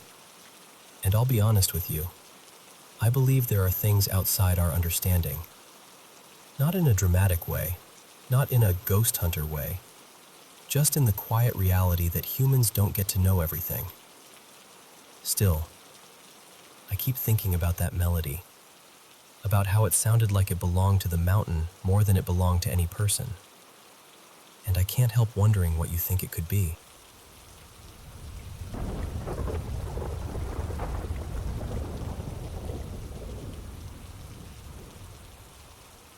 Hey, so this is kind of hard to admit out loud, but I'm going to tell you anyway, because keeping it in my head has made it feel bigger. I'm 17 in a few months, and for the last few years, since I was about 13, I felt this intense, unshakable pull to be wearing to this contact interview. If you could be speaking very head. I felt this intense, unshakable pull. The last fourth teen has been only new through old articles and documentaries. Not a celebrity, not a fictional character, a real person who did real, horrifying things. In my head, I call him Damon R now, because even saying his real name started to feel like I was giving it oxygen. And just to be clear, I'm not proud of this. I'm not romanticizing what he did. What he did was disgusting. I know that. I've known it. That's part of what scares me. I can hate what someone represents and still feel hooked by the idea of them, like my brain keeps circling the same dark drain. It started like curiosity, the kind where you watch one video and then another, but then it turned into something that didn't feel like curiosity anymore. It felt weirdly personal, like a thread tied from him to me, like I'd somehow wandered into the orbit of something I didn't mean to touch. For a long time, the dreams were the worst part. They weren't the blurry, random kind of dreams. They were sharp, specific. Places I recognized. My hallway, my bedroom, my school parking lot. This little restaurant that looks like one we have near home. In the dreams, he'd show up like he belonged there. Sometimes he'd talk. Sometimes he wouldn't even need to. He'd just stand and look at me like he already knew me. And I know how that sounds. I do. But in the moment, it felt like being watched in a way that went deeper than sight, like pressure on the air. There were nights I woke up and still felt it, like the dream didn't end cleanly, like it left a residue behind. A few times, I swear I felt my mattress dip, like someone sat on the edge. I've heard soft footstep sounds when the house was quiet. Once, I was walking down the hallway and felt this quick tug at my ankle, like a little pull and release. I froze so fast my heart felt like it slammed into my throat. I'm not religious. I don't even know what I believe exactly. I just believe energy can linger, that some things don't dissolve as neatly as we want them to. And when I'm being honest with myself, I've fed it. I've fed it on days when I've spent hours reading, watching, scrolling, replaying his face, his voice, the quotes, the footage, like I'm studying him, like I'm trying to solve a puzzle that doesn't have a prize at the end. That's what happened recently. I'd been thinking about him almost non-stop, texting a friend about it, watching clips, letting myself fall into that rabbit hole again.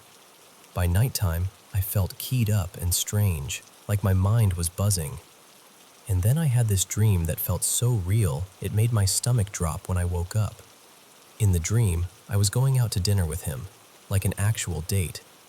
I'd already eaten earlier, but I was excited anyway, like I didn't care. I remember telling my sister, in this too bright, almost manic way, he's a serial killer from the 80s, like it was some dramatic fun fact, and she looked at me like I was out of my mind, more scared than interested. At the restaurant, he sat close, closer than normal, and kept watching me like I was the only person at the table. He slid his hand under the table and gripped my thigh, like he was testing boundaries, like he wanted to see if I'd flinch. And here's the part that makes me feel sick to say.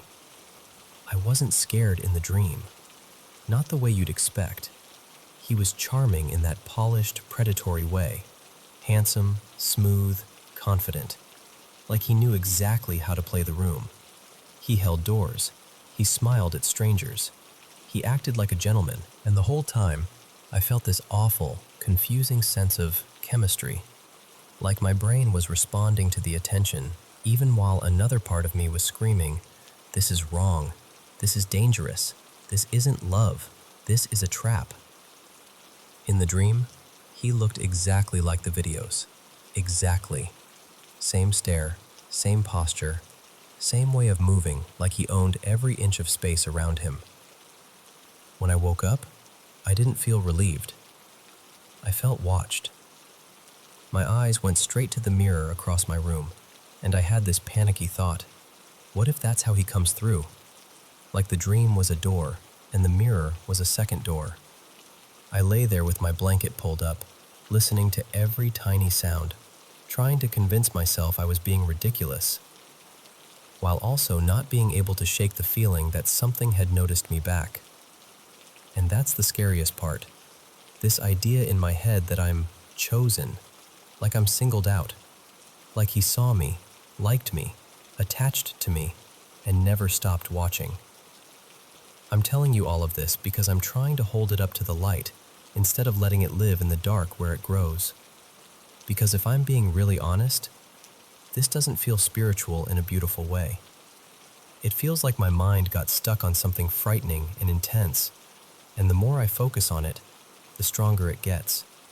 Like a loop, like a fixation that pretends to be fate. So I'm trying to do something different now. I'm trying to stop feeding it. I'm trying to take breaks from the videos, stop scrolling late at night, stop handing my brain the exact imagery it uses to build these dreams. I've started leaving a soft light on. I've started grounding myself, touching something cold, counting my breaths, reminding myself, I'm here, I'm safe. Dreams can feel real and still be dreams. And I think I need to talk to someone in real life about it. A counselor, a therapist, a trusted adult. Someone who won't laugh, but also won't hype it up into something it isn't. Because whether it's anxiety, fixation, stress, or my brain mixing fear with attention, I don't want to feel like I'm living under someone else's shadow. If you've ever felt pulled towards something dark like this, like it hooks into you, if you've ever had dreams that cling to you after you wake up, I'd really like to know. Not because I want it to be true, but because I want to feel less alone, and I want to learn how people loosen the grip of it. Because I don't want to be chosen, I want to be free.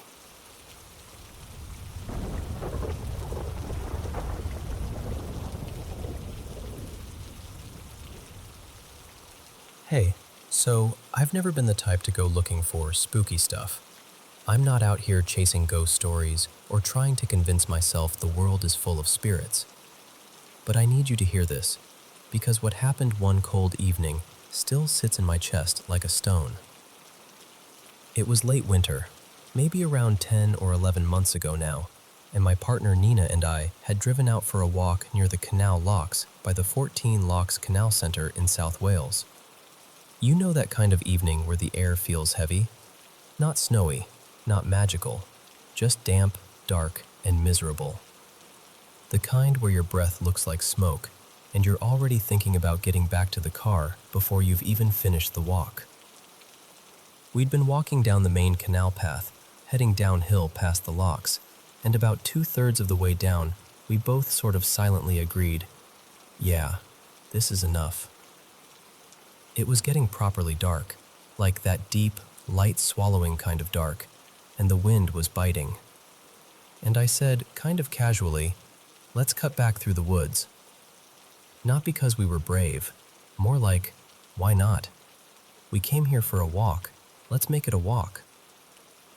There's this little footbridge and a narrow path that connects you from the canal side into the wooded area, then out onto a dirt track that takes you back toward the car park. So we go in. And instantly, Nina starts complaining, quiet but real, like, I literally can't see anything. And she wasn't being dramatic. It was pitch black, eerily black. The kind of darkness that makes you feel like you're being watched, even if you don't believe in that stuff. We used our phone torches at first, but weirdly, the beams made it harder. The light was too sharp, too focused. Everything beyond it looked even darker. So I suggested, turn them off for a second, let your eyes adjust. And we did. And it helped a little. Not much, but enough to keep moving. We're walking, and careful, trying not to slip, heading toward the main dirt path that leads back uphill. And the whole time, there's this uncomfortable quiet, like the woods are holding their breath. Then we step onto the dirt path, and that's when I see something, just a flash of white at the edge of my vision. Off to my right and slightly behind me, around my 4 or 5 o'clock, maybe 10 or 12 feet back, near a tree. At first, my brain tries to do what brains do. Probably litter, a sign, something reflective, mist, a plastic bag, anything normal. So I turn my head to get a proper look. And the second I actually see it, my whole body reacts before my mind even catches up. I swear to you, I jerked my head away almost instantly, like some instinct in me was screaming, "Do not look at that." I took maybe 10 more steps, heart pounding, pretending I didn't see what I saw, and then I finally whispered, "Nina, did you see that?" And without even hesitating, she goes, "Yes, don't look, let's get the hell out of here." And the way she said it, no confusion, no "what?" Just immediate certainty. That's the moment my stomach dropped. Because it meant it wasn't just my imagination playing tricks. Still, we both did it. We glanced back. And it was closer. Not a little closer, right behind us. That's when we ran. And I mean ran. Full sprint, no talking, no checking footing, just pure survival mode. And what's crazy is the way back to the car park is uphill. Normally it's a proper climb, especially in the cold. But we flew up that path like the ground was flat, like something was pushing us from behind. Adrenaline does wild things to your body. Only then did we slow down, bent over, gasping, and when we looked at each other, we had the same expression. That wide-eyed, shaken look like, what just happened to us? Now listen, this is the part I always struggle to describe, because it didn't look like anything I can easily compare to a person or an animal. It was bright white, like not white clothes, not someone with a torch, more like a white presence. A tall, skinny-ish shape, maybe 6 to 7 feet, but the weird thing was it didn't have clear arms or legs. No face, no features. It wasn't like a human silhouette. It hovered, about a foot off the ground, I'd say. And it had this faint glow to it, like the air around it was slightly lit. The best way I can describe it is like a pale smudge in the air, roughly the shape of one of those rounded ice cream sticks, but thicker, and not fully solid, slightly transparent, like something that shouldn't be standing there, because it wasn't standing. It was just there. And what messes with me is how aware it felt, like it knew we were there the moment we knew it was there. The second time we looked back, and it had moved closer, way too close. That's what convinces me it wasn't just a trick of the light or a weird reflection. It felt intentional, interested. Afterward, I kept thinking, maybe I'm overreacting. Maybe it was fog. Maybe there's a post or sign that catches moonlight. But Nina saw it too. She describes it the same way I do, without me feeding her details. Even now, when it comes up, we both end up describing the same thing almost word for word. And that's the part that keeps me grounded in it. Because if it had only been me, I'd probably have convinced myself I imagined it. I'd have talked myself out of it, made jokes about being tired, whatever. But we both saw it. I've even gone back since, Daytime, nighttime, trying to debunk it like a sane person. I walked the same paths, looked for signs, reflective surfaces, anything tall enough to create that shape. There's nothing. Nothing that would sit at that height, nothing that would glow like that, nothing that would explain how it looked closer the second time. So I don't know what it was. A ghost? A spirit? Something else. Something we don't have a neat word for. All I know is, it was real enough that two people saw it, at the same time, in the same place, and we ran uphill in the dark like our lives depended on it. And honestly, even telling you this now, I still get that cold shiver inside.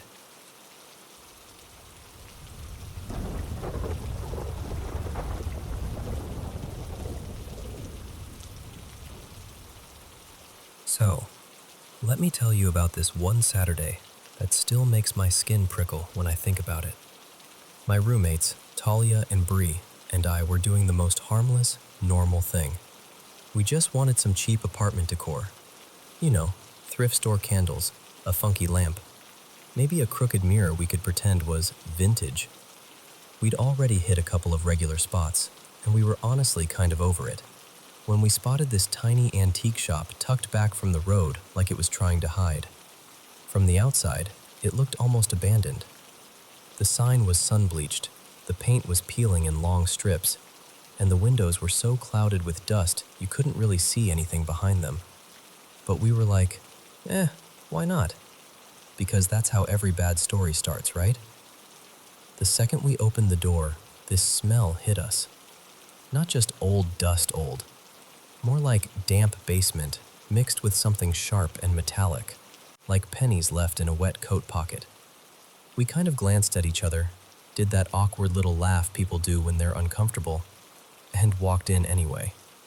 And immediately, the vibe inside was wrong. It was dim, like the lights were tired. The aisles were narrow and cluttered, and the farther you walked in, the tighter it felt. Like the place was gently squeezing you toward the back. Every little sound seemed louder than it should have been. Our shoes scuffing, a hanger tapping, the soft creak of wood shifting somewhere overhead. The stuff in there didn't help. There were shelves lined with dolls that looked used up, missing eyelashes, chipped hands, one with a cracked porcelain cheek like it had been dropped and glued back together. A couple of old formal dresses hung from a rack, yellowed and limp, like someone had taken them off in a hurry and never came back for them. There was even this little dollhouse on a low table, and I swear, something about it made my stomach roll. Like the furniture inside was slightly warped in a way that didn't make sense, like it had gotten hot and softened and then cooled again. But none of that was the worst part. The worst part was the painting. It was hanging crookedly on the wall, like it had been nudged and nobody bothered to straighten it. It was a portrait of a woman, almost realistic, the kind where you can see the care in the brushstrokes around the mouth and the shadows under the cheekbones. Except her eyes. Her eyes were completely blacked out.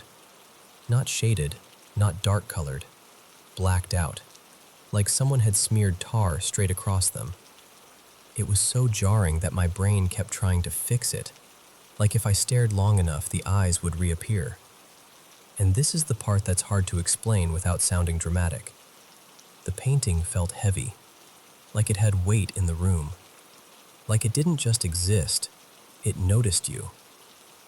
No matter where we moved, it felt like it was still watching. Which is ridiculous because it didn't even have eyes. But we all felt it. I know we did because nobody made jokes. Bree went quiet. Talia wouldn't stop glancing back at it, like she couldn't help herself. We didn't buy a single thing. We didn't even finish browsing. We just sort of backed out of the store like we were leaving a room where we'd interrupted something private. The bell on the door jingled when we stepped outside, and the daylight felt weirdly bright, like we'd been underwater and finally came up for air. And I really thought that would be the end of it. But a couple days later, little things started happening in our place. We tried to laugh it off, but we were all sleeping lighter, listening more. And then one morning, this is the part that really flipped a switch. We were heading out, half awake, barely functioning, and we saw it on the hallway wall near the door. A handprint. Not like a smudge. A full, clear, dark handprint. Almost black, like charcoal or soot. Big enough that my first thought was, that can't be ours. We did the sensible thing, or at least we tried to. We told ourselves maybe someone had leaned on the wall with dirty hands. Maybe it was from moving something. Maybe we'd track in grime and not notice. So we lined our hands up on it. All three of us, palms pressed against the wall, comparing like it was some dumb game. None of our hands matched. The print was larger, longer fingers, wider palm. It looked like it belonged to someone who could comfortably palm a basketball. And it was placed at this height that made it even creepier, like it had been left by someone standing right there. After that, we stopped pretending it was all nothing. But the scariest thing, like the thing that still makes my throat tighten, happened a few nights later. I was asleep when I heard this sudden, awful scream from Bree's room. Not a startled yelp, a real scream that jolted me straight upright. I ran in there and flipped on the light, and she was sitting up in bed, breathing hard, eyes wide like she'd just woken up from drowning. Once she could talk, she told me she'd fallen asleep with her hands tucked under her pillow, like she always does. She woke up and they were numb, pins and needles numb, so she started rubbing them to get the feeling back. Then her hand jerked, like an electric shock ran through it, and before she even realized what was happening, her fingers started clawing at her face and neck. Not lightly, not like an itch, like she couldn't control it. She said she tried to stop, but her hands wouldn't listen for a few seconds. She just kept scraping at her own skin until she finally snapped out of it and screamed. When I looked closely, she had these red marks along her jaw and down her neck. Not deep, but enough to prove she wasn't imagining it. We sat there for a long time after that, just quiet, exhausted, freaked out in that stunned way where you don't even know what to say because any explanation sounds too stupid to be real, and any other explanation sounds too terrifying to accept. And I know it could all be coincidence. Old building, stress, weird sleep things. I know. But I can't stop thinking about that shop. The smell, the way the aisles seemed to tighten, and that portrait, those eyes painted over like someone was trying to blind it, but it still didn't matter. Because ever since we walked out of that place, it's felt like something walked out with us. And sometimes, late at night when the apartment goes quiet and the air feels too still, I catch myself wondering if it ever really stopped watching.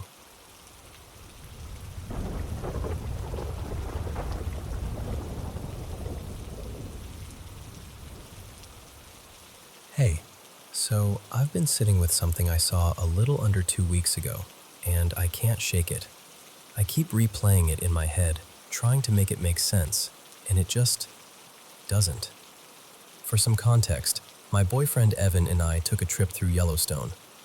We rented this small camper van and spent about a week moving between different campgrounds, just trying to see as much of the park as we could. The van was one of those custom builds, 2 seats up front, and the whole back was basically a bed. The ceiling back there was low enough that you could feel it if you sat up too fast. We had privacy figured out pretty well, too. There was a curtain we could pull behind the front seats so you couldn't see into the back from the windshield, and we stuck those sunshade blockers on the windows.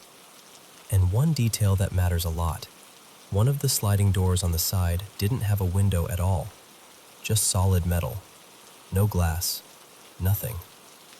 Anyway, this happened early on our 4th morning. I don't know the exact time, but it had to be somewhere between 4 and 5 a.m. It was still fully dark, that heavy pre-sunrise darkness where the world feels extra quiet. Evan was asleep beside me, and I was half awake, just listening to the little nighttime sounds outside. Wind, maybe some distant rustling, that kind of thing. And then, suddenly, this light appeared. It was a round, soft orange glow, about the size of a softball, and it came up on the window closest to me. Not bright like a flashlight, not sharp or harsh, more like that warm, sunset lamp color people use in bedrooms, with a slightly darker center, almost like it had depth to it. My first thought was immediate. Someone is outside the van, like a creep with a flashlight trying to look in. But the way it moved didn't match that. It drifted, slow and smooth, like it was gliding. And what messed with my head was the sound, or the lack of it. We were in a campground, not a paved parking lot. If someone was walking around the van, I should have heard something. Gravel shifting, twigs snapping, footsteps, a jacket brushing the side of the van. Anything. But there was nothing. Just silence. I was so scared I couldn't even move. You know that feeling where your whole body goes stiff? Like your brain is yelling at you to do something but nothing responds? That was me. I didn't even breathe right. I just pressed myself closer to Evan, like if I held on to him hard enough it would make me safer. And this orange light kept moving. It traveled along the windows, around the van, like it was making a full loop. It circled us back there in the bed area. Steady height, steady speed, no wobbling, no darting. Almost like it was calmly inspecting the space. And it didn't flicker. It didn't brighten or dim. It just stayed the same soft, warm orange the entire time. Then it disappeared. No fade out, no walking away, just gone. After a while, once I could finally make my body cooperate again, I woke Evan up, completely convinced we'd had some kind of peeping Tom situation. I told him, someone walked around the van with a light. He tried to be reassuring, like, maybe it was another camper's flashlight, or maybe a car passed, just trying to give it a reasonable explanation. But I couldn't let it go, because something felt off. So I had him sit in the back while I recorded video and walked around the van with my flashlight to recreate what I'd seen. And right away I realized two things. First, my flashlight was the wrong kind of light. Too white, too sharp. Nothing like that warm orange glow. And second, this is the part that made my stomach drop. My flashlight couldn't do what that light did, but the orange light I saw that morning didn't change when it passed that door. It didn't weaken. It didn't disappear for that section. It stayed consistent the whole time, like it didn't care whether there was glass there or not. That's when the thought hit me, very quietly and very clearly. Whatever it was, it wasn't outside. It had to be inside with me. And I know how that sounds. Trust me, I know. The thing is, I'm not new to weird experiences.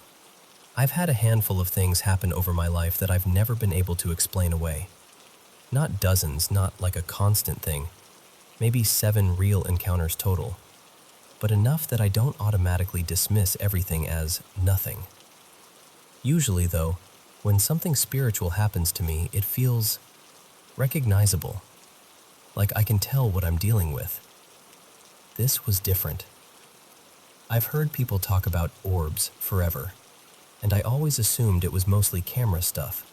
Dust, bugs, lens flare, people wanting to believe. But I wasn't taking a picture. I wasn't looking at a screen. I watched it with my own eyes as it moved around the van. And I did some digging after the trip, trying to find anything that looked similar. And the closest thing I found was a doorbell cam video someone posted online where an orb-looking thing floats through the frame. People were saying it was probably a bug near the lens, but when I saw it, I swear my whole body reacted, because the movement was so similar. That same smooth, level glide. What I saw stayed at one height, moved like it had intention, almost like it was slowly circling the bed area where we were lying. And the fear I felt was so immediate and physical, like my body knew something my brain didn't understand yet. In the moment, I truly thought it was a person outside, being creepy. But I know I didn't hear footsteps. And I know how loud a campground floor is at night. Gravel and sticks don't let you sneak around like that. Plus, we had everything covered.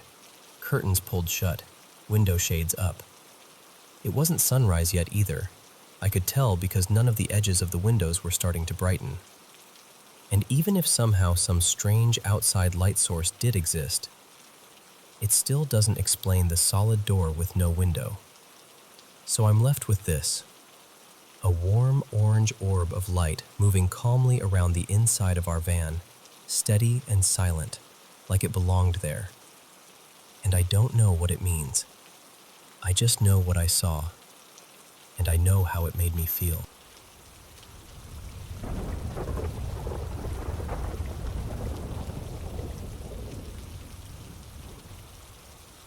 Hey, so I want to tell you something that's stuck with me for basically my whole life. And just so you know up front, I'm not some paranormal expert or anything. I'm just telling you what I remember, the way it sits in my head. When I was little, like little, probably around preschool age, my family lived in this old farmhouse out in the countryside. My grandparents lived right next door on the same property, so the whole place felt like one big shared patch of land. The house was ancient, built way back in the 1800s, so by the time I was growing up there, everything had that older than you can explain feeling. Weathered wood, creaky doors, barns that always looked a little tired, even when nothing was wrong. Anyway, it was one winter evening, cold enough that the air hurt when you breathed it in. I'm pretty sure it was late November or early December. The sun was completely down and out there. Once it's dark, it's dark. No streetlights, no nearby neighbors. Just silence and shadow and that big open space that feels twice as huge at night. My mom asked me to walk over to my grandparents' place to return a couple of VHS tapes I'd borrowed. It wasn't far, just a short walk. But I had to cross the farm driveway to get there. And I remember being a kid, walking alone, and trying to act brave while my stomach was doing flips. Later, I learned my mom and my grandma were watching from their windows the whole time, just making sure I got there safely. But at that age, I didn't feel watched over. I felt alone. When I reached the driveway, something shifted in me. Not like a jump scare kind of fear, more like that heavy, instinctive feeling that something is off. My anxiety shot up for no clear reason. I remember pausing and turning my head toward the barns, and I could see my dad in the workshop area, moving around like he was fixing something. Just seeing him made me feel a tiny bit grounded, like, okay, real life, normal stuff. So I turned back to keep walking, and that's when I saw them. A boy and a horse. They were standing near the edge of the driveway, right where I had to pass, and I can still picture them like a photograph that never fades. They weren't glowing like a flashlight or anything, but they had this pale, off-white sheen to them, like they didn't belong to the same darkness as everything else. The weirdest part was that the light didn't spill onto the ground or the nearby fence or anything. It was just them, like they were lit separately from the world. The boy was dressed in a way I didn't recognize as a kid, but now I'd call it old-fashioned. He had dark, knee-length trousers, suspenders, and a white, long-sleeved shirt. And he wore this wide-brimmed hat that made his face look even more still, like it was framed. He was holding the reins of the horse, and the horse was fully saddled, like it was ready to go somewhere. I don't remember the horse as clearly as I remember the boy, but I remember it looked healthy and calm. I can't say for sure what color it was. Maybe light brown, maybe white, maybe a mix. I just know it definitely wasn't black. And here's the thing that still makes my skin prickle. They didn't move. Not even a little. The horse didn't shift its weight. The boy didn't blink. He just stared straight at me, completely emotionless, like he was waiting for me to do something first. And I remember standing there, frozen in the cold, too scared to scream, like my body had forgotten how. It couldn't have been long. maybe only a few seconds. But you know how time stretches when you're terrified. It felt huge. I bolted. I ran back home so fast I nearly crashed through the door. I remember practically throwing myself inside and yanking it shut behind me, like that would somehow seal the whole night out. And when I looked back, nothing. Gone. Just empty driveway and darkness. I told my parents right away, of course, but you know how that goes. They didn't believe me. Or maybe they didn't want to. They brushed it off like it was my imagination, or a kid's brain turning shadows into stories. Years passed. About a decade or so later, we were still tied to the same property. By then, my mom was even running a daycare out of the house. And the boy and his horse had basically become this spooky little story I'd tell friends when they came over for the first time. Half joking, half not, because even though I could laugh about it, I never forgot how real it felt. Then one morning, broad daylight, one of the daycare kids was getting dropped off. The parent was walking them in, and out of nowhere, the kid pointed toward that exact spot by the driveway and said something like, "Look, Mommy, horsey." And I remember my blood just draining. Because that kid had no idea. Nobody had told them anything. They just pointed like it was the most natural thing in the world. I didn't see anything when I looked. Nothing at all. But my mom said I went white as a sheet, and I know I was shaken. And weirdly, kind of thrilled too. Because it wasn't just me anymore. It meant, at least in some small way, that I hadn't invented that night out of thin air. I'm glad it seemed less scary for the kid, though. They weren't frozen like I was.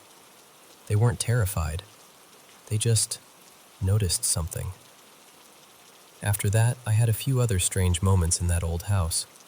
But honestly, most of them I can explain away as sleep paralysis, because I've had that, and it can mess with your senses in a way that feels completely real.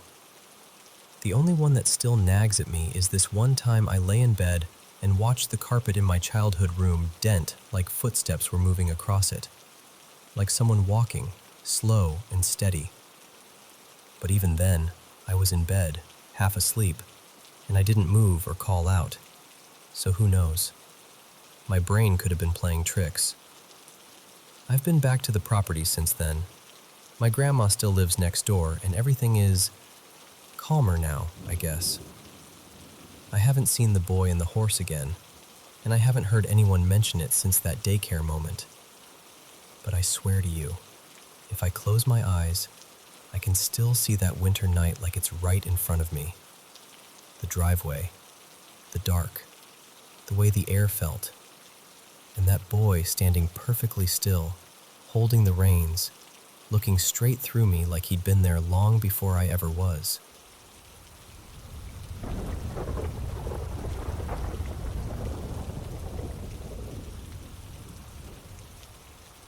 Okay, so I just jolted awake from one of those dreams that doesn't fade when you open your eyes. You know the kind? Where it sticks to you like static? In the dream, it's me, mid-20s, and my younger brother Mason. We're out at dinner with some relatives, and this new couple my family's been hanging around shows up. Everyone's doing the friendly greetings thing, and they've got a daughter with them. Her name's Talia, I think, around Mason's age.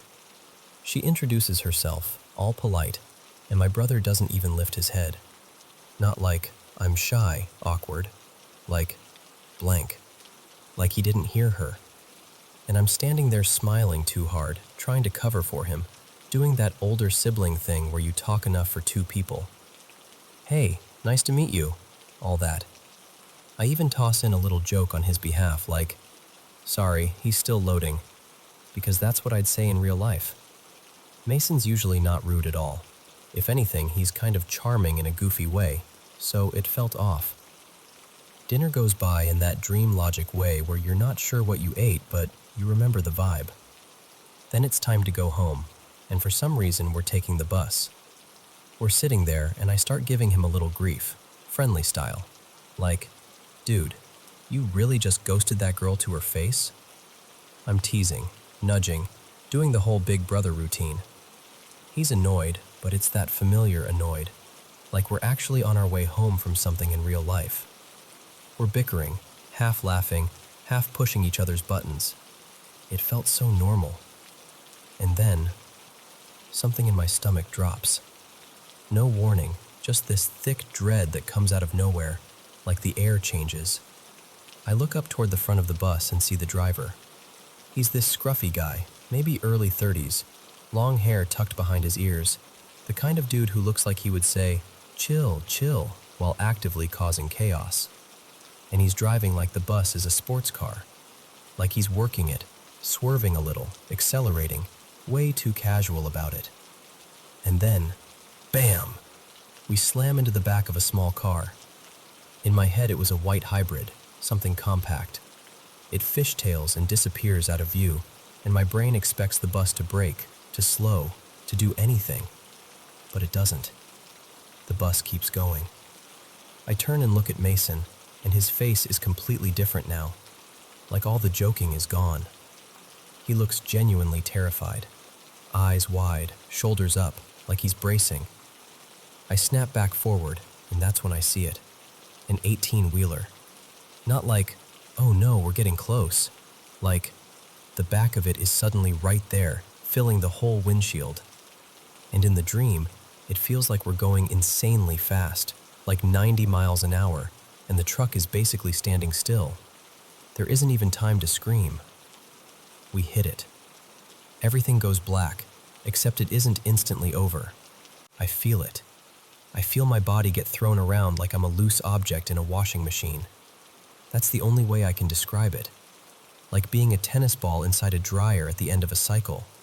Tumbling, slamming, spinning, hitting hard edges I can't see. And the whole time, the only thing I'm doing, like on repeat, like my brain got stuck in one groove, is saying, "I love you, Mason. I love you, Mason. I love you, Mason." Over and over. Like if I keep saying it, it'll protect him somehow. Then I wake up inside the dream. Not awake in real life, awake in the wreck. It's quiet in that unreal, muffled way, like sound is far away. And I realize I can feel my body, and that's when it gets so horrifyingly real. And then I taste blood. I have never tasted anything in a dream like that before, ever. But I can taste it, metallic and warm, in the back of my throat, and it makes me panic because it's too specific, too accurate. I call out, "Mason?" because he was sitting behind me, and I hear him. He's alive. He answers, but his voice is small and scared. He keeps saying he can't move. He keeps saying it like he's trying to make it make sense. I use my right arm, my only good arm, to drag myself, inch by inch, twisting around the seat. And it hurts. The pain is weirdly dulled, like it's behind glass, but it's still pain. Real enough that my brain is doing that thing where it wants to shut down just to escape it. I finally get turned enough to see him. He's slumped against the window, eyes on me, but he can't move his arms. Can't shift his body. Just stuck there, trapped in his own skin, and the look on his face. God, it was the worst part. Not screaming, not dramatic. Just pure fear and helplessness. I start telling him it's okay. I don't even know why. It clearly isn't okay. But I'm saying it anyway, like I can stitch the moment back together with words. It's going to be okay. I love you. It's going to be okay.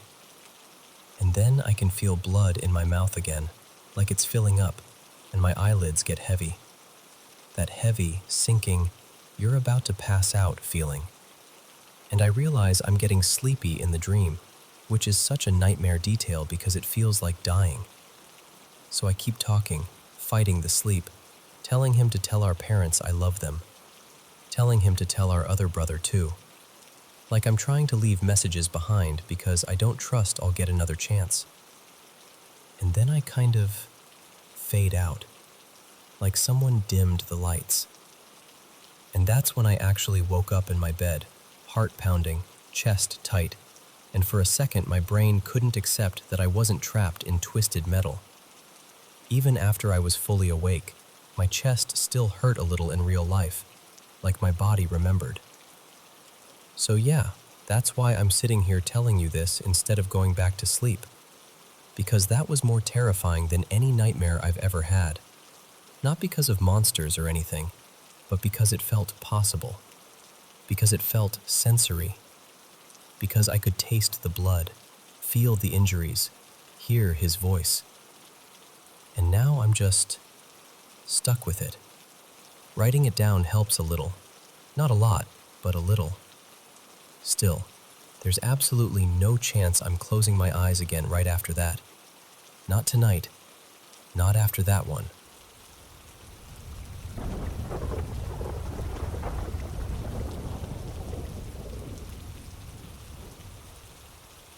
Hey.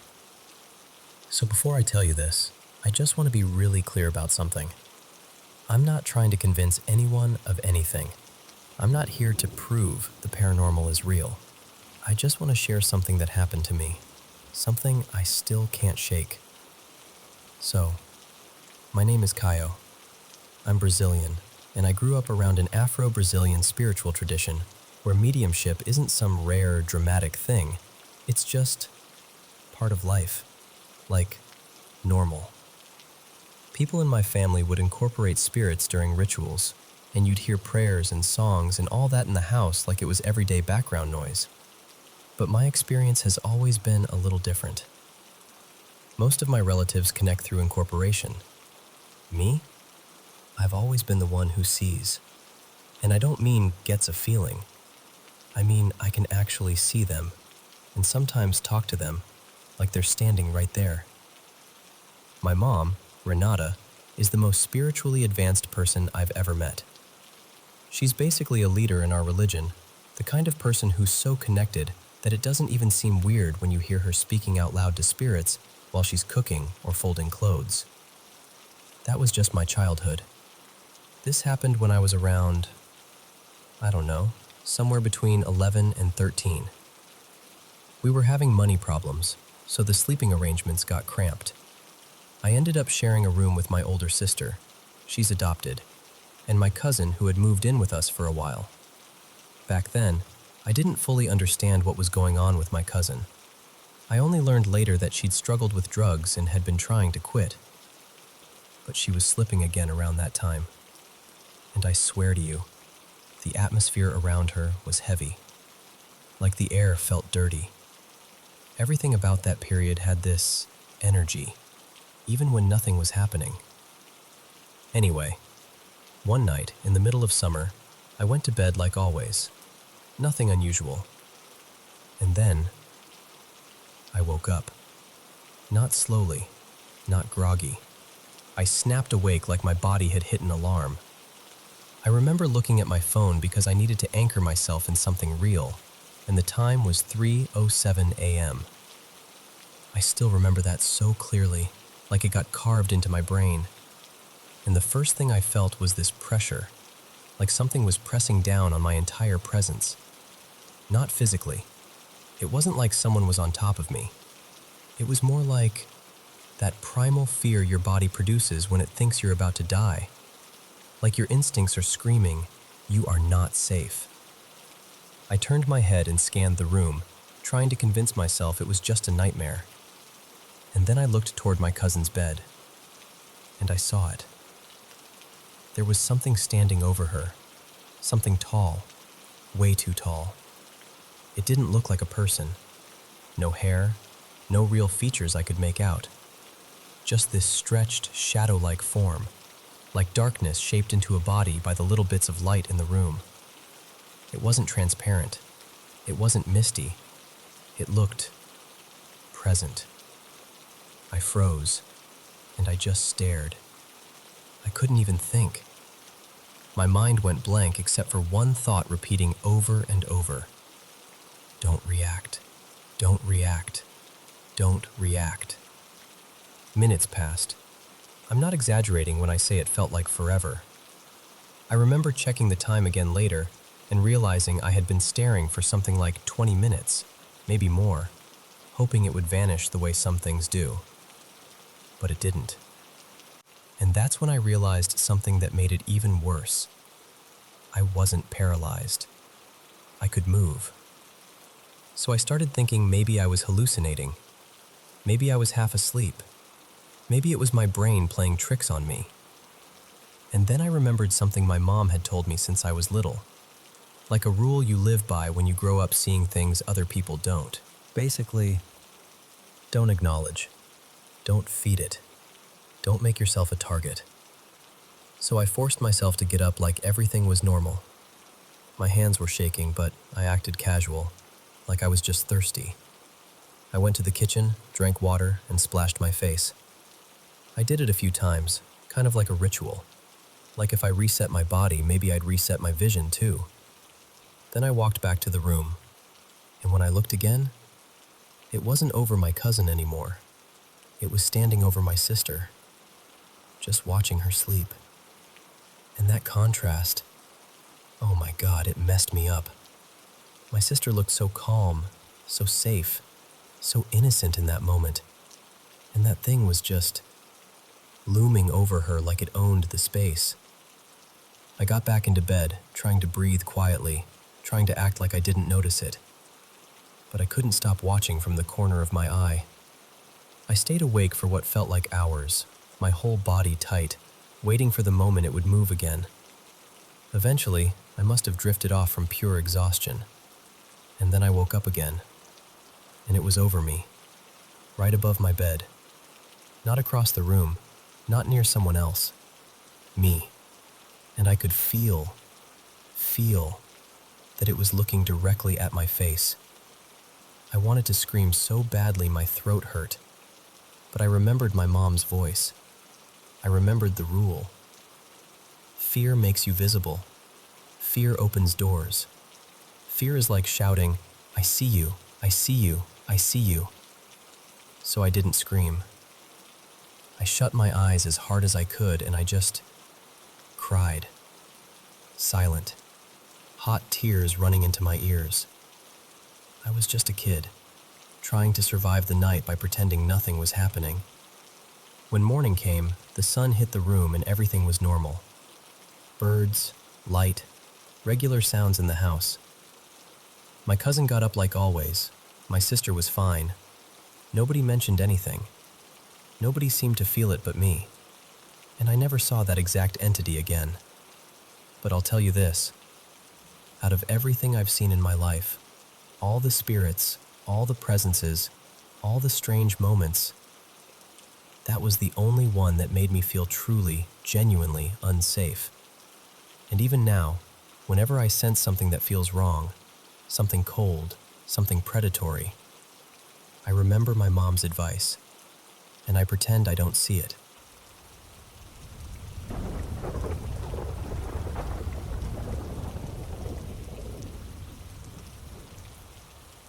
So, like the title says, I just moved into this house and a few weird things have been happening.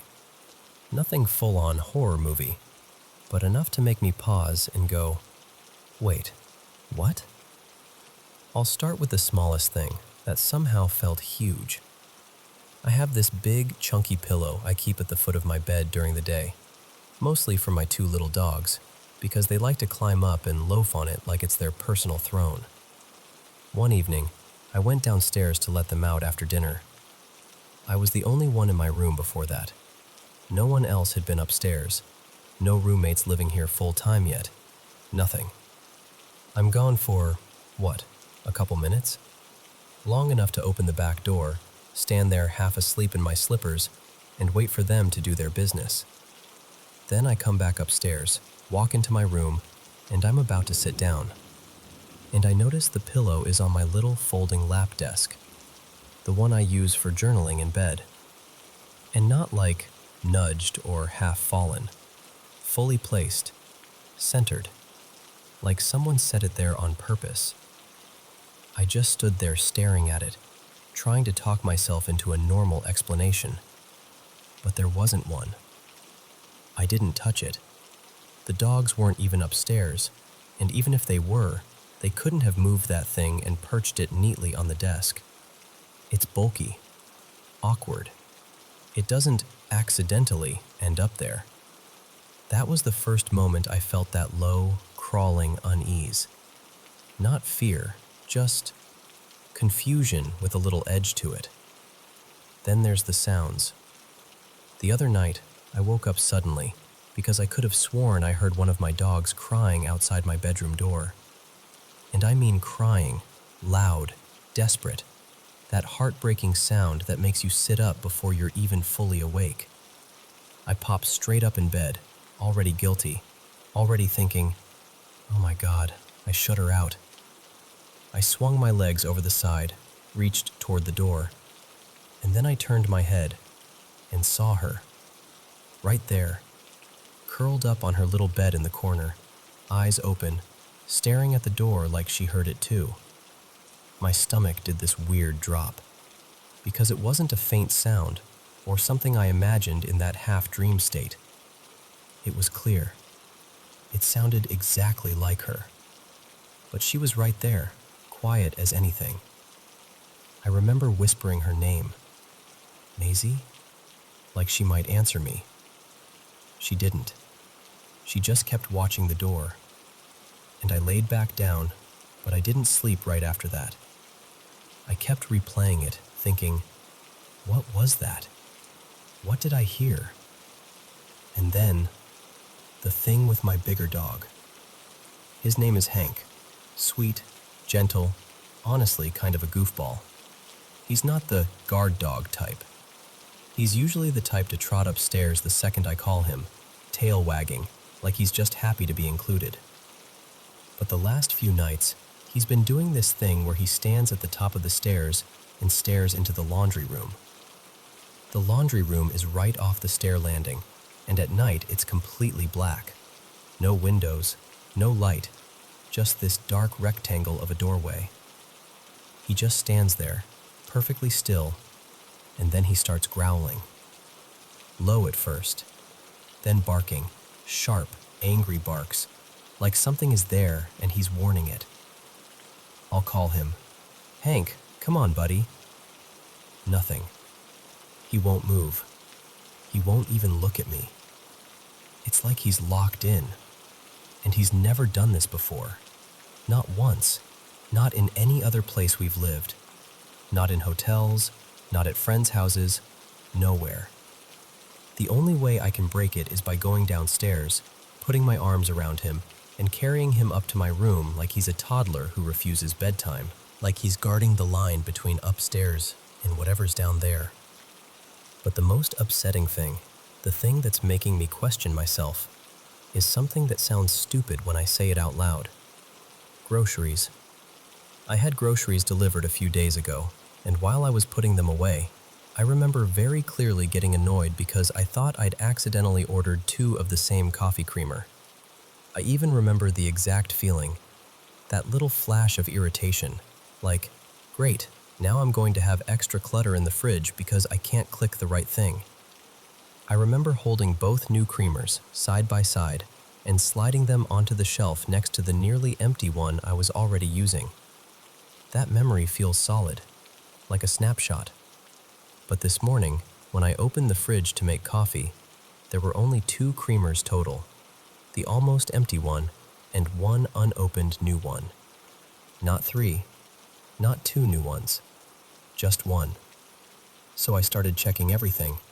I moved stuff around, checked every shelf, looked behind containers, even checked the paper grocery bags like somehow it rolled back into them.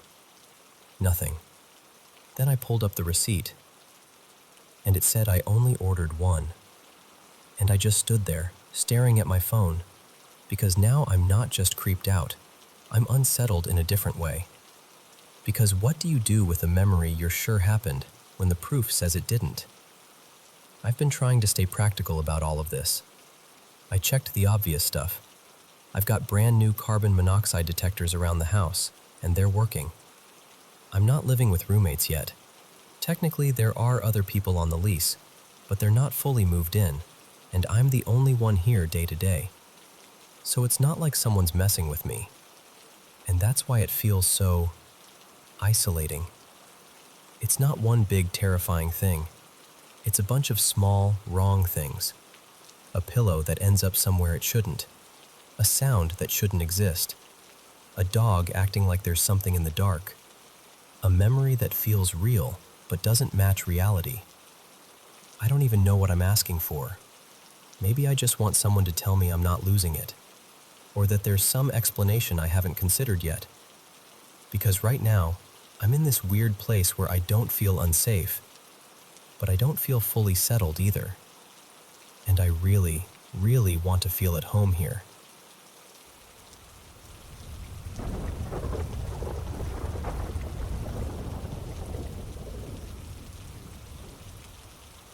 So, growing up, my family moved around a lot. It was just kind of our normal. Boxes half unpacked, new streets, new neighbors, the whole thing. But there was one place we lived that felt different, in a way I still don't know how to properly explain. The house was bigger than any place we'd had before, and it backed right up to the yard of a small church. Like, you could practically step out the back door and be on church property. The neighborhood itself was rough. There were always people wandering through, lots of addiction, lots of folks sleeping wherever they could. Even in the daytime, the town had this heavy, dim feeling to it, like the air was tired.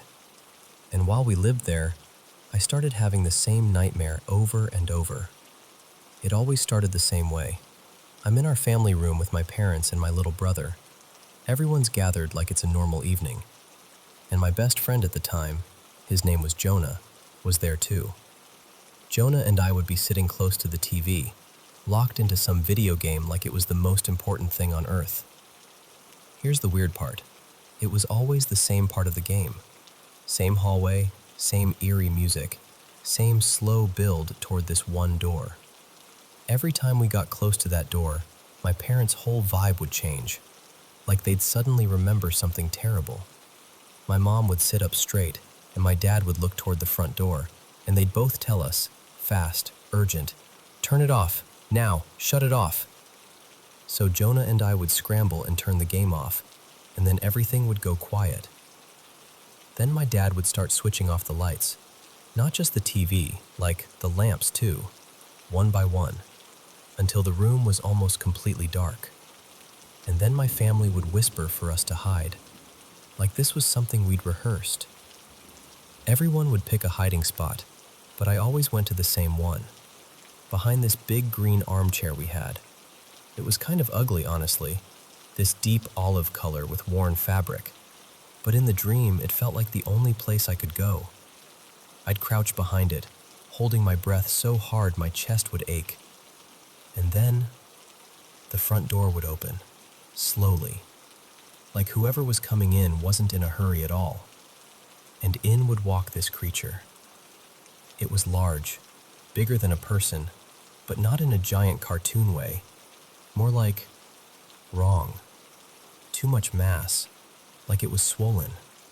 Its skin, or whatever it was, looked shiny and wet, and it was this deep, glistening blue.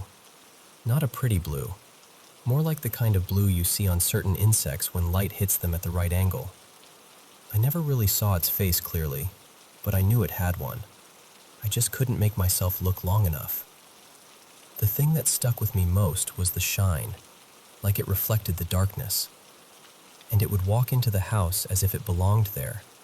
No rushing, no searching wildly, just steady steps straight into the room, straight toward that armchair, straight toward me. Every single time, the dream ended the same way. The creature getting right up to the chair, close enough that I could almost feel the cold of it.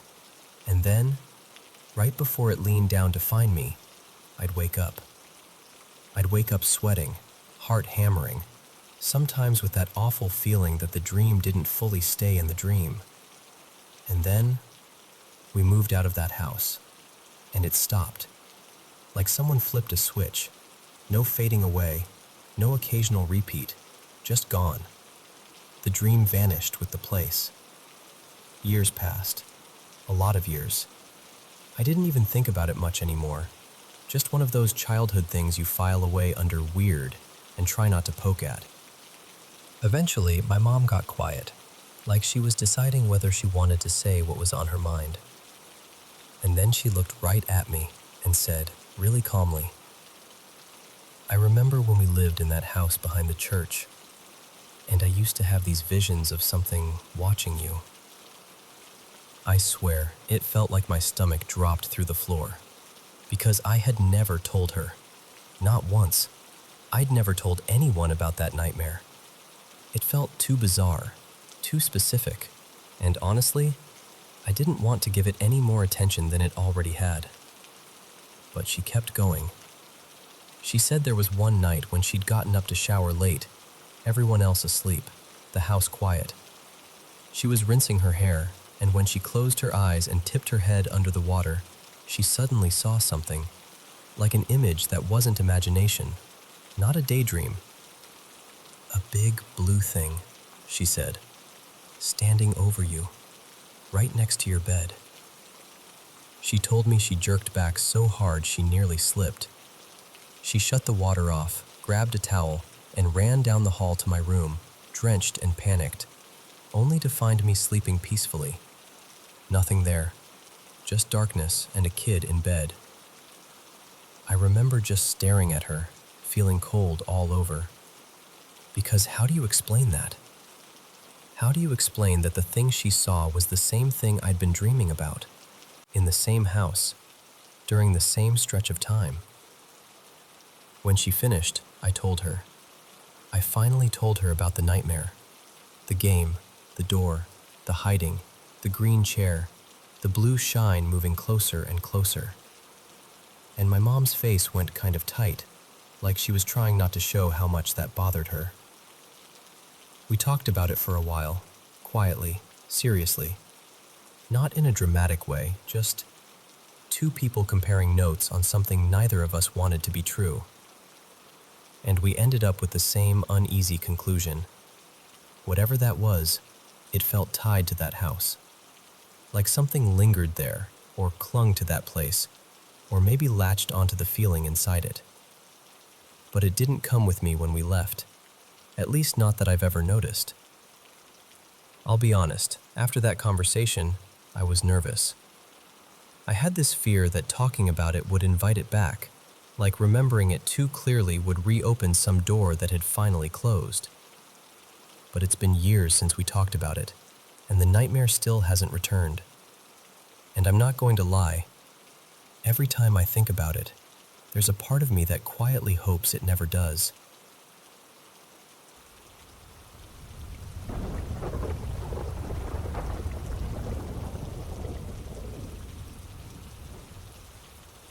So, this happened to me over a few years, kind of between 2020 and 2023, and even now I still remember it way too clearly, especially the dreams and the sleep paralysis.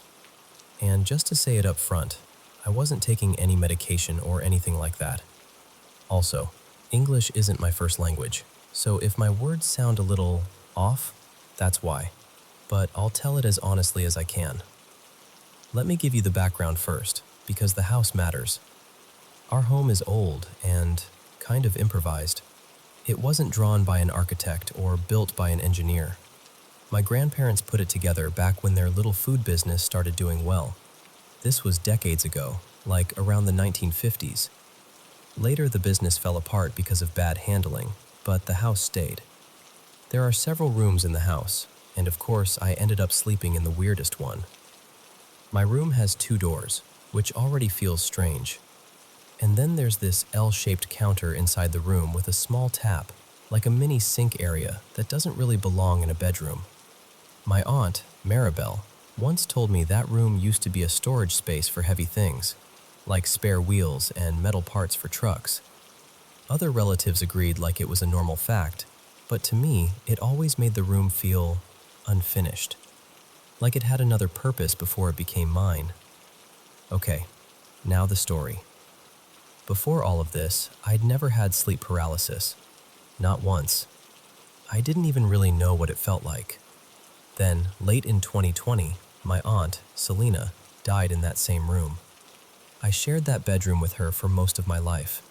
She was much older than me, basically from another generation, and she'd been sick for a long time. Cancer. The room had 2 beds, both facing forward, and for years that was just our normal. 18 years of it. You get used to someone's breathing in the dark, you know? You get used to the little sounds of another person existing beside you. In September that year, she passed away. It was sudden. Her heart gave out. That night, I still don't know how to explain it without sounding dramatic, but I'll try. I was already in bed, half asleep, when I felt this coldness brush along my neck, like a thin ribbon of air. Not violent, almost gentle. And that's what made it worse, because it felt weirdly comforting and creepy at the same time. And then the dogs outside started howling. Not just one dog, several. Like they were answering each other, and then suddenly all the noise focused near our house, and then it stopped. Quiet again. The kind of quiet that makes your ears ring. I remember thinking, that's new. But I was tired, and I convinced myself it was nothing. I drifted off. Then later, hours later, I woke up to commotion. My other aunt, Tessa, was shaking Selena, trying to wake her up. Not gently either, like she was refusing to believe what she was seeing. And that's when we realized she was gone. Seeing someone you've lived beside for years, lying there completely still, it does something to your brain. Her lips had turned dark, kind of purplish. I couldn't stop staring, and at the same time I didn't want to look at all. That image stayed in my head like it burned itself in. After that, the room didn't feel like a normal room anymore. Then, in 2021, the sleep paralysis started. It would happen at night, and the strangest detail is my cat, Miso, was always right beside me during those episodes. Like he knew. Like he was waiting for it. One night, I was sleeping in that room again, and I heard laughter. But then I started praying. And the longer I prayed, the louder it got. That part still chills me because it didn't feel random. It felt like something was reacting to me. The laughter grew sharper, uglier, like mockery, like the kind of laughing that wants you to feel small. I remember thinking, this sounds like something evil. And I hated that thought because I didn't want to be the kind of person who thinks like that. But I was terrified. This went on for months, episodes coming back again and again. Sometimes I'd wake up and I couldn't move at all. Not my fingers, not my legs, nothing. My body would feel pinned down, like a heavy weight pressing me into the mattress. And I'd go ice cold, like all the warmth in my body got drained out. But the worst part? I could see and hear everything. I could see the ceiling. I could hear the room. I could hear my own breathing, stuck and shallow. And the room looked normal. No shadow in the corner, no figure, nothing obvious. Just the feeling that something was there anyway. One night it was especially bad. I couldn't move, and it felt like it was taking longer than usual. Then I heard Miso. He started meowing. Loud. Not normal feed me meowing. This was different. Sharp and urgent, like he was calling at something. Like he was trying to push through an invisible wall. I heard the bedroom door open. My aunt, Tessa, came in because she heard him too. She thought he was just being noisy. But Miso kept going. And that last meow, God, I swear it sounded like it cut through the whole air of the room. Like it snapped something. And suddenly I could move again. I sat up so fast, like my body had been released. I went straight to him, and the moment I was awake, he stopped. Instantly, like his job was done. He climbed onto me and started rubbing against me. My arm, my chest, my shoulder, marking me with his scent like he wanted to cover me in it. He wouldn't stop for a while. He was intense about it. And in my head, all I could think was he protecting me? Because after that night, the room felt heavy. That's the only word that fits. Heavy and wrong. like you walk into it and your chest tightens a little without you noticing. I couldn't sleep properly there anymore, so I started sleeping in another room in the same house, beside my aunt again, because being alone in that room felt impossible. And even now, when I think back on it, I still wonder what exactly was happening to me, and why it started after she died in that bed.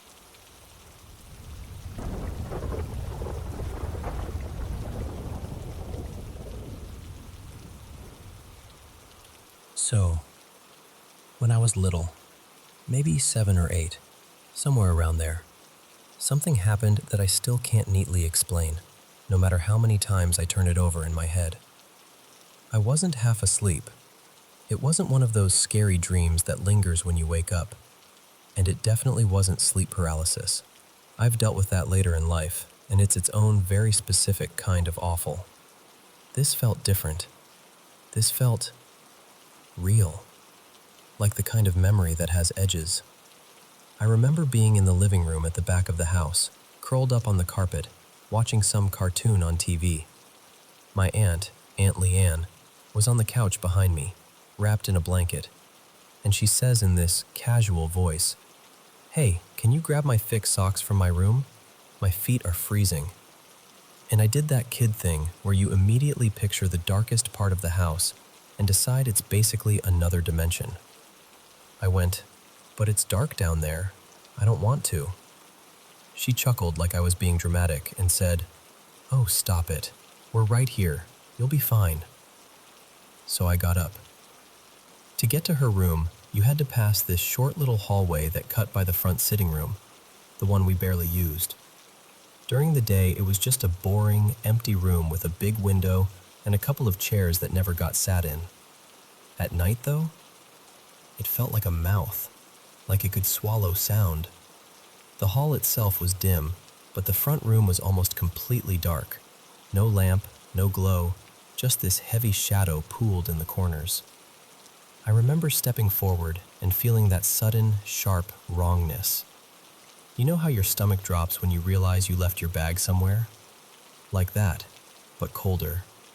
Like my body knew something before my brain caught up. And then I saw them. Eyes. Not a reflection, not a trick of light. 2 bright yellow-orange eyes, round and fixed, staring straight through me like I was the only thing in the world. They weren't blinking. They weren't moving. Just there. And in that same instant, I noticed the shape attached to them. This tall, dark figure standing in the corner of the front room, half hidden by shadow. He had this silhouette that didn't make sense in a normal house. A wide brim hat, something like a long coat or cloak hanging off him. And those eyes, those awful, glowing eyes, were the only clear feature. I stopped so hard I swear my whole body locked up. I tried to shout back to Aunt Leanne. I tried to make any sound at all, but nothing came out. It's like my throat forgot how to work. My arms felt heavy. My legs felt rooted. And the worst part? He called me over. I can't tell you if I heard actual words. I can't honestly say he said, "Come here," out loud. But I knew what he wanted the same way you know when someone behind you is staring. It was like the instruction landed inside me without using sound. And even though every part of me was panicking, my feet started moving. Slow. One step, then another. Like I was being pulled by an invisible string. I remember thinking, please don't make me go closer. Please let me stop. But I couldn't. I walked right up to the edge of that darkness, right up to him, until I was standing so close those eyes filled my entire world. And then he lunged. Not like a person, not like a normal movement. He just pounced, like a sudden force dropping on top of me, and everything exploded into chaos. And there was this sound. A rapid, relentless sound, like shh, shh, shh, shh, shh. Almost mechanical. Almost like something rattling right by my ear. It didn't hurt exactly, but I knew, deep, instinctive knowing, that I was being attacked. Like my body understood the message. This is it. You're not getting out of this. And then, nothing. That's the part that still makes my skin prickle when I think about it. There's no moment where I woke up. No stumbling back down the hall. No running to Aunt Leanne crying. No fuzzy dream logic where everything suddenly changes. It's like my memory hits a wall. Blackness, and then life continues. Not in a way I can clearly place, just it ends, and somehow I'm older, and the days have kept stacking up like they always do. What's strange is, as a kid, I didn't talk about it. I didn't even sit there thinking about it, replaying it, obsessing. It wasn't like a nightmare I kept revisiting. Instead, years later, around my early teens, the memory was just there, fully formed, detailed, like it had been stored in some hidden drawer, and one day the drawer slid open on its own. And it didn't feel like remembering a dream. It felt like remembering something that genuinely happened, only without the normal beginning and after. And because it feels so crisp, the layout of the hallway, the darkness in that front room, the angle of the corner, the eyes, my brain keeps trying to make it fit into a category. But it won't. It wasn't sleep paralysis. I know that feeling, the trapped body feeling, the waking up after feeling. This didn't have a wake up. It wasn't imagination either, not the way people mean when they say, kids imagine things. The details are too steady, too clear, too physical. I can still see those eyes like they're printed behind my eyelids. And even now, as an adult, if I see that particular shade, yellow or orange eyes in the dark, it hits something primal in me, like my nervous system remembers before I do. So I guess I'm left with this quiet, uneasy question I've carried for years. Has anyone else ever experienced anything like that? A figure in the dark with bright eyes, a hat, a cloak, something that felt like an encounter, not a dream, and it didn't end with waking up. Because I've tried to shrug it off. I've tried to laugh it away. I've tried to label it. But if I'm being honest with you, it still scares me.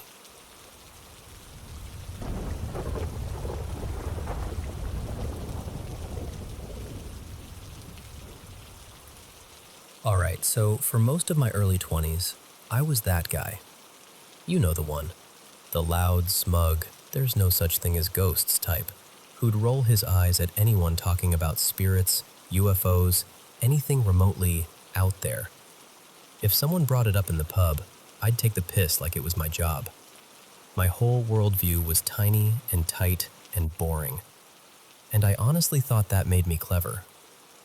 Back then, I was living with my girlfriend at the time. Let's call her Hannah. And on her street, there was this big corner house that always stood out. Tall fence all the way around it, neat as anything, like it was guarding some secret little world. In the middle of the fence, there was this small gate where you could peek into the garden, and it was immaculate. Trimmed hedges, tidy paths, flowers that looked like someone fussed over them every single day. An elderly woman lived there alone. I didn't know her name then, so I'll just call her Mrs. Doyle. You'd see her constantly, slowly pottering about, then stopping by that little gate like it was her favorite post in the universe. She'd chat to neighbors, watch the street, smile politely, have a little nosy. Just a familiar presence, really. The kind of person you don't think much about until they're suddenly not there. I never actually spoke to her, not properly. I'd see her loads, but I was always in my own bubble. Head down, on my way somewhere, thinking I had life all figured out. And then this happened. One night, I remember it clearly because it was so ordinary right up until it wasn't. I got back to Hannah's place around 10:45 p.m., give or take. I'd been around my mate Callum's for a bit. Nothing weird, no spooky mood, no scary stories. Just a normal night. I pulled up and parked along the curb, right near that corner house. It was dark, quiet, streetlights humming like they do, and I genuinely wasn't thinking about anything at all. I turned the engine off, stepped out, and as I swung the car door shut, I noticed something that made my stomach do this weird little drop. There was light. Not like a car headlight, not like a phone screen. It was coming from the gate in the fence, the one you could see through. So I looked, and standing there, behind the little gate, was Mrs. Doyle. Only it wasn't her, not the way you'd normally see her. She looked like a figure made of mist and air, translucent, foggy around the edges. And she was giving off this pale white glow that wasn't just on her, it spilled outward like it had weight. The fence beside the gate actually looked brighter, like it was being lit up by her. I remember thinking, in the most ridiculous, automatic way, what the hell kind of light is that? Then she turned her head and looked straight at me. And I swear to you, this wasn't some vague, I felt watched thing. Our eyes met. It was a moment of direct acknowledgement, like she'd noticed me noticing her. And as soon as we locked eyes, she moved. But not like a person stepping back or turning away. She drifted sideways, smooth and silent, like she was gliding, like the air itself was carrying her. And she slid behind the fence line and was just gone. Not vanished in a dramatic flash, just removed from my view in a way that didn't follow normal movement. You imagined it. You're tired. Streetlight reflection. Your eyes adjusted weird. Anything that didn't involve admitting what I'd just seen. I went inside, still trying to laugh it off because that's what I always did. Hannah was in the living room, and I said something like, trying to sound casual, but my voice was shaky. You're going to think I'm losing it, but I'm pretty sure I just saw, like, a ghost by the old woman's gate. And Hannah just looked at me, completely calm, and went, You do know she passed away a few days ago, right? It hit me like someone dumped ice water down my spine. I just stopped, like my body didn't know what to do next. Because that sentence, those words, took what I'd been desperately trying to turn into a mistake, and it pinned it to the wall as something real. I felt my face go hot, then cold. My eyes started watering without me even understanding why. I wasn't sobbing like in a movie, but I was in this raw, stunned state where everything felt too sharp and too loud and too true. I kept replaying the scene in my head on a loop. The glow, her shape, the fence lighting up, the look, the drifting motion. I must have paced the room for ages. I probably sounded mad. And honestly, thinking back now, it's almost funny, because I'd spent years mocking people for having exactly the kind of reaction I was having. But in that moment, I wasn't laughing. I was terrified, yeah, but more than that, I was shaken to the core, like a pillar inside me had cracked. Because I didn't just believe something then, I knew something. And once that door opens in your mind, you can't close it again. That was the start of this whole turning point for me. Suddenly it wasn't, are ghosts real? It became, okay, if that was real, then what else have I been arrogantly dismissing? I went from someone with a narrow little worldview to someone who couldn't stop asking questions. I started reading, listening, learning. Not in a paranoid way, not like I was hunting spooks in the dark, but like someone who'd realized the map they'd been using their whole life was missing entire continents. And look, I'm not here to convince you. I don't even blame anyone who rolls their eyes. If you'd told the old version of me this story, I would have laughed in your face. But I saw what I saw. And there's a difference between entertaining ghost stories, or even choosing to believe them, and knowing, because you've had your own moment where reality doesn't give you a choice. That night by the gate did that to me, and I've never been the same since.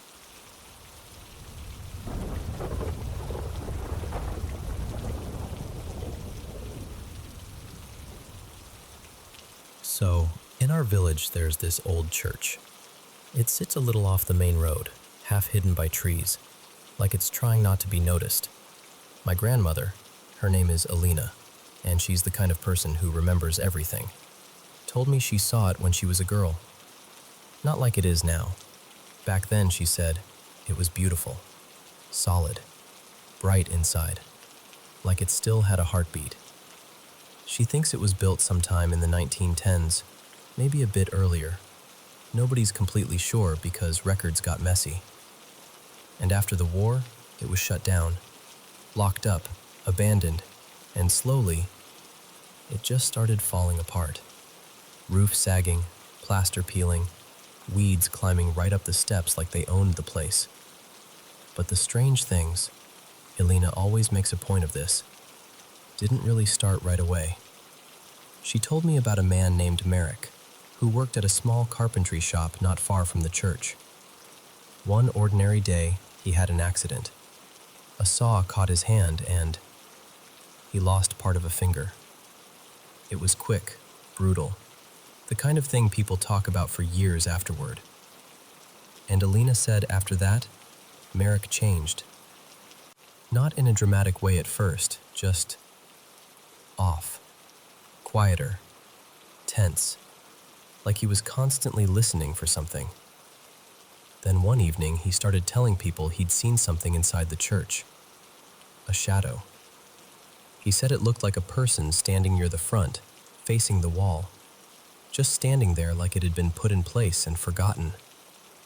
And the worst part, he swore, was that the shadow moved. Not walking, nothing that clear. More like it turned its head, slowly, like it realized someone was watching. And then he started talking about sounds. Footsteps up on the choir loft, even though the stairs were half rotted and nobody went up there. He said he heard whispering too, voices that didn't sound like locals. He described them as harsh and clipped, like they were speaking an old language he couldn't understand, but the tone made his stomach drop. People didn't know what to do with that. Eventually, they sent him away for treatment, because what else do you do when someone starts talking like that? Time passed. Merrick disappeared from village life. The church stayed locked and crumbling year after year. Then, a few years ago, 2021 I think it was, the village council announced they were going to restore it. New roof, clean stonework, the whole thing. Everyone acted hopeful, like fixing the church would fix something in us too. And that's when Merrick came back. Elena told me it was eerie, like the timing was too perfect. He showed up around the site almost immediately, older now, thinner, eyes sunk in like he hadn't slept properly in a decade. And he kept warning anyone who would look at him. Don't go in there. It's still there. I saw it. Of course, people laughed it off. Or they did that polite nod where you pretend to listen because you don't want a scene. Nobody wants to believe an old story when there's a budget, a schedule, and workers standing around waiting. At first, things really were quiet. The workers cleared rubble and hauled out rotten pews. Dust everywhere. The kind of work that makes you cough up history. And then Merrick insisted on going inside. He told them he needed to show them where it stood, where it always stands, like it had a spot. Elena said he walked in like he was marching to a punishment he couldn't avoid. A minute later, he started screaming. He never made it to the hospital. Elena said he died on the way, and when she told me that, she didn't do it for drama. She said it flatly, with that tired certainty of someone who's seen enough to stop being surprised. After that, the workers started talking too, quietly at first, because nobody wants to be the second, crazy one. They said they saw movement on the choir loft. Not a person exactly, more like a figure that was there until you focused your eyes, and then it wasn't. They said they heard footsteps behind them while they worked, even when they were alone. And a few of them swore the church had a coldness that didn't make sense, Not winter cold. Something sharper, like stepping too close to metal in deep frost, like the air itself didn't want to touch you. Eventually, they asked a priest to come by, not to exorcise anything, just to calm nerves, to bless the space, to make it feel normal again. And here's the part that Alina always lowers her voice for. The priest, his name was Father Tomas, went inside alone. He didn't stay long. Alina said it couldn't have been more than a few minutes. When he came out, his face was drained, pale like chalk. He didn't look angry, and he didn't look like he was trying to scare anyone. He looked shaken. And all he said, barely above a whisper, was, "This cold, it isn't natural." Not long after that, the restoration stopped. Officially, the explanation was something boring: structural concerns, funding delays, technical reasons, the kind of phrase you can hide anything inside. But Alina just shook her head when she told me. She said, "That wasn't technical. They just didn't want to be disturbed." Now the church stands there the same way it has for years, empty, silent, pretending to be just an abandoned building. Except people still talk. They say sometimes you can hear footsteps from inside when you walk past too late in the evening. And sometimes, this is the detail that always gets me.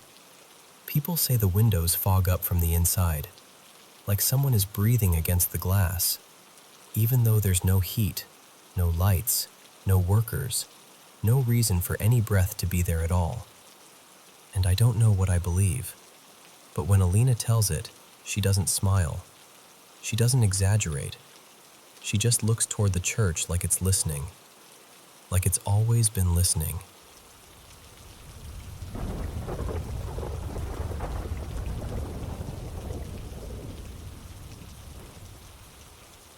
So, I've never really been sure how to tell these without sounding like I'm trying to scare somebody, but I swear I'm not. I just wanted to share some of the weird encounters I've had across my life. Little moments that stuck to me like burrs, even years later. The first ones I only know because my mom told me. Back when I was tiny, like still a toddler, we lived at my Aunt Marisol's house while my family was getting our place finished. One day, my mom says I came sprinting out of the hallway just bawling, pointing toward this closet at the far end like it was the worst thing I'd ever seen. And I kept saying there was a girl in there, with red juice smeared all over her mouth and cheeks, like she'd just been drinking something and made a mess. My mom checked, obviously. Nothing. No one. Just a closet. But I apparently would not calm down for a while. Which, looking back, imagine being my mom and having your toddler describe that with full confidence. I don't blame her for being freaked out. She still laughs about it now, but you can tell it bothered her. Then there's this other thing I also don't remember, but it happened often enough that my mom brought it up more than once. There's a small, old graveyard on the road toward our current house, kind of tucked back behind trees. She said when we'd drive past it, I'd sometimes wave out the window like I recognized someone standing there. Here's the part that makes my stomach flip a little. Years later, my little cousin Toby, who had never heard that story, started doing the exact same thing. Same spot, same casual little wave like, "Oh hey." My mom said she got chills so hard she almost missed the turn. Another early one was when I was a little older, maybe first grade-ish. I was in my room doing homework after dark. We lived out in the country, and back then there weren't close neighbors and there was basically no outside lighting. Like, it got dark. My desk was near a window right in the middle of my wall, and I remember getting that weird, prickly feeling like someone was watching me. So I walked out to my mom, super matter-of-fact, and told her I couldn't do my homework because a girl was staring at me through the window. I can still picture my mom's face. She immediately went into protective mode, checked outside, checked the yard, looked everywhere. Nobody there. No footprints, no flashlight, no car headlights, nothing. And the thing is, if someone had been out there, you would have heard them. Our yard wasn't the kind of place you could sneak around without making noise. Now, the next stuff, these are the ones I actually remember clearly because they happened when I was a teenager. And weirdly, they almost always happened when I was home alone. The first one still pops into my head at the most random times. My family had gone out to visit friends, and I stayed back. I walked from the bathroom toward my bedroom, and as I passed the hall that leads into the living room, I glanced down it without thinking, and my body just froze. Because in the hallway, facing me, there were two translucent legs. Just legs, like someone had been cut clean in half, and whatever they were just standing there. Not moving, not walking, just present. I remember details that I wish I didn't remember. The pants looked like work pants, kind of a dusty tan, and the shoes were dark, like worn-in sneakers or work shoes. I didn't even wait to process it. I basically teleported back to my bedroom, slammed the door, and sat there with my heart pounding so hard I could hear it in my ears. Not long after that, there was another night I was home alone while my family was, again, visiting the same friends. I was inside, minding my own business, when I heard what sounded exactly like my little brother Evan yelling outside. And my brother used to be loud on purpose, screaming, screeching, being a menace just because he could. So at first I wasn't even scared. I was annoyed, like, why is he outside doing that? So I went to the front door and opened it. Instant silence. The yard was empty. No family car, no kid, nothing. To the right of the entrance we had this huge overgrown bush.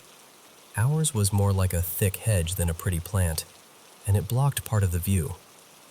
And from behind it, I started hearing heavy, crunching footsteps moving through dead leaves, slow and deliberate, along with this clicking sound, like someone rapidly clicking their tongue.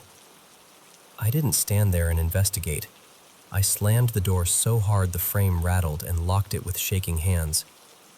And the thing that messes with me the most is how the screaming stopped the exact second I opened the door. Like whatever it was, it wanted me to come outside. Like it was copying him. I don't even know if that counts as a ghost story, but it felt wrong in a way that's hard to explain. Like the air had teeth.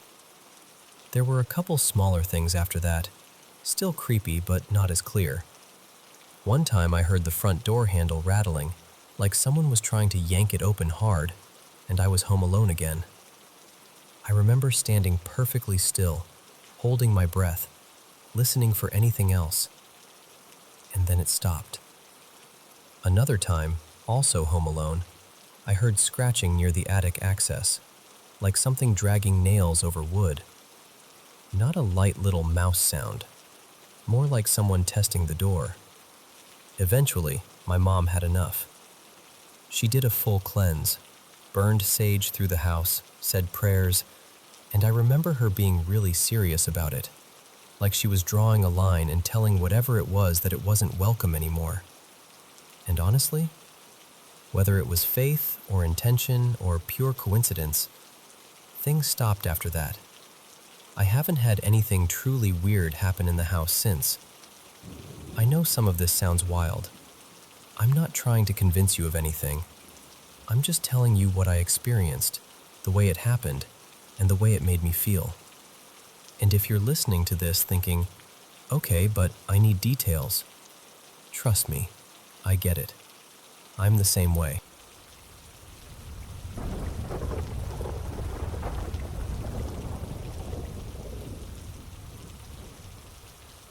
So, this happened a long time ago, but I can still feel it in my chest when I think about it.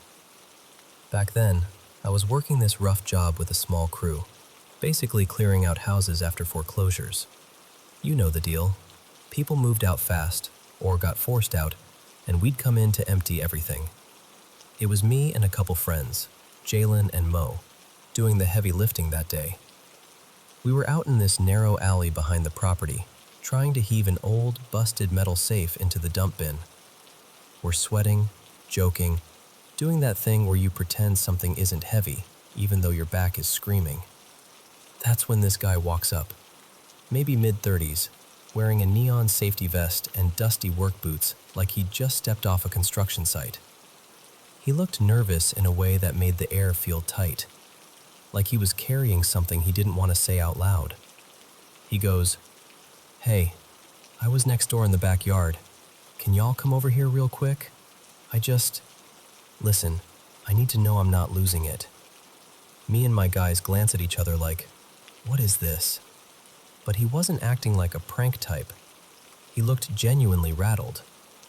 So we follow him through the side gate into the backyard of the house next door, the one directly behind the place we were cleaning out. The yard was plain. Patchy grass, a sagging fence, one of those cheap plastic chairs tipped on its side. Normal. Boring, even. The guy tells us, "Just listen. Tell me you hear what I'm hearing." We stand there for a second, all of us kind of awkward, waiting for, I don't know, a dog, a raccoon, somebody yelling. And then it happened. From inside that next door house, somewhere near an upstairs window or maybe a back room, we hear this sound that didn't fit anywhere in real life. It wasn't a person shouting. It wasn't an animal. It was this long, ripping scream, like something furious and suffering at the same time. Not dramatic, not movie scary. I mean the kind of scream that makes your stomach drop before your brain even catches up. The three of us froze. I swear to you, nobody spoke. Nobody laughed. Nobody moved like they had options. And then the moment it stopped, we all instinctively backed away, like the sound had weight. We end up stumbling back into the alley, and the guy in the vest is breathing fast, eyes wide. He says, Okay, you heard it. I'm not crazy." Then he tells us something that made it worse. He goes, "I work with the guy who owns that house. He told me I could take some of the cars off the property." Like that was just a normal sentence. So now in my head I'm thinking, cars? What cars? Why is this man giving away cars? And what is in that house? Me and Jalen look at each other and we're both pale. Mo keeps trying to act tough, but he's doing that fake calm thing where you can hear the fear in the silence. We decide we're not dealing with this alone, so we go inside the house we were supposed to be clearing and grab our project lead, Terry.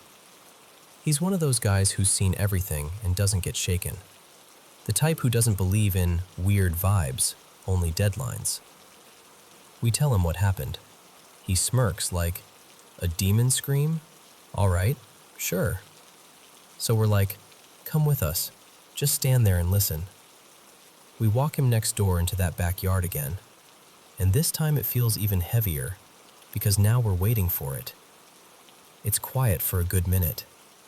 Terry starts to look annoyed, like we dragged him outside for nothing. Then, that scream hits again. No debate. No, let's investigate. No, maybe it was this or that. Just, we're done. We packed up like our lives depended on it. And I'm not exaggerating. We didn't finish a thing. We didn't even want to be on that street anymore. And here's the part that still messes with me. The house we were clearing out, our actual job site, looked like whoever lived there left mid-life. Not like they moved, like they vanished in a hurry. There was a pot on the stove with food still in it. Plates set out like dinner had just started. A couple chairs slightly pulled back, like someone stood up too fast. And there were expensive things left behind. Stuff people don't just abandon unless something bigger is happening. Jewelry, electronics, tools, good furniture. The kind of things you'd expect somebody to fight to keep. But it was all just left. At the time, I didn't connect it. My brain was too focused on survival mode. Get away from the scream. Don't look toward that window. Don't invite anything's attention. We all admitted later we couldn't even bring ourselves to look directly at where we thought it was coming from. We kept our eyes down and backed away slowly like prey. That's the only way I can describe it, like something inside us knew not to challenge whatever that was. After we left, we did what we felt we had to do. We prayed, right there in the parking lot, hands on our own heads, mumbling whatever words came out, just trying to shake it off, trying to make sure nothing followed us home. And the wild thing is, it wasn't nighttime. It wasn't a spooky storm. It was broad daylight. Bright, ordinary day. Birds, cars passing, the whole world acting normal, except for that sound. There were 4 of us total who heard it, all grown, all sober, all fully awake. And every single one of us reacted the same way without even talking about it first. That was years ago now, and I haven't experienced anything that intense since. But I'll tell you this honestly. Whatever that was, it changed how I look at the world. I don't play around with stuff I don't understand. I don't chase energies for fun. I don't treat the unseen like a toy. Because some things out there don't feel curious. They feel hungry. And I don't ever want to be that close to something like that again. Not for money, not for pride, not for anything.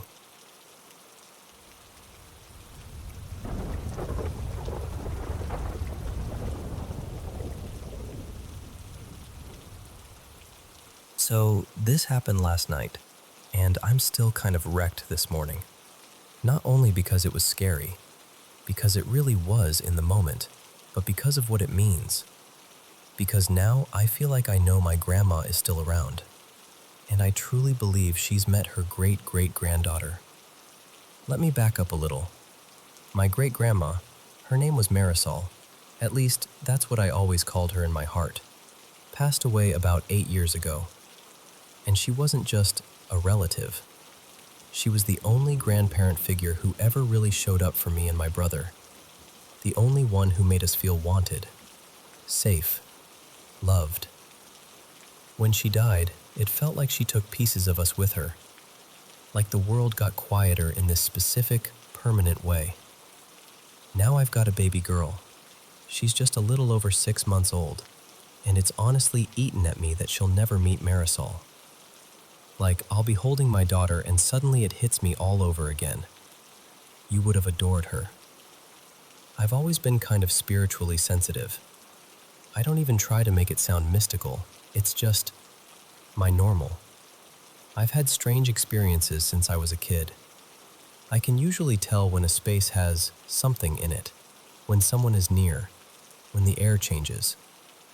But aside from one night years ago, I never felt my grandma again. And I never said this out loud before, but I started wondering if maybe she was just gone. Like maybe wherever she went, she didn't come back. Okay, so last night. It was late, around 11, maybe a little after. My partner, the baby, and I were all in bed. Our bed faces this big window, like almost as tall as a door, with blinds covering it. Everything was calm, soft, the kind of quiet that makes you whisper without thinking. And I suddenly realized I'd never told my partner about the one time Marisol did visit me years ago. So I start telling the story, kind of casually at first, but then I get more serious. And I remember saying something like, that was the only time I ever felt her, the only time she ever made herself known. After that, nothing. I'm mid-sentence, looking right at the blinds as I'm talking. And then it happens. The blinds, right in front of us, lift and pull to the side. Not a tiny twitch, not a little sway, like someone actually picked them up and moved them over, a good 6 inches, like a hand had grabbed them. My partner and I both watched it. Then the blinds let go. And they didn't just fall still. They swung back and forth, hard, like a pendulum, like they'd been released with force. It kept going for almost a full minute, long enough for my brain to go, no, this isn't real. long enough for my body to go cold. We didn't speak. We just sat there, frozen, listening to that plastic clicking softly as it swayed, waiting for it to stop, waiting for it to make sense. When it finally did stop, it was like my mind snapped back into survival mode. I started scanning for explanations. Air vent? A draft? A passing car shaking something? An uneven window? Anything. But there was nothing. No fan, no breeze, no reason. And then this wave hit me. This feeling that didn't belong to the room, but belonged to memory. Familiar, warm, almost stern, honestly, like, don't talk about me like I'm not here. I just broke. I started crying so hard I couldn't breathe right, and I turned to my partner and whispered, "That wasn't a coincidence, right?" And then, this is the part that really undid me.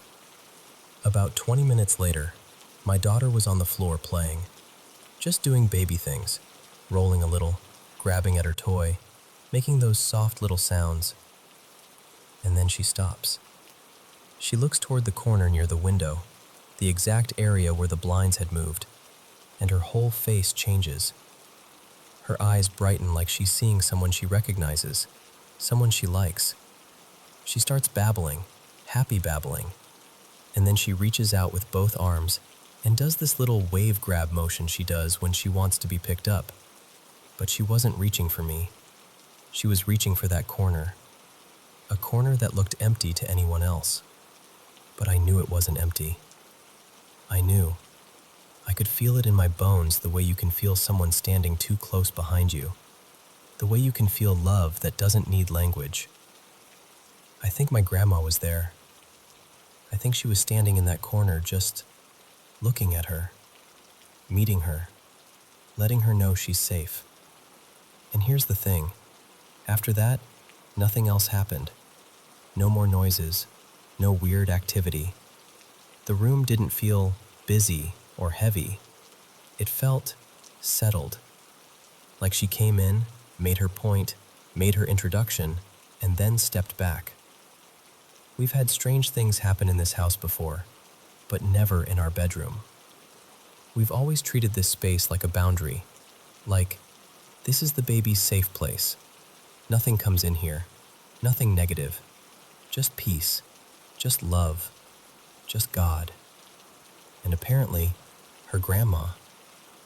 It's such a strange thing to say, feeling connected to someone you lost so long ago. But that's exactly what it feels like now. Connected. Like a thread got tied back together. I feel her presence again. Not constantly, not like a spooky movie. Just like a quiet protection. Like someone watching from the edge of the room with a soft expression, making sure we're okay.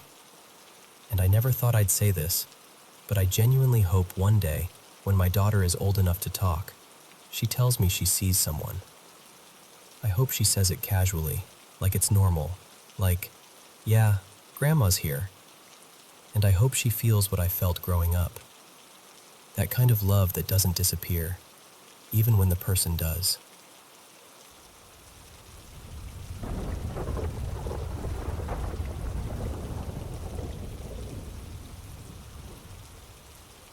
Hey, before I start, I need you to know something about me.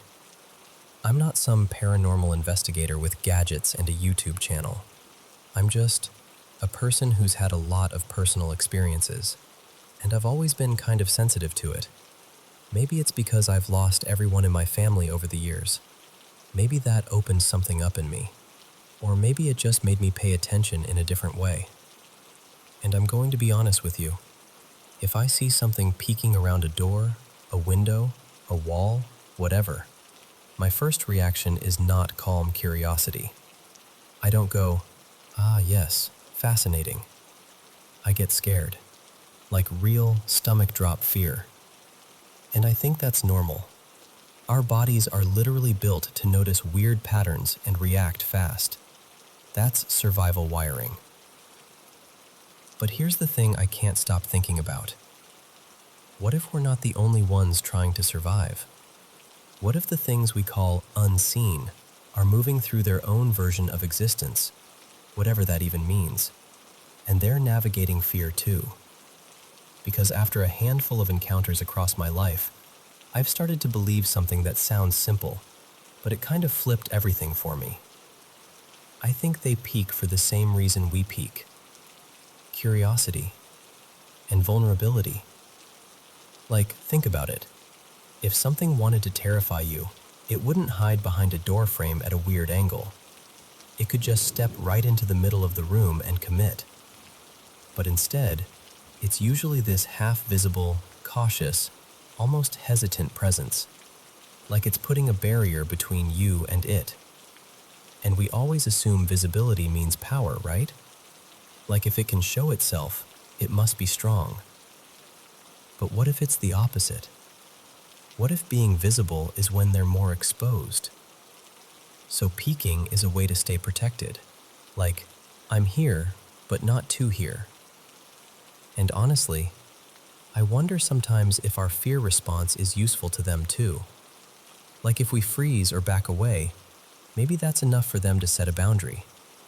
Almost like the message is, don't come in here. That might explain why they show up from those strange places, like the top corner of a doorway or the edge of a high window.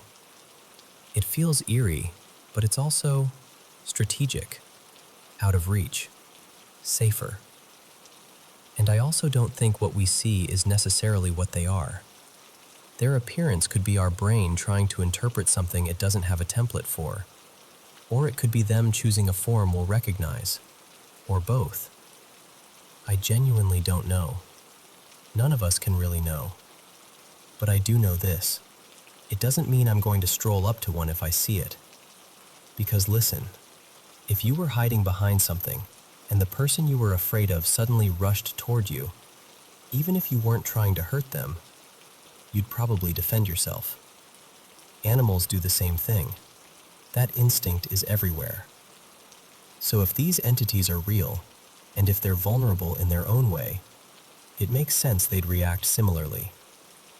And there's another piece to this that I don't hear people talk about enough. If they can affect our energy, we can probably affect theirs too. Maybe that's why so many encounters happen when people are alone, or already feeling raw, like grief, exhaustion, stress.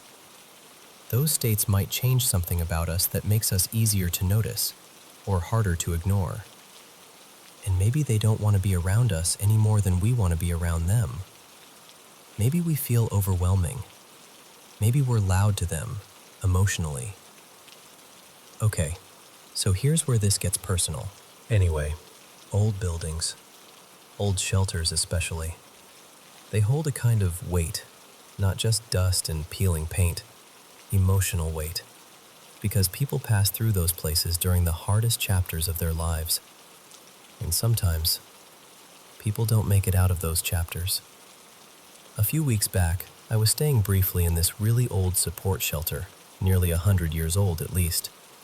They've renovated it here and there, but it's mostly patch on top of patch, like the building is holding itself together out of habit. And the moment I walked in, I felt it. The air was heavy. Not physically, more like emotionally. Like grief soaked into the walls. Like the place remembered too much. One night, I was asleep in the women's ward, 5 of us in the room. And I'm a light sleeper, always have been. I snapped awake because I felt movement, like someone shifting near the doorway. And immediately, I felt that presence feeling. You know the one. When the room feels occupied even if you can't explain why.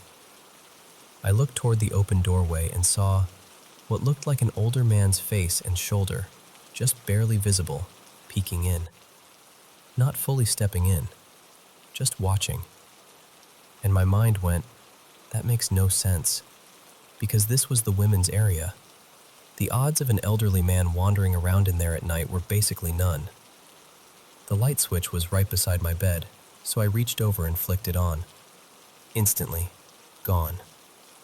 No footsteps, no shuffle, no shadow retreating. just absence. And I laid there with my heart pounding, trying to talk myself out of it, trying to convince myself it was a half dream.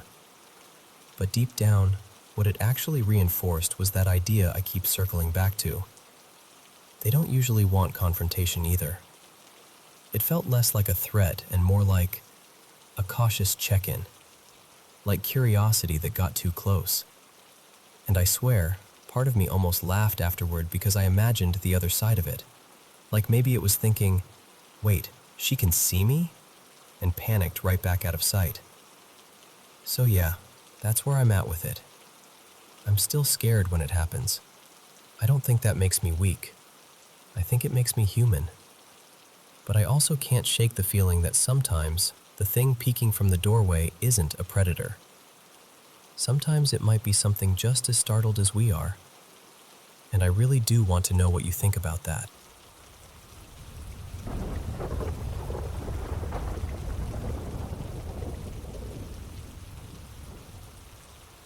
So, let me tell you about my granddad. Well, I'm going to call him Frank here. Frank was, honestly, a classically difficult man. Sharp edges, quick temper, a mouth like sandpaper, and somehow still one of the most loving people I've ever known. He'd had a brutal childhood, and he carried it like armor. The kind of man who built his life with his bare hands and made sure everyone knew it. He grew up in a family that was considered a problem from the start. His mom was Catholic, his dad Protestant, and back then that mix came with a lot of shame and cruelty, especially from the church. Frank hated the church for it. Not in a casual, eye-rolling way, no. This was deep, personal, scorched earth hatred. He told stories about being skint, proper poor, and still the church would show up like clockwork and take money from the little tin they kept by the fireplace. Didn't matter if the kids were living on bread and jam for days. That memory lived in him like a splinter he never let anyone pull out. And I'm telling you this because you need the full picture. Frank wasn't just non-religious. He was anti-religion, anti-spirituality, anti-anything that smelled like faith or fate. He mocked horoscopes, laughed at anyone who found God, and took genuine pleasure in shutting the door on religious callers mid-sentence. Now, jump to late 2016. I'm 20, home for a bit, staying the night at my grandparents' place. Frank is in his mid-80s and still frighteningly sturdy. He'd been a manual worker his whole life, and even after retiring, he moved like someone who didn't know how to be old. Deaf as anything from years on sites before anyone cared about ear protection, and he lived off stuff that should have killed a lesser man. Potato scones, strong tea, and spicy food that gave him heartburn he complained about dramatically while still eating it. I was his only granddaughter, and my whole life people had said, "You're just like him."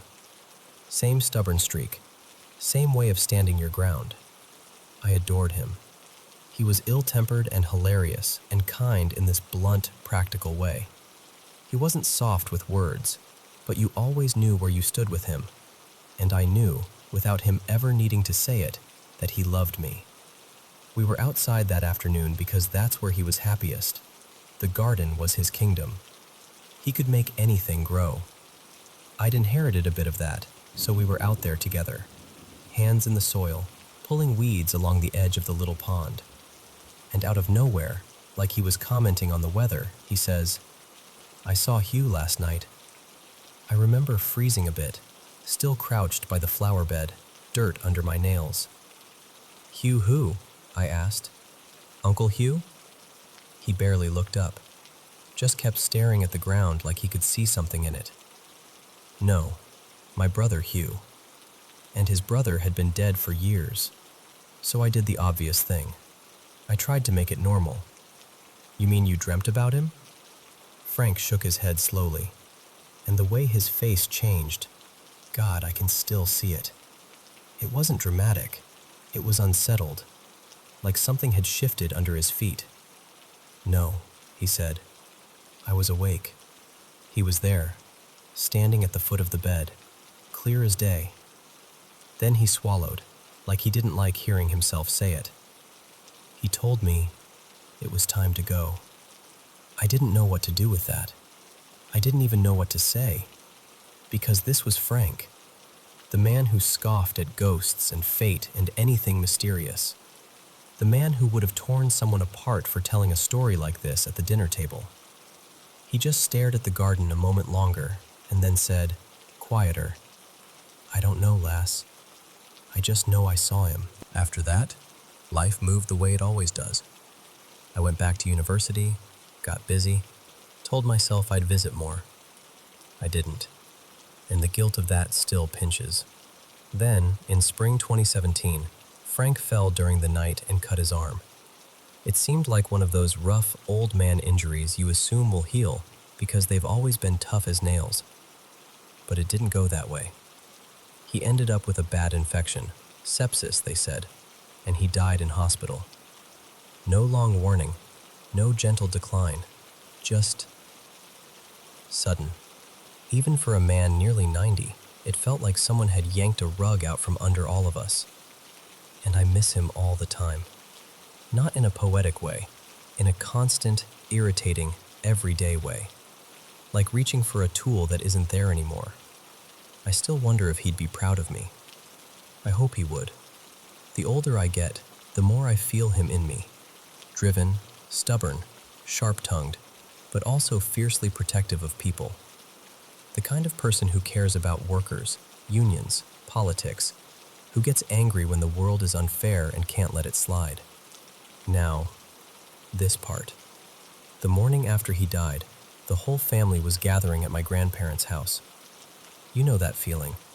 Everyone moving around quietly, making tea they don't drink, speaking in half sentences because the grief is too big for proper words. I was driving up the familiar lane, the one I'd taken 1,000 times. And I swear to you, hand on heart, I saw him. Frank, walking along the side of the road like he always did. Same shape, same stride. Like he'd just stepped out for air. I slowed without thinking. My stomach flipped so hard I felt sick. And he turned. He looked right at my car, lifted his hand, and gave me that little salute he always did. Just a quick, casual two-finger thing. Like, all right, I see you. Then he was gone. It's still the strangest thing that's ever happened to me. Okay, so I want to say this carefully because I know how it sounds. I'm not someone who thinks death is some big cosmic conspiracy. I get it. Life ends, and we lose the ones we love. But there have been a few things my family lived through that, I don't know. They leave this itch in my brain that won't go away. And yeah, maybe it's grief talking. Maybe it's my heart trying to make sense of pain. But let me tell you why I keep circling back to this feeling that something wasn't right.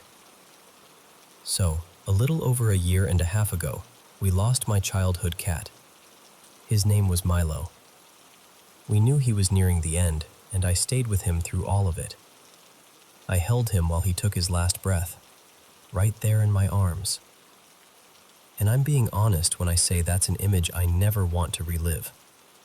You expect pets to leave someday, but you never really expect it, you know?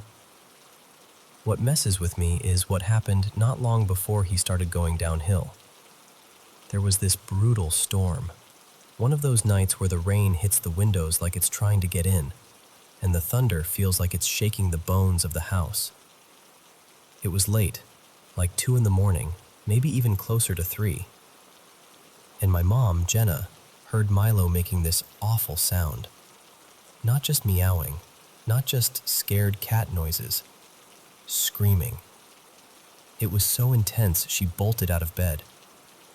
When she came out, she found him planted in the middle of the living room, body stiff, eyes locked on the big front windows like he was staring straight through them.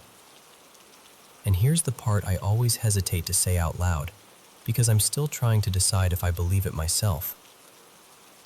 My mom swears that night he was fighting something. Not like chasing a bug, not like spooked by thunder, like he was protecting us. Like there was something in the house, or trying to get into it, and he stood between it and us. My mom isn't religious. She's not a ghost stories person. But she's always been sensitive, I guess. The kind of person who knows when someone's about to call, or walks into a room and can tell immediately if people were arguing. And she swears Milo took the hit for us. Do I fully believe that? I honestly don't know. But do I believe something happened that night? Yeah, I do. Then, fast forward, December 18th, 2024. My younger cat, Luna, died suddenly. And when I say suddenly, I mean it still doesn't feel real. She'd had a clean bill of health not that long before. She was the kind of cat who had this confident little walk, like she owned the whole house. And then one day she was just gone. No long warning, no gentle transition, just ripped out of our world. At first I told myself it couldn't be connected. Different cat, different time, different situation. But after she died, the house felt off. Like the air had weight. Like everything was tilted a little wrong. We didn't talk much about it because what do you even say when you're already barely holding it together? But my mom hinted, carefully, like she didn't want to plant the thought in my head, that maybe something had come back. That maybe whatever Milo faced back then took Luna.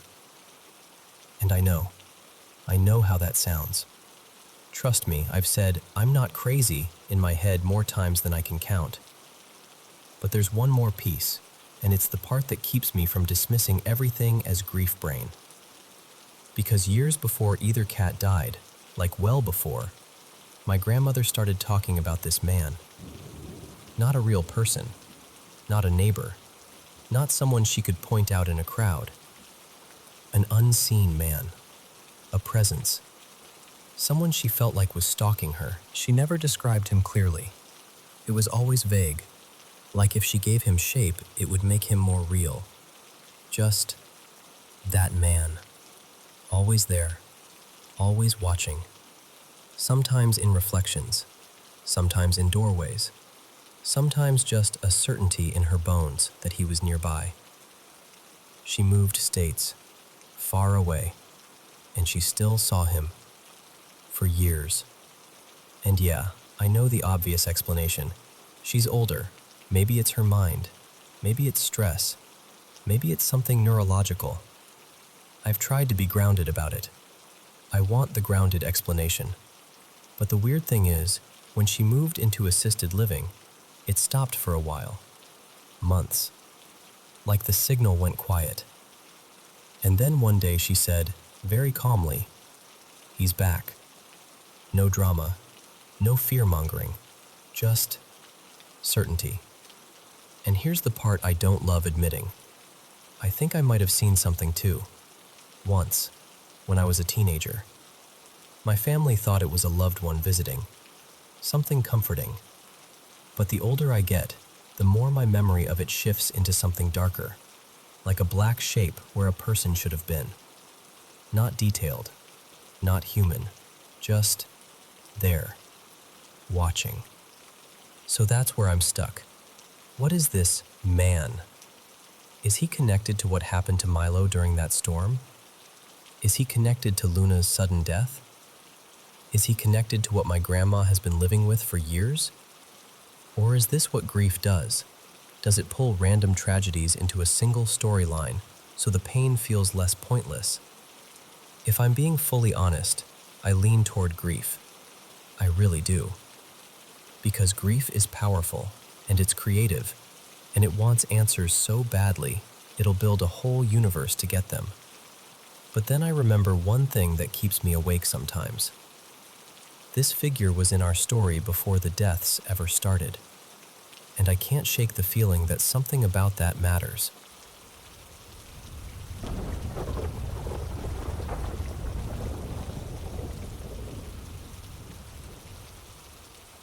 So this happened back in university, and I'm telling you right now, I'm not exaggerating. Every part of this happened exactly as I remember it. But if you're the kind of person who needs logic in a neat little box, that's fine. Just hear it as a ghost story and let it be that. Back then, I was studying acting in China at a university not too far from the border. Cold winters, windy streets, that kind of place. Starting in my second year, I moved off campus with my girlfriend at the time. Well, I'll call her May. We found this tiny rental that was almost suspiciously cheap, something like 900 RMB a month. It wasn't fancy, but it felt like ours, you know? By late autumn 2024, I'd already been there with May for close to 3 years, and I was deep in rehearsal mode for my final stage production. That kind of stress does weird things to your body. I was living on instant noodles, adrenaline, and the occasional, I swear I'll sleep after this one last game. My gaming setup was in the living room, right near the front door. You'd walk in, and the living room was immediately on your left, and then there was this short hallway that led to the bedroom and kitchen. Bathroom in the middle. Simple layout. And that hallway, man, that hallway started to feel watched. Sometimes I'd be at my computer, headphones on, staring at the screen, and out of the corner of my eye I'd see this movement. Just a small, low, black shape, like a quick shadow, skimming across the hallway from one side to the other. Not big, almost child-sized. Fast. Always gone before I could really process it. Every single time I snapped my head around. Nothing. Empty hallway. Quiet apartment. I told myself it was fatigue, eye strain, stress, my imagination running laps. May spooked easily, so I didn't say a word.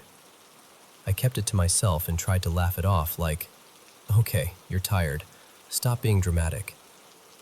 Then something happened that I still can't explain, no matter how many times I replay it. A close friend of mine, let's call him June, asked me to act in his short film. Small crew, early call time the next morning. And the problem was, I'd become totally nocturnal, like fully upside down. I'd be wide awake at 3 a.m., gaming, scrolling, doing anything except sleeping. And then I'd crash at noon like a corpse. But I couldn't flake on him, so I did something I almost never did.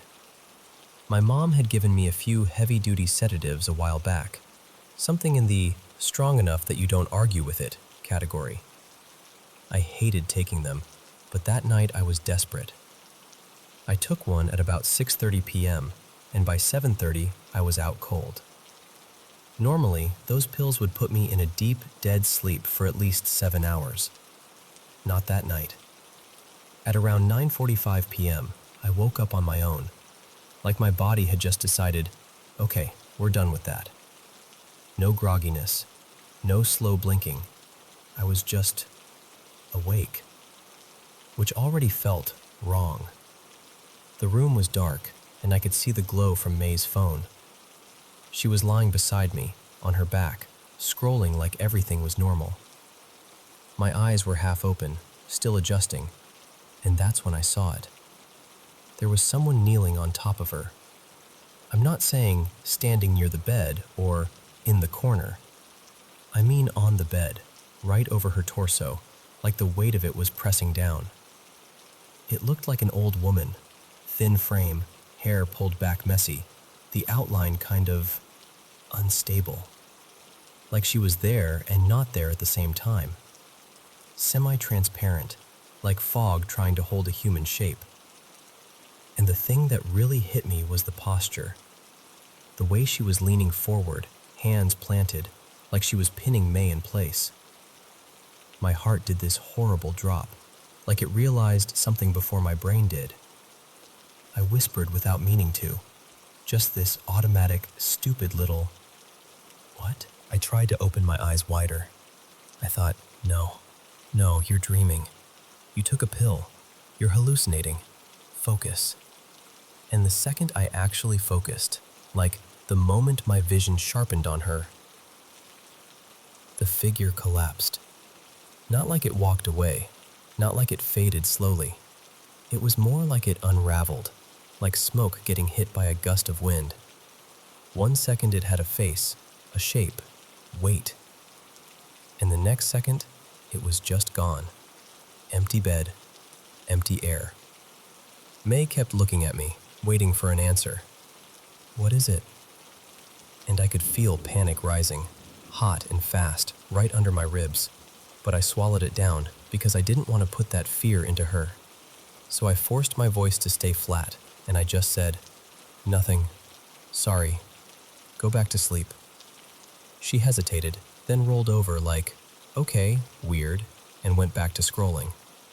And I just lay there, staring into the dark, listening to my own heartbeat thudding like it wanted out. Here's the part that makes it worse. When we first moved in, the landlord mentioned, almost casually, that his mother had passed away not long before we rented the place. At the time, it didn't mean anything to me, just information. But after that night, I couldn't stop thinking about it. Because we'd lived there peacefully for years. No nightmares, no weird cold spots, no obvious haunted apartment stuff, just normal life. So why then? Why that night? Why that moment when I'm exhausted, medicated, and trying to sleep for something important? Why is that the first time I see something so clearly that I can still picture it even now? And the question that honestly bothers me the most is this: if she was there the whole time, what made her finally step close enough for me to see her?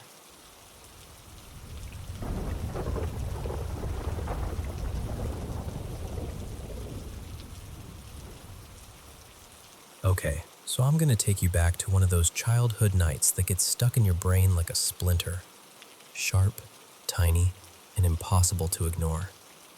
It was summer of 2002, and I remember the timing so clearly because it was the same night my favorite new cartoon had just premiered on TV. I was 8, which meant two things. Everything felt like a big deal, and staying up late was basically a sacred event. So I had a sleepover at my best friend Mia's house, at her mom's place. Mia was the kind of friend you could be weird with without feeling weird, you know? We camped out right in the living room so we could keep the TV on while we drifted off. I was obsessed with this sci-fi movie at the time, Treasure Planet, and I was trying so hard to convince Mia it was the greatest thing ever made. Like, I was doing the whole, "No, wait, watch this part," every 5 minutes. Anyway, we eventually conked out on the floor with blankets and pillows, the TV glow fading into that fuzzy half-sleep. And then, something woke us up. It had to be around 3 in the morning, because it felt like the dead center of the night, when houses make creaks and the world is too quiet. But it wasn't a creak that woke us. It was the indoor wind chimes. Not gently tinkling, like they were going nuts. Clattering like there were actual gusts of wind rushing through the house, like someone had opened every window at once. And at the exact same time, from outside, right near the front yard, it sounded like a full-blown animal brawl. Not just one stray cat yowling, more like a whole swarm of them, snarling and screaming and tumbling over each other. Mia and I sat straight up, wide-eyed, frozen.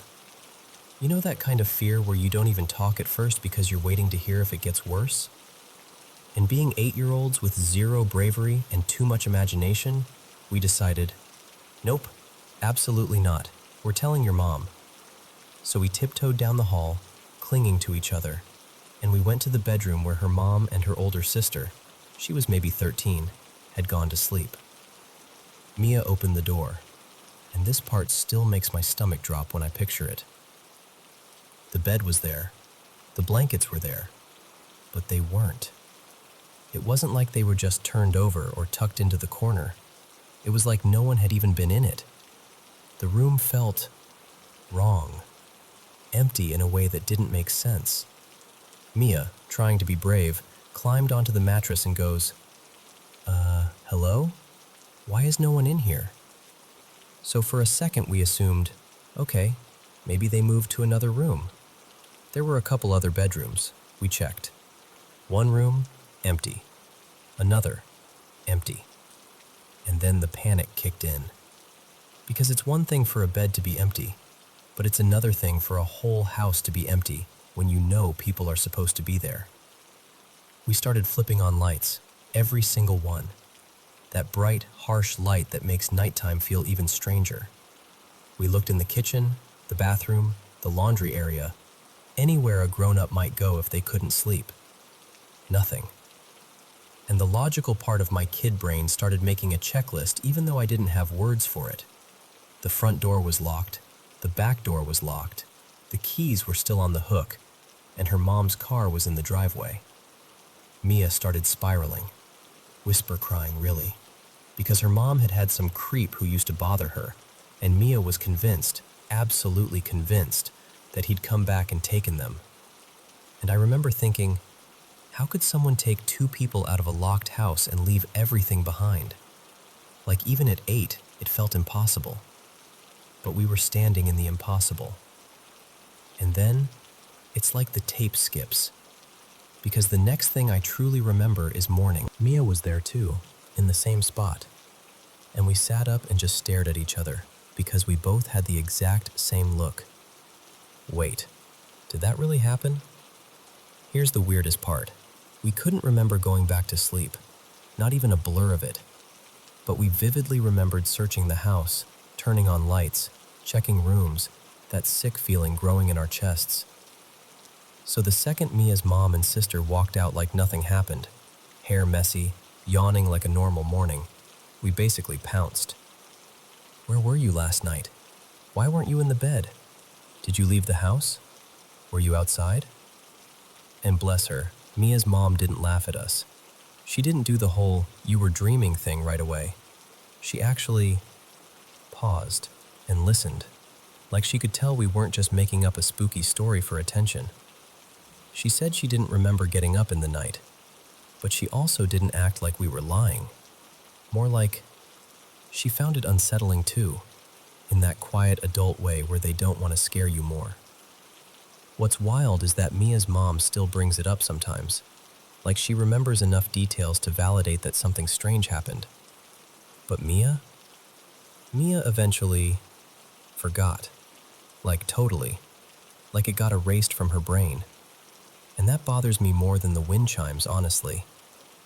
Because I remember us talking about it for years afterward, obsessing over it, trying to explain it, asking each other if we remembered the same parts the same way. And now, when I mention it, she looks at me like I'm describing a movie she never saw. Most people I tell are polite but dismissive. My partner's explanation is the obvious one. Dream, sleep paralysis, kids hyping each other up. And look, I can accept that as a possibility. But it doesn't quite fit, because two kids remembered the same sequence, the same panic, the same empty rooms. So I still think about it, and I've been told, ask her mom and sister if they remember. And I probably will someday. I just haven't yet, because life has been heavy for them lately, and it feels wrong to drop a ghost story on top of real problems. But yeah, that was the night the wind chimes went wild, and for a few hours, it felt like the adults in the house just blinked out of existence. And then morning arrived like nothing ever happened.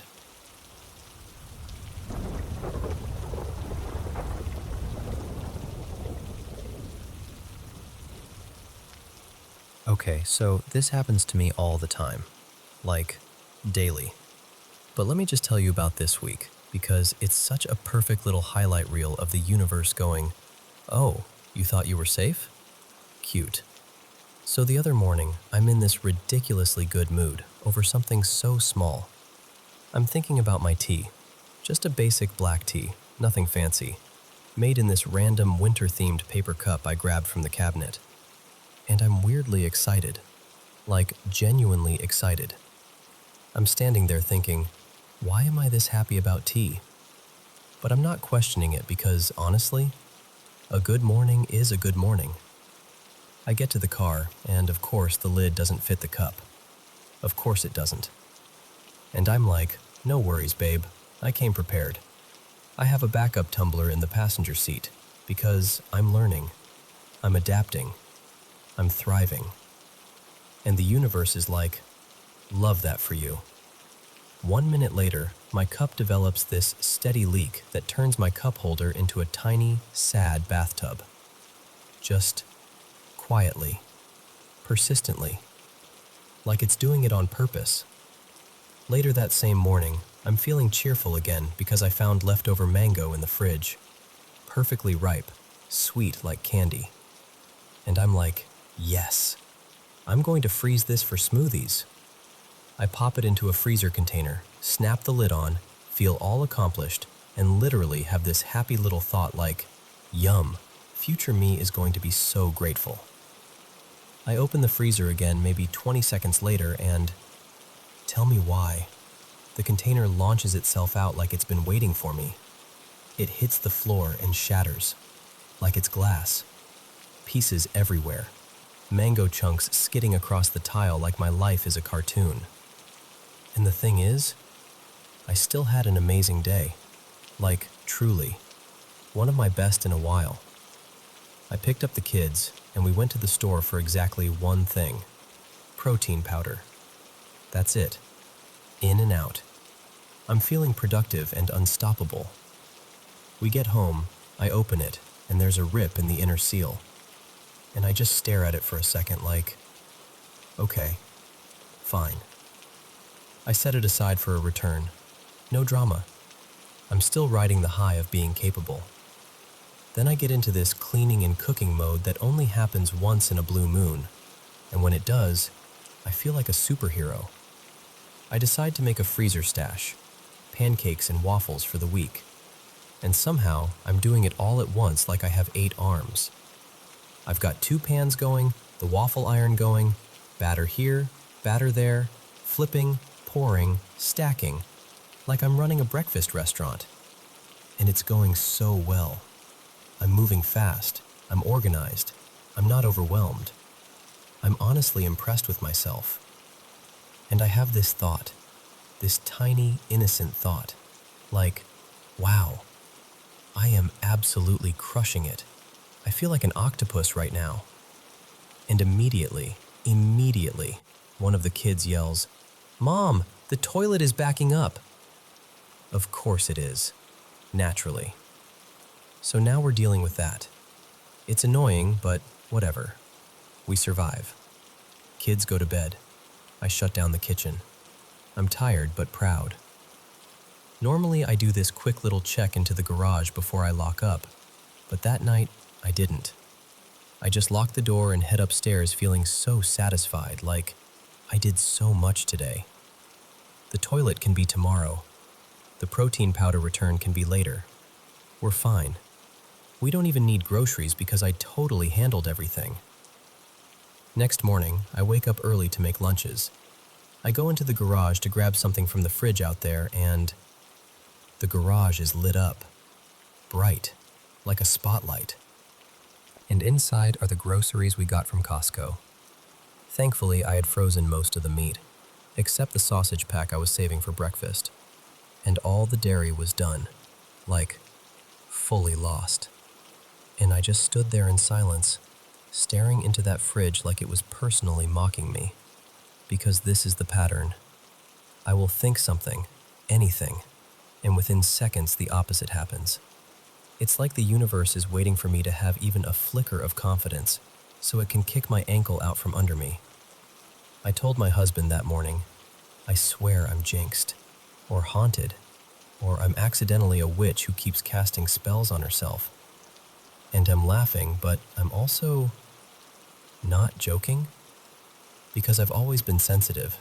Since I was little, I've had weird experiences, paranormal-ish stuff, that feeling like you know something before it happens. And sometimes I wonder if I'm predicting things, but in the most unhelpful way possible. Like I'll think, okay, don't turn left or you'll knock the sponge into the sink.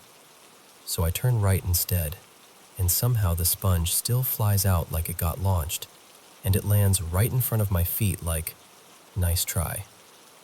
And it's driving me nuts because now I don't even want to think things. I don't want to say them out loud.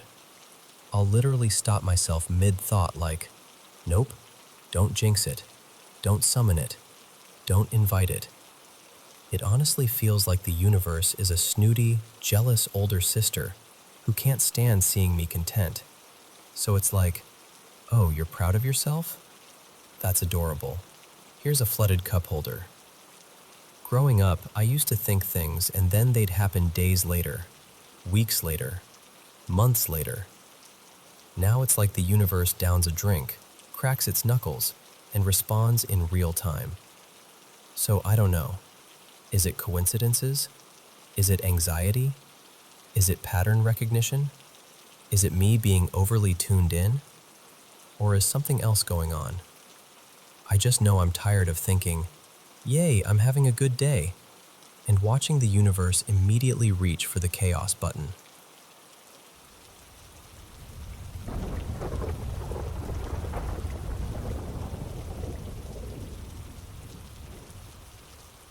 Hey, so let me tell you something that still gives me that weird little chill when I think about it. This happened back in 2020, around the height of the pandemic, when everything felt quieter than it should have been. I'm originally from Caracas, but at the time I was staying with my family in the mountains, at my grandparents' place in the state of Mérida. I was there with my mom, Mariela, and a bunch of relatives who all kind of moved through the house like we were sharing one long, anxious breath together. My grandparents' house had this higher spot, almost like a rooftop lookout, where you could actually catch enough signal to get online. So late at night, when everyone was asleep and the house felt too still, I'd sneak up there with my phone. There was also this small little room up top, like a mini house within the house, that used to belong to my Uncle Rafa, who passed away years ago in an accident. Nobody really used it anymore. It always smelled faintly of dust and old wood, and it had this feeling like time had gotten stuck in the corners. One night, really late, like around 2:40 in the morning, I was up there alone. The air was cold in that thin mountain way, and the moon was bright enough that everything looked silver at the edges. I had my headphones in, watching random videos, scrolling, trying not to think too much. And then, bang! Something hit the roof. Not like a little twig falling. This was heavy, sharp, loud enough that my whole body tensed up before my brain even caught up. I froze, staring at my phone like it could explain what I just heard. Then came the second part. Footsteps. The roof was those big metal sheets, tin, zinc, whatever you want to call it, and the sound traveled. I could hear it clearly. Slow, deliberate steps moving across the roof above me. I remember whispering to myself, okay, it's probably just a bird. It's always a bird. But then it happened again. Soft tapping. Not stomping, not scratching. Tapping, like someone politely knocking. And listen, I know how this sounds, but it didn't feel random. It felt intentional. Now, I'm not proud of what I did next, but I also kind of am. I grabbed this old stick leaning in the corner, like a broom handle that had survived 3 generations, and I slammed it hard against the ceiling and said, loud enough for whatever it was to hear, "Hey, don't start with me tonight." And then I laughed, this ridiculous villain laugh, like I was auditioning for a low-budget horror movie. I think I was trying to convince myself I wasn't scared. After that, I stepped outside and looked up. And I saw it. A big black bird, huge, bigger than I expected, perched on the edge of the roof. It looked like one of those buzzards people call zamuro back home. Dark body, heavy presence, just watching me like it had been there longer than I had. I actually said out loud, "What is that?" And then, this is the part that surprises even me, I didn't run. I just turned away slowly and walked back inside like I was the one in control. In my head, I kept thinking, don't show fear. Don't show fear, just act normal. Because here's the thing, weird stuff had happened up there before. Little thumps, a single loud hit like something dropped. But it was always brief, like it just wanted to remind me it was there. That night felt like a warning with extra emphasis, and I thought that would be the end of it. It wasn't. That night was different. Too quiet, like the whole mountain was holding its breath. I stood outside the little room, leaning against the wall, scrolling, waiting for the signal to stabilize. And then, another impact. But this time, it was harder, like something heavy dropped straight onto the roof. Immediately, the footsteps started again, faster, circling, pacing, back and forth, like it was patrolling. My stomach sank, my hands went cold. I could feel my skin tighten the way it does when fear hits you before your mind can make a plan. And I remember telling myself, almost like an order, don't even think about running. So I stayed. I just stood there, trying to breathe normally, pretending I wasn't a person alone in the dark under a roof that suddenly had company. The steps moved, slower now, more focused, like whatever was up there had made a decision. And then it walked until it was directly above me, right over my head. And I felt pressure, like it was poking at the roof, testing the metal. Tap, tap, tap, right above where I stood. That was it. That was my limit. I turned my phone off, like the glow was making me a target, and I walked back to my grandparents' house as calmly as I could manage. It wasn't far, maybe 15 meters, but it felt like a whole desert. I didn't look back. I didn't run. I just walked fast, with my heart practically punching my ribs from the inside. After that, I stopped going up there. I didn't want answers badly enough to keep inviting whatever that was. Signal wasn't worth it. Curiosity wasn't worth it. But I'll be honest with you, I've never stopped wondering. People in that area always talked about witches, about things that roam at night, about signs you shouldn't ignore. I don't know what I believe. I'm not even saying it was something supernatural, but I am saying this, it didn't feel like coincidence. So, if you've ever heard of anything like that, if you know what it could have been, or why a huge black bird would act like it owned the roof above my head, tell me. Because I've carried that question around for years, and it still feels like unfinished business.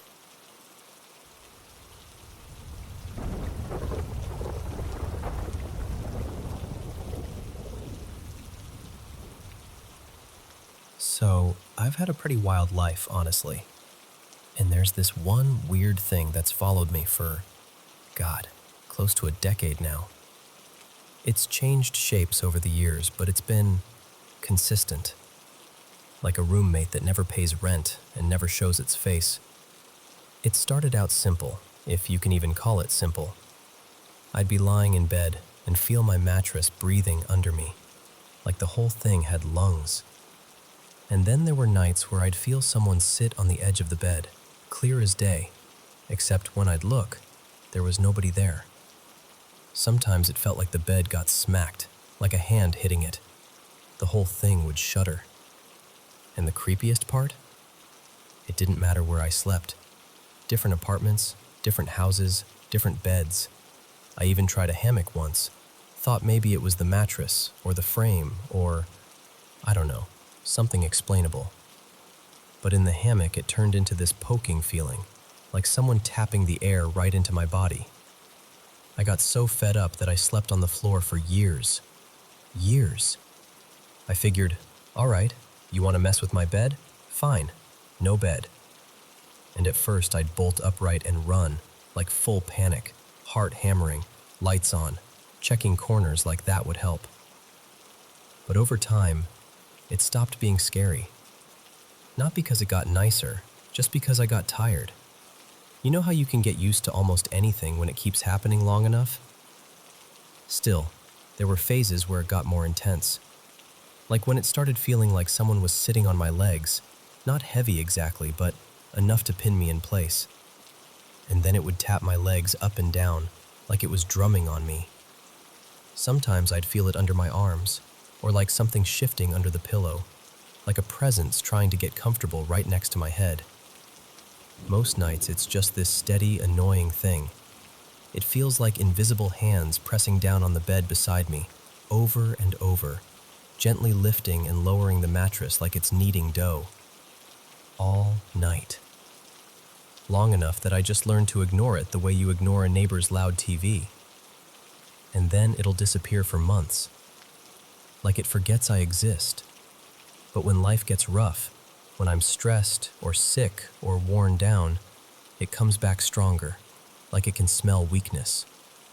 There were a few nights where it felt like it was powerful enough to shove me, like actually push my body. For a while, I even had this sharp feeling that it wanted to push me away from my partner at the time, like it was trying to wedge itself between us. Her name was Tessa. She left about 5 months ago, so now I live alone. Which brings me to last night. Last night was different, completely. I was lying there with one arm stretched out, half asleep, not even thinking, and I felt a hand take mine. Not grabbing, not pulling, just holding. Like fingers lacing lightly, like someone careful. And then this slow, gentle squeeze, exactly the way someone does when they really care about you and they don't need to prove anything. And the energy, yeah, I'm going to call it energy because I don't have a better word, was so different. Warm, soft, almost affectionate. Like it wasn't there to annoy me or mess with me.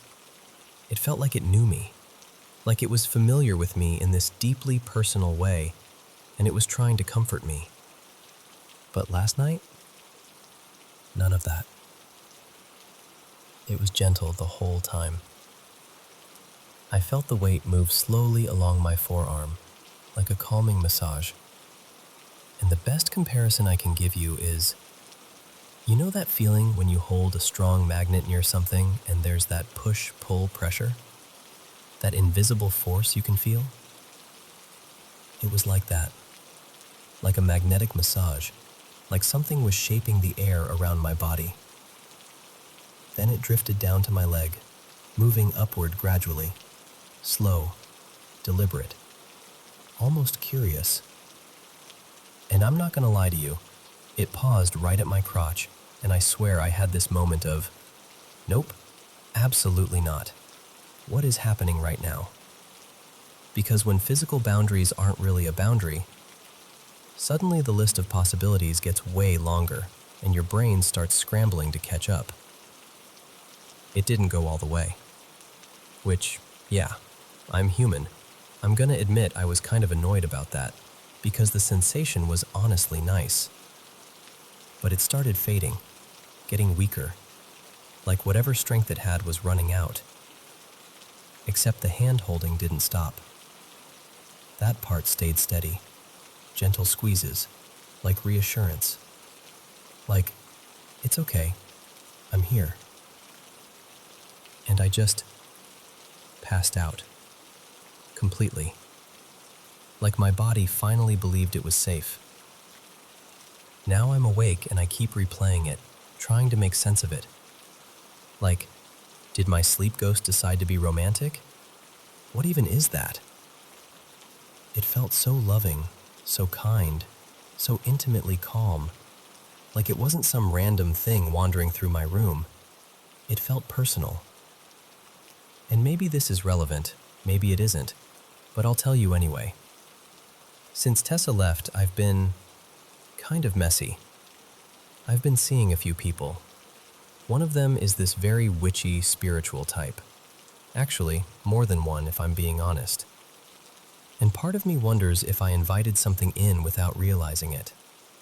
Or if I've been around enough people who believe in certain things that, I don't know, something noticed me. But yeah, that was last night.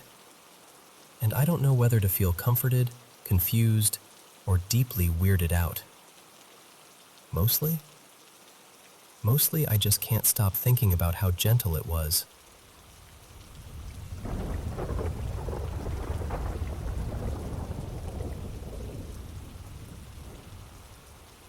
Hey, so I'm gonna tell you something that's been sitting heavy on my chest for a couple of days now, and I can't quite shake it. I'm 38, and I live with my wife, Marina, in this house we bought back in 2013. It's one of those older places, built in the mid-50s, solid bones, tons of character. We've raised our 3 kids here, made it ours over time. Paint, small remodels, all that normal life stuff. And honestly, this house has always felt warm, safe, like it's been good to us. But I should mention this one detail, because it might matter, or it might be totally irrelevant, and my brain is just trying to connect dots. About a year after we moved in, one of the neighbors casually mentioned that the original owner, supposedly a really kind guy, actually passed away here. Heart attack. Out on the back patio. And yeah, that's sad, but it never made the house feel creepy or off. No weird cold spots, no bad energy, nothing like that. Just a piece of history. Anyway, 2 nights ago, like middle of the night, around 2:40 a.m., I'm half asleep and I hear Marina get out of bed. She pads down the hall and goes into the kitchen where her laptop setup is. I'm thinking she couldn't sleep, maybe just wanted to read or scroll or whatever. I stayed in bed, kind of drifting. And then, the second I hear her sit down in the chair, I get hit with this sudden, awful feeling. Not anxiety, not, oh no, I forgot something. It was dread, sharp and absolute, like my body decided there was danger in the room before my mind even caught up. I kept my eyes closed because I didn't want to look. I don't even know why. It was just instinct, like, don't open them. I started praying, not performatively, more like reflex, just reaching for something steady. And the moment I did, I saw this blinding white flash behind my closed eyelids, like someone set off a camera flash inside my head. And right after that, it felt like a massive rush, an energetic whoosh swept over me. My whole body went heavy, pinned. And it wasn't just, can't move. It felt like something pressed down through my chest, like my insides were being squeezed. The best way I can describe it is, it felt like my soul was being crushed. Dramatic, I know, but that's what it felt like. I've had sleep paralysis before, twice, years ago, so I'm not unfamiliar with the concept.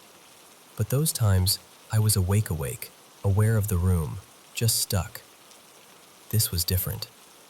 This time, I felt trapped in this half-dream state where I could hear the world normally, but I couldn't get my body to respond. I didn't hear footsteps or whispers or anything obvious. It was more like the air itself was wrong. I tried to call out to Marina. I tried so hard. In my head, I'm yelling her name. Marina! Marina! But nothing comes out. And I don't know if it was 10 seconds or a full minute, but it felt long. Long enough to start panicking in that helpless way where you're thinking, if something is here and I can't move, what am I supposed to do?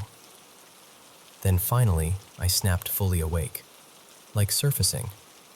I rolled over fast and clicked on my bedside lamp, and the room looked normal, totally normal. But the feeling didn't vanish instantly. It lingered, like the aftermath of a storm, like the pressure had left, but the atmosphere hadn't reset yet. My heart was pounding so hard I could feel it in my throat. I was shaking. Not a little rattled, I mean shaking. I just sat there, breathing, trying to convince myself I was safe. Eventually, I calmed down enough to sleep again, and the next day, I kept going back and forth in my head. Do I even talk about this? Part of me felt silly, like, okay, bodies do weird things. Half asleep, stress, whatever. So I told myself it was probably just a freak sleep event and tried to drop it. And then this morning happened. I'm driving the kids to school, just a normal morning, and my oldest, Lena, she's 11, says to her younger sister, totally casually, that she had a night terror the night before. She says she woke up frozen with fear, like she couldn't move, and she could hear voices. But the part that made my stomach flip is what she said next. She said the voices didn't sound like strangers. She said it sounded like us, me, Marina, and the other kids, like the whole family talking, but wrong, like overlapping, like everyone speaking together as one voice, and she couldn't understand what it was saying. And I'm sitting there at the wheel trying to keep my face neutral, because the last thing I want is to scare her, so I just didn't push. I made some gentle noise like, "Oh wow, that sounds scary," and moved on. But inside, I felt cold. Because she didn't know anything about what happened to me. I never said a word to anyone. So now I'm stuck in this place where I'm trying to stay rational, because that's who I am. I'm not someone who jumps to ghosts or demons or anything like that. I'm open-minded, but I'm practical. And yet, I can't ignore how intensely real it felt, and I really can't ignore the timing with what Lena said. So yeah, that's where I'm at. What do you think it could have been? Just a coincidence? Two weird sleep-related things back to back? Stress in the house? Something environmental? Or something else? And if there is anything I can do to stop it from happening again, something grounded, something practical, even something spiritual if you think that matters, I'd honestly like to hear it. Because whatever that was, I don't want to feel it again. And I definitely don't want my kids feeling anything like that either.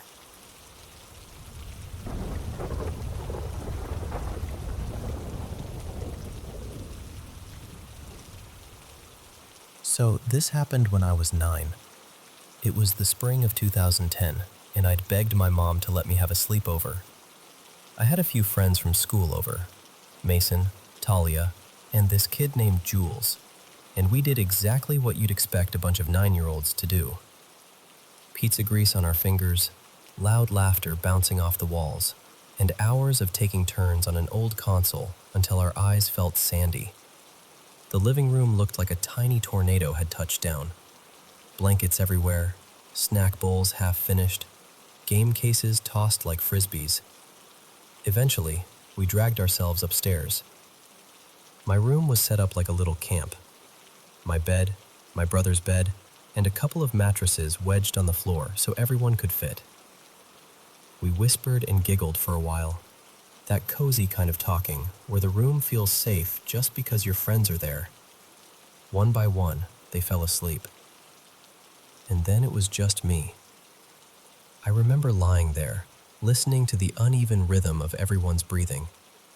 I couldn't sleep yet, so I reached over to my desk and turned on this small lamp. One of those warm bulbs that barely lights anything, and I started reading a comic. Not Batman this time. It was a Spider-Man one, the kind with big dramatic panels and way too many sound effects. When I finished, I shut the book, sat there for a second, and then clicked the lamp off. And right then, right as the room went dark, I saw it. On the wall, there was a shadow. The shape of an adult man, low to the ground, like he was crouching. My stomach dropped so fast it felt like I'd missed a step on the stairs. At first, I tried to talk myself out of it. You know how your brain scrambles for the normal explanation? Like maybe it was a weird angle from the streetlight outside, or the curtains, or a coat hanging somewhere. I even thought, for a split second, maybe there's a stain on the wall and my eyes are just making a person out of it. But then it moved. The shadow stretched an arm toward where Jules was sleeping on the mattress closest to me. I didn't scream. I didn't even breathe right. I just froze. I remember being absolutely convinced that if I moved even an inch, it would turn toward me.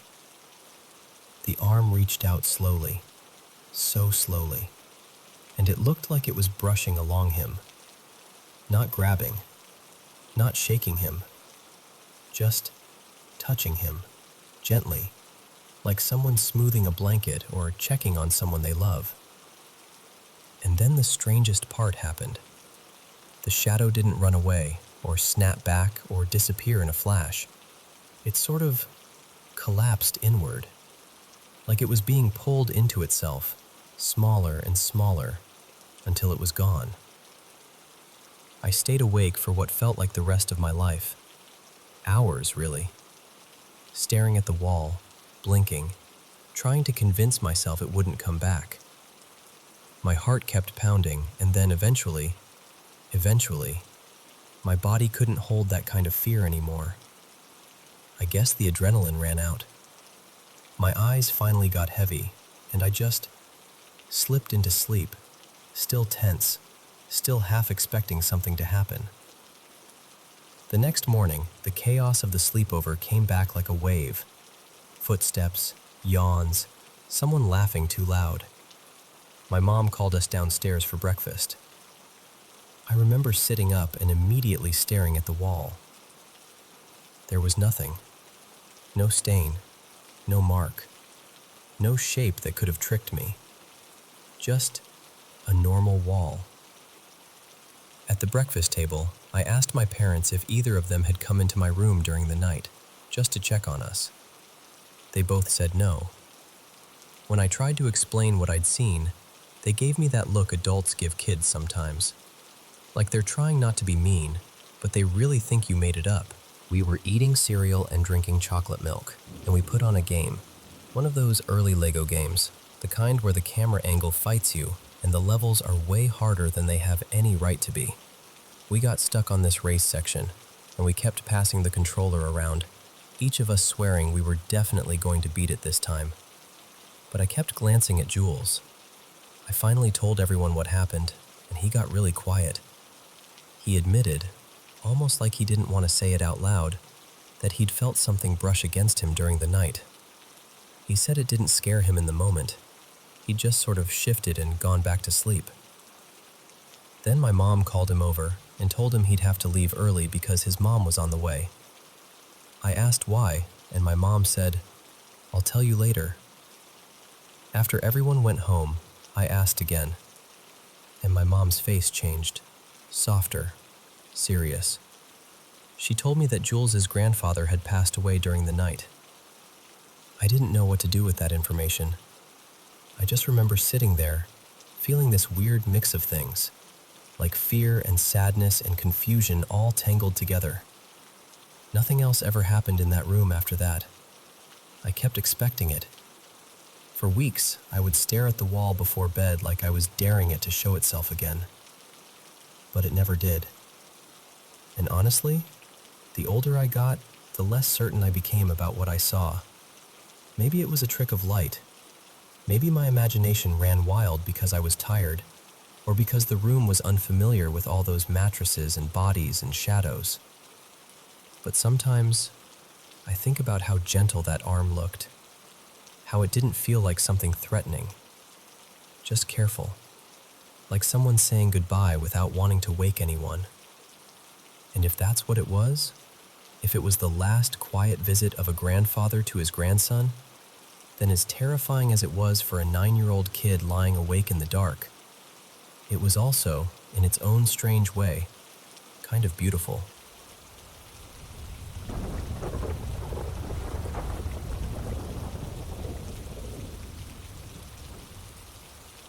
So, my family and I moved into this rental about half a year ago, an old 2-unit place built sometime around 1912. We're on the top floor, and the whole house sits in this quiet little historic Midwest town where everything looks like it has a story. What's wild is, it's only a short drive, like 5 minutes, from the street where my grandma grew up. So it already feels kind of layered, you know? Like the past isn't far away here. Anyway, the basement is where we do laundry and stash all our extra stuff, so I end up going down there a lot. And listen, I'm not the type who freaks out easily. I'm the person who falls asleep to horror movies. I love creepy games, spooky stories, all of it. When we first moved in, my younger brother Milo and I actually joked about it. We were like, oh yeah, guaranteed this basement has the ghost of some old-timey maniac. Just messing around. But I don't really laugh about it anymore. At first, the basement didn't seem like anything special. It's got that typical old house vibe. No windows, thick wooden beams, exposed brick, cobwebs that look like they've been collecting rent for a century. But nothing I hadn't seen before. In our last place, my bedroom was literally in a basement, though to be fair, it was finished and bright and totally modern. This one is the complete opposite. This one feels like the house is holding its breath down there. The basement is split into two halves too. The neighbors have the right side, and we've got the left. Our part is basically a long, narrow stretch, like a hallway that goes on a little too far. The washer and dryer sit along the wall, and then, at the very back, there's this door. And I know how dramatic that sounds. There's this door. But it's not a normal door. It's a rough wooden door, like someone slapped it together quickly. And the beams around it have these long nails sticking out, way longer than they need to be, like teeth. The first time I noticed them, I remember thinking, that can't be safe. Like, who does that? Who leaves nails like that? It looks less like construction and more like a warning. At the beginning, I'd go down there, switch on the light, toss clothes in the washer, and leave. No big deal. But over time, the more trips I made, the more I started noticing this shift. It's hard to explain without sounding strange, but the energy down there feels wrong. Not, ooh, spooky basement wrong. More like emotionally wrong. Like the air itself is heavy. And I'm someone who picks up on that kind of thing. I've always been sensitive. I believe places can hold on to feelings the way fabric holds on to smoke. Like if something intense happens somewhere, fear, grief, panic, it can sink into the walls and stay there. Maybe that's just how my brain works, but I felt it before in certain rooms, certain buildings. During the day, it's not as bad. It's still creepy, but manageable. Sunlight doesn't reach down there, obviously, but somehow daytime still softens it. Nighttime is a different universe. Tonight, for example, I went down to grab my laundry from the washer, and right away I knew it was going to be one of those nights. The second my foot hit the basement step, it felt like the air got thicker. Like walking into a room where someone just stopped talking. And I realized something I've been doing without even thinking about it. I avoid looking toward that back corner, toward the nailed-up door. It's like my eyes just slide away from it. Like my body's quietly saying, don't acknowledge it. And the whole time, I had this sharp little instinct screaming in my mind, don't turn your back. Which is awful, right? Because to leave, you have to go up the stairs, and the light switch is behind you. So you climb, and then you reach back and shut the basement light off, and suddenly there's just this open mouth of darkness behind you, swallowing the bottom of the stairs. Normally, I just flick it and go. Tonight, I couldn't. I walked up backward. Not fully, but enough that I kept looking over my shoulder the entire time. Step after step, heart thumping, jaw clenched, trying to act like I wasn't scared even though nobody was there to impress. I felt ridiculous. But I also felt like if I stopped watching that darkness, something would move. And the second I stepped into our apartment and shut the door behind me, honestly, it was like someone lifted a heavy coat off my shoulders. I felt the pressure vanish, like the basement couldn't reach me anymore once I crossed that threshold. What messes with me is, there are other weird things in this house. Our landlord told us the place was built before the big war, and you can tell, everything's narrow and uneven and old-fashioned. Apparently, the section we live in used to be the servants' quarters. And there's this little boarded-up door in my sister Elise's closet. Tiny, like only a kid could crawl through it. The landlord claimed it was some kind of old hiding space people used back then, like a precaution during wartime. Maybe that's true. But the combination of all of it, the secret little door upstairs, the heavy air downstairs, that nailed-up room in the basement, makes me feel like there's a part of this house that doesn't want to be remembered. And I can't shake this belief, this real, gut-deep feeling that something bad happened in our side of the basement, specifically behind that wooden door. Maybe it's my imagination feeding on shadows and old stories, but it doesn't feel like paranoia. It feels like something is still there. Not a person, not a sound, just a presence, like a stain you can't scrub out, no matter how many years pass. And the worst part is, I can tell it notices me noticing it.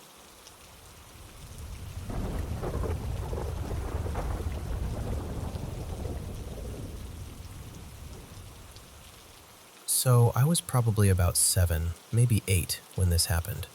Little enough that bedtime still felt like a whole event. And honestly, nights were rough for me back then. I was terrified of the dark in a way that wasn't just, I don't like it, but like, my whole body would brace for something bad the second the lights went out.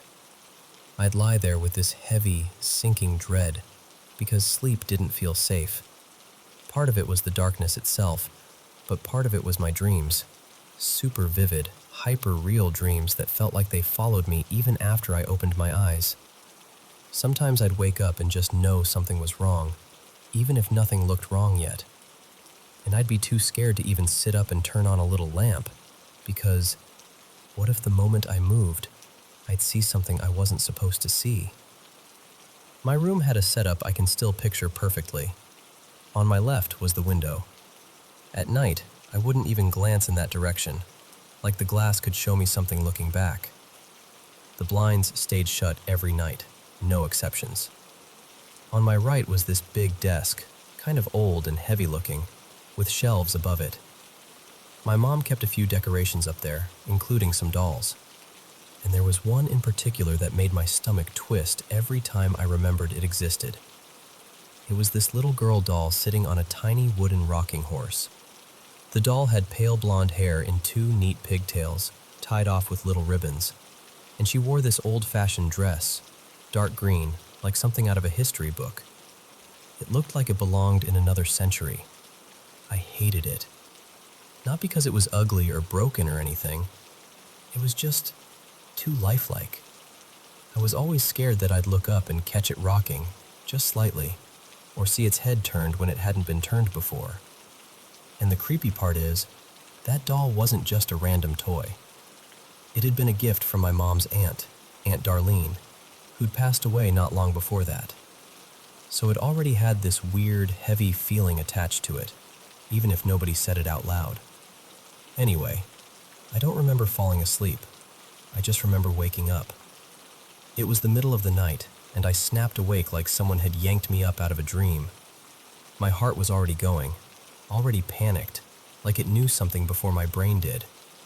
I was lying flat on my back, staring into the darkness. I tried to do the normal kid thing, like, okay, calm down, roll over, get comfortable, go back to sleep.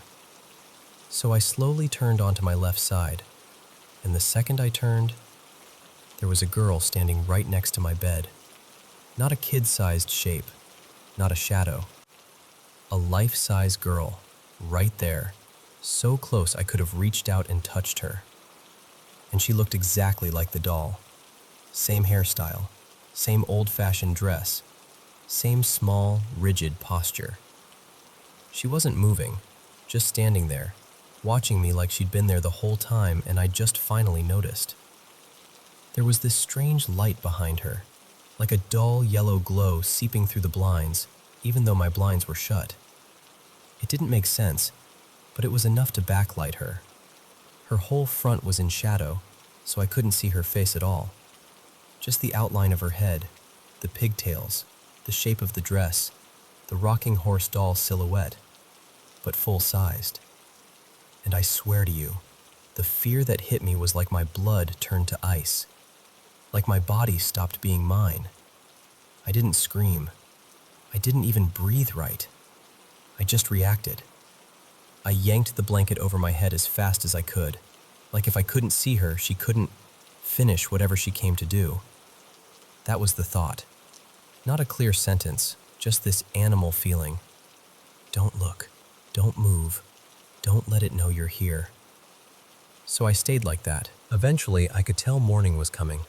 Not because I saw light, but because the air felt different. The silence felt different.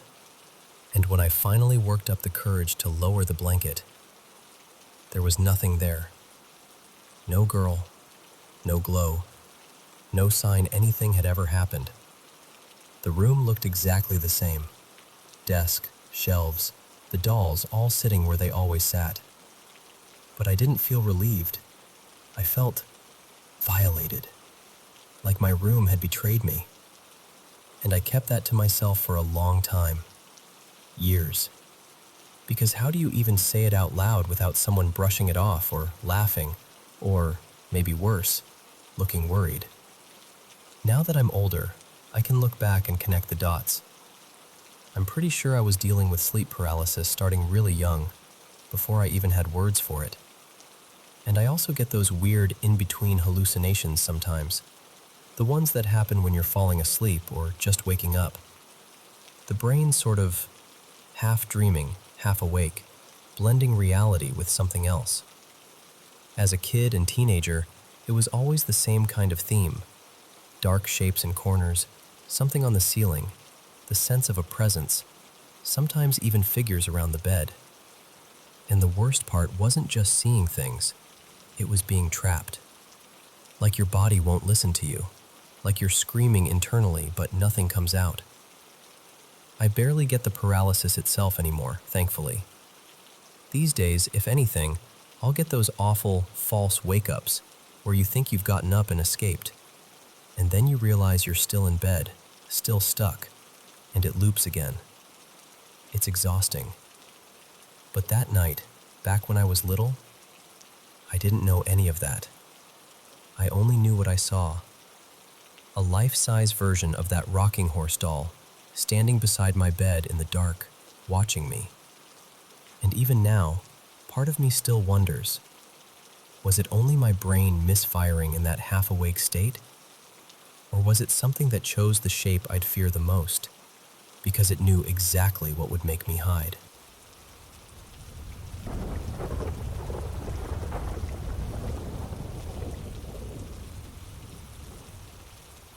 So, I've always been there's a rational explanation type. I'm the person who rolls their eyes at ghost stories, not because I'm trying to be tough, just because I genuinely don't believe in any of that stuff. But I need to tell you what's been happening lately, because I'm running out of explanations that actually make sense. My partner Nadia and I moved into this little apartment not long ago. It's older, like you can feel the age in the floors and the walls, but it's close to both our jobs, and the rent was weirdly low for the area. We convinced ourselves it was a win. A little cramped, sure, but worth it. The first thing that felt off wasn't even something I noticed. It was our cat.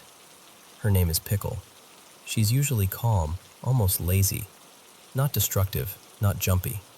The kind of cat who watches the world like she's mildly disappointed in it.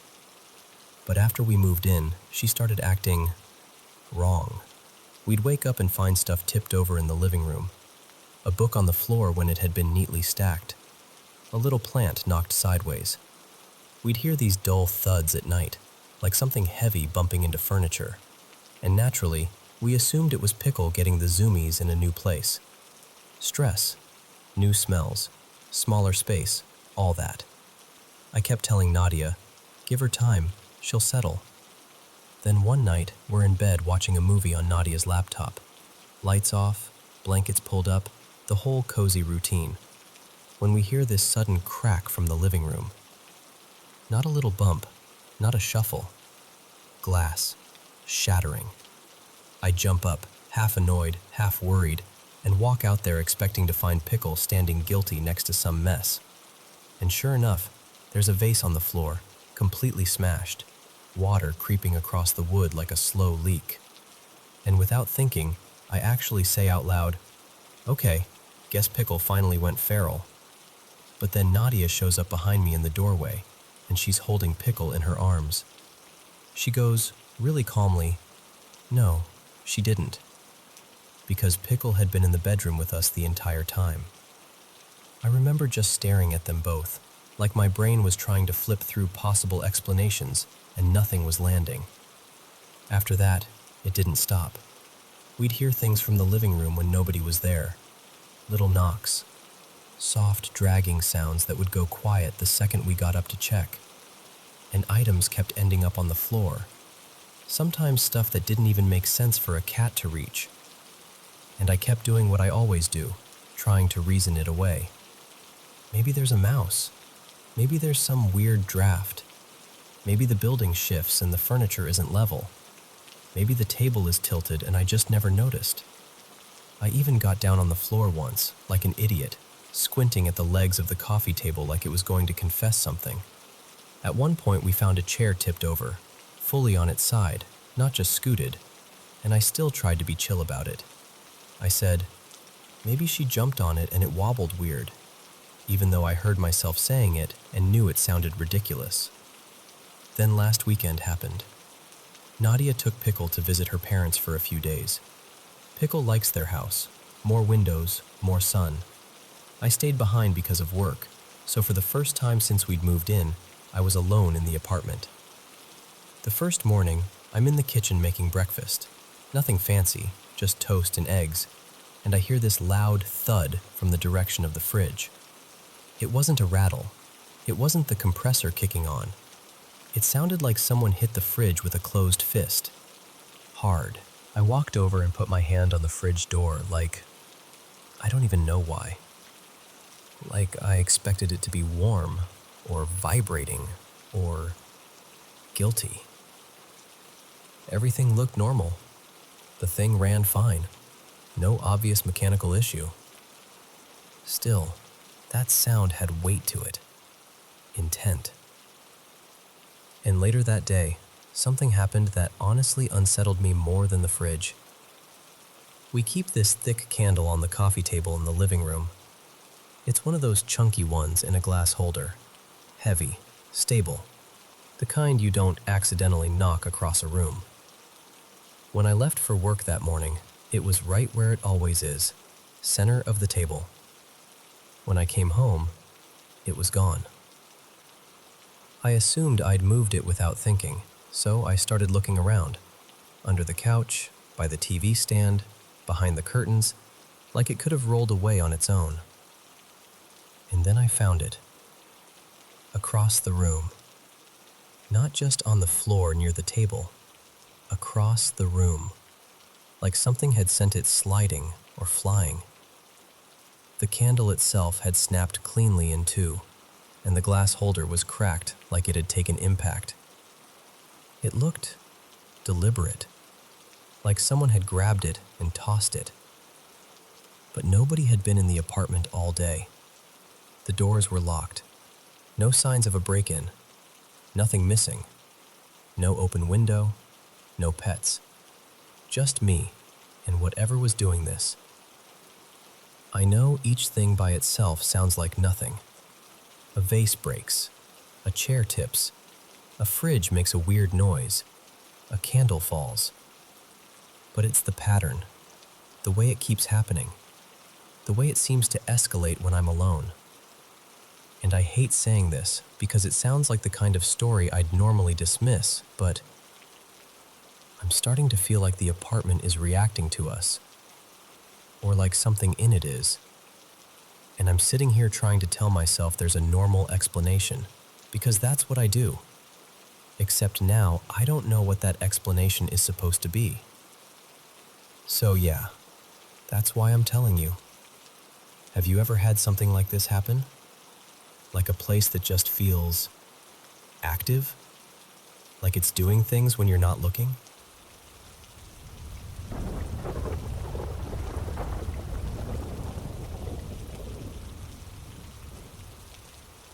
So this isn't one of those stories where I saw something. It's weirder than that, because it's something my sister and I both heard, plain as day, when we were kids. We used to spend a week or two every summer at our family's lake house. Not a fancy place, more like an old, stubborn cabin that refuses to stop creaking. You know the type. Drafty corners, the occasional mouse in the walls, floors that complain when you so much as breathe wrong. But we adored it.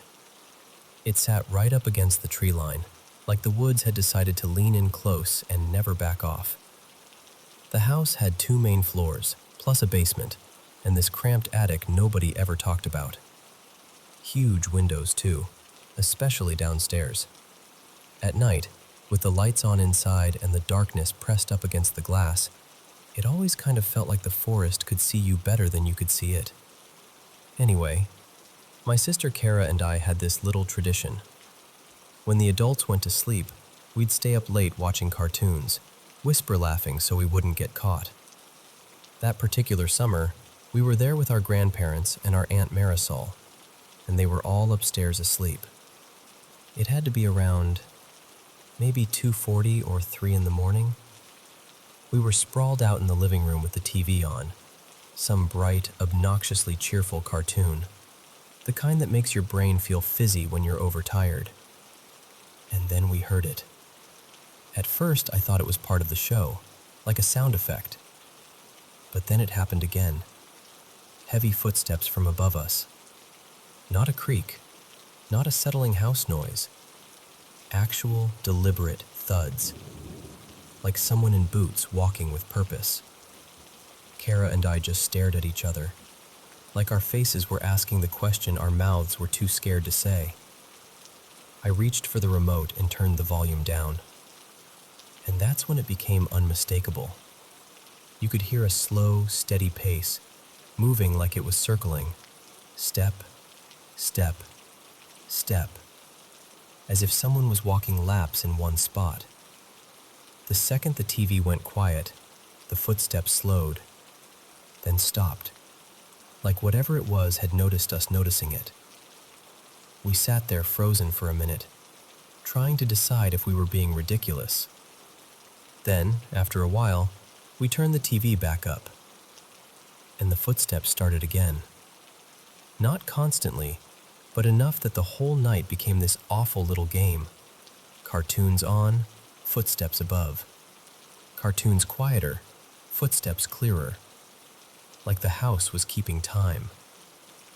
Eventually, Kara whispered something like, "Okay, nope, I'm done." And honestly, same. We went upstairs around 3:20-ish, clutching that brave but not brave feeling kids get, and we crawled into bed in the room we shared. Everything upstairs was silent. We peeked into the hall, even checked on our grandparents. My grandpa was dead asleep, snoring softly. My aunt was out cold. No one had been walking around. No one. Kara fell asleep fairly fast, like her brain decided to shut off rather than deal with it. But I stayed awake, still tense, listening for anything. About 15 or 20 minutes later, it happened again. Only now it was closer. Because my room, our room, sat directly under the attic. And those footsteps weren't just overhead in the somewhere upstairs way. They were right above me. Thud, thud, thud. I remember lying there thinking, okay, think like a normal person. We did have mice sometimes, but mice don't sound like that. Mice make little skitters, little scratches. And now that I think about it, we hadn't even heard mouse noises in a long time. And the attic, nobody went up there. Nobody. Morning couldn't come fast enough. When we finally got up, I went straight to my grandfather, Theo, my grandpa, because he was the kind of person who always had an explanation for everything, even if it was half-guessed. I asked him about the attic. He didn't even look concerned. He just pointed toward this small attic door at the end of the hallway, and it was wrapped with a chain and a padlock, like somebody had decided a long time ago that whatever was up there should stay up there. Grandpa Theo shrugged and said, "Probably a raccoon on the roof." Like that answered everything. I told him, "No, it was inside. It sounded like it was walking on the attic floor." He kind of chuckled and said he couldn't even remember the last time they opened that door, and that he had no idea where the key was anymore. That was the end of it, as far as the adults were concerned. But I'm telling you, those footsteps were too heavy to be imagination and too close to be on the roof. They had weight to them. The kind of sound that makes your stomach tighten because your body recognizes it as someone moving nearby. And the thing I always come back to is this. If I was just a kid making it up in my head, why did Kara hear it too? We're grown now, and we still talk about it sometimes, usually when the conversation gets quiet and someone brings up the lake house. And every time, there's this pause. Because even saying it out loud feels like inviting it back. I don't remember it ever happening again after that night. No repeat performance, no slow circles above the ceiling. Just that one strange, heavy pacing in the attic. Like something was up there, walking laps in the dark, while two kids tried to pretend cartoons were louder than fear.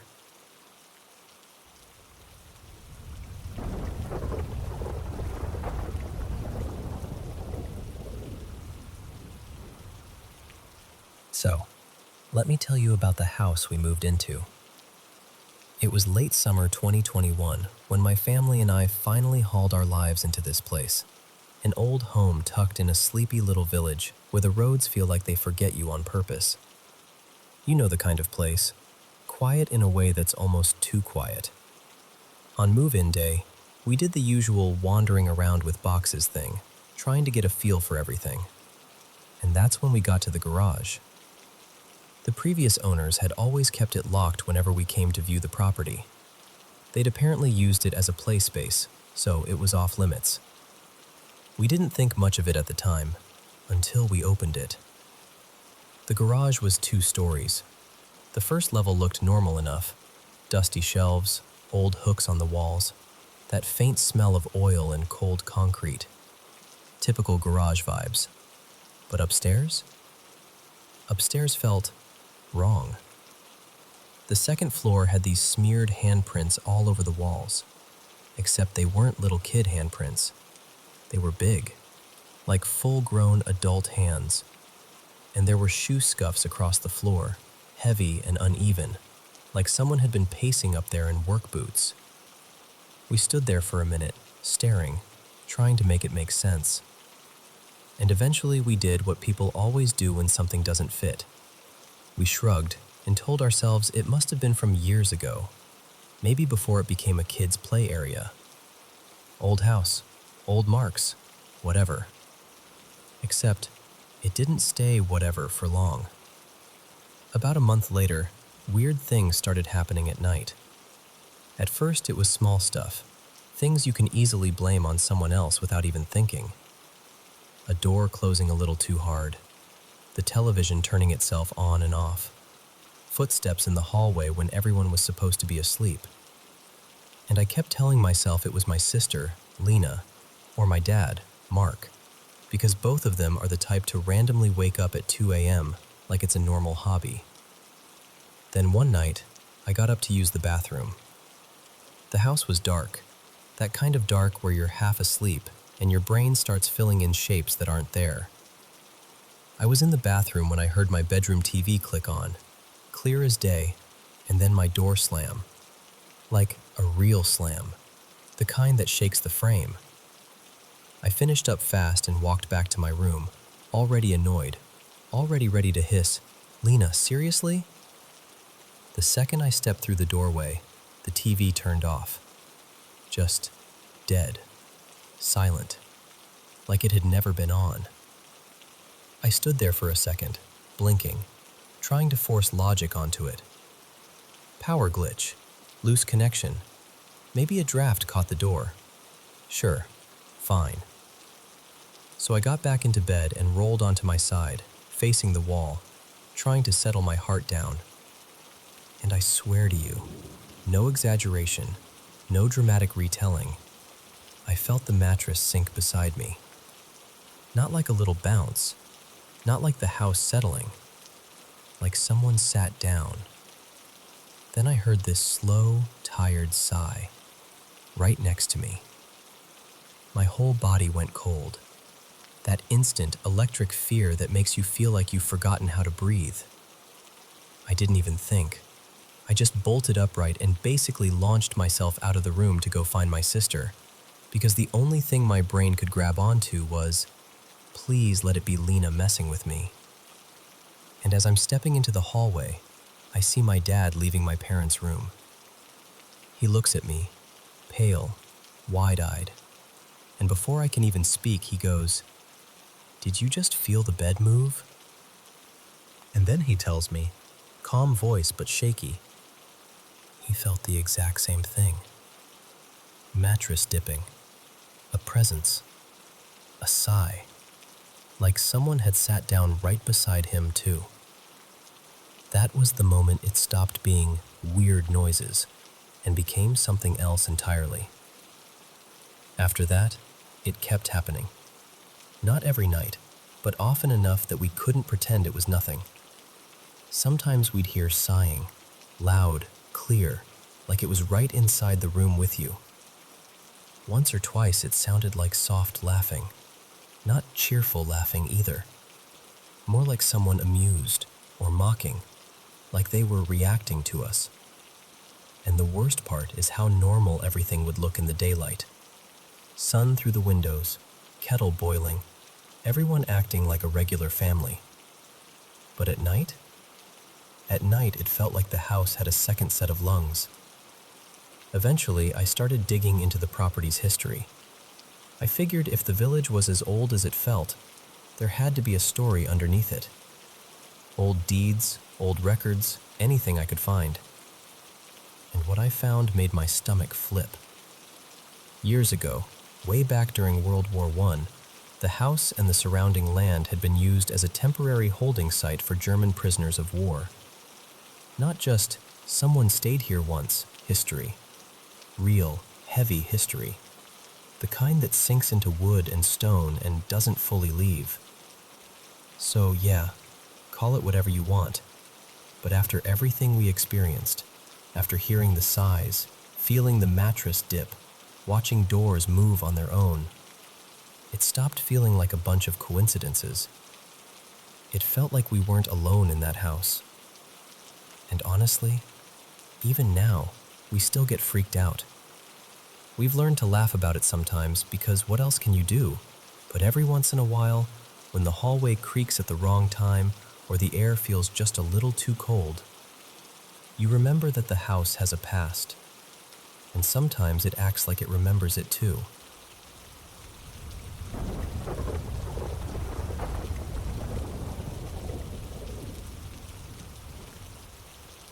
So, right after high school, I was playing in this scrappy little garage band with a couple friends.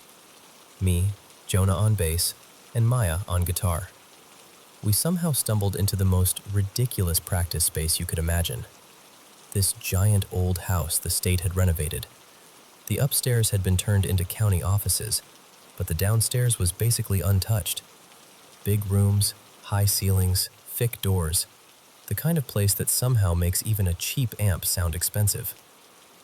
Jonah's grandparents, Evelyn and Frank, worked there. Like, worked there.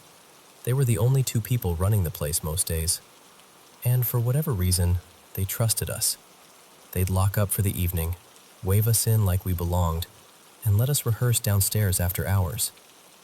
We could play loud, record, stash our gear, all of it, completely free. I still don't know how we got that lucky.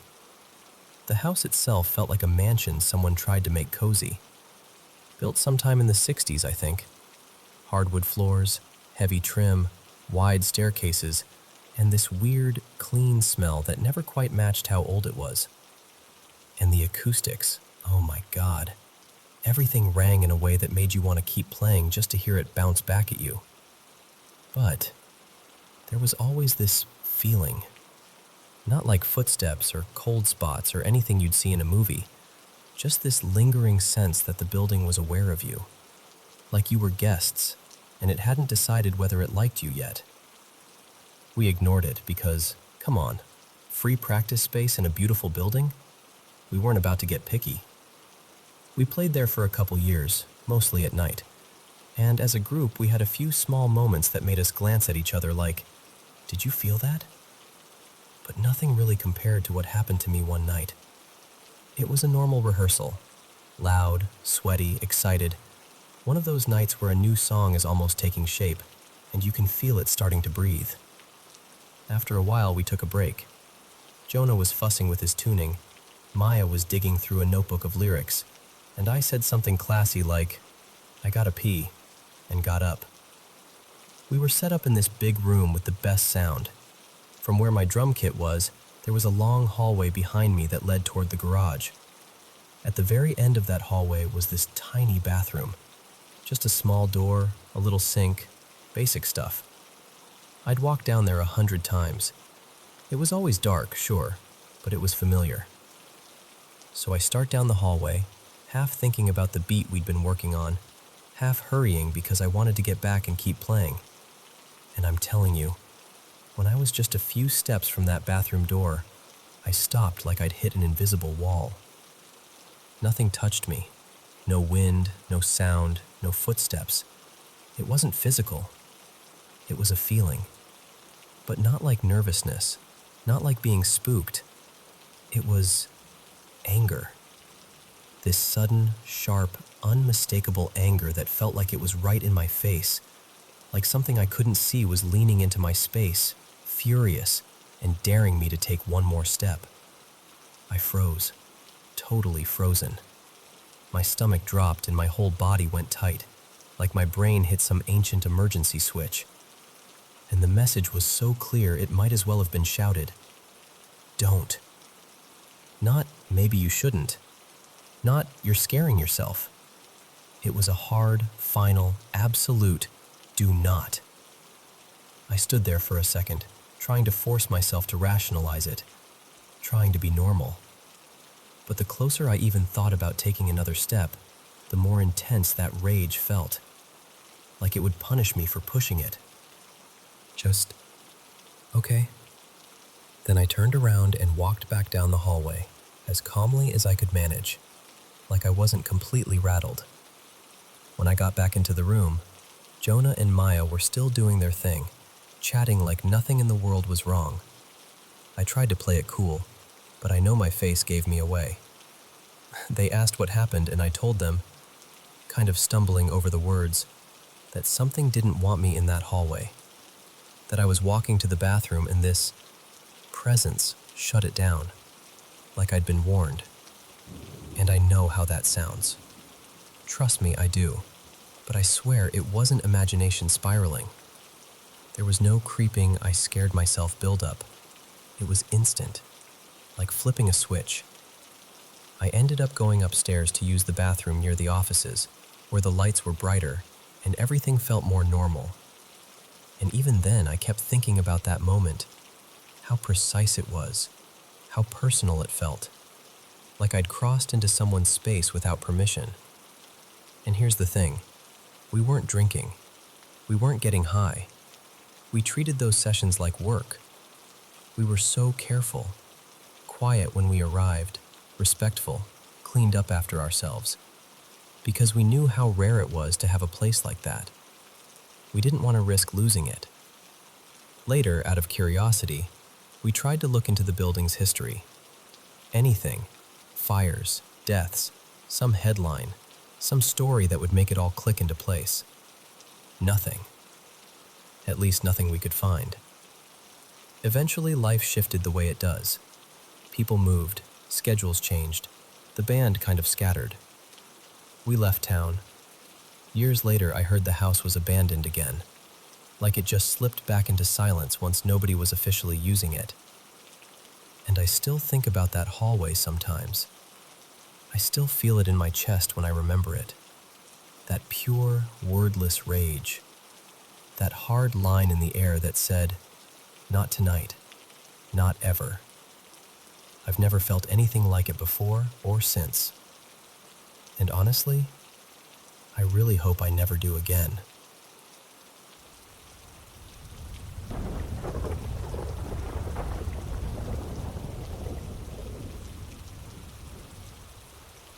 So back when this happened, my family was living in this narrow townhouse, 5 of us total. My mom and dad, me, and my 2 older brothers. We also had our dog, Milo, who followed everyone around like it was his full-time job. The layout matters, so picture this. The basement was basically my oldest brother's space. The main floor had the kitchen and living room. And then there was this staircase situation where, if you were standing on the first floor facing the stairs, the upstairs staircase was on your left, and the basement stairs were on your right. Not quite a wraparound, but close enough that it always felt like you were standing on a little landing between 2 directions.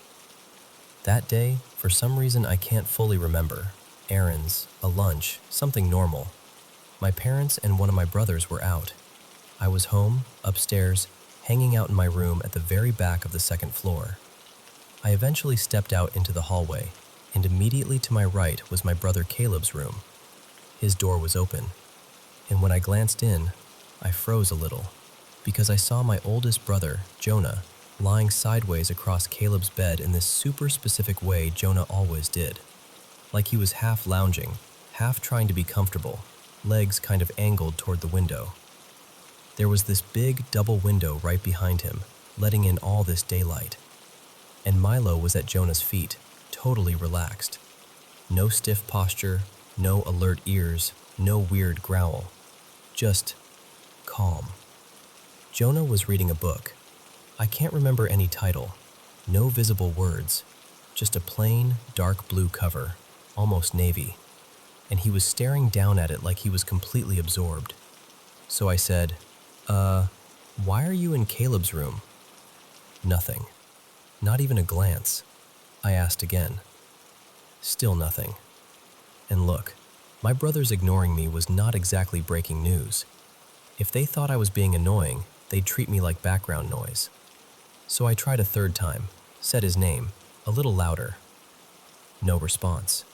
Just this quiet, steady breathing, and him turning a page. Finally, I got annoyed and went, okay, whatever, and turned away. I headed down the hallway and started going downstairs, and that's when I heard piano. It was coming from below, like from the basement direction. Jonah had this electric keyboard down there with a bunch of preset buttons where you could hit something and it would play a little demo song automatically. So for a second I thought, oh, he's messing with me. He's trying to freak me out. But it didn't sound like a preset. It sounded like Jonah, like the way he actually played when he was writing something. Slightly imperfect, emotional, kind of flowing like he was figuring it out as he went. I kept going down the stairs, and when I reached the bottom, I ended up standing right on that little in-between spot. Upstairs staircase behind me, basement staircase nearby. I just stood there, suddenly not wanting to move, because my brain was trying to hold 2 things at once. Jonah was upstairs in Caleb's room, but Jonah was also apparently downstairs playing piano. So I yelled, "Jonah!" And immediately, his voice answered from the basement. "What?" My stomach dropped. I called back, "Where are you?" "In the basement," he said, like it was the most obvious thing in the world. And I remember gripping the railing, staring toward the upstairs, because I didn't want to be wrong. I didn't want to be dramatic. I didn't want this to be real. But I said, "No, you're not. You're upstairs. I just saw you in Caleb's room." And then, like instantly, Jonah came rushing up the basement stairs, 2 at a time, like he could hear the panic in my voice. His face looked genuinely confused, like he thought I was about to tell him there was a fire or someone in the house. We went upstairs together, and the bed was empty. The window was the same. The light was the same. The room looked untouched. No dents in the bedding, no shifting pillows, nothing like someone had just been lying there. And Milo was still on the bed, in basically the same spot. Calm. unbothered. Like, what? I'm just hanging out. I remember looking at Jonah and insisting, I swear to you, I saw you right here. Same position you always lie in. Same everything. And the weirdest part was, Jonah believed me. He didn't laugh. He didn't tease me. He just kind of stared at the bed and the window like he was trying to solve a puzzle. Later, when my parents came home, I told them what happened. My dad got irritated almost immediately. He said I was messing around. And when I insisted I wasn't, he shifted to that tone adults get when they decide you're lying on purpose. But my mom was different. She listened, really listened. And then she said something I still remember because it was said so gently, like she wasn't trying to scare me, just explain the world the way she saw it. She said, sometimes strange things happen in houses, and if Milo was calm, maybe it wasn't something bad. She even floated this idea that maybe, since there'd been a break-in nearby recently, just a few doors down, whatever I saw could have been protective, like a presence in the window, visible from the street, keeping watch while we were home alone. I don't know. There's no clean ending to it. No proof, no explanation, nothing I can point to except how real it felt in my body in that moment, how certain I was of what I saw. And even now, as an adult, I still think about it sometimes. Not constantly, but every once in a while it pops back into my head. Jonah in that exact pose, the dark blue book, Milo at his feet like everything was perfectly normal. And I get that same little chill, like my brain is still trying to make it fit into one story.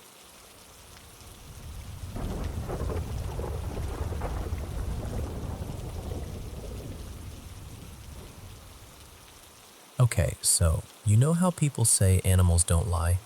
Like they don't perform or exaggerate just to make a point. That's why I can't shake what happened last night. Because my dogs reacted in a way that felt unmistakably real. So I live and work on this old farm property. I'm basically the live-in caretaker. It used to be a dairy farm a long time ago, like early 1900s, and later it got turned into this small flower operation. It's beautiful during the day, fields, sheds, the whole thing. But at night, there's just a lot going on. Little sounds, weird knocks, movement when nothing should be moving. And the worst of it, like the place where it all seems to collect, is this massive old barn on the back stretch of the property. It's huge. It used to be where the cows would come in from the pasture, and now it's mostly storage and flower prep. Buckets, tools, shelves, stacked crates, all that. My partner, Rowan, calls whatever is in there the thing that gives the heebs and the jeebs, which is funny until you're standing near it and you realize you're not laughing. Because we've heard things in that barn. Not just settling wood, I mean, a low man's voice murmuring like it's talking to someone, whistling, like someone trying to call the dogs by name, heavy rustling through stored stuff that's too big to be a raccoon or a cat, scraping sounds against the boards. Once, I heard this deep, irritated growl, like it came from a chest bigger than it should have been. But we never actually saw anything. Not clearly. Not until last night. So I'm doing my usual night walk with my dogs. My older boy, his name's Moose, he's getting up there, so I watch him close. My other dog, Tansy, is younger and fearless, and always wants to sprint off and patrol like she owns the land. I've got my phone out with the flashlight on, not because I'm scared, but because it helps them see where they're stepping. Moose is sniffing around the farm truck, taking his time, and Tansy takes off toward the back like she always does. And while I'm waiting, I notice something moving near this line of bushes. Not far, but far enough that the light doesn't hit it clean. The beam kind of diffuses in the cold air, so at first I only catch shape, color, this pale, sandy tan. My brain immediately goes, deer, right? Long neck, tall shape, the size checks out. But the thing is, It wasn't looking at the dogs. It wasn't watching me. It was just angled away, like it didn't care that I was there. Almost absent, like it was listening to something else entirely. Then it turned its head toward me. And I swear to you, swear on everything I love, it changed. Not like, oh, I realized what it was, changed. Like it compressed. Like the tall shape folded down into something else. And suddenly it was very, very clearly a coyote. Close enough that my stomach dropped. Close enough that all I could think was, that is too close. That is too close to my old dog. I blurted out loud, like an idiot. Oh my God, it's a coyote! Moose, now! And the second the words left my mouth, it was just gone. Not ran off, not slipped behind the brush. Gone. And Moose, my sweet, slow, arthritic old man, moves like he's got one speed these days. But last night, he moved. I have not seen that dog hustle like that in years. Head down, ears pinned back, eyes huge, like full-on panic. He trotted straight to me and pressed in behind my legs like I was a shield. And that's the part that keeps replaying in my head. Tansy didn't seem to notice at first. She came back about a minute later, tail up, totally pleased with herself.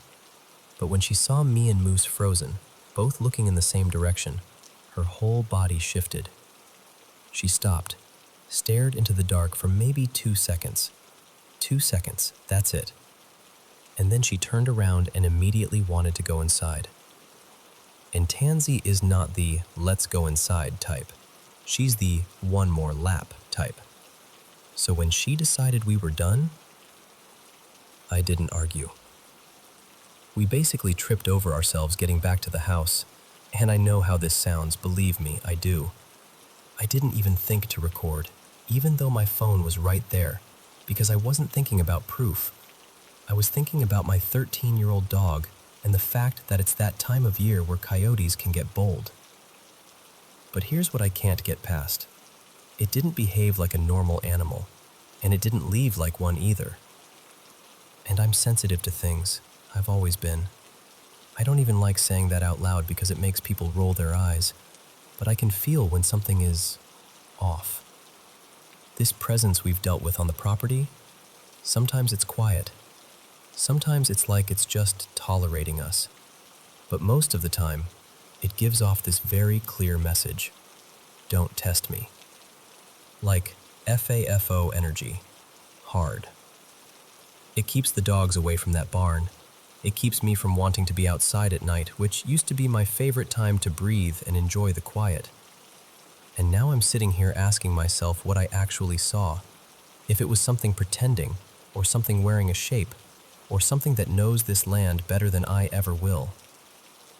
So yeah, that's where I'm at. Because when your dogs confirm it, when they react like that without you cueing them, it stops being, maybe I imagined it, and turns into this awful, heavy, okay, so what is it then?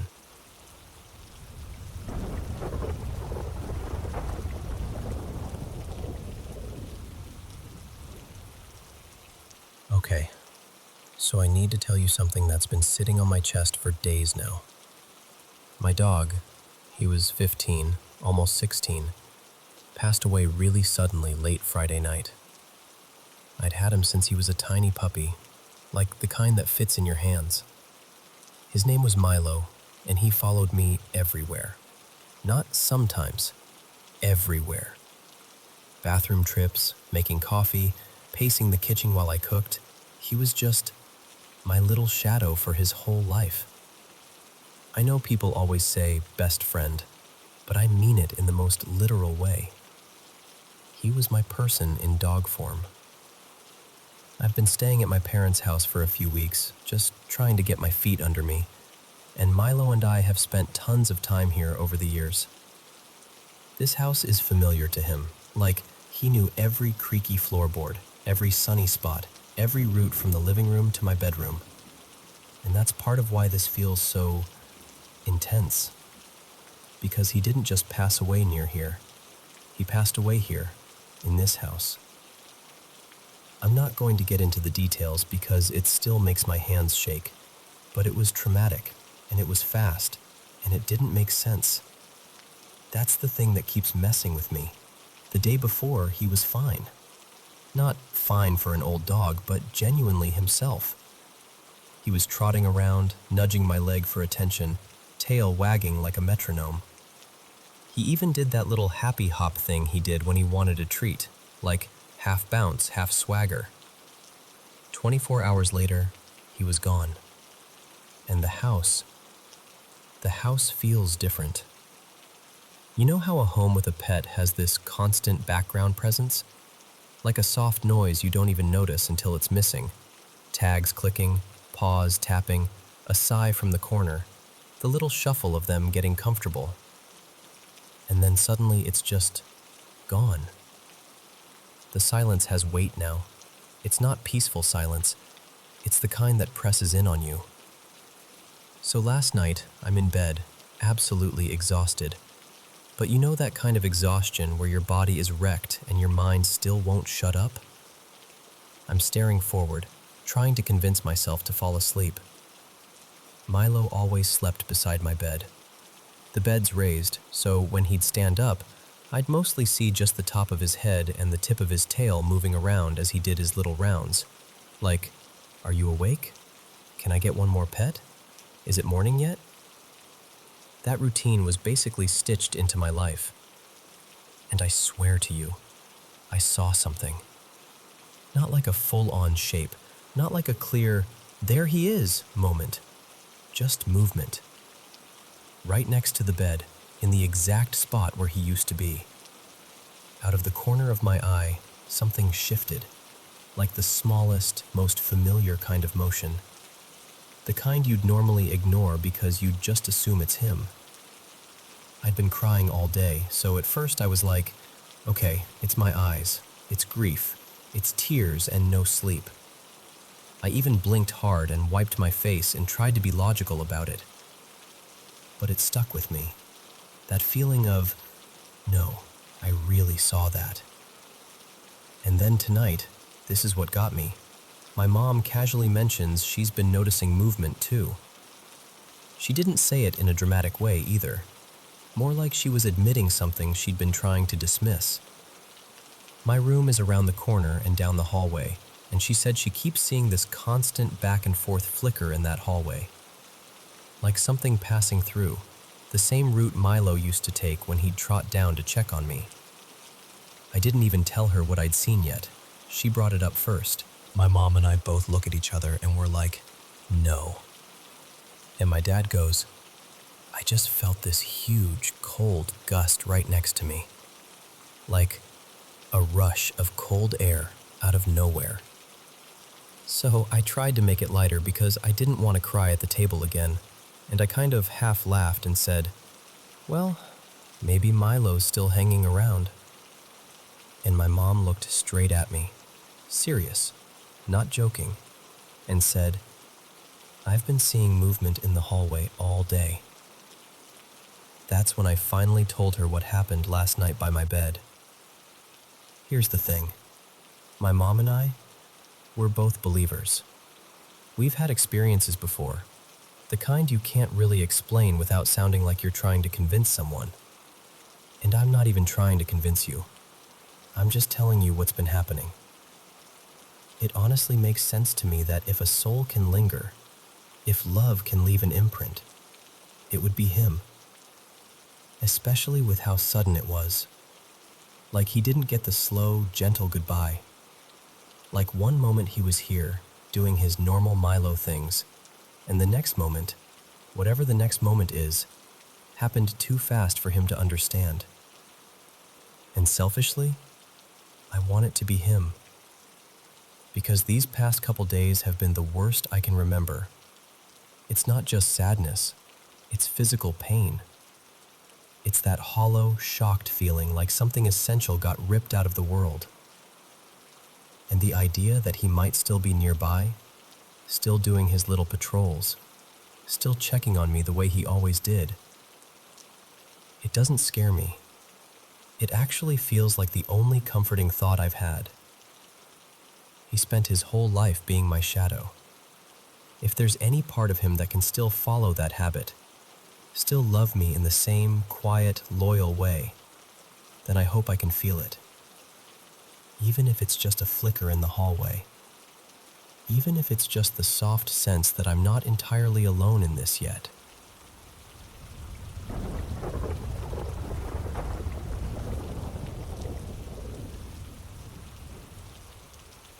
Okay, so before I get into this, I just want to say up front, I'm not someone who's super into paranormal stuff. I'm not out here hunting ghosts or anything. But this is one of those childhood memories that still sits in the back of my mind because I genuinely don't have a clean explanation for it.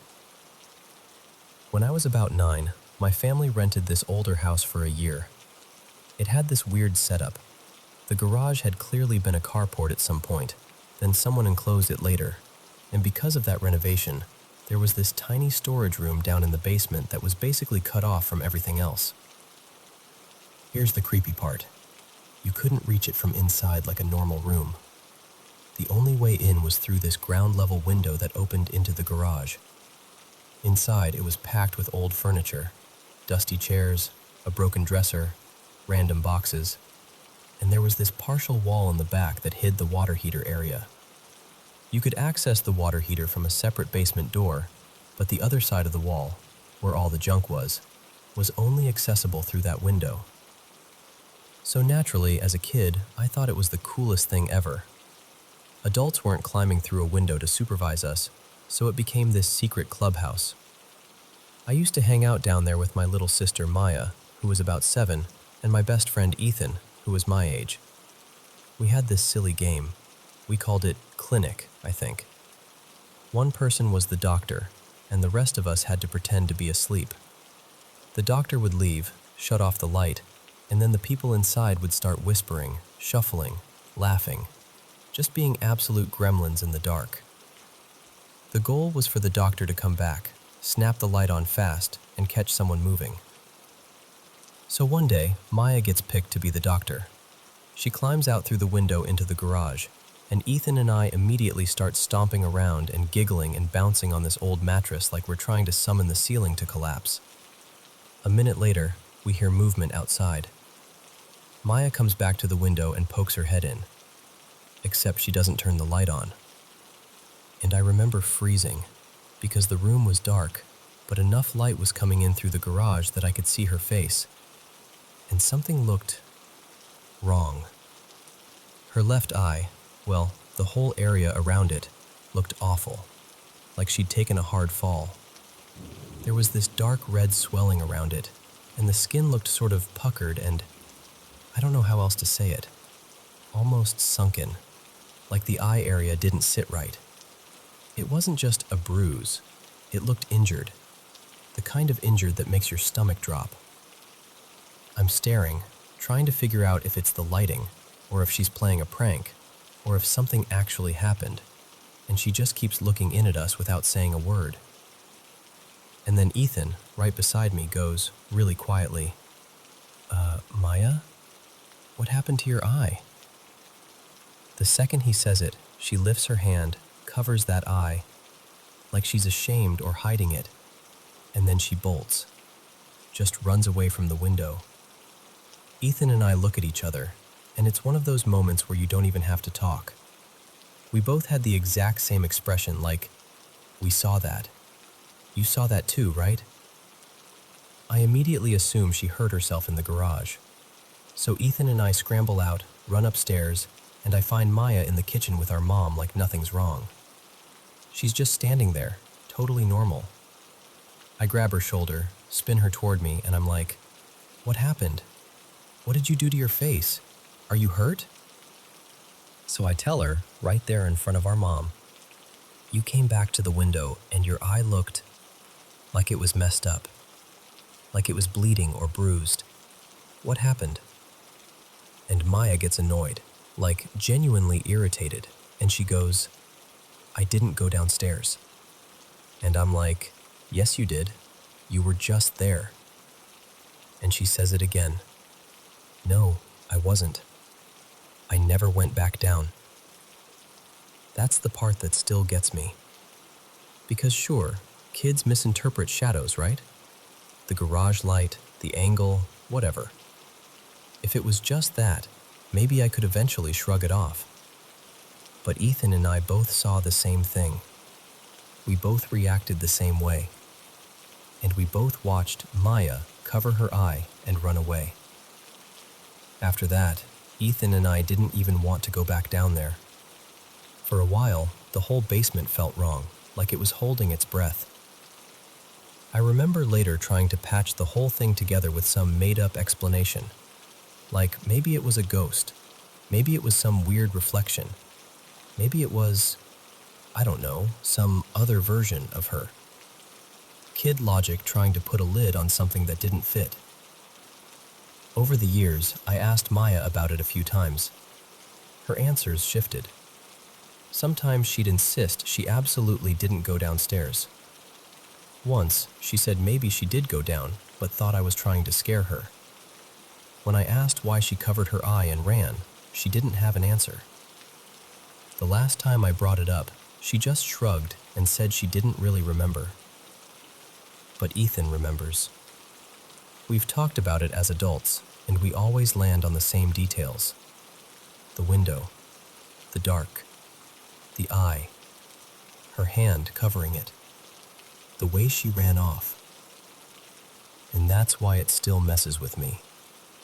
Because I can almost accept that two kids got spooked by weird lighting. What I can't neatly accept is the idea that the person we saw at that window might not have been my sister at all.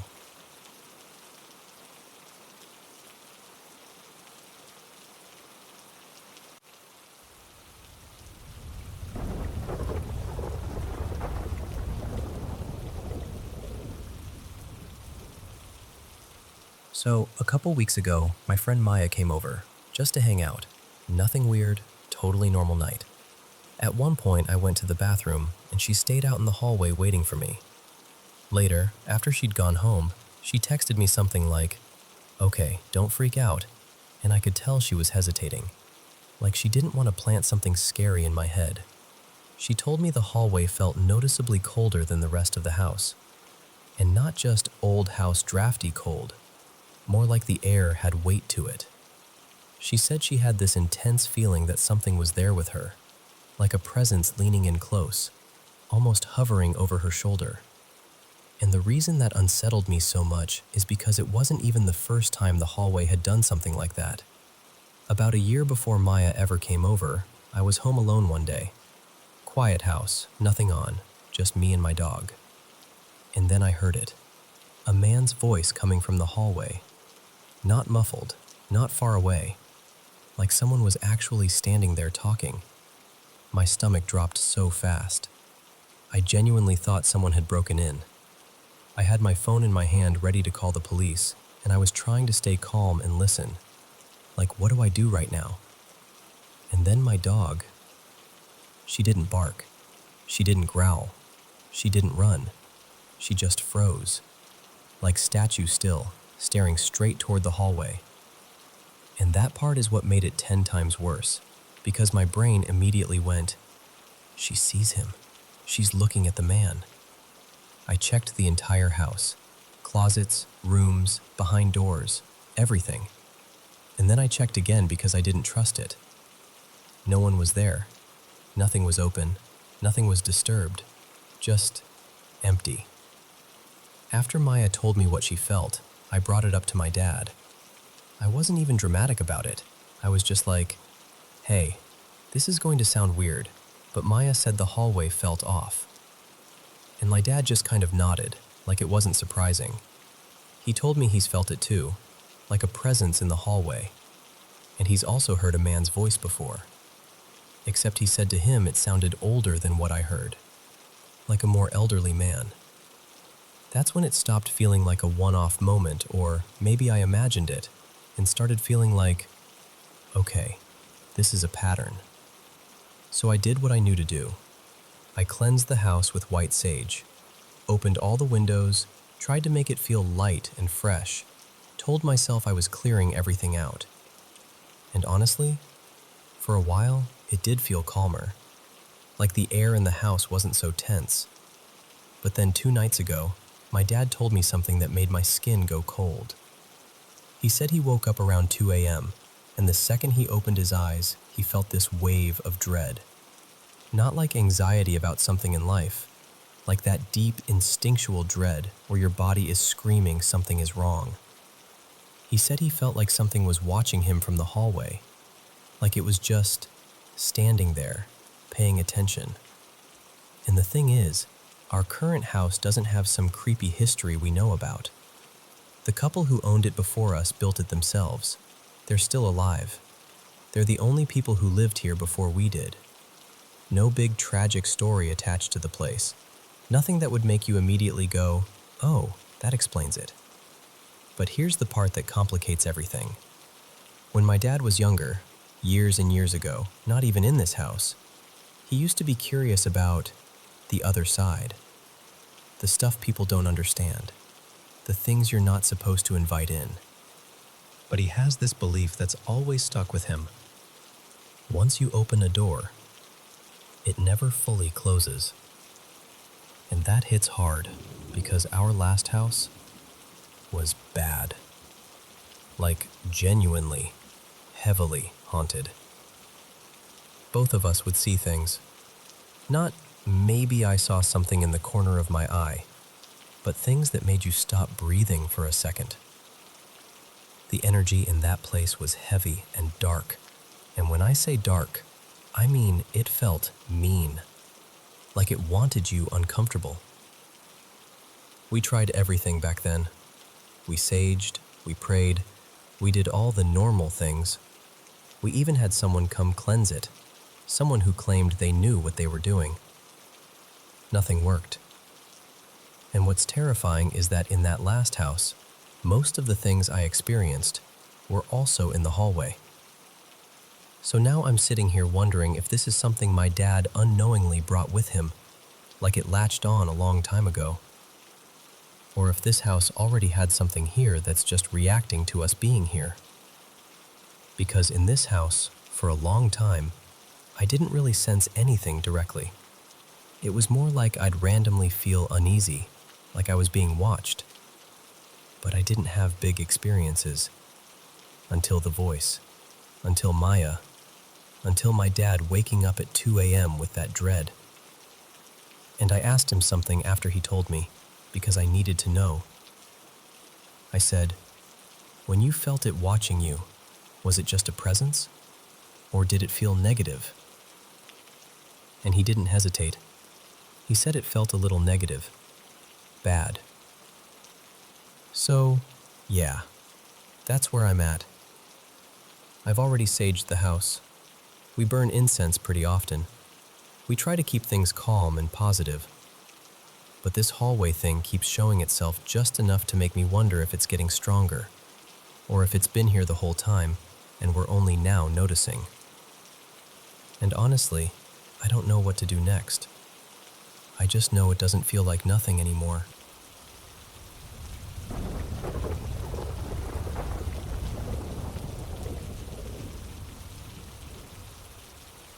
Okay.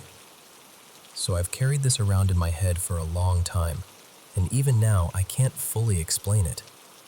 It's one of those memories that sits there quietly, but every once in a while, it taps you on the shoulder like, "Hey, remember me?" I was about 7, maybe 8, little kid age, and my little brother, Milo, was about 4. We shared a bedroom. Same room, 2 beds, a TV we shouldn't have been up watching as late as we were. My older sister, Tessa, was around 12 and had her own room down the hall. One night, she was in her room digging through clothes, like fully in fashion show mode. She kept pulling out random stuff and putting together these loud, bright outfits. I mean, bright. Hot pink, sunshine yellow, this neon blue hoodie. Things that basically glowed in the dark compared to our dim little room. And she kept coming into our doorway to show us. It was like a routine. She'd walk in, stop right at the threshold, do a little spin or some goofy dance move, and Milo and I would. Then she'd dip out again, back to her room to find the next masterpiece. This happened a few times in a row, maybe 5 minutes total. Nothing scary, just annoying big sister energy. Then, the weird part. She comes in again, one more time, does the doorway pose, she leaves like normal. And then there's this, longer than the others. Milo and I go back to watching TV because we assume she's done. I remember the room feeling calm again, like the little show was over and it was just us and the screen. And then, out of nowhere, someone steps into the doorway. But it's not her. This figure was tall, like tall in a way that didn't make sense in our house.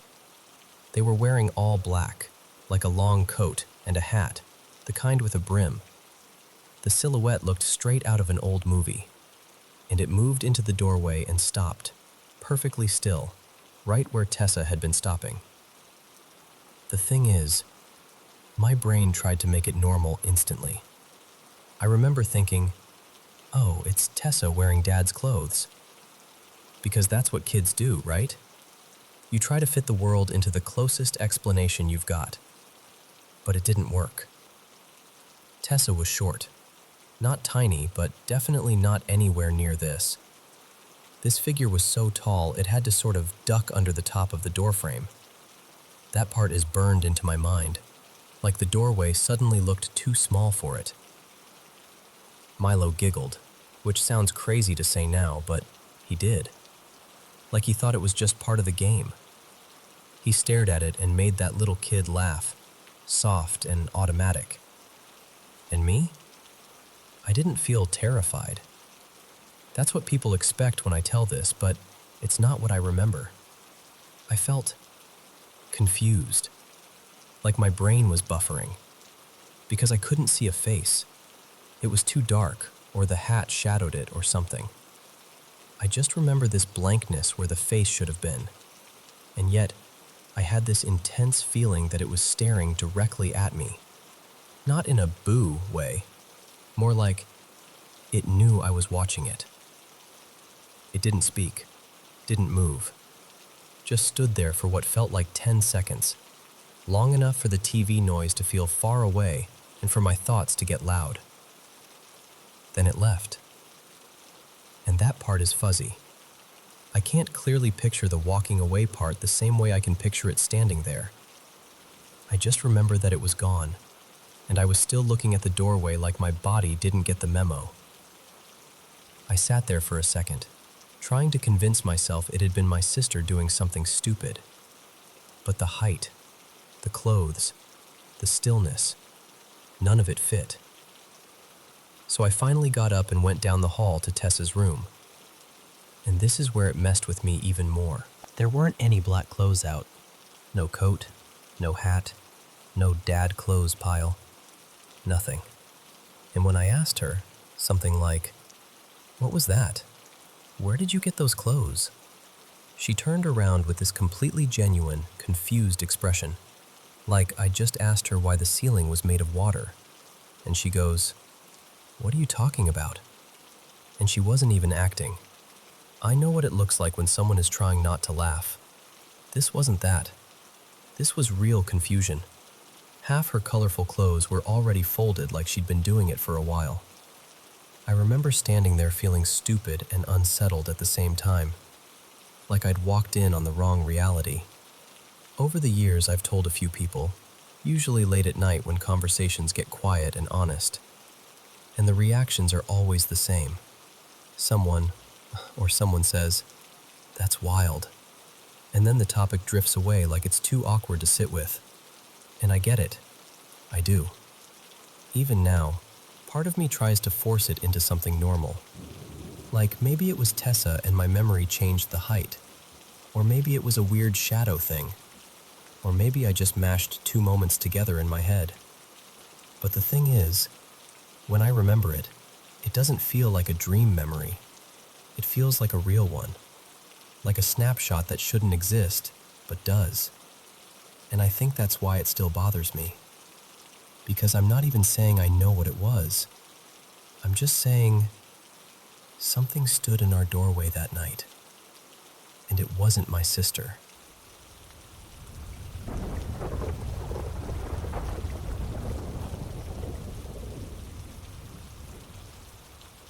So, this is one of those stories I still tell and then kind of laugh afterward. Like, what was my life for that stretch of time? For a few months, almost every single night, I'd have this presence show up right when I was turning off the last light in the living room, like clockwork. Here's the background. My dad's parents had this shared plan. Both of them wanted to be cremated, and then their ashes were supposed to be combined pretty quickly. But it was 2020, and not for any big, dramatic headline reason. Just one of those years where everything kept getting delayed and plans kept falling apart. My grandpa, let's call him Eddie because that name fits the vibe, ended up not getting handled the way he'd asked. His ashes were sitting in this large, matte black container, kind of like a tall canister, with his name printed on it. It wasn't even an urn. It was more like a temporary holding thing. And because no one quite knew what to do next, it got stuck in the back room with a bunch of random storage junk. Not dumped out, not moved along, just parked. And honestly, at first, it didn't feel like a big deal. Like if Eddie was around, he didn't seem to care. Until the day he did care. There was supposed to be a pickup or drop-off, something that would finally move things forward. And then it got canceled at the last minute. I wasn't even home when it happened, so I didn't find out until later. But apparently Eddie found out immediately, because that night, I turned off the final lamp, and someone was just there. For a split second, my brain did the normal thing and went, "Oh, that's Dad getting up for the bathroom."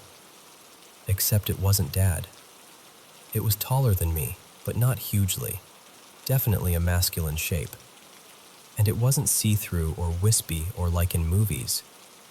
It was a solid black silhouette in the dark, so dense it blocked what little light was coming in from outside.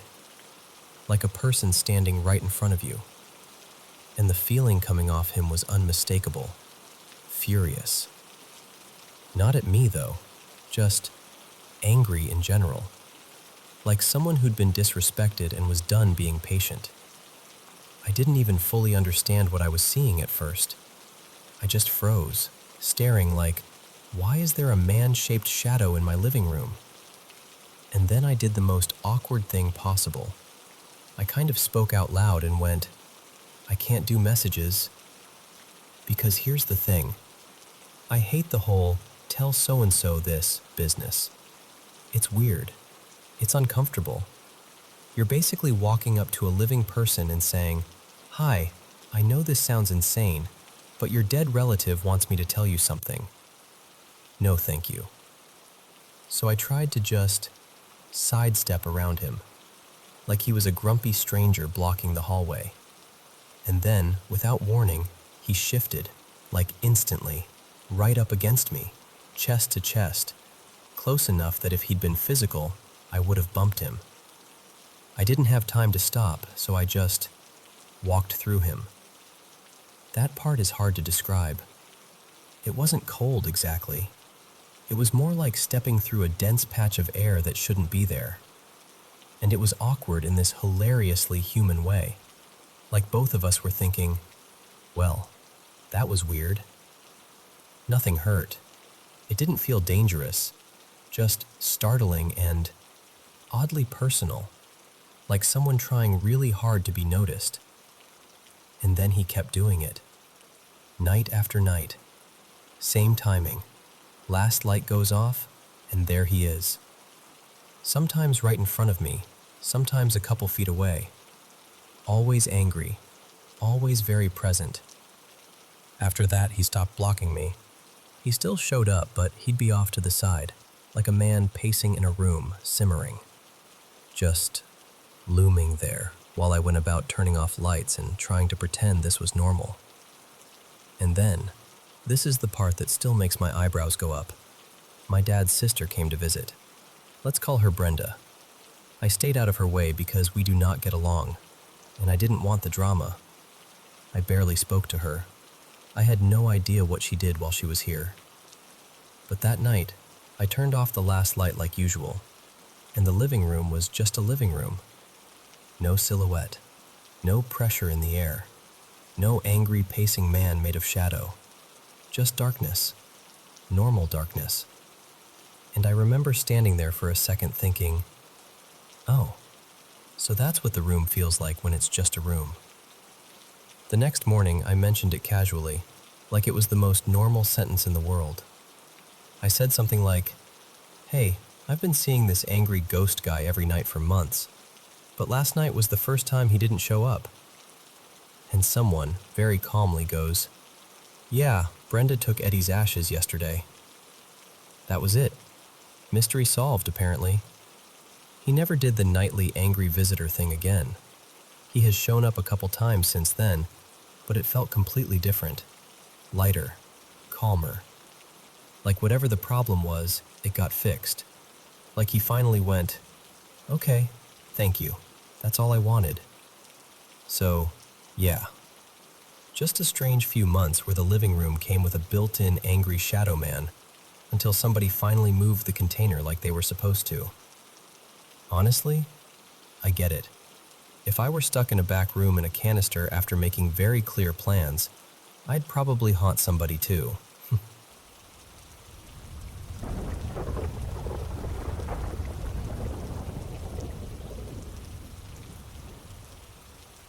Okay, so I need you to picture this place with me. It's a restaurant now, but it used to be a house. One of those original, creaky old homes from the 1800s that somehow survived long enough to get repurposed. High ceilings, narrow stairs, weird corners that don't make sense unless you remember it was built for a family, not for a dining room and a bar. And listen, I'm not someone who wants this to be a ghost story. I've worked in restaurants forever. Like, I've been in the service industry for well over a decade, and I've seen all kinds of chaos. Busy nights, drunk customers, equipment breaking, things falling because someone stacked them wrong. All of that is normal. But this place has its own brand of what the hell. At first, it was little stuff. Forks sliding off tables, a glass tipping over when nobody even brushed it, bottles taking a dive off a shelf. And I tried so hard to be rational about it. You know, like, okay, old building, slightly uneven floors, heavy trucks going by.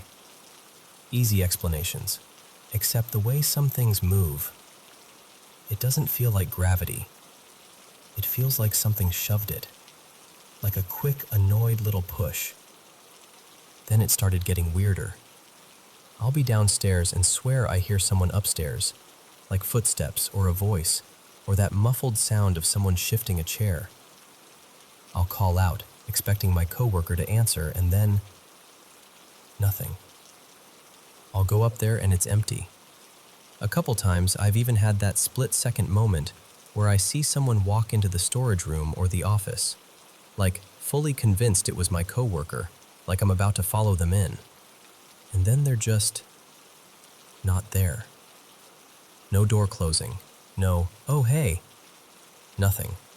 Just me standing there feeling ridiculous. So here's the thing. I don't tell new hires about any of this. I know that sounds mean, but it's honestly the only way I can test whether I'm just feeding people ideas. Because if I say, this place is creepy, then every creak becomes a presence, right? So I keep my mouth shut. I act normal. I let them train. Give it a couple weeks, sometimes less. Someone will casually bring it up like they're trying not to sound crazy. Like Mara, one of our newer servers, came up to me after a lunch shift and said, really quietly, okay, I'm not trying to be weird, but do things ever, move on their own here? And my stomach just dropped because I hadn't told her anything. Another guy, Devin, asked me if we had some kind of prank thing going because he watched a spoon flip off a table like somebody had flicked it. He even tried recreating it, bumping the table, shifting his weight, tapping the edge, and couldn't get it to do anything close to what he saw. And it's not just staff. Customers have had stuff happen too. People laughing nervously because their utensils slid right off the table while they were mid-conversation. One couple insisted a menu moved, not fell, not slid down from condensation, moved like it was tugged. Now, I'm a pretty grounded person. I don't drink, I don't mess with drugs, I don't have any family history of anything that would explain hallucinations. And I've worked in enough places to know when my brain is just tired and filling in gaps. Which is why the moment I'm about to tell you still makes my skin crawl. It was quiet. Totally normal. And right as I'm turning the key, I hear a young woman's voice say my name. Not in that vague, did I imagine that way? I mean right by my ear, clear as day, like someone leaned in close to get my attention. But at the same time it sounded distant, like it came from too near and too far at once. And she said it like a question, like, Elena? That little upward inflection, like she was checking if it was me. I froze so hard I swear my whole body locked up, because my name isn't super common. It's not the kind of thing you overhear casually shouted on a random street. And there was no one in the alley. No one behind me. No one passing through. Nothing. I actually turned around expecting to see someone, like maybe a friend of a coworker, or a delivery person, or even just some stranger who happened to know me. But there was nobody. And that's the part that sticks with me. Not just the voice, but how personal it felt. Like whoever it was wasn't yelling into space. They were talking to me. I've been there a little over 3 years now, and I'll be honest, it makes me uncomfortable in this deep, quiet way that doesn't really go away. Sometimes I catch myself wondering things I don't even want to wonder. Like, if this house has a history, if someone young lived there and got trapped in a bad life, if something happened to her, if she was lonely, if she's just still there. And then I swing the other direction and I'm like, okay, maybe I'm stressed. Maybe I'm overtired. Maybe my brain glitched for half a second. But I keep coming back to the same thing.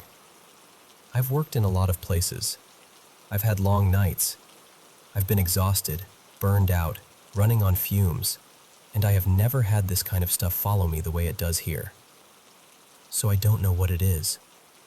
I just know that when I'm alone by that side door, keys in hand, and the alley goes quiet, I find myself listening harder than I want to, just in case she says my name again.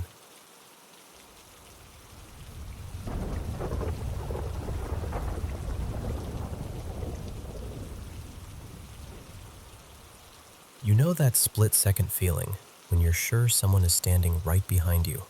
So sure, your body reacts before your mind can catch up? That's what it's like for me. Except it isn't just a quick jolt. It comes as this heavy, unmistakable dread, like a cold breath on the back of my neck, like the air in the room changes shape. I'll turn around, fast, because everything in me says someone's there, and every time, there's nothing. Just empty space and that horrible quiet. And then the second part hits. This wave of sadness so raw it almost doesn't feel like mine. Like I'm being flooded with grief without any actual memories attached to it. It's emotion without context. No clear thought, no reason. Just this deep ache that fills my chest and makes me feel hollow at the same time. The strangest thing is how it leaves. Usually within half an hour, give or take, it fades like it never happened. No gradual come down, just gone. And I am left sitting there, trying to convince myself it was nothing. People have told me it's anxiety, paranoia, stress, whatever label makes it fit into something tidy. I've tried to accept that. I really have.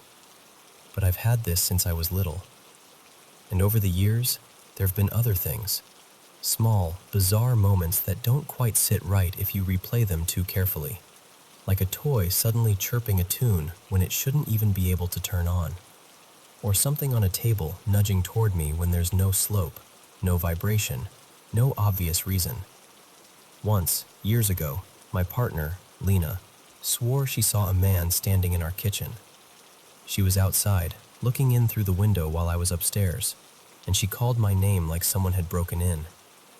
I remember stepping into the hallway, dripping wet from the shower, confused and annoyed, and by the time I got down there, the room was empty. There was another incident that still feels almost embarrassing to say out loud, because it sounds like I'm trying to write a horror story. A framed picture of my mum, one of those canvas prints, had been moved from the lounge into the entryway. Nothing dramatic, just a different spot. And then, later, without warning, it slid and tipped and just launched itself off the surface like it had been swatted. It didn't just fall, it moved, like it had somewhere to be. I don't even like telling people this stuff, because here's the thing. I'm not someone who goes looking for ghosts. I'm not the kind of person who wants the world to be full of paranormal explanations. If anything, I've spent years trying to make myself more practical, more grounded, more normal. Most days, I can push it all to the back of my mind and get on with life. But then there are the other moments, the ones I can't neatly box up. A few times, I've seen people who I knew were gone. Not like glowing shapes or floating lights, nothing theatrical. Just a person, there for a second, like you've looked up at exactly the wrong time. Once, I was visiting a friend, Aaron, and in the corner of his living room, for a heartbeat, I saw an older woman standing there like she belonged to the house. I described her afterward without thinking much of it. Her hair, her posture, even the way she held her hands. Aaron went pale. He showed me a photo later. It was his grandmother. I'd never met her. I'd never even seen a picture of her before that day. So when this dread comes, this specific dread, I recognize it immediately. Not because I want to, because my body does. Same sensation, same breath on the shoulder certainty, same crushing, nameless grief. And the awful part is, it never comes with information. It's not a warning with details. It's not some helpful message or vision that lets me prevent anything or prepare. It's just the feeling. And then later, hours or days after, the phone rings, or someone texts, or there's a conversation that starts with, "Are you sitting down?" It's happened with my grandparents. It happened before my mother-in-law passed. It's happened enough times that I can't pretend it's random anymore, not in my bones. Every time, it's exactly the same. So distinct it doesn't resemble any normal worry I've ever felt. So now I'm left here with that familiar, sick calm that comes after the wave has passed, thinking the thought I hate thinking. Someone in my family is probably gone. And all I can do is wait to find out who. I always do the same thing, too. This small, private plea I feel ashamed of even as I'm making it. I hope it isn't my parents. I hope it isn't one of the people I can't imagine losing. And even saying that feels selfish, because if it isn't my parents, it will be someone else's. Someone else will be getting the call. Someone else will be stepping into that empty, changed world where a person used to be. But I'm just being honest with you.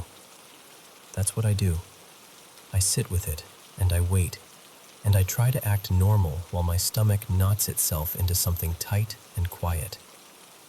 And I hate that I've learned the shape of this feeling so well. Because no matter how rational I try to be, no matter how much I tell myself it's just nerves, when that dread breathes down my neck, it has never been wrong.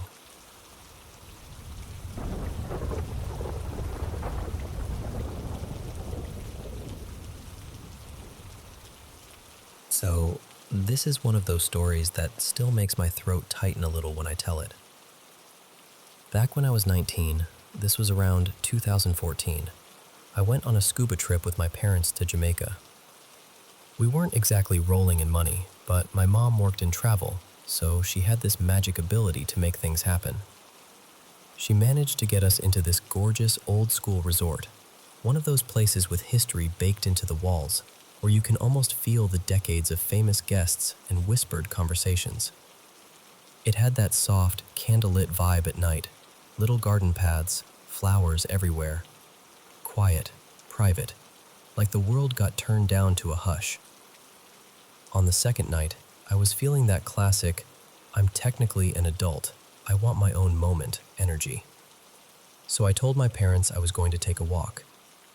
There was this pathway that ran along the beach, but it wasn't a wide open, let's go swimming stretch. It was more tucked away, lined with palms and thick bushes, like a leafy tunnel. I wandered down it until I found a hammock, and I just melted into it. I remember staring straight up at the stars and listening to the ocean doing that steady, rhythmic thing, waves tapping the shore like they were breathing. It was unbelievably peaceful. And then, maybe 10 minutes in, something shifted. You know how your body sometimes notices something before your brain fully catches up? Through the trees, I saw a figure coming down the path. A woman. And yes, she was wearing white. Like full-on white dress, the kind that immediately makes your brain go, oh, come on, of course it's white. She moved calmly, not hurried, not stumbling, just smooth. She reached the point where the trees opened toward the water, except that section wasn't an easy beach. There were rocks, uneven and sharp, and the water there was more like, don't even try it water. It wasn't far, maybe 6 or 7 meters from where I was, but it was separated enough that it felt like I was hidden. She stepped onto the rocks, and she didn't struggle. No careful picking her way across, no hesitation. She sort of drifted over them, like her feet already knew exactly where to go. Then she walked into the ocean, in the dress. I remember this sudden spike of panic, not even for myself at first, but like, is she okay? Is she about to do something? And I didn't want to scare her by popping up like some creep in the dark, so I called out as gently as I could. Good evening. She stopped, turned her head toward me. And the thing is, she looked right at me, like she actually saw me. She gave me the softest little smile. Not creepy, not blank, almost kind, like hello without words. Then she turned back to the water, and she was just gone. Not walked farther away and I lost sight of her. Gone. 1 second she was there in white, wading in, and the next second there was only the ocean. I went ice cold, like blood-drained, stomach-dropping, full-body shock. I genuinely thought I might throw up. I flew out of the hammock so fast I nearly tangled myself, and I started half jogging, half power walking back toward our room, forcing myself not to sprint like a cartoon character. Every few steps I'd work up the courage to glance over my shoulder, and every time I did, I felt worse.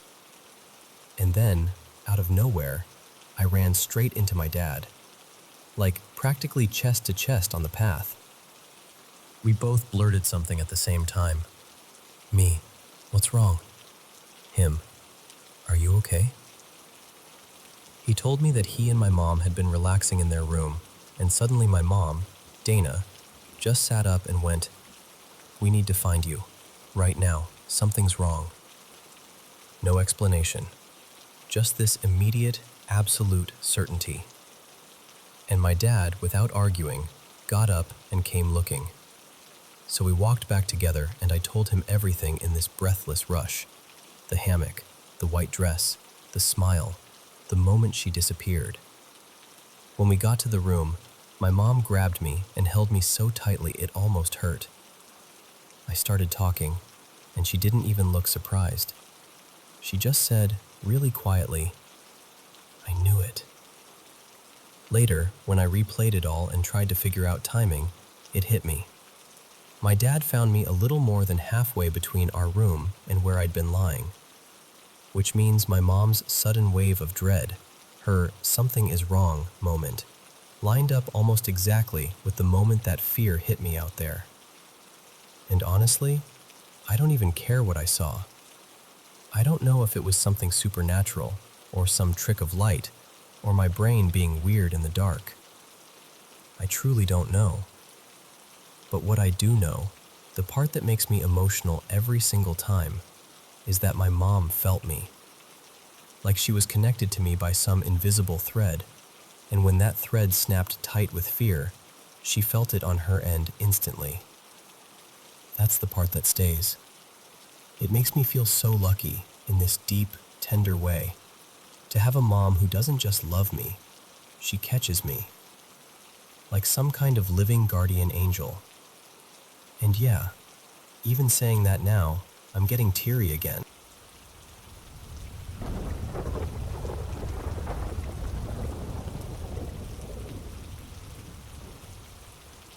So, I've been carrying this around for most of my life, and I don't always know how to say it out loud without sounding a little unhinged.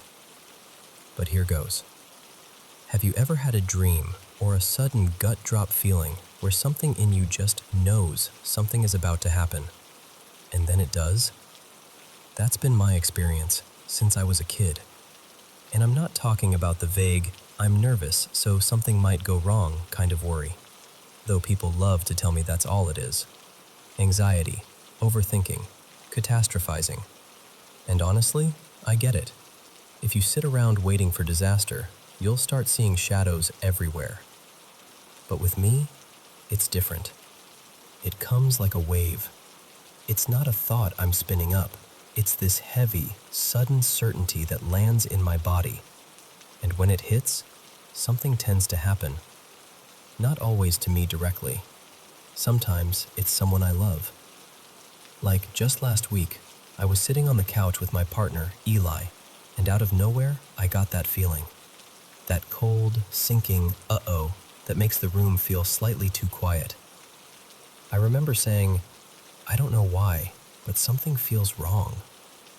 I'd barely finished the sentence when my phone rang. It was my sister, Marisol, telling me she'd pulled over because her car was coughing and stalling, and there was this sharp, burning smell, like plastic or wiring. She was shaken, and I could hear it in her voice. Another time, I was at work.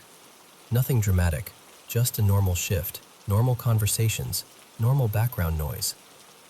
Then the feeling hit so hard I had to grip the edge of the counter. 10 minutes later, I got a call. My younger sister, Tessa, hadn't come home. She was missing. It turned into hours of panic, calling around, checking places, the kind of fear that makes your skin feel too tight. She was found later, and she was okay, but that doesn't erase how real that moment was. And then there are the dreams. Ever since I was little, like 8 years old, maybe earlier, I've had this recurring nightmare. Same setting every time, same weird details. It's almost like stepping onto a stage where the props never change. In the dream, I'm inside this familiar house. Not exactly my house, but it feels like one I've known forever. The lighting is dim in that dull, yellowed way, like a hallway at night. There are people around, faces I recognize in the dream even if I can't fully place them when I wake up. And every single time I ask to use the bathroom, someone always tells me the same thing.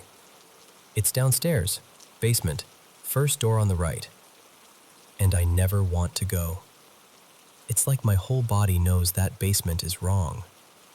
The air down there feels heavier, like it's packed with something you shouldn't breathe in. And every time I have that nightmare, something horrible happens soon after, as if the dream is a warning siren my brain can't turn off. The last time I had it, I woke up to my mother crying so hard she could barely speak. She told me my aunt, Aunt Nadine, had been attacked. She didn't survive. I remember sitting up in bed, still half stuck in that dream world, and feeling like the nightmare had followed me into the room, like it had been waiting for me to wake up and confirm it. But when I woke up, I was confused. We lived in a pretty ordinary area. Suburbs, stores, side streets. Not exactly middle of nowhere territory. Then I found out something I never would have guessed. My sister, Tessa, the one who later went missing, had been secretly involved with Jonah. She was underage at the time. He was in his mid-20s. I didn't know. I couldn't have known. It was like finding out you've been living in a room with a hidden door the whole time. And here's the part that still makes my skin prickle. They were trying to leave. They were driving out toward the border, far from anywhere familiar. And his car broke down. In the desert. Just like my dream. We don't talk anymore. I don't even have a way of contacting him now, and honestly, I don't want one. But that doesn't stop my mind from replaying it. How I saw that scene before I had any reason to imagine it. So this is where I'm stuck. Because I've told people about these things, and a lot of the time I get the same reaction. That I'm dramatic. That I'm reading into coincidences. That I'm crazy. Or I just have anxiety and I'm attaching meaning to random events. Even my family doesn't really validate it. And that's complicated, because they're spiritual in their own way. They're involved in shamanic practices, and when I've tried to talk about this, they've told me, gently but firmly, that I don't have the gift. That if someone is meant for that path, it's chosen in a different way, and what I'm describing isn't it.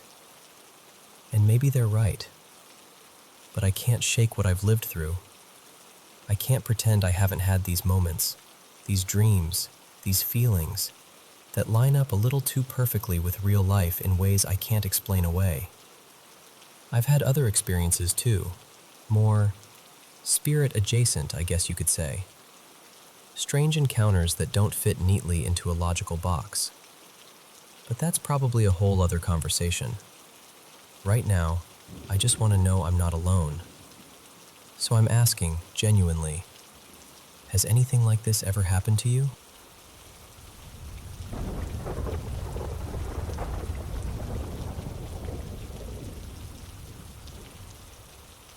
So, I'm just going to say this out loud, because I've carried it quietly for years, and it still feels too strange to keep locked up.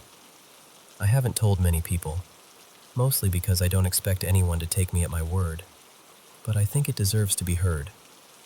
I've always been the kind of person who leans on logic, cause and effect, patterns, explanations. I like things that can be proven, and that's exactly why this unsettles me, because no matter how I try to file it away as coincidence, it keeps showing up in the same exact way. The first time it happened, I was in elementary school, 3rd grade, I think. It was one of those bright, loud afternoons where recess feels like the whole world. Me and a few friends were playing tag, and I was it, sprinting full speed after this kid named Mason. And then, right in the middle of running, I stopped. Not like I chose to stop, like my body just shut the game off. Every hair on my arms and neck lifted, and this cold ripple moved through me, like a wave that started in my chest and rolled outward. Not painful, just intense, like being suddenly dipped into icy water, except it wasn't on my skin, it was inside me. Along with it came this heavy sadness, the kind that doesn't have a story attached to it. No reason, no thought, just grief, dropped into my body out of nowhere.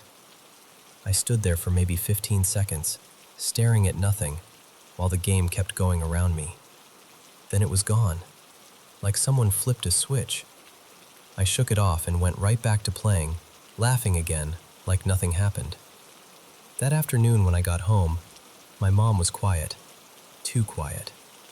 And that's when I found out my great-uncle Ray had died earlier that day. Later, I learned the timing. It lined up with recess, with the exact window where I'd frozen in place. At the time, I told myself it was a bizarre coincidence. Kids get weird feelings sometimes. Maybe I'd just sensed something in the air.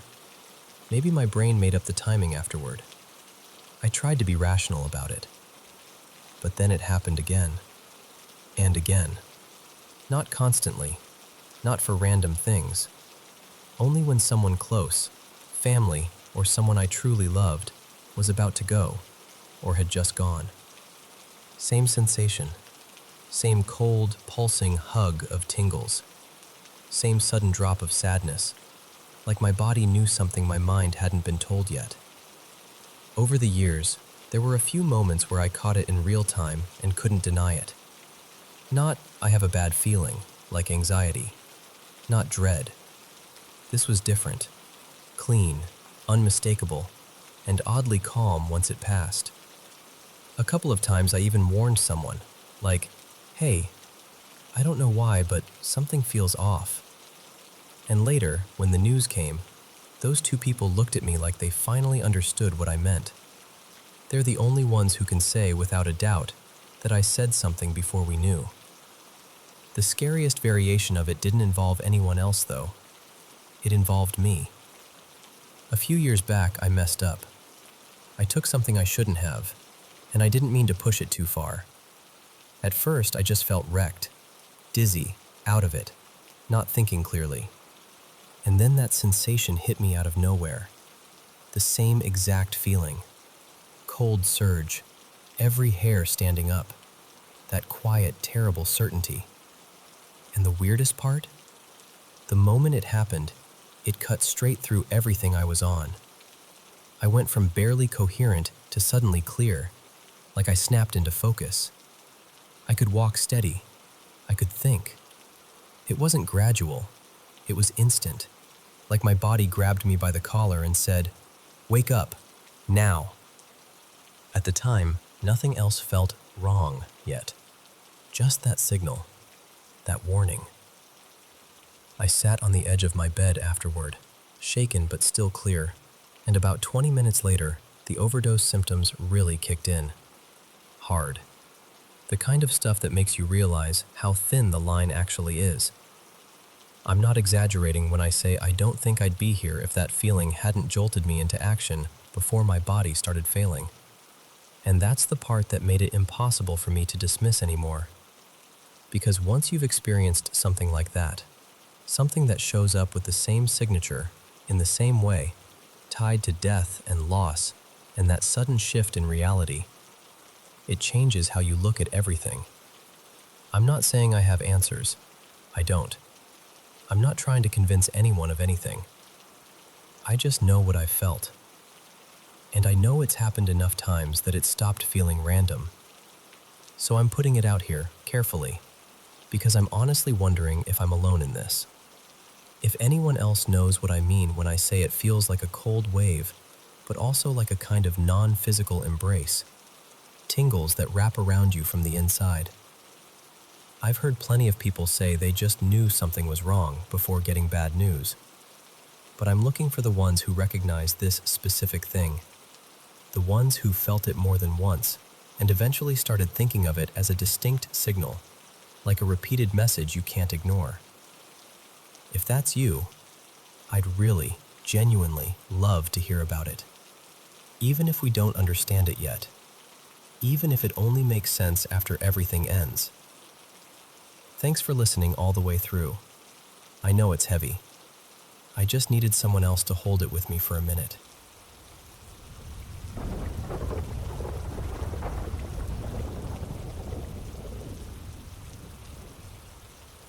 So, there's this old bar back in my hometown. Real small, real rural. It sits just far enough outside of town that you've got fields on the drive over, but not so far that it feels isolated. The place has this worn-in, old western feel. Dark wood, scuffed floors. The kind of bar that looks like it's been listening to people's stories for 100 years. And forever, people have whispered that it's haunted. Not in a horror movie way, though. More like, oh yeah, the place has company. And then they laugh and sip their drink like it's no big deal. Folks claim they've seen someone pass through the hallway, or heard a chair scrape when no one's sitting there, or felt a presence like somebody standing just behind them. I always figured people were exaggerating. You know how it goes. One good story turns into 10 better ones over the years. But a couple weekends ago, I stopped in with a few friends, Mason, Jules, and Tessa, around late night, maybe closer to 1 in the morning. We were heading home from a local get-together and didn't want the night to end yet, so we made this spontaneous little detour. When we walked in, the bar was basically empty. No crowd, no music blasting, nothing rowdy. Just that soft hum of a neon beer sign and the low clink of glass now and then. Behind the counter was the bartender, an older woman named Marlene with silver hair pulled back in a clip. The kind of person who greets you like she's known you your whole life.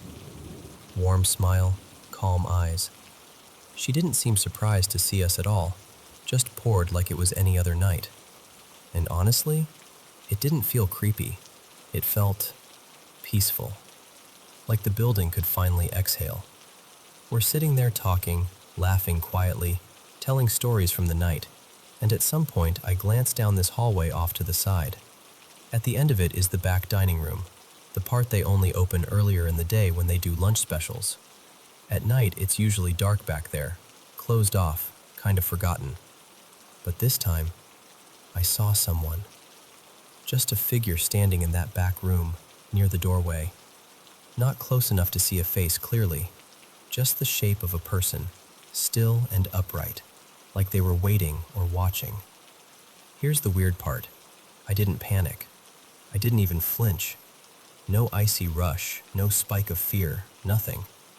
It was like my brain filed it under, interesting, instead of run. I kept listening to my friends talk, nodding along, but my eyes kept drifting back like I was checking a clock. And the figure didn't do anything dramatic. No sudden movement, no rush toward the hallway.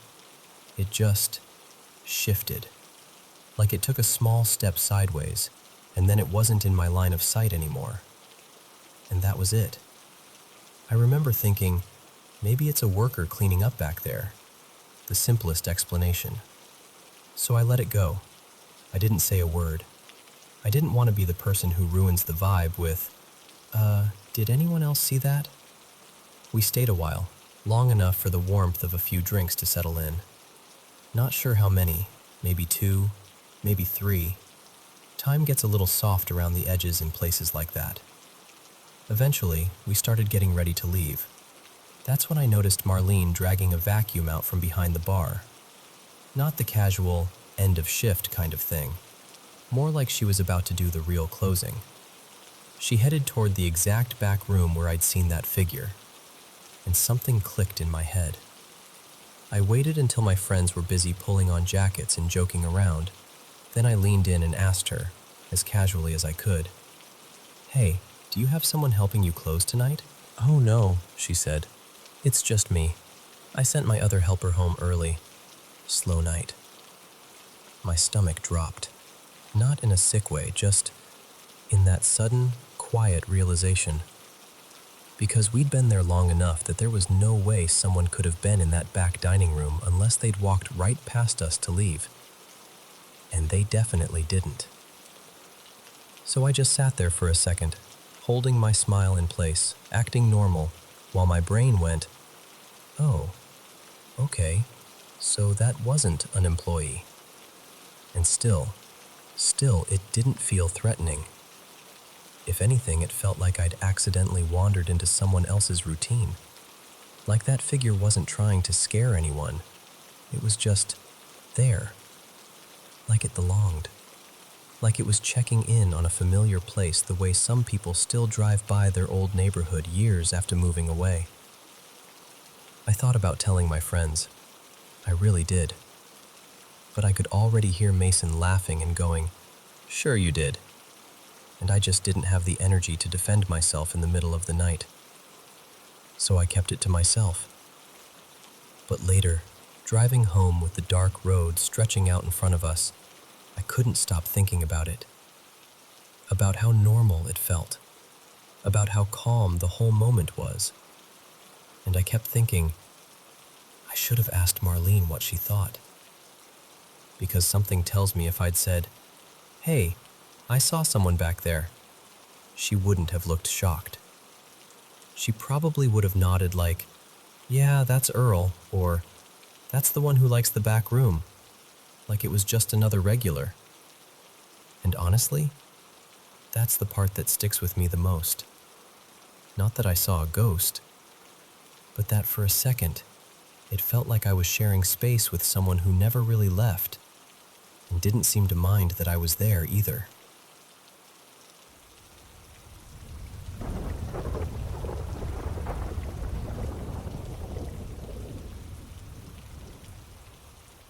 Okay, I know people talk about this kind of thing all the time, but I've been carrying this around for a while, and I just want to say it out loud, because it still sits in my chest like a little stone.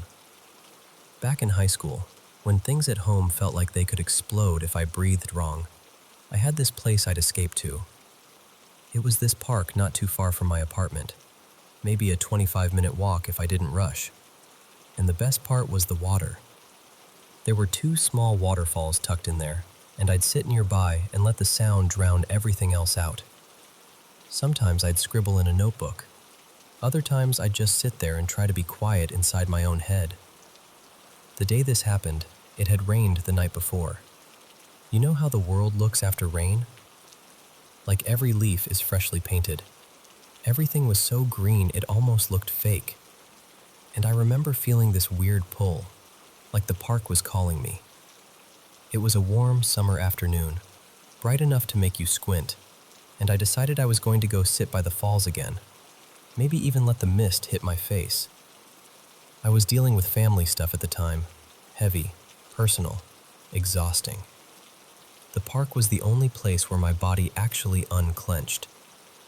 Normally I'd take this route that went up a steep incline, but that day I chose a different entrance, the one with the long sidewalk and the wooden footpath.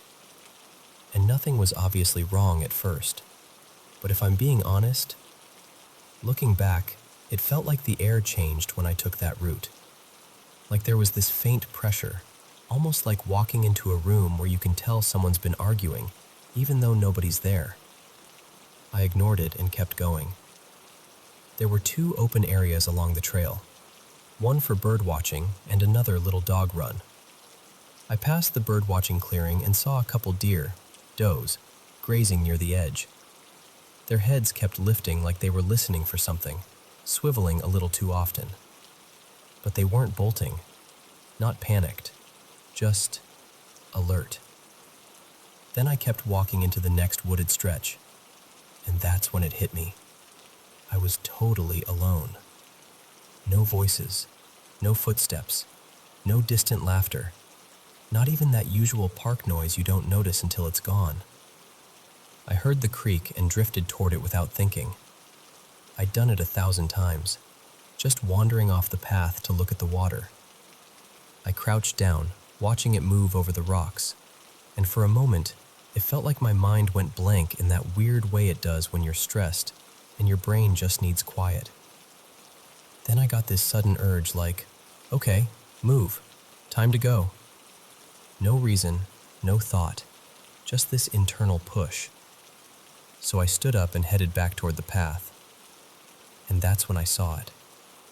2 young trees were bent toward each other, twisted together so tightly they formed this clean arch, like a doorway. Not messy, not snapped branches or random wind damage. It looked intentional, like someone had braided them together. I stopped dead, because I couldn't figure out how it could have happened in the couple minutes I'd been watching the creek.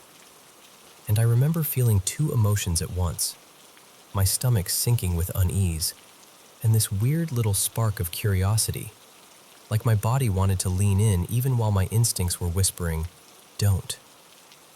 I stood there staring, thinking, did someone do this? Were they here and I didn't notice? But there was no movement, no sound, no anything. Just those trees locked together like they'd been waiting. And here's the part that makes me feel ridiculous even saying it. I walked through, but everything looked normal. I kept going, got to the waterfall, sat there for a while, tried to breathe out everything I'd been holding in. The water did what it always did, made me feel calmer, like I could exist again. And when I finally decided to leave, I took the same route back. Same path, same direction, same everything. Except when I got to the spot with the arch, the trees were normal, not slightly shifted, not loosely tangled, not bent. Just two young trees standing apart like they always had, with no sign they'd ever been twisted together at all. No broken bark, no fresh scrapes, nothing that suggested they'd been forced into that shape. It was like the doorway had never existed.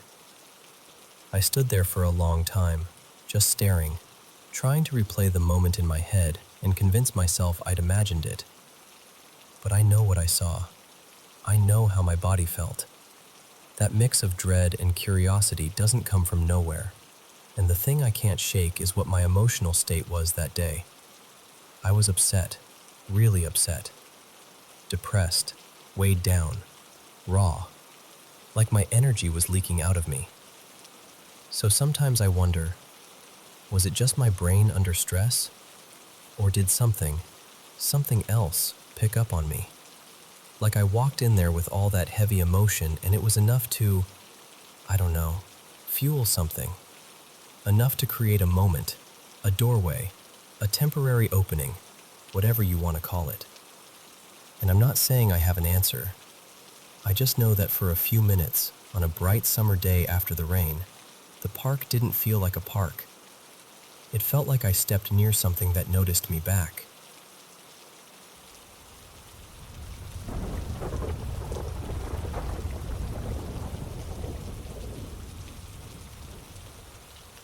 So, I want to tell you a few things that still sit with me in that strange place between grief and comfort. It started last summer, early July, I think. My cat Juniper got really sick out of nowhere. The moment I heard, I felt this heavy drop in my stomach, like my brain had already jumped ahead and decided how the story ended. I tried to shake it off, but it just kept growing, this dread that wouldn't let me pretend everything was fine. A couple days later, the vet told us it was cancer. Nothing dramatic, no big speech, just that calm, careful tone people use when they're trying not to break you in half. And we had to make the decision. The kind of decision you never feel ready to make, even when you know it's the kindest one. We did it at my mom's place because it felt calmer there. I remember holding Juniper in my arms while my mom's neighbor, she's worked with animals before, helped her go peacefully.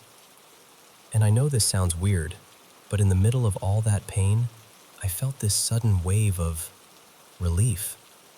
Not happiness, not okay, just peace. Like the tension finally unclenched. And I swear it felt like Juniper relaxed too, like she wasn't fighting anymore. That night I went back to my dad's house and basically collapsed into bed. I was just staring at the ceiling, replaying everything, feeling hollow. Then, sometime around 10, maybe a little after, I felt something climb up onto the bed. I'm not exaggerating. I felt the mattress dip. I felt that familiar pressure settle against my shin, like a small animal curling up. Juniper used to do that exact thing. Hop up, circle once, then press in close like she was claiming her spot beside me. I didn't even move at first. I just froze, and my eyes filled up, because it felt so real. And instead of scaring me, it helped. It felt like a final little, I'm still here, or maybe, you're going to be okay. And I fell asleep. The next morning I told my dad and my brother. They're not really the paranormal type, more like, show me proof or it didn't happen. But even they went kind of quiet, like they didn't know what to do with it. Honestly, the rest of that day is blurry. I know I had a job interview later, and it felt surreal doing normal life things while my chest still felt cracked open. When I told a couple friends, they didn't hesitate. They were like, "That was Juniper. She came back to check on you." And I didn't argue. I just let myself hold that. The second thing happened a while earlier, fall of 2022, maybe September. My family had to put my dog down. His name was Milo. That night I was doom scrolling on my phone, just trying not to feel anything, when I got recommended this random religious channel video, and the topic was literally grief and loss. Like, specifically. It hit me so hard I just stared at it for a minute. Now I can explain that one logically. Algorithms pick up on what you're watching, what you're searching, the mood you're stuck in. And I remember videos like that kept popping up for a couple weeks afterward too. So I'm not saying it was a sign, but the timing was so on the nose that it still makes me pause. And the last story goes way back. Late 2011, after my grandmother died, we took in her dog, Rosie.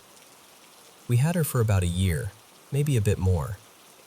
Then in spring 2013, she got sick, and we found out there was a mass in her heart. Even if surgery worked, which wasn't guaranteed, she was already old and struggling, and it would have just been more suffering. Around that time, I started having these really vivid dreams. Not every night, but often enough that it felt like something was trying to process through my sleep. Rosie looks at me. Just a long look, like she's memorizing me. Then she turns and walks into the light. No rushing, no fear. And then the door closes and the dream ends. I don't remember exactly when I had that dream. It might have been weeks or even a couple months after she passed. And sure, it could just be grief doing what grief does, trying to create a goodbye you didn't get to fully feel in the moment. But something about it felt different. Like it wasn't only my brain, like it had its own calm gravity to it. And here's the thing that makes all of it even stranger to me. I've never really had anything like that with people in my family. And my family is huge, dozens and dozens of relatives. I've been to several funerals and nothing unexplainable has happened. I've heard my aunts and uncles tell stories after certain losses, little coincidences, little moments that felt like messages. But me? Mostly nothing. Sometimes I get this sensation though, like being watched, not in a scary way, more like being noticed. Like someone is just there, quietly, in the background. And that's it. I told my dad's partner about all this once, and she said something I've never forgotten. She told me maybe I'm just more Welcome back to the Paranormal M channel, everyone. How's your day going? I'm so excited to be here and share spooky, real-life experiences from all over the world with you. Thank you so much for sending in your stories, and please, keep them coming. By the way, have you been having trouble sleeping lately? Don't worry, we've got you. Now go ahead and get comfy in bed, switch on your nightlight, and let's dive into today's paranormal stories. Don't forget to subscribe and turn on notifications. So, I grew up not too far from the Bay Area, and there's this day from when I was a kid that still sticks to me in a way I can't fully explain. So, this happened a long time ago now, like almost 20 years back. I was little, maybe 8-ish, give or take, so I'm telling it through that foggy, vivid childhood lens, where some things are blurry, but the feeling of it? The feeling is crystal clear. I grew up out on the South African veld, wide, flat land where you can see forever in every direction. Mostly tall grass and farmland, with scattered scrubby bushes and the occasional thorny tree standing alone like it got forgotten out there. At night, it could feel massive, like the sky started low and stretched forever. This was during a weekend camp. Could have been a school camp or a church one, I honestly can't remember which. But I remember the game. We called it Lantern Stalk. That was the big event everyone looked forward to. Here's how it worked. An adult, usually someone like Mr. Botha, one of the leaders, would sit in the middle of the camp with a bright lantern and a handheld spotlight. Then they'd drive the kids out into the veld and drop you off in groups, far away. Maybe a kilometer or so. Once you were out there, you'd split up and try to sneak back through the dark and touch the lantern. If the spotlight caught you before you got there, you were out, which meant you'd spend a long time creeping through open grass and bushes, alone, trying not to breathe too loud. And it was always best on nights when the moon wasn't bright, because you wanted cover, but you also wanted to see where you were going. That weird middle ground. Anyway, that night I was moving slowly, keeping low, heart thumping like a drum in my ears, and I walked past this patch of bushes. And I remember turning my head, just casually, like you do when you're checking everything around you. And I saw what I thought was the moon sitting low near the horizon. Except, it didn't look right. Even as a kid, I remember thinking, that's wrong. It was perfectly round and clean, like a polished coin. No marks, no texture, none of that soft, familiar moon look. And it made my stomach go tight, like when you realize you've stepped into a room and something in there is quietly watching you. And then, almost immediately, it hit me. That wasn't the moon. It was closer. Much closer.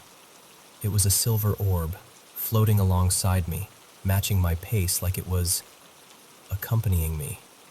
Not above me in the sky, beside me. I can't tell you its exact size because I was small and everything felt bigger back then. But if I had to guess now, somewhere between a tennis ball and a beach ball. Big enough to be undeniable, small enough to feel deliberate. And it had this shine to it. Not like a flashlight beam, not like fire. More like it had its own soft silver glow. Smooth and clean, like metal catching moonlight. Except there wasn't moonlight bright enough for that. It looked like it was lit from inside itself. I froze. Not in a dramatic way, I just stopped moving because my body didn't know what else to do. And the strangest part is, it didn't feel random. It didn't feel like a trick of light or something drifting on the wind. It felt aware, like it was paying attention to me, like it had noticed me out there in the dark and decided to come along for a moment. I remember taking a careful step, testing it, and it stayed with me, keeping pace. Then I shifted again, faster this time, and it kept up. Not chasing, not lagging, just there, right beside me, like a quiet little companion. And then, this is the part that always makes my skin prickle. It was gone, and I stood there in the veld, suddenly feeling way smaller than I had a minute earlier, like the dark had gotten darker. I know the reasonable explanations. I've heard them.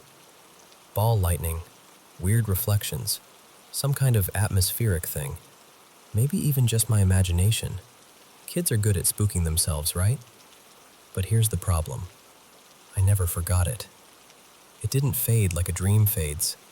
It stayed in my head the same way my earliest clear memories stayed. The first time I stood on a rugby field with my stomach flipping, or the smell of dust after rain, or the way grown-ups' voices carried over the grass at night. This memory has that same weight, that same realness. And it wasn't just what I saw, it was the feeling of it.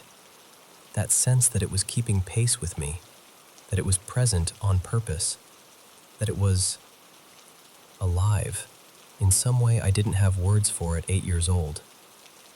These days I live overseas, far from that flat, endless veld. And sometimes, usually around this time of year when people start swapping spooky stories, it pops back into my mind like it never left. And honestly, I still don't call it aliens. That explanation just doesn't sit naturally in me. I can't even fully explain why. But if you asked little me what it was, without hesitation, I'd tell you, I saw a fairy. Not one with wings and a wand and a cute little face.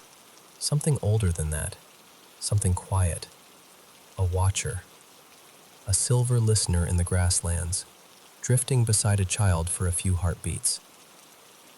And then gone.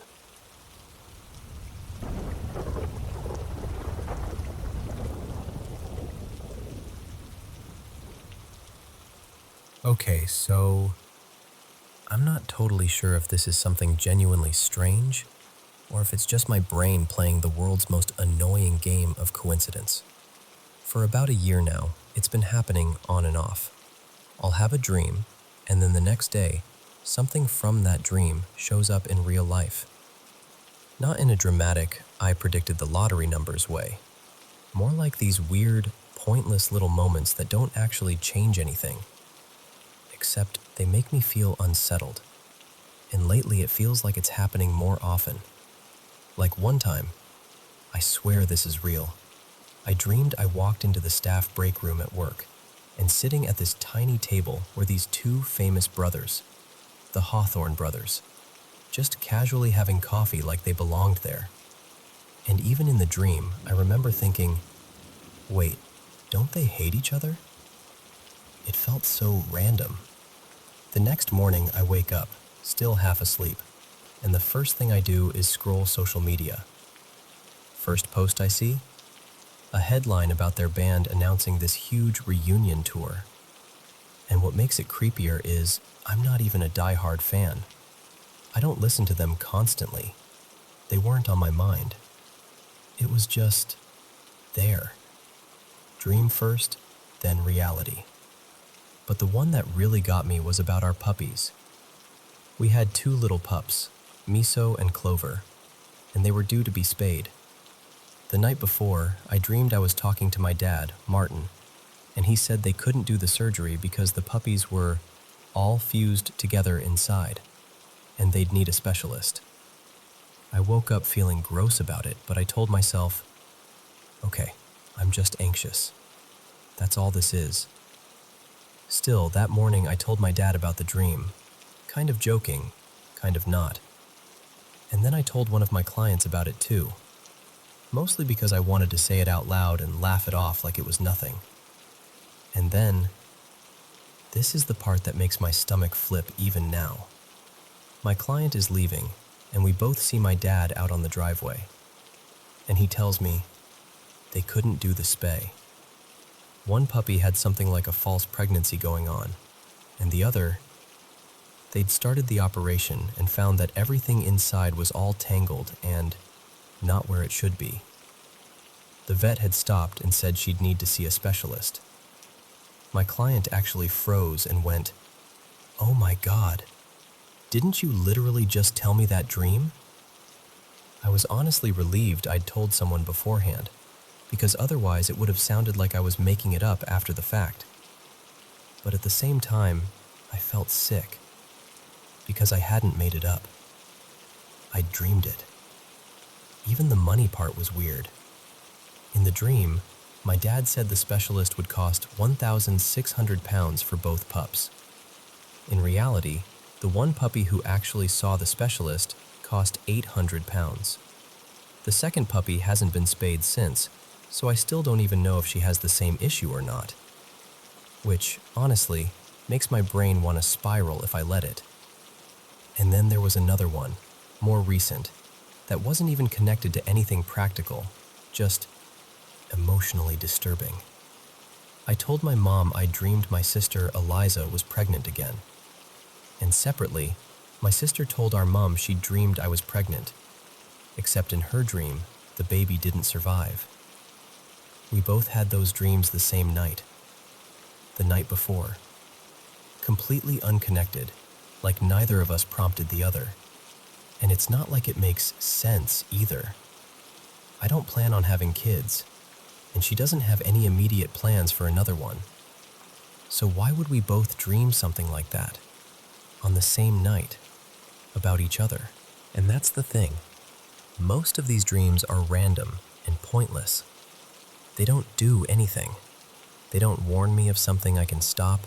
They don't give me some heroic message. They just show up, and then life mirrors them back at me like it's winking. But I'm at the point now where I don't know what to do with it mentally. Because when the dreams are harmless, like some celebrity reunion, fine, whatever. But when I have a horrible dream about someone getting sick, or dying, or something going wrong, I wake up anxious, and I don't know if I'm supposed to treat it like nonsense or like a sign. And I don't even know what I believe in, so I don't know what sign would even mean. I just know it makes me tense and scared, like I'm waiting for something awful to happen. And to make it even more complicated, my dad has had this kind of thing his whole life. These small, strange dreams that seem to happen the next day. Usually pointless stuff, but enough that when I told him about mine, he didn't laugh. He just kind of nodded like, yeah, that happens. So I'm left sitting with this weird question that I can't quite shake. Is this just my brain noticing patterns and getting lucky with timing? Or is something genuinely odd going on? And more than anything, I just want to know if other people have experienced this too, because I'm starting to feel nervous every time I wake up from a dream that feels too specific.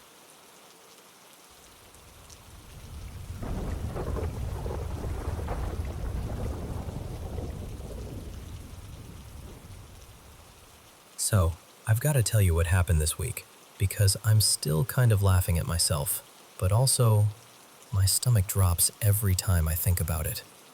I'm 17, and I've only been working at this little cafe for, not even a month yet. And on Tuesday, I find out, casually, like it's nothing, that the place might be haunted. At first I'm like, okay, sure, because coworkers will mess with the new person, right? But they weren't doing the jokey vibe. My manager and a couple of the staff were dead serious, swapping stories like they'd been holding them in for ages.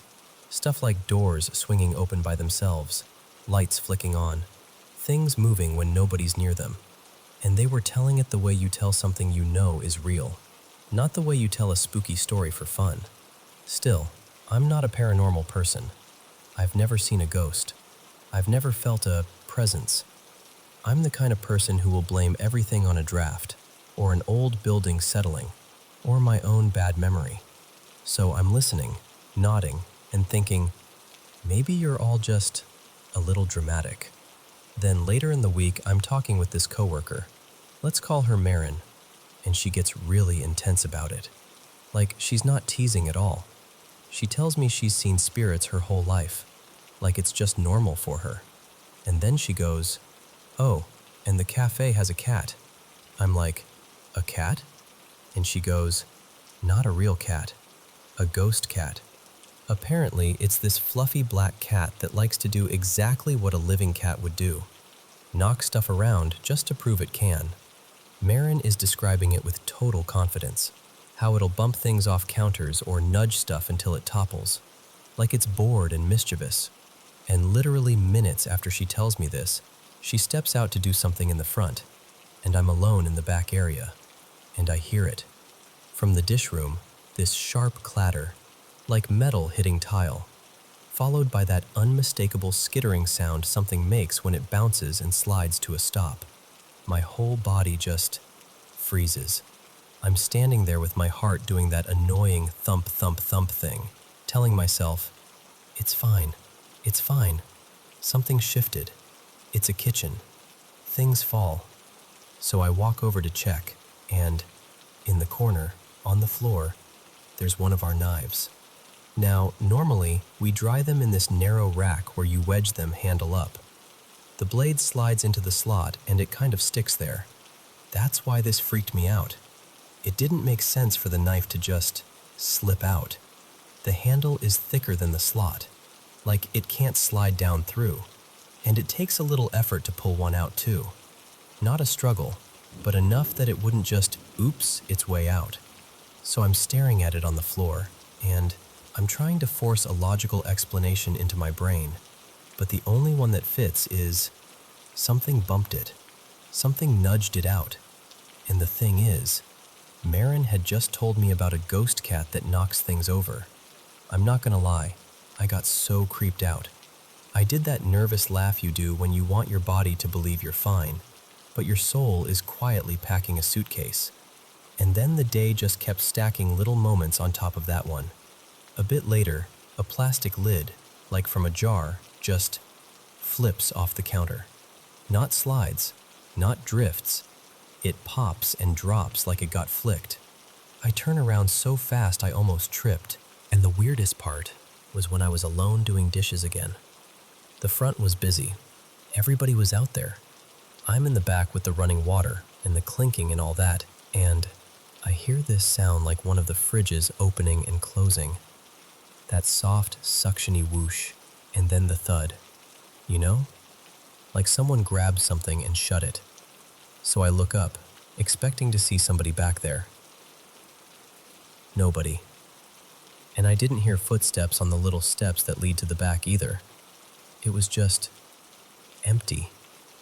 At this point, I'm trying really hard not to spiral, but apparently the owner is moving the cafe to a new location soon, and there's been construction and packing and all this disruption. The others think it's stirring things up, like whatever's here is getting more active because everything's changing. Everyone keeps telling me, they're not dangerous, they're not mean, they just do stuff. But once you have that thought in your head, I might be sharing space with something I can't see. It's hard to relax. Because now, every time I have to go into the back storage room, where they swear there's an older man spirit who hangs around, I turn into the most polite person on earth. I literally whisper out loud, "Hi, I'm just coming in for a second. I'm not bothering you. I'm just putting this towel in the laundry bin." Like I'm announcing myself the way you would to someone's grandpa in a quiet house. And I know that sounds ridiculous, but it makes me feel better, okay? So yeah, that's my life now. I think I got mildly bullied by a ghost cat in the dish room.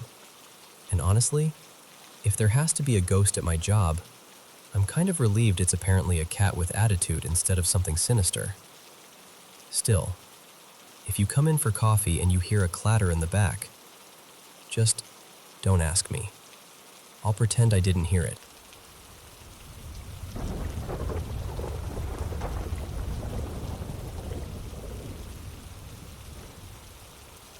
Hey, so I've been deep in a rabbit hole lately, and it's basically two things that keep circling each other like they're connected. Precognitive dreams, and that unsettling idea that sometimes people somehow sense when the end of their life is getting close. Let me start with the dreams, because that's the part that keeps messing with my head the most. I've had this happen a lot, more than I'd expect if it was just coincidence. I'll have a dream, and it's not vague or symbolic or anything. It's specific, like a scene, a place, a conversation. And then days later, sometimes weeks, sometimes months, something happens in real life that lines up so closely it makes my stomach drop. And the weirdest part is, it's not always a place I recognize. Sometimes in the dream, I'm standing somewhere I've never been before. Like the layout is unfamiliar, the lighting is unfamiliar, the whole setting feels brand new. Then later on, I'll end up going somewhere. Maybe a trip, maybe visiting someone, maybe just tagging along on something random. And suddenly, I'm there. And it's not, "Oh wow, this feels familiar," like déjà vu. It's not that at all. It's more like, "No, I've literally seen this already." Like my brain pulls the memory of the dream off a shelf and goes, "This is the exact moment. This is it." And that's what makes me wonder, if the mind can do that, if it can somehow pick up pieces of the future, then is it really that impossible that it might pick up something darker too? Like your own death? Because the second thing I've been thinking about is those moments when people seem to shift right before something tragic happens. Like there's this strange change in them that doesn't make sense at the time, but afterward everyone looks back and goes, "Wait, why did they do that?" For example, I remember hearing about a musician, Jace Rylan, who was killed in a sudden robbery situation. A short time before it happened, he posted this emotional video that felt different from his usual vibe. It wasn't like he was predicting it directly, but the way he spoke, like he was saying goodbyes without saying the words, made people revisit it afterward and wonder if he felt something coming. That kind of thing always sticks with me, even if you can't prove what was in his head. But the one that really gets me is closer to home. Someone connected to my family, let's call them Marina, about a week before they died, they did something completely out of character. They spent one whole day calling people, not texting, not casually liking posts, calling. Like they needed to hear voices, like they needed to make sure things were said out loud. And it wasn't just one or two people, it was a list. Family, old friends, people they hadn't spoken to in forever. And every call was basically the same message. I just want you to know I care about you. You matter to me. I'm grateful for you. Stuff like that. Everyone thought it was unusual, but nobody thought, oh no, something's about to happen. You don't think that. You just assume maybe they're feeling emotional. Maybe they had a rough week. Maybe they're reflecting, whatever. And then, about a week later, they drowned. That's the part that makes me feel cold when I think about it. Because it's like, what was that? Was it random? Was it instinct? Was it their subconscious noticing patterns or risks they weren't consciously aware of? Or was it something deeper, like some internal alarm going off that they couldn't fully explain? And that's where these two topics connect for me. If your subconscious can stitch together future moments in dreams, specific ones, detailed ones, then maybe it can also pick up on the trajectory of your own life. Not in a dramatic crystal ball way, more like quiet signals, patterns, probabilities, micro decisions, danger you haven't consciously registered, changes in your body you haven't noticed yet, things that add up. And maybe some people interpret that as a feeling. Or they suddenly get this urge to close loops, to make calls, to apologize, to tell people they love them. Like the part of them that doesn't use words is trying to do something important before time runs out. I don't know. I'm not saying I'm convinced. I'm just saying it doesn't feel as impossible as it used to. And honestly, I'm curious. Have you ever had a dream that came true later? Not a coincidence, not a general theme, but a real moment you recognized as soon as it happened? Or have you ever felt that strange, unexplainable heaviness, like something was coming, even though you couldn't point to anything? I've been trying to figure out how precognitive dreaming could even work, or why it happens to some people more than others. And I'd really love to hear what you think, your ideas, your experiences, anything. Because the more I look into it, the more it feels like there's something here, even if we don't have the language for it yet.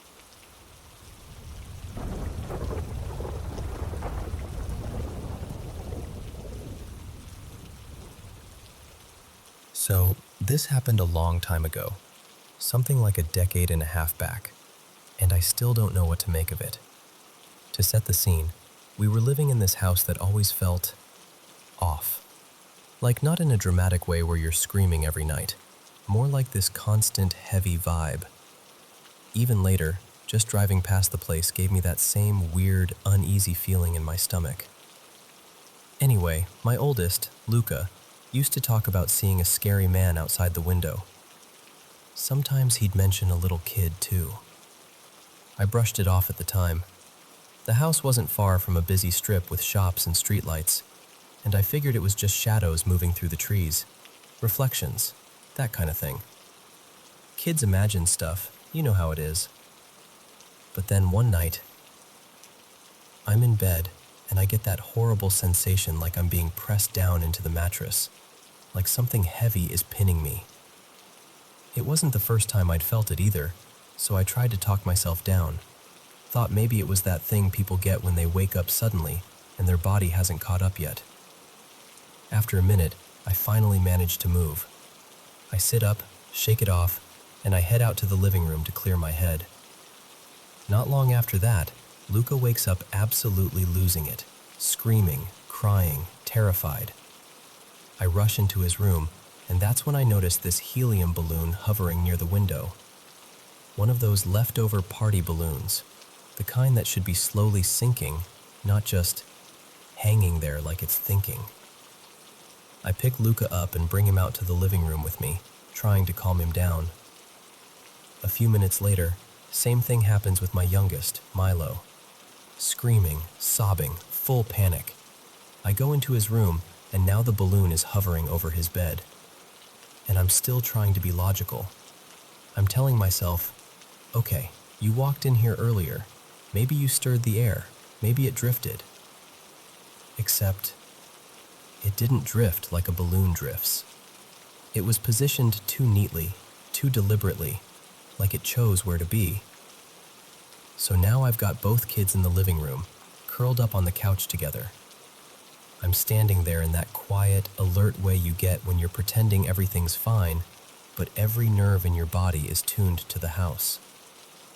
And then, the balloon comes down the hallway. Not bobs in the air kind of movement. It came down the hallway like someone was walking it toward us. Like an invisible hand was holding the string just out of sight, guiding it smoothly around the corner and into the room. At this point, my partner, Jade, was awake too.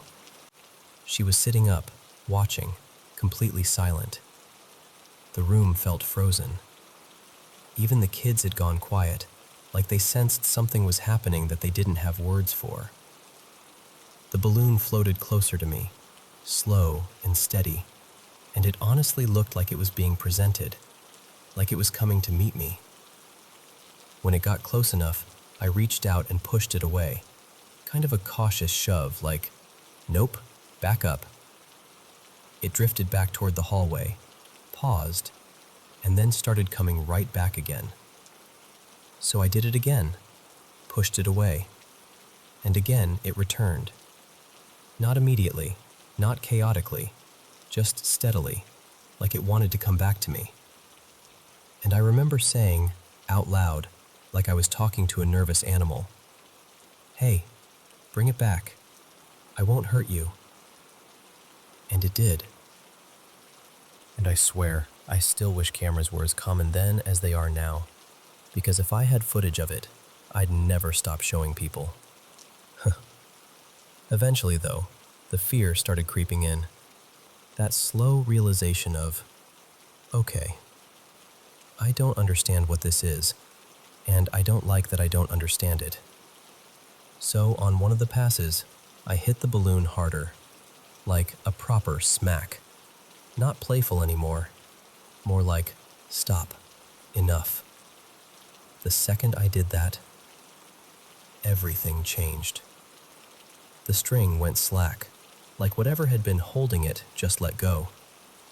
The balloon dropped low and sort of sagged, and it never moved again after that. No coming back, no hovering, no hallway drift. Just a balloon doing what balloons do when they're done.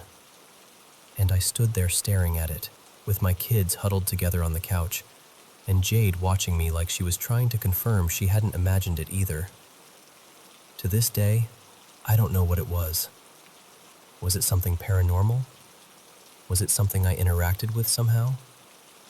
People have told me it was just wind or airflow in the house, but I can't make that fit. Not with the way it hovered in two separate rooms, then traveled down the hallway and into the living room like it had a destination. All I know is, that night stuck to me. It's one of those memories that never fades, because it didn't feel like a dream, and it didn't feel like a coincidence. It felt like someone was there, just for a moment, and I happened to be awake enough to see it.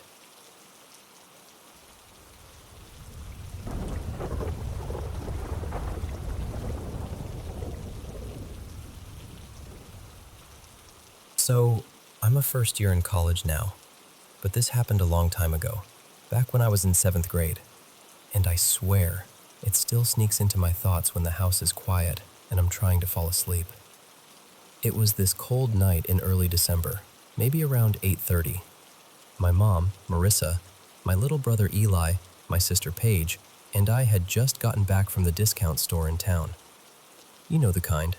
Bright lights, cheap snacks, random kitchen stuff you didn't plan on buying. We pulled into our driveway and started hauling bags out of the trunk. And just so you can picture it, our house was way out in the back roads, like really out there. Woods on both sides, long driveway that felt like it went on forever. The front yard sloped downhill, wide open, with only a couple trees scattered around like lonely silhouettes. Then on the far side, the forest got thick, dark and tangled.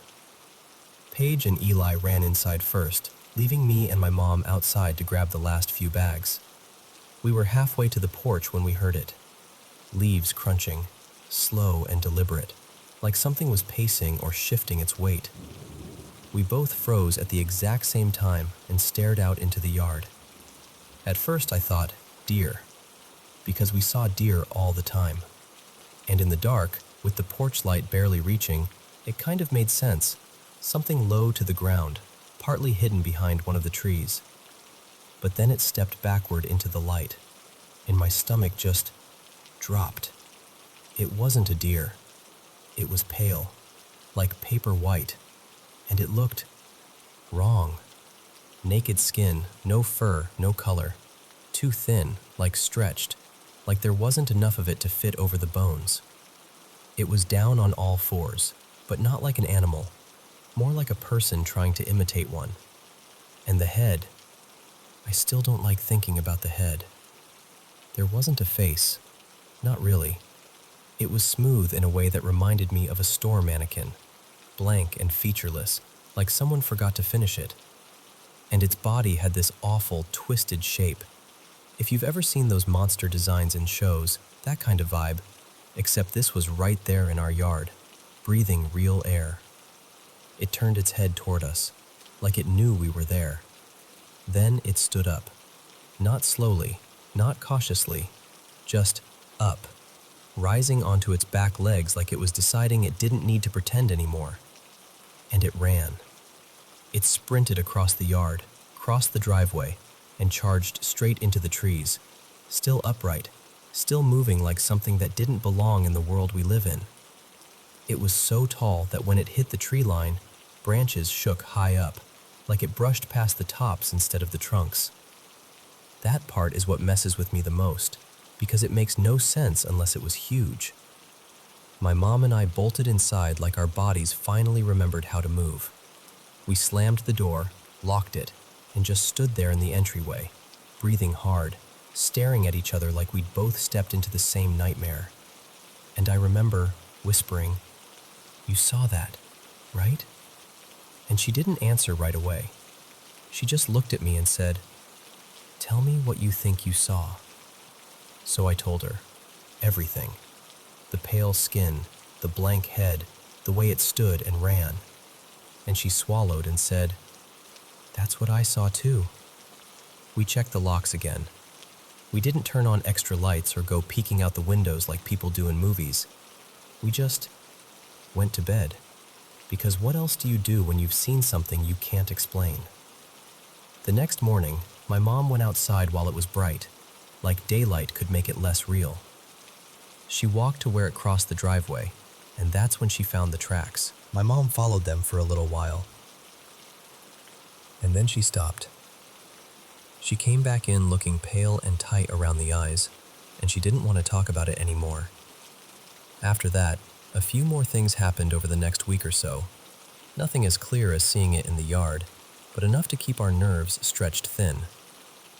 One night we had the back sliding door open just for a minute, letting in cool air. Our dogs were right there, standing stiff as statues, low growls vibrating in their chests. My mom and I were trying to calm them down, and then we heard it. This sound, far away, but loud enough to raise the hair on my arms. It wasn't a regular animal noise. It was like a howl and a scream mashed together, like something crying out, but also warning you.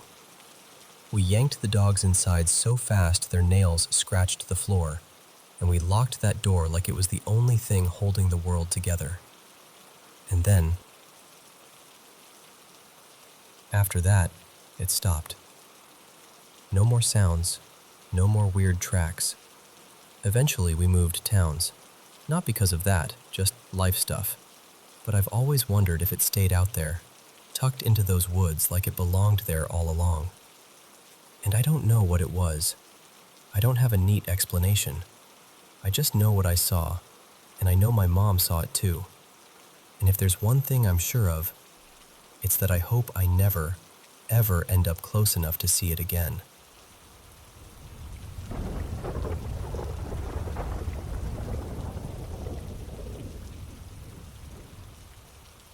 Hey, can I tell you about something that happened a few nights ago? I'm still trying to put words to it because it didn't feel like a normal dream. It felt too close to being awake. So I'm lying in bed, trying to fall asleep. Nothing unusual, just that drifting, heavy feeling. And then out of nowhere, my body hits that sudden drop sensation, like the floor disappears under you for a split second.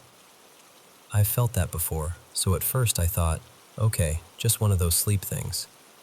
But right after that, this sound slammed into my ears. Not a gentle ringing, not the usual high-pitched buzz.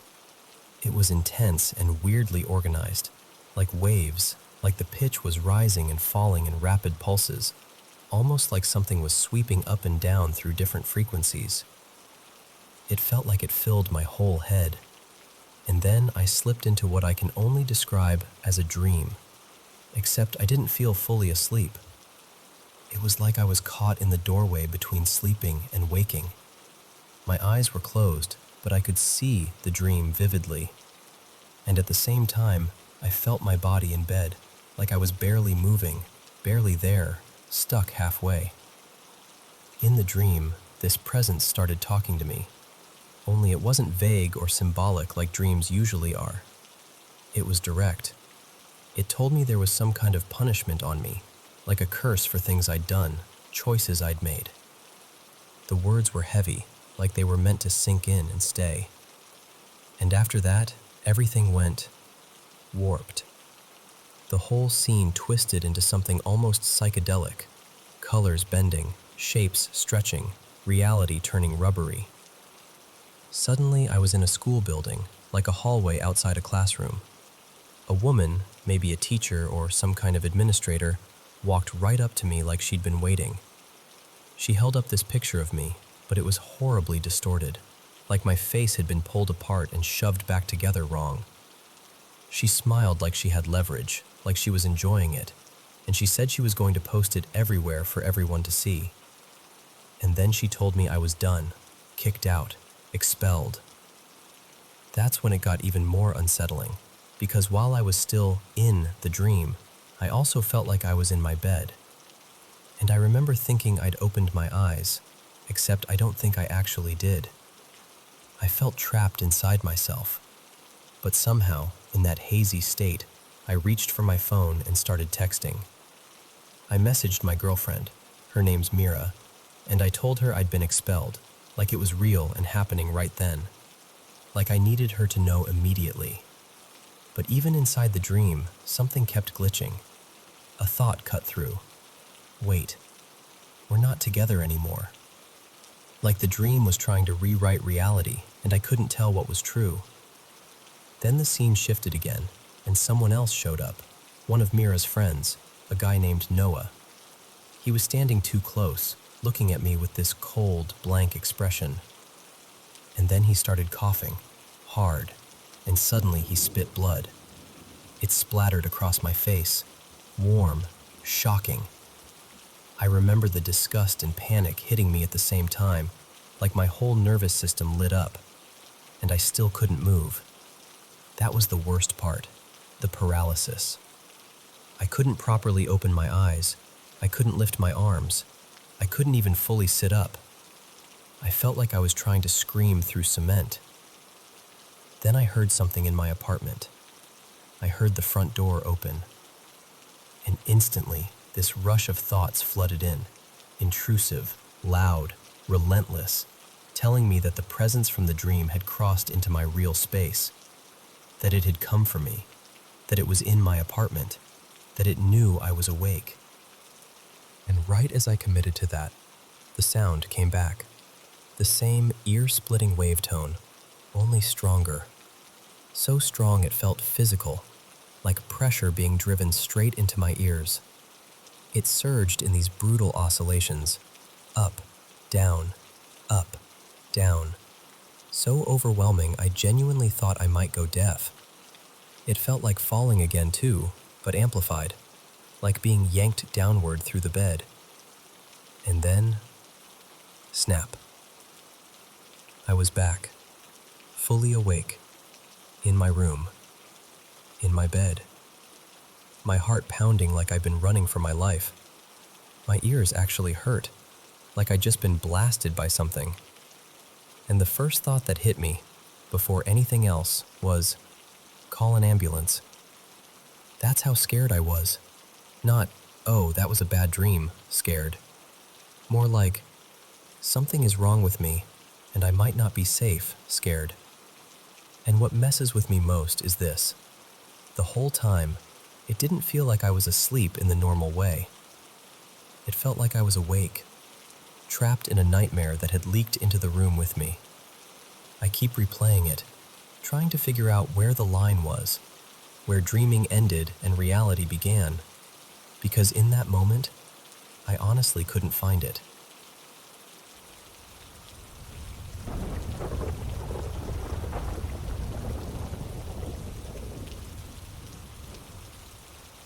So, I've been into paranormal stuff since I was a kid. Ghost stories, weird coincidences, that whole world. And honestly, in all those years, I've only had maybe a couple moments that might have been something. Nothing I couldn't shrug off with a, yeah, but it could have been X. But what happened recently? That was the first time I walked away thinking, I genuinely do not know what that was. It was last weekend, Saturday night, I think. I was at my late mom's place, in the bedroom that used to be hers, with the door shut behind me. She passed earlier this year after a long illness, and we'd finally started going through her things. The slow, careful kind of sorting where you'll find a sock and suddenly you're holding back tears because it smells like her laundry detergent. Anyway, I was alone in her room, going through this tall cabinet, pulling out papers, old scarves, random little boxes of important things. My partner, Mara, was in the apartment too, but not near me. She had the kids, Luca and Nina, out in the back area, messing around with some plants and a small cleanup project. And while I'm leaning into the cabinet, I hear it. A dull thump. Not a knock, not a tap, a thump, like someone gently but firmly bumped the door with a knuckle, or even a single finger. Then a pause. Then another thump. Then another, irregular, spaced out, almost like whoever was doing it wasn't trying to communicate, just doing it. At first I ignored it. I thought, it's probably the kids being weird. You know how kids will just randomly knock on doors for no reason and then sprint away laughing like gremlins? But it kept happening. So I stepped closer to the door and listened. The sound was definitely right there, right on the other side of it. Another thump, then a quiet beat, then two more. And then, this is the part that makes my stomach tighten even now, I pressed my palm flat against the door. Another thump landed, and I felt it. Not just the sound, the vibration. A very specific, localized little jolt through the wood, like something had made contact directly with the surface. It wasn't the building settling. It wasn't a rumble. It wasn't a distant bump from another room. It was on the door, right under my hand. At that point, I was sure it was one of the kids. So I opened the door, fully expecting to catch Luca or Nina mid-giggle. And there was nobody there. Just a dark, empty hallway. No footsteps, no movement, no oops, nothing. I stepped out immediately, kind of half laughing because I didn't want to feel as unsettled as I suddenly did, and I called out, "Okay, who's messing with me?" I walked across to where Mara and the kids were, and they were all together like they'd been there the whole time, busy, hands dirty, mid-task, not even remotely in prank mode. And there's something you can just tell as a parent, right? When a kid's guilty, you can practically smell it.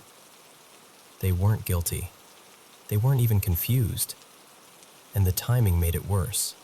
Because from the moment I heard the last thump to the moment I pulled my hand away and turned the handle, it was basically 1 or 2 seconds. There's no way either kid could have thumped the door and teleported to the other side of the apartment that fast, especially without making a sound in the hallway.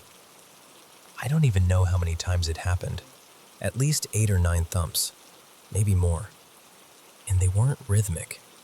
It was random, like thump, thump, pause, thump, longer pause, thump, thump. After I checked on everyone, I went back into that bedroom. I shut the door again, stood there for a moment just listening, and then I went back to sorting through the cabinet. And it stopped. Completely. No more thumps. Not one. Like whatever it was only happened until I opened the door, and once I did, it was done. I've tried to make it make sense. I've replayed it over and over, trying to give it a reasonable explanation, because I want there to be one. But I can't get around the fact that something I couldn't see seemed to be thumping on that door, and I felt it with my own hand. And I'll tell you something else, too. That bedroom had always felt a little off, even before my mom passed. Not like haunted mansion creepy, more like a quiet heaviness, like the air sat differently in there. I'm not saying it was her. I don't even think it was, honestly. But something about that room has never felt completely comfortable. I know it's not the most dramatic paranormal story. No floating objects, no cold hands grabbing ankles, no shadow figure in the corner. But to me, it's one of the strangest things that's ever happened. Because I still don't have an explanation. And I swear to you, I would love to have one.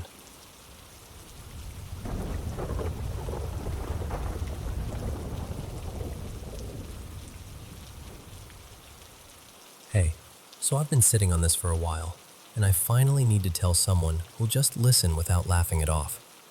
It happened earlier this year, right at the tail end of summer, those days when the heat hangs around even indoors.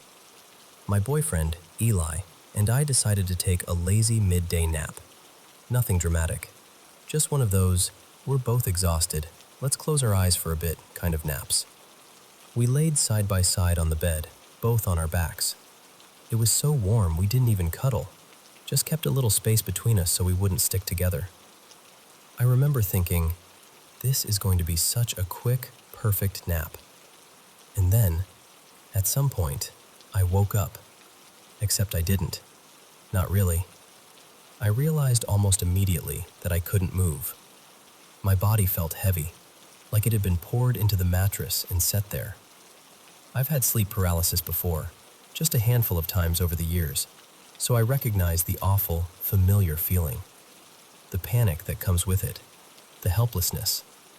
I did what I always try to do. I kept my eyes squeezed shut, like if I didn't see anything, nothing could happen. And I focused on the tiny things. Wiggle your fingers, wiggle your toes. Just one little movement. That was my whole mission. Just get control back. While I'm doing that, I feel someone shift beside me. And then I feel kissing on my neck. Soft at first. Slow. Like someone was being gentle on purpose. My first thought was, oh, Eli woke up. It didn't totally make sense because he doesn't usually do that kind of thing when we're half asleep in the middle of the day, but it also felt weirdly nice for a second. Like my body was responding before my brain had time to question it. Then I felt fingertips trace along my collarbone, like someone was studying it. Not just a casual touch, more like fascination. Like they were learning the shape of me. That's when the discomfort started to creep in, because it wasn't how Eli touches me. It didn't feel familiar. It didn't feel like affection. It felt like someone trying to imitate something affectionate. Then the weight changed. I felt a presence move up over me, hovering, and then settling, like someone climbed onto the bed and positioned themselves above my chest. Not fully crushing me, but enough that I felt pinned, like my breath had to work harder, like the room suddenly had less air in it. The hand moved from my collarbone to my throat, and at first it was still, almost tender, like stroking, circling, pressing lightly. But it was wrong. The touch was too deliberate, too curious, fingers sliding to places that made my skin crawl, like the person touching me had never touched a human neck before and couldn't believe what it felt like. And the whole time, silence. No voice, no whisper, no sleepy little, "Hey," nothing. Just the soundless presence of someone above me and that hand on my throat. That's the part that really got under my skin. Because even in sleep paralysis, your mind reaches for explanations. It's him. It's a dream. It's your brain glitching. But the longer it went on, the more my stomach dropped with this certainty. That is not Eli. The instant I fully admitted that to myself, like the moment my brain finally said, "No, no, that's not him," the hand tightened. Not gradually, not like a gentle touch turning rough. It snapped into a grip. Fingers clamped down on my throat, firm and purposeful, like it had been waiting for me to notice, like it didn't want to pretend anymore. And then I heard it. The pressure on my throat increased, and I panicked so hard I thought my heart would burst right out of my ribs. I tried to scream. Nothing. Tried to jerk my arms. Nothing. My whole body felt trapped, except my mind, which was absolutely losing it. It lasted maybe 10 seconds, maybe less, but it felt like being held under dark water. Then I snapped awake, like someone cut a cord. I shot up, gasping, sobbing immediately, full body crying, the kind where you can't even catch a breath between tears. I turned to Eli and shook him awake because I needed him grounded and real in front of me. I needed him to speak, to move, to be human. He sat up, confused and sleepy, and pulled me close while I cried into his shoulder like I'd been chased. And I swear to you, this happened. I know how it sounds. I know people will have opinions about what it really was. But I'm telling you as honestly as I can, it felt like something tried to wear my boyfriend's presence for a moment, and the second I recognized the lie, it got hostile. That's why it stuck with me. Because I've had sleep paralysis before, and it was terrifying, but this was different. This felt personal. It felt like something noticed me noticing it, and I've been trying to make sense of that ever since.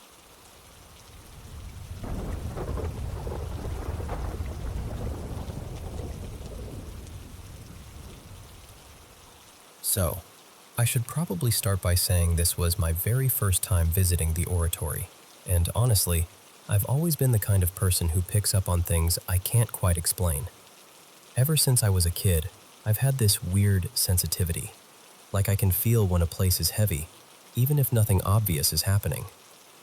Anyway, my partner, let's call him Evan, and I decided to swing by after date night.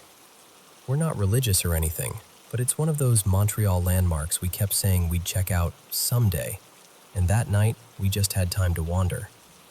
It was around, I don't know, maybe closer to 8:10 p.m. The sun was already down, and the air had that damp, misty chill that makes everything feel quieter than it should. We started outside, up on the higher terraces, taking a few photos of the city view. It was actually really beautiful. But the second we headed toward the main building, going up one of those escalators, something in me shifted. It was subtle at first, just a little wave of uneasiness. Then the nausea hit. Not like I ate something bad nausea. More like my body was reacting before my brain could decide whether there was a reason to react. Right before you enter the basilica area, you come off the escalator into this narrower hallway. There was a security guard there, kind of posted up like he was directing foot traffic. He motioned for us to go through, but mentioned that part of the building was closed off tonight, and we were literally just about to walk in when a small group, 3 people I think, maybe 4, came out looking unsettled.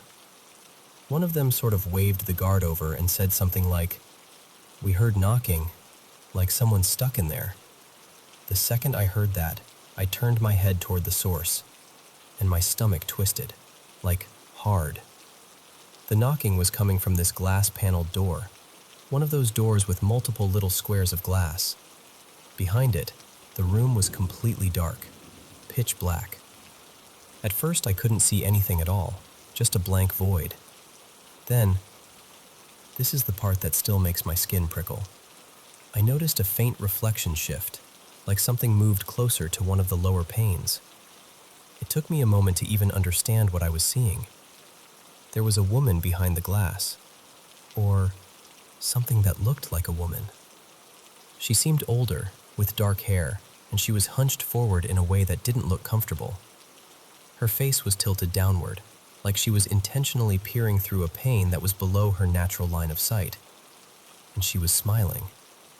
Not a friendly smile, more like a quiet, private smile that didn't include me at all. And she was knocking.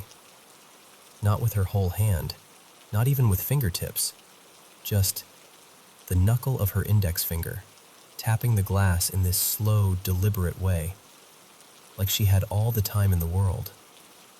I remember glancing at the security guard, expecting him to react like a normal person would, like, "Oh, someone's locked in there," or, "Let me check that." Anything. But he just waved the group along and said, really flatly, "Let them knock. Let them knock." The group tried to push back, saying they thought someone might be trapped, but the guard got firmer and basically told them to move along and leave the area.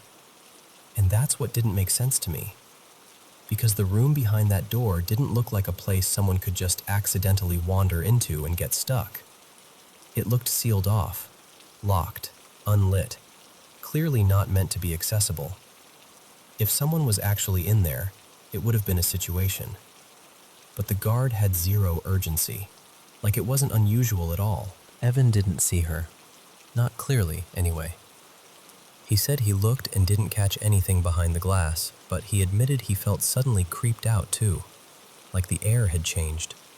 He kept saying, "I don't like it here," in this low voice, like he didn't want to say it too loudly. We kept walking, because what else do you do? But the rest of the time we were there, I couldn't shake the feeling that something was watching me. Not in a dramatic horror movie way, more like a steady awareness pressing against the back of my neck. I stayed nauseous the entire time, unsettled and jumpy, like my body was stuck in high alert. Later, once we were home, I did what everyone does when they're trying to reassure themselves. I started searching online. And of course, I find lists calling it one of the most haunted places around Montreal, which didn't make me feel better. I still don't know what I saw. I'm not even telling you I'm certain it was paranormal. But I am telling you it felt real in the moment. Real enough that my body reacted like it was standing near something it shouldn't be standing near.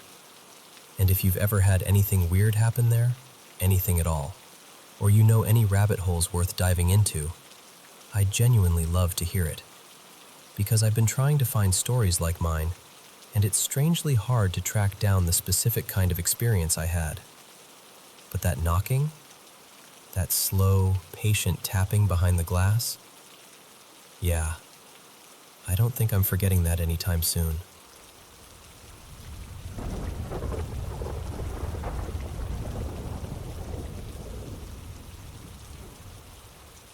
So, I honestly don't even know what bucket to drop this into. If I had to slap a label on it, maybe sleep paralysis, maybe something weird in between a dream and awake, but it felt so specific that my brain keeps trying to give it a spooky name anyway. For context, hi, I'm Rowan, and I run hot all the time. Like, kicked the blanket off in my sleep without remembering it, hot. Lately I've also been wearing these silicone-tipped earbuds at night to block noise, because my schedule is kind of the opposite of my roommate's schedule, and the house can get loud when I'm trying to sleep. This morning, I woke up way earlier than I was supposed to. like more than an hour before my alarm. I remember blinking at the clock, doing that annoyed little sigh, and rolling onto my stomach like, okay, we're going right back to sleep. Easy. Nope, because as soon as I settled in, I got this weird sensation around my middle, like the hem of my shirt was being tugged upward just a tiny bit. Not yanked, not pulled hard, just lifted. It felt light, like something had pinched the fabric and let it hover for a second. And I remember lying there thinking, is my shirt twisted? Am I imagining that? And then I didn't have time to wonder anymore, because suddenly it felt like a whole person just laid right on top of me. Not like a gentle weight either, like a heavy, full-body pressure that pressed my shoulders, my back, my hips, down into the mattress. But there was no warmth, no shifting, no breath, nothing human, just the fact of being pinned. What made it worse is that I've felt something like this before. When I was a kid, it happened every once in a while. Waking up and feeling like someone was sitting on my chest or leaning on me, like I was being smothered. I used to panic so hard I'd practically vibrate. Eventually, my parents convinced me it was just a nightmare I sometimes had, and I guess I trained myself to accept it as one of those things. But this time had a new layer of, what the hell? Because the second that weight settled on me, one of my earbuds, the one that had apparently died overnight, started blasting this awful electronic screech into my ear. And I don't mean like a little crackle. I mean that old school mechanical shrill sound, like when you accidentally call a fax machine, or like a broken piece of dial-up trying to connect. It kept shifting pitches, almost in timed steps, like it was cycling through tones. Loud enough that it felt like it was inside my skull. So I'm stuck there, face down, heavy pressure flattening me, and this dead earbud is somehow screaming like it's possessed by a 1999 internet connection. And then, this is the part that really gets under my skin. I could feel something paying attention to me. You know when you can sense someone staring at you? Like your skin knows before your eyes do? That's what it felt like. Like something was close and getting closer, and it was focused on me with this quiet, patient intensity. The hair on the back of my neck prickled straight up, and I had this immediate, primal thought. Get it off. Now. I tried to move. Nothing. My body felt glued to the bed. I could barely manage to lift one shoulder, just a fraction, like a twitch. The pressure didn't budge. I tried again, forcing it, like I was pushing through wet cement. And the moment I got my shoulder up that second time, the weight started to lift. Not instantly, but like someone slowly stood up off me.